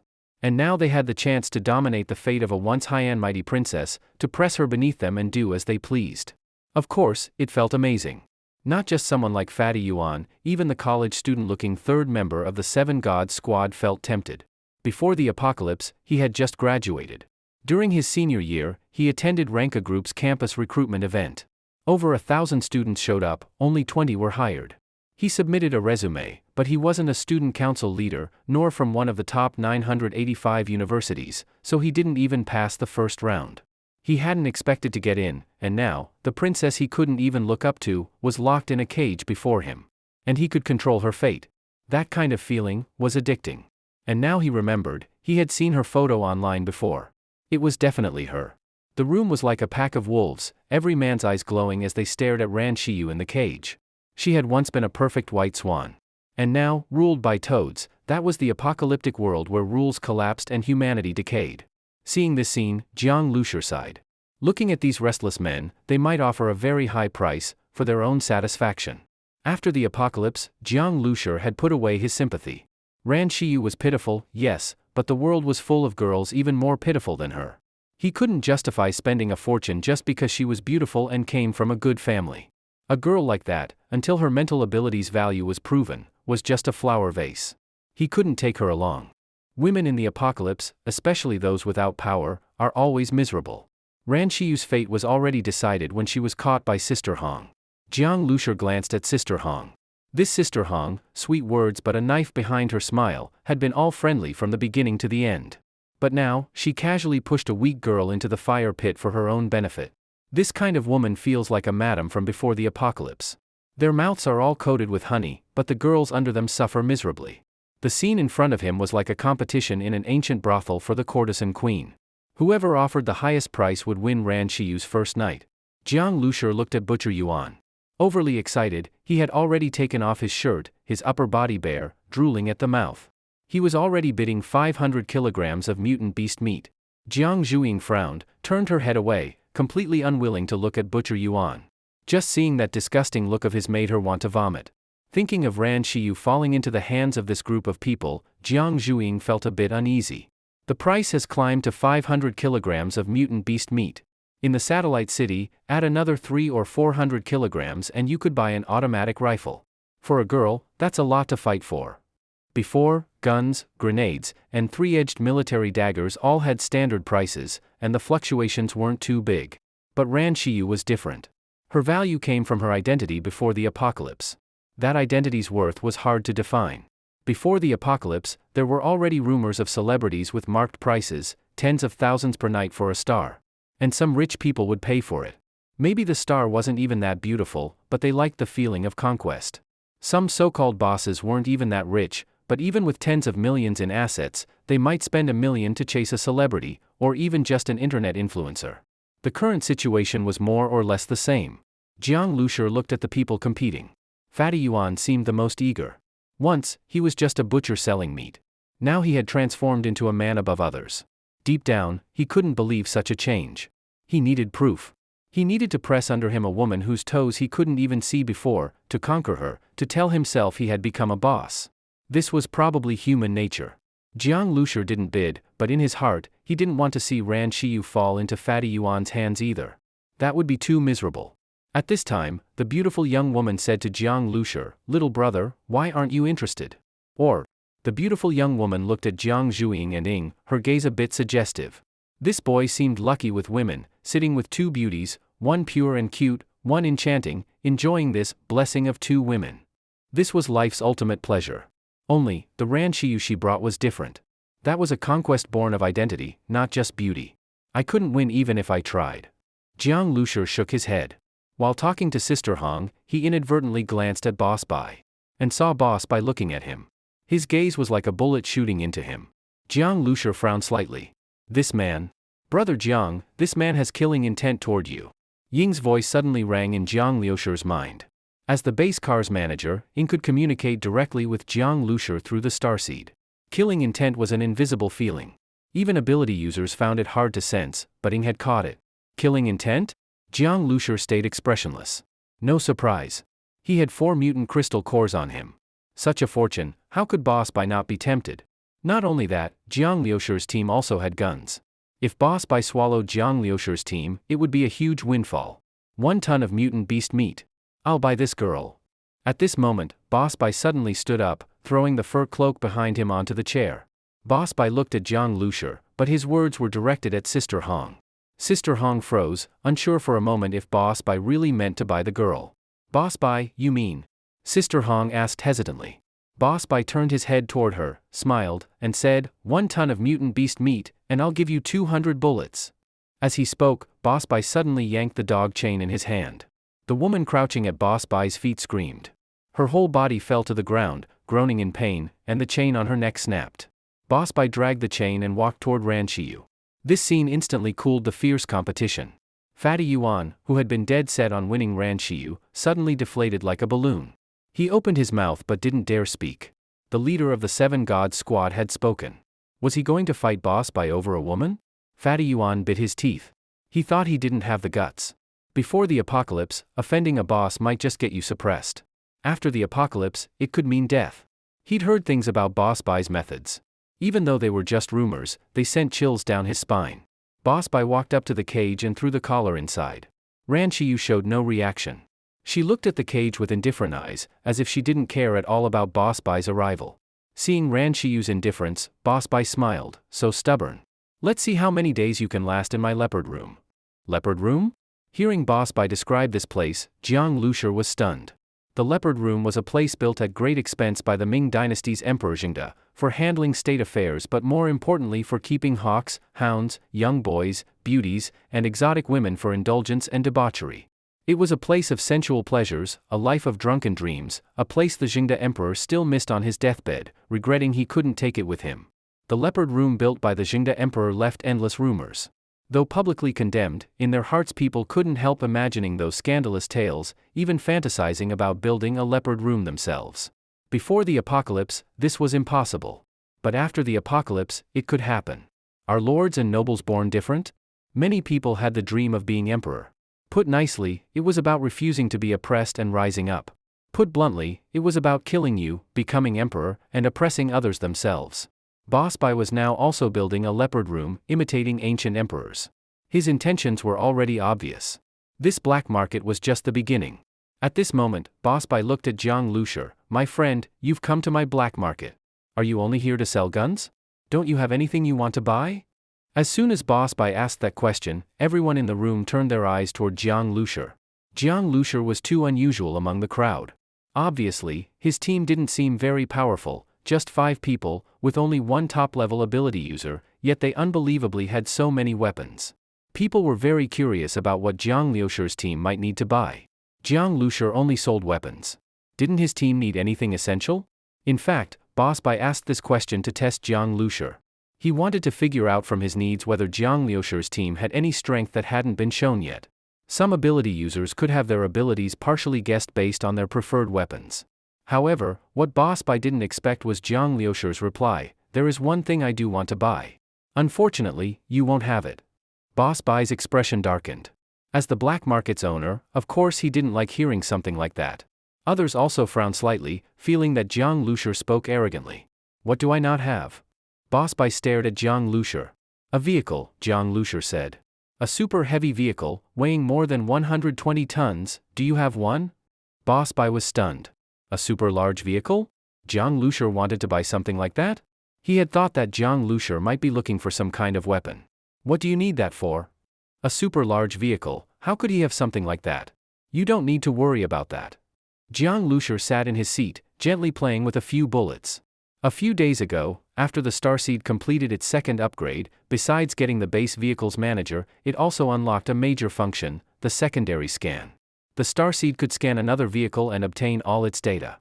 Before the apocalypse, due to limitations and lack of time, Jiang Liusher had only been able to pick a minibus to complete the modification. But now, he had the means to search for a better vehicle. So he hadn't used the secondary scan function yet. After all, once scanned, it couldn't be undone. If possible, Jiang Liusher wanted to choose many things, like an aircraft carrier. If he could pick an aircraft carrier, that would be amazing. If not, a nuclear submarine would do. A little less cool, but even a fighter jet or a main battle tank could work. But these overpowered things were all completely rejected by the Starseed. In fact, even without the Starseed, Ing could tell Jiang Liusher, "You're dreaming." After unlocking the second-level evolution, the Starseed could still only choose normal vehicles. They couldn't carry weapons themselves. Otherwise, the Starseed would have to integrate modern weapon tech, and combining that with its own weapons would be much more difficult. As for the main battle tank Jiang Liusher was thinking of, especially an aircraft carrier, that was out of the question at this stage of evolution. Especially an aircraft carrier, that burns heavy oil. Even in peacetime, heavy oil was considered national fuel reserves. In today's world, where would you even find that? Ordinary cars already drink fuel like crazy, calling an aircraft carrier an oil whale wouldn't even be enough. As for a more advanced nuclear-powered aircraft carrier, you'd have to go to America to find one. And Jiang Liusher's vehicle would need to support nuclear power for it to be converted. Although the road ahead was long, after listening to Ying's explanation, Jiang Liusher still felt full of confidence and expectation. Not even talking about a nuclear-powered aircraft carrier, just a nuclear-powered car would be insanely awesome. Before the apocalypse, let alone nuclear-powered cars, there weren't even nuclear-powered planes. Driving a nuclear-powered car, what would that feel like? Carrying a reactor with you, plus thick radiation shielding, how big would such a car need to be? What if he could build a land-based aircraft carrier? Just like many ability users in the apocalypse, once they had power, they started chasing emperor dreams. Jiang Liusher also had ambition. But he wasn't interested in forming factions or fighting for territory. What he wanted first was a mobile fortress. Maybe, in the future, it could become a super base for land, sea, and air. Of course, that was just thinking for now. The real priority was to be down to earth and find a suitable vehicle for the second scan. The minibus was fine for living, like an RV, comfortable for home and travel. But in terms of impact force and combat power, it was lacking. Jiang Liusher wanted a real steel beast that could crash through anything. On this point, Ing had also given Jiang Liusher a rough upper limit for modification. The Starseed modifies vehicles using its own unique energy. If the vehicle is too heavy, the energy gets spread too thin, weakening the strength. So for this second scan, there was a specific weight range. Although Jiang Liusher felt a bit annoyed about that, when he saw the tonnage calculated by the Starseed, he smiled. The range was 120 tons to 160 tons. What does that mean? Some oversized mechanical parts weigh over 100 tons themselves. To transport something like that, you'd need a specialized heavy cargo transport company, trucks with more than 20 wheels. These kinds of vehicles even need to apply for permission to cross bridges. Most bridges can't support them, the vehicle would collapse the bridge as soon as it drives over. Jiang Liusher wanted to find a super heavy truck, weighing over 100 tons, to ensure the second form of his base vehicle had enough collision power. But here came the problem. Where to find such an outrageous vehicle? Buying it at Boss Bai's black market? Impossible. But Jiang Liusher thought maybe he could at least gather some information here. A super heavy vehicle? Isn't that just a big truck? That's easy to find. I have a Dongfeng heavy-duty truck. When the trailer's full, it's as tall as a house.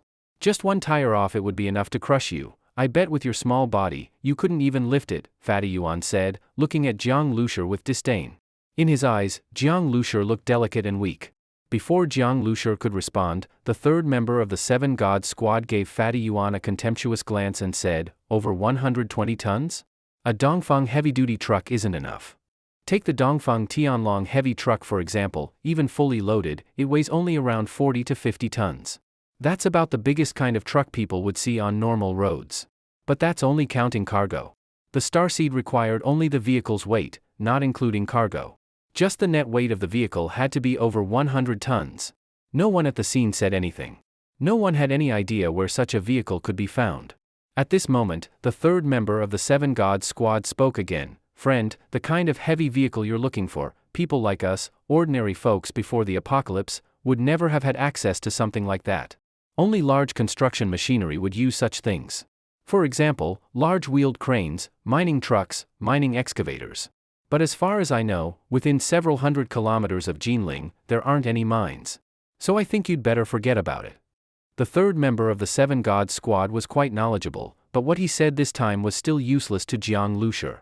Of course Jiang Lushur knew there were no mines around Jinling City. If there were, he could have found the way just by asking around. Why would he need to bring it up at the trade fair? So, no one knows anything? Jiang Lushur looked around at the people nearby. If anyone had information and it was real, he could trade mutant beast meat for it. But now, it seemed hopeless. In the whole hall, there were very few who even knew about the existence of heavy engineering machinery. Those who did said nothing. In the apocalypse, information was sealed off. People like Fatty Yuan had long been wide-eyed just listening. His impression of large vehicles stopped at container trucks. As for what heavy engineering machinery even was, he couldn't imagine it. There probably isn't anyone. The third of the Seven Gods shook his head. This kind of info, let alone knowing it, even making it up would be hard. These types of vehicles were so rare, and making up something in such a short time would be full of holes. With just a bit of investigation, someone could tell if it was true or not. Then forget it. Jiang Lushur shook his head.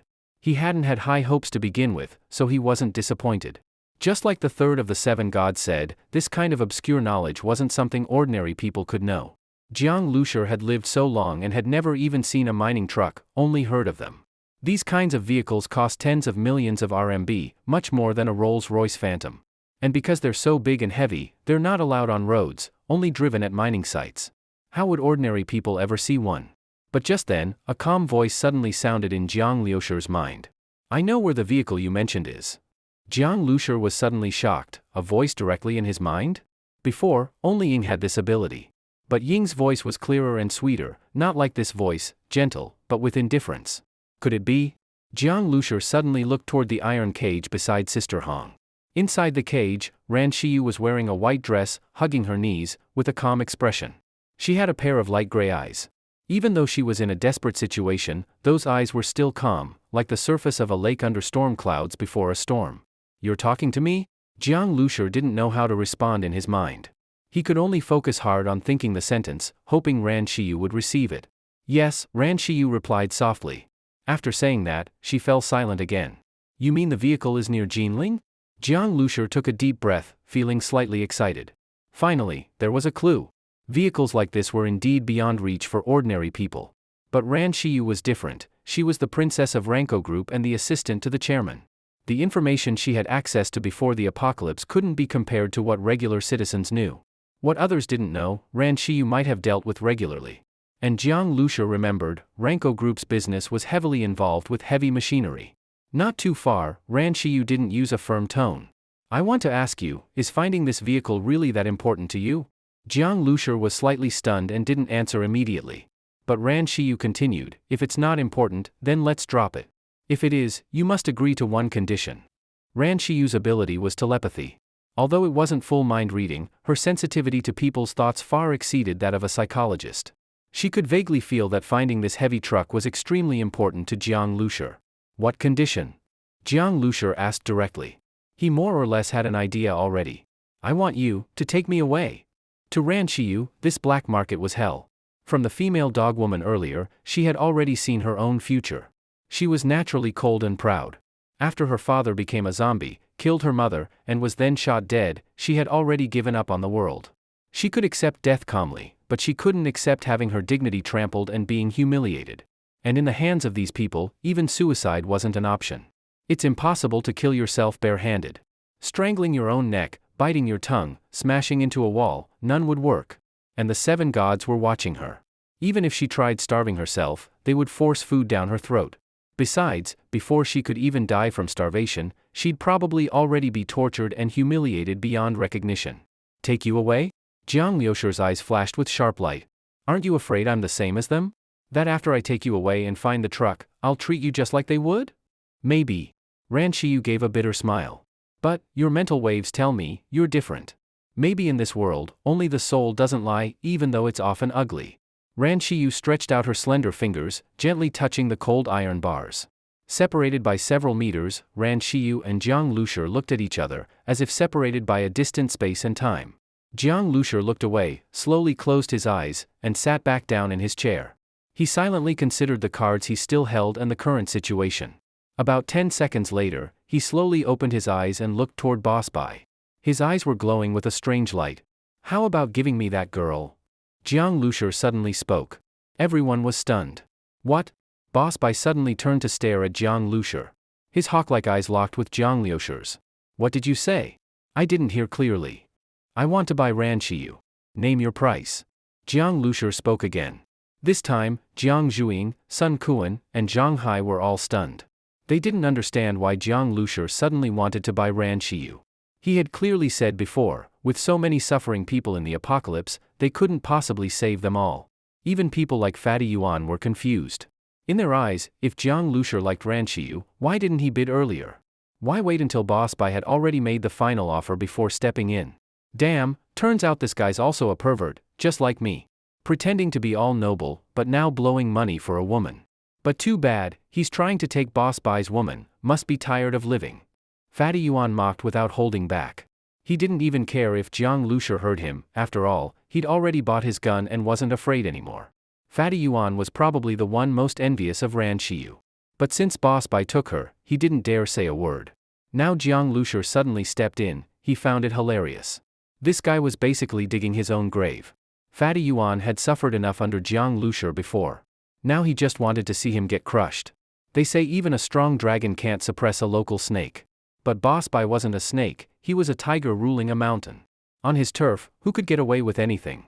This guy is done for. Let's see how Boss Bai deals with him. He actually plans to put a green hat on Boss Bai. Is he crazy? Someone else said gloatingly. If they couldn't have something, and someone else started fighting over it, even leading to death, that would be interesting. Ha ha ha. Boss Bai suddenly burst into laughter.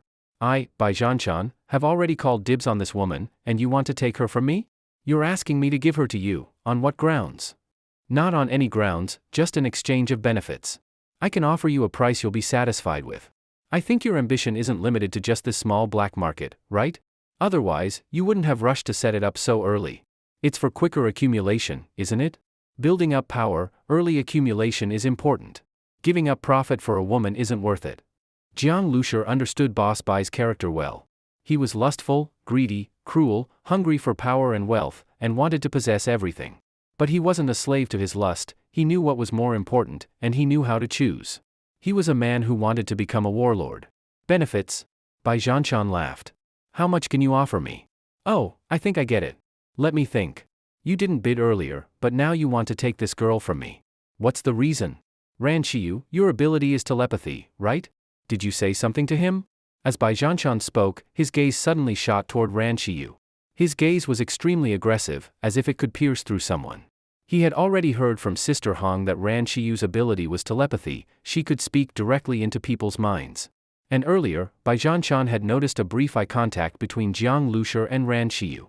To make Jiang Liusher change his mind, spend a large sum, and risk offending him just to buy Ran Shiyu, there had to be a reason worth that price. So how could he let Ran Shiyu fall into Jiang Liusher's hands so easily? Bai Zhanshan locked eyes with Jiang Liusher, who said nothing. Jiang Liusher had to admit, Bai Zhanshan had extremely sharp insight. Bai Zhanshan suddenly raised 4 fingers. For mutant crystal cores. Didn't you say you'd offer me benefits? Fine, I'll give you the girl. Buy her for 4 mutant crystal cores. As soon as Bai Zhanshan said that, the whole room gasped. For mutant crystal cores. Jiang Liusher had brought out so much weaponry earlier, and he had only sold it all for 4 mutant crystal cores. Now, Bai Zhanshan was asking Jiang Liusher to spit everything back out, principle and profit included. Calling it opening a lion's mouth wasn't enough, it was beyond outrageous. So domineering. Jiang Liusher's expression instantly darkened. The apocalypse was a world of power, where the strong took everything. Bai Zhanshan was strong. He'd bought first, so Jiang Liusher had let him name the price. But this price Bai Zhanshan gave was completely unreasonable. So you're saying, you really don't want to give her up? Jiang Liusher asked word by word. Ha ha ha. I didn't say that. For mutant crystal cores, you have them, don't you? But you don't want to spend them. You thought 1 or 2 tons of mutant beast meat would make me compromise? Then in the future, will anyone be able to take my woman just by offering some meat? And not just women, what about other things? Bai Zhanshan's face was full of disdain. He was a ruler. A ruler needed more than just profit, he needed authority. To walk the path of domination meant bloodshed. Gains and losses couldn't be measured by profit alone. He didn't like anyone he couldn't control, especially on his own turf. I'm indeed not limited to this black market. But first, wherever I stand, I make the rules, whether it's a broken down town or a ruined city. As Bai Zhanshan spoke, he stood up. Though his face was thin, his tall figure gave off immense pressure. Jiang Liusher still sat unmoving. The atmosphere in the room seemed frozen. Many people looked at Jiang Liusher, their faces showing gloating smiles. They all sensed that Jiang Liusher was in big trouble. Now, he had 2 choices in front of him, either give in, or die. Bai Zhanshan is really domineering. He wants Jiang Liusher to give up everything he earned in the black market. Of course, was Bai Zhanshan's money ever easy to earn? Well, the kid's to blame for being dumb. Carrying that much wealth but not knowing how to keep a low profile. And his team isn't even close to Bai Zhanshan's level. In that case, he still wanted to compete with Bai Zhanshan over a woman? He just gave him an excuse to strike. I think he's finished. He'll probably have to hand over those 4 mutant crystal cores. That's his money to buy his life. If he doesn't pay, he's dead. Someone whispered. The stuff Jiang Liusher had brought out before was too flashy. After selling it all for 4 mutant crystal cores, who wouldn't be jealous of that kind of wealth? Even if Jiang Liusher had left quietly before, the 7 gods squad might have targeted him, ambushing and robbing him on the road. And now? With this situation, there was no way he'd get out alive. For mutant crystal cores, pay them and live? Will he or won't he? Fatty Yuan was excited. It looked like this kid had gained nothing and would end up losing even his underwear. Fatty Yuan felt thrilled. But not everyone was as carefree as him. With this situation, everyone had different reactions. Most people, though jealous of Jiang Liusher's wealth before, now felt both gleeful and terrified. Boss Bai was truly a scary man. Trying to survive under him meant living in constant fear. Everyone present looked toward Jiang Liusher, waiting to see if he would submit or choose death. At that moment, Jiang Liusher was still sitting firmly on the steel chair, as if he didn't even realize the danger he was in. But Jiang Liusher knew better than anyone, today's incident, whether or not Ran Shiyu appeared, was never going to end peacefully. Even before he tried to buy Ran Shiyu, Bai Zhanshan had already revealed killing intent toward him multiple times. These 4 mutant crystal cores, Bai Zhanshan was never going to let them go. Competing over Ran Shiyu was just an excuse to act. Without that excuse, he'd find another. If he couldn't find one, he'd strike on the road. Jiang Liusher sat firmly in the steel chair. But behind him, Sun Quan and Zhang Hai had sweaty palms gripping their guns. They were scared too.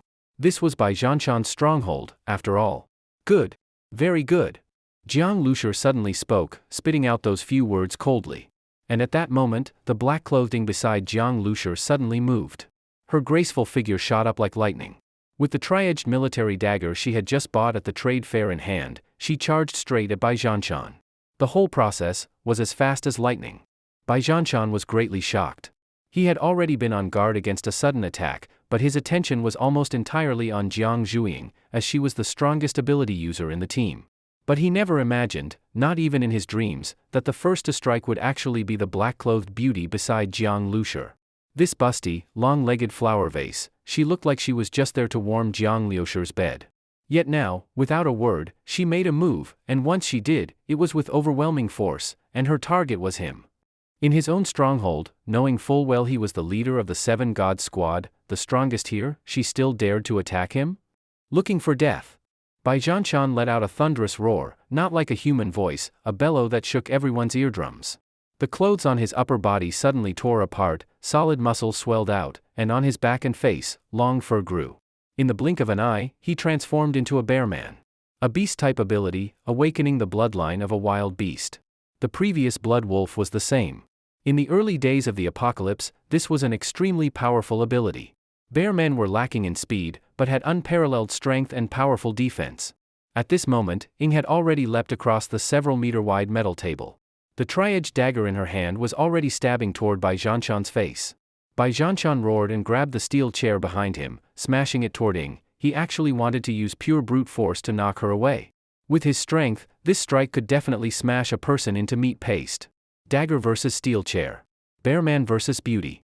A completely unbalanced clash, an intense visual impact.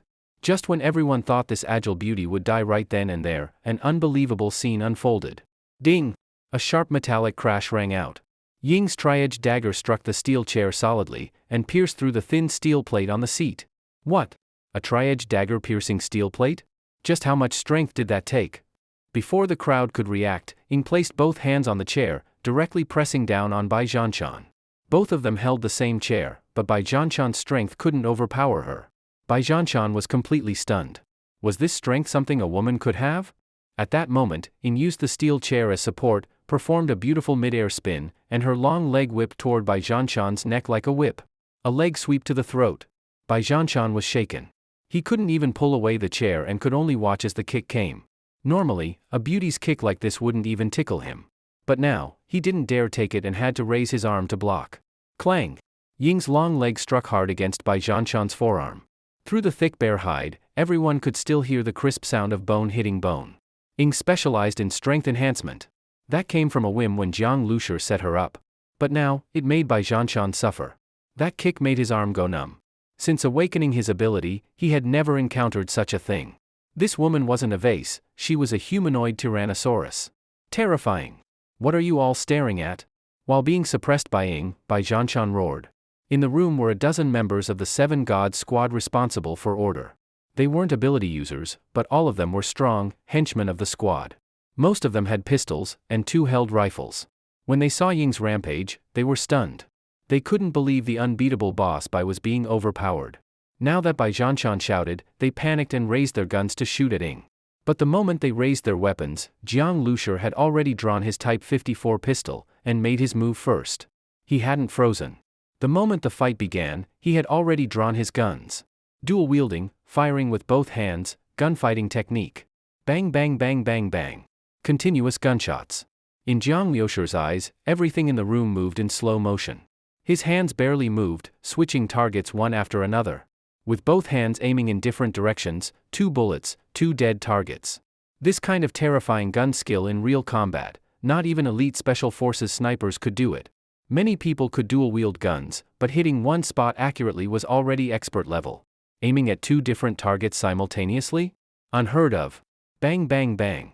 Blood sprayed. Every shot was fatal either to the heart or the head. In moments like this, Jiang Lushur practically became a cold-blooded killer. If he didn't kill, he'd be the one to die. In an instant, 6 people were taken down. The whole crowd was stunned by this shooting skill. Sister Hong's face turned pale. She never imagined this harmless-looking young man was so terrifying.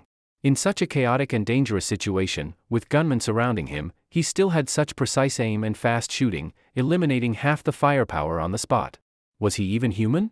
Not just Sister Hong, many other squad members had already ducked under the tables. Fatty Yuan, who had been shouting and yelling before, was now curled up in fear. Among the people here, Fatty Yuan was considered strong. But facing Ying and Jiang Lushur, these monsters, he didn't have the guts to get involved. And even if he did, what good would it do? He might just die. After Jiang Lushur eliminated 6 gunmen, 6 remained, and they were now raising their guns. But at that moment, a wave of blue-white electricity flashed in front of them. 3 gunmen were caught in the current, screaming as they convulsed violently. One of them was charred in an instant. How could raising a gun be faster than electricity? Jiang Zhuing held a katana, swinging her chain. It flew through the air, forming an electric net everywhere it passed. The remaining 3 gunmen finally got their chance to fire, but Ying had already leaped behind a large steel table. Made of welded steel and weighing 600 or 700 kilos, the table was kicked up by Ying with 1 foot, and she followed up with a spinning side kick. The steel table flew out like a toy. Boom boom boom. Several gunmen were smashed directly by the steel table. That massive table, spinning and smashing into them, bones were crushed, tendons snapped, blood gushed. Holy shit! Someone in the crowd shouted. What kind of strength was this? Was she still human? Some people dropped to the floor and hugged their heads, signaling, "This has nothing to do with me, don't shoot me." Sun Quan and Zhang Hai also opened fire. The two of them were the weakest, with slower reaction speeds. Plus, the scene was chaotic. The two of them only managed to kill one gunman together, but the sound of the automatic rifles was still very intimidating. More people instantly covered their heads and hit the ground, trying to avoid the rain of bullets. Just then, boom! The back brick wall of the trading hall was smashed through by Bai Zhanshan. He had burst through it. He ran away. Bai Zhanshan ran? Just moments ago, Bai Zhanshan was mighty, domineering, thinking he had everything under control. But after the black-clothed, long-legged beauty suddenly struck, the situation turned sharply, and he actually couldn't beat her? And next, with the tide turning quickly, Bai Zhanshan actually ran away without hesitation. They say even a strong dragon can't suppress a local tyrant, but now, even the Tiger King of the mountain got wrecked. "We're leaving." Jiang Lushur gave the order without hesitation. In this situation, though it looked like they had won completely, in reality, they hadn't. This was Bai Zhanshan's territory. The gunmen they killed were just regular people, but Bai Zhanshan's power was far beyond that. For this trade fair, only 2 of the 7 God Squad's ability users were present. If the others joined in, things would get messy. Not to mention, Bai Zhanshan had numbers and guns. If he gathered his men, blocked the doors with assault rifles and opened fire, then even if Jiang Lushur had 3 heads and 6 arms, he'd be riddled with holes. Ying said nothing. She appeared in front of Ran Shiyu like she had teleported. Sister Hong was right next to the cage at that time, already scared out of her wits. "That key," Sister Hong stammered. She had just started to speak, wanting to hand over the key. At this point, how would she dare to stop them? But before she could finish a single word, Ying had already reached out, grabbed the iron cage, and tore it open. This scene made people's eyes nearly pop out. Iron bars as thick as a child's finger were ripped open by Ying with brute force. This big-busted, long-legged woman, who looked like she was all soft meat and silky curves, had swept aside a bear man, kicked a steel table, and now torn open an iron cage. What the hell was this woman? Forget others, even Ran Shiyu, inside the cage, who was always emotionally detached and hopeless about the world, now had wide eyes, looking at Ying like she was a war goddess. This girl, so strong. Or rather, the 3 leading members of Jiang Lushur's team were all strong. Ran Shiyu had powerful spiritual sense. From beginning to end, she saw the whole fight clearly. Whether it was Ying's speed and terrifying strength, Jiang Lushur's godlike dual-wield shooting, or Jiang Zhuing's electric attacks, it all shocked her. She had originally asked Jiang Lushur to take her away as a desperate gamble. She didn't expect Bai Zhanshan to be so domineering, nor that Jiang Lushur would carry such valuable gear. Just mentioning her had triggered a life-or-death battle. At first, when she saw Jiang Lushur being pressured by Bai Zhanshan, she had regretted making the request. But never could she have imagined things would turn out like this. In just 2 or 3 seconds, the 3 of them stunned everyone. Their strength was terrifying. "Get in the car. Abandon the SUV and freezer truck for now," Jiang Lushur quickly said. The base vehicle was parked just outside the door. Ying picked up the frail-bodied Ran Shiyu with one hand, like she was lifting a doll. The group rushed toward the base vehicle, including Sun Quan and Zhang Hai. The freezer truck was still parked outside the black market. Sun Quan and Zhang Hai were blushing. In the earlier fight, they had hardly contributed. But it wasn't really their fault, they were still limited in strength, and their shooting skills weren't great. In such chaos, how could they aim properly? Ying carried Ran Shiyu in one hand, then made a swift leap toward the base vehicle. But the vehicle door hadn't opened yet. Ran Shiyu widened her beautiful eyes, staring at the minibus door rapidly approaching. She was about to slam into it. Since Ying was holding her, she'd be the first to hit. At that speed, she'd definitely get badly hurt. She had no time to react. But just then, the minibus door opened by itself, and the next moment, Ying had already entered and tossed Ran Shiyu onto the sofa in the small lounge. Ran Shiyu was a little dazed from the throw. The minibus, opened by itself? And opened so fast, she had thought she was about to crash, even instinctively closed her eyes. The next moment the door opened wide. This was too unbelievable. She held onto the back of the sofa and sat up. Then she finally saw the surroundings. Inside this minibus, it was a fully equipped, beautifully decorated RV. Though not large, it had a bedroom, bathroom, and kitchen. Of course Ran Shiyu had seen luxury RVs, and even stayed in them. But during the apocalypse, she had suffered so much: hunger, filth, cold, exhaustion, fear, despair. She had even been caged many times. After all that, to suddenly be thrown into such a clean and well-equipped RV, it felt like a dream to her. And then she saw Ing sit down in the driver's seat and start the engine. Ing was actually the driver of the minibus. This long-legged beauty was now in charge of the wheel. Driving a minibus was much harder than a regular car. And this was during a crisis. Surely the Seven Gods squad would come chasing. There was sure to be a battle on the road. Driving skill would be critical. This girl in black was just too capable. At that moment, Jiang Zhuing, Jiang Lushi, Sun Kuan, and Zhang Hai all got in. The black market roads were narrow, so only the minibus and SUV had come in. The large freezer truck was still outside. We're abandoning the freezer truck? Sun Kuan and Zhang Hai felt regretful. It still had supplies and tons of mutant beast meat. From their perspective, rushing out in the minibus meant no time to drop them off and go start the freezer truck. That truck was their mobile base, built with great effort and resources. Sure, it couldn't compare to Jiang Liushi's minibus, but compared to a regular SUV, it was already great. To compare it with Jiang Liushi's vehicle was asking for punishment. Who said we're abandoning it? Jiang Liushi's mouth curled slightly as he spoke, but his eyes flashed coldly. Since they made a move, they'll have to pay the price. Sun Kuan and Zhang Hai were stunned. By then, Ing had already started the vehicle, and the minibus roared forward like a wild beast. There were stalls everywhere in the black market, but after hearing gunshots earlier, and seeing Bai Zhanshan charge out like a raging bear, the crowd had already fled in panic. So now, there was no one blocking the way. Naturally, Ing floored the gas pedal. Everywhere the base vehicle passed, stalls were smashed aside, as it roared straight through the black market. Very quickly, it hit 100 kilometers per hour. As the manager of the base vehicle, Ying's driving skills were, of course, excellent. Now that the base vehicle had reached its second form, it could already drive autonomously. But in autonomous mode, the base vehicle was like a precision machine. It could perfectly avoid many obstacles, but its responsiveness was lacking. It lacked intelligence and thought. If Ing was driving, those shortcomings could be made up for. As for Jiang Lushi, since he had activated brain domain evolution, in terms of reaction speed, he was even faster than Ing. With the correction from the starseed and the brain domain working together, his driving skill was no worse than Ying's, possibly even better. In the blink of an eye, the minibus had rushed out of the black market. Stop! Stop! The guards at the black market gate raised their guns to block the vehicle. They still didn't know what had happened inside the trade hall, only that they had heard gunshots. But as the minibus roared toward them, about to knock them down, how could they dare stand in the way? They quickly dodged aside in panic. Whoosh! Like a jet engine roaring, the minibus blasted through. The gust of wind it kicked up almost knocked the two guards over. They stared, dumbfounded, at the minibus speeding away. Was that really just a minibus? Just from the trade hall to the gate, it had already accelerated to such a terrifying speed? What the hell is going on? The black market was in chaos. Among the Seven Gods Squad 7 ability users, 5 were currently still at the market, including leader Bai Zhanshan, fourth brother Black Blade, and third brother, the young man who looked like a college student, named Su Yang. The other 2 were slightly weaker ordinary ability users. At that moment, under Bai Zhanshan's lead, Bai Zhanshan, Black Blade, and Zhou Ping jumped into an off-road vehicle. Bai Zhanshan, covered in dust, was still in his bearman form. Chase! Bai Zhanshan roared in fury, overflowing with killing intent.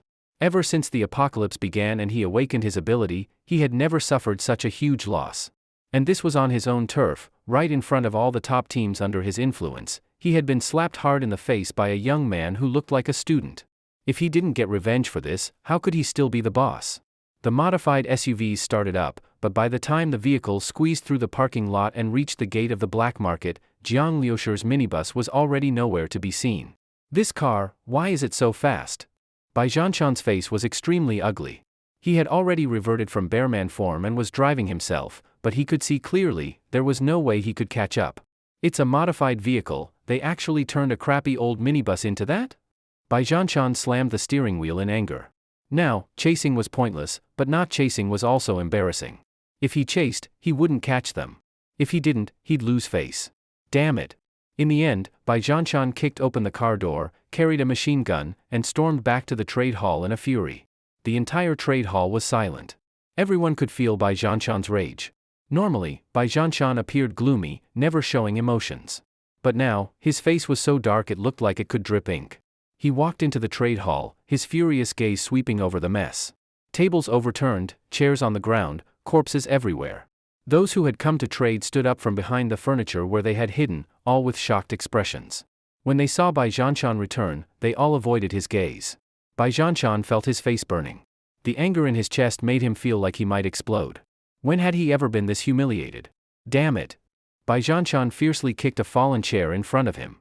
The chair was badly deformed from the kick and clanged loudly as it hit the floor. Everyone stood watching him in silence, not daring to speak. Call second brother back. After a moment of silence, Bai Zhanshan spoke in a deep voice. The second brother of the Seven Gods Squad, Bai Pinghai, was Bai Zhanshan's younger brother. Although Bai Pinghai was a member of the Seven Gods Squad, most of the time he was stationed at the armed police base in Lan County. Originally, Bai Pinghai wasn't a police officer, just an ordinary office worker. After the apocalypse began, both brothers awakened abilities, and Bai Pinghai became an important figure at the Lan County Armed Police Base. It was said that the head of the armed police base had personally invited him. Bai Pinghai was a mysterious man, but clearly very powerful. Otherwise, the base wouldn't have formally invited him. The fact that the Seven Gods Squad could occasionally smuggle out military weapons also had to do with Bai Pinghai's presence at the base. Most of the guns and ammo from Lan County came from the armed police base. Unlike the satellite city of Jinling, which was built by surviving state forces, this armed police base was formed by a local unit from Lan County, who had banded together after the apocalypse. They were now no longer connected to Jinling's military. They were a separate power in the post-apocalyptic world. Calling Bai Pinghai back? Looks like Boss Bai is really mad. Someone in the crowd whispered. But if I were that guy, I'd just run as far as I could and hide somewhere. The world's such a mess now, how could they even find anyone? Someone else disagreed. Jiang Liusher's group were newcomers. They hadn't been living in the area and didn't rely on local resources. As long as they didn't come back to the black market, why fear Bai Zhanshan? Heh, that's easy to say. But if that were the case, why would Bai Zhanshan call his brother back? Bai Pinghai has been stationed at the armed police base. I heard there are even criminal investigators from the county police staying there. Bai Pinghai might bring a few detectives, track down clues, follow the trail, and catch that guy. Right. Criminal investigators have some terrifying methods. Just from tire tracks alone, they can find all kinds of stuff we don't even understand. I think that kid's probably going to get found. And once they do, Seven Gods Squad, Bai Pinghai, and armed police backup? There's no way he'll escape again. And once he falls into Bai Zhanshan's hands. Just thinking about it gives me chills. Just a few days ago, someone who had offended Bai Zhanshan had been tortured and hung up at the black market gate for public viewing. Almost everyone who came and went had seen it. Bai Zhanshan had even kept him alive on purpose so more people would see him. It was said the handiwork was done by Bai Pinghai. The man's skin had been peeled off, his flesh carved away, leaving only thin, hair-like veins crisscrossed like a spider web. His internal organs were exposed, and his beating heart was visible. The technique was more precise than a top surgeon's. Hard to imagine someone so cold-blooded could calmly perform such torture while the victim screamed in agony. Even the ruthless squad members watching had felt their scalps go numb. If Jiang Liusher and his group ended up in the hands of the Bai brothers, their fate would only be worse. Jiang Liusher sat in the front passenger seat. While Ling drove, he wasn't idle. He directly pulled up the starseed evolution panel. Detected, for level 1 mutant crystal cores. Can be used to activate base vehicle evolution. Base vehicle evolution. Finally, another evolution could begin. Jiang Liusher felt very excited inside. He had spent so much effort for this evolution. After the life-and-death battle with the Blood Wolf, after obtaining weapons, driving the base vehicle from Jinling to Lan County, then selling at the Lan County black market and making the black market boss so jealous, that was how he exchanged for these 4 crystal cores. With these 4 crystal cores, Jiang Liusher felt he could start a modification he had long been waiting for. Although the base vehicle had unlocked the second scan, allowing him to search for a mining truck, the original minibus would not be lost. It would be kept as the first form of the base vehicle. The newly added mining truck would only be the second form. And the first form of the base vehicle would be the most stable, the most flexible, and also the most energy efficient. In the future, most of the time, whether for travel or living, Jiang Liusher would use the first form, the minibus. The mining truck would only be used in critical crises. Each vehicle had its own advantages. Not to mention anything else, just the mining truck's weight alone meant it didn't dare cross bridges when empty. When fully loaded, it was terrifying. Ordinary asphalt roads couldn't handle it, they would be crushed directly. And with that ultra-wide body, one vehicle took up 4 lanes. What to do if encountering an alley? As for fuel consumption, its fuel use per 100 kilometers could reach more than 1,000 liters, and that was as a normal vehicle. After starseed modification, fuel consumption might go even higher. If it reached 2,000 liters per 100 kilometers, Jiang Liusher's 10 cubic meter spare fuel tank, even if filled entirely with diesel, would only run 500 kilometers. So the first form minibus would have to continue being used. In the ruins of the apocalypse, its agility and low energy consumption were the most practical. Opening the panel, a series of choices appeared in front of Jiang Liusher. Reinforced armor, reinforced tires, reinforced air cannon, added mechanical arms, and so on. Jiang Liusher swept his eyes over them. Among these, the one he cared most about was reinforced tires. Once the tires reached reinforcement level 1, the rubber of the base vehicle's tires could be upgraded to high-temperature fireproof rubber. Inside each tire were hundreds of bulletproof airbags. Even if dozens broke, it could still keep driving. Fireproof tires, this was something Jiang Liusher really needed. Right now the base vehicle had a copper head and iron body, but its tires were the weak point. Once a tire burst, all its power was useless.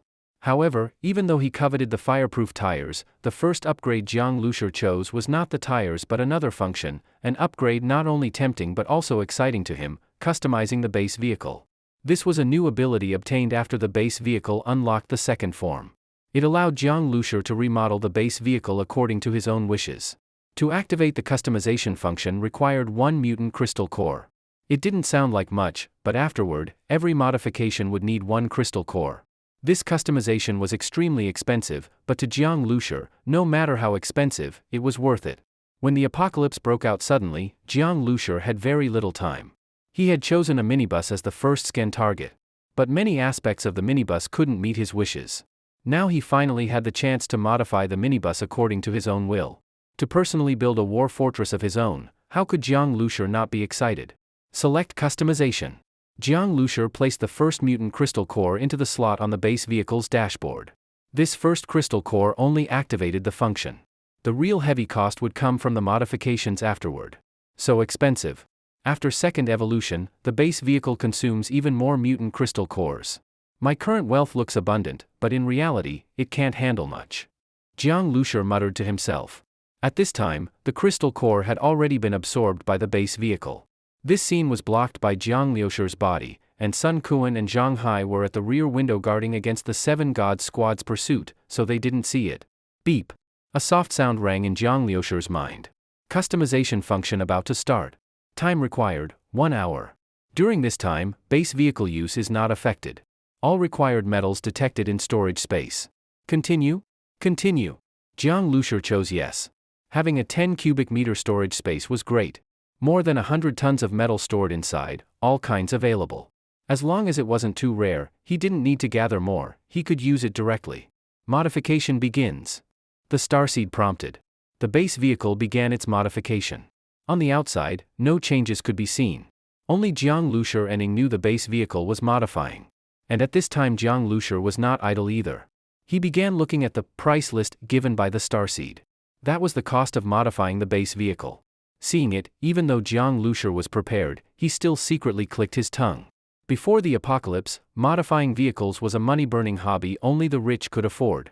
He hadn't expected that after the apocalypse, modifying the base vehicle was just as costly. Base vehicle modification was a long process. The consumption of mutant crystal cores was terrifying.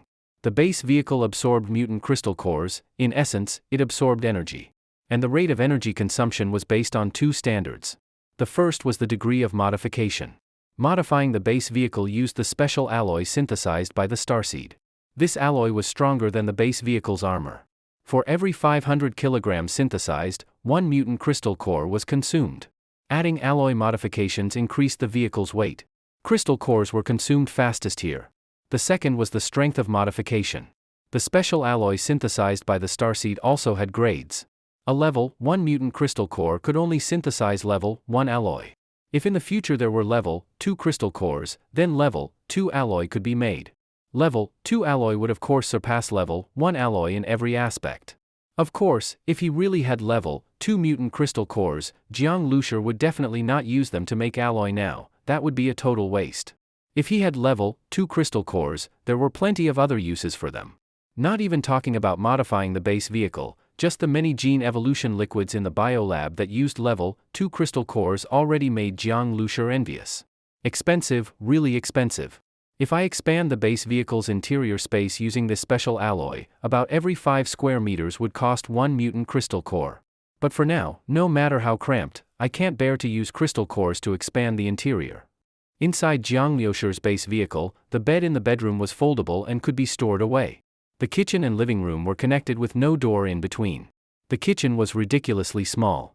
The bathroom was in the corner of the minibus, hard to even turn around once inside. After all, it was a minibus. How much interior space could it have? However, if Jiang Lushur had used a larger vehicle for the first scan instead of a minibus, even though the space would now be larger, it doesn't necessarily mean that the base vehicle's performance would be significantly improved. After all, the energy from the first scan by the starseed was limited. If it was used to modify a smaller vehicle, the energy density would be higher, making it stronger. If used on a larger vehicle, the interior space would be bigger, but the energy density would be lower. And if Jiang Lushur wanted to replace the original vehicle body with level 1 alloy, the cost in mutant nuclei would still be 1 nucleus per 5 square meters, more expensive than real estate in Zhonghai. The special alloy produced has outstanding performance in all aspects, and its impact resistance far exceeds that of previous vehicle materials. A vehicle body made from it performs far better than before.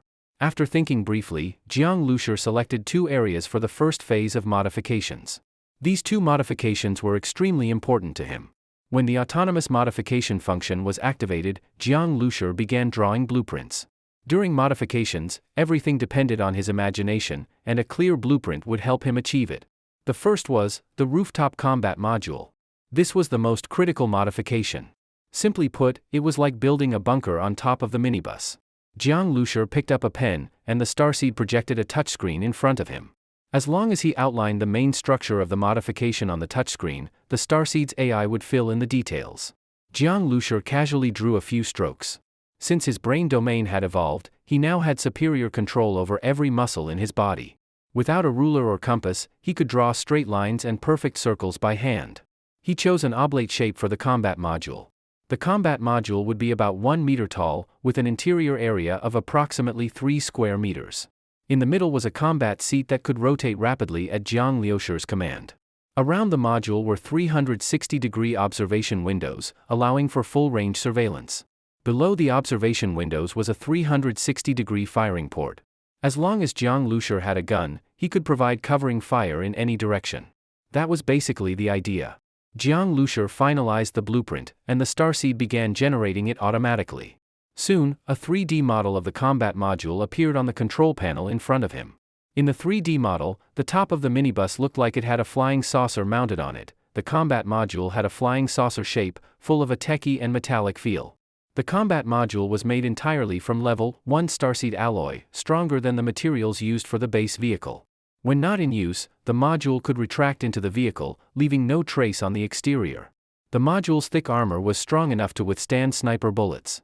Inside the armor was a layer of soft buffering material, to prevent Jiang Lushur from being injured by hitting the metal shell during vehicle movement. This was it. Jiang Lushur confirmed the selection. Now with the combat module set, there was another item he had long wanted. After enabling autonomous modification, he finally had the chance to add it. A battering ram. In ancient times, warships had long battering rams in the front to smash enemy ships. With a battering ram installed, the base vehicle's impact force would far surpass what it had before. However, such a ram required extremely strong steel and solid welding with the base vehicle. The modified base minibus had an integrated body. For Jiang Lushur to weld on a few rams himself was a highly technical job. If done poorly, the ram could snap off on impact. And more importantly, the ram needed a supporting frame. It couldn't just be stuck onto the vehicle's outer shell. Ancient warships had rams attached to their keel, which was the most solid design. Otherwise, when the ram hit the enemy ship, the force could crush the ram itself. The enemy's ship might stay intact, while their own ship got damaged, with the ram even shoved back into the broken hull. So installing a ram required an internal alloy frame in the base vehicle, so that during a collision, the impact force would be distributed through the alloy structure, preventing an embarrassing scenario where the ram gets pushed into the front of the vehicle. The ram was selected. A V-shaped steel plate would be added to the vehicle's front. In the center of the V, a main ram would be mounted, a square metal cone made of 200 kilograms of alloy. The cone wasn't long but was very thick, making it better at withstanding impact. Around the main ram would be auxiliary rams, shorter square cones, 4 on each side, forming a V shape from center outward, with each one shorter than the last. The entire battering ram looked powerful and imposing. Over 300 kilograms of level 1 alloy was used for the ram, and another 200 plus kg was used for the supporting frame, barely enough. 3 mutant nuclei were spent on the entire base vehicle modification, 1 to activate the function, 1 for the combat module, and 1 for the ram. At the same time, the vehicle's storage space lost 4 to 5 tons of metal. Jiang Lushur still had over 100 tons of metal in storage, so 4 to 5 tons wasn't a big deal. But later, if he wanted to modify a mining truck, the amount of metal required would be enormous. Thinking of that, Jiang Lushur let out a breath. As the base vehicle grew stronger, the resources it consumed would also become scarier. Base vehicle modification function activated. Remaining progress, 60%. The starseed's voice rang in Jiang Lushur's mind. From activation to completion of the modification, it would still take an hour or 2. He wasn't in a hurry. No need to drive so fast. They probably won't catch up. We'll be heading back later anyway. No point going too far. With driving, the base vehicle tore through the roads. Jiang Lushur figured that by the time the 7 Gods squad saw the vehicle's taillights, they'd already given up chasing. Although they likely wouldn't chase anymore, Jiang Lushur wouldn't let the matter rest either. Bai Zhanshan had tried to kill him, how could Jiang Lushur just let that slide? Still, since the base vehicle was under modification, he was willing to be merciful and let Bai Zhanshan live a bit longer. After finishing the blueprints, Jiang Lushur stretched and got up, looking at the small living room in the base vehicle. Zhang Hai and Sun Kuan were on alert by the rear window. Jiang Zhuing held her samurai sword like a warrior, guarding another window. Ran Shiyu sat obediently on the sofa. Dressed in a white dress, her figure was delicate and her face pale. Her jade-like hands rested on her knees. Suddenly being brought into this clean, bright, comfortable yet unfamiliar environment made Ran Shiyu feel a bit reserved. In fact, although Ran Shiyu was extremely intelligent and once assisted her grandfather in managing a business empire with 2,000 employees, she herself had not developed the aura of a career woman. Ran Shiyu was still just an intern and had never appeared in public. She only worked as a behind-the-scenes assistant, so in terms of temperament, she still looked like the girl next door. Even at the company, she was just like an ordinary female student, far from being some queen of the business world. Want some water? Jiang Lushur could tell that Ran Shiyu hadn't fully recovered from the previous trauma. When he saw her in the cage earlier, her eyes looked calm and indifferent, but at the same time filled with desolation and hopelessness. Now, there was finally a bit of light in those gray eyes. Thank you. Ran Shiyu took the water Jiang Lushur handed her. The cold and smooth touch of the metal surprised her. It was a can of cola. Ran Shiyu knew very well what a can of cola was worth in this world now. It was an absolute luxury. Before the apocalypse, there were luxurious drinks too, like the wines she had seen priced at tens of thousands. But those wines were mostly for show, and even when drunk, it was more for the mood than the taste. They weren't necessarily that delicious. But a can of cola in the apocalypse was different, people would literally kill for one. Even Ran Shiyu, holding this can, had a strong urge to drink it. She was indeed thirsty, and after long-term malnutrition, she desperately needed sugar. She carefully pulled open the can and took a small sip. It was hard to describe what it feels like for someone who had gone hungry for days to suddenly taste sweetness. Her whole body felt light, and her blood seemed to flow faster. But to Jiang Lushur, this can of cola didn't mean much. He had much more valuable supplies and food. This cola was just something he had picked up from a small shop along the way. Noticing that Ran Shiyu was hungry, Jiang Lushur casually grabbed a piece of last night's roasted meat, put it in the microwave, and heated it up. When the microwave started, Ran Shiyu was shocked. She forgot about drinking cola and stared in surprise at the lit-up microwave. Using a microwave after the apocalypse? Electricity had long been cut off. But on this vehicle, there was still a working microwave? Looking around, she saw the fridge was also powered. Nearby was an iPad charging. The iPad screen was set to stay on, paused halfway through an anime. With a modern RV, a comfy sofa, and a can of cola in hand, Ran Shiyu almost felt like the apocalypse had never happened. Ding! The microwave beeped, snapping Ran Shiyu out of her daze. The heating was done. Jiang Lushur took out the plate of golden, juicy roasted meat and placed it in front of her. It was leftover from last night, but the mutant beast meat was so tender that, even after sitting overnight, once microwaved, it still tasted just as crispy and delicious. Eat. Jiang Lushur sat across from Ran Shiyu, both arms resting on the back of the sofa in a relaxed posture. Is this mutant beast meat? Ran Shiyu asked cautiously. She hadn't eaten it before, but she could tell it was different from normal meat, just the rich aroma alone was far beyond ordinary roasted meat. Jiang Lushur nodded. Mutant beast meat was the energy source for ability users and a necessity. The consumption was also huge. One ability user could eat several pounds in a single meal and still need more during battle. Many survivor teams had some mutant meat, but they were living tight themselves and wouldn't even give leftovers to ordinary people. But a leftover piece of meat meant nothing to Jiang Lushur. However, to Ran Shiyu, it once again showed the strength of Jiang Lushur's team. Ran Shiyu picked up the chopsticks, took a piece, and placed it in her mouth. The meat melted instantly, full of juices but not greasy. Even without being hungry for days, this would still be top-tier delicacy. Ran Shiyu ate slowly, in small bites. She was indeed very hungry, but she didn't eat ravenously. Instead, she gave off a quiet and calm aura. She silently finished the whole plate of mutant meat. From the cage under Sister Hong's control to this vehicle, it really felt like going from hell to heaven. Thank you for saving me. Ran Shiyu looked up at Jiang Lushur. Her spiritual power was different from others. Just by looking into someone's eyes, she could sense many of their thoughts. She stared into Jiang Lushur's eyes, but they were like a deep, calm pool, pure, but unreadable. Miss Ran, no need to thank me. This is mutual benefit. If it's convenient, can you tell me about that mining truck? Jiang Lushur asked. He believed Ran Shiyu wouldn't lie to him, it was instinct. And in the apocalypse, it was foolish for the weak to lie to the strong. Okay, Ran Shiyu began. Her pale gray eyes flickered as she calmly explained the mining truck. The Ranku group I belonged to was originally a machinery manufacturing company. Among the 12 large and small projects the group had, one was related to mining. Ranku Group was responsible for producing and assembling a batch of tricone drill parts. After assembly, they were shipped via the Yangtze River to the mining company. To save transportation costs, the mining company purchased a Caterpillar 793 mining truck to be shipped together with our drill parts. At the time when the apocalypse began, the cargo ship was docked at Jinling port for the handover.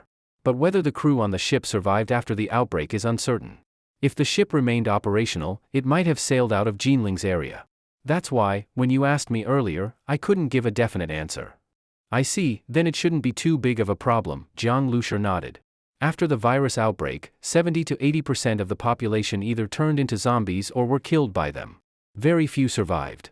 Cargo ships were closed environments and civilian ones didn't have weapons. If most crew members turned into zombies, then it would be hard for the rest to survive. So, even though Ran Shiyu said she wasn't sure, Jiang Lushur felt there shouldn't be much of a problem. Just as Jiang Lushur was about to say more, Ying suddenly said, "Brother Jiang, there's a zombie horde ahead." Oh? A horde? Jiang Lushur narrowed his eyes and looked ahead. There were about a few dozen zombies blocking the road. For ordinary vehicles, seeing a horde like that would mean turning back. But Jiang Lushur didn't care at all. He said directly, "Drive through them." Okay. Ying stepped on the gas and charged straight into the zombie horde. On the base vehicle, Jiang Zhuing, Zhang Hai, and the others were already used to charging into zombie hordes. It was only Ran Shiyu whose pretty face turned slightly pale at the sight. She knew very well how terrifying a horde of zombies could be. Back when she followed her father to the safe island, her father, along with many soldiers in the team, had mutated into zombies and started a brutal slaughter. When she was driving away, a few soldiers had also escaped with military vehicles. But when they encountered a zombie horde on the road, she saw several military vehicles rush in, and never come out again. The minibus was speeding fast. While Ran Shiyu was lost in thought, the vehicle had already charged headlong into the zombie horde. Bang! Bang! Bang! A series of hair-raising crash sounds followed. The base vehicle shook violently, zombies flew through the air, and blood and flesh splattered. Ran Shiyu saw with her own eyes a zombie fly past right outside her window, blood splashing against the glass, leaving a long streak several meters long. Damn it, now I have to wash the car again. Zhang Hai could still joke around, laughing as he watched the scene. Since the apocalypse began, they had trained their nerves to be tough. If it were before the apocalypse, the sight of blood and flesh flying would have made an ordinary person throw up. All right, stop the car after we pass through this horde. Jiang Lushur stood up from the sofa and casually grabbed a QBZ-95 automatic rifle. We're not going anymore? Zhang Hai asked in surprise. He thought they were heading straight to the Jinling dock to look for a mining truck. Yeah, we've gone far enough. They probably won't catch up. We'll need to go back later, going too far is meaningless. Go back? Zhang Hai and Sun Kuan's eyes widened. Damn, are they going back to fight? There were only 6 of them, or rather, 5, since Ran Shiyu didn't count. 5 people, with limited combat ability from Sun Quan and Zhang Hai, going to attack the black market? There were probably at least dozens of people in the black market, plus the 7 God Squad's 7 ability users. Brother Jiang was being too crazy. Brother Jiang, what if the other teams joined forces with the 7 God Squad to fight us? Zhang Hai figured Jiang Lushur was mainly targeting the 7 God Squad. But seeing how domineering Bai Zhanshan was, the other teams might have been recruited by him. That would be trouble. The number of ability users alone would exceed 10 if the teams joined up. But Jiang Lushur just nodded and said, "Let them unite. Whoever stands in our way, kill them." Jiang Lushur spoke calmly, but everyone who heard it felt a shock in their hearts. That single sentence carried an immense confidence that compelled admiration. The confidence of a strong man is infectious. If a weakling said something like that, it would sound like foolish bragging and be laughed at. But when Jiang Lushur said it, it inexplicably gave people a sense of reliability. In this chaotic world, having a strong leader like him would greatly boost both their fighting power and courage. They feared nothing. Got it. Zhang Hai and Sun Quan responded in unison, their blood boiling even though they knew the enemy was powerful. Jiang Zhuing just smiled without saying anything. She hugged her katana and slowly wiped the blade with an oiled cloth. As long as her brother said it, she would follow, even through fire and water. As for Ying, it went without saying. Like a star seed bound to Jiang Lushur, Ying completely belonged to him. Her loyalty to Jiang Lushur was absolute. His will was her will. Seeing how this group formed a tightly knit, deadly team centered around Jiang Lushur, Ran Shiyu pursed her lips, feeling something unfamiliar in her heart. She quietly watched this strong and confident man. Having once run a company, she understood how hard it was to be a leader. For this team, Jiang Lushur was not only the core of combat power but also the spiritual leader. No one is allowed to get out of the car. Rest here and recover your strength. After giving the order, Jiang Lushur sat in the front passenger seat and closed his eyes to rest. As for Jiang Zhuing's reaction, Ran Shiyu was speechless. She actually picked up the iPad that was charging, hit play, and continued watching the anime she hadn't finished. They were about to go into a life-or-death battle, and she was watching anime? How big was her heart? Zhang Hai and Sun Quan, on the other hand, were more serious with their battle preparations. They finished cleaning their guns, loaded the bullets, and took out some mutant beast meat prepared last night, heating it up in the microwave. At the base where Jiang Zhuing lived, there were many ordinary people. They processed mutant beast meat into various products, preserved meat, bacon, jerky, sausages, etc. These meat products, combined with dried vegetables from the fridge, made for a very rich meal in the apocalypse. After each battle, ability users had to replenish with mutant beast meat. If they fought too long and consumed too much energy, they'd show symptoms like hypoglycemia, no strength left to fight. Take Sun Quan and Zhang Hai, for example. Normally, 4 or 5 pounds of meat was enough for a meal, but during battle, even over 10 pounds wasn't sufficient. After the big meal was heated, everyone ate until they were full, just waiting for the next battle. "Brother Jiang, what are we waiting for?" Sun Quan asked as he stuffed grenades into the pockets at his waist. "Digest first, no rush." Jiang Lushur replied unhurriedly, glancing at the roof of the base vehicle. From that position, his personal combat room was being generated, already 65% complete. From inside the vehicle, the room under construction showed no difference, including the battering rams. Even if they noticed something unusual, it wouldn't matter. Jiang Lushur had already said his ability was mechanical transformation. In the apocalypse, no matter how strange the ability setting, people could accept it. Modifying a vehicle into a combat room with battering rams wasn't anything too surprising anymore. Of the 4 mutant crystal cores, Jiang Lushur had used 3. He kept the last one for the Star Seed's second scan of the mining truck. A second scan required 1 crystal core. Future 3rd and 4th scans would also need mutant cores, and even higher level ones. To transform these 2 base vehicles into amphibious, airborne super-mobile fortresses, Jiang Lushur was destined to walk the path of collecting crystal cores without end. In 10 more minutes, we move out. While Jiang Lushur was finishing the base vehicle transformation, at the gate of the black market, a convoy of police cars arrived with great momentum. Seeing the police cars and the words, "Public Security" and "Armed Police" written on them, everyone knew, this was the return of Bai Pinghai, the second in command of the 7 God Squad. The armed police base was only a few kilometers away from the black market, so after Bai Zhanshan sent the message, it didn't take long for Bai Pinghai to arrive. In the apocalypse, police cars didn't dare to use sirens. Once they did, surrounding zombies and mutant beasts would all be attracted. But once they reached the safe zone near the black market, the police lights were flashing brightly, so much that it hurt the eyes. And the vehicles didn't slow down at all, forcing people on the roadside to quickly jump aside. Clack! The door of the police car opened. Bai Pinghai got out wearing a leather jacket and military boots. Even in times like these, his hair was still slicked back and shiny. Anyone who didn't know might think he was a gangster boss. In fact, calling Bai Pinghai a gangster boss wasn't wrong. Nowadays, the armed police detachment of Lan County was no different from the mafia. Before the apocalypse hit, Lan County's elite armed police suddenly received orders and were reassigned. Looking back now, they were likely sent on urgent missions related to the coming apocalypse. Those left stationed in Lan County were the scoundrels among the armed police. These people, together with some auxiliary police officers and ability users from the Lan County Police Station, formed the current so-called Lan County Armed Police Base. In reality, it had nothing to do with the actual armed police. The auxiliary officers at Lan County's police station weren't very qualified to begin with. Students with good grades in high school went on to college. Those with aspirations to become real police officers attended the few proper police academies in the country. Such people would never come to a backwater place like Lan County to work as auxiliary police. The ones who came here were troublemakers back in school, with terrible grades. Later, some of these hooligans thought being a cop looked cool. Cops were like the bosses of thugs, so they joined the local station as auxiliaries. After the rules of the world collapsed, the dark side of human nature was free to run wild. A group that used to maintain order, now with weapons and combat strength, without any oversight, naturally didn't think about protecting civilians or bravely fighting zombies. What they thought about was protecting themselves, claiming territory, and acting like kings. So, although Bai Pinghai's armed police team called themselves the Lan County Armed Police, it was really an insult to the term armed police. But in the eyes of ordinary people, the Lan County Armed Police were a terrifying force. They had lots of weapons, and quite a few ability users, far stronger than any small squad. Bai Pinghai was noticed by the armed police detachment because of his strength. Now, he was an important figure in their group. This time, since his big brother Bai Zhanshan ran into trouble, Bai Pinghai brought a 12-man squad and came in aggressively. Bang! Bang! Bang! After Bai Pinghai got out of the car, the other police cars also opened their doors. A group of armed police officers jumped out with guns at the ready.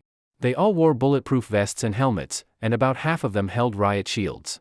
As for weapons, they either carried submachine guns or automatic rifles. The armed personnel at the base ensured that everyone had a gun. Seeing this group rush in, the ability user squads nearby all felt a jolt of fear. This was the difference between regular troops and rabble. Even if all their squads combined, in terms of weapons and gear, they might not match this armed police squad. Damn, 12 people, fully armed. Plus the 7 gods squad, that's 30 fighters right there. That's the strength of an entire platoon, and their weapons are top-notch too. What if Bai Pinghai and Bai Zhanshan suddenly decide to wipe us all out? Looking at all the guns around them, one squad leader spoke in a low voice, his tone shaky. This was a lawless world. No one could feel at ease seeing such overwhelming force that could take their life at any moment. Relax. If we join forces, we could still give them a hard time. Besides, Bai Zhanshan's main enemy right now is that guy in the minibus. If I'm right, Bai Zhanshan will soon call on us to unite. He's really pissed this time. I think that kid is doomed. If he doesn't show up again, fine. But if he ever does, Bai Zhanshan will definitely kill him. Even if he hides, it might not work. In times like these, it's not easy to run far. Bai Zhanshan and Bai Pinghai have lots of men and informants, plus forensic police helping them.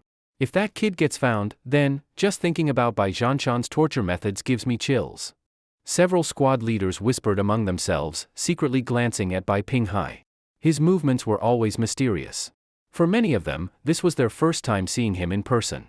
Sister Hong instinctively shrank back and whispered, "This Bai Pinghai has a terrifying aura. Probably the strongest ability user I've ever encountered." Ability users could sense each other's energy fluctuations. While not an exact measure of strength, it reflected part of it. According to rumors, Bai Pinghai's personal strength was even higher than Bai Zhanshan's. It was only because he was Bai Zhanshan's younger brother that he remained number 2. Otherwise, the leader of the 7 gods squad would definitely be him. At that moment, Bai Pinghai walked into the hall. Seeing him approach with his armed followers, all the squad leaders became quietly alert. "Big brother, what happened?" Seeing Bai Zhanshan injured and the trading hall in chaos, almost torn apart, Bai Pinghai's expression darkened. He didn't expect someone would dare to cause trouble in the black market, on their turf. Don't mention it. Bai Zhanshan shook his head and briefly explained what happened. Oh? A woman who controls electricity, a female assassin skilled in martial arts, and a man good with guns. After hearing the story, Bai Pinghai curled his lips into a mocking smile. Big bro, no offense, but from how you describe them, those three aren't that strong. If they were outrageously powerful, you wouldn't be standing here now. Bai Pinghai understood the situation clearly. It looked like Jiang Lushi and his team were outnumbered and still put up a great fight. But in reality, it was the other way around, they had the advantage in numbers. In the trading hall, the three of them fought only Bai Zhanshan. His subordinates had guns, but they were just regular people. Since it was a trading event, no one expected trouble, so many of the guns were still on safety mode. The first to strike was the woman in black. She attacked without warning, gaining the initiative. The armed subordinates couldn't even react before the man and other woman killed them. In the end, it was 3 versus 1, Bai Zhanshan alone. And the third-ranked member of the Seven Gods squad, the college guy, didn't help at all. This annoyed Bai Pinghai. This third brother always seemed out of place with the rest of them. Second brother, you're right. If it weren't for that woman in black moving so fast and catching me off guard, making me lose balance for a moment, I wouldn't have been defeated so badly. After Bai Pinghai said this, Bai Zhanshan nodded in agreement. As for that man with the accurate shooting, his physique should be average. He uses firearms for long-range attacks just to make up for his physical weakness. In my eyes, someone like that is just an ordinary person. An ordinary person wants to hit me with a bullet? I won't give him that chance. And that last girl who uses electricity, as an ability user who controls electric currents, in close combat she definitely can't match you, big brother. These 3 people, on my own, I can take on 2 of them without being at a disadvantage. The last one, you can handle. Not to mention we brought so many people with us, and several brothers also have abilities. This is like using a butcher's knife to kill a chicken. After Bai Pinghai finished speaking, Bai Zhanshan felt a bit uncomfortable. After all, he had just been beaten and forced to flee in embarrassment, and now Bai Pinghai was belittling those 3 people as worthless. But thinking it over, what Bai Pinghai said did make sense. Now the question is, how do we find them? Bai Zhanshan said. That kid had modified a minibus into something like a supercar and disappeared in a flash. It was infuriating. Bai Pinghai gave a light chuckle and said calmly, Zhuing. Here. A plain-looking middle-aged man stepped out from among the people Bai Pinghai had brought. This man had a cigarette in his mouth, reeking of smoke, with yellow-black teeth and sunken cheeks. He looked rather lifeless. But Bai Zhanshan knew that this man's skills definitely didn't match his appearance, otherwise, Bai Pinghai wouldn't have brought him along. Zhuing used to be a seasoned criminal investigator. He was passed over for promotion because of some old incident, but that's all in the past now, not worth mentioning. The important thing is, Zhuing isn't just experienced, he's awakened an ability related to this line of work. With Zhuing on our side, I want to see who dares make trouble on our turf and still thinks they can escape. Bai Pinghai said slowly, his tone full of confidence. Zhuing let out a hoarse, heh-heh laugh, without saying a word. But everyone he looked at felt like they were being stared at by a venomous snake. The members of the other squads nearby didn't look too comfortable. Bai Pinghai's presence was even more oppressive than Bai Zhanshan's. What he said just now was clearly a warning to the rest of them, not to think that just because Jiang Lushi stirred up trouble in the black market, the armed police base and Seven Gods squad had gone soft. Bai Pinghai continued, zombies are more active at night, and mutant beasts come out too. No matter how fast they run, they'll have to stop and rest at night. That will be their death sentence. Bai Zhanshan's eyes lit up. Excellent. A sinister smile crept onto his lips. He said coldly, once I catch that kid, I'll make sure he regrets ever being born. Pinghai, I'm counting on you. No problem. It's been 2 days since I've had a fight. Let's see if I'm rusty. A sharp throwing knife appeared in Bai Pinghai's hand. He twirled it skillfully between his fingers at dazzling speed. The flickering cold light reminded everyone of that person who'd once been hung up in the black market as a warning. It sent chills down their spines. When we go to catch that kid later, everyone can come along for the fun. It's just for kicks, like hunting a rabbit. In times like these, there's not much entertainment. What do you all think? Bai Pinghai turned and casually asked the other squads. The people in those squads looked at each other. They understood that this was Bai Pinghai asserting his dominance. Having them go along was meant to show them the consequences awaiting Jiang Lushi and his group, so they wouldn't get any ideas because of what just happened. Seeing the strength of Bai Pinghai's team and the Seven Gods squad, none of them dared to refuse. Just witnessing that strength was enough to kill any thoughts of rebellion. Even without seeing it firsthand, they already knew what that kid's fate would be. Sister Hong suddenly felt a pang of regret for having sold that Ran Shiyu girl. She had planned to get a good price, but in the end, the girl was snatched away by that kid. If that sickly girl ended up back in Bai Zhanshan's hands, she would definitely be tortured terribly. This deal had been a total loss. Nervously watching Bai Zhanshan, Sister Hong secretly began thinking about how to apologize and curry favor. Originally, she didn't have to go out of her way to please Bai Zhanshan just for a deal. But now, it was clear these two brothers were incredibly powerful. If she didn't cling to them now, she'd be begging them for scraps sooner or later. No need for second brother Bai to say, "I'm staying for sure. I want to watch that kid get on his knees and beg. Just looking at him pisses me off, acting all arrogant and smug." Pa! Boss Yuan spat viciously on the ground and cursed. Earlier, he had been scared stiff by Jiang Liushir's team's lightning-fast attack. His fat body lay on the ground, not daring to move. No one had paid attention to him then, or his humiliation would have been even worse. Now that Bai Zhanshan and the others were going to hunt down Jiang Liushir like animals, he was red with excitement, as if he was going to get revenge himself. Especially after listening to Bai Pinghai's analysis, he started to feel more confident. If Jiang Liushir's group was so strong, why did they run? God damn it, you think you can just run off after stealing a woman? Boss Yuan turned and shouted to his men, "Go get the car. We're going with Boss Bai to catch that bastard." The other squads also rushed to get their cars. Bai Zhanshan watched the scene with a cold smile. With such a massive force, Jiang Liushir and his people would probably be scared senseless the moment they were found. There wouldn't even be a need to use force. Let's go, today I want to watch that kid die." Boss Yuan didn't even care about his mistress anymore. He flopped into the front passenger seat, shaking the whole car with his weight, so excited that foam was forming at the corners of his mouth. Whoa! Seeing Boss Yuan's car charge out first, racing ahead of everyone, Sister Hong quickly called her people to follow. Boss Yuan sure liked to be in front now, but where was he when the real fighting broke out? Besides, the detective hadn't even started tracking yet. What was he rushing for? "Let's go too." Bai Zhanshan shook his fur-lined coat. "Brother Zhou, tracking is up to you."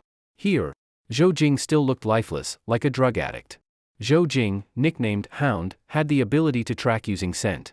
But just as he reached the black market gate, his face froze. He looked up in disbelief at the distance. At that moment, Boss Yuan was still driving at the front. He loved this kind of hunt, like a hawk chasing a chicken, especially when the target was that arrogant kid from before. But as he laughed, Boss Yuan's smile froze on his face. His eyes widened in disbelief as he stared at the road ahead. In the distance, a minibus was charging down the asphalt road like a raging beast.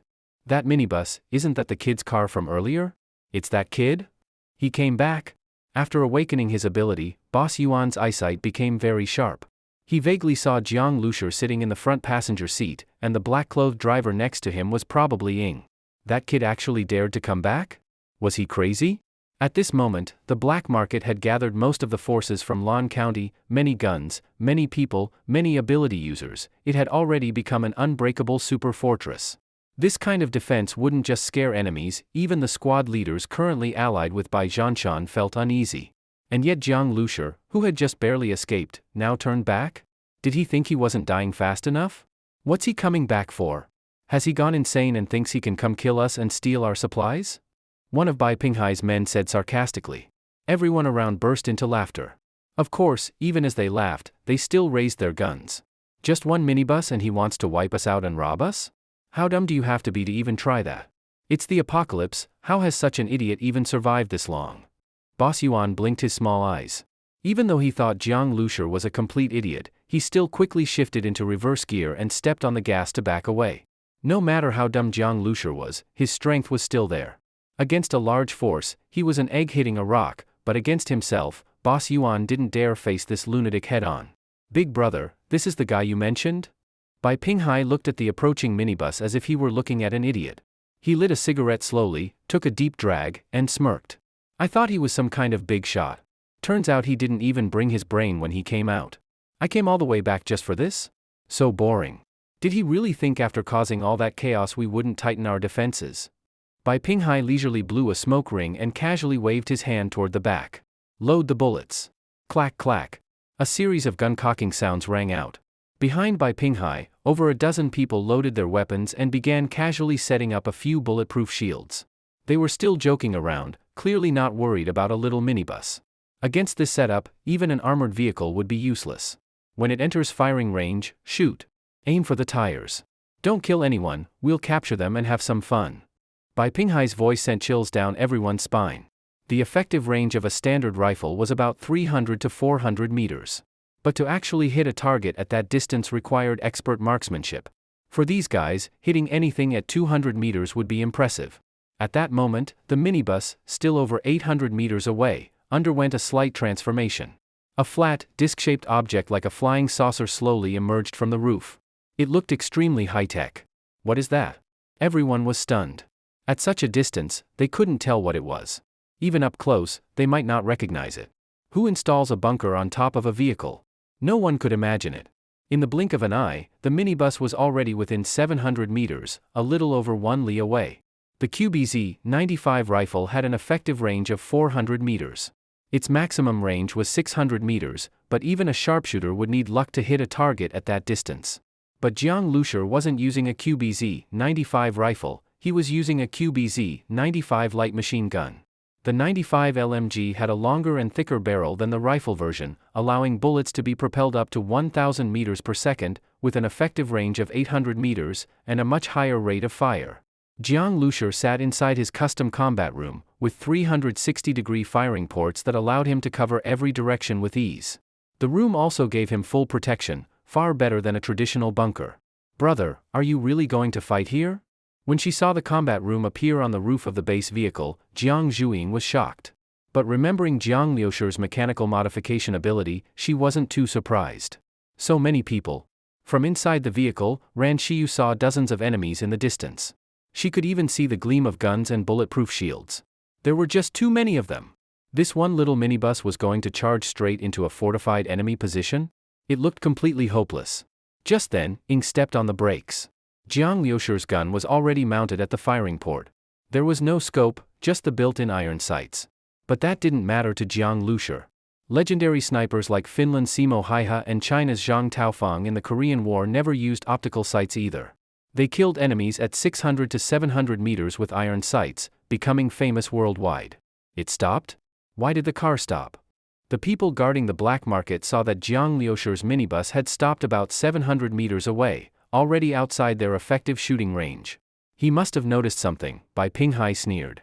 At 700 meters, he's probably spotted our setup. I bet he's thinking of turning around to flee.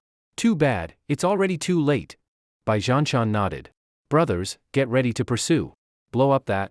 Before he could finish, a powerful sense of danger struck him. It was an indescribable feeling, like the scythe of death was already on his neck. The next moment, he would die. Bai Zhanshan's instinct screamed. Without thinking, he dove to the ground. Powerful ability users could sense imminent death, just like animals sensing storms or disasters. Their evolution had awakened such abilities. Just as Bai Zhanshan threw himself to the ground, a burst of gunfire swept across. 3 of his armed men were hit instantly and dropped to the ground. After flying 600 to 700 meters, the machine gun bullets had lost some speed. But that only made it worse, the bullets tumbled violently inside the body. The 3 men were torn up inside and died on the spot. What just happened? Bai Zhanshan rolled on the ground, completely shocked by the burst of gunfire. As for Bai Pinghai, the cigarette fell from his mouth. From his view, the minibus was still no bigger than a fist. At that distance, how could a burst of bullets hit so accurately? A sniper rifle? But snipers can't fire full auto bursts. Could it be an automatic rifle or machine gun firing this far, and this accurately? How could that be possible? Bai Pinghai was still thinking when suddenly, a strong sense of danger surged in his heart. Take cover! Someone shouted wildly. At this point, Bai Pinghai no longer cared about his leader image, he immediately dove to the ground and rolled far away like a donkey roll. Bang! A row of bullets shattered a concrete stall, sending chunks of debris flying. 2 more underlings were taken down by that burst of bullets. This time, it was a direct headshot, 1 man's skull was blown open by a 3rd, and brain matter and blood splattered everywhere. Before the apocalypse, seeing something like this would have made people vomit on the spot. Even now, those underlings turned pale from the sight. The members of other squads hanging around Bai Pinghai started feeling uneasy. Fatty Yuan was already drenched in cold sweat. He huddled behind a piece of concrete wall, not daring to show his face. Sister Hong also turned pale, like a frightened rabbit. At such long range, the bullets were terrifying, you'd get hit before even hearing the gunshot. you wouldn't even know how you died. That bullet was fired by the kid who bought Ran Shiyu. His shooting is really accurate. Sister Hong suddenly shouted. Earlier, Jiang Lushur had dual-wielded pistols and taken out 6 or 7 armed men in seconds. But now, it was even more outrageous, he was sniping from 700 meters away, hitting wherever he aimed. Was this a cheat code? Damn it, how can that kid have such good aim? Was he in special forces or something? Bai Pinghai hid behind cover, his face extremely grim. Earlier, he had looked like a strategist commanding the battlefield. Now, he was hiding behind a concrete wall, not daring to lift his head. One firepower point was suppressing dozens of people. It sounded unbelievable, but what could they do? This was 700 meters. They couldn't hit him, so they were just sitting ducks. Machine gun, where's our machine gun? Bai Zhanshan had previously bought a QBZ-95 light machine gun from Jiang Lushur. With an effective range of 800 meters, at least it gave them a fighting chance. Here, boss Bai. A subordinate carefully brought over the QBZ-95 LMG, hugging the wall while loading the ammo drum. Big brother, let Liangzi do it. He's our top marksman. If he hadn't harassed a cheap girl after drinking, he'd have been promoted out of Lan County long ago. As Bai Pinghai said this, he pointed to a short man hiding behind the wall. The man looked sleazy, drunken harassment wasn't a small issue in the team. Bai Zhanshan directly tossed the QBZ-95 LMG to Liangzi. Great. Brother Liangzi, we're counting on you. After this fight, you'll have any woman you want, no need to harass anyone. Nice gun. Liangzi licked his lips as he took the LMG. I've handled plenty of guns in the Lan County team, but none as good as this. As he spoke, he adjusted the gun's rear sight skillfully. The 75-round drum felt heavy and solid in his arms. Don't save bullets. Every shot that hits is worth it. Just blow up that damn minibus. Best case, hit the fuel tank, then that guy's just a crippled grasshopper, can't jump anymore. Got it, boss Bai. I'm not bragging, but at 700 meters it's hard to hit a person, but hitting a vehicle? That's easy. As Liangzi said that, he rolled over to another wall section. There, he found a crack the width of a palm. Through it, he had a clear view of the minibus. Liangzi carefully pushed the barrel through the small gap, using it like a mount, no need for a bipod. Seeing this, Bai Pinghai nodded approvingly. A proper machine gunner's first skill isn't aim, it's choosing the right firing position. It has to be hidden and effective. Liangzi picked a spot that's like a bunker opening. Bai Zhanshan nodded too. Real soldiers were different from wild types like them. At first, they thought they were completely pinned down, but now it looked like they could fight back. Shoot! Blow up his fuel tank. Damn it, we're gonna use the gun that bastard sold us to shoot him back. Let him taste his own medicine. Bai Zhanshan shouted in anger, but he had just finished speaking when. Bang! A bullet came flying, passing right through that small crack in the wall. With a puff of concrete dust, it hit Liangzi square in the forehead. Boom! Liangzi's head looked like it had been hit by a sledgehammer, his body flew backward and slammed hard into the ground. The QBZ-95 light machine gun was flung away. A huge hole was blown in Liangzi's skull, blood and brain fluid everywhere. His eyes were still wide open, staring blankly at the sky, unable to rest in peace. His lifeless eyes were full of disbelief. He was dead.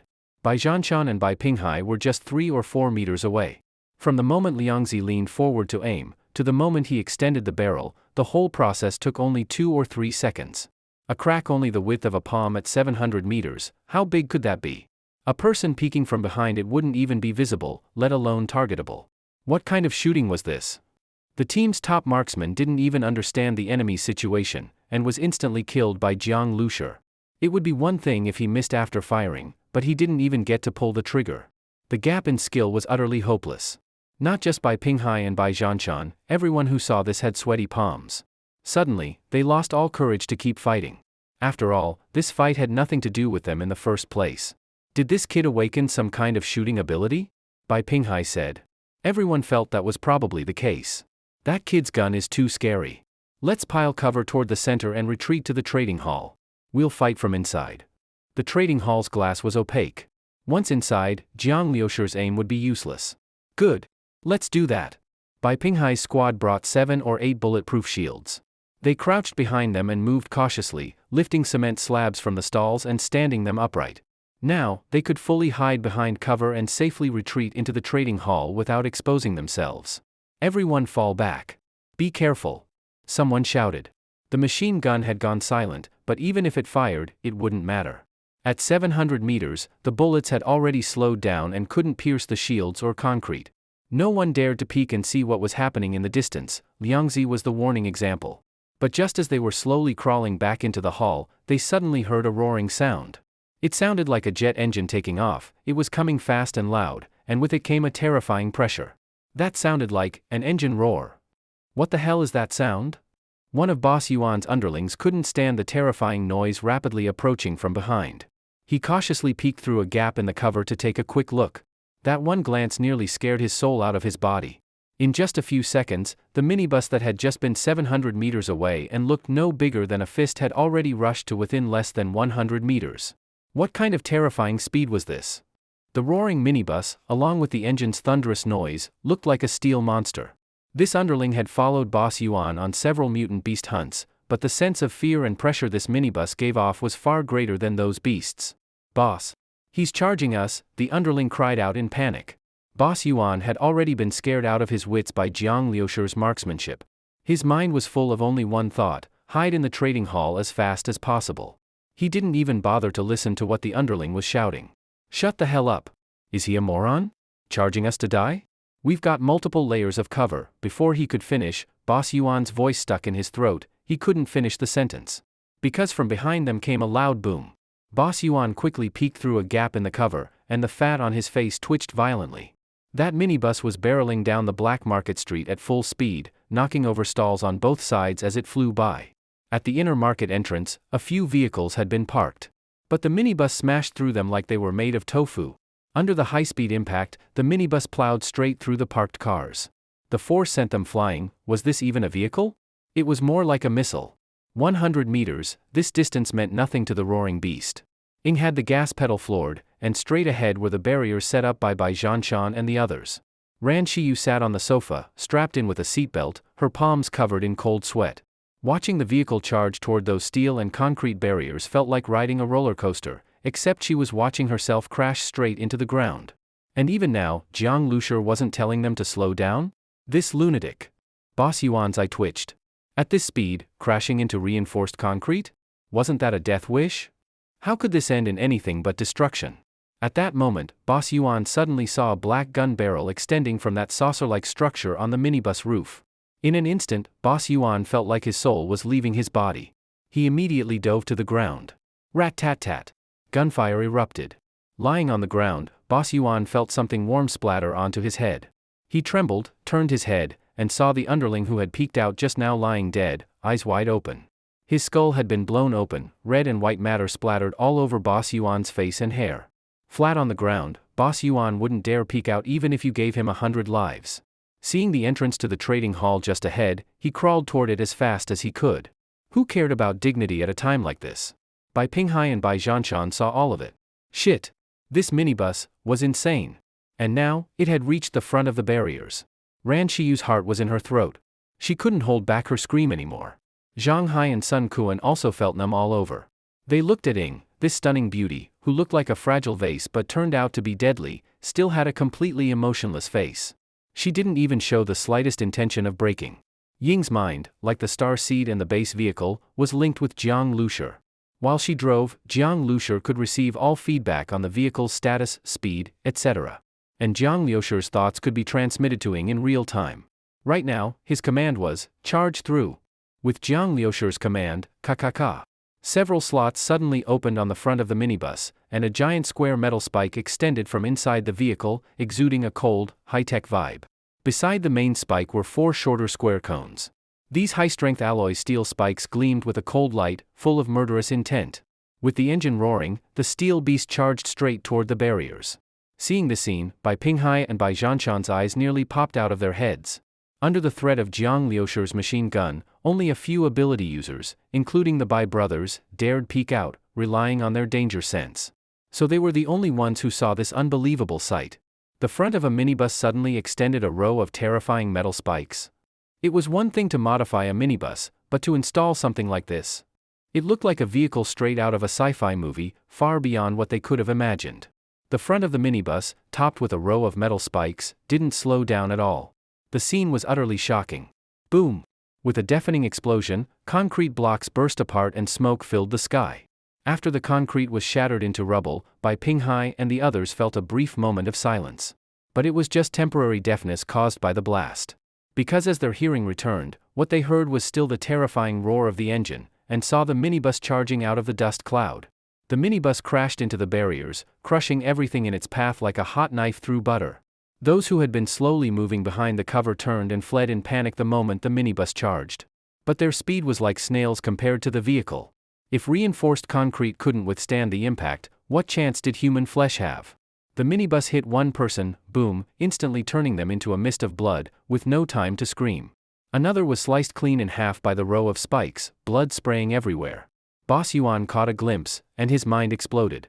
He recognized that guy. It was a fellow squad leader, a decent ability user. Just days ago, they'd feasted and messed with women together. And now he was dead. Boss Yuan used every ounce of strength to crawl. Bai Pinghai and the others' scalps went completely numb. Could a modified vehicle be this terrifying? This was totally unheard of. No need for Bai Pinghai to shout, everyone was already fleeing toward the trading hall like mad. It was just like the early days of the apocalypse, everyone afraid to fall behind. There was no time to think. They were running on pure survival instinct. This minibus was no different from a zombie horde. No, it was even scarier. Boss Yuan crawled into the trading hall like a madman. The moment he touched the cold floor, he felt like all his strength had been drained. He finally made it. To think he had planned to take the lead chasing Jiang Lusher, and now he'd been scared half to death by him. But now that they were inside the trading hall, Jiang Lusher couldn't do anything. As soon as Bai Pinghai and the others rushed in, they immediately set up their guns, instantly turning the hall into a fortress. No matter how strong Jiang Lusher's car was, it couldn't smash through a building. Charging in might be possible, but if he really did, it would be suicide. Terrifying aim, powerful vehicle, but inside the trading hall, all of Jiang Liusher's advantages were neutralized. Sister Hong also stumbled inside, her once flawless makeup now ruined. Outside, the engine roar surged right up to the entrance, and then, amid everyone's trembling fear, it stopped. Outside suddenly became completely silent, making everyone who had just narrowly escaped feel like they were dreaming. But looking around at the people, each one disheveled, still in shock, even their own hearts were still pounding wildly. They had truly been fleeing for their lives just now. Those who normally felt they were doing well in the apocalypse, at moments like this, were no different from ordinary people. The gap was just too big. Just like how they usually looked down on ordinary people, before Jiang Lusher, they were no different. Maybe even worse. Thinking about the scene of Jiang Liusher's minibus crashing into people, the members of these squads felt a chill down their spines. In front of that vehicle, they were no stronger than tofu. Bai Pinghai had also dived in and was now covered in dust, looking nothing like the mafia boss he had seen before. With a dark face, he slowly stood up and swept his eyes around.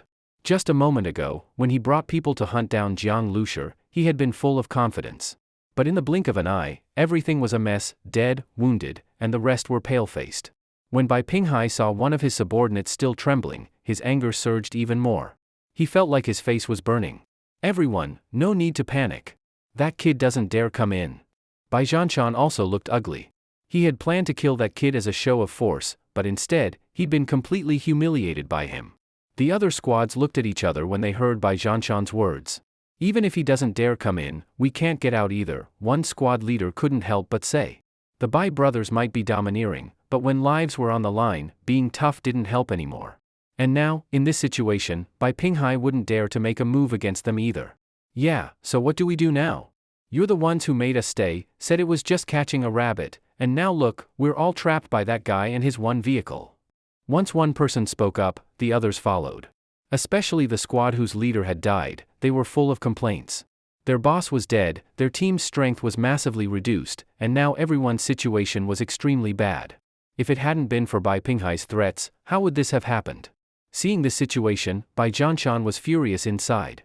The prestige he had worked so hard to build was about to go up in smoke. After today, who would still respect the Seven Gods squad? The black market would probably be finished too. These squads, who usually called him boss by every other word, had all been eager to go before. But now that things had gone sideways, they were all backing down. We're already in the trading hall, what are you afraid of? Grab your guns, get to the windows, and shoot him dead. Bai Zhanshan shouted angrily. But the others just looked at each other, no one moved. That guy's aim was terrifying, who would dare stick their head out?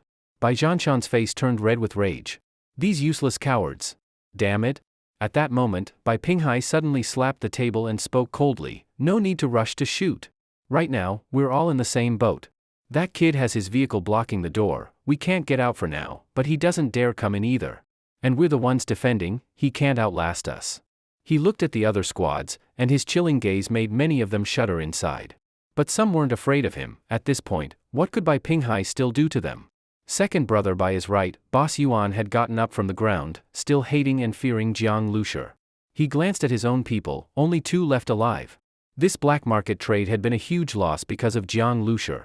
That kid is still outside. He probably thinks he's invincible. These arrogant fools, if he doesn't leave, he's dead. Enough ants can bite an elephant to death. Boss Yuan said. Everyone's lost a lot. If this kid wants us all dead, then we'll make him die. We just hold out till night, his gun will be useless in the dark. By then, he'll only have 2 chicks who can fight, what can they do? As for now, let's play weak and stall him. Boss Yuan spat as he talked. Bai Pinghai glanced at Boss Yuan in surprise, didn't expect him to be this devious. But for dealing with someone like Jiang Lushi, this was indeed a good method. Fine. He's clearly trying to trap us. But if he doesn't dare come in, we'll wait until night. Bai Pinghai said. That's right. There's nothing he can do to us now. Just then, while Boss Yuan was excitedly waving his fat arms and talking, he suddenly felt a jolt through his body, and a cold chill shot up from his feet. What's happening? Before he could react, a loud bang exploded in his ears. The last thing Boss Yuan saw was the trading hall spinning around him, and the shocked faces of people he knew well. Pretty much the same as when he saw that squad leader get killed. Boom! Boss Yuan's fat body hit the wall like a blood-filled balloon. His eyes were wide open, his body covered in wounds, looking like a torn burlap sack, blood pouring from everywhere. Boss Yuan wasn't dead yet. His layers of fat and enhanced constitution kept him barely alive. He looked around helplessly and let out a muffled sound, "Help me." But at that moment, who would bother with him? Sister Hong stared at the entrance, her legs shaking uncontrollably. The thick iron door, previously welded and reinforced, had been blown open. Besides the just exploded Boss Yuan, several others near the door had been blasted into minced meat along with it. The floor looked like it had been swept by a storm, tiles shattered like a spiderweb, everything twisted and mangled. Through the blasted entrance, they saw the minibus calmly parked just a short distance away. On the front of it, a black cannon barrel was slowly retracting. The metallic battering ram gleamed. The body of the vehicle was smooth. And the combat room on the roof was still visible. All of it felt like a loud slap across Bai Pinghai and the others' faces. In the silence, someone's teeth chattering could be heard. What the hell kind of vehicle was this? The gate was suddenly blown open, and everyone was stunned. The scene of blood and wreckage everywhere sent chills down their spines. What was going on? Weren't they told that once they entered the trading hall, they'd be safe, and Jiang Lushi wouldn't be able to do anything to them? But now, an iron door had been blasted apart like it was made of paper. That iron door had been specially reinforced and welded by Zhanshan to defend against zombie hordes and mutant beasts. This black market was his base, his stronghold. How could he not have put serious effort into its defenses? Even the windows had thick iron grates welded over them. That's why everyone had relaxed a bit after getting into the trading hall. Boss Yuan even stood up from the ground and continued yelling about killing Jiang Lushi. But now, before they had even caught their breath, the only safe place had been breached. Sister Hong backed up into a corner, filled with deep regret. If she'd known, she would have left earlier. The other squad members also panicked, scrambling to find cover. Boss Yuan, still lying on the ground groaning, was now a bloody warning. Who would dare stand out in the open anymore? At that moment, a roar came from Bai Pinghai inside the trading hall. What are you all stunned for? Pick up your guns and shoot that bastard. He was the first to hide behind a riot shield, reaching out and grabbing a rifle from one of his subordinates. Everyone was so scared they'd forgotten to shoot. Hearing Bai Pinghai's shout, Bai Zhanshan also snapped out of it. He grabbed a light machine gun and his body suddenly swelled up, transforming into a bear man. That cannon barrel's retracted, just avoid it. Now's our chance, blow up that damn minibus. That cannon blast had been terrifying. Moments ago, they had been so sure Jiang Lushi couldn't break in, and then in a blink, he blasted the gate open. But as long as they could destroy that vehicle, Jiang Lushi would lose half his power. No matter how good his aim was, without the car, he'd be finished. Closing the distance like this, even though the cannon blast had been impressive, it also meant he'd given up his greatest advantage. That idiot's looking to die. Hurry, shoot! Bai Zhanshan shouted. The squad members finally came to their senses. That car was terrifying, just like a bomb. If they didn't kill Jiang Lucier and destroy the vehicle fast, they were all doomed. Open fire. They flipped tables for cover, stuck their barrels out, and opened fire at the entrance. Jiang Lucier's car was right outside, a huge target. They didn't even need to aim. In fact, they didn't dare aim. Jiang Lucier's bullets had eyes, anyone who stuck their head out would get shot. Intense gunfire rang out. A twisted smile appeared on Bai Pinghai's face. After such a wild barrage, even if Jiang Lucier survived, the car must be destroyed. And that chick driving? Probably riddled with holes by now. What a pity, he had planned to torture her in front of Jiang Lucier, make him suffer even more. Since awakening his powers, Bai Pinghai had never suffered such a loss. He was filled with rage and desperately wanted to drag Jiang Lucier out and kill him slowly. He also fired over 10 shots. Hearing bullets hit the vehicle, he felt a wave of satisfaction. But then, that familiar engine roar started up again. The minibus could still move? They had just poured out over 100 bullets, and the car was fine? Vroom! As the minibus reversed, everyone was stunned. Bai Pinghai crept to the window and cautiously peeked out, instantly shocked. Not only was the minibus not destroyed, it didn't even have any serious damage. The windshield had some bullet marks, but none had penetrated. The minibus could ram, fire cannons, and now it was bulletproof too. Is he insane? Who modifies a minibus like this? Bai Pinghai was losing it. Jiang Lucier had fired a cannon, then calmly backed off. While they had only wasted ammo, without causing Jiang Lucier any damage at all. Is he leaving? Sister Hong asked, her voice trembling. Jiang Lucier's car was bulletproof. He could just retreat a bit, wait until he felt like it, and then come back and fire another shot. If it stayed parked under fire too long, even bulletproof vehicles couldn't take that forever. A few more rounds of this, and the entire trading hall would be leveled. Everyone hiding inside would be dead. By now, everyone was thinking of retreat, including Bai Pinghai. He still had the Lan County Armed Police Base to fall back to. Once he got back there, even if Jiang Lucier acted tough, he'd just be walking into death. With time to regroup and nightfall on his side, he could hunt Jiang Lucier down later. The losses today were too heavy. There was no way he could just let this go. Bai Pinghai gave Zhou a hand signal. Zhou, who already looked like a sickly monkey, was extremely nimble despite appearances. Using corpses for cover, he quickly crawled toward the outside. Soon, Zhou reached their modified armed police vehicle and turned the key. As soon as Bai Pinghai and his group rushed out, they'd be able to drive off and escape. But Bai Pinghai wasn't in a hurry. He knew the other squads also wanted to flee. Once they made a break for it, they'd serve as his cover. As long as Jiang Lucier backed off just a little, these guys, desperate to escape, would risk being shot just to run. But then, the engine roar came again. Boom! With a loud rumble, a heavy crash followed. Everyone watched in horror as a police vehicle flew into the air, flipped several times, and then crashed into a shop by the road. Zhou was in that car. He didn't even get the chance to show his face, just got crushed with the vehicle. Blood seeped from the cracks in the door. The minibus roared as it charged, its terrifying battering ram flipping their parked vehicles one by one. Not only by Zhanshan's cars, even Sister Hong's vehicles were overturned like toy cars, crushed and smashed, some pinned against walls, creaking and groaning as they were flattened into scrap metal. It was like a giant stepping on a bunch of ants. No more vehicles. Jiang Lucier had cut off their escape. Inside the car, Ran Shiyu was stunned. She had thought Jiang Lucier coming back was incredibly risky. But with just one man and one vehicle, he had completely overwhelmed the entire black market. Watching the cars being smashed, Ran Shiyu was speechless. Jiang Lucier wasn't just retaliating, he was going for total annihilation. Only after the last vehicle in front of the trading hall had been destroyed did Jiang Lucier having point the vehicle back at the hall's main entrance. Inside that gate, it was dead silent. Inside the trading hall, no one spoke for a moment. First the gate was blasted open, and now the cars were smashed. Zhou had sneaked out, many had seen it. Now that they came back to their senses, everyone's first reaction was, run. If they didn't escape, were they going to wait here to die? Just minutes ago, none of these people would have believed that on the Bai brothers' turf, facing just one minibus, they would end up fleeing in panic.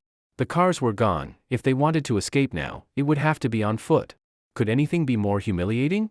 As for what to do if they ran into zombies out there, that was a problem for later. On foot, there was still a chance of survival. Stay here, and they were dead for sure. Bang! A squad leader was the first to pry open a back window, then turned around and cursed loudly. 7 God Squad, fuck your mother. His team had suffered heavy losses, with several men dead. He had no hopes of taking revenge on Jiang Lucier, so he vented his anger on Bai Zhanshan's group. Before, he wouldn't even dare breathe loudly in front of Bai Zhanshan or the Seven Gods squad. But now that death was right in front of him, who still cared? Seeing that this captain and his people were fleeing, the rest could no longer hold back. Sister Hong quietly followed behind. She didn't dare stay here anymore. With Jiang Lushi being a bigger threat now, no one cared about the Seven Gods squad. Everyone was just trying to save themselves. Could they even stop them? If forced to the edge, everyone would die together. Bai Zhanshan watched the scene with a grim face. When Jiang Lushi smashed their cars, his heart had already sunk. Now the squads were fleeing, this meant his black market was completely finished. Fuck! Bai Zhanshan's eyes turned red. This black market had been the launchpad for his ambitions, and it was wiped out in mere minutes. The pain made him want to rush out and blow up that minibus. Then, Bai Zhanshan noticed his third-in-command trying to sneak out with 2 ability users and a few others. You're running too? Bai Zhanshan's face twisted. The third-in-command held a gun defensively and said, Boss Bai, if we don't retreat now, do you want the brothers to die for nothing? The Bai brothers were strong, but the third still tried not to speak too harshly. Another ability user from the Seven Gods squad spoke up, much more bluntly. Boss Bai, this whole mess is your fault. We only want to survive. We didn't join the Seven Gods squad to die for you. Escaping together was unrealistic. They all saw Zhou Jing sneaking out just now. If Bai Pinghai and his men had gotten out, would they really have brought anyone else? Facing someone like Jiang Lushi, someone had to stay behind. Would the Bai brothers sacrifice themselves? Everyone here had used others' lives to save their own. These dirty truths, they all knew them well. Shit! Bai Zhanshan roared and raised his gun. He had ambition, and these guys weren't saints either. Would they have gathered if not for self-interest? They had enjoyed the benefits before, now they just wanted to save their own skins. You say this is all my fault? But those 4 mutant crystal cores, didn't you want them too? If that kid hadn't come back, which one of you would have objected? Bai Zhanshan barked out each word. The third-in-command said calmly, Brother Bai, this is our choice. Are you going to force us to stay? When Bai Zhanshan raised his gun, they had already aimed theirs at him.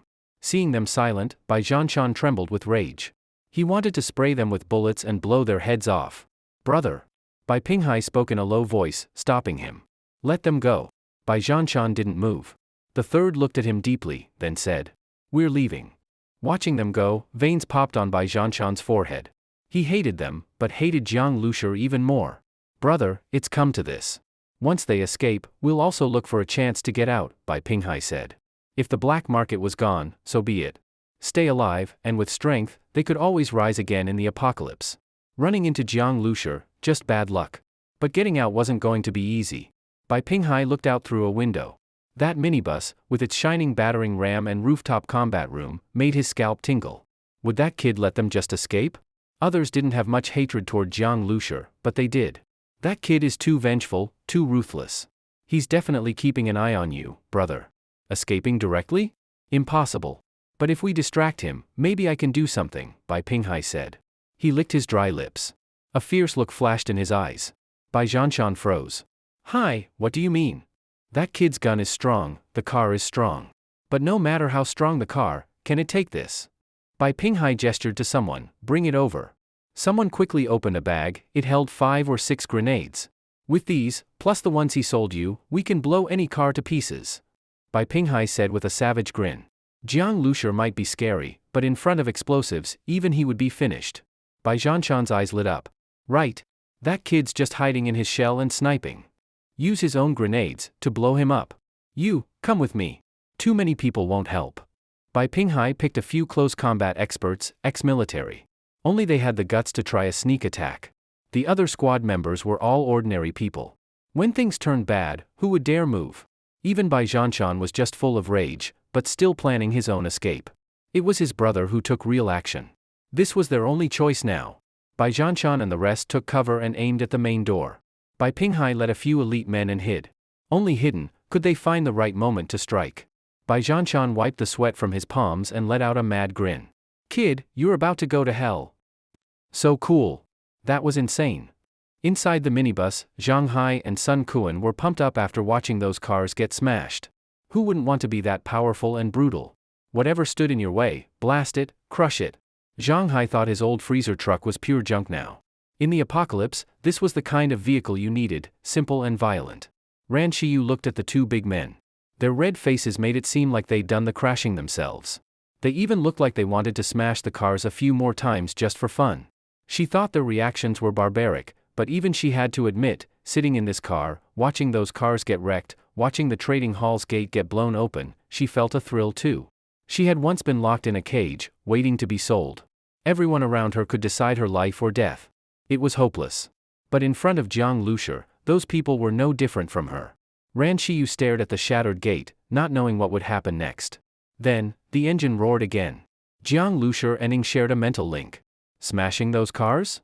Just a bonus. He could only block one side of the hall, he wouldn't let Bai Zhanshan and his people escape at all. He came back not to win, but to kill. V-room. The minibus, like a beast, charged at the trading hall again.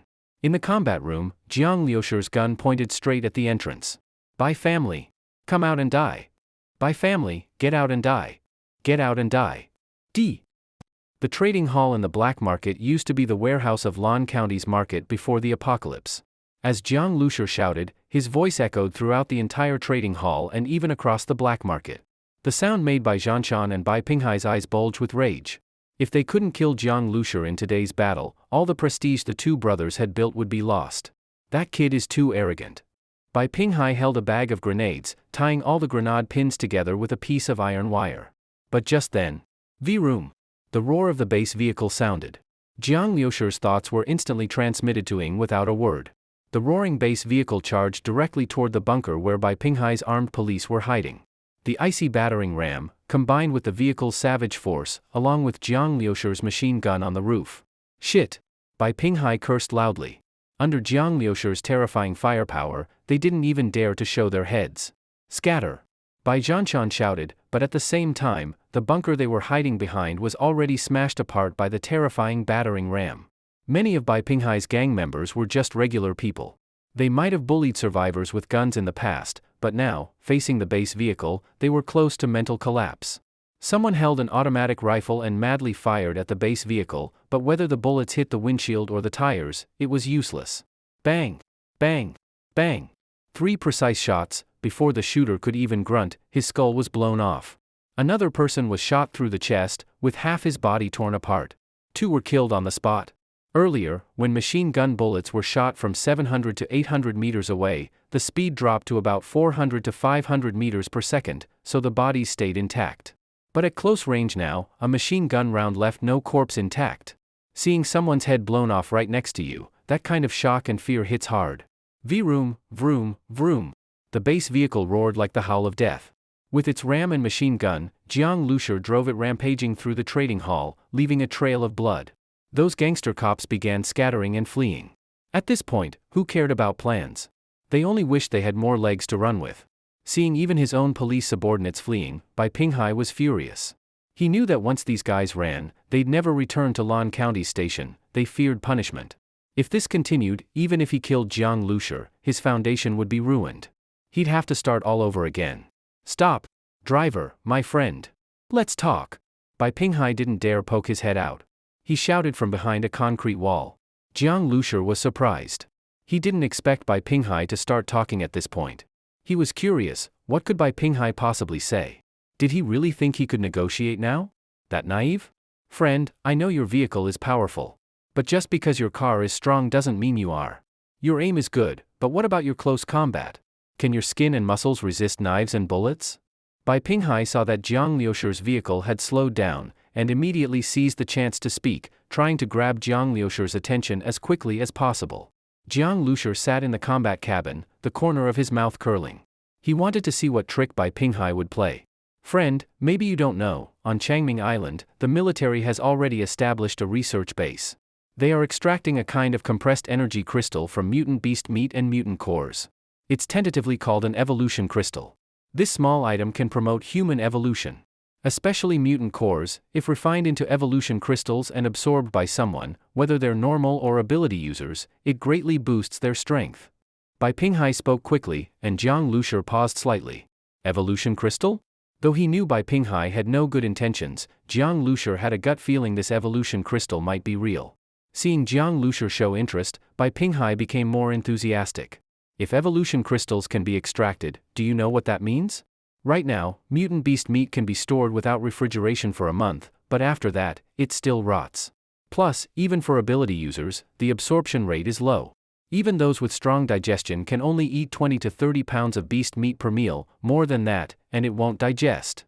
1 ton of beast meat takes about 20 days for one ability user to finish, and during intense combat, the energy intake is far from enough. If they don't even have enough energy to sustain battle, how can they evolve their bodies? How can they grow stronger? It's like raising a tiger or wolf but feeding it only grass and bran, it'll never grow. But with evolution crystals, everything changes. If there's enough crystal supply, taking one per day allows fast evolution. Even a regular person who consumes one crystal will have greatly enhanced physique, at least as strong as a professional boxer. With enough crystals, even normal people can become superhumans comparable to ability users. Bai Pinghai rattled all this off rapidly. What he said sounded logical, and Jiang Lushi knew, at the very least, Jiang Zhuing often didn't get enough energy from mutant meat, which slowed her growth. Also, mutant core prices had recently surged several times, that was another sign. It seemed the military was taking mutant cores increasingly seriously. The price of mutant cores might even rise again soon. Of course, no matter how expensive mutant meat or cores got, they could never be more valuable than evolution crystals. When the military's extraction tech was still in its early stages, even one evolution crystal would be priceless. Compared to that, even pre-apocalypse high-carat diamonds would be nothing. Just then, Ying shook her head. Her voice rang in Jiang Liushi's mind. Brother Jiang, evolution crystals aren't that special. If we have a level 2 mutant core, the base vehicle can have its own crystal extraction lab. The crystals made with starseed are way better than anything humans can make. Besides, the gene evolution fluid in the biolab can only be used by you, but energy crystals can be used by anyone. Energy crystal extraction laboratory? Jiang Liushi's heart stirred. At present, the evolution direction of the base vehicle had not yet been fully revealed, many features still awaited unlocking. This energy crystal extraction laboratory indeed tempted Jiang Lushi. Previously, his food was all mutated beast meat. Before evolving his brain domain, eating one gene is almost equal to 0.5 kilograms of meat in one meal was already a big deal. After evolving, he needed several genes. With so little mutated beast meat, the energy it provided to remodel his body was indeed meager. If there were energy crystals? Jiang Lushi didn't doubt for a moment, once this thing was extracted, it would be the top luxury item in the apocalypse. It would serve as large denomination currency, more convenient to store and carry than mutated beast meat. Those thoughts flashed in Jiang Liushi's mind like lightning. His senses, meanwhile, remained ever vigilant of the surroundings, not relaxed for a moment. At this time Bai Pinghai said again, "Well? Feeling tempted? To be honest with you, the evolution crystals are still in the experimental stage, but the armed police and the military maintain radio communication. The current head of the armed police branch has backing in the military. If you are willing to trade, using weapons and crystal cores, you might be able to exchange for a few evolution crystals to raise your personal strength." Bai Pinghai spoke temptingly. At that moment, Ran Xiyu furrowed her brows and suddenly said, "Brother Jiang, he is lying." "Oh?" Jiang Lushi smiled. He knew Ran Xiyu had psychic-type powers, able to vaguely perceive others' minds. But even without her reminder, Jiang Lushi already knew Bai Pinghai was deceiving him, intending merely to stall. Jiang Lushi unhurriedly released the Type 95 rifle. While listening to Bai Pinghai, his extremely strong brain domain allowed him to know everything around him. Being in the combat room, Jiang Lushi also had a 360 degrees field of view, ensuring he would miss no blind spots. He clearly saw a corner of the trading hall, behind the base vehicle, where even rearview mirrors could hardly reach. There was a robust man. He quietly took from a bag a series of grenades. It was Bai Zhanshan. He had transformed into his bearman form. Those grenades were bundled together, their pins could be pulled at once. In bear form, Bai Zhanshan was like a human artillery turret. He could easily smash the grenades onto the base vehicle. So many grenades exploding together, even the base vehicle could hardly withstand it.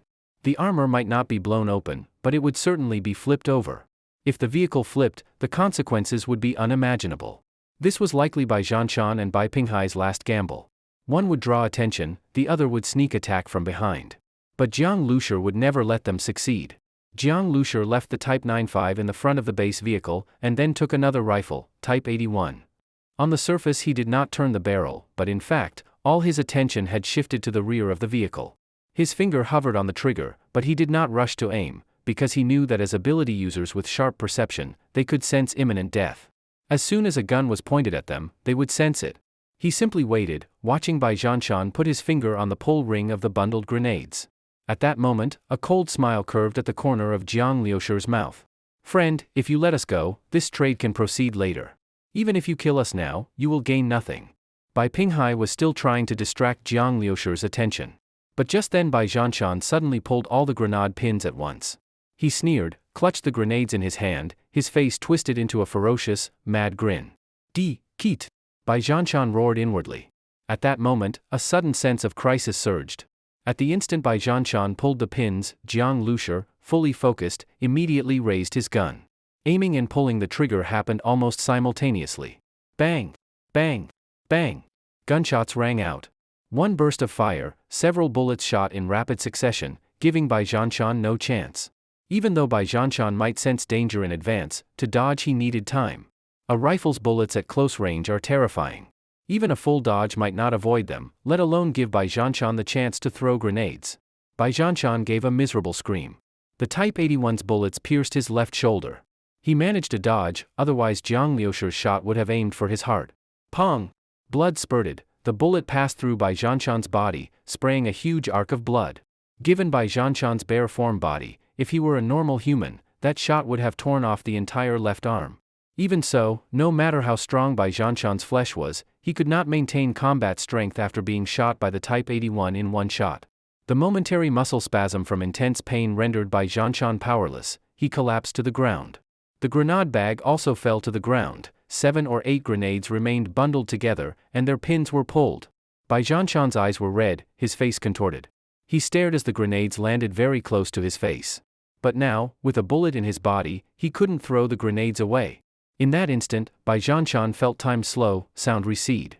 He frantically struggled, trying to grab the grenade bag to throw it away. But Death Scythe had already stretched out. Boom! The bundled grenades exploded together. Terrible tongues of flame shot out, the shockwave instantly filled the entire trading hall. Even inside the base vehicle, Jiang Liushir felt it shake violently. Luckily the rear bore the shock, if it had hit the side, it would have almost been knocked over. As for Bai Zhanshan, he didn't even grunt, he was blown to pieces, no bones remaining. With such a powerful explosion, never mind flesh body, even a tank would be knocked out. Big brother! Seeing Bai Zhanshan instantly engulfed by the explosion's fire, Bai Pinghai's eyes filled with bloodshot veins. For someone aspiring to become a hegemon, seeing one's brother die, Bai Pinghai could not say he was utterly devastated, but in that moment and scene, Bai Zhanshan's death meant Bai Pinghai was one step closer to death. "You little beast, I fuck your mother!" Bai Pinghai screamed wildly. As Jiang Liushir's gun shifted toward the rear, he suddenly leapt from behind cover, charging toward Jiang Liushir's base vehicle. At that moment Bai Pinghai's muscles gleamed with a metallic sheen, as if cast in copper. In his hand he held a steel column as thick as an adult arm. A steel rod weighing 500 or 600 kilograms, wielded by Bai Pinghai like a spear. He charged at the base vehicle holding the spear. During his sprint, each step was heavy. As he struck the trading hall floor, stone chips flew. The thick steel column in his hand pointed straight at the windshield of the base vehicle. He intended to smash through the windshield with a spear and kill the driver of the base vehicle. Bai Pinghai's special ability is metal hardening of the flesh. Like Bai Zhanshan, Bai Pinghai is also a transformation type ability user.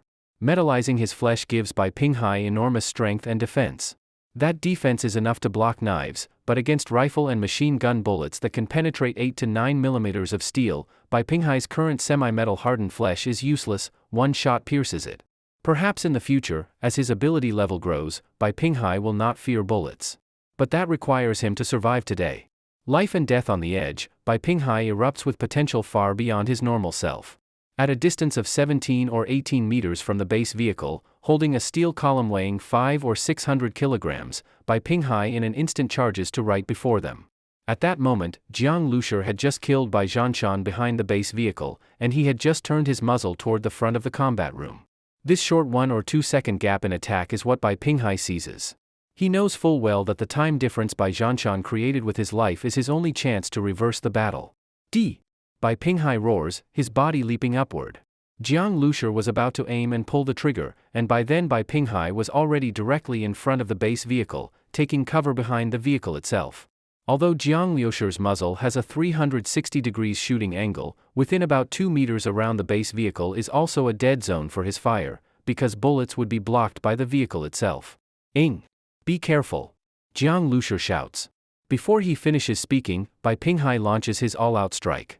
The air cannon that had been charging for several seconds is now useless. Bai Pinghai vaults over the bumper of the base vehicle. His body unfolds like a large bird, his spine arched backward like a bow. Using legs and waist, his arms exert force. The tremendous impact of the steel column combines with Bai Pinghai's own explosive strength. The solid steel column slams into the windshield. Boom! The windshield of the base vehicle trembles violently. Time seems to freeze. Dozens of glass shards, originally shattered by bullets, shoot upward into the sky, reflecting scattered pinpoints of light, like countless drops splashing on water. Bulletproof glass, after all, is not tank armor. It is made of multiple layers of glass. Though it can stop bullets, each bullet still breaks 1 or 2 layers. Sustained fire will thin the bulletproof glass layer by layer. Now Bai Pinghai's full-force strike, that high-speed steel column, is far beyond what a bullet can do. Push! A large amount of shattered glass rains into the interior of the base vehicle. Bai Pinghai's steel column has smashed through the windshield. Inside the base vehicle, Ran Qiu's face turns pale, Sun Quan and Zhang Hai both pull back their bolt actions. And Ying has already leapt up from the driver's seat. Boom! The steel column slams heavily into the driver's seat, nearly penetrating it. That is why Ying, relying fully on the command of the Star Seed, was able to instantly retract her seatbelt, allowing her to leap out. If it had been any other person, they would be bound by the seatbelt and pinned in the driver's seat. Die, all of you! Seeing that his blow succeeded and finally shattered the damned bulletproof glass, Bai Pinghai grabs the steel column and pries. More large chunks of bulletproof glass crack off. He intends to break into the base vehicle. At that moment, Jiang Zhuing is quick. She rushes to the front of the driver's seat and grabs the steel column. 1,000 volts of electricity flow along the steel column, giving off a dazzling blue light. Strong current surges into Bai Pinghai's body. Bai Pinghai groans, and the steel column in his hand nearly slips from his grasp. His metallized body can defend against knives, even small power 64 type pistol bullets, but against Jiang Zhuing's electric shock? Since metal has lower resistance, the electric damage is instead amplified. Crackling. Blue current spreads all over Bai Pinghai's body. His hair rises, his clothes ignite, yet he still clutches the steel column. Get off! Bai Pinghai violently pushes the steel column. Jiang Zhuing panics, can't pull back in time. Her small hand is thrust and suffers intense pain, her wrist joint almost dislocates. Bai Pinghai's attack power is too terrifying, no wonder he could enter the Lan County Armed Police Base and become an important figure there. Yet at this moment, Jiang Zhuing does not retreat. She switches to her other hand, still grasping the steel column. Electric currents surge.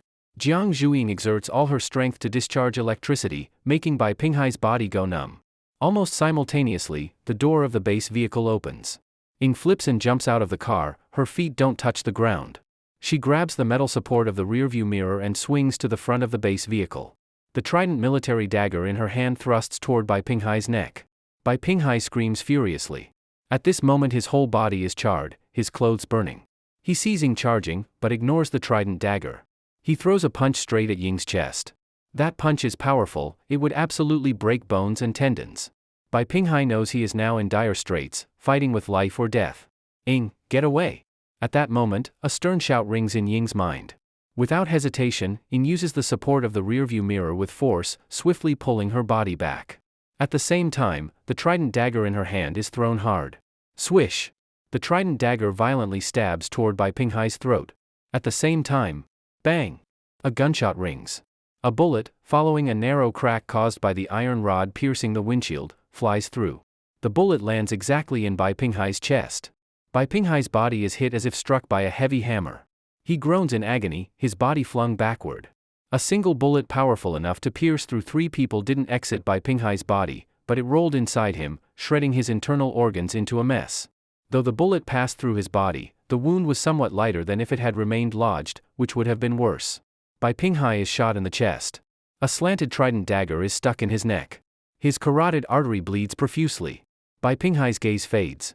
He looks at the already shattered front windshield of the base vehicle, and at Jiang Liusher holding the Type 81 rifle. A ghastly smile appears at his lips. His strength was great, but under the paralysis from electricity, his muscles stiffened.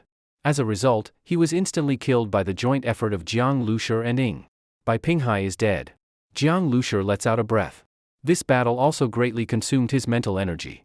Ying, get in. Jiang Lushi speaks. It's too dangerous below the car.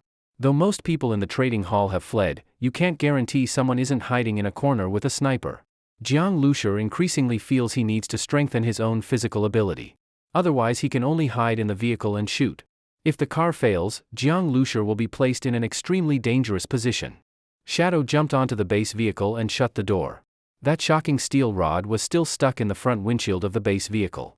Shadow delivered a clean and sharp side kick, hitting the end of the steel rod. Clang! A loud metallic bang rang out. The several hundred-kilogram iron rod was directly kicked out by Shadow, slamming heavily into a concrete wall, shaking it violently. By now, the entire black market trading hall was a complete mess. After the base vehicle had charged through several times, bullet holes were everywhere, glass was all shattered, and all the ordinary people in the black market had already fled. Countless stalls were overturned. It looked like the aftermath of a military raid. This black market was basically destroyed after Jiang Lushi came back for a surprise attack like this. Jiang Lushi threw away the Type 81 rifle in his hand and sat in the driver's seat. At that moment, he heard a prompt from the starseed, Level 1 plus ability user energy detected. Absorb.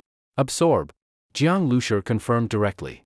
Compared to mutant beasts, human ability users had relatively weaker energy. Previously, only the Blood Wolf's energy had brought significant benefits to Jiang Lushi. As for Brother Yu's energy, it wasn't even worth half a mutant crystal core. As for Yang Qingqing, who was even weaker than an average person, she was practically negligible. Now Jiang Lushi had just killed 2 ability users whose strength was not weaker than Blood Wolf, so the energy gained was naturally more. Bai Zhanshan had been blown to pieces, his body completely destroyed. Most of his mutant energy had already dispersed, and very little remained. But Bai Pinghai was different. He was only shot through the chest and killed, so his energy was completely preserved. The starseed began directly absorbing the mutant energy that had dispersed from Bai Pinghai after his death. While the starseed was absorbing mutant energy, Jiang Lushi started the vehicle and drove the base vehicle around the black market to search the battlefield, in case someone with ill intent was hiding somewhere. Getting out of the vehicle would be too dangerous otherwise. After searching around, there was no one. But Jiang Lushi did see the barely alive Fatty Yuan. At this moment, Fatty Yuan was covered in blood, his body like a torn blood bag. He had been blown away by the shockwave from the air cannon, with countless fractures all over his body. Yet he was still barely breathing. Seeing Jiang Lushi's base vehicle slowly approaching, Fatty Yuan's eyes were full of despair and fear. He never expected that this trip to the black market to buy supplies would end like this. A student-looking young man, driving a vehicle, swept through the black market, and even the powerful Bai brothers were wiped out by him. You. Fatty Yuan trembled all over, tears streaming down his face. Jiang Lushi looked at him coldly and pushed open the car door. He rummaged through Fatty Yuan and found a blood-stained mutant crystal core in the inner pocket of his jacket. Help me.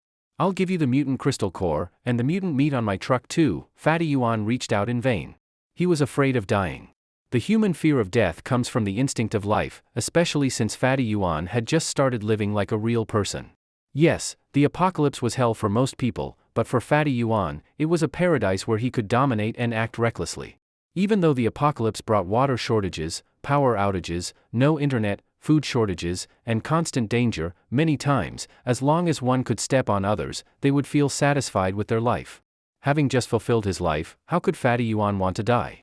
Fatty Yuan desperately tried to grab Jiang Lushi's pants leg, his face covered in tears and saliva, his forehead dripping with sweat, from pain, and from fear. The mutant beast meat and the mutant crystal core were originally mine. I don't need you to give them to me. Jiang Lushi put away the crystal core and silently raised his gun. Your injuries are too severe. You won't survive. Instead of dying in pain, I'll send you on your way. With such injuries, even in the pre-apocalyptic world, rushing to a hospital might not save him, let alone now, when even antibiotics were unavailable. Being stabbed in the leg with a knife could lead to death from infection. If Fatty Yuan hadn't been an ability user, he'd already be dead. No. Fatty Yuan shouted helplessly, but Jiang Lushi had already pulled the trigger. Bang! A gunshot rang out. A soul filled with corruption, filth, and desire was thus freed by the bullet. And in this post-apocalyptic world, there were countless such souls. Level 1 ability user energy detected. Absorb. Jiang Lushi nodded calmly. The environment changes people quickly, and Jiang Lushi himself was rapidly being changed by the environment. Compared to the early days of the apocalypse, Jiang Lushi was now much calmer, facing bloodshed. He was now thinking about his wealth and the direction in which his base vehicle should evolve. This trip to the black market had been a huge haul. Truly, horses don't grow fat without night grazing, and people don't get rich without windfalls. Nothing was faster than robbery. Jiang Lushi got back into the base vehicle. Zhang Hai and Sun Kuan had already been sent off by Jiang Lushi to handle the refrigerated truck and the SUV. Jiang Lushi drove the base vehicle to the gate of a warehouse. He stepped on the gas. The vehicle's ferocious front ram smashed the gate open. The metal sheeting was torn apart, and the steel lock completely twisted. Inside the warehouse was a large amount of food. Flour, rice, dried vegetables, cooking oil, peanuts, and a large amount of vacuum-packed side foods. Before the apocalypse, the black market in Lan County was a farm product trading market. That's also why, after the apocalypse began, Bai Zhanshan was able to quickly establish the black market with it as the foundation. The farm market originally had a lot of food and agricultural products. The survivor teams who came from surrounding areas, hoping to scavenge some food from the market, were stunned when they arrived. They found all the supplies had been monopolized by Bai Zhanshan alone. They couldn't beat Bai Zhanshan. Those who tried had long been tortured to death and hung at the black market gate by Bai Zhanshan. As for those who didn't try to fight, Bai Zhanshan didn't kill or rob them, but traded with them instead. This was Bai Zhanshan's cunning move. Pure robbery would easily provoke public anger and lead to disaster. Developing black market trade, on the other hand, could establish his own power base step by step. He could even build a country in the future. But now, all these food supplies belonged to Jiang Lushi. So much food! Ran Shiyu's eyelids twitched slightly when she saw the warehouse full of food. In the apocalypse, she knew all too well what such a huge amount of supplies meant. Inside the black market warehouse, aside from food, there was also around 1 ton of mutant beast meat. Team 7 Gods didn't store much mutant meat, probably because they had exchanged it all for mutant crystal cores earlier. The supplies in this warehouse, plus the mutant crystal core and the whole mutant beast left behind by Fatty Yuan, along with the scattered guns and ammunition, and even some overturned vehicles hit by Jiang Liushi's base vehicle, many of which contained mutant meat, all of it became the property of Jiang Liushi's team. Unfortunately, the vehicles parked around the perimeter of the black market had mostly driven away. The survivor teams took their guns with them. Jiang Liushi's strength had limits. He couldn't keep everyone in the black market from leaving. Calculating the value of this haul, Ran Shiyu was secretly shocked. These resources were enough to form the foundation of a new power and sustain it for more than half a year. Too bad there was no way to transport all this food. Staring at the warehouse full of grain, Jiang Lushi fell silent. Suddenly, he said to Ran Shiyu, "Get out of the car." Ran Shiyu paused. Faced with Jiang Liushi's cold and commanding tone, she wasn't used to it for a moment. Before the apocalypse, she was a high-status princess. After the apocalypse, even though she lost everything and was imprisoned in a cage, many men still looked at her with lustful eyes. Jiang Liushi's indifferent attitude, on the contrary, surprised her. Ran Shiyu nodded. After all, Jiang Lushi had saved her life. Naturally, she followed his every command. After she got out, Jiang Lushi opened the starseed control panel. He had her leave so he could load the supplies into the storage space. Wasting anything in the apocalypse was a crime. With so many resources, how could he not try to take as much as possible? But doing this with Ran Shiyu watching would be inconvenient.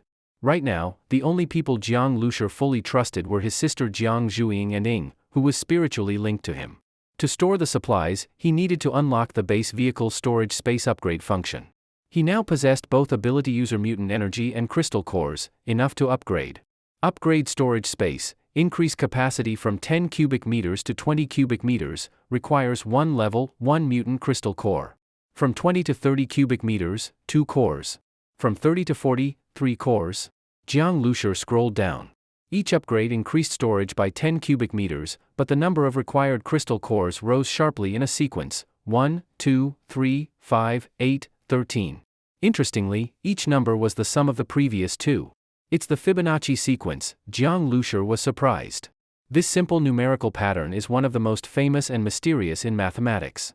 The ratio of each number to the next gets closer to the golden ratio, hence the name. Strangely enough, the Fibonacci sequence appears almost everywhere in nature: the spiral pattern of sunflower seeds, the number of flower petals, branch splits on trees, seashells, typhoon spirals, even human finger bones and arm lengths, all follow this sequence or draw from it. It seemed this sequence had become a fundamental rule of the universe since its birth. All life, unknowingly, obeyed it. Even the mysterious starseed, its upgrades followed the sequence that matched the beauty of nature. Unfortunately for Jiang Lushi, this was bad news. The Fibonacci sequence grows geometrically. That meant the base vehicle storage could probably only be upgraded to 1 or 200 cubic meters. Beyond that, the cost would be unbearable. Still, 100 cubic meters is a lot. In the apocalypse, food is as valuable as gold. That's enough to store over 100 tons. Jiang Lushi placed the crystal core left by Fatty Yuan into a slot in the base vehicle's dashboard. Along with the energy he had absorbed from other ability users, it was equivalent to about 3 crystal cores. But he couldn't bear to use all 3 cores on storage. There were too many areas of the base vehicle that urgently needed upgrades: tires, bulletproof glass, even internal living space, all needed improvement. Looking at the warehouse inventory, Jiang Lushi estimated that if he only upgraded once, he could take about 70% of it. 70% is fine. Less is okay too. Safety first, wealth second.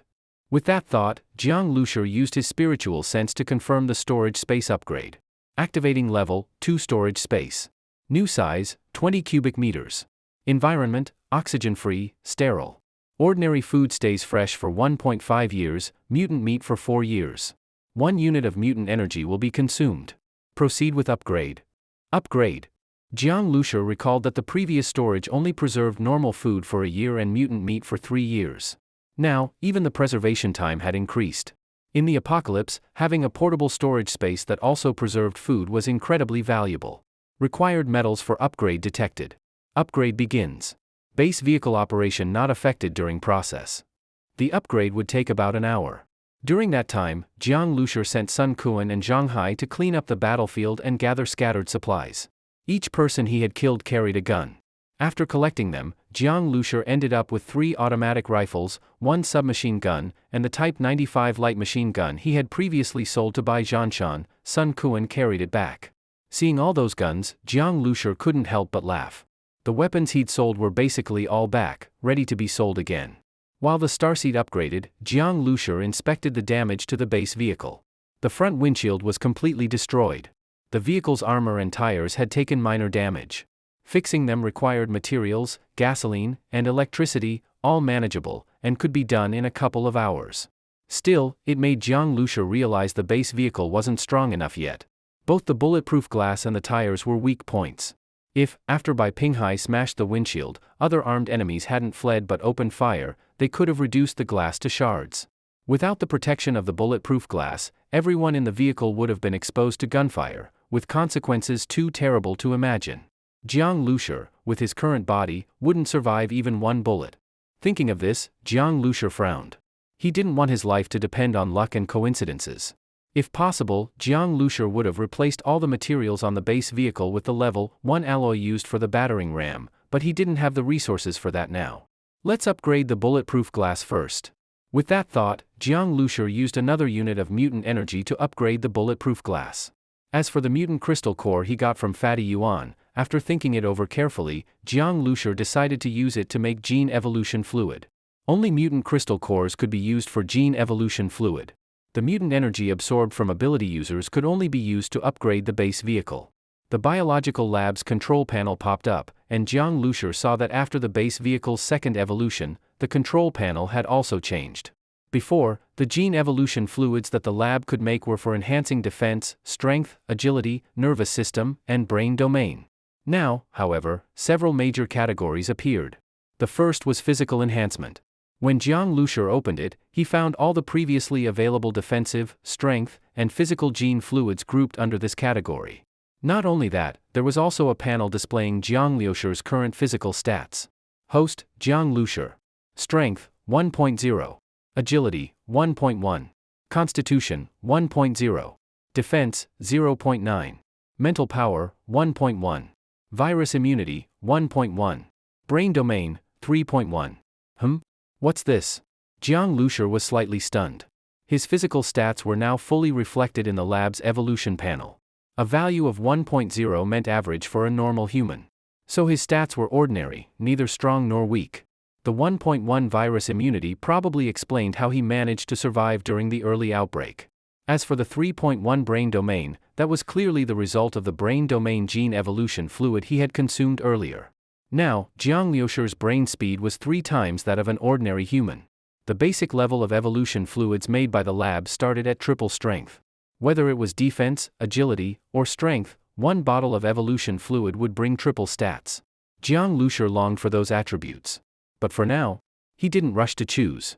He kept browsing. Only after the base vehicle reached its second evolution had these advanced options appeared. The first option, body enhancement, he had already reviewed. The second option was control over elements and energy. Opening it, he again saw his attributes, all at 0. Available elemental controls included wind, fire, ice, lightning, poison, and so on. Among them, lightning control was exactly what Jiang Zhuing's ability was. But elemental control required at least one level, 2 mutant crystal core to unlock, immediately putting that out of Jiang Liusher's reach. A level 2 crystal core. He hadn't even seen a level 2 mutant beast yet. Some stronger abilities like metal control or gravity manipulation even required several level 2 cores to activate. Jiang Liusher could only stare helplessly. So elemental powers were this expensive? Zhuing truly had an incredible power. Lightning control, considered higher level than any physical enhancement, was recognized by the starseed as superior. He exited that menu. The third option was bloodline activation. This would let the host acquire a special bloodline. For example, the werewolf or bearman bloodlines, both of which Jiang Liusher had seen before. The blood wolf could transform into a wolf. Baijianshan transformed into a bear. They gained speed, strength, and powerful defense. But the starseed's bloodline activation didn't require transformation. The bloodline would be directly integrated into Jiang Liusher's body, giving him the physical power of a werewolf or bearman while still in human form. After the werewolf and bearman lines, there were other bloodlines, and one of them caught Jiang Liusher's attention. Blood evolution bloodline? Curious, Jiang Liusher instinctively clicked the description. As he read, everything became clear. According to the starseed, humans carried powerful blood and bone marrow genes. But for ordinary people, these genes were locked and inactive. Some people had partially activated these extra blood and marrow genes before the apocalypse. But without exposure to mutant energy or virus-induced evolution, this premature activation only caused harm, leading to shortened lifespans.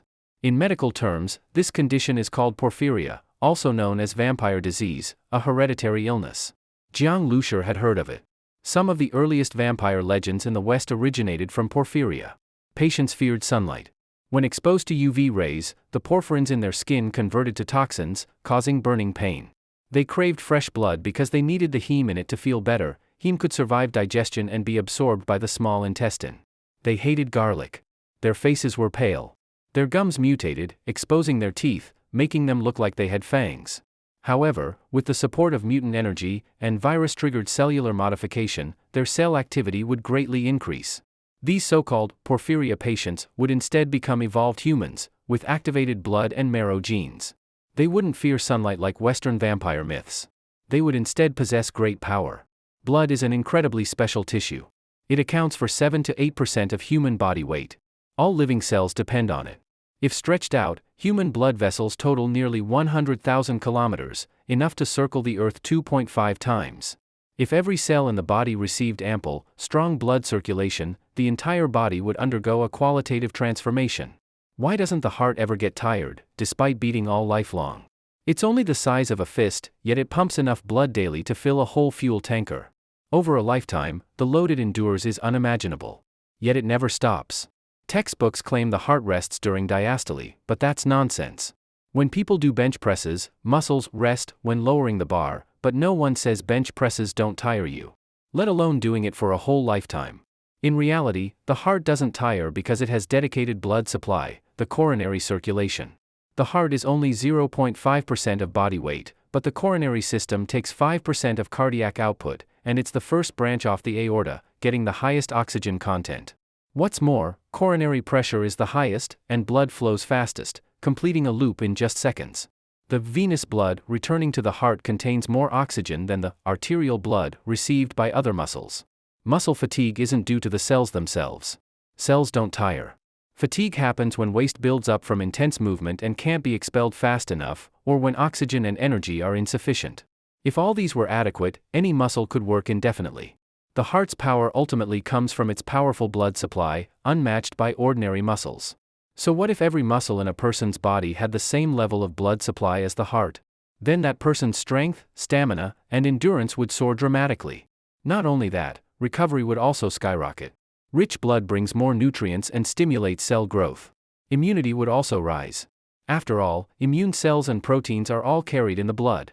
Even lifespan would increase. With cells well nourished and less waste buildup, aging slows, due to reduced oxidative stress from free radicals. This is the blood evolution bloodline. Tremendous strength, speed, stamina, the myth of agelessness, and terrifying regeneration. After reading the starseed's explanation, Jiang Luxia understood that the so-called blood evolution bloodline was actually very different from the blood clans in movies. Only some of the abilities appeared similar on the surface. In essence, it was about having a much stronger circulatory system, where mutated cells in the blood had enhanced ability to carry oxygen, nutrients, and energy. With stronger blood circulation, even digestion would improve. This meant he could eat more mutant beast meat or evolution crystals, and get stronger faster in the future. If I activate the blood evolution bloodline, not only will my survivability increase, but I'll also gain strength faster. Of course, I'll consume more evolution crystals daily. That might be too much for normal people, but I have the starseed, so it's not a problem. Jiang Luxia weighed the pros and cons of the bloodline. Of course, it all depended on obtaining a level 2 mutant crystal core. Right now, he only had one level 1 core, which felt quite pitiful. I'll just use it to make an agility-type gene evolution fluid. Thinking that, Jiang Luxia threw the core into the biological lab. His nerve reflexes were fast, but his movement speed wasn't up to par. Tripling his agility would be a timely boost. Gene fluid in progress. Estimated time, 1 hour. In the blink of an eye, all the mutant energy and cores gained in the black market were nearly spent. Only one core remained. Jiang Luxia had saved it to modify the mining truck. Currently, over 95% of the team's resources had gone to Jiang Luxia. He took all the mutant cores. Many of the weapons were also exchanged for more cores. The rest of the team's consumption was mostly just some mutant beast meat. Though Jiang Luxia was the most important member, Jiang Zhuing also played a major role each time. He had to ensure her growth as well. Give it a few more days. Right now, Zhuing can only eat mutant meat. We've got plenty of that, but she can't eat much at once. What would really help is the evolution crystals extracted by the military. But those aren't for sale.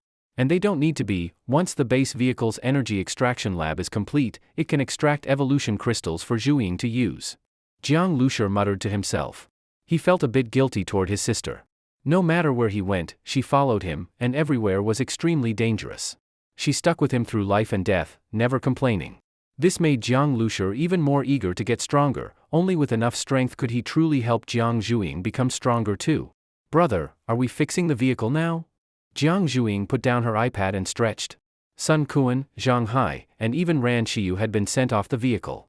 Inside was warm, so she was only wearing a small, light tank top. When she stretched, her pale, slender waist was exposed, full of youthful beauty. Yeah, let's fix it. Jiang Luxia smiled. Repairing the base vehicle required electric power, which Zhuing provided. As for the food and mutant meat in the warehouse, Jiang Luxia didn't hide anything from his sister. He activated the automatic collection system and began absorbing it all into storage. Ever since he revealed that his ability was mechanical modification, Jiang Zhuing no longer questioned any strange things that happened to the vehicle.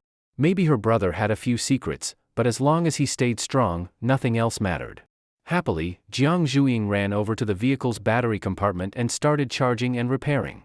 For her, this was also a kind of training, even if the results were minimal. Meanwhile, the food in the black market warehouse was being rapidly absorbed into the vehicle's storage space. In less than 10 minutes, the new 10 cubic meter storage was already full of food and mutant meat. Soon after, the base vehicle was repaired, the gene evolution fluid completed, the bulletproof glass upgraded, and the battlefield cleaned. All scattered weapons and ammunition were gathered by Sun Quan and Zhang Hai. Even the punctured ballistic shields and bulletproof vests were stripped off corpses. In this world, no one cared if your vest had been worn before, holes just meant a discount. Everything was now organized. They were ready to move. Jiang Luxia's team took a short rest. At dusk, a minibus, a freezer truck, and an SUV in the middle pulled away from the black market. After 20 to 30 kilometers of travel, night had fully fallen. The convoy stopped in a desolate field to rest. They cooked hot mutant beast soup, grilled meat, dried vegetables, and fresh, fragrant rice, a truly rich dinner. On this chilly night, a hot bowl of soup warmed every inch of the body. After such intense fighting, this was the perfect way to relax. Of course, a hot shower would have made it flawless. But that kind of luxury was only enjoyed by Jiang Lushi, and Jiang Zhuing. Sun Quan and Zhang Hai hadn't bathed since the apocalypse began. They could rub off layers of grime. Instead of cramming into the tiny onboard bathroom, they spotted a small river in the wild, free of zombies and beasts, and just dove in for a refreshing wash. As for Ran Xiyu, when she saw Jiang Zhuing come out of the shower, hair still wet and steam rising from her head, she was absolutely jealous. She hadn't imagined that in this post-apocalyptic world, anyone could still take a hot shower, heating water with electricity. Such a luxury was probably only possible on a high-end RV like this. As a girl, especially one as clean-loving as Ran Xiyu, she couldn't stand feeling dirty. But she was too shy to ask. After hesitating for a long time, she finally blushed and said to Jiang Lushi, "Brother Jiang, can I use your bathroom?" Worried he'd say no, she nervously pinched her skirt and looked at him with pleading eyes. "Oh, sure." Jiang Lushi answered casually. Only then did Ran Xiyu carefully go into the bathroom, gently close the door, and undress. She turned on the faucet. Hot water flowed out instantly. There was even a small seated bathtub. The steam rose, enveloping her face, and Ran Xiyu felt a long-lost sense of happiness. Sometimes, happiness is just that simple: food when you're hungry, a shower when you're dirty. In the pre-apocalyptic world, full of greed and indulgence, people chased endless desires. Though there was abundance, happiness wasn't guaranteed. But now, in this world of scarcity, Ran Xiyu, for the first time, felt that maybe this world wasn't all that bad. After taking a shower, Ran Xiyu washed her dirty clothes too, carefully putting away her underwear. She never thought she'd end up bathing in the home of a man she'd only known for a day, and that man was just outside the door, barely a few steps away. The sound of water splashing on her body, Jiang Lushi definitely heard it all. And now, after it had all happened, Ran Xiyu felt embarrassed, yet at the same time, there was a strange feeling in her heart that she couldn't quite explain. She didn't have any clean clothes to change into, so she wore Jiang Zhuing's pajamas, a cartoon-style fuzzy bear set, completely not her style. Ran Xiyu didn't even know how she looked in it. She carefully pushed open the bathroom door. With her naturally slender and delicate frame, wrapped in that small bear pajama set, she actually looked like a 15 or 16-year-old girl, innocent and adorable. As soon as she stepped out, she instinctively glanced toward Jiang Lushi. She saw him wearing only a tight athletic tank top. After constantly eating mutant beast meat, his muscles had grown firmer. Even through the fitted shirt, you could see the lines: a strong, powerful build. Right now, Jiang Lushi's focus was entirely on his hands. He held 6 coins, flipping and flying through his fingers at an astonishing speed. The coins spun rapidly in the air, reflecting light in a dazzling display. "What is this?" Ran Xiyu was stunned. She couldn't believe anyone could move their hands so fast and accurately. What was he doing? Jiang Lushi's finger movements were so flashy and precise that Ran Xiyu's eyes couldn't keep up. The 6 coins flipped and even collided at times, yet not a single one fell. His long, nimble fingers seemed almost magical. After performing 4 or 5 complex tricks in a row, the 6 coins landed together on the small table. Clack clack clack. The 6 coins stacked neatly, perfectly aligned. Jiang Lushi exhaled. He had just been practicing finger dexterity. After drinking the agility gene evolution fluid, his body had become much faster. He was now training to get used to his new physical capabilities. With both agile muscles and faster neural reflexes, Jiang Lushi could now pull off many flashy movements that seemed impossible to ordinary people. Being an ability user didn't mean you could just eat mutant meat or use evolution crystals and instantly become stronger. Training was still essential. Otherwise, even a strong body was useless if you didn't know how to use it, like a clumsy brute. Next to him, Jiang Zhuing was recording the training with her phone, clearly amused. "Hee, bro, that was awesome." Since meeting Jiang Lushi, Jiang Zhuing had witnessed miracle after miracle. She could feel her brother growing stronger. When they first met, Jiang Lushi really seemed like just a regular guy. But now, as long as you gave him a gun, he could wipe out a whole squad by himself. "Alright, that's enough for today. Zhuing, stop watching so much anime. Practice controlling electricity when you get a chance." I knew. Jiang Zhuing stuck out her tongue playfully. Indeed, she had been too relaxed lately, especially staying close to her brother. Tonight they needed to rest well. Ahead of them was the road to Jinling Port, and probably more intense battles. As for sleeping, Jiang Lushi was starting to worry. The base vehicle only had one foldable single bed. Just yesterday, it had only been him and Zhuing. She took the bed, he slept on the couch. But now, with Ying joining in the morning, and Ran Shiyu added too, even the couch had no space left.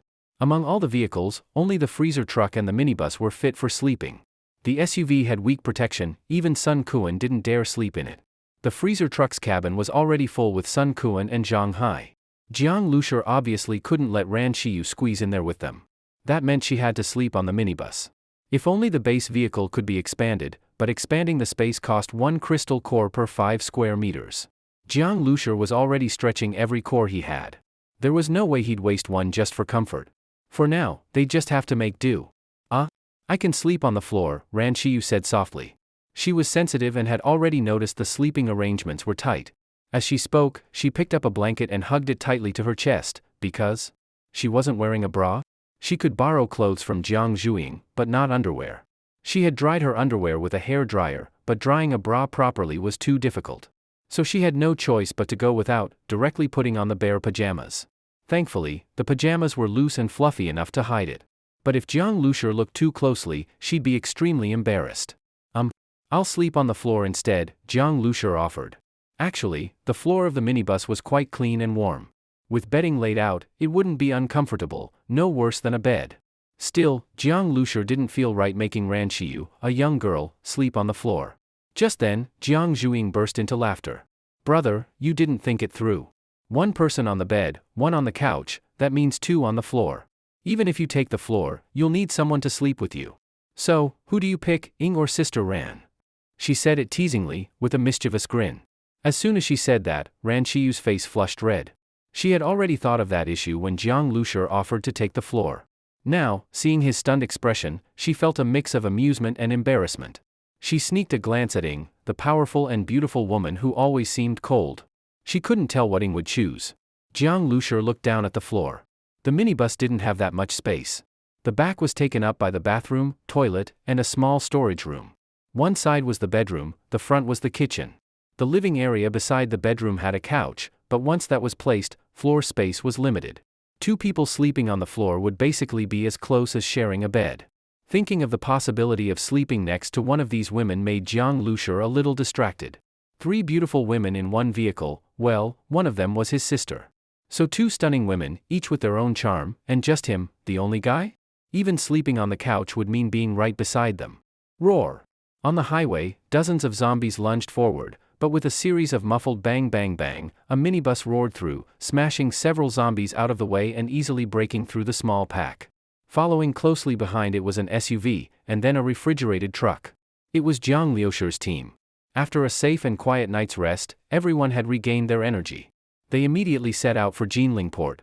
Jinling Port was the largest port in the central region. From their departure point, the fastest route was a straight line, but that meant cutting through nearly half of Jinling City. Jinling had been a populous metropolis, which now, in the apocalypse, meant only one thing: a lot of zombies.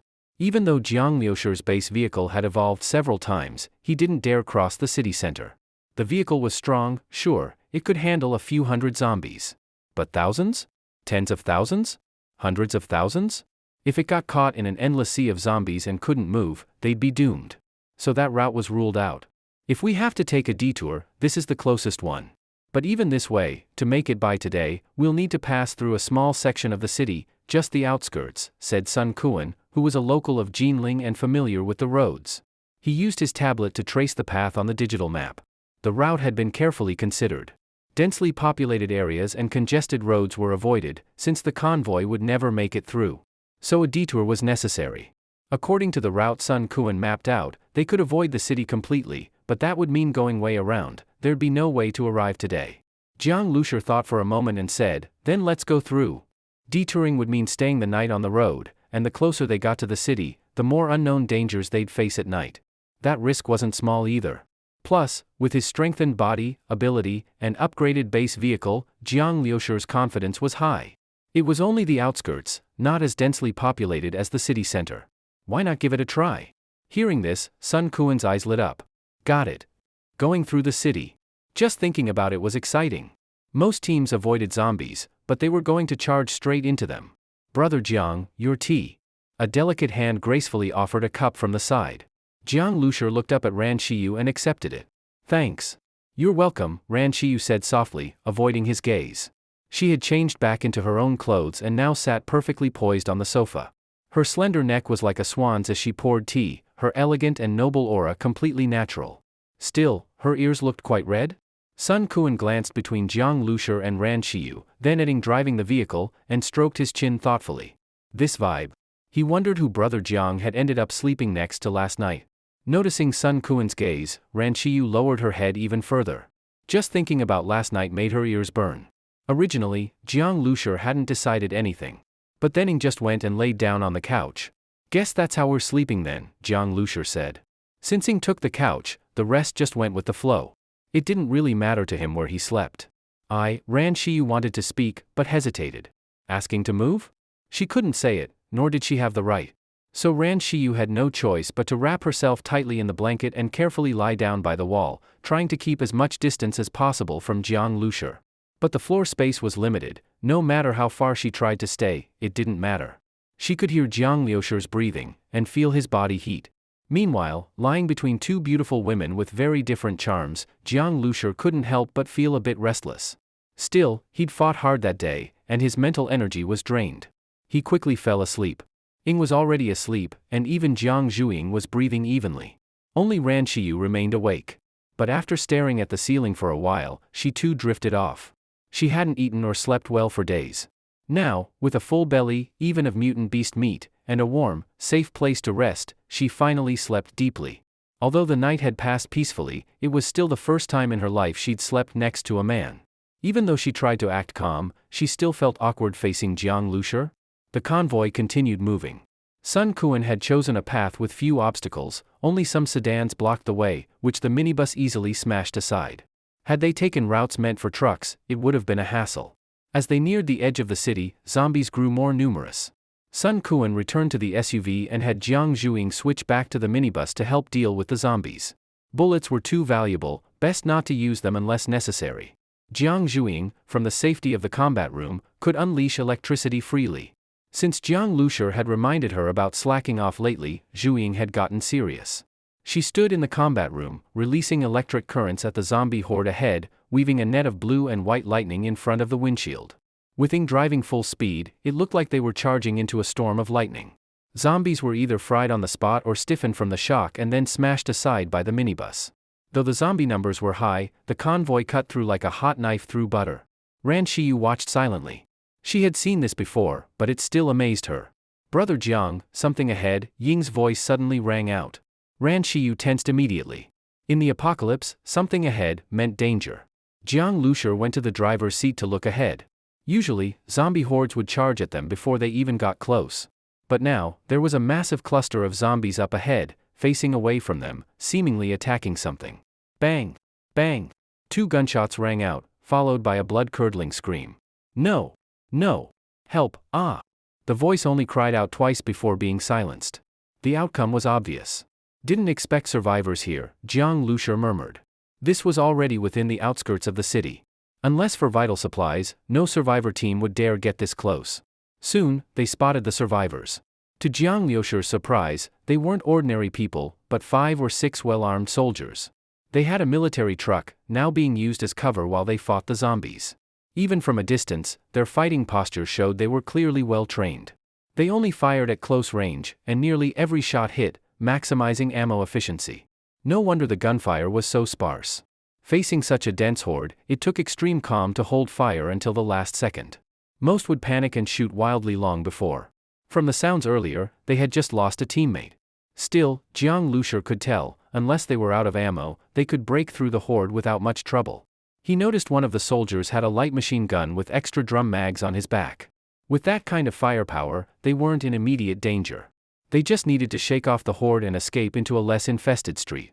But what confused Jiang Lushi was, the soldiers all looked extremely tense, sweat pouring from their foreheads. Their calm fighting didn't match the fear on their faces. What were they so afraid of? Originally, Jiang Lushi planned to bypass them. His goal was reaching Jinling Port, he didn't want to get involved.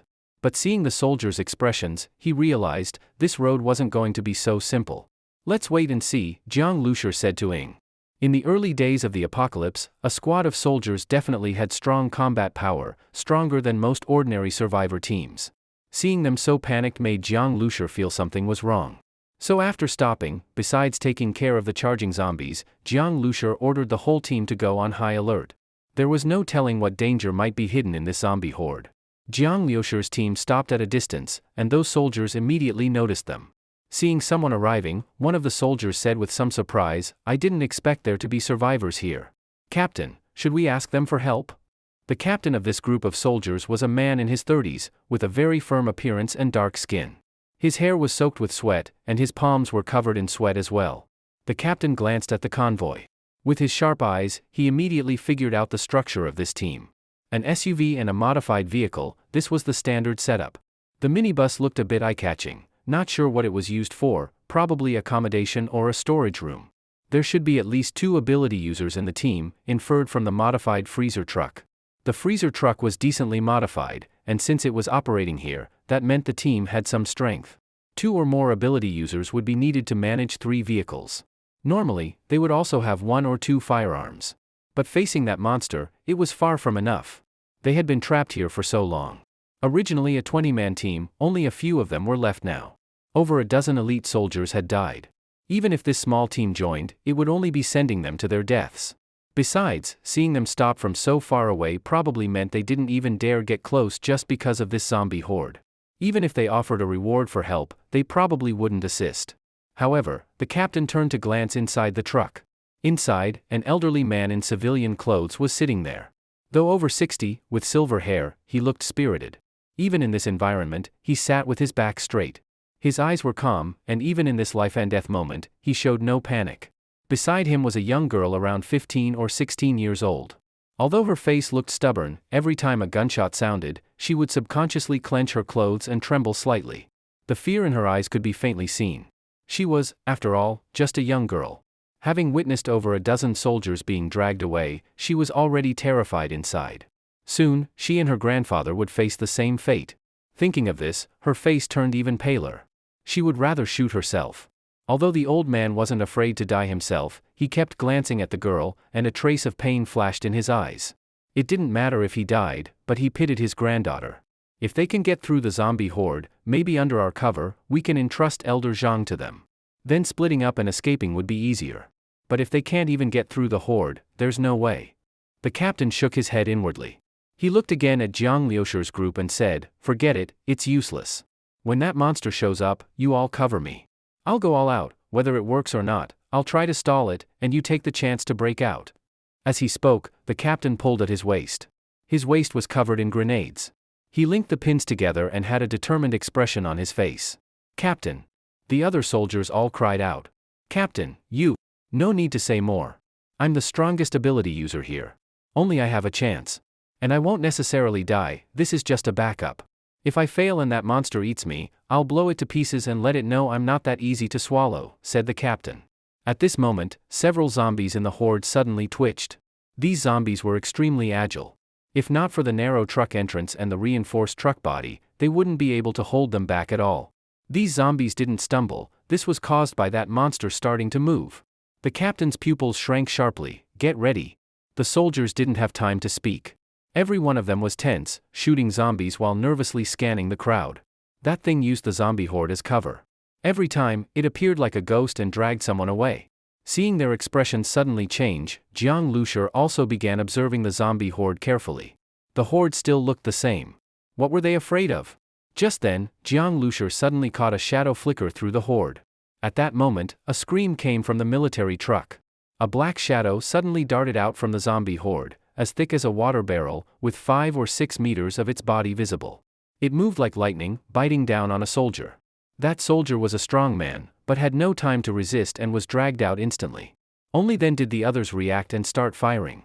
They were indeed well trained, but if it was too fast for them to react or shoot, what use was that? The dragged soldier screamed in pain, struggling in midair. "Ah!"